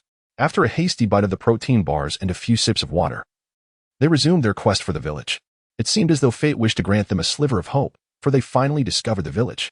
Regrettably, they were unable to find any gasoline within its confines. Zheng Wu, dragging his weary body, shook his head as he approached Zheng Wen. No gasoline to be found. There isn't even a vehicle in the village. Zheng Wen felt a pang of frustration. He lifted his gaze to the brilliant sky and bellowed, After all this effort, am I to lose this opportunity just like that? He felt an unwillingness to concede defeat, and with a determined grit of his teeth, he declared, No. There must be something else here. We shall continue searching. With that, the brothers turned to resume their search. Suddenly, Zheng Wu sensed something on the ground that piqued his interest. He hurriedly called out to Zheng Wen, Brother, it seems there are tire tracks over there. Upon hearing these words, Zheng Wen hurriedly rushed over and, as expected, discovered several shallow tire tracks on the ground. The sight of these tracks ignited a renewed spark of hope in the brothers' eyes. Following the tire marks, they meticulously searched along the path. Eventually, they stumbled upon a concealed underground parking lot within an abandoned courtyard. The parking lot featured a metal door, which, before Zheng Wu, was rendered utterly ineffective. Grasping his dark, ornate blade, he struck fiercely at the iron door. With a resounding crack, a large gash appeared instantaneously. The two brothers then combined their strength to force the door open, revealing a black SUV parked inside. At the sight of this vehicle, both brothers couldn't suppress their exhilaration and erupted in joyous exclamations. Ha ha ha, the heavens haven't forsaken us. Come on, let's get in and inspect it. However, after a moment of elation, Zheng Wu suddenly appeared somewhat despondent. Brother, wouldn't switching vehicles directly violate the rules? What if they don't count it for us? Upon hearing Zheng Wu's concerns, Zheng Wen too felt a twinge of anxiety. Nevertheless, he quickly began to recall the hints presented to them upon entering the instance. His eyes brightened as he seized Zheng Wu's sleeve and exclaimed, Ha ha ha. Do you remember the announcement from the sky? Zheng Wu shivered slightly, shaking his head gently. I can't recall too clearly, but it seemed to suggest that whoever reaches the finish line first wins. As soon as he finished speaking, a look of realization washed over his face as he turned to Zheng Wen with surprise. Brother, do you mean that as long as we reach the finish line, it doesn't matter how we get there? You finally caught on. Exactly. So, as long as we reach the finish line, it's perfectly acceptable to fly there. Fantastic. Fantastic. So what are we waiting for? Let us hurry. The two then conducted a thorough inspection of the vehicle before setting off towards their next destination. This high-performance SUV consumed significantly less fuel compared to a bus and boasted much greater speed. More importantly, it could navigate through complex terrains with ease. They were unaware of the current whereabouts of Song Qing and his group, but they surmised that a considerable distance had been put between them. Previously, they had worried that the old bus would struggle to catch up, but with this SUV, overtaking Song Qing's dilapidated vehicle would undoubtedly be within their grasp. The vehicle continued its journey, while outside the instance, Lin Laojiu's expression of despair finally began to ease. He erupted into laughter, completely disregarding the grave demeanor of Master Xingchen beside him. What do you think, Master Xingchen? I told you, there's always a way out. I knew my two subordinates would find another solution. Master Xingchen remained silent this time, feeling quite vexed. He had never anticipated that the instance would present them with such a loophole. At this moment, it appears that Song Qing, who seemed to have victory within his grasp, is now faced with unforeseen troubles. Should he continue to leisurely cleanse each gas station at his current pace, he would undoubtedly be overtaken by the brothers Zheng Wen and Zheng Wu. If that were to happen, a bloody confrontation would be inevitable. He genuinely fears that once the brothers reveal their awakened abilities, he may not stand a chance against them. With this apprehension weighing on his mind, Master Xingchen's gaze returned to the screen. Meanwhile, Song Qing, accompanied by Dudu, has just finished clearing the fourth gas station. In the vehicle, with the slumbering Dudu in his arms, Song Qing quietly inquired of the driver, "How much further do we have to go?" The driver glanced at the odometer and the map before responding, "We have covered 2/3 of the distance, with just a bit left to go. But the difficulty will increase as we proceed." Song Qing nodded slightly, contemplating whether to continue hunting zombies. At that moment, the driver hesitated before suddenly speaking again. "The upcoming route won't be as easy as this one. We may have to navigate through some village paths, which are not well maintained. We could encounter zombies blocking our way." Song Qing acknowledged with a soft his mind still occupied with thoughts of whether charging through would earn Dudu an SSS rating. The vehicle fell into a silence as it continued toward the next destination. By around 3 in the afternoon, the road ahead began to grow rugged. The car jolted, stirring Dudu from her slumber. "Daddy, where are we?" Song Qing looked down at her, affectionately ruffling her hair. "Did the bumps wake you?" Dudu shook her head lightly, stretching her small fists and yawning. "No, I was sleeping quite well, thank you, Daddy." She then turned to gaze outside. "Have we arrived at a village?" "Yes. We will soon be traveling along roads near the village, which are not easy to navigate." After a moment of contemplation, Dudu hopped over to the adjacent seat, leaning against the window to observe the scenery. Having grown up in Nanshan City, she rarely ventured out. Moreover, due to Song Qing's efforts to treat her illness, her outings had primarily been limited to the hospital, school, and home. Upon seeing these villages, a spark of wonder lit up her eyes as she examined them closely. Just then, the driver suddenly shouted, slamming on the brakes. The tires kicked up a cloud of dust as the vehicle came to a halt by the roadside. The driver cursed under his breath as he peered ahead.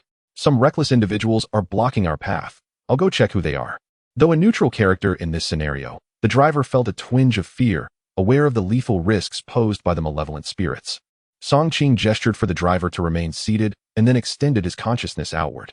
As his consciousness detected the presence of several villagers ahead, a hint of surprise crossed his face. It was nothing but a few villagers. Just as he was speaking, several villagers approached their vehicle, some wielding hoes and others carrying shovels. Among them, a man wearing a white towel on his head gently tapped on the window, pressing his face against the glass to peer inside. With a strong accent, he inquired, "You come from the city, right? Could you lend us a hand?" Chapter 113. The village's blockade. Upon hearing such a request, the driver was momentarily taken aback. With evident displeasure, he cracked open the window just a sliver and shouted at the villagers, "Are you all out of your minds? Don't you fear for your lives with our vehicle speeding past? Hurry up and move aside. We have matters to attend to and cannot assist you." With that, he rolled up the window and prepared to accelerate away. However, Song Qing suddenly sensed that this might be a crucial point designed within the scenario. He quickly addressed the driver, "Hold on, I wish to step out and take a look." The driver paused upon hearing Song Qing's words and hurriedly responded, "Mr. Song Qing, those people outside are of unknown origin. It would be prudent not to venture out. What if they are malevolent spirits?" Song Qing glanced at him and couldn't help but chuckle lightly. "Do you doubt my ability to handle them?" The driver, momentarily speechless, then offered an awkward smile. Indeed. Just be cautious." Subsequently, he opened the car door, and Song Qing, accompanied by Dudu, stepped out. At that moment, the villagers who had obstructed the road crowded around them. Judging by their attire, they appeared to be dressed as people from decades past. A man wearing a white towel on his head, with a mouth full of yellow teeth, pulled out a pack of unfamiliar cigarettes from his pocket and offered one to Song Qing. "Here, leader, have a smoke." Song Qing shook his head. politely declining the man's gesture, and inquired, "You mentioned needing my assistance. What exactly has transpired in your village?" Upon hearing Song Qing's willingness to help, the villagers' faces lit up with excitement. They began to speak in a flurry, their heavy accents rendering Song Qing unable to comprehend their words. He quickly raised his hand to calm them. "Please, let us not rush. Let us choose a representative to speak one at a time, shall we?" Immediately, they turned to the man in the white towel. He sighed gently and pointed toward the village, saying, "Alas, we are left with no choice but to seek help on the road. A monstrous creature has appeared in our village. It frequently assaults our people and has been abducting our children. This beast possesses immense strength, its physique like that of a giant, with skin and muscles as hard as stone. Our makeshift firearms and various clubs have proven utterly ineffective against it. This morning, our only female teacher was also taken, along with over 20 students. We are deeply anxious, fearing that these monsters may devour our children and teacher. Thus, we resorted to this desperate measure, hoping for your assistance. We are truly grateful." Upon hearing these words, Song Qing turned to glance at Dudu, noticing that she too seemed to empathize with their plight and appeared eager to help. After a moment of contemplation, he checked the time and asked, "Where's the monster now?" The monster resides in the mountains behind, approximately an hour's walk from here." Upon hearing this, Song Qing displayed a moment of hesitation. If they lingered here for more than an hour, the brothers Zhengwen and Zhengwu might pursue them. Should they fail to complete their task and allow their adversaries to gain the upper hand, the opportunity to enter the Fanhai Guild could slip away. Yet, considering this might be a beneficial factor, Song Qing pondered briefly before inquiring, "Is there a path in the village suitable for vehicles?" The villagers exchanged glances, then looked at the large vehicle behind Song Qing, shaking their heads in unison. "This vehicle is far too large. It cannot traverse that narrow path." Hearing this, Song Qing felt a wave of frustration. Whether to assist or not became a significant dilemma. Just then, someone in the village shouted, "Isn't there a donkey cart in our village?" A donkey cart can travel faster than walking. It should be no problem for the leader. The villagers immediately nodded in agreement. And a villager with a white towel repeatedly affirmed, yes, the donkey cart is indeed faster. Why not have the leader ride with us?" Before Song Qing could respond, Dudu, standing beside her, exhibited a spark of enthusiasm. "Daddy, I want to ride the donkey cart." Reluctantly, Song Qing acquiesced to her daughter's wish. Thus, the group joyfully proceeded to the village, where they retrieved their cherished donkey. Wasting no time, they harnessed the cart, with the villager in a white towel assuming the role of driver while Song Qing, Dudu, and the driver took their seats at the back. The remaining villagers ran alongside the cart. Thus, they set forth, a lively procession heading toward the mountains. With the donkey cart, their pace quickened considerably, and Song Qing was astonished by the villagers' stamina. They ran for half an hour without displaying the slightest hint of fatigue. He wondered whether these individuals were spirits accustomed to surviving in the dungeon, endowed with such endurance, or if they had grown accustomed to traversing these rugged paths. At last, when the villager in the white towel pulled on the reins and called for a halt, the donkey came to a stop before a massive cliff, beneath which lay a substantial cave. The cave was shrouded in darkness, devoid of any light. Surrounding it were overgrown weeds and jagged stones, creating an eerie atmosphere in the afternoon gloom devoid of sunlight. The villager in the white towel trembled as he pointed toward the distant cave. "The monsters dwell within this cave. As for what lies inside, we have previously sent numerous villagers to investigate, but none have returned." After listening to this, Song Qing nodded slightly and extended his consciousness. Indeed, within the cave, he discerned a colossal creature. This monster appeared as sturdy as stone, resembling a wild man. As Song Qing continued to delve into his origins, he stumbled upon a group of children deep within the cave, accompanied by a woman, presumably the teacher spoken of by the villagers. At that moment, Dudu's eyes sparkled with eager anticipation. "Father, let us enter," she urged. The villagers, startled by Dudu's insistence, widened their eyes in disbelief. "Little one, you must not venture inside. It is far too perilous. That monster has a penchant for devouring children." Indeed. "You are so beautiful and kind-hearted. The monster would surely not spare you." "That's right. You should stay behind. Allow us to handle this." A villager, adorned with a white towel, gazed at Song Qing with gratitude. "Esteemed leader, we are immensely grateful for your assistance.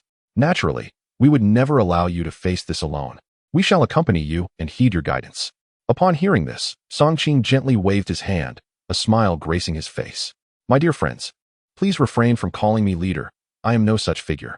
Simply address me as Song Qing, or even as brother if you prefer.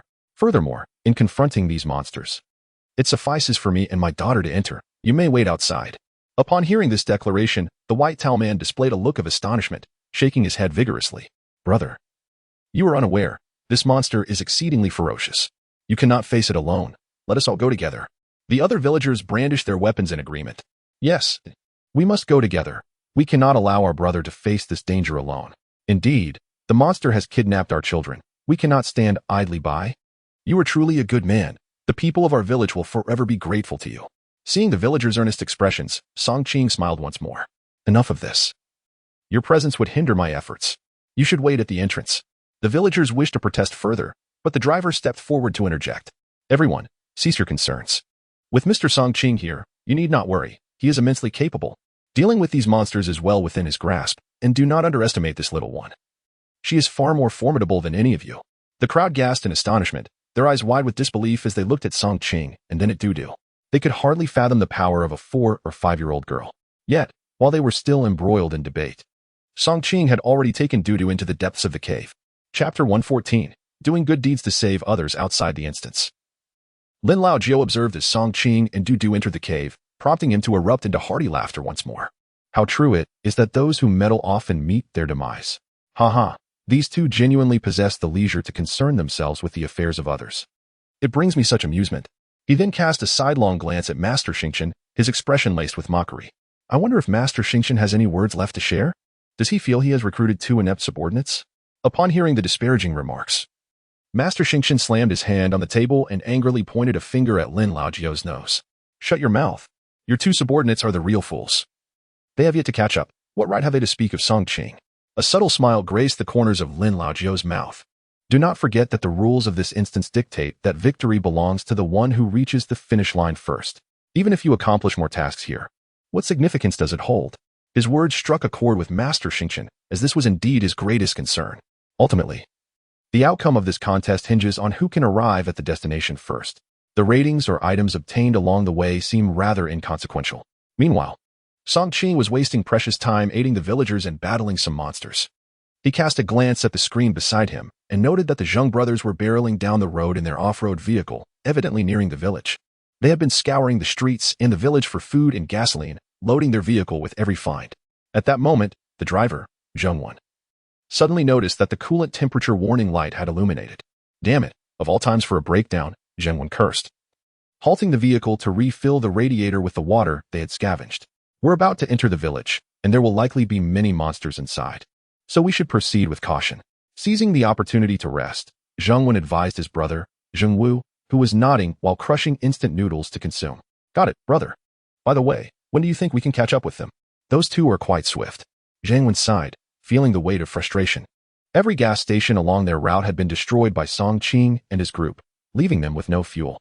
Each time they ran low, they were forced to venture into the village to search for gasoline. They had developed a conditioned response. Whenever the fuel ran low, they instinctively began searching for the nearest village. Look, their vehicle can't possibly be faster than ours. We should be able to catch up soon, Zheng Wan uttered. Whether to his brother or himself remained unclear, but hope once again filled his heart. While they replenished their strength, Song Qing and Dudu had already entered the cave. The cave was shrouded in darkness, as Song Qing illuminated the interior with his flashlight. In the distance, a thunderous roar emanated from the creature known as Kook. Suddenly, the ground trembled violently. The villagers outside the cave, upon hearing this sound, were thrown into a state of panic. Oh no, the monster is about to emerge. Is the leader safe? Indeed, those footsteps surely belong to the stone giant. I wonder if that formidable figure can withstand it? Should we not go lend a hand? Yes, I believe we ought to assist. That stone giant is colossal, and its skin is as tough as iron. It cannot be easily slain. It would be best to lure it out. The crowd exchanged ideas, their eyes fixed intently on the cave's entrance, while the driver shook his head in disapproval. I advise you all against entering and causing a ruckus. If you were to get injured, it would truly spell trouble. A man wearing a white headscarf glanced at the driver. Just how formidable is that leader? Pray, enlighten us. With nothing better to do, the driver began recounting the events that had transpired on their journey, keeping an eye on the cave. When the villagers learned that Song Qing could summon lightning with a single hand, and that Dudu wielded a staff capable of effortlessly shattering the undead, their eyes widened in astonishment. Wow, if that is the case, that giant must be incredibly powerful, almost godlike. Indeed, if that's true, then surely our teacher and students have hope for salvation. Wonderful. I knew there had to be some glimmer of hope. May the heavens protect them.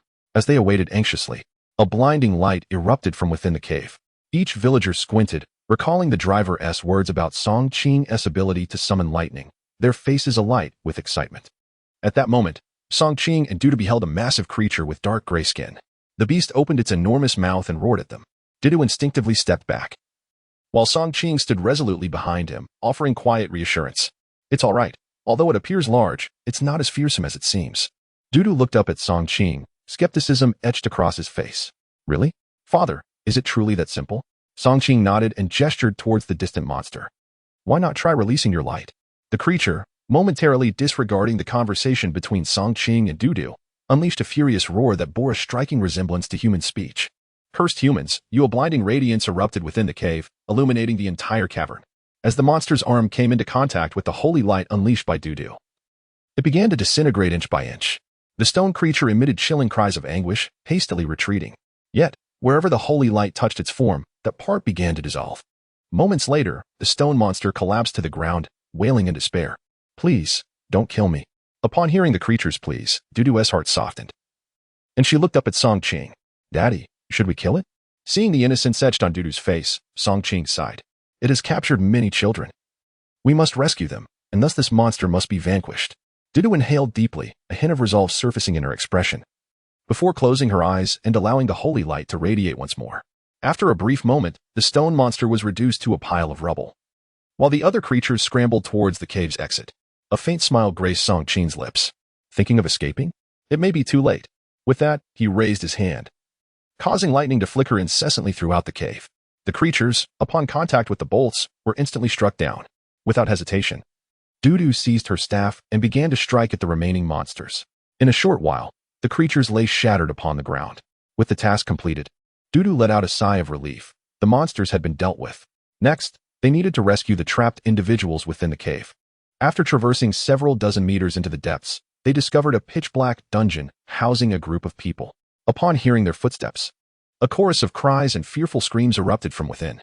Dudu cupped her hands to form a megaphone and called out, "Brothers and sisters, do not fear. We have come to rescue you. My father and I are here to save you." The cries abruptly ceased. It was only when Dudu illuminated her staff and approached the dungeon's entrance that the captives realized she was a little girl, not a monster. A young female teacher, upon seeing Song Qing and Dudu, was overwhelmed with joy and wept as she embraced the children around her. Outside the cave, the crowd could no longer contain themselves and rushed inside. Thus, all the kidnapped children and teachers in the cave were successfully liberated. Song Qing and Dudu had accomplished their rescue mission. Beyond the instance, Lin Laojiu observed Song Qing and Dudu's actions on the screen, scoffing derisively. What good is this? Just saving a handful of people, and they are merely insignificant characters within the instance. Their rescue is futile, they are destined to lose. He then turned his gaze to another screen, his smile widening. Ha ha ha, little did they know. My people are on their way. This time, Song Qing cannot escape. Chapter 115. The death of Zheng with the man in the white headscarf, along with the villagers, expressed their profound gratitude to Song Qing and Dudu for their life-saving intervention, insisting on hosting them as guests in the village. However, Song Qing and Dudu were burdened with pressing matters and could not possibly remain. They graciously declined the villagers' kind offer and departed in their vehicle, leaving the villagers waving farewell until their figures faded from view. Let us return. The monster in our village has vanished, and we can now lead peaceful lives, the man with the white headscarf declared. He then glanced at the young female teacher, a semblance of relief crossing his face. It was fortunate that assistance had come to save Teacher Chun. Otherwise, the consequences could have been dire. The others nodded in agreement, sharing in the sentiment. The young female teacher wore an expression of guilt. "I'm sorry for the trouble I have caused you all. This time, the demon sealed within me should be contained." As she finished speaking, the villagers waved their hands dismissively, assuring her it was unnecessary to apologize. "It's quite all right. Teacher Chun, your dedication to educating our children has already helped us immensely. How could we possibly blame you?" They reassured her. "Indeed, you were possessed by that demon, which is not your fault. Thanks to your sacrifice, you managed to suppress it. Otherwise, our village would have been lost. Yes, after this ordeal, let us devise a plan to assist Teacher Chun in controlling the demon within her." They continued as they made their way back toward the village. At that moment, a thunderous roar of an engine approached rapidly from the distance. The villagers paused, their attention drawn to a pitch-black SUV that halted at the village entrance. Zheng Wen and Zheng Wu emerged from the vehicle, their expressions fierce as Zheng Wu shouted at the gathering crowd. "Stop right there," wielding a black gold-headed knife. Zhang Wu exuded an aura of menace, resembling a harbinger of death. The sight of him sent shivers down the spines of the villagers. The man in the white headscarf approached Zhang Wu with a forced smile, inquiring, "What brings you here, brother?" Without hesitation, Zhang Wu grasped the collar of the man and coldly commanded, "I order you to return to the village and bring forth all your food and gasoline." The man's eyes widened with understanding. He realized the intentions behind their demand. If they surrendered their supplies, Zhang Wu and his companion would undoubtedly pursue their benefactors. A reluctant smile spread across his face. "Ah, my dear brother, I regret to inform you that we have no gasoline, only food and drink.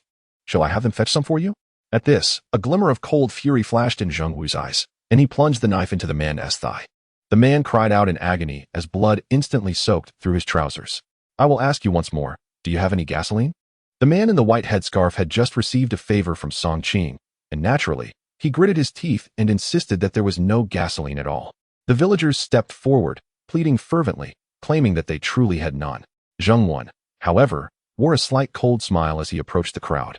Squatting down before a little girl, "Dear child, may I ask you a question? If you tell me the answer, I shall reward you with this lollipop, all right?" The little girl, having never encountered such a delightful treat, nodded eagerly. Just then, a villager stepped forward, tugging at the girl's clothing. "Mumu, you mustn't speak." As soon as the villager finished his warning, Zhang Wen fixed his gaze upon him. With a sinister smile, he advanced toward the villager, pulling him into view. "Oh, what is it that you cannot say? Please, do elaborate." The villager, unfamiliar with such a threat, trembled in fear, shaking uncontrollably. Zhang Wu, with a chilling demeanor, addressed Zhang Wen, "Brother, leave this coward to me. I assure you I will extract the truth within a minute." Zhang Wen nodded and forcefully pushed the man to the ground. Zhang Wu, now wearing a cold smile, dragged the man to a nearby tree and swiftly plunged a knife into him, eliciting a blood-curdling scream. Within mere seconds, the man lay lifeless, his head tilted against the earth by the tree. The villagers' eyes burned with fury. "Scoundrels, you are inhuman, more wicked than evil spirits. Release our people. We shall never reveal where gasoline is hidden. Indeed, Mr. Song Qing has just rescued the children of our village. You will not obtain gasoline here," they declared vehemently. Faced with such hostility from the villagers, Song Wen decided not to squander any more time and signaled Zhang Wu. Upon seeing this, Zhang Wu immediately swung his long knife and charged into the crowd. In a brief moment, the village entrance was littered with corpses. The village teacher was left for last. Zhang Wu, noticing her striking beauty, revealed a sinister smile. "Brother, grant me a few minutes. I wish to interrogate her thoroughly." Zhang Wen, with a cigarette dangling from his lips, strode directly toward the village. "Hurry, we shall regroup at the village entrance in half an hour. Do not be late." He understood. "Brother." With that, Zhang Wu dragged the woman toward an empty house. The woman, already stunned by the earlier scene, finally regained some strength. Her gaze fixed intently on Zhang Wu. "If you dare, kill me." Zhang Wu chuckled, glancing down at her. "Kill you? That would be simple enough. However, I have more meaningful pursuits in mind before your demise." With that, he flung the woman onto the bed and swiftly removed his clothing, revealing his muscular physique. At that moment, the woman suddenly produced a pair of scissors from beneath the pillow, holding them defiantly against her chest. "Rest assured, I shall not allow you to prevail." With that, her gaze turned icy, and she plunged the scissors into her own chest. Zhang Wu cursed under his breath, only to realize it was too late. Blood gushed from her wounded breast, swiftly staining her entire body crimson. "Damn it, what a stroke of misfortune." Zhang Wu picked up the clothes from the ground, spat, and turned to leave. Yet at that moment, a chilling laughter echoed behind him. "Leave? Where do you think you're going? Today you shall not escape my company." A shiver ran down Zhang Wu's spine as he spun around. To his horror, the woman, now pale as death, had her disheveled hair obscuring her face, revealing only a gaping mouth. Her fingertips, sharp and stained with crimson, exuded an aura of dread that sent chills through him. Zhang Wu was instantly paralyzed with fear. This woman had transformed into a vengeful spirit. "Damn it," he cursed, raising the ghostly blade and swinging it at her with ferocity. However, she merely chuckled, gliding through the edge of his weapon, and her nails cleaved through his skull with a single stroke. Zhang Wu fell to the ground. His demise silenced before a scream could escape his lips, and he lay amidst a pool of blood. Meanwhile, Zhang Wu, in search of gasoline, felt an ominous premonition stir within him. He quickly emerged from the room and called out towards the window, "Zhang Wu, Xiao Wu, have you finished yet?" "Yet." The village responded only with his echo. There was no reply. Realizing something was amiss, Zhang Wen sprinted towards the room where Zhang Wu had taken the woman. There, he discovered only a headless corpse on the floor, and he instantly recognized it as his brother, Zheng Wu. Rage filled his vision as he embraced the lifeless body. Howling in despair, he then picked up the ghostly blade from the ground, searching frantically for the one who had slain his brother. Yet, at that moment, the identity of the perpetrator was of little consequence. All blame fell upon Song Qing. I shall make you pay for this, he vowed. With that, Zhang Wen placed his brother's body down and concealed the ghostly blade behind him. He poured both canisters of gasoline over the remains and, with a heart full of vengeance, sped away in his car towards the next destination. Chapter 116. The final station. Observing the tragic demise of Zheng Wu on the screen, Lin Laojiu's countenance darkened with discontent. Fool, imbecile, are you so inclined to think with your lower self? Upon uttering these words, he furiously cast his teapot to the ground, shattering it into countless pieces. Meanwhile, Master Xingqian, reclining in his chair, regarded Lin with a sense of superiority. What is this? Can you not endure such a minor setback? Where has that pride of yours vanished to? Show it. With a resounding thud, Lin Laojiu slammed his fist upon the table. Do not overstep your bounds. Master Xingqian's gaze turned frigid. Overstep? Are you speaking of yourself? When have I ever bullied you? Absurd. It is your own people who falter. Should we then blame the difficulty of the instance? Left momentarily speechless by Master Xingqian's retort, Lin Laojiu leaned back in his chair. Humph, I can hardly be bothered with you. I hope your people can find joy in the end. Let us not forget, Zheng Wen has yet to awaken his martial soul. At these words, Master Xingqian felt a sudden jolt of apprehension. Indeed, Zheng Wen had not yet utilized his martial soul. Now that he was incensed, would Song Qing and Dudu be in peril? With this thought, he glanced at the screen displaying Zheng Wen. At that moment, Zheng Wen's face bore a mask of calm, yet within his heart raged the anguish of his brother's death. The two brothers had been orphaned from a young age, with Zheng Wu being under Zheng Wen's guardianship. Despite their similar ages, Zheng Wen had always exhibited remarkable independence. To ensure his brother's well-being, he selflessly offered all the treats he could procure to Zheng Wu. Thus, he appeared slender and less towering than his brother. Zheng Wu was his sole family in this world. He would rather endure hardship himself than see his brother suffer. However, this time, his brother had fallen victim to the hands of malevolent spirits, igniting a fervent rage within him. Yet, he preferred to conceal his emotions, especially after Zheng Wu's untimely demise. Gripping the steering wheel with one hand, he sped along the rugged country road. The darkness deepened, rendering the path increasingly treacherous. Nevertheless, Zheng Wen's speed did not wane. Witnessing his reckless abandon, Lin Laojiu's expression betrayed a hint of concern. What madness was he about to unleash? Just as Lin's thoughts crystallized, he observed Zheng Wen abruptly halt the vehicle beneath a tree. He retrieved a map and scrutinized it intently for an extended time before exiting the car and gazing toward the adjacent cliff. Lin Laojiu's heart raced with trepidation. Surely he could not be contemplating. Before he could finish his thought, Zheng Wen suddenly produced a knife and slashed his wrist, crimson blood gushing forth in torrents.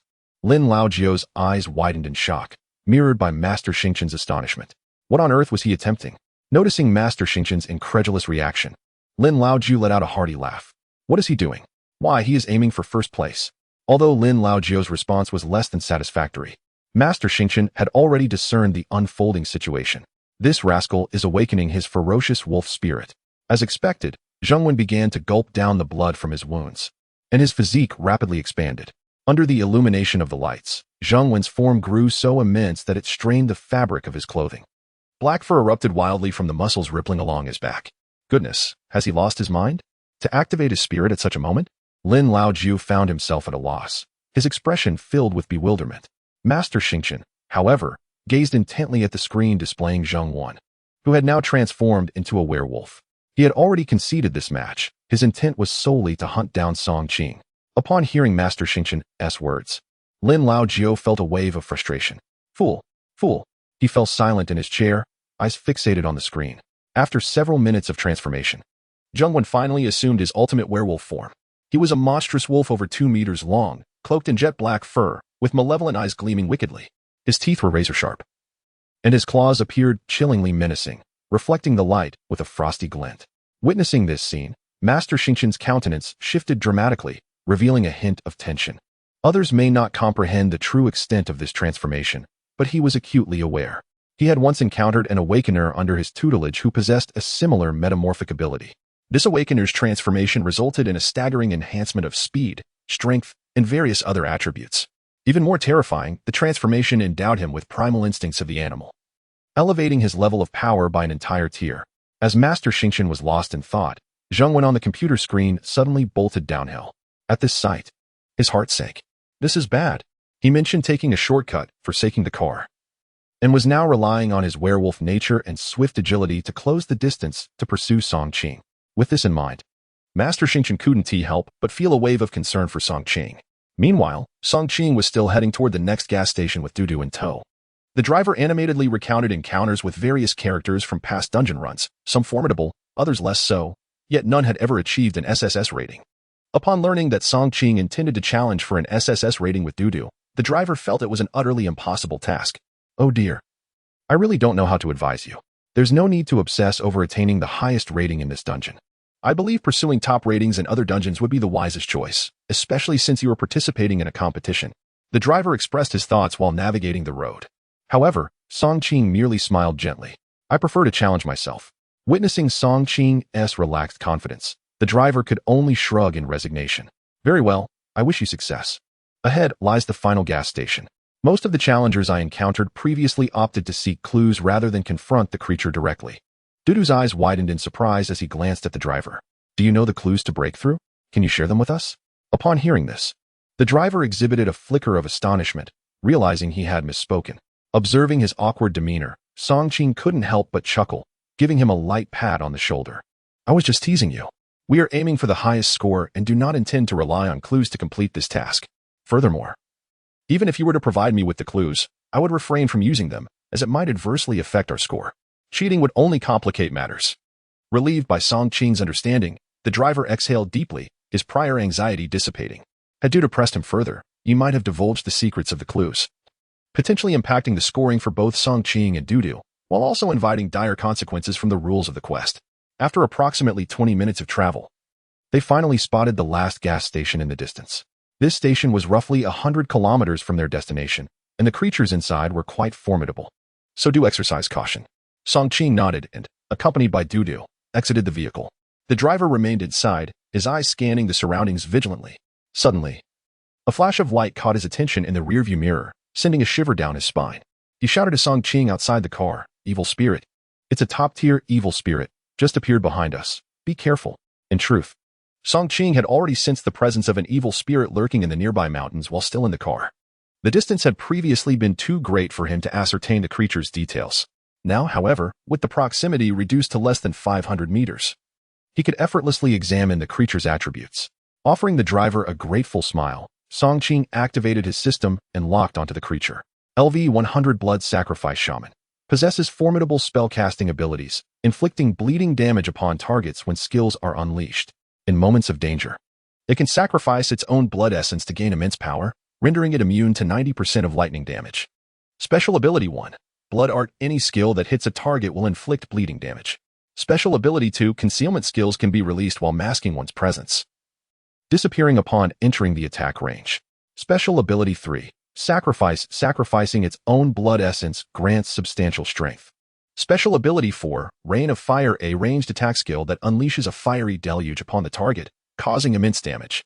Upon reviewing the information regarding this creature, a serious expression settled upon Song Qing's face. Damn it. Possessing a remarkable immunity to 90% of lightning damage renders my lightning strike utterly futile against it. Subsequently, he cast a glance at the eagerly attentive Dudu beside him, and a sense of unease began to creep into his heart. If he could not incapacitate the creature, he would have no choice but to engage in close combat. However, this was a monster equipped with stealth abilities, undoubtedly capable of evading capture.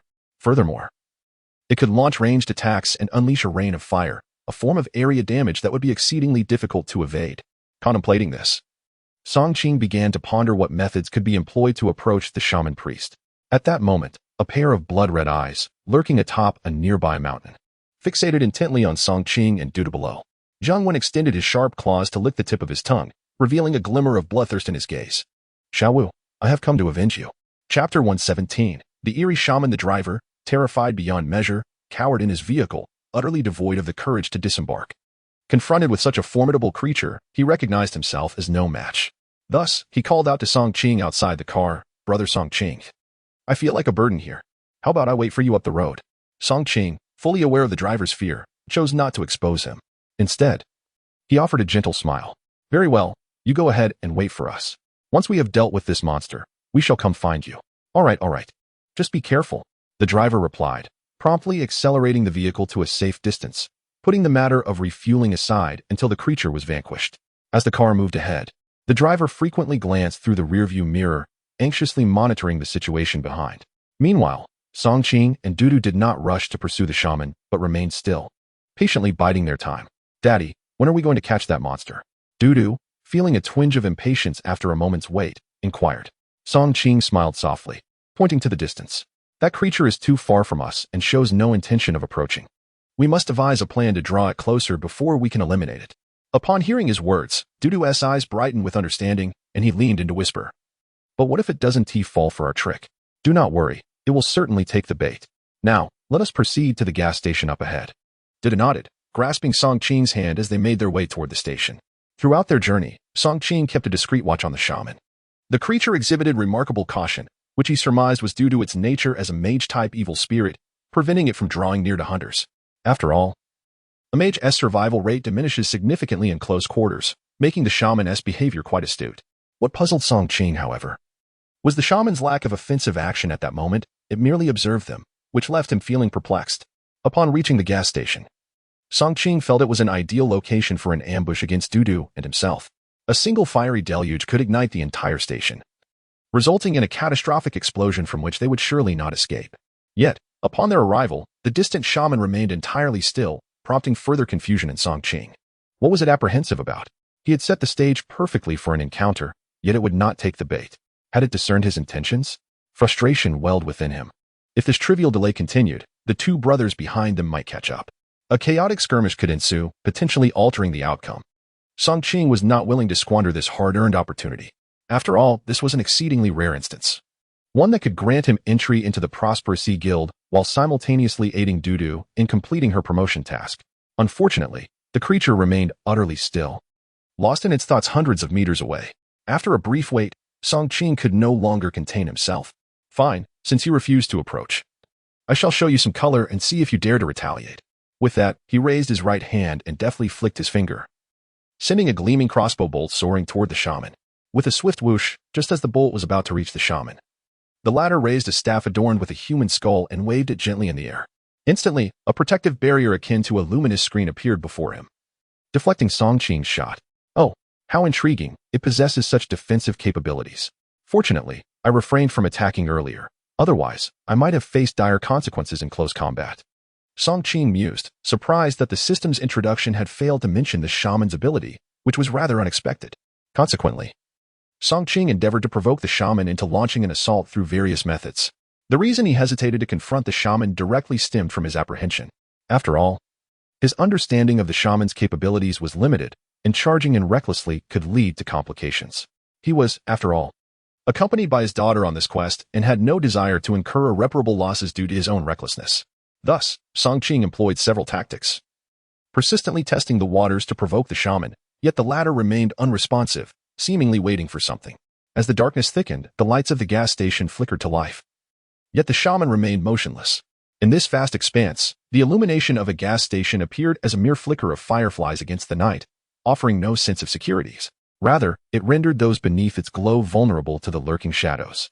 At that moment, not only was Song Qing anxious, but even the driver seated in the vehicle began to feel uneasy. His gaze was fixed on the gas station through the rear window. Yet there had been no sign of a skirmish thus far. How peculiar! Why has anything happened by this hour? Could they be facing some trouble? With a sense of resignation, the driver retrieved a pack of cigarettes from his pocket, lit one, and quietly observed the gas station. Time slipped away, and soon the cigarette was consumed. The driver rolled down the window and flicked the butt outside. However, as the cigarette butt soared through the air, it abruptly vanished, as if seized by some unseen force in the night. What in the world? The driver, startled by what he believed to be a supernatural occurrence, shuddered involuntarily, instinctively reaching to close the window. As the car window was about to close, a hairy claw suddenly obstructed it. With a loud bang, the startled driver felt a chill run down his spine and instinctively withdrew his hand. "Oh my God, help!" he exclaimed, but before his voice could fully escape, his entire body was dragged out. Terrified, he was pulled along by the monstrous entity, utterly clueless as to where he was being taken. In a state of sheer panic, he opened his mouth to scream, yet the valley remained eerily silent. After his shout echoed into the stillness, it was met with a haunting reverberation. "Who are you? I am a neutral party in this scenario. You cannot harm me." He protested, but the creature continued to drag him, indifferent to his cries. Eventually, they reached a fire pit, and in the flickering light, the driver finally discerned the figure before him. It was no longer a mere human, but a werewolf. With an elongated snout, pointed ears, and eyes radiating an unsettling red glow, it appeared fearsome. The creature perched upon a stone, its sharp claws digging into the charred ground, extracting a glowing iron from the embers. Scream. The louder you are, the more pleased I shall be. It would be splendid if you could attract Song Qing, it taunted. The driver, gripped by terror, watched as the searing iron approached him, and he began to scream desperately. With a searing hiss, the red-hot iron seared his face, eliciting a piercing scream that echoed far and wide, even reaching Song Qing and Dudu several hundred meters away. Upon hearing the agonizing cry, Dudu turned to his father. Daddy, I think I heard that driver's voice. Song Qing nodded slightly. Indeed, I heard it too. He might be in trouble. Let us go check it out. With that, Song Qing took Dudu by the hand and moved towards the source of the sound. Dudu glanced back at the still figure of the shaman. What about that monster, Daddy? A smile tugged at Song Qing's lips. If I am not mistaken, he must have struck a deal with someone and is now under their control. He will only attack when commanded by another. Dudu nodded in understanding and peered towards the sound's origin. Is another monster coming, Daddy? Song Qing nodded and then shook his head. Something like that. It's safe to say it qualifies as a monster by now. Dudu was bewildered by this statement. It wasn't until they approached the rear of the car and spotted flames flickering in a distant hollow that realization struck. Daddy, that looks like a werewolf from the movies. Song Qing nodded, having already reviewed the personal information of Zheng Wen and Zheng Wu before entering the scenario. Upon seeing the werewolf, he immediately understood that this was Zheng when activating his martial soul attribute. That individual is the one who previously caused us trouble. Dudu sensed the tension, quietly clasping Dudu's hand and cautiously moving forward. Upon approaching within 100 meters of the fire, Song Qing halted, casting a glance at the towering werewolf. Ah, I did not anticipate you would actually catch up.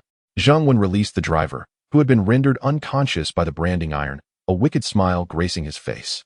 Indeed, I never imagined you could run faster than a rabbit, but the chase has been quite arduous. At last, I encounter you here. Song Qing scrutinized his adversary, then scanned the vicinity.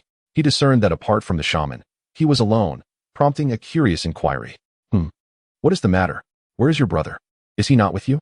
At this moment, Song Qing remained oblivious to the fact that Zheng Wu had met his demise due to his own foolish actions, while Zheng Wen had come seeking vengeance. You dare to inquire about my brother? You bear the primary responsibility for this, today. I shall avenge my brother by ending your life. Chapter 118. Confrontation. Upon hearing Zheng Wen's words, Song Qing was momentarily taken aback. Wait, I never even encountered your brother. So what vengeance are you talking about? Have you lost your mind, or has transforming into a wolf dulled your senses? He scoffed at the absurdity of the situation. You still dare to argue with me? Do you not fear for your life? With a cold smirk, Song Qing responded, Kill me? There are many who boast of such intentions. What makes you think you hold any weight? Do you truly believe I would cower before you? He dismissed the confrontation with a wave of his hand. I have no desire to squander words with you. Prepare to meet your end. Zheng Wen ceased his verbal sparring, unleashing his agility with a sudden burst of speed, his arms swinging violently as his sharp blades intensified. Song Qing remained unfazed, narrowing his eyes as he fixated on the transformed werewolf before him. Daddy, be careful, Dudu exclaimed, her heart racing at the sight of the imposing creature. Song Qing, however, merely smiled softly, brandishing his crimson flame long knife with determination. With a thunderous roar, a wave of searing flames erupted, thwarting Zheng Wen's assault. When Zheng Wen's strike failed to land, he lunged at Song Qing, aiming to bite into his neck. His teeth, razor-sharp, could easily tear through armor and even bulletproof vests. Yet, Song Qing was not one to grant such an opportunity. He deftly tilted his head, evading the lethal attack, and stepped forward, delivering a powerful knee strike to Zheng Wen's abdomen. With a resounding impact, Zheng Wen staggered backward, astonished. Well, I must admit, your skills are impressive. It seems I underestimated you. Blood trickled from his mouth as he wiped it with the back of his hand, the injury barely phasing him. Unfazed, he opened his mouth wide once more and lunged at Song Qing again. A glint of cold light flickered in Song Qing's eyes as he swung his long knife with renewed vigor. The two engaged in an intense exchange, clashing dozens of times without a clear victor emerging. One could not deny Zheng Wen's prowess. Despite Song Qing's enhanced abilities, he found himself evenly matched. Both were taken aback by the unexpected resilience of the other. Zheng Wen, observing the ordinary-looking Song Qing who surprisingly withstood his onslaught, acknowledged the latter's hidden skill. Very well. Since you've proven to be a worthy opponent, I shall not hold back any longer." With that, Zheng Wen retracted his claws back into human hands, producing two daggers, one long, one short, that glimmered ominously in the flickering light. "What will you do now?" he taunted, launching an assault from both sides. Song Qing stood his ground, raising his long knife to meet the incoming daggers. In truth, he possessed the capability to defeat Zheng Wen. The reason Song Qing refrained from immediately eliminating his opponent was that he was testing the latter's capabilities while simultaneously gauging his own prowess. After several exchanges, he discerned that Zheng Wen indeed possessed considerable skill, demonstrating impressive technique. After a brief skirmish, a faint smile crept upon Song Qing's lips. "Have you had your fun? It's about time you revealed your true abilities. If you continue to hold back, do not blame me for being ruthless." With that, Song Qing thrust his long blade forward and bellowed, "Surprise bloodstrike." In an instant, Song Qing's figure transformed into a blur of speed, his blade raining down upon Zheng Wen's dagger, producing a dazzling shower of sparks. After enduring a series of attacks from Song Qing, Zheng Wen quickly sensed the gravity of the situation. Each strike from Song Qing grew increasingly powerful and ferocious. Realizing he could not endure much longer, Zheng Wen gritted his teeth and executed a swift side kick, the air slicing with the ferocity of his movement, aimed directly at Song Qing's temple. Song Qing deftly dodged the oncoming attack, yet his own surprise strike was deftly countered by Zheng Wen. "This is intriguing. If this is how you wish to play, I shall not indulge you any longer. I have matters to attend to, and I must eliminate you first." With that, Song Qing adjusted his grip on the weapon, tightening his hold on the hilt, and surged into the air. He then swung his blazing red blade down towards Zheng Wen's head. Upon witnessing the descent of the formidable blade, a wave of dread washed over Zheng Wen. He realized that he must evade this powerful assault. However, escape was impossible. Song Qing's blade had him firmly in its sights, leaving him with no choice but to sacrifice himself to protect his vital points. Clenching his jaw, Zheng Wen abruptly raised his left hand, summoning his vitality to surge into his left arm in an attempt to block Song Qing's strike with his dagger. Yet, Song Qing's earth-shattering red flame slash was a force beyond the capability of an ordinary person to withstand. Even a creature of monstrous caliber would retreat in fear, let alone Zheng Wen, who was merely at the peak of the malevolent spirit realm. With a resounding crash, Zheng Wen felt his right hand's dagger fly from his grip as Song Qing's relentless blade descended upon his left arm with unyielding might. A sharp crack echoed, and Zheng Wen was seized by a sudden, piercing pain as his left arm vanished from sight. A harrowing scream escaped his lips as he beheld the severed limb on the ground, shock flooding his heart. What technique did you just use?" His voice trembled. His right hand pressed against the stump of his left arm, his expression contorted with anguish. Song Qing regarded him coldly. "What is this? Learning techniques through theft?" "I don't mind sharing. It's called the Earth-Shattering Red Flame Slash." "Earth-Shattering Red Flame Slash? Attribute attack? Have you reached the level of a formidable spirit?" Upon hearing these words, Song Qing was momentarily taken aback. The assertion was accurate, though Zheng Wen had made a slight error. Demon hunters inherently possess strength that surpasses that of spirits, directly suppressing them at the same level. Your insight is commendable. You have indeed guessed correctly. Yet, what does it matter? Today, I must end your life. With that, Song Qing once again grasped his long knife and lunged fiercely towards Zheng Wen. A wave of dread surged within Zheng Wen, for he understood that confronting his opponent head-on could cost him his very life. Consequently, he swiftly retreated, narrowly evading Song Qing's lethal strike. "Wait for me. I will return," he shouted as he relied on his formidable werewolf agility to dash into the night, disappearing within moments. Dudu stood to the side, his expression tinged with surprise. He was scared off, indeed. Song Qing nodded, a hint of resignation in his gaze as he watched Zheng Wen's vanishing silhouette. Such a lack of martial virtue, fleeing when one cannot win is quite tiresome. He then approached the driver, assisting him to his feet and gently patting his cheek. After a brief moment, the driver stirred awake, only to recoil in horror, clutching his face and screaming anew. Song Qing sighed, exasperated, and pointed to the driver's cheek. "All right, you are merely a neutral character within this scenario. There is no need for such theatrics. Your wounds have been healed. You are unharmed now." Upon hearing Song Qing's words, the driver paused, his voice abruptly silenced. Cautiously, he touched his cheek and, to his astonishment, found the injury had vanished. "Remarkable. Master Song Qing, I had no idea you possessed such prowess. Thank you for saving my life." The driver began to kneel, but Song Qing gently shook his head. "You know I dislike such gestures. Now, tell me about the creature you just witnessed." The driver nodded vigorously, swallowing hard as he recounted. "During my ordeal, I overheard some of his words. It seems he has made a pact with that shaman, and they plan to join forces to eliminate you, subsequently handing your equipment over to the shaman." Upon hearing this, Song Qing nodded thoughtfully, recognizing the alignment with his previous suspicions. However, he found himself puzzled as to why, during his confrontation with Zheng Wen, the shaman had not intervened to assist. But after a moment's contemplation, the reason became clear to him. Perhaps Zheng Wen wished to avenge his brother by slaying him himself, which left Song Qing feeling somewhat helpless. He had never laid a finger on Zheng Wen's brother, yet the blame for the death was being unfairly placed upon him, as if he were being unjustly scapegoated. The driver glanced at Song Qing once more and spoke softly, "Mr. Song Qing, I believe it would be wise for you to exercise caution. If necessary, we should drive away from here immediately, traverse through this area, and reach our destination. Your task would then be complete." However, Song Qing gently shook his head, his tone laced with a hint of resignation. "It is all right. I have my own matters to attend to. There is no need for further discussion, and besides, we cannot leave by car now." "Why not?" the driver inquired, puzzled. In the fleeting moment when the driver was lost in thought, a crimson glow suddenly illuminated the sky, followed by a torrential downpour of fiery projectiles heading directly towards his bus. The air erupted with a cacophony of explosions as flames burst forth, swiftly reducing the bus to mere ashes. Staring in disbelief at the charred remnants of his vehicle, the driver found himself engulfed in confusion. How could this possibly happen? Song Qing offered a faint smile. He understood that Zheng Wen must have returned to confer with the shaman, orchestrating the destruction of their mode of transport. The forthcoming duel might well see formidable adversaries enter the fray. Song Qing instinctively heightened his vigilance, shedding the earlier air of disdain. Chapter 119, Dudu captured again, beyond the instance. Upon witnessing the unfolding events on the screen, Old Lin was struck with astonishment. Who exactly is Song Qing? How can he stand his ground against Zheng Wen, who possesses the formidable power of a martial soul, and even sever his arm? Furthermore, what technique did he just employ to conjure flames?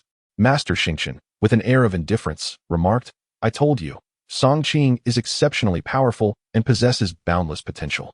Your people are no match for him." Seeing Master Xingqian's pretentious demeanor, Old Lin could not help but spit on the ground in disdain. "Humph, still putting on a show. If he were truly that strong, you wouldn't he have been worried about him earlier?" Unperturbed by the exposure of his pride, Master Xingqian merely regarded him with a hint of amusement. "And what of it? What concerns me more is that he may fail this mission, and you might snatch the opportunity one worked so hard to obtain." Old Lin merely snorted in response, turning his attention back to the screen. At that moment within the instance, Song Qing, accompanied by Dudu, cast another glance at the distant shaman. Zheng Wen sat nearby, extending his severed arm towards the shaman. 10 second-tier magic crystals for one severed arm. The shaman cracked a peculiar smile in response. "Deal." With that, he accepted the bag Zheng Wen offered and tucked it away. A radiant light emanated from his hands as he chanted incantations. An unexpected phenomenon transpired. During the illumination, Zheng Wen's severed arm began to regenerate. Initially resembling an infant's limb, it gradually grew. Within mere minutes, his arm was restored to its original state, with no trace of the previous severance. A look of astonishment crossed Zheng Wen's face at the sight of his fully restored left arm. "I apologize for the discomfort you endured in this instance. If we manage to escape, you will undoubtedly be a formidable ally." The shaman disregarded his words and continued, arms crossed. "What shall we do next? Shall we confront him head-on, or should we unite to eliminate him?" After a moment of contemplation, Zheng Wen replied, "His strength is considerable. That red flame earth-shattering slash is not something an ordinary person can withstand. However, I have a new strategy." The shaman's expression turned curious. "Are you suggesting we target one of his companions? That young girl?" "Precisely. I intend to divert Song Qing's attention, giving you the opportunity to seize that young girl. With her in our possession, Song Qing will undoubtedly comply with our demands." The shaman pondered for a moment before responding, "All right, your plan has merit. We shall proceed as you propose." After discussing the finer details of their strategy, the two vanished into the night. The recent battle had drained much of Song Qing's stamina, leaving him famished, and Dudu too felt a pang of hunger. He cast a glance towards the distance. Surely, this fellow wouldn't he dare to launch a surprise attack at this moment, right? Should we not eat something first? The driver, momentarily taken aback, urged with a hint of urgency, "Mr. Song Qing, given the circumstances, how can you still think about eating and drinking? Your life is at stake." Song Qing raised his eyes to regard the driver. "I believe that providing my daughter with a hearty meal at this juncture is of greater significance than engaging in battle with them." Without heeding the driver's objections, he once again retrieved a self-heating pot and some food from his backpack. Thus, Song Qing and Dudu sat down on the ground, right by the fire, and began to eat. The driver, gazing at the array of delectable dishes, found himself at a loss for words regarding his current emotions. Ultimately, hunger triumphed over fear. and seeing how appetizingly Song Qing and Dudu were enjoying their meal, he could not resist snatching a chicken leg and devouring it hungrily. Just as they were relishing their food, a howl from a werewolf echoed from above the mountain peak. Soon after, a dark figure descended nearby, approximately 100 meters away. Song Qing, I must commend your audacity. Even now, you still think of eating. Zhang Wen emerged from the shadow, his fur glistening ominously in the firelight. His gaze was more ferocious than before, as he brandished a ghostly long knife and advanced slowly. After savoring a piece of beef from the self-heating pot, Song Qing looked at him. Are you not afraid that I might sever your head with this blade? Ha ha ha. If you possess the courage, come forth. I declare here and now that you shall not leave this place. If you dare, approach and see if I will kill you, he continued, continuing to eat without a care. Zhang Wen was infuriated by Song Qing's blatant disregard for him. With that, he lunged forward, raising his long knife towards Song Qing. Song Qing gently set down his bowl and chopsticks, swiftly drawing 2 arrows and sending them flying towards Zhang Wen's face. Anticipating the attack, Zhang Wen quickly adjusted his trajectory, narrowly evading the arrows. At this point, he was already upon Song Qing. Before he could fully comprehend the situation, Song Qing had inexplicably raised a glowing red long knife and swung it towards him. The two engaged once more in fierce combat, their weapons clashing with a resounding clang.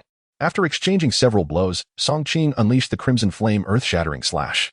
Zhang Wen had been prepared for this strike and hastily attempted to evade. However, the ferocity of Song Qing's blade exceeded his expectations. With a single stroke, a deep gash was carved into his chest. Blood streamed down his fur and legs, and a searing pain coursed through him, causing him to feel his strength waning. Damn it, he was too powerful. Zhang Wen realized that defeating Song Qing today was beyond his capability. His gaze darted sideways, noticing a figure gradually approaching through the darkness. At that moment, Song Qing swung his blade once more. Zhang Wen hastily retreated once more. There was no alternative, for he could not possibly prevail in combat. To avenge his brother, he resolved to preserve his own life. At that moment, Song Qing suddenly sensed an unsettling presence and swiftly sheathed his blade to observe his surroundings. Before the fire, a figure abruptly materialized. Clad in tattered animal hide, adorned with peculiar branches atop its head, the figure was none other than the enigmatic shaman. Upon sighting it, Song Qing immediately recognized this as part of a cunning ploy. Their target this time was not himself, but Dudu. He urgently called out to her, "Daughter, be cautious." However, Dudu was only then coming to her senses, hastily grasping her staff, though her reaction was regrettably tardy. The shaman clasped its hands together, chanting an incantation. Instantly, a bubble-like light shield enveloped Dudu. You may withdraw now." The shaman waved its hand, whisking the bubble away before vanishing into the void once more. Song Qing's eyes blazed with fury, cursing his own negligence for allowing such a surprise attack.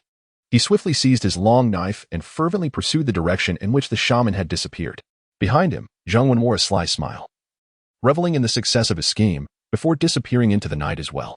The driver, witnessing Dudu's abduction, displayed a look of terror and hurriedly apologized to Song Qing.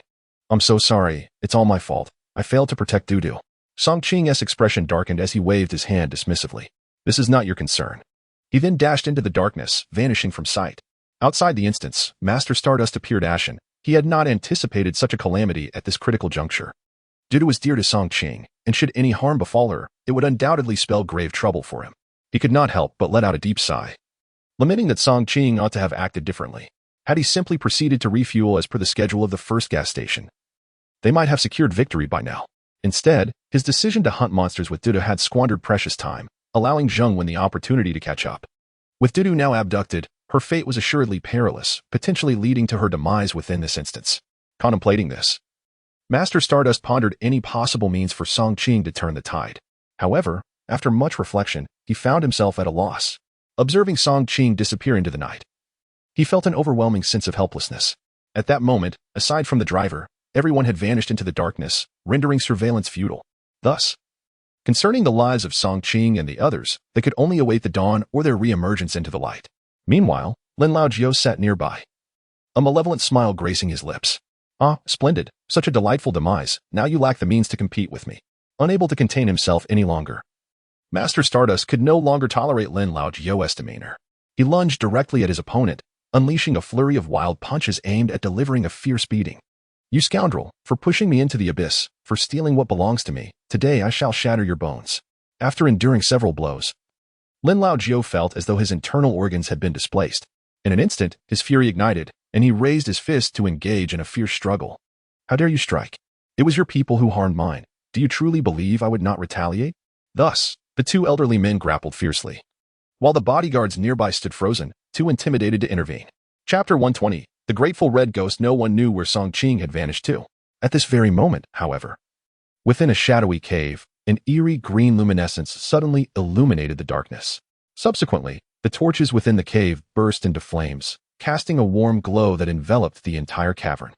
Amidst this flickering light, a figure emerged before the fire pit, draped in animal hides, wielding a staff adorned with a human skull, and wearing a grotesque smile upon his face. "Little girl, are you frightened?" he taunted. Yet, upon noticing that Dudu, encased within her bubble, was sound asleep, he was momentarily taken aback. Hey, I'm speaking to you. Awaken." Despite his persistent calls, Dudu showed no signs of stirring, instead sleeping even more soundly, rolling over in her slumber. The shaman was on the verge of madness. He had captured a child who seemed utterly unperturbed by his presence, blissfully dozing within her bubble. Could it truly be this comfortable? He pondered, bemused by the child's audacity. With a resigned sigh, he placed Dudu near the fire, securely binding her with ropes to prevent any chance of escape. Stepping outside the cave, he gazed into the distance, muttering to himself, "I wonder when that werewolf will arrive. If I can obtain the treasures from Song Qing, it would be worth it." After glancing at the sky and calculating with a flick of his fingers, he shook his head in dismay. "It seems the flight is swift. Perhaps I shall wait a little longer." With that, he re-entered the cave. Just then, a faint rustling sound emanated from outside the cave. The shaman paused, murmuring, "Could it be? So fast? This werewolf possesses remarkable speed." He ventured outside, calling towards the shadowy figure, "Enough hiding. Come forth. I know you're there." However, before his words could settle, a sultry female voice echoed from behind him. "He. You know where I am." The shaman froze, his body stiffening as an ominous figure materialized in his mind, causing him to tremble slightly. You, what brings you here?" he stammered. The woman's laughter tinkled again. "What's wrong? Has it been so long since we last met that you've forgotten how to converse with an old friend?" The shaman's forehead glistened with cold sweat. "And no, it's just that it has been ages. Lady Red Ghost, what brings you out?" The ghostly woman glided through his form, settling onto a nearby stone bench, resting her chin upon her hand, gazing at him intently. "I'm here in search of someone." The shaman's expression faltered momentarily before he forced a smile. "Might I inquire whom the esteemed Lady Red Ghost is seeking? Is there any way I could be of assistance?" Song Qing. Upon hearing this name, clarity struck the shaman like a lightning bolt, as he surmised the purpose of her visit. So, she too had her eyes set on the treasures possessed by Song Qing. If I were to reveal the plan to the Red Ghost at this moment, she would undoubtedly be overjoyed. Perhaps, in return, she might even share some of her resources with me or offer me a helping hand. With this thought in mind, a flattering smile danced upon his lips as he addressed the woman. "My dear Red Ghost, to be candid, I am unaware of Song Qing's whereabouts. However, I do possess a means to summon him." The Red Ghost smiled slightly, intrigued. "Oh, and what method might that be?" The shaman grinned, pointing towards the depths of the cave. "Please, follow me, my esteemed Red Ghost." He then took delicate steps ahead to lead the way. The Red Ghost floated gracefully in the air, following him deeper into the cave. The shaman, with an air of triumph, gestured towards a figure bound near the fire, resembling a twisted noodle, and beamed with obsequious delight. "This is the daughter of Song Qing, whom I labored greatly to capture. With her in our possession, Song Qing will be easily dealt with." However, upon hearing this, the Red Ghost's expression darkened, a glint of malice flickering in her gaze. Realizing the shift in her demeanor, the shaman hastily added, "You may not know, but I exerted considerable effort to seize Song Qing's daughter. Surely, my lord, you must grant me some form of recompense." Upon hearing his words, the Red Ghost suddenly burst into a sharp, mocking laughter. Observing her amusement, the shaman joined in the laughter, but before long, the Red Ghost's mirth abruptly ceased, leaving only his awkward laughter echoing in the cavern. The shaman's laughter soon faded as well, his expression now tinged with embarrassment. "Well, it's quite all right if no reward is given, as long as the Red Ghost remembers my goodwill." "Very well, I shall remember your goodwill," the Red Ghost replied, her countenance darkening. Suddenly, she raised her razor-sharp finger and lunged towards the shaman's head. The shaman, bewildered by her unexpected aggression, protested, "My lord, what is the meaning of this? I am entirely devoted to your service. How could you turn against me?" The Red Ghost seized the shaman, bringing him close, her eyes glinting with icy fury as she coldly declared, "Song Qing and Dudu saved my previous life. They are my benefactors. And yet you seek to capture and even kill them." The shaman trembled, his body shaking uncontrollably at the revelation. He had not anticipated that Song Qing and Dudu had such a profound connection. To learn that the Red Ghost had come not to eliminate them, but to express gratitude was beyond his comprehension. Yet, having spoken his words, he found himself at a loss for defense. He quickly stammered, my lord, I was wrong. I was wrong. I merely deceived you." The red ghost glared at him with a chilling gaze, her voice resonating as if it emerged from the depths of the abyss. "Deceived me? Do you comprehend the cost of deceiving me?" The shaman, drenched in sweat, repeatedly gestured in denial as he explained, "Actually, I was merely boasting earlier. You know how I tend to exaggerate. In truth, it was not I who captured Dudu, but that werewolf. Yes, that very werewolf. He urged me to collaborate with him and orchestrated Dudu's abduction. It was he who coerced me into this." A chilling glint flickered in the red ghost's eyes as his sharp fingertips grazed the shaman's neck, inciting terror that nearly rendered the shaman incapable of controlling his bladder. "I speak the truth, Lord Red Ghost. I beseech you, spare my life. I shall not dare to transgress again." The red ghost relaxed his grip, letting the shaman collapse onto the ground. "Very well, I shall grant you a chance. Are you aware of what you must do?" The shaman, now paralyzed by fear, nodded fervently. "Yes, I understand what is required. If only you grant me this opportunity, I shall ensure your satisfaction." "Then go," commanded the red ghost, and with his words, he vanished into the cavern. The shaman, feeling as if his bones had been extracted, crumpled to the ground, gasping for breath. "You scoundrel! Why did you not inform me of this sooner?" He cursed, his hatred for Zheng Wen intensifying. Were it not for Zheng Wen's sweet talk urging him to collaborate, he would never have attempted to capture Dudu. Yet a curiosity gnawed at him. Wasn't the red ghost sealed within the body of a female teacher? How had he suddenly reappeared? Numerous questions swirled in his mind, yet no answers were forthcoming. However, this was not the time for such musings. The shaman sat anxiously within the cave, devising strategies to present himself favorably enough to earn the red ghost's mercy. Should he eliminate Zheng Wen upon his arrival and present his head as a tribute to the red ghost? But he quickly dismissed this notion. No. If he were to slay that werewolf outright, then Song Qing would undoubtedly never forgive him, and if Song Qing held a grudge, the red ghost would not spare him either. It seemed imperative that he ensure Song Qing's revenge first. But how could Song Qing enact his vengeance? Should he simply deliver the werewolf to him? Turning his gaze to the tightly bound Dudu, he suddenly recalled an important task left undone and hurriedly approached to untie the ropes binding Dudu. Furthermore, he retrieved an array of vividly colored magic crystals from his space and laid a soft tiger skin upon the bed, adorning it with the crystals. Finally, he carefully placed Dudu on the bed and covered him with the tiger skin blanket. Having prepared everything, the shaman finally exhaled in relief. He stepped outside the cave to gauge the time and muttered in frustration, "When will that foolish wolf arrive? Why is he taking so long?" Meanwhile, not far from the cave, in a nearby valley, Zheng Wen was gravely injured. A deep gash marred his chest, and blood continued to flow incessantly. He muttered a curse under his breath, clutching his chest, utterly powerless to move forward. As the flickering flames near the cave illuminated the surroundings, a sense of unwillingness surged within him. Was he truly destined to succumb to this fate? In a moment of desperation, Zheng Wen bit down on his tongue, a surge of vital blood erupting forth. He chanted incantations in his heart, and his blood ignited instantaneously, transforming into an overwhelming force that coursed through his entire being. In the blink of an eye, the wound on his chest began to heal gradually, yet he sensed that his life was nearing its end. "Brother, I shall avenge you." With those words, he stepped forward. Suddenly, a man's voice resonated from ahead, demanding, "Hand over my daughter." Zheng Wen was momentarily taken aback, his heart racing as he gazed intently at the shadow ahead. Amidst the obscurity, Song Qing stood armed with a blazing long knife, his gaze fixated fiercely on Zheng Wen. Chapter 121. Betrayal. Zheng Wen abruptly halted his steps, retreating slightly as he drew forth his dagger. "How did you catch up to me?" A cold smirk appeared at the corner of Song Qing's lips. "Why does it matter how I followed? I've been right beside you for quite some time, and you were none the wiser." Upon hearing this, Zheng Wen felt a chill run down his spine. "Fine, if you intend to kill me, then do it. Spare me the needless chatter. If you dare, come over here. Today, I shall trade my life for yours." With that, a glimmer of determination flashed in Zheng Wen's eyes. His body trembled as he lunged fiercely towards Song Qing, claws bared.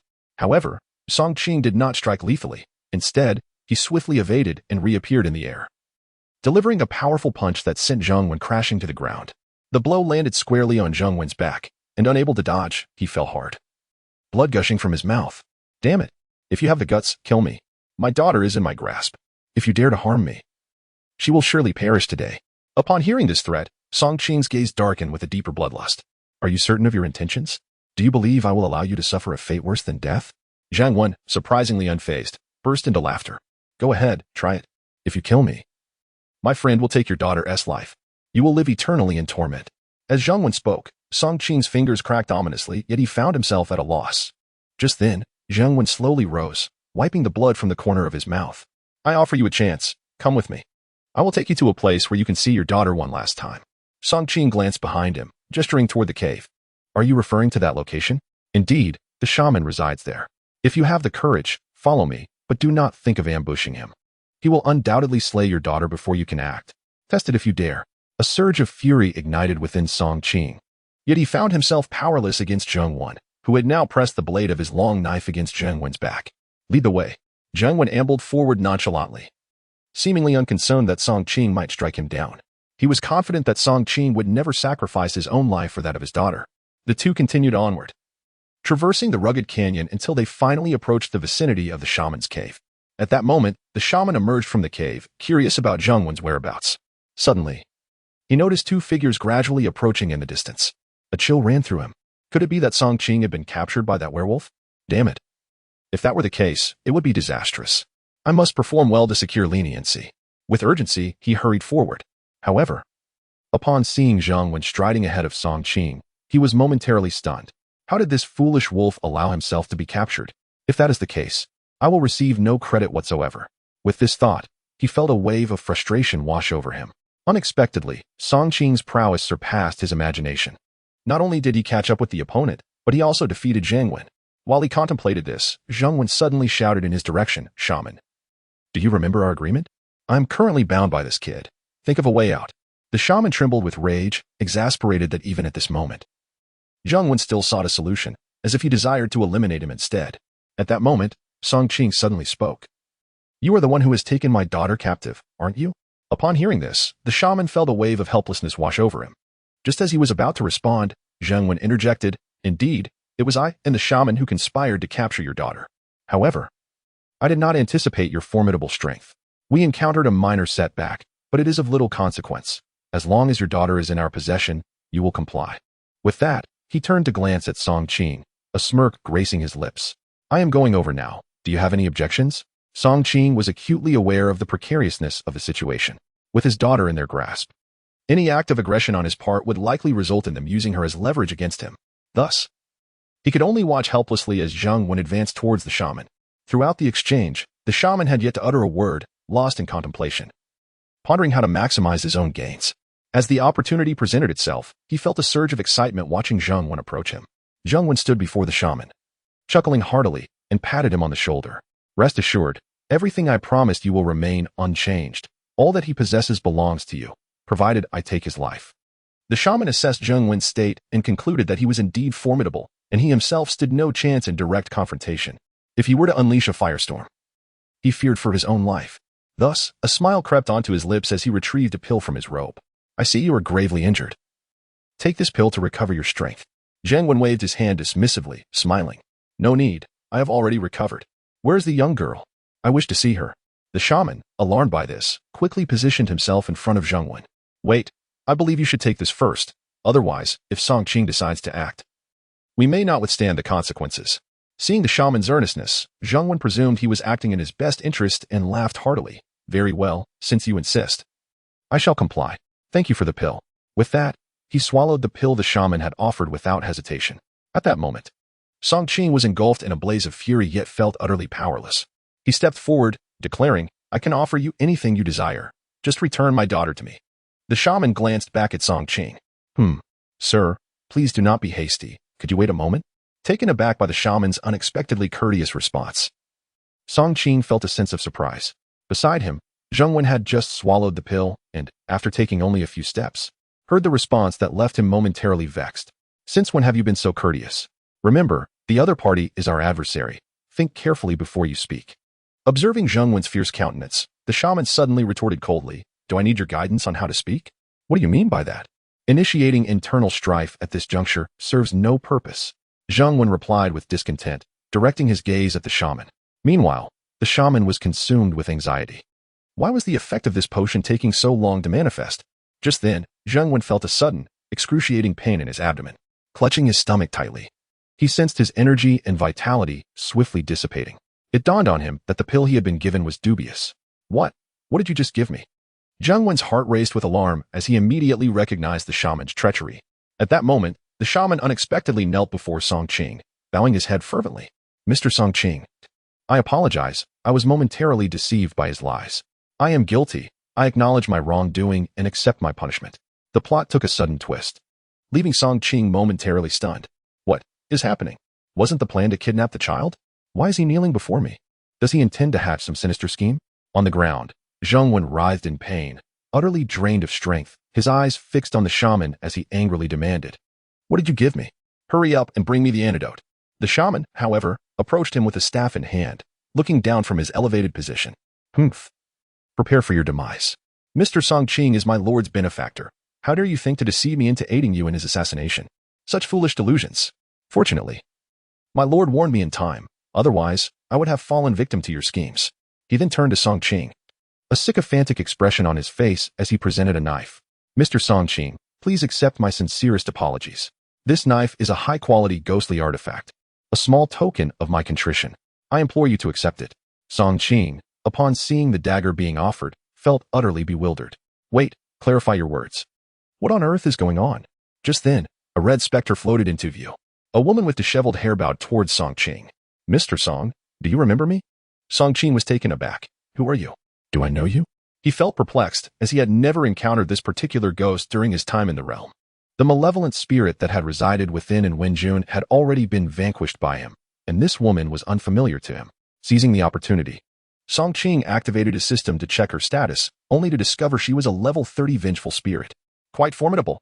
Yet, the woman in red bore no animosity towards Song Qing, smiling as she began to elucidate. "In that small village, you once saved me." Upon hearing this, Song Qing suddenly realized, "You are that female teacher." "Indeed, I am that teacher. After you departed, we were all immensely grateful to you. However, we never anticipated that this individual, accompanied by his brother, would come to our village and slaughter everyone.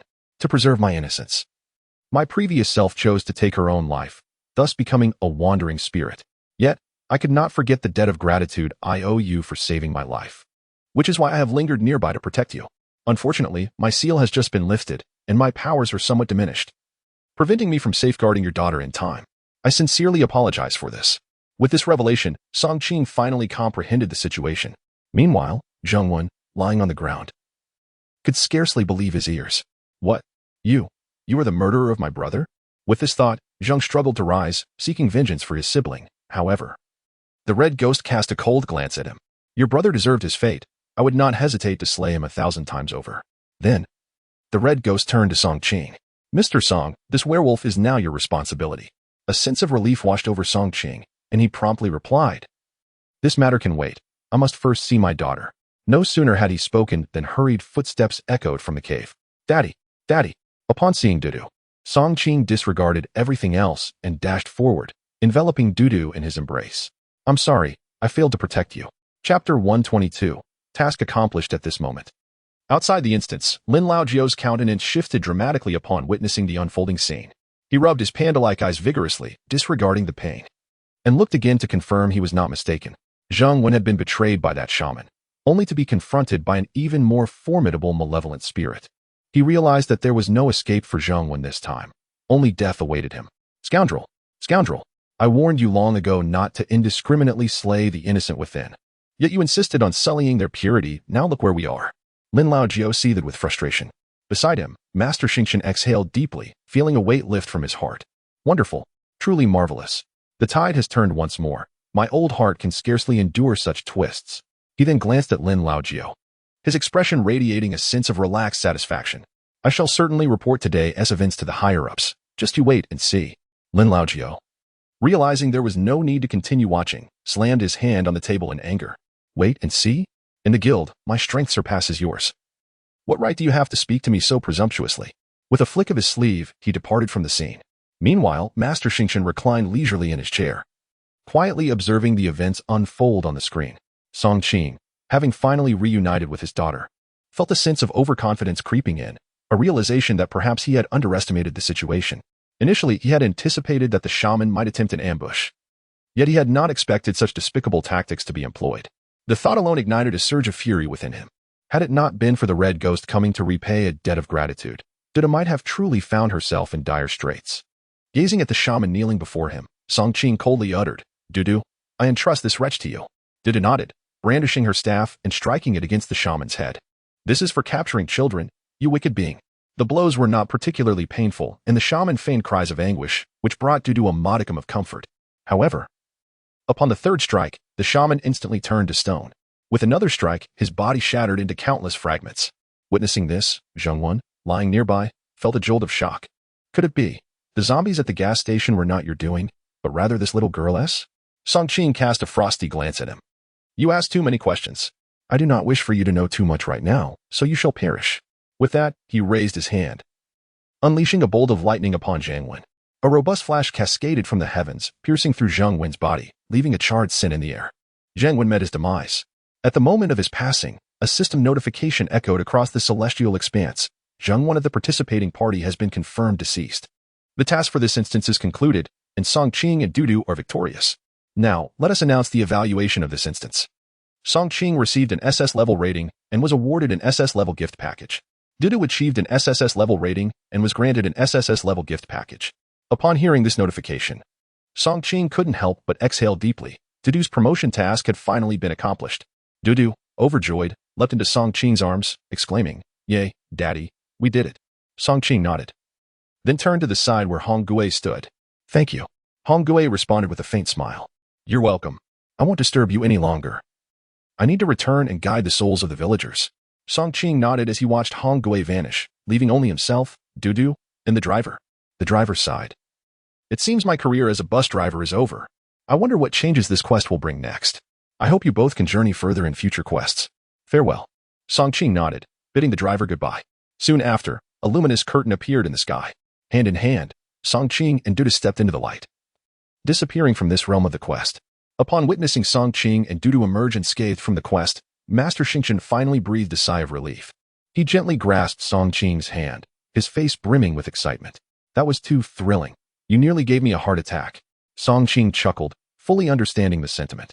"Rest assured, aside from the final challenge, I had everything else under control. However, I will exercise more caution next time." Master Xingqian nodded, glancing at Dudu, a hint of amusement crossing his face. "I never imagined you, such a little one, could be so formidable.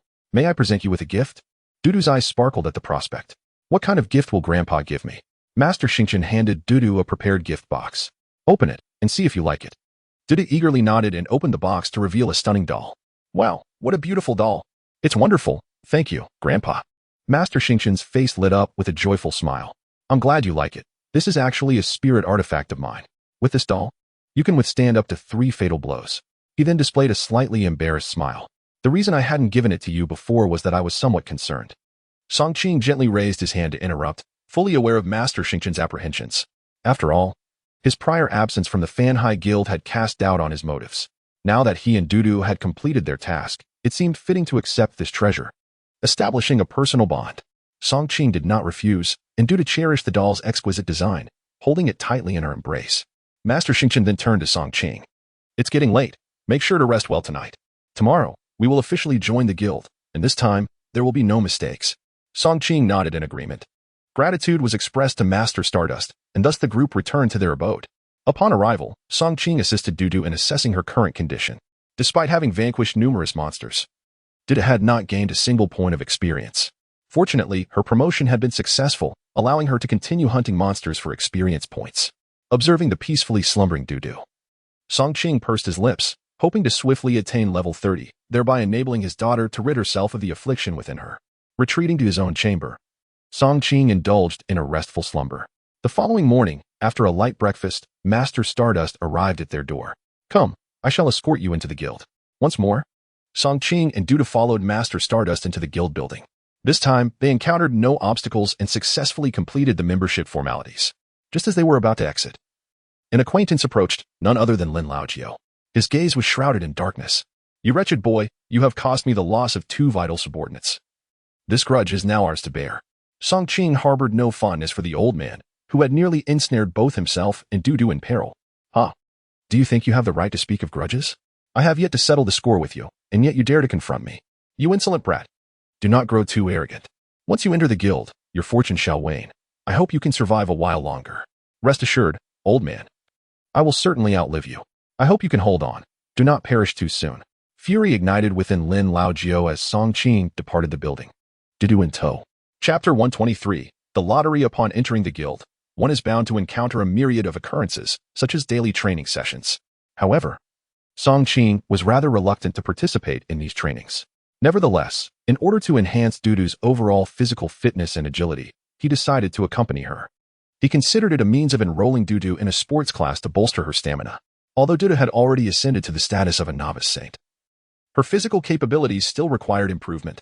Fortunately, under Song Qing's protective watch during these training exercises, Dudu was able to complete them with relative ease, astonishing her fellow trainees. The fact that a mere 4-year-old child could possess such remarkable physical prowess left everyone utterly astounded.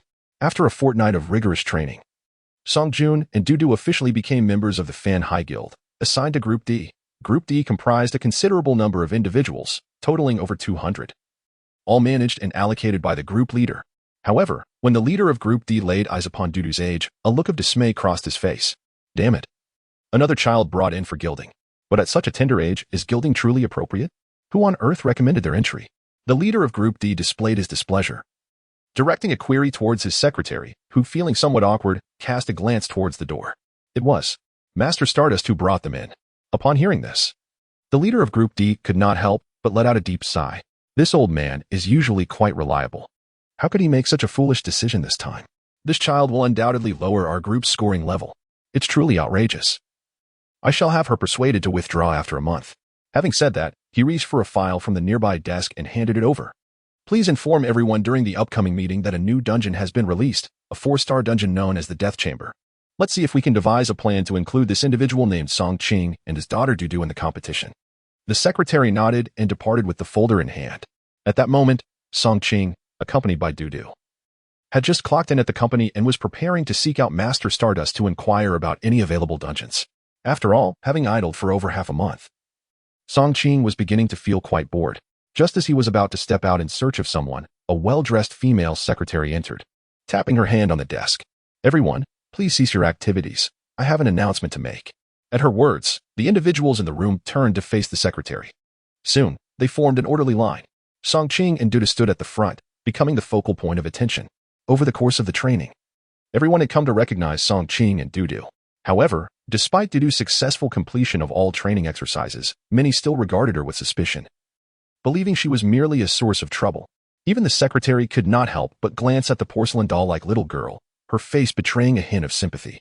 She then returned her gaze to the assembly, adopting a serious tone as she spoke. I have just received a task from our team leader.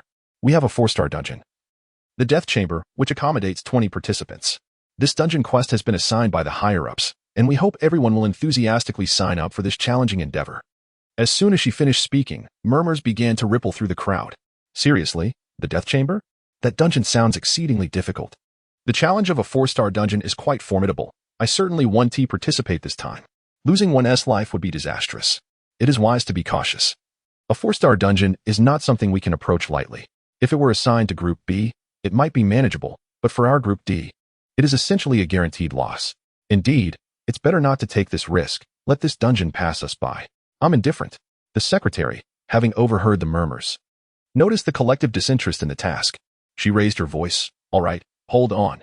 Let me finish speaking before you discuss it amongst yourselves. The hall fell silent once more, and the secretary addressed the crowd.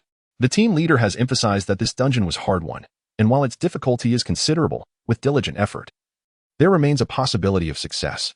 Do not be disheartened. A bit of confidence is essential. However, complaints soon arose from the audience. For heaven's sake, we aren't expendable. Why would we venture into such a deadly dungeon? Just last time, our Group D suffered total annihilation in a 4-star dungeon. Indeed, it's barely been 2 years since that incident. Can we not opt out this time? The secretary, shaking her head in resignation, replied. I'm afraid the team leader insists on participation. Since no one seems willing to go, we will resort to a lottery to select 20 individuals. This declaration sparked an uproar among the crowd. Discontented voices grew louder. But the secretary had made her decision clear. Anyone who refused to participate after being selected would be expelled from the group. Everyone was taken aback. Refusing to go was not an option, and now they could only hope not to be chosen. The lottery commenced. Song Qing, however, had no objections regarding this dungeon. Although the difficulty might be significant, he believed there was still a glimmer of hope for success. Thus, he and Dudu approached the lottery box and drew a slip. As he unfolded the paper, he noticed the secretary watching him intently. However, she quickly averted her gaze, clearing her throat awkwardly. Now, please open your slips. Those who have drawn an X step forward. Instantly, chaos ensued as everyone began checking their slips. Those holding the X slips nervously emerged from the crowd. Song Qing felt a twinge of disappointment. He had not drawn an X. The secretary's next announcement left everyone momentarily stunned. All right, those who have drawn an X may leave now. The pallid faces of those gathered were suddenly illuminated with joy upon hearing that drawing an X would grant them an exit. Each individual, brimming with excitement, swiftly departed the hall. Those who drew a D also stood up, ready to leave. Subsequently, the individuals holding D made their way out as well. The secretary continued to announce further ballot results, and the number of people in the room dwindled. Finally, when only 20 remained, the secretary spoke up. The remaining individuals are the participants of this new dungeon challenge. Please prepare yourselves. The challenge will commence tomorrow morning, and punctuality is imperative.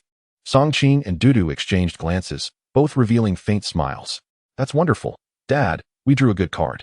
In stark contrast, the surrounding crowd, previously despondent, erupted in scornful remarks upon hearing this. Are you out of your minds? You're thrilled about drawing a dungeon challenge? Ridiculous. Indeed, it's a 4-star dungeon. This isn't a trivial matter. Don't be naive to think that passing a 3-star dungeon equates to success in a 4-star one. The difference is monumental. Once you step into a 4-star dungeon, I doubt you will maintain that elation. Honestly, do you believe that simply following Captain Liao will ensure your safety? As these words echoed, a tall young man emerged from the crowd. Do not expect me to lead you to safety. Rely on your own abilities, he declared before striding away. Song Qing could not help but mentally critique his retreating figure. Liao Chang was the most formidable contender among Group D. Despite being in his early 20s, he had already demonstrated the capability to conquer 3-star dungeons solo and had successfully completed 4-star dungeons on 2 occasions, making him an exceptional talent. His awakening of assassin powers had rendered him the object of envy for all. Chapter 124. The bribery at the door. The drawing of lots had concluded, and the crowd dispersed from the hall, each returning to their respective homes to prepare for the challenges ahead. The secretary briefly outlined the fundamental rules of this dungeon, one of which left Song Qing feeling somewhat resigned. Within this deadly escape room, the use of all storage-type equipment would be temporarily prohibited. Concerned about the inability to access the system's inventory, Song Qing realized he needed to pack everything essential. Moreover, the number of items each participant could carry into the dungeon was also limited, causing him considerable distress. Gazing at the myriad of goods on the shelves, Song Qing resolved to delegate this daunting task to Dudu, provided he excluded all necessary gear and emergency supplies from the count. Dudu, perched atop a shopping cart, fixated on the items displayed. Well, I think yogurt looks delightful, don't you, Dad? Song Qing chuckled. All right, let us take some yogurt. Chips. I adore chips. Can I take an extra 2 bags? Absolutely. Wow, strawberry cookies. My favorite. Let us grab those too. Sure. Dad, how about we each have a donut? That sounds perfect. Sweetheart. And seaweed crisps. I haven't had those in ages. Grab some. Before long, the shopping cart brimmed with snacks. Observing the bounty, Song Qing could only smile wryly as he handed the shopping cart to the cashier. After settling the bill and departing the supermarket, he and Dudu returned to their residence. Meanwhile, Liao Chang had also returned to his abode. As the foremost powerhouse of Group D, he held himself to exceptionally high standards, ensuring that every detail was meticulously attended to. This diligence was one of the reasons for his remarkable achievements at such a young age. With restrictions on items, he pondered carefully about what to bring. Surveying the assortment of goods in the storage room of his villa's basement, Liao Chang began to search for the necessities. The duration of the dungeon remained unspecified, so he resolved to pack ample food, water, and medical supplies. He approached a nearby shelf, meticulously selecting items essential for the venture. For sustenance, he chose various high-calorie compressed foods, which offered the advantage of being energy-dense, one bite equating to a full meal's worth of calories and energy. However, the downside of these high-calorie rations was their less-than-pleasing taste, as the need for compaction often compromised flavor. Next, he carefully selected several bags of purified water, which could easily fit into the pockets of his tactical vest or be secured around his waist without hindering his movements. Furthermore, to prepare for any potential water shortage, he included 2 packets of water purification tablets, an essential lifeline in critical moments. Regarding the medications, he generally carried only a select few, which he had distilled from years of experiential learning. Once everything was neatly arranged, he retrieved his dagger.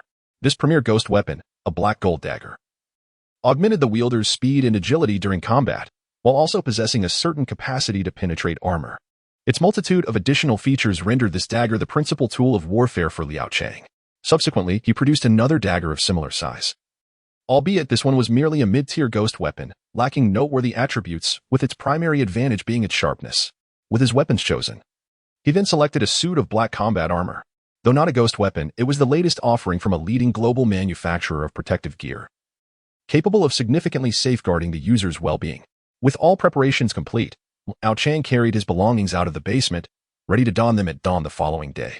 At that moment, the sound of a doorbell echoed from outside. Liao Chang frowned slightly. Who could be visiting at such a late hour? He activated the basement surveillance system to take a look, only to find an elderly gentleman wearing sunglasses.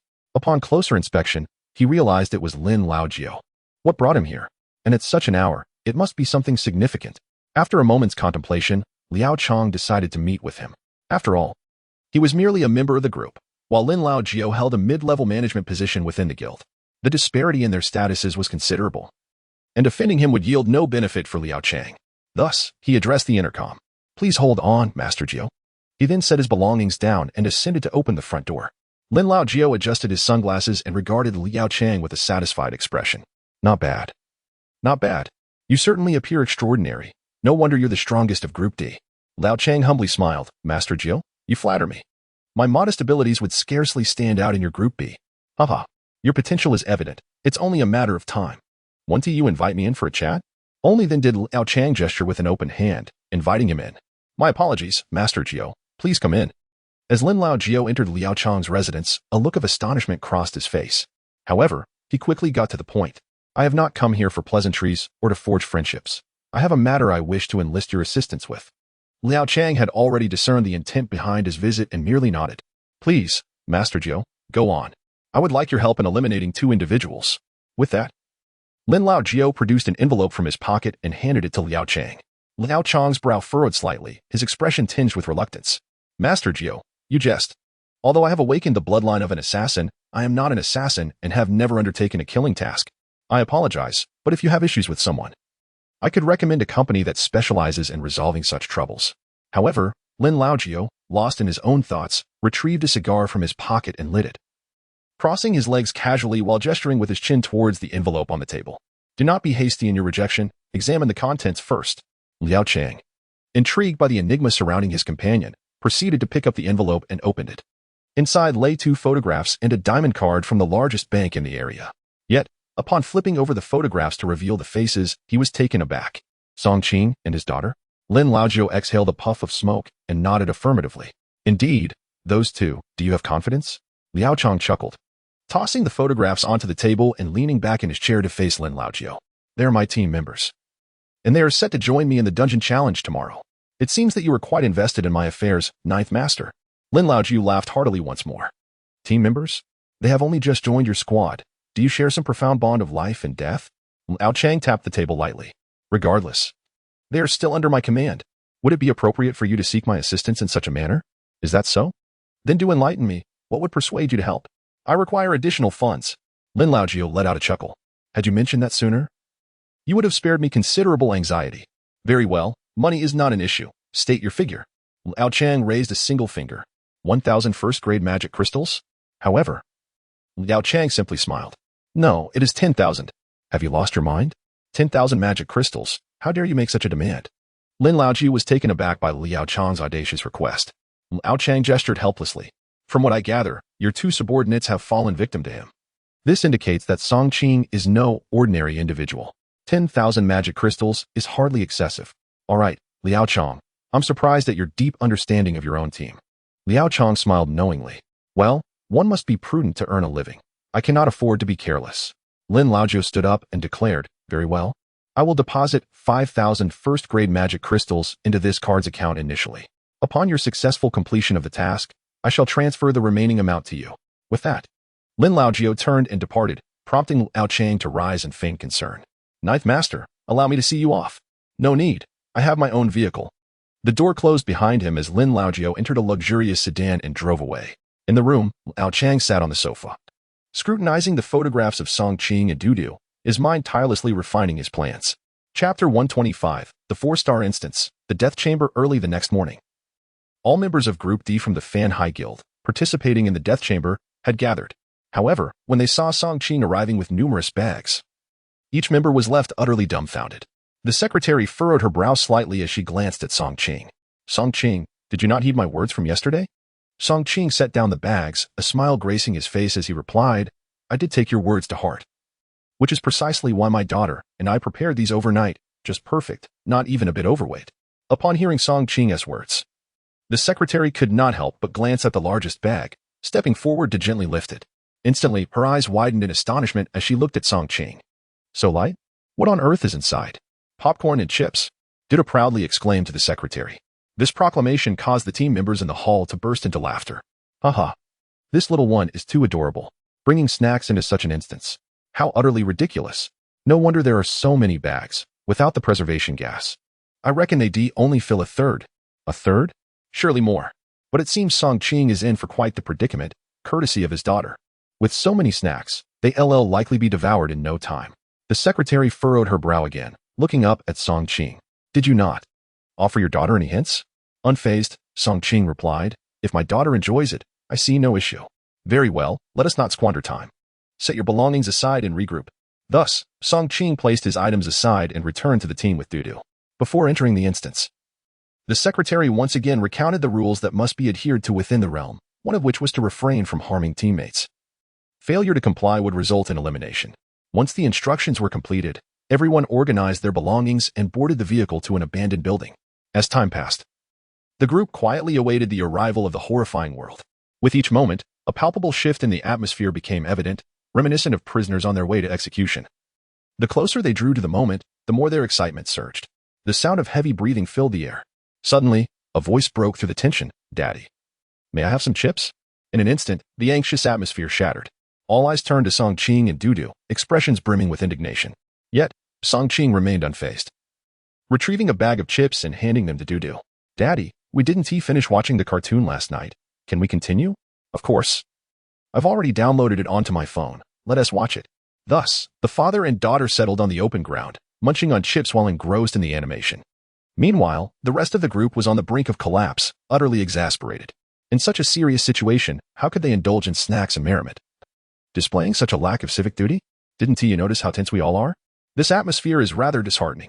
Currently, no one seems inclined to intervene with Song Qing and Dudu, as they must maintain this heightened state to effectively confront any unforeseen dangers. Just as Song Qing and Dudu had finished watching their animated series and consumed their fourth bag of chips, the sky suddenly darkened. Subsequently, the world before them began to warp. When the light returned, they found themselves in a spacious and ominous chamber. Welcome to the death chamber. From this moment forth, you are tasked with exploring the surrounding rooms with the obligation to unlock 100 chambers each day. Failure to complete this task will result in the immediate erasure of those who explore the fewest rooms. Ultimately, the number of rooms explored will be the criterion for this competition as assessment. The contest has officially begun. Upon hearing these words, the crowd erupted into conversation. Explore the chamber? What might lurk within? Could there be malevolent spirits? It is safe to assume they are indeed malevolent. We can only hope we do not encounter anything too formidable. Let us proceed together for mutual support. As the announcement concluded, the group began to chatter excitedly, deliberating their strategies. However, with each individual harboring their own thoughts, the hall quickly descended into chaos.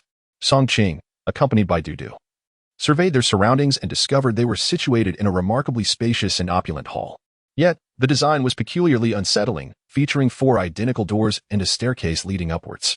Approaching the doors, Song Qing examined them, but they appeared indistinguishable, revealing nothing beyond them. Tentatively, he extended his consciousness. Yet he could not penetrate the veil obscuring what lay behind the doors. Evidently, a portion of his abilities had been sealed. At that moment, a voice suddenly echoed from behind. Everyone, I believe our foremost priority should be to establish a small group, which will significantly enhance our efficiency. What do you think? The crowd turned to see Liao Chong surveying them from the center table, exuding an air of leadership. Yes, Brother Chong, please guide us. What should we do? We will follow your lead. Indeed, your experience is invaluable. Perhaps you could take charge. Upon hearing their encouragement, Liao Chang smiled modestly and replied, I appreciate your kindness. I merely wish to propose an idea and never intended to assume the role of leader. However, as he finished speaking, the others began to express their desire to forego an election.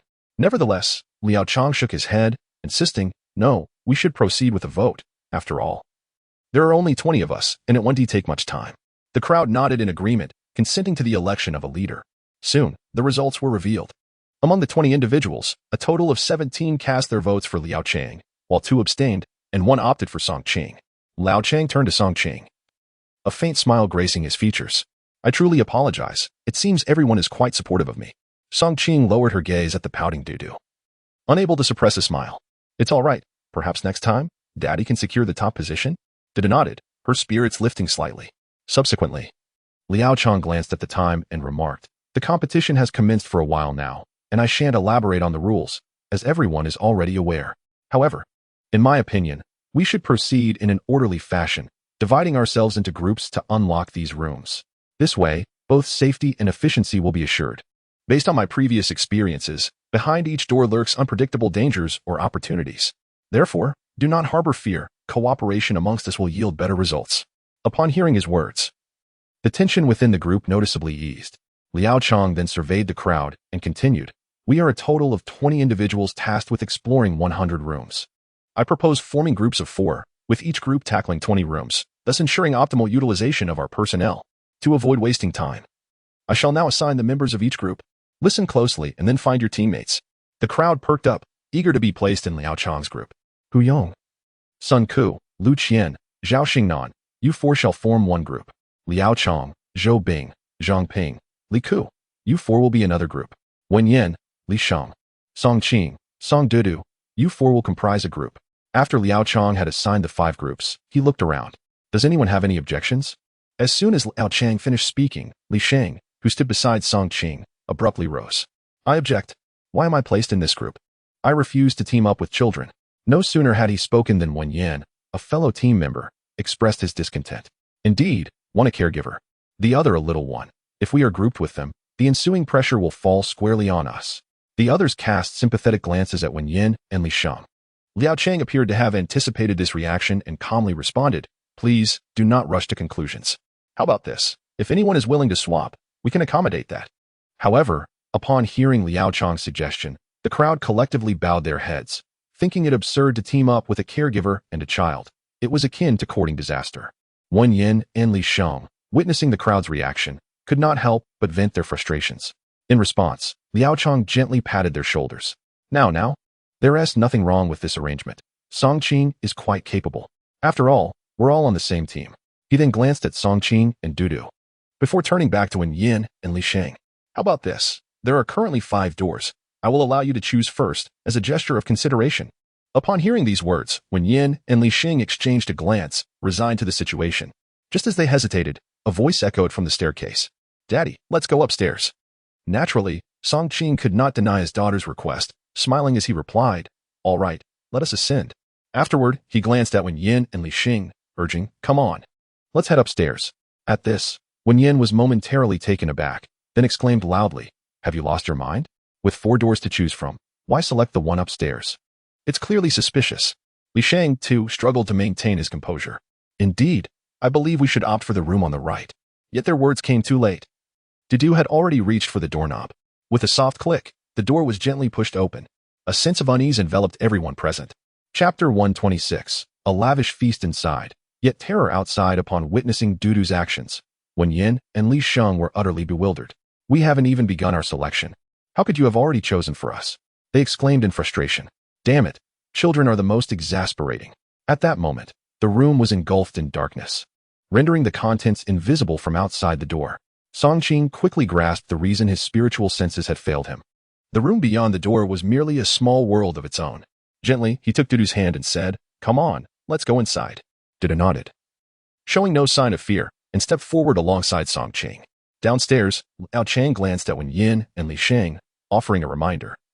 Your team has already made selections for you, so off you go. Hearing Liao Chang's words, Wen Yin and Li Sheng could not help but curse their misfortune before making their way upstairs. Yet, as they gazed into the pitch-black room, a sense of trepidation settled over them. What if there are malevolent spirits waiting for us inside? They pondered. Damn it, we haven't even made our selections. Let them go in first. I refuse to enter. As they hesitated at the entrance, Song Qing cast a glance at them before pulling Dudu along. Let us go. We should enter first. If there are any treasures, we ought to claim them.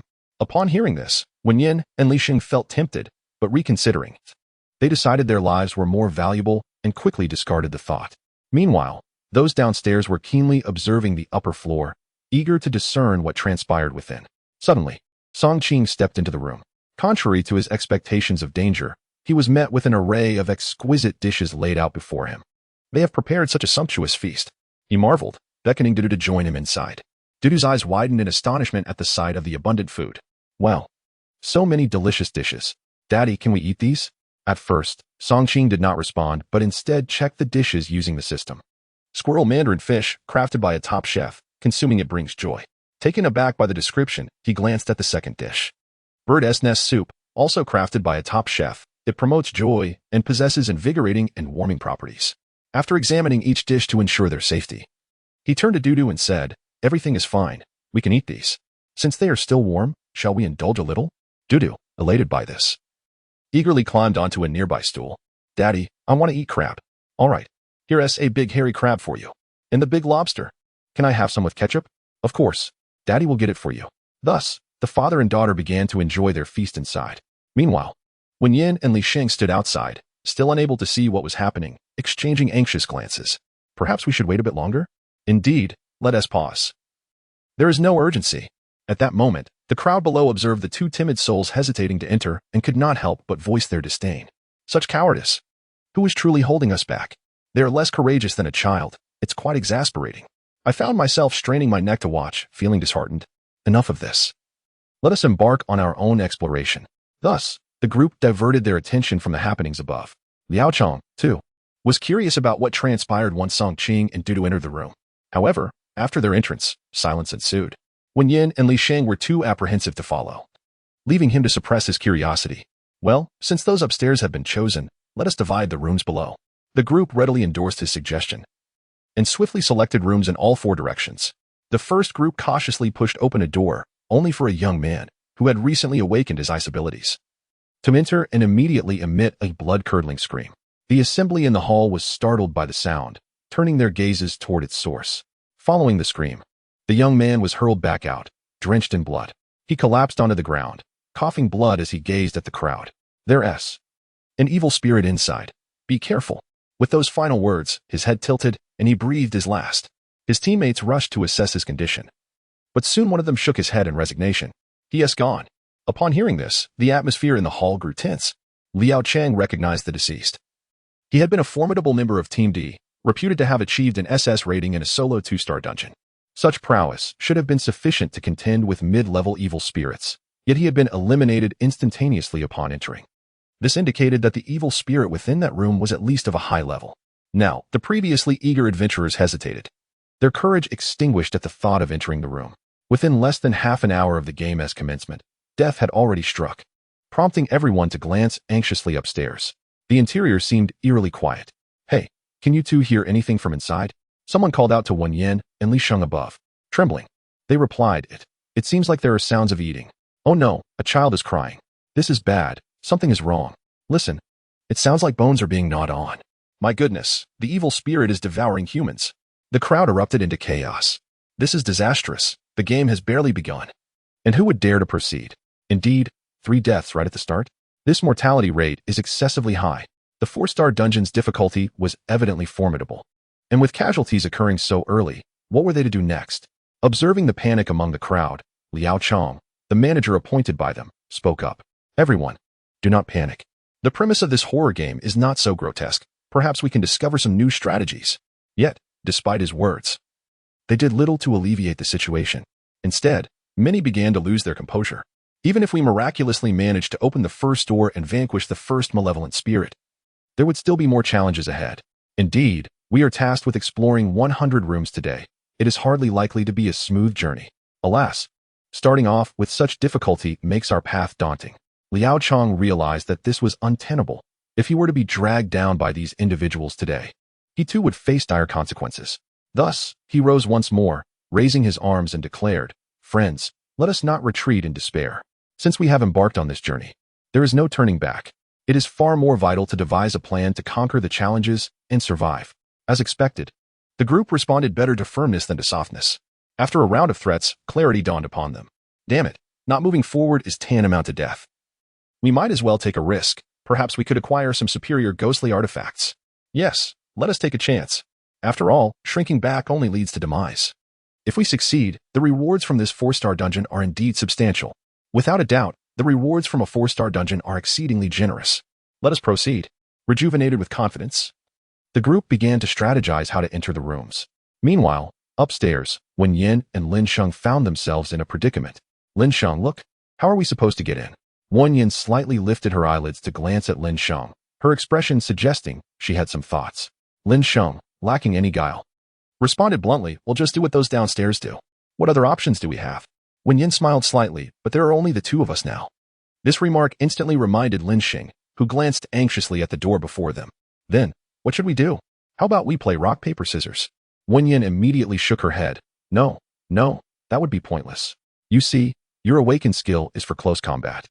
Your knife techniques are fierce and unstoppable at close range. I, on the other hand, excel at archery, requiring distance. It would be challenging for me to perform effectively up close. So shall we cooperate? Even though Lin Sheng was taken aback, he quickly grasped Wen Yan's intention. Humph, do you think I, Li Xing, am a fool? That's not going to happen. If we go in together, the door isn't very wide. And we can fit side by side. Wen Yin felt a wave of frustration. If we walk side by side, we won't be able to maneuver effectively. That won't work. If we are to go, we go together. Don't think you can use me as a shield. Being an archer doesn't excuse you from the front line. Seeing Lin Xing's insistence, Wen Yin resigned herself.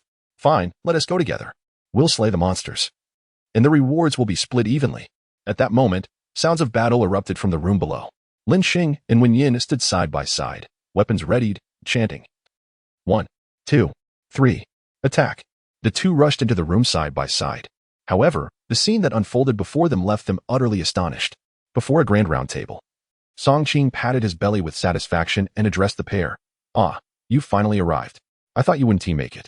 There isn't much food left. So help yourselves. You'll need the energy for the upcoming battles. Dudu, with her cherubic face smeared in grease, was busy wiping her face with a wet tissue. Daddy, can I take some home? I'd like to save it for later when I get hungry. Naturally, Song Qing acquiesced to his daughter's request, clearing his throat. He added, you probably don't fancy this dish, so don't just stand there. Hurry up. I need to take my daughter on an adventure soon. Lin Xing exchanged a gentle glance with his companion, feeling rather disheartened. So, you two are just fine? Then what was that sound of gnawing bones we heard earlier? He inquired. And what about the crying child? Song Qing, placing the shrimp into a container, explained, oh, that was me gnawing on a beef rib. My daughter wanted some too, and she accidentally dropped a piece of meat, which made her cry. Is there a problem with that? The two felt as if they had been made to appear foolish. Chapter 127. Why are there no monsters? Despite the preposterous and exaggerated explanations provided by Song Qing and Dudu, the stark reality unfolded before them compelled Lin Xing and Wen Yin to accept their words. It was astonishing how fortunate they were. The scene downstairs had frightened me terribly. I thought something had happened to you, prompting my hasty entrance. Wen Yin discreetly aligned himself with Song Qing and Dudu, hoping to foster a closer rapport. In his perspective, the fact that Song Qing and Dudu encountered such a boon upon opening the door signified extraordinary luck. He believed that individuals who followed such fortunate souls generally shared in their good fortune. More importantly, with Song Qing and Dudu leading the way, they had little to fear. However, Song Qing was not swayed by his attempts and cast a cold look in his direction. Who was it that previously complained about our unilateral decisions outside? This remark rendered Wen Yin momentarily speechless, while Lin Xin beside him lowered his gaze, refraining from further comment. Then, Song Qing and Dudu rose, glancing at the two. I mentioned before that whoever enters first claims the spoils, so if you wish to venture forth, you may follow us, and we will share the bounty with you. Alternatively, you may choose to trail behind us. The choice is yours. After speaking, Song Qing and Dudu approached the door and turned to survey Wen Yin and Lin Xing. Shall it be this door, or do you prefer to select another? In any case, the four of us form a team and must choose but one door. Upon hearing Song Qing's words, Wen Yin and Lin Xing exchanged glances and shook their heads in unison. A single stroke of luck did not guarantee a repetition, and they were reluctant to become cannon fodder. It was prudent to leave such perilous endeavors to their more capable teammates. Thus, Wen Yin smiled and gestured invitingly towards Song Qing. We'll follow behind. You are the experts, so please proceed. Lin Xing eagerly nodded in agreement. Yes, indeed. You are the skilled ones. We shall simply follow and enjoy the benefits. Song Qing shot them a disdainful glance and retorted, enjoy the benefits? I apologize. But my appetite is quite substantial. I may not leave a single drop of broth for you, so prepare yourselves mentally. Despite this, Lin Sheng and Wen Yin remained unfazed. They believed that their lives were of utmost importance, and the reward seemed trivial compared to that. For instance, the lavish spread before them appeared to be easily obtainable for a mere pittance, inconsequential in the grand scheme of things. Observing their nonchalance, Song Qing and Dudu did not hesitate any longer and promptly pushed open another door, stepping inside. Lin Sheng immediately lifted his foot to follow, only to be yanked back by Wen Yin. Are you out of your mind? If there are monsters inside, they might need some time to deal with them. We should wait a few moments before entering. Though reprimanded, Lin Sheng said nothing further, recognizing that Wen Yin was merely looking out for him.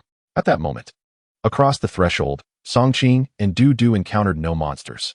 The two individuals couldn't help but exhibit a trace of astonishment as they gazed at the wooden box resting upon the table in the room. Father, what could possibly be inside this box? Song Qing inquired, shaking his head. At that moment, his system's ability to assess was unavailable, leaving him in the dark about the contents of the box. However, exercising caution is wise. He extended his hand to prevent Dudu from attempting to open it. Let's be careful. Allow me to open the box. Dudu nodded in agreement, observing as Song Qing placed the box on a nearby stool before cautiously unfastening the latch. The box emitted a creaking sound as it opened, revealing no immediate danger within. Upon seeing the contents, Dudu's eyes widened in amazement. Wow, father. Inside the box lies a bead. What is its purpose? Song Qing, too, had never encountered such a bead. He held it in his palm, marveling at its remarkably smooth texture, and soon noticed a note nestled within the box. Centennial Ghost Bead, birthed from a powerful spirit, contains an abundance of pure ghostly energy. When refined, it can enhance one's abilities, classified as a precious treasure. Upon reading the description of this magical bead, a glimmer of joy appeared on Song Qing's face. What a remarkable find! If this were to be sold, it would undoubtedly fetch an exorbitant price. Just then, a commotion was heard outside the door as Lin Sheng and another individual entered. Both were still armed with various weapons, exuding an air of palpable tension. Why have you only just arrived? Song Qing inquired, still inspecting the bead in his hand while observing the two. Lin Sheng and Wen Yin paused momentarily, taken aback by the emptiness of the room, which contained only Song Qing and Dudu, along with a table and 4 chairs. Confusion washed over them as they wondered aloud. Where are the malevolent spirits? The monsters? How can we see none? Indeed, could it be that you vanquished them so easily, or? Dudu interjected, lifting the bead in his hands and presenting it to the two. There are no monsters in the room, and we discovered this. Upon hearing Dudu's words, the duo was momentarily speechless. Lin Sheng hurried over to the box, snatching up the note for a closer inspection. What? A centennial ghost bead. And it was birthed from a formidable spirit? This is a treasure. Upon hearing this, Wen Yin felt a surge of envy and rushed over to take a look himself. My heavens, it truly is a ghost bead, and one that is a century old. You two have struck gold. Dudu, cradling the bead in his hands, nodded affirmatively and diligently placed it into his bag. Father, let us proceed to the next room. There may be even greater treasures awaiting us. Very well. With that, Song Qing rose to his feet and glanced back at the two. Shall you go first? Or shall we? However, upon witnessing Song Qing and Dudu's recent acquisition of a treasure, despite their envy, they lacked the courage to move forward. Observing their hesitant shaking of heads, Song Qing felt a twinge of disdain. Never mind, Dudu. You choose one. Dudu, biting his finger while contemplating the 4 doors, finally pointed towards the right. Let us proceed this way. Very well, I shall follow your lead. Observing the casualness of the father and daughter-esque choices, Lin Sheng and Wen Yin found themselves at a loss for words to express their current feelings. Did they not ponder their decisions a bit more? Alas, they could only remain outside the door, quietly listening. Soon, they heard the astonished exclamations of Song Qing and Dudu from within. Wow, a high-grade ghost artifact. I never expected to find such a treasure here. How wonderful. Daddy, this artifact is truly remarkable, but I cannot utilize it. Perhaps you should stow it away. Upon hearing the commotion inside, Lin Sheng glanced at Wen Yin, his expression tinged with frustration. Shall we take a look at the next room? Wen Yin hesitated, a flicker of concern crossing her face, but ultimately succumbed to temptation. Let's enter and see if it's real. If it is, we can venture further. Thus, they dashed into the room, only to find that Song Qing indeed held a dagger, half a foot in length, shimmering with ethereal ghostly energy, unmistakably a high-grade artifact. Song Qing cast a glance at the duo. You must be envious, right? Why not choose one for yourselves next? Wen Yin turned to Lin Sheng, and with a resolute nod, she declared, let us do it. Side by side, they approached the door on the right, inhaled deeply, then burst into the room with a shout. However, as they entered, A cacophony of anguished screams erupted from within. A battle had commenced. Song Qing and Dudu exchanged glances, feeling a twinge of disappointment. Why do we never encounter any monsters? Dudu lamented, I wish to fight a creature. Daddy, could you help us find a room with monsters? At that moment, the sounds of combat within finally subsided. Through the door, even Song Qing could hear the labored breaths echoing. Lin Xing, are you all right? Wake up, quickly. I am fine. What about you, Wen Yin? Ah, thank goodness you're alive. I'm still here, just a bit injured. Goodness, that was terrifying. I cannot bear to enter again. Let those who wish to go and do so. Is it really fair to be rewarded with just a low-grade magic crystal? Hearing the exchange within, Song Qing and Dudu sighed. Well then, let us enter. These two must have dealt with the monster. They stepped into the room to find Lin Xing and Wen Yin seated on the floor, alongside a vanquished low-level evil spirit. Its head mysteriously absent. They couldn't help but chuckle. A mere low-level spirit has left you in such disarray. Are you truly members of the Fan High Guild? Faced with Song Qing's sardonic remarks, Lin Xing and Wen Yin were too embarrassed to retort. After all, they had indeed been quite flustered moments earlier. Losing their composure against the low-grade spirit, taking some time to regain their bearings. Meanwhile, Liao Chang, upon entering the third room, suddenly felt a gust of wind rushing towards him. As an exceptional hunter and a skilled assassin, he instinctively dodged to the right. With a swish, the tension mounted. A dark, menacing claw fiercely gripped the wall to his left, leaving behind deep, indelible marks. A monstrous creature, cloaked in a shroud of black fur, bellowed as it lunged at him once more. It was, astonishingly, a malevolent spirit. With that realization, he drew forth his dagger and struck with fervor at the creature's midsection. Soon, Liao Chang found himself entangled in a close-quarters struggle with the beast. As an assassin skilled in melee combat, he swiftly gained the upper hand. Yet, the creature's tough hide and resilient flesh surpassed his expectations. After a fierce confrontation, 3 deep claw marks marred his shoulder, exposing bone and causing blood to flow freely. Gazing upon the fallen beast, Liao Chang stifled his agonizing pain and reached into its skull to extract the magical crystal within. Then, he called out towards the doorway, urging, Come in, the malevolent spirit has been vanquished. Only then did his 3 comrades enter, and upon seeing the defeated fiend on the ground, they collectively gasped in shock. Chapter 128. We are truly not boasting in the face of his 3 teammates' compliments. Liao Chang felt no joy, but rather a lingering sense of dread. If we are encountering such formidable monsters, it is likely that the other squads will struggle to survive. This is not the time for bravado. Liao Chang had no intention of mocking the abilities of others. The 3 teammates shared his serious expression. Indeed, Brother Chang, what do you propose we do? If we fail to complete the mission, the last few of us will surely be eradicated. Damn it, it's indeed a 4-star dungeon. This is only the 3rd room. And we are already facing intermediate monsters. It will only become more challenging from here. What should we do? Should we inform those outside and have our leader call off this challenge? Upon hearing this, Liao Chang immediately shook his head, interrupting the speaker. What are you thinking? To halt this dungeon, we would need the cooperation of all the elders in the guild.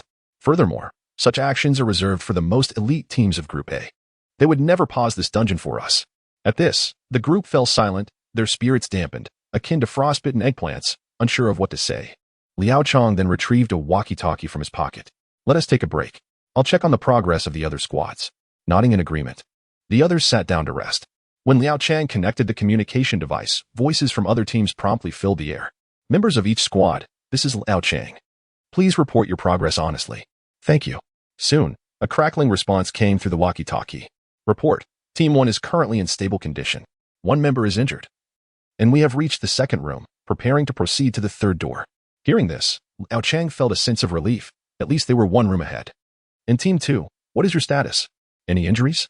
Report, Team 2 has suffered 1 casualty, but the remaining members are unharmed for now. We encountered a low-level evil spirit, which we managed to eliminate. Good, stay safe. Now, Team 3, where are you? There was a noticeable silence from Team 3, which consisted of Song Qing, Dudu, and Wen Yin. Upon realizing the absence of their voices, a troubling thought crossed Liao Chang's mind. Could they have all perished? He glanced at his 3 teammates, who bore equally astonished expressions. Captain, their squad likely has been hindered by that little girl, one of them suggested. Liao Chang nodded slightly, then turned back to the walkie-talkie. What about Team 4? What is their status? Team 4 has lost 1 member, and the rest are injured, currently in the 2nd room. Liao Chang's team, being the 5th squad, was among the fastest progressing, second only to Team 3. Upon hearing the reports from everyone, Liao Chang let out a subtle sigh of relief. He then picked up the intercom, poised to impart some safety advice, when suddenly, Song Qing's voice emerged. Report, Team 3 is accounted for. We have successfully breached the 12th room. The moment those words were spoken, all other sounds on the intercom ceased. Soon after, Song Qing's voice returned. Hello? Hello? Is anyone there? What is going on? Is the intercom broken? Hello, this is Song Qing. Please respond if you hear me. Then a series of knocking sounds followed. And Lin Xing's voice came through. No way, is it really broken? Try again. Liao Chang is an idiot. Liao Chang is an idiot. Just as Lin Sheng was about to continue, Liao Chang's furious roar reverberated through the intercom. Lin Sheng, you better wait for me. What? Oh, there's sound. Strong brother. I apologize. I just misspoke earlier. I wasn't referring to you, but to another friend of mine who shares your name. However, Liao Chang's face was stormy, and everyone stifled their laughter.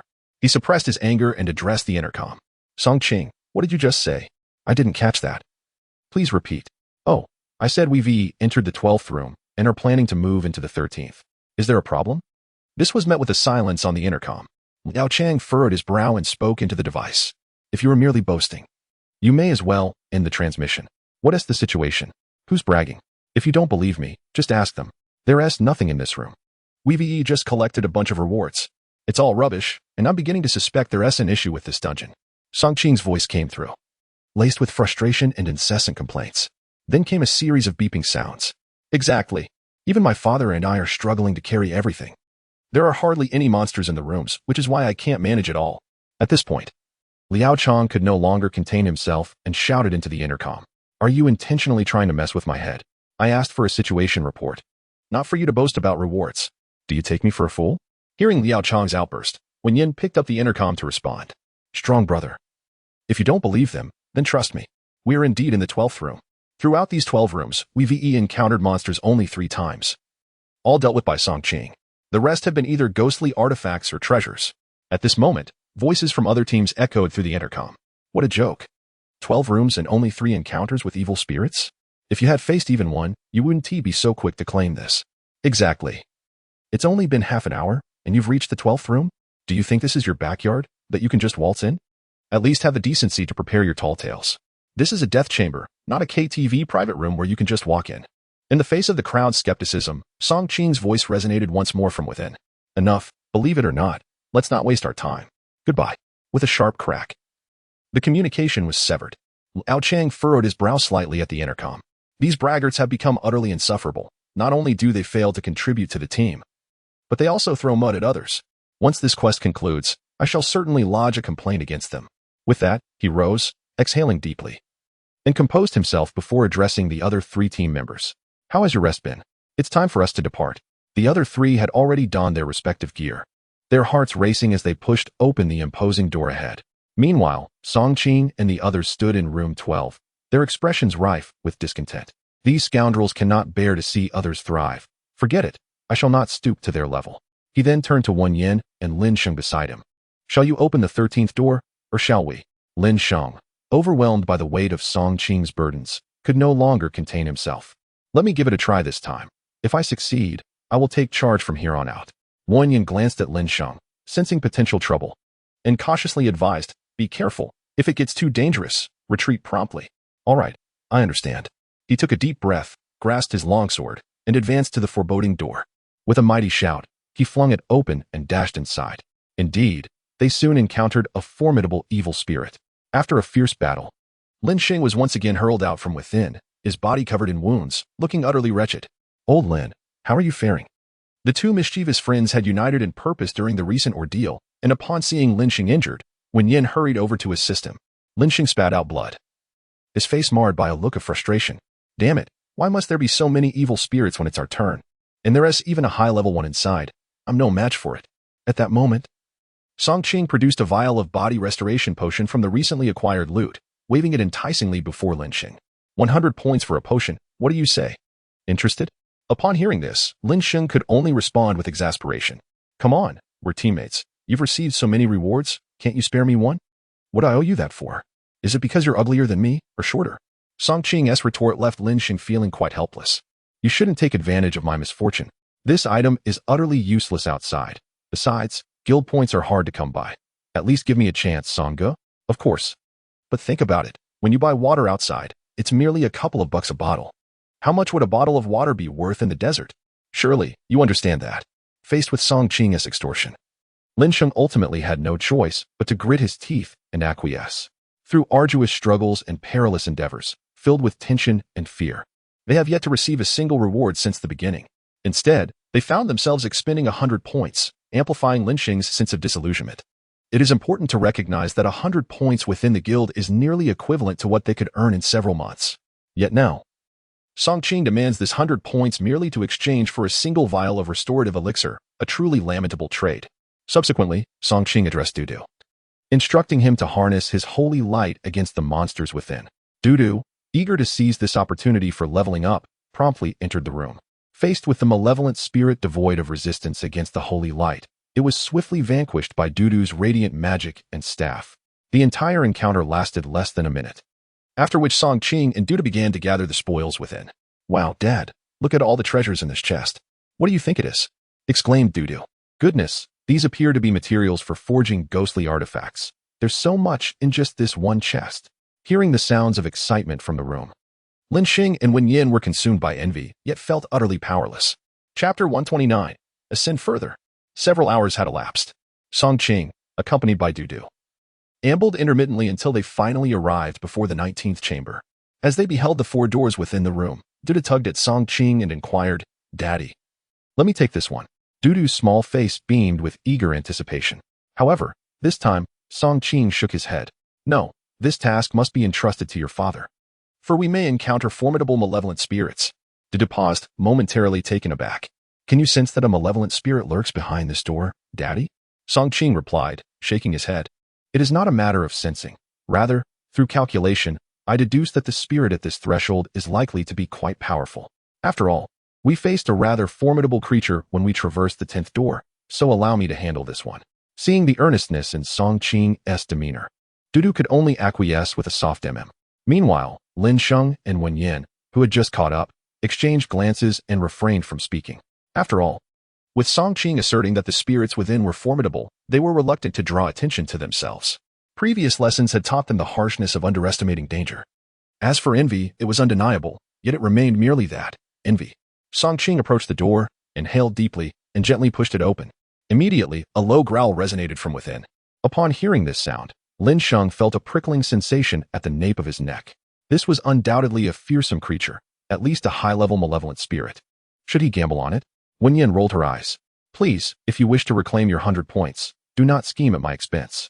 Everyone knows there's a powerful malevolent spirit behind that door." Yet Song Qing turned to Lin Sheng, a smile curling at the corners of his mouth.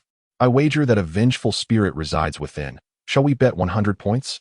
Upon hearing this, Lin Sheng immediately shook his head. "I only make wagers with Wen Yin. I shall not bet with you." Wen Yin, with an exasperated expression, was at a loss for words. Song Qing, feeling somewhat disheartened, turned away. "Very well. If that is the case, I shall enter." With that, he grasped his blazing sword and stepped into the chamber. Upon entering, Song Qing instantly sensed a sharp claw lunging toward his neck. Yet, he had long been prepared. He swiftly bent and evaded the strike. He then swung his blazing sword fiercely forward. The creature, like a specter, vanished from his attack's range. It was only then that Song Qing discerned the creature's form. Before him stood a being clad in a flowing black robe, hair cascading down, revealing only its 2 crimson eyes. Its voluminous sleeves concealed sharp claws, and it lacked legs, moving solely by floating. The malevolent spirit of this caliber excels in psychological attacks. However, Song Qing has now developed a formidable immunity to such mental assaults. Observing Song Qing's agile evasion, the specter clad in black could not help but cast a glance at the crimson flame long sword in his hand. Realizing that its powers alone could not vanquish its opponent, it suddenly opened its maw wide, unleashing a surge of dark energy towards Song Qing. The ominous cloud enveloped the room, yet Song Qing merely narrowed his eyes, resolutely resisting the mental onslaught contained within the shadowy mist. The overwhelming darkness sought to breach his mental defenses, but Song Qing remained unperturbed. The long sword in his grasp radiated an intense aura of lethal intent as he steadily approached the black-clad specter. At last, the spirit sensed a flicker of opportunity and abruptly vanished from the room. In the next instant, it reappeared behind Song Qing, its claws aimed at his vulnerable back. At that moment, Song Qing swiftly turned, wielding his crimson flame sword in a fierce arc towards the specter. The blade, imbued with fiery essence, ignited everything in its path, including the spirit's very form. The black specter recoiled, emitting heart-wrenching wails of anguish. Unyielding, Song Qing pressed the advantage, striking with increasing velocity, each blow swifter than the last. The spirit darted about the room, incessantly releasing its mental attacks in an attempt to disrupt Song Qing. Yet, at that moment, his mental defenses were exceptionally robust, rendering him impervious to any interference. After a protracted struggle, Song Qing ultimately eroded the spirit's corporeal existence with relentless strikes. Finally, a remnant of its soul was cleaved to dust by the edge of his crimson flame sword. As tranquility returned to the room, Song Qing exhaled a sigh of relief. When the black smoke dissipated, he discovered 5 doors within the chamber, identical to the arrangement when they first entered. Slightly bewildered, he noticed not only a reward chest on the table but also a piece of parchment. Upon opening the chest, he found it brimming with first-tier magic crystals. Though he did not count them, it appeared there were at least several hundred. However, these rewards did not occupy Song Qing's thoughts as much as the contents of the paper. Picking it up and unfolding it, he was astonished by what he read. Congratulations, you have successfully completed all challenges of the 2nd level. Ascend the stairs to continue your challenge to the 3rd level. Beware. The danger of the 3rd level is significantly heightened compared to the 2nd, while the other rooms on this level maintain their current difficulty. Here, you can continue to farm rewards. With a maximum of 20 rooms available, please make your selection freely. Upon reading the note, enlightenment dawned upon Song Qing. He realized that the stairway he previously perceived as a mere continuation of the same difficulty was, in fact, a passage to the 2nd level, which was indeed 1 tier more challenging. This indicated that the trials they now faced were of a higher caliber than those encountered by other teams. After reading the content, Song Qing unhesitatingly directed his gaze towards another door on the staircase. He was resolute in his decision not to remain on the current level to explore the rooms within, as those items held no value for him, akin to a chicken rib. He preferred to accompany Dudu in challenging the rooms inhabited by monsters. For ascending in levels was his utmost desire. As for treasures, defeating monsters would yield them in due course. Thus, he called out towards the door, "Dudu, come in. It's safe in here now." No sooner had he spoken than Dudu rushed in, carrying a bundle of items, and immediately embraced Song Qing. "I missed you so much. Daddy, it's been 2 minutes and 15 seconds since I last saw you." Song Qing chuckled heartily, holding Dudu close, gently tapping her nose, and then gestured towards the staircase above. "Shall we continue our ascent shortly?" Dudu responded with an enthusiastic without a trace of hesitation. Meanwhile, Lin Xing and Wen Yin exchanged glances at the piece of paper on the table. Just as they were about to reach for it, Song Qing swiftly seized it, snapping his fingers to ignite a small flame that consumed the note. "Hey, come on. Not only do you deny us the items, but you also prevent us from reading what is written on it? That's rather excessive." A faint smile graced Song Qing's lips as he observed Wen Yin's disgruntled expression, gently explaining, "Oh, what is there to see? I could easily recite the content for you. Just some encouraging words about putting in effort. It's utterly devoid of substance." Seeing Song Qing's nonchalance, Lin Xing and Wen Yin exchanged skeptical glances. "Is that true? Would you genuinely be so kind as to reveal the actual content to us?" Wen Yin added, "Given your prowess, and the fact that you've already taken 100 points from me, I doubt your generosity. Just tell us what it really says." Song Qing flashed a grin at the two, saying, "I could share it, but anyone who wishes to hear it must pay 100 points. Is anyone willing?" Upon hearing this, Lin Xing promptly took a step back. "Goodness, so that was your plan. I'd rather not listen." Then, Song Qing turned to Wen Yin. "How about you? I'll give you a discount, just 50 points. Wen Yin rolled her eyes, her expression tinged with resignation. "What difference does it make? We want to know if it's true or false anyway. I choose not to listen." With a resigned smile, Song Qing packed the box of items into his bag. "Ah, treasures in hand. Let us go, darling. We shall continue our ascent. Do you two wish to join us?" Lin Xing and Wen Yin fell into a moment of contemplation. Lin Xing, lacking any good suggestions, glanced at Wen Yin. "What do you think? Should we follow him or venture on our own?" Wen Yin decisively pointed upstairs. "What are you thinking? Do you believe we can be as formidable as they are, effortlessly traversing so many levels? Don't be foolish. Let us stick with them. Even if we can't partake in the spoils, at least we can safeguard our lives." Lin Sheng, struck by the realization, nodded vigorously and after muttering a few affirmatives, followed suit up the stairs. Song Qing, accompanied by Dudu, continued to advance towards the 3rd floor. Meanwhile, the other small teams found themselves in a state of utter disarray, completely overwhelmed by the challenges posed by this place. Liao Chong glanced at the wound on his arm, reopened by the recent skirmish, a look of gravity etched across his face. "Who would have thought we would be tormented by this dungeon to such an extent? It is truly vexing. Ahead lies the 10th level, and I fear the dangers within will escalate significantly. Everyone, please proceed with caution." The other 3 nodded in agreement. Aside from Liao Chang's group, the remaining teams had similarly reached around the 7th or 8th levels, each door presenting them with a profound dilemma. Just as Liao Chang was about to open a door, the memory of Song Qing's earlier words about treasures scattered everywhere resurfaced in his mind, prompting him to spit on the ground in frustration. Damn it. Believing their nonsense is clearly a mistake. Every room I've entered has been filled with monsters, an unending barrage of foes. Where are the treasures? The three teammates behind him looked on in surprise, but dismissed his outburst as mere grumbling, considering it inconsequential.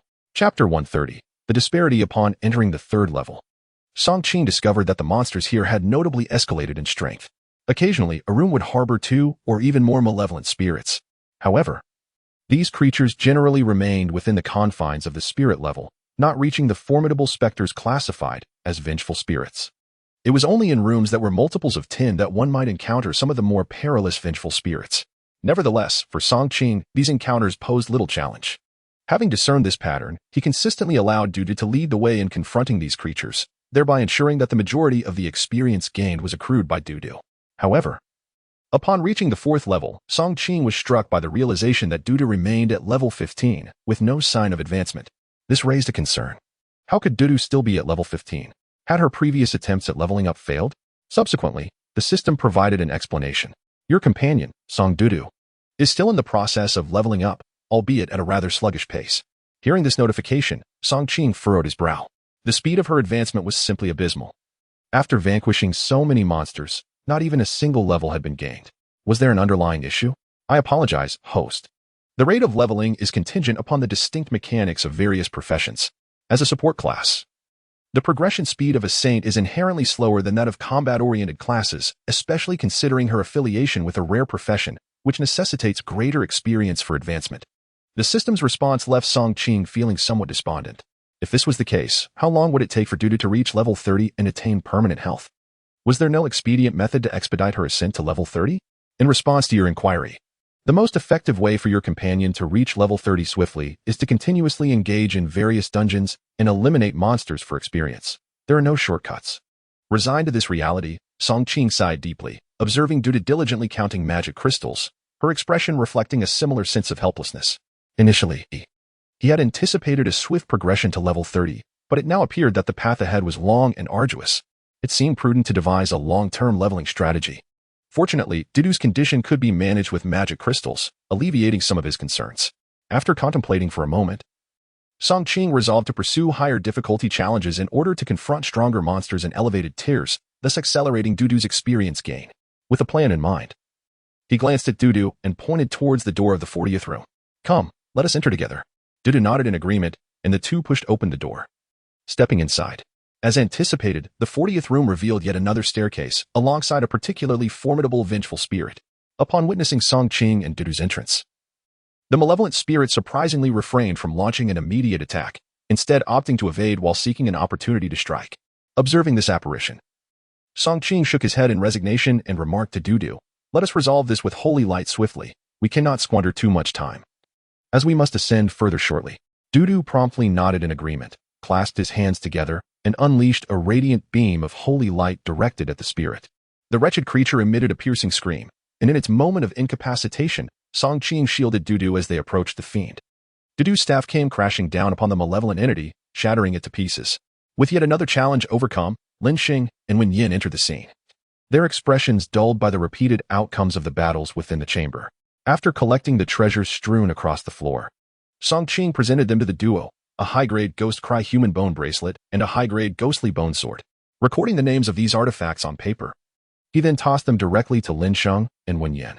The two, numbed by the experience, glanced at the ghostly sword in their hands. They were rendered mute as they stowed it in their backpacks. Indeed, to alleviate their burdens, Song Qing and Dudu entrusted the task of collecting spoils to the pair, under the condition that, upon completion, each would be permitted to select a mid-grade ghostly weapon as a reward. Thus, the group entered the 5th level without any notable turbulence.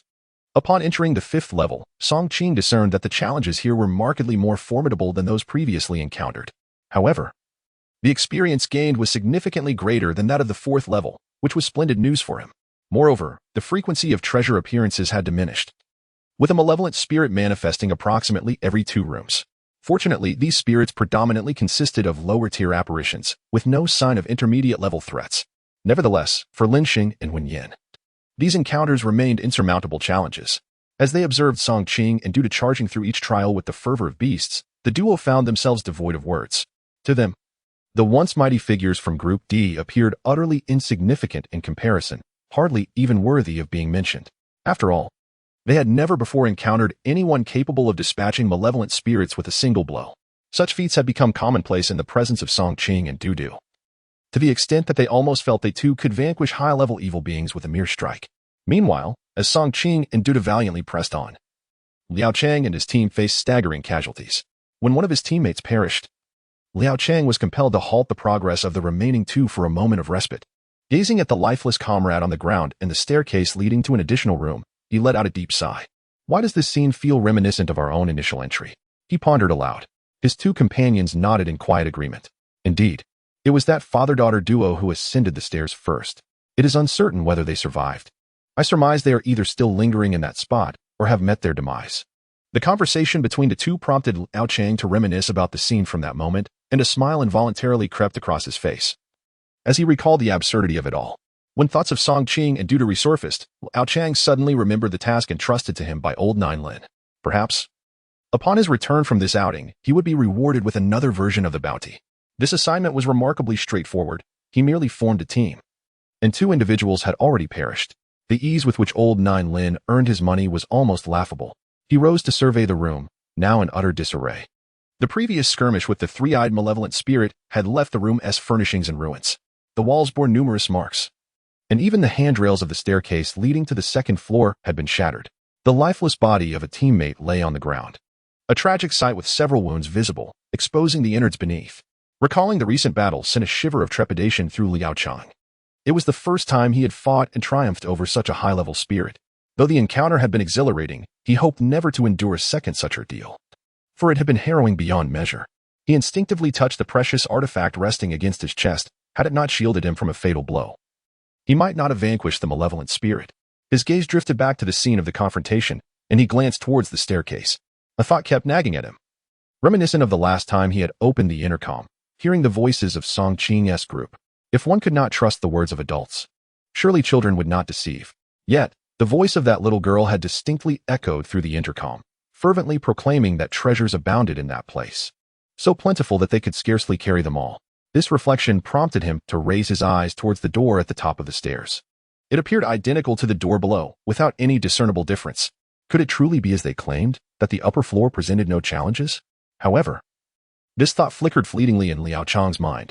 He felt it unwise to ascend hastily. Nevertheless, his mind incessantly replayed the conversation he had shared with Song Qing and the others. Ultimately, he turned to his two teammates. What if we venture upstairs to test it out? The two men exchanged astonished glances, their eyes wide with surprise at Liao Chang's suggestion. Brother Chang, do you believe what Song Qing and the others said is true? One asked. Indeed, Brother Chang, I think we should give it a try. Perhaps we too could acquire an abundance of treasures, just like Song Qing's group. Observing their eager responses, Liao Chang couldn't help but smile wryly.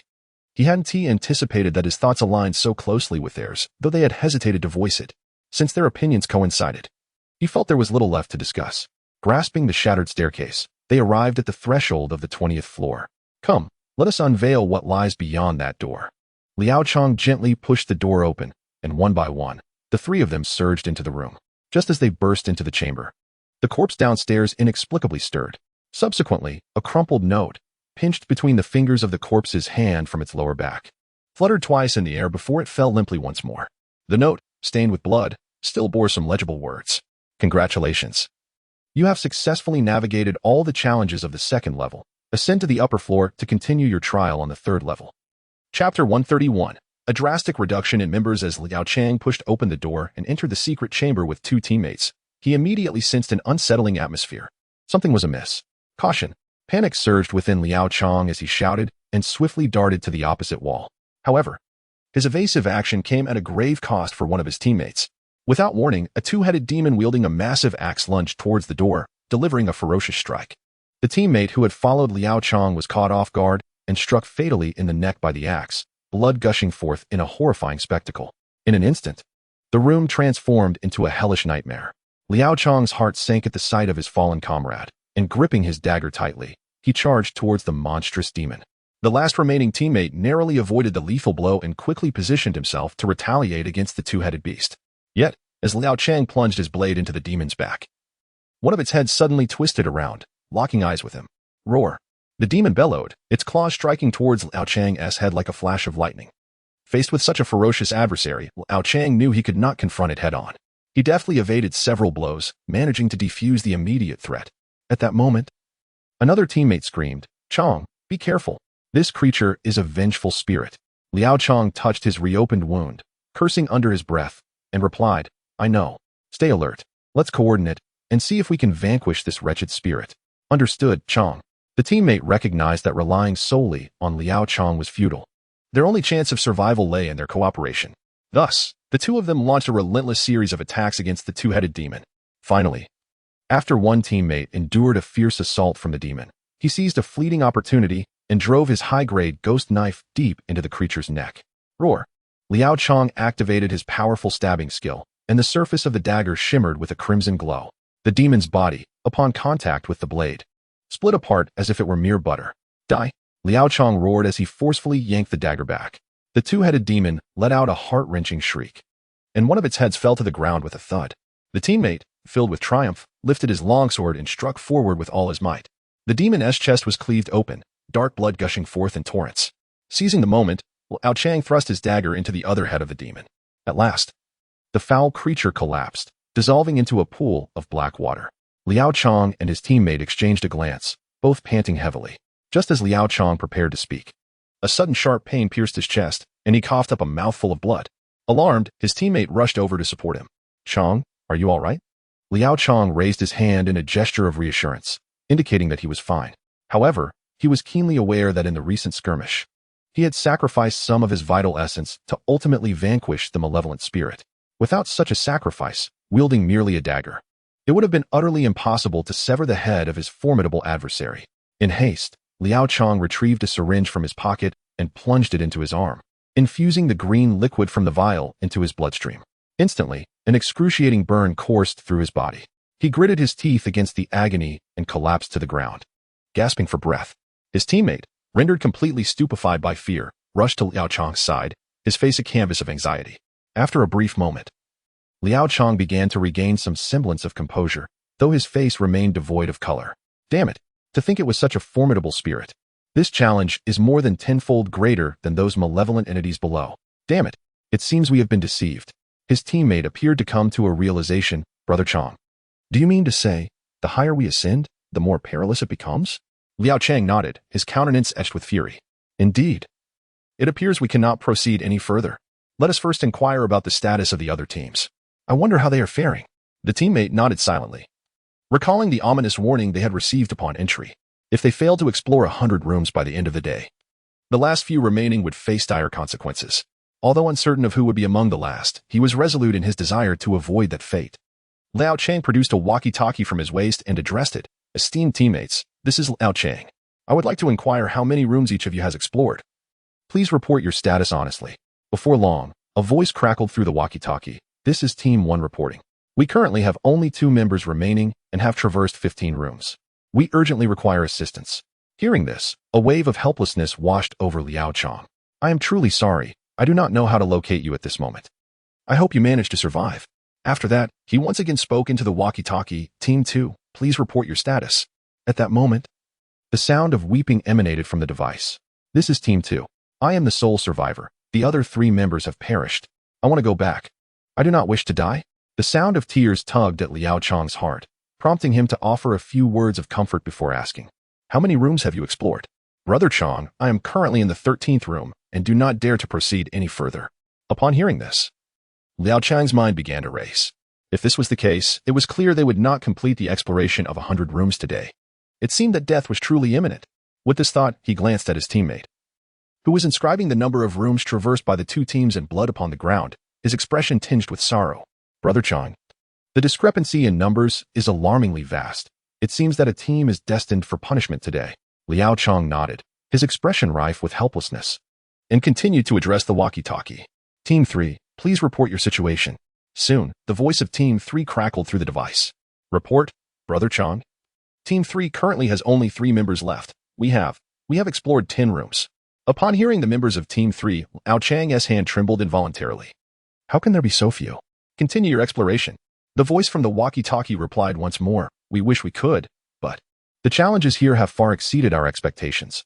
We truly cannot make any progress.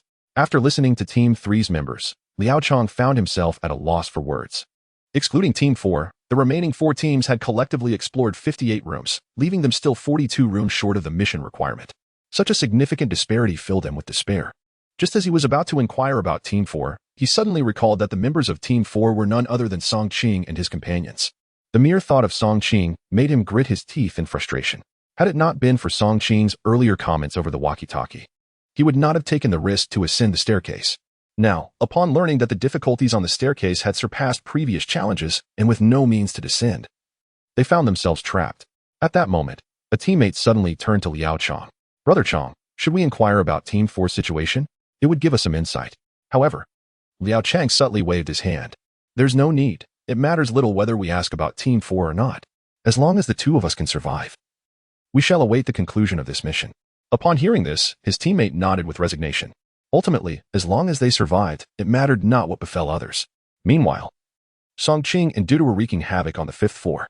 Although the monsters here posed a high level of difficulty for Song Qing and Dudu, as long as they executed their teamwork flawlessly, they faced minimal danger. Occasionally, they encountered mid-level malevolent spirits, but Dudu possessed an impeccable immunity to mental attacks. With her immunity and the output of holy light, Song Qing could unleash tremendous power in a remarkably short time, effortlessly vanquishing those mid-level malevolent spirits. At that moment, Wen Yin and Lin Xing, trailing behind in the adjacent room, engaged in idle chit-chat. Suddenly, the walkie-talkie crackled to life with Liao Chang's voice. After listening to the reports from several teams, the 2 could not help but burst into laughter. Goodness, what are they doing? The highest they've reached is the 15th room? Who knows? Perhaps Liao Chang is concerned about the time and fears punishment, so he is checking on the situation. Lin Xing nodded in agreement with Wen Yan's assessment. He then turned to glance at the clock mounted on the wall. As the clock approached midnight, with less than an hour remaining, should we not report in via the walkie-talkie? Wen Yan pondered for a moment before shaking his head. No. Let us wait for Song Qing to arrive before we say anything. After all, we are aligned with him. Clinging to these 2 prominent figures may yield us even greater rewards once we depart.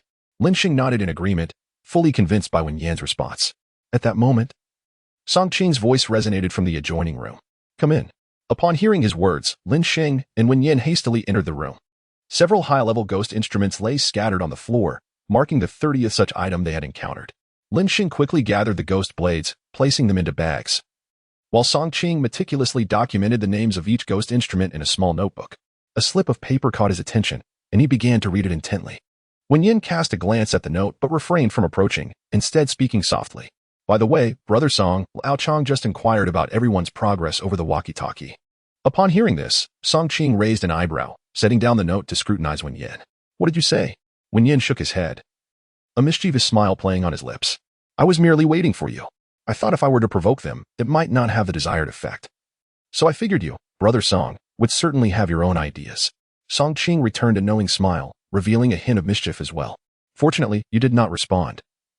Otherwise, my plans would have been thwarted by you. Taken aback by Song Qing's words, Wen Yin then focused on the note in his hand. Brother Song, do you have any strategies that require our assistance? Song Qing chuckled, waving the note in his hand, then beckoned Lin Xing and Wen Yin closer. You shall proceed as I instruct. Chapter 132. What a good man. At that moment, the intercom crackled with voices from other teams. Hello, hello. It's already 11:30. There are only 30 minutes left until today's deadline. What is everyone planning to do? Who is in last place? Indeed. The members of teams 4 and 5 have yet to report their scores. Could you please share your status? Yes. All 3 of our teams have disclosed their current conditions. You cannot remain silent. If necessary, let us all exert ourselves to complete the remaining tasks. Upon hearing the anxious voices of teams 1, 2, and 3, Liao Chang couldn't help but let out a cold laugh. With such meager results, how dare you ask others to exert themselves? What audacity! He ignored the intercom chatter. But a teammate glanced at Liao Chang and softly suggested, perhaps it would be wise to say something, given that Team 4 has remained silent. A little comfort might ease everyone's spirits. After contemplating for a moment, Liao Chang nodded. Apologies, I was lost in thought. Team 5 is currently in room 20. and we have completed our assigned tasks. If you have not finished, you'll need to find a way on your own. I am powerless to assist you now." Upon hearing this, teams 1, 2, and 3 grew anxious. "Wait, you've completed your tasks? Does that mean we have to brave 5 more rooms? That's an insurmountable challenge. We only have 2 members left. Your team is better off. I'm the last member of Team 2. How am I supposed to explore the remaining 7 rooms? This is tantamount to asking for my life. How about it, Chong? Can you lend a hand? Oh no. What are we to do in Team 3? We still have 10 rooms left, and there are only 3 of us. How can we possibly finish?" Hearing the desperation in Team 3's voices, Liao Chang could no longer contain his fury and seized the intercom to shout, "Stop your nonsense. All teams have suffered significant losses, and your team is left with just 3 members while achieving the worst results. How can you expect me to help? Figure it out yourselves. When the time is up, you will face the consequences, and that is no concern of ours." At his words, the members of Team 3 felt their spirits plummet, and the others began to grumble. "You're just a coward, always looking to benefit from others. How could you possibly expect to survive without taking initiative?" Exactly. If you lack the courage to venture forth, why do you rely on others? This is a death trap, not a charity. Team 3 sat in their room, each face pale with despair. What are we to do? Are we really waiting to die? I don't want to die. My wife and children are waiting for me at home. Who doesn't he wish to live? Now that Liao Chang has burned bridges and is unwilling to help, we have no choice but to rely on ourselves.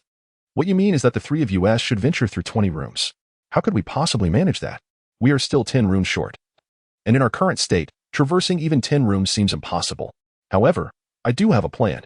Upon hearing this, the other 2 quickly leaned in closer. "Please, tell us your strategy. As long as it spares our lives, we shall heed your counsel." A faint, cold smirk appeared on the man's lips. "Currently, aside from the fate of the members of Team 4, we are aware of the standings of the other 3 teams. According to the rules of this competition, the team with the lowest score will face punishment, and since we are divided into teams, our scores are identical. Thus, if we can merely surpass Team 2 by achieving at least 13 rooms, we will avoid death. Therefore, we only need to conquer 4 more rooms." The other 2 exchanged glances, concern evident in their eyes. Noticing their apprehension, the man slammed his hand on the table in frustration. "Regardless, we are all destined to die. Why hesitate? We have half an hour to navigate 4 rooms, so prepare yourselves quickly. Team 2 may also be getting ready." Meanwhile, Zhou Sheng sat alone in a room strewn with corpses, a flicker of fear crossing his face. He watched as the second hand of the clock ticked away, the tension within him escalating. "No, I cannot simply perish. I must survive." With that thought, a sudden idea sparked in his mind. The members of Team 3 would undoubtedly continue their exploration, aiming to ensure our defeat. However, as he glanced around at the 4 doors surrounding him, anxiety set in once more. "But I am alone now. What should I do?" Just then, a crackling sound came from the intercom, followed by a deep male voice. "Zhou Sheng, hello. This is Song Qing."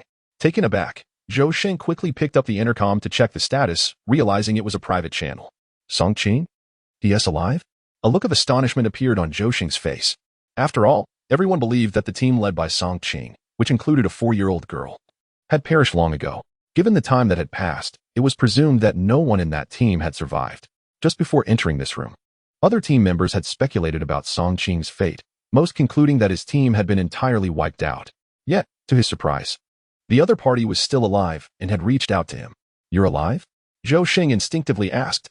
Realizing he may have overstepped, he quickly corrected himself. "I apologize. That was not my intention. What I meant to ask is, how far have you progressed?" At this moment, Zhou Sheng still harbored the hope that Song Qing had fallen behind, thus securing his own survival. Laughter echoed from the intercom, emanating from Song Qing. "Are you worried about the prospect of your own demise?"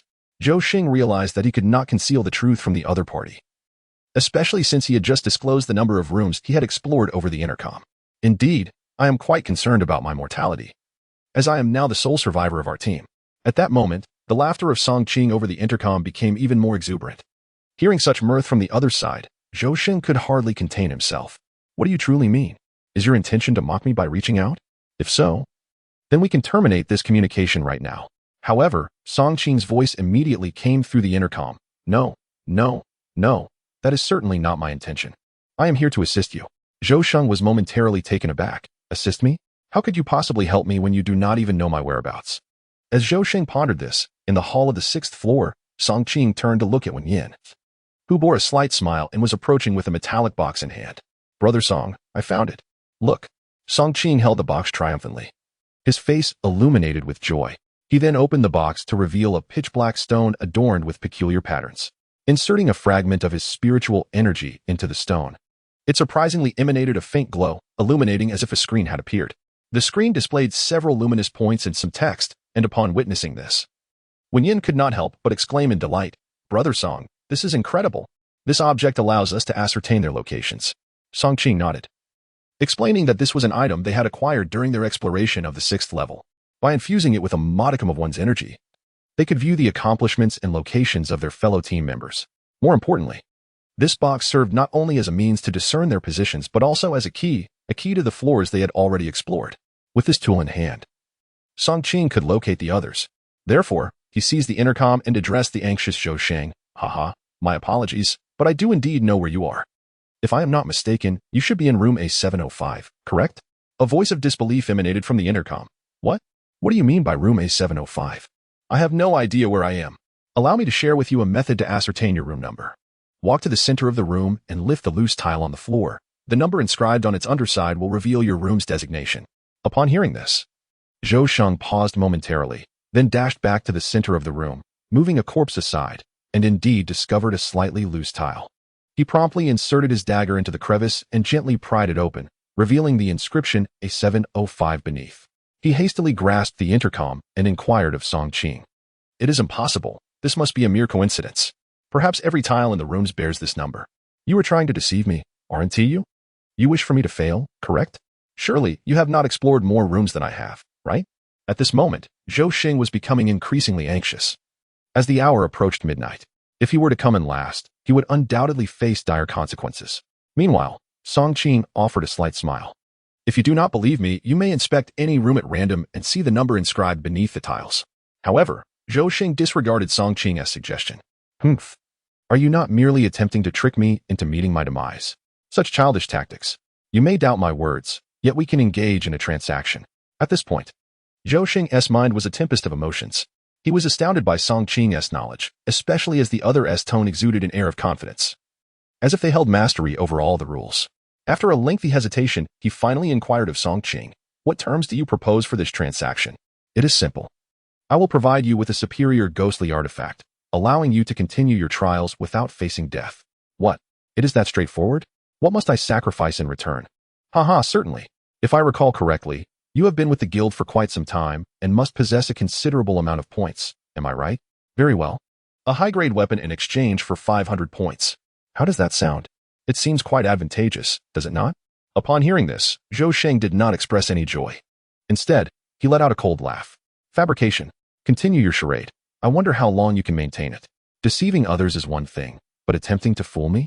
Do you truly believe I cannot conquer the trials alone? If you can find me, I would pay you 1,000 points for a weapon." "Ha ha ha, you said it yourself. We must not renege on our agreement." "Very well, I shall await your arrival." The communication was severed, and Song Qing shrugged slightly. He was the one who claimed he would pay 1,000 points for a weapon. "I did not anticipate such generosity. What a good fellow." With that, Song Qing turned to Wen Yin beside him. "Can I trust you?" Wen Yin understood his meaning and immediately thumped his chest. "Brother Song, rest assured, from this moment, I shall be your loyal servant, guaranteeing no betrayal. Let us refrain from calling you a dog. I will trust you once. Complete the task, and I shall gift you a high-grade ghostly artifact. This responsibility falls to you. Deliver this weapon to him, ensuring he can navigate the trials successfully." With that, Song Qing picked up the intercom again and pressed the channel for Team 2. Chapter 133, The Small Business in the Instance Within Room A705. Zhou Sheng's expression was one of grave concern, as he surveyed the lifeless body strewn across the floor and the disarray of the room. He found himself at a loss for what to do. Could it be? Was he truly meant to await his demise? Then he recalled the words spoken by Song Qing. "Humph, he's quite the braggart. If he manages to locate me, I would gladly offer my head." Before he could finish his thought, the intercom crackled to life, startling Zhou Sheng. "Ah, there was something I neglected to mention. You'd best not inform the other teams. If they find out, they will undoubtedly throw themselves recklessly into the challenges." Upon hearing Song Qing's warning once more, Zhou Sheng merely scoffed. "I am not so foolish as to become the bottom feeder. Furthermore, let us first discuss the delivery of the weapons I requested. There is no need for further boasting.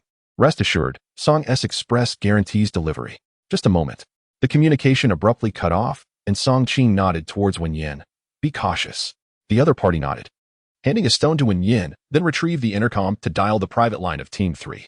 At that moment, Team 3 had just traversed a room, having vanquished a malevolent spirit through their combined strength, leaving each member utterly exhausted and sprawled on the ground. Damn it, this is far too difficult. The caliber of this advanced malevolent spirit is simply beyond our ability to handle with ease. The speaker was a tall man named Qian Yu, recognized as one of the stronger members of Team D and the most formidable in Team 3. Beside him, Wei Lin frowned slightly. If this is the case, we may truly end up at the bottom. Xiao Yu, I recall your strength was quite impressive, placing you among the top tier within Team D. Why is it that your performance has declined so rapidly here? Upon his remark, Wang Dai quickly nodded in agreement. Yes, during the assessments. You consistently ranked in the top tier. How is it that you're in this state today? Could it be? Have you been preoccupied with women lately? Qian Yu rolled his eyes in exasperation. For heaven's sake, what women? My equipment was lost during the last instance. I'm currently wielding only low-grade ghost weapons, hence my inability to perform. Moreover, take a look at my weapon and my profession, will you? Wei Lin then recalled that Qian Yu's awakened profession was that of a swordsman, yet he was currently wielding a short sword, which clearly did not align with his vocation. Ah, if only I had a high-grade ghost weapon longsword that corresponds with my profession. I could truly unleash my potential and navigate through several more rooms. Hearing Qian Yu's lament, both Wei Lin and Wang Dai sighed in resignation. Alas, such possibilities are few and far between. Let us proceed to the next room and give it another attempt. We cannot simply surrender. Thus, the trio promptly rose to prepare for their next venture. Just then, Wei Lin's intercom suddenly emitted a sound. Both men turned their gaze towards Wei Lin. Listen. Could it be that Liao Chang has devised yet another scheme? Or is he merely testing our resolve? That rascal has no intention of assisting us, thus. We are under no obligation to divulge our whereabouts. We shall inform them that we remain in room 10. Wei Lin nodded in agreement and retrieved the walkie-talkie. Pressing the answer button, a crackling sound emanated from the device, followed by a deep male voice. Are you from Team 3? Wei Lin was momentarily taken aback, realizing it was a private communication, and he responded affirmatively. Yes, we are Team 3. Who is this? I am Song Qing from Team 4. Upon hearing this, Wei Lin and his companions were momentarily stunned. Ah, you are still alive. Why did you not respond to the call initiated by Liao Chang earlier? It was pointless. He cannot assist us, so why reveal so much information to him? Wei Lin nodded slightly at Song Qing's straightforward reply. At that moment, Qian Yu took the walkie-talkie and inquired, All right, what is your purpose in contacting us? Do not dare to sow discord among us. Following this, laughter echoed from the walkie-talkie as Song Qing replied, Fine, I shall not beat around the bush. I am here to offer you assistance. Upon hearing this, Wei Lin could not help but scoff, pressing the talk button to retort, Enough. We are all well versed in the tales of the strange stories from a Chinese studio. What are you pretending for? There is no such thing as a free lunch. You claim to help us, but you can barely protect yourself. No. I truly come bearing help, as I have acquired numerous advanced ghostly artifacts. I wish to dispose of them. At this revelation, Wei Lin and the others were taken aback, particularly Qian Yu, whose face now displayed a glimmer of anticipation. He seized the walkie-talkie, asking, Is that true? Do you genuinely possess advanced ghostly artifacts? Indeed. I swear on my life. Do you have a longsword? Yes, an advanced ghostly artifact, the blood-drinking ghost bone sword. It deals additional damage to malevolent spirits upon attack and restores the user's vitality. It is exceptionally formidable. Upon hearing the name and description of such an artifact, Qian Yu felt an irresistible urge. However, Wang Dai, scratching his head, interjected, But wait, even if he has it, how would he send the artifact to us? This prompted both Qian Yu and Wei Lin to pause in astonishment. Indeed, how would you get the artifact to us? Are you nearby? At Wei Lin's words, they all glanced around the neighboring rooms, their expressions filled with shock. At this moment, Song Qing chuckled, That is not something you need to concern yourselves with. Let me discuss the pricing. A low-tier ghostly artifact costs 100 points, a mid-tier one 500, and an advanced one 1,000 points. Upon hearing this, Qian Yu replied with a cold laugh, You are truly asking for an arm and a leg. 1,000 points for an advanced ghostly artifact? Do you have any idea how many points such artifacts cost within the guild? Less than 300. Do you truly dare to ask for that? Song Qing once again presented the rationale he had previously discussed with Zhou Sheng, appealing to the other party's emotions and reasoning, ultimately persuading Qian Yu and his companions. Considering you are now 3 survivors, I will contribute 2 low-level ghost artifacts in exchange for 1,000 points. Upon hearing Song Qing's words, Qian Yu glanced at the other 2. I do not wish to perish. What about you? Wei Lin, fully aware of the situation, promptly declared. I can offer no more than 200 points. After all, you are the one leading the charge. Wang De, standing nearby, nodded in agreement. Since Lao Wei is offering 200, I shall match that. The long sword is yours. Consequently, Qian Yu communicated through the intercom. All right, I accept your terms. Provided you can make it here, these points will be yours. Haha, it's a deal. Just a moment, I will arrive shortly. With that, the communication ceased. Yet Qian Yu and his companions remained in a state of confusion. Let us wait. If they don't arrive in 5 minutes, we'll proceed. Good. Good. In the room where Team 1 was situated, Hu Yong watched as Sun Ke sat on the floor, smoking, and sighed with concern. Sun Ke, do you think we should continue our advance? Sun Ke turned to Hu Yong and smiled. What is the matter? Are you worried? Fear not. Teams 2 and 3 are covering for us. What is there to fear? However, Hu Yong remained apprehensive. They certainly won't settle for being in last place. If they are still tackling the rooms, what shall we do if they surpass us? Hu Yong's words unsettled Sun Ke, prompting him to curse. Damn, are you out of your mind? Others are in good spirits, and you keep introducing this negativity. Why can't you think positively? With that, Sun Ke rose and surveyed the 4 doors around them, ultimately gritting his teeth. Damn it, I'm done with you. Let us charge into 2 more rooms, and you'll lead. At these words, Hu Yong immediately faltered. But my abilities are supportive. I possess little combat power. Observing his companion's demeanor, Sun Ke sighed heavily and kicked him in the stomach. Then why do you keep complaining? I'm the one laboring in front while you sit back and reap the rewards, and now you're filling my mind with chaos. Just then, a crackling sound emanated from the intercom. Without a glance, Sun Ke pressed the answer button. Hello, are you one of Team 1's brothers? Sun Ke paused momentarily. Is that you, Song Qing? Heh, indeed it is. I didn't expect you to recognize my voice. Upon realizing it was genuinely Song Qing, Sun Ke felt incredulous. All right then, you've been silent for so long. I thought you were all dead. So, how far have you advanced in the rooms? Heh, let us not talk about me. By the way, are you still in the 15 rooms? Sun Ke, frustrated by the failed inquiry, retorted. Why are you prying when you want to share? I must tell you, I have now ventured into the 20th room. Laughter echoed through the intercom as Song Qing spoke. Enough with the fabrications. You are currently in room A304, aren't you? I am fully aware. You haven't moved at all. Stunned by this revelation, Sun Ke asked. How do you know that? Enough of this. I am here to assist you. There is less than an hour until tonight's settlement. Do you truly intend to squander time waiting for others to surpass you? Frustrated by Song Qing's change of subject, Sun Ke retorted. Then let us not waste any more time. Tell me what you intend to do. Haha, it's simple. I have acquired some treasures, advanced ghost artifacts, as well as various spiritual talismans. I believe you could find them quite useful. Upon hearing this, Sun Ke's eyes widened in surprise. Do you have the Swift Spirit Talisman? Indeed, I possess advanced Swift Spirit Talismans as well as the advanced Ghost Artifact, the Bloodbat Wings, which permanently enhance your speed. However, I highly recommend the advanced Ghost Artifact. Not only does it increase your movement speed, but it also prolongs your hang time during jumps, which is incredibly impressive. What do you think? What is the price? Sun Ke felt a genuine stir of interest. The advanced Swift Spirit Talisman costs 50 points each, while the advanced Ghost Artifact, the Bloodbat Wings, is 1,000 points. Delivery to your doorstep. All right, if you can deliver, I will purchase them. Although Sun Ke held doubts about whether the other party could indeed deliver, he felt it was worth a try. After all, what if it worked? Even if Song Qing was deliberately stalling to challenge more rooms, it would not hold much significance. After all, their current ranking was only second to Team 5.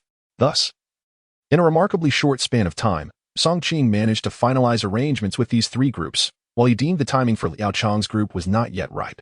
He was preparing to deliver a significant surprise. Chapter 134. First day results. As time ticked away, everyone in the room was as anxious as ants on a hot stove. The most anxious of all was Zhou Xing from Team 2, for although he was not in last place, he was the sole member of his squad. Currently, Team 3 had the fewest explored rooms, yet they boasted the largest number of members, 3 in total. If these 3 decided to take it seriously, the challenge posed by the 3 rooms would be surmountable. Damn it, could I have been deceived by Song Qing? Suddenly, Zhou Xing felt a jolt of alarm within him. What if he had conspired with the other teams, planning to make me the scapegoat? Damn, how foolish of me. Zhou Xing slapped himself hard. I truly am an idiot to have fallen into such a trap. Without hesitation, Zhou Xing grasped his weapon and strode towards a nearby room. Just at that moment, an unexpected doorway materialized on the wall. The sudden appearance startled Zhou Xing, who momentarily feared the emergence of a malevolent spirit. Brother Zhou, don't strike. It's me, your ally. Wen Yin called out, hands raised, a smile gracing his face. Upon seeing Wen Yin, Zhou Xing was taken aback. You're alive? Wen Yin rolled his eyes. Brother Zhou, what kind of talk is that? I'm perfectly fine. How could I possibly be dead? Then weren't you with Song Qing's group? How did you get here? Did you discover some way to break through? Zhou Sheng inquired, his eagerness palpable. Noting Zhou Xing's impatience, Wen Yin chuckled.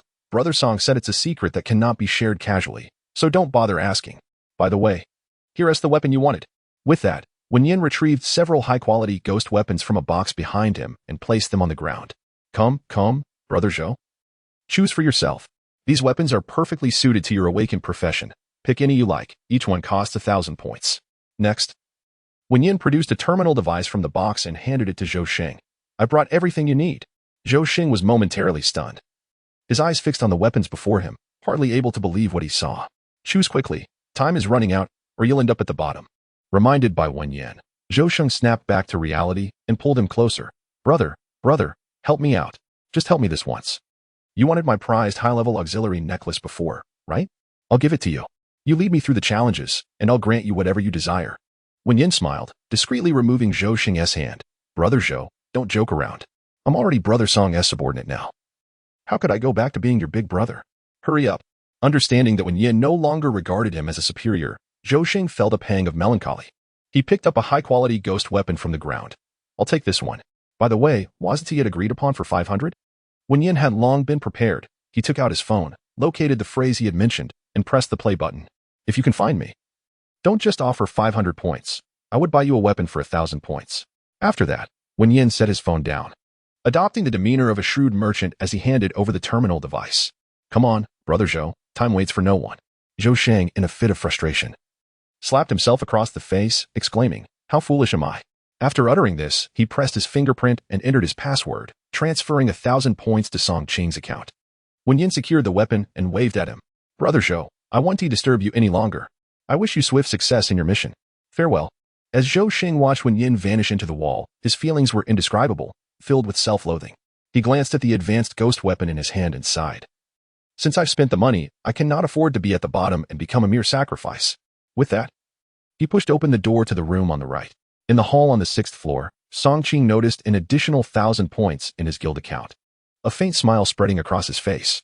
Indeed, it seemed he would make a substantial profit this time. By the way, how much does it cost to consult an astrologer for a dungeon? Lin Xing pondered for a moment before replying, it depends on which astrologer you choose. Typically, a standard astrologer charges around 1,000 points, while a more advanced one might ask for 3,000, 5,000, or even 10,000. Oh, the highest is 10,000 points. Song Qing gasped at the revelation. So much. Who would be willing to part with such an amount of points to have them find a dungeon? What kind of dungeon would that be? Lin Xing shook his head with a wry smile. Those would be exceptional 5-star dungeons, guaranteed to yield green ghost weapons. However, it seems only groups of B rank and above would collectively pool their points to seek advanced astrologers. Typically, our C and D groups only look for those charging 3,000 at most, and rarely would anyone be willing to spend that much on a dungeon. Especially since there are already plenty of public dungeons available to the guild. Song Qing nodded slightly, contemplating how many points he could accumulate from this venture. Just as he was deep in thought, Wen Yin returned, a smile lighting up his face. Mission accomplished. 1 down. Well done. The remaining gear for Team 1 and Team 3 is still here. I'll need you to make another trip. Wen Yin chuckled, playfully flattering. It's no trouble at all. Working for Brother Song is worth the effort, even if it exhausts me. He then delivered the equipment to Teams 1 and 3, securing an additional 2,000 points for Song Qing. At this point, Song Qing had merely 3,000 points. And even if he sold all the ghost weapons in his possession, it would still fall short of 10,000. Yet, he was increasingly intrigued by those 5-star dungeons. However, he remained unhurried, for a grand plan was gradually taking shape in his mind. As time inexorably slipped away, inching ever closer to the stroke of midnight, Song Qing noticed that aside from Liao Chang and Lu Ji from Team 5, who remained motionless, the other 3 teams had swiftly occupied a room each. Beside him, Wen Yin and Lin Xing exchanged glances filled with envy. Incredible! Who would have thought these advanced ghostly artifacts could yield such immense benefits? They mused. Indeed. It was just a moment ago that they were stagnant, and now Zhou Sheng has already ventured into 8 rooms. Song Qing glanced at the recently awakened Dudu, a smile gracing his lips. Did you sleep well? Dudu nodded, a blissful expression illuminating her face. Yes. Daddy worked hard. At that moment, a familiar notification sound reverberated overhead. Attention, everyone. Less than 3 minutes remain until the conclusion of the first day in this instance. Please prepare for the final tally. Upon hearing this announcement, a palpable tension enveloped the group. Team 1. Sun could check the time, a furrow of concern etching his brow. I wonder how many of the 22 rooms we will manage to secure. Hu Yong quickly interjected, don't worry, brother Sun. With 22 rooms, we certainly won't be in last place. Sun Ke flicked the blood off his blade, affirming, regardless, we will not finish last. Team 2. Zhou Sheng stared at the malevolent spirit's corpse, beads of sweat cascading down his forehead. He gently caressed the hilt of his advanced ghostly sword, anxiety creeping into his heart. If I end up last, surpassing 20 rooms, surely I won't be eliminated, especially since all 5 teams have exceeded 20 rooms, pushing the total over 100. Wiping the sweat from his brow, Zhou Sheng finally found solace. This 1,000 points are truly a lifesaver. Team 3. 20 rooms will suffice. As long as we tally a total of 100 rooms. Exactly. It's no great matter if we are last, as long as we survive. Which team do you think will finish last? Team 2, given they only have 1 member. I agree. Team 2. Laughter erupted, per Zhou Sheng. Team 5. Liao Chang had meticulously tended to his wounds and even managed a brief respite. Lu Ji sat nearby, devoid of any psychological burden. Upon hearing the notification, Liao Chang opened his eyes to check the time. To think it's already so late. I wonder who will meet their end next. Lu Ji sighed. Team 3 has 3 members. Team 2 only has 1. I believe Zhou Sheng has a high chance of being eliminated. Liao Chang, wearing an expression of superiority, replied. The demise of a companion does not concern us. However, I do think Zhou Sheng has indeed contributed to our team. In the midst of their conversation, 3 minutes had swiftly elapsed. Then, the familiar voice echoed overhead once more. Time's up. We shall now announce the results, starting from the lowest. As soon as these words were spoken, an air of tension enveloped the room. Liao Chang, seated amidst the gathering, took out his provisions and shared some with Lu Ji, saying, have a bite to eat, rest well, for tomorrow brings new challenges. With a smile, Lu Ji accepted the food, expressing his gratitude. Thank you, Changge. Just then, a voice resonated from above, announcing, last place, challenge room number 20, Lu Ji, Liao Chang. Upon hearing this, the previously cheerful Lu Ji and Liao Chang were rendered utterly speechless. What? Lu Ji, did you just hear what was said? Liao Chang could hardly believe his ears. Lu Ji's smile froze in place. Changge, it seems we are in last place. Chapter 135, shocking everyone at the moment the results were revealed. Everyone was left in utter astonishment. To think that Liao Chang and Lu Ji had not cleared a single level thus far. It seems they were truly banking on an effortless victory. How infuriating. Had we not secured our own wins, they would surely have prevailed. Fortunately, the 1,000 yuan spent on a high-grade ghostly artifact allowed us to navigate this crisis unscathed. The members of several groups expressed their sentiments. The sensation of having survived such a calamity was exhilarating. Although we did not acquire the desired equipment or various items from these dungeons, merely surviving was an experience few could comprehend. Meanwhile, Liao Chang and Lu Ji sat in their room, one wearing a distorted expression. What the hell? Is something wrong? How could we possibly be in last place? Liao Chang's frantic demeanor prompted Lu Ji, covering his face in despair. Who knows? Brother Chang, I too wish to understand what happened. How did we end up last? Could it be a glitch in the system? Liao Chang sighed, gazing at the ceiling, and kicked the cursed spirit corpse on the floor in frustration. Damn it. I bet they must have falsely reported their scores. Otherwise, we would not be in last place. Hearing this, Lu Ji's eyes widened. And as if realizing the gravity of the situation, he clapped his hands vigorously. That is indeed devious. Thankfully, we completed 20 rooms. Otherwise, we might have been played for fools. A flicker of anger mingled with helplessness danced in Liao Chang's eyes. There was no way to teach them a lesson now. Surviving was the priority. He leaned back against the wall, exhaling deeply, a cold smirk gracing his features. So what? There are 100 rooms in total. As long as we complete our share, their accomplishments mean little. Exactly, Brother Chang. As long as we finish, what do the others matter? They deserve to be exhausted. The voice from above continued to call out. 4th place, number of rooms completed, 21, Zhou Sheng. In the room. Zhou Sheng finally breathed a sigh of relief upon hearing the announcement. He had not been eliminated, and thus had passed this stage. He glanced at the high-grade ghostly artifact in his hand and sighed. Thank goodness for this item. Otherwise, I might have been the one to succumb here. Damn it. Liao Chang, I will remember this. The voice continued to echo overhead. 3rd place, number of rooms completed, 22, Hu Yong and Sun Ku. Liao Chang's brow furrowed slightly upon hearing that Hu Yong and Sun Ku, a team, had secured 3rd place. What? Why haven't they announced Song Qing and that little girl yet? Could it be that he still has a chance at 2nd place? Lu Ji, sitting beside him, appeared equally perplexed. From the perspective of their usual performance, it is evident that Song Qing and his daughter possess considerable abilities, albeit most of it resides within Song Qing himself.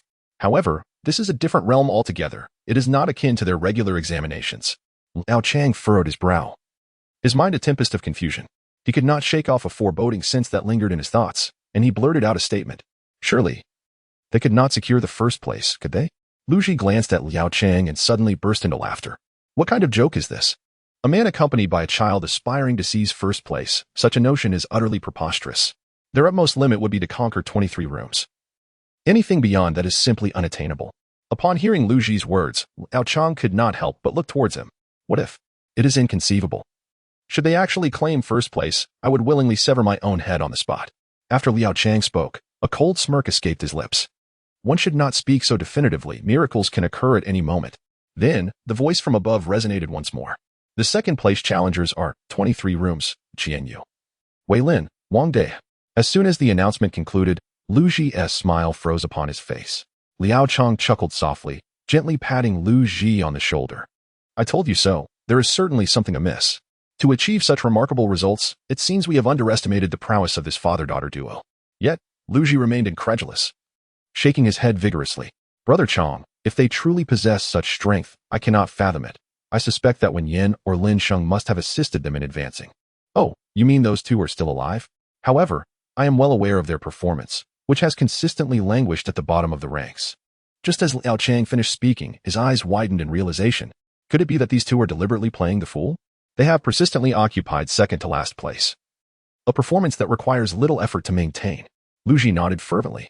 Indeed, it must be them. Meanwhile, Hu Yong and Sun Ku from Team 1 sat in their room, exchanging glances that revealed their astonishment. Goodness, although I had a hunch that Song Qing's team might secure first place, the conclusion has now confirmed it. Yes, this is no small feat. I wonder how many rooms they will conquer. The number must be substantial, right? Sun Ku pondered aloud, a hint of curiosity in his expression. 25? 30? How many rooms do you think they will challenge? Hu Yong scratched his head. At most 30, it cannot exceed that. For anything beyond would be utterly inhuman. Sun Ku merely nodded slightly, yet his mind continued to soar higher. Could they possibly reach 50? That would certainly shatter records.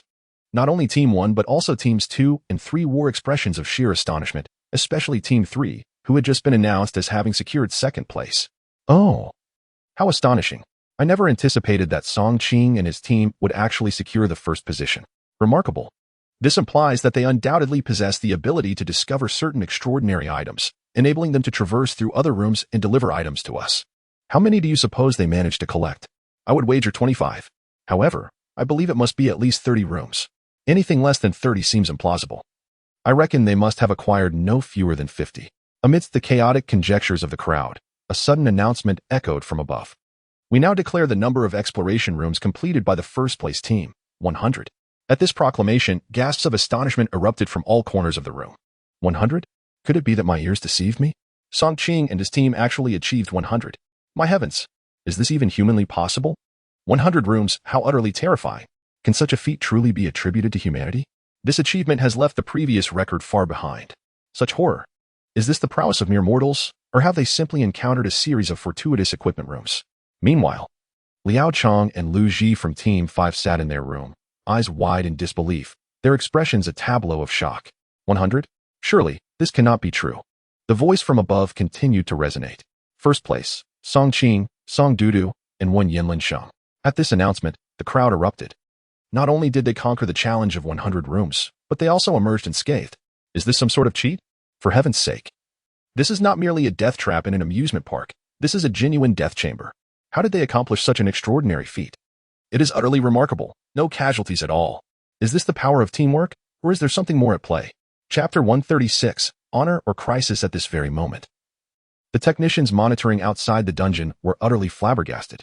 Due to the unique circumstances surrounding this particular dungeon, they were entirely incapable of establishing surveillance within its confines, rendering them oblivious to the events unfolding inside. However, in response to this predicament, the guild's tech experts devised certain observational methods. They strategically placed points based on the emanations of the human presence. If an individual were to perish, the corresponding point would dissipate entirely. Yet, they could not ascertain the identity of any specific point, as when gathered together, they formed a luminous cluster, which would then disperse. leading to a situation where they could only discern isolated points without knowing which individual they represented. Nevertheless, through these points, they could gauge the survival rate of their members and determine the level they had reached at that moment. As the monitoring team worked diligently, a technician hurriedly dialed the team leader's number. "Leader, it's bad. Something has happened. You need to come quickly." At that moment, in the dead of night, the team leader, nestled in bed with his wife, jolted awake upon hearing those words. "What is going on? What has happened? Surely, everyone hasn't perished in the dungeon?"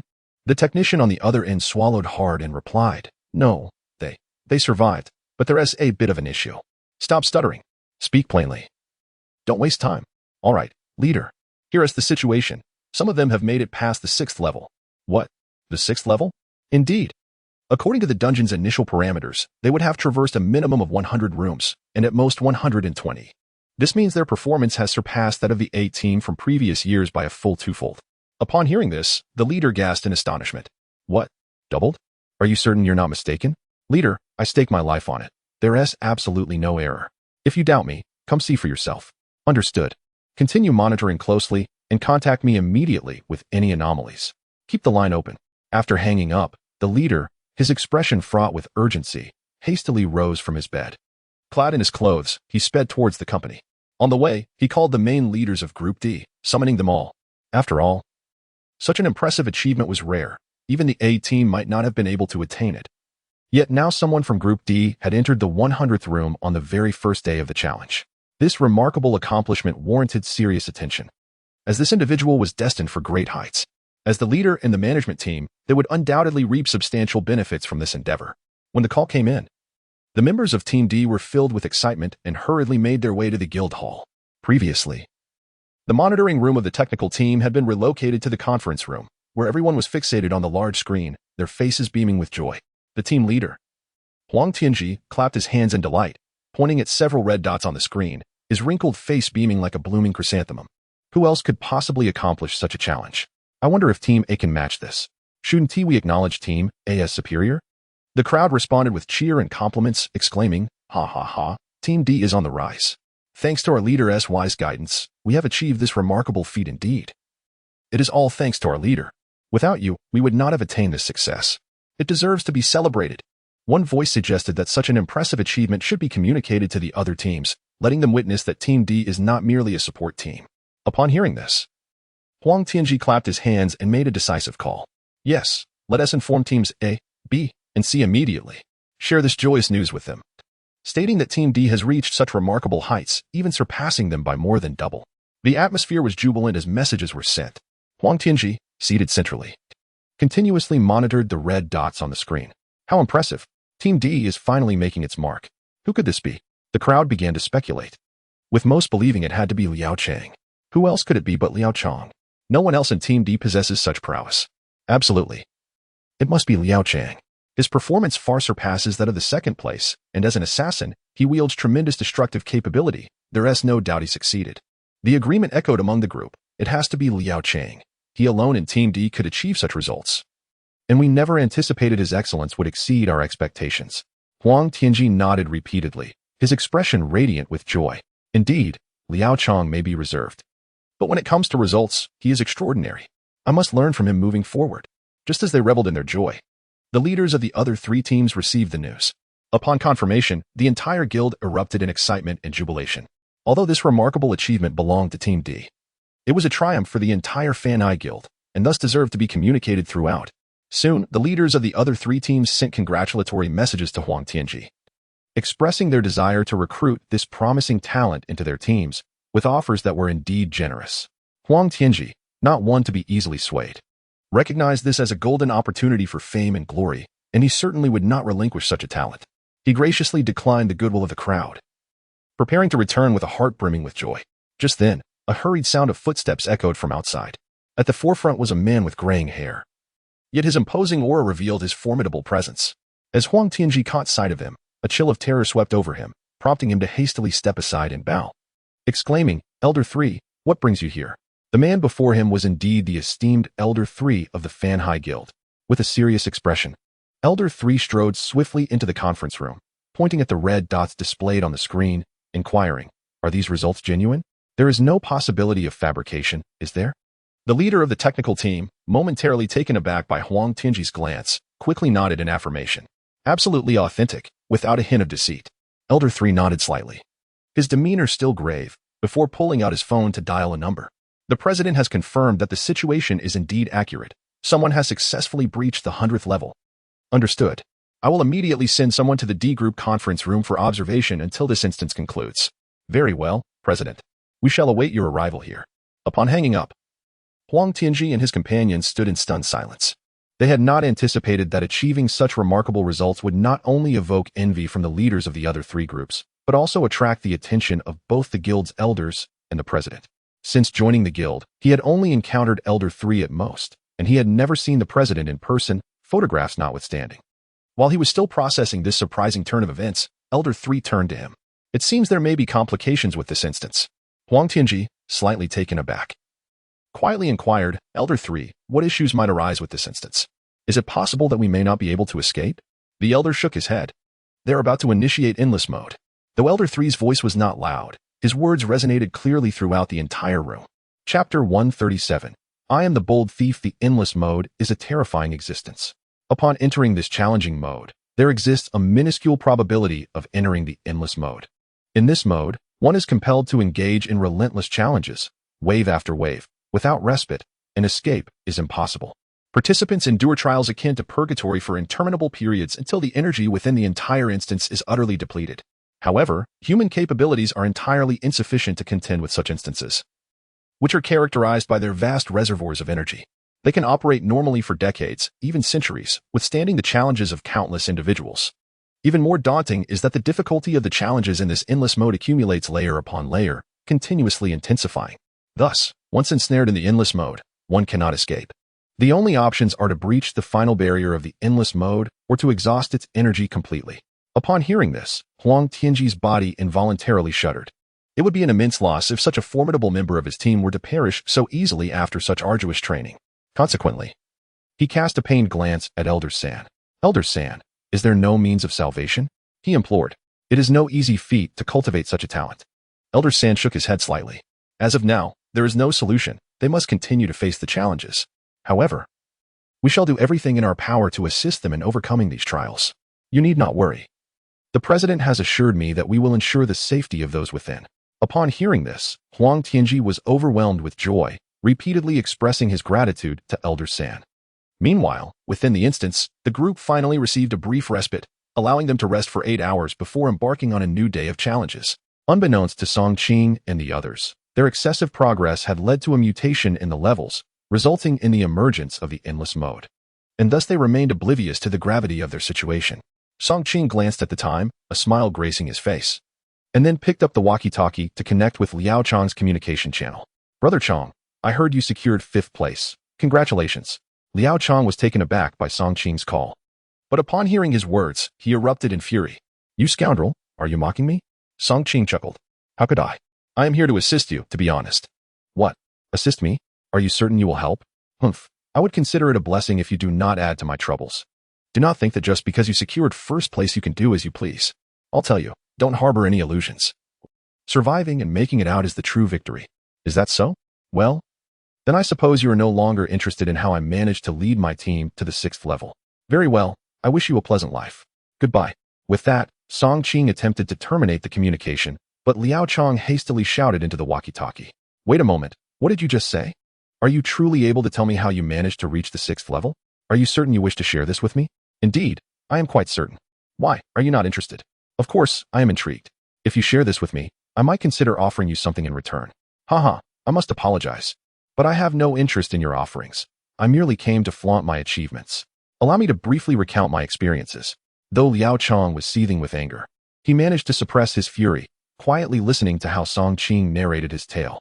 Song Qing began to unfold the elaborate lies he had meticulously prepared, transforming himself in Liao Chang's eyes into a valiant and astute man of extraordinary intellect and undeniable prowess. Liao Chang, upon hearing Song Qing's grandiose claims, felt an urge to retch yet restrained himself. However, he did discern some kernels of truth, such as Song Qing's apparent good fortune. He had indeed acquired numerous items within, including some pivotal clues. Moreover, Song Qing possessed several formidable ghostly artifacts, even holding a low-grade green artifact. which explained his ability to traverse 100 rooms in one breath. Once Song Qing concluded his tale, Liao Chang could not help but let out a cold snort. Boasting so boldly, do you not fear your own words may backfire? Do you truly expect me to believe such absurdity? Perhaps you should draft a script for your next tale, it would serve you better. Ha ha ha, if you doubt me, you could inquire with others about my prowess. Are you not curious? Song Qing continued, noting Liao Chang's silence, he added with a smile, by the way. I currently possess a high-level ghostly artifact that I have no immediate use for, perfectly suited to your assassin's identity. Would you be interested? What? You possess a high-level ghostly artifact? Is that genuine, or are you attempting to deceive me? Not at all. I am not one to lie. If you doubt me, you may ask others. They have all benefited from the artifacts I sold them. What? You've sold artifacts to other teams as well? Liao Chang was taken aback, sensing that the other team members were not as formidable, especially since he and Lu Ji were among the strongest in their D group. Yet they had only reached the 20th level. The performance and evaluations of the other teams had not been particularly impressive, yet they had surpassed them, suggesting the assistance of someone extraordinary. Upon hearing Song Qing's words, Liao Chang felt he had stumbled upon the crux of the matter. Song Qing, unabashedly, nodded, indeed. I sold those ghostly artifacts to them at reasonable prices tailored to their professional needs. I can arrange for someone to deliver it to you, should you wish to purchase. Simply make the payment. Liao Chang furrowed his brow slightly. Let me inquire further before deciding. With that, he severed communication, glancing at Lu Ji, who wore an unusual expression. What do you think? How credible do you find this fellow's assertions? Lu Ji swallowed hard, uncertain of whether to trust Song Qing. However, since the other party was able to navigate through 100 levels, it is evident that he possesses considerable strength. Thus, his words may contain both truth and deception. As for the matter of selling equipment, he felt it was worth exploring. I believe that a face-to-face transaction would be more advantageous. Since he has expressed a willingness to deliver the equipment, we can simply proceed with the payment. After pondering for a moment, Liao Chang ultimately nodded. I will first consult with the other groups. Consequently, he reached out to each group individually. Indeed, the information confirmed that these individuals had indeed procured ghostly instruments from Song Qing, and the prices were exorbitant. Some were priced at 1,000, others at 5,000. And there were even claims of 10,000. These prices were utterly outrageous, and he could hardly believe that anyone could muster such a sum of points. Damn it. It appears these individuals have also begun to deceive us. Liao Chang cursed vehemently, and after a moment of hesitation, he finally contacted Song Qing. Please deliver the equipment. All right. I will quote a price. High-level ghostly instruments at 5,000 points each. Upon hearing this price, Liao Chang nearly spat out a mouthful of blood. 5,000. Why don't you just rob a bank? Well, this is essentially a robbery. I'm merely offering a ghostly instrument for free. Fine, you drive a hard bargain. Send it over. I'll take it. Liao Chang understood how crucial it was to possess a ghostly instrument that perfectly suited him. Thus, he resolved to first ascertain whether Song Qing had the capability to deliver, despite the steep cost of 5,000 points. He deemed the purchase of a life to be well worth it. Chapter 138. A misunderstanding? At 1 o'clock in the morning, the city of Shanghai was enveloped in profound silence. However, within the confines of the Fan Eye Guild, the atmosphere was vibrant and bustling. A sleek black Rolls-Royce sped to the foot of the Fan Eye Guild building, and as the door swung open, a middle-aged man of average height strode purposefully towards the entrance. Accompanying him was his secretary, who incessantly relayed freshly received information, while the man's expression subtly betrayed a hint of gravity. With a soft chime, the elevator arrived at the floor designated for Group D, and the group proceeded to the conference room. The third elder stepped out to greet them, extending a gentle handshake. It has been a while, President. How have you been lately? The president nodded slightly. I am well. Let us discuss the matter inside and ascertain the current situation. As they walked, the third elder recounted the recent events, and upon hearing them, the president's expression grew solemn. Such a promising talent. Why was there no thorough investigation prior to their entry into the guild? Upon this remark, an uneasy silence fell over the room as everyone lowered their heads. After all, while this could be labeled as a significant oversight, at its core it was merely a minor error in judgment. Under the weight of the president's stern gaze, the leader of Group D, Huang Tianji, felt a cold sweat beat upon his brow and hastily bowed his head, stating, I apologize, President. This is a failure on my part. I shall conduct a thorough investigation. Very well, attend to this matter. By the way, the situation inside has escalated to a critical degree. Has the endless mode indeed been activated? The third elder nodded gently. We just conducted a joint investigation with the Grand Elder and confirmed that the dungeon has indeed undergone a transformation. They are now trapped within it. And the endless mode has been initiated, but they likely have not yet received any notification. Upon hearing this, the president's expression turned grave. If such a promising talent were to perish in there, it would be an immense loss. It seems we must activate our own contingency plan. The third elder's eyes brightened at the statement. Are we to open a teleportation portal to supply them with equipment? Precisely. We cannot allow such potential to be lost in that realm. By the way, who exactly are those trapped inside? After a moment of contemplation, the third elder replied. Based on the evidence we have gathered, it appears to be a young man named Liao Chang. Here are his details. As soon as the third elder finished speaking, Huang Tianji promptly handed over Liao Chang's dossier. The president nodded in satisfaction, glancing through the document with a grave expression. Is the information contained herein accurate? The third elder nodded firmly. We have conducted an investigation, and it is indeed authentic. I too am baffled by how someone of his caliber could achieve such results. It appears that among all candidates, he alone possesses this capability. Very well, in light of this, please inform the Grand Elder and the others, arrange the passage. Ensure their safety, and enable them to complete this challenge, allowing them to emerge from the endless mode. Indeed, President, I shall summon them at once. Subsequently, the atmosphere in the entire room turned exceedingly tense. Meanwhile, within the instance, Liao Chang gazed at the weapons presented by Wen Yan, his expression betraying a surge of excitement. Astonishingly, it is the high-grade, ghostly weapon I have longed for, and you have managed to acquire it. I can hardly fathom the sheer luck you must have encountered. A faint smile crept across Wen Yan's lips as he gently extended the terminal device towards him. Since Brother Chang is fond of it, let us scan your fingerprint. Liao Chang muttered an expletive, yet ultimately, he could not resist the allure of the item, adorning his hand with it before pressing his fingerprint. Inputting 5,000 points into the terminal. Upon confirming receipt, Wen Yan chuckled softly and departed the room with the terminal in hand. As he watched Wen Yan leave, the smile on Liao Chang's face evaporated in an instant. Damn it, they must be playing me for a fool. They did not seek me out before. Yet now they remember my existence. Lu Ji also displayed a hint of envy, though he had no desire to be the unwitting benefactor. With Liao Chang spending this sum, he would not have to part with his own resources. Thus, the effectiveness of flattery would ultimately determine whether he could survive alongside them. Just as he engaged in sycophancy, a sudden rumble resonated through their room. Soon after, the entire space began to tremble as if an earthquake had struck. Liao Chang and Lu Ji exchanged glances and hastily sought shelter. What is happening? Is there a problem? I am not sure, Brother Chang. Why would there be an earthquake all of a sudden? Were we not instructed to rest for 8 hours? It has hardly been 30 minutes. The two exerted themselves to stabilize their bodies, preparing to flee. Should an actual earthquake occur, they would not hesitate to rush into the nearest doorway, regardless of the dangers that lay within. However, the tremors lasted for less than half a minute before finally subsiding. At that moment, a dark, gaping void appeared before Liao Chang, resembling a portal to another realm. He observed this abyss, pacing back and forth, and could not suppress his astonishment. What on earth is this? Lu Ji, too, felt a stir of curiosity upon seeing the dark void, yet he lacked the impulse to hurl something inside. Just as the two were contemplating, a weapon emanating a green glow along with a set of armor, greaves, and other equipment suddenly fell out from within. Upon sighting these items, Liao Chang's brow furrowed, and a glint of gold sparkled in his eyes.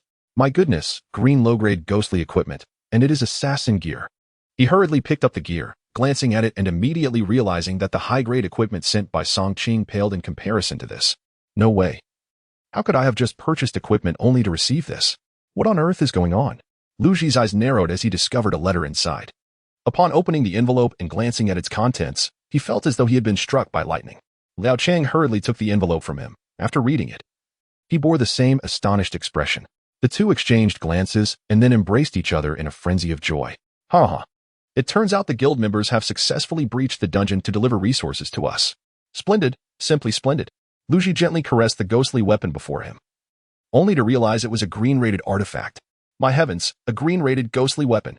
This is equipment that only members of Group B are privileged to possess, and it is perfectly suited to my profession. Liao Chang excitedly stroked the equipment, while Lu Ji, watching enviously, nearly drooled. It was not merely a single piece, but an entire set. Once he regained his composure, Liao Chang hastily picked up the walkie-talkie and redialed Song Qing's communication channel. Hello, Song Qing. I now have my own equipment. I no longer want the trash you gave me. Return my 5,000 points. Upon hearing this, Song Qing couldn't help but let out a derisive laugh. Do you think this is some kind of marketplace? You can't just buy and return at your whim. When have I ever promised you a 3-day, no questions asked return policy? You are being unreasonable. Unreasonable? I'm afraid it is you who is being unreasonable. We never agreed on a return policy. If you wish to return it, Where should I place the items? Keep it. I will not be refunding your 5,000 points. Seeing Song Qing's obstinacy, Liao Chang was infuriated but quickly devised a plan. Fine, if you want to accept the return, let us have a competition. Let us see who can clear more rooms by tomorrow. If I win, you will return my points and grant me an additional 5,000. If I lose, I will give you 5,000 points. How does that sound? Do you take me for a fool? If I lose, I'll give you 10,000. While you only risk 5,000. Why should it be that way? All right, I'll wager 10,000 as well. Are you bold enough to accept the bet? Let us wager then. Who fears whom? Just don't try to pull any tricks later. Whoever resorts to trickery will be the dog. Very well, you have my word. It's a deal. Chapter 139. The unexpected activation of the endless mode after a night of recuperation. Everyone awoke the next day, feeling refreshed. However, the thought of facing the day's challenges left each person with a palpable sense of resignation, as the group anticipated the competition to unfold much like the previous day. The emotionless voice of the electronic announcement suddenly morphed into a sinister tone reminiscent of a devil emerging from the depths of hell. Ha ha ha. To think that you, Ren Rue, possess such formidable strength to conquer 100 levels. Congratulations on unlocking the Endless Mode Challenge. Upon hearing these words, nearly all the members of the team were left in stunned silence. What? The Endless Mode Challenge? Surely not. How could this be? Indeed. The Endless Mode Challenge is said to be reserved for the elite. Could it be that Brother Song Qing is that powerful being? Oh no. Does this mean we are doomed to perish here? Panic gripped their hearts as they realized the gravity of their predicament. Each individual felt a chilling sense of dread. Liao Chang and Lu Ji exchanged looks of disbelief upon hearing the announcement.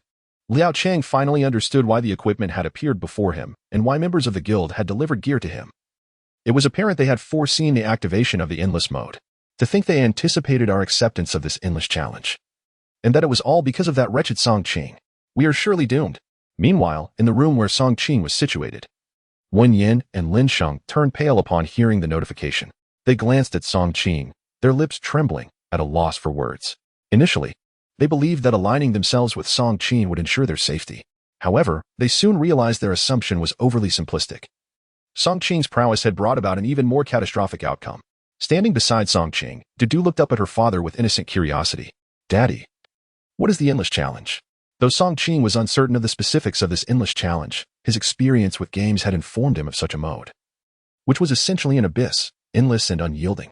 Perhaps we will be here for an extended period, he mused, attempting to reassure his daughter and stabilize her emotions. He then turned to Wen Yin and Lin Sheng. Do you regret your decision? Upon hearing this, Wen Yin and Lin Sheng immediately shook their heads, albeit reluctantly.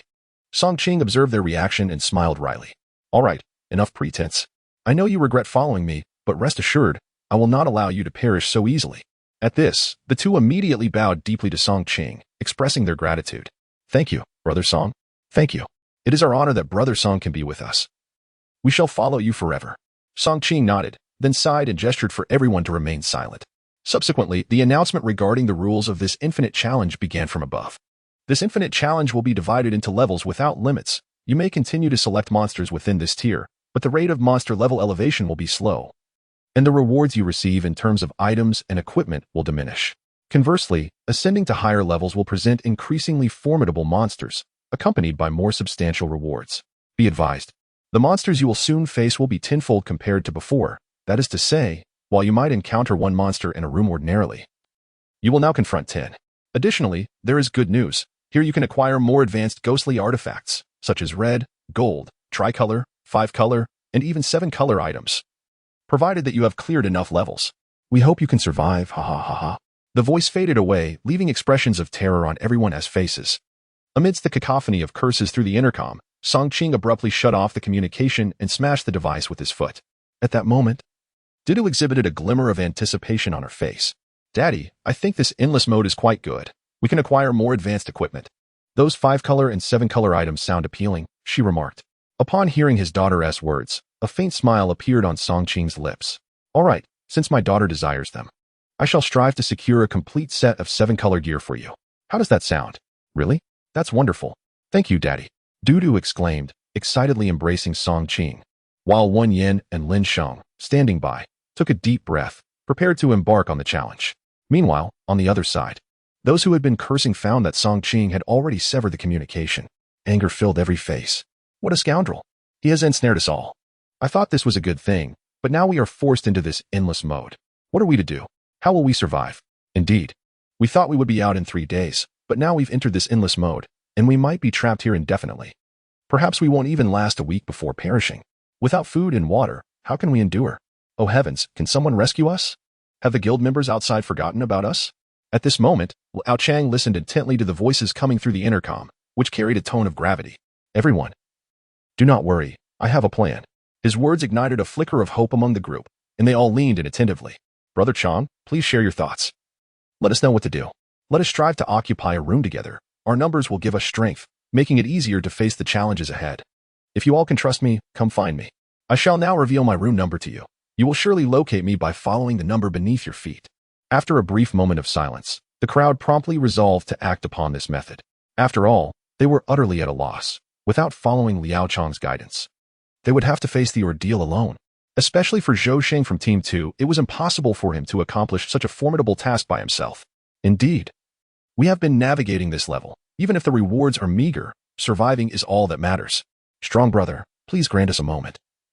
We shall come to find you now. Chapter 140. The frantic challenge. Song Qing had not anticipated that the competition would devolve into a meaningless gauntlet. However, the silver lining for him was the opportunity to accompany Dudu in the relentless hunt for monsters, garnering experience and ascending levels. Yet, an unsettling feeling lingered within him. They were bound to linger here indefinitely, and he was uncertain when this dungeon would reach its conclusion. Well, it is as it is. Let us commence. With that, he turned to Dudu, Lin Xing, and Wen Yin. Everyone was already prepared, armed with a variety of weapons. Song Qing sighed, gesturing toward the equipment behind them. All right. Let us distribute this gear. Choose whatever is useful. We are all in this together now. Upon hearing Song Qing's words, Lin Xing and Wen Yin exchanged glances, their faces alight with excitement. They promptly set down their backpacks and rummaged through for usable equipment. Before long, both were fully equipped, adorned with an entire set of high-level ghostly artifacts. Song Qing first pried open the floorboards to glance beneath. He realized they had now descended to another level. This meant that their previous progress in the gauntlet was rendered moot. They would start anew from this layer, ascending as high as they could. Was this not a straightforward peril? Let us test the intensity first. With that thought, Song Qing kicked open the door before him and charged inside. In the distance, a dozen low-level malevolent spirits trembled in the corners, paralyzed by Song Qing's formidable aura, too frightened to utter a sound. Observing the level of these monsters, Song Qing could not help but chuckle wryly. Goodness, such weak creatures hardly warranted my effort. He then turned and called out to the doorway, Lin Xing, Wen Yin. It's your turn. The two had long been eager to engage, itching for a fight with their new gear. Upon hearing Song Qing's words, they rushed forward, and Song Qing pointed toward the corner where the malevolent spirits huddled.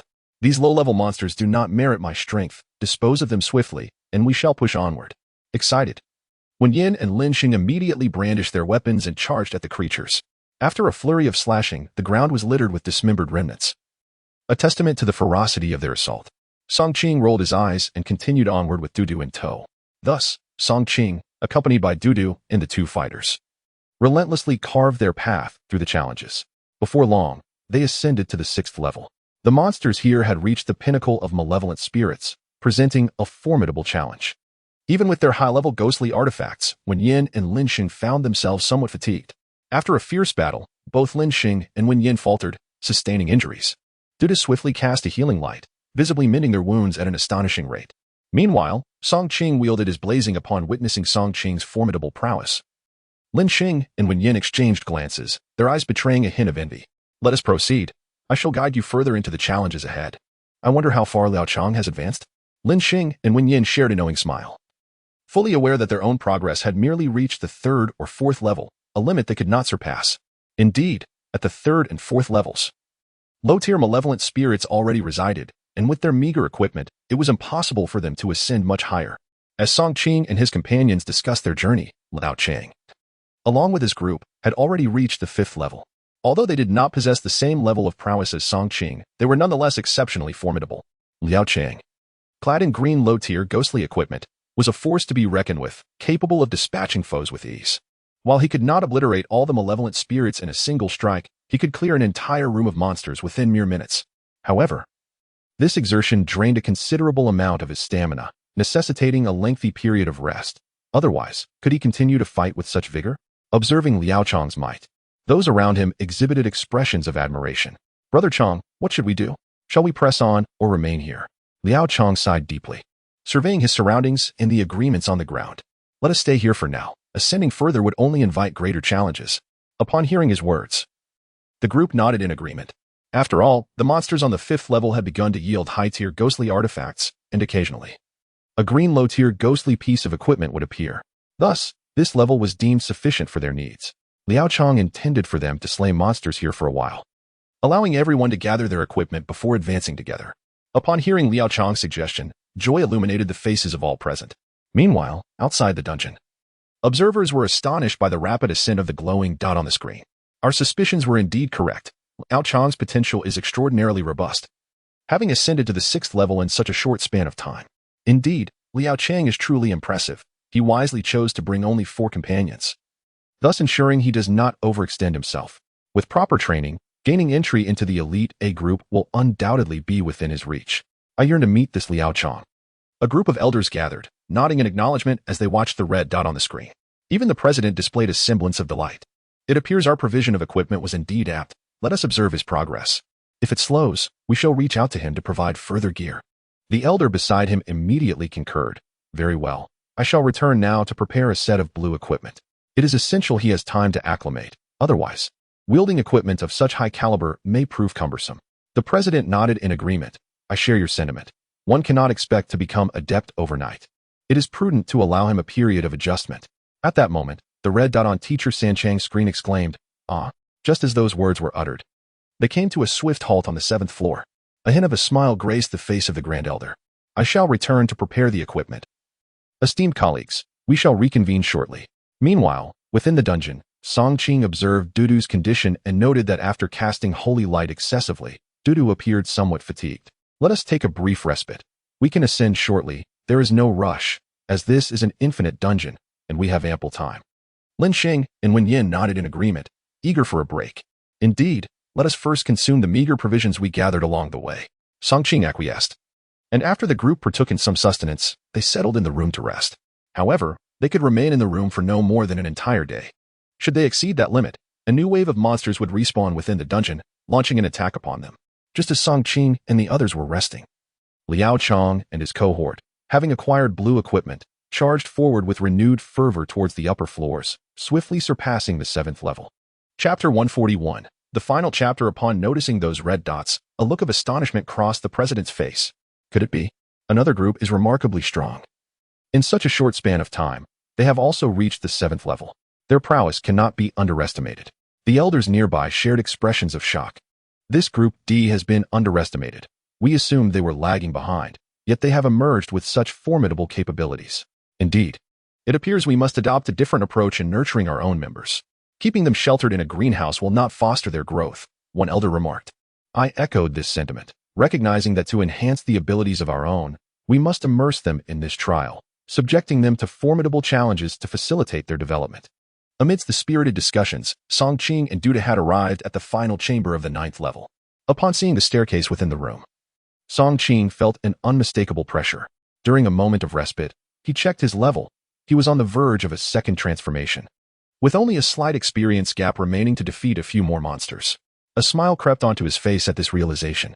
With a little more effort, I am curious to see how far I can push myself. Thus, he and Dudu charged towards the next room. As soon as the door swung open, a colossal ghoul lunged at Song Qing. However, his reflexes were lightning fast. He dodged and, wielding his blazing longsword, delivered a fierce slash. The ghoul emitted a shriek as one of its shoulders was cleaved off. Song Qing furrowed his brow. Few creatures could withstand his lethal strike. This particular ghoul, despite being formidable in attack, boasted an unexpectedly impressive defense. He quickly assessed the situation, only to discover that this ghoul had transcended the level of a malevolent spirit, reaching that of a ghost general. Damn it, a ghost general? We need to tread carefully, he muttered. Wen Yin and Lin Xing, who had entered with him, gasped upon hearing his words. A ghost general? Surely not. To encounter such a creature is typically reserved for Group A. This difficulty is rather excessive. At that moment, a hint of wariness flickered in Song Qing's eyes. The ghoul began to maneuver around them, suddenly darting towards Dudu like a flash of lightning. Song Qing's expression hardened with resolve. He had anticipated this ghoul's attempt to ambush Dudu, and now it was indeed upon them. With a swift motion, he brandished his crimson blade, unleashing a burst of fiery light. The ghoul let out another agonized cry as the remaining shoulder was severed. A deep crimson gash appearing on its chest, the flames continuing to sear its flesh. The corpse ghoul gasped heavily, continuously attempting to evade. Without hesitation, Song Qing wielded his blade and struck. As his skill activated, the ghoul endeavored to defend itself with its remaining arm, but it was too late. Song Qing's powerful strike cleaved through, annihilating the foe. In that moment, a system notification echoed in Song Qing's ears. Ghoul Commander slain 1. Host experience points are now full. Level has risen to 200. Host is now eligible for second class transfer. Please select your new class. Host has reached level 200 and may change equipment. Upon hearing these words, Song Qing felt a surge of elation. He had no time to inspect the Ghoul Commander's remains and immediately turned his attention to his system space. As anticipated, the system space was reactivated, ready for use. Within lay several pieces of second-class transfer equipment. However, he could not don them yet, as he had not completed the transfer. With a mere thought, a powerful force coursed through his body, filling him with tremendous strength, as if he could vanquish all monsters in the world. At that moment, he sensed a wave of energy emanating from Dudu. Turning swiftly, he beheld Dudu enveloped in holy light. Could it be that Dudu had leveled up as well? Joy surged within Song Qing, for he was well aware of Dudu's slow progression. He had not expected the experience from a single Ghoul Commander to be so abundant that it enabled Dudu's advancement. He hurried to assess Dudu's status and discovered, to his astonishment, that Dudu had reached level 30. Level 30? Astonished, he scrutinized Dudu once more and realized that the afflictions plaguing Dudu had vanished. Moreover, Dudu had acquired the innate ability to purify all malevolent beings. Just as Song Qing stood in shock, Dudu suddenly opened her eyes. Daddy. I found a way to locate Mommy. Taken aback by Dudu's words, Song Qing stared at her, momentarily speechless. Dudu, what did you just say? Can you repeat that? With a smile adorning her face, Dudu replied, I said, I've discovered a way to find Mommy. What? A way to find your mother? What is it? Dudu chuckled softly. This dungeon is actually a conduit to other dungeons, so we merely need to seek out some powerful entities within, and they can assist us in our search. Song Qing was momentarily taken aback. Is that truly possible? Absolutely. Daddy, let us go find Mommy, shall we? A wave of bittersweet emotion washed over Song Qing as he envisioned her graceful figure, and he nodded eagerly. All right, we shall search for Mommy. Beside them, Lin Xing and Wen Yin exchanged glances and promptly nodded in agreement. Brother Song, we shall follow you always. Brother Song, please include us in the search for sister-in-law. Song Qing turned around and cast a glance at the two, a smile gracing his lips. Very well, let us embark together. With that, the group resolutely made their way towards the upper floor.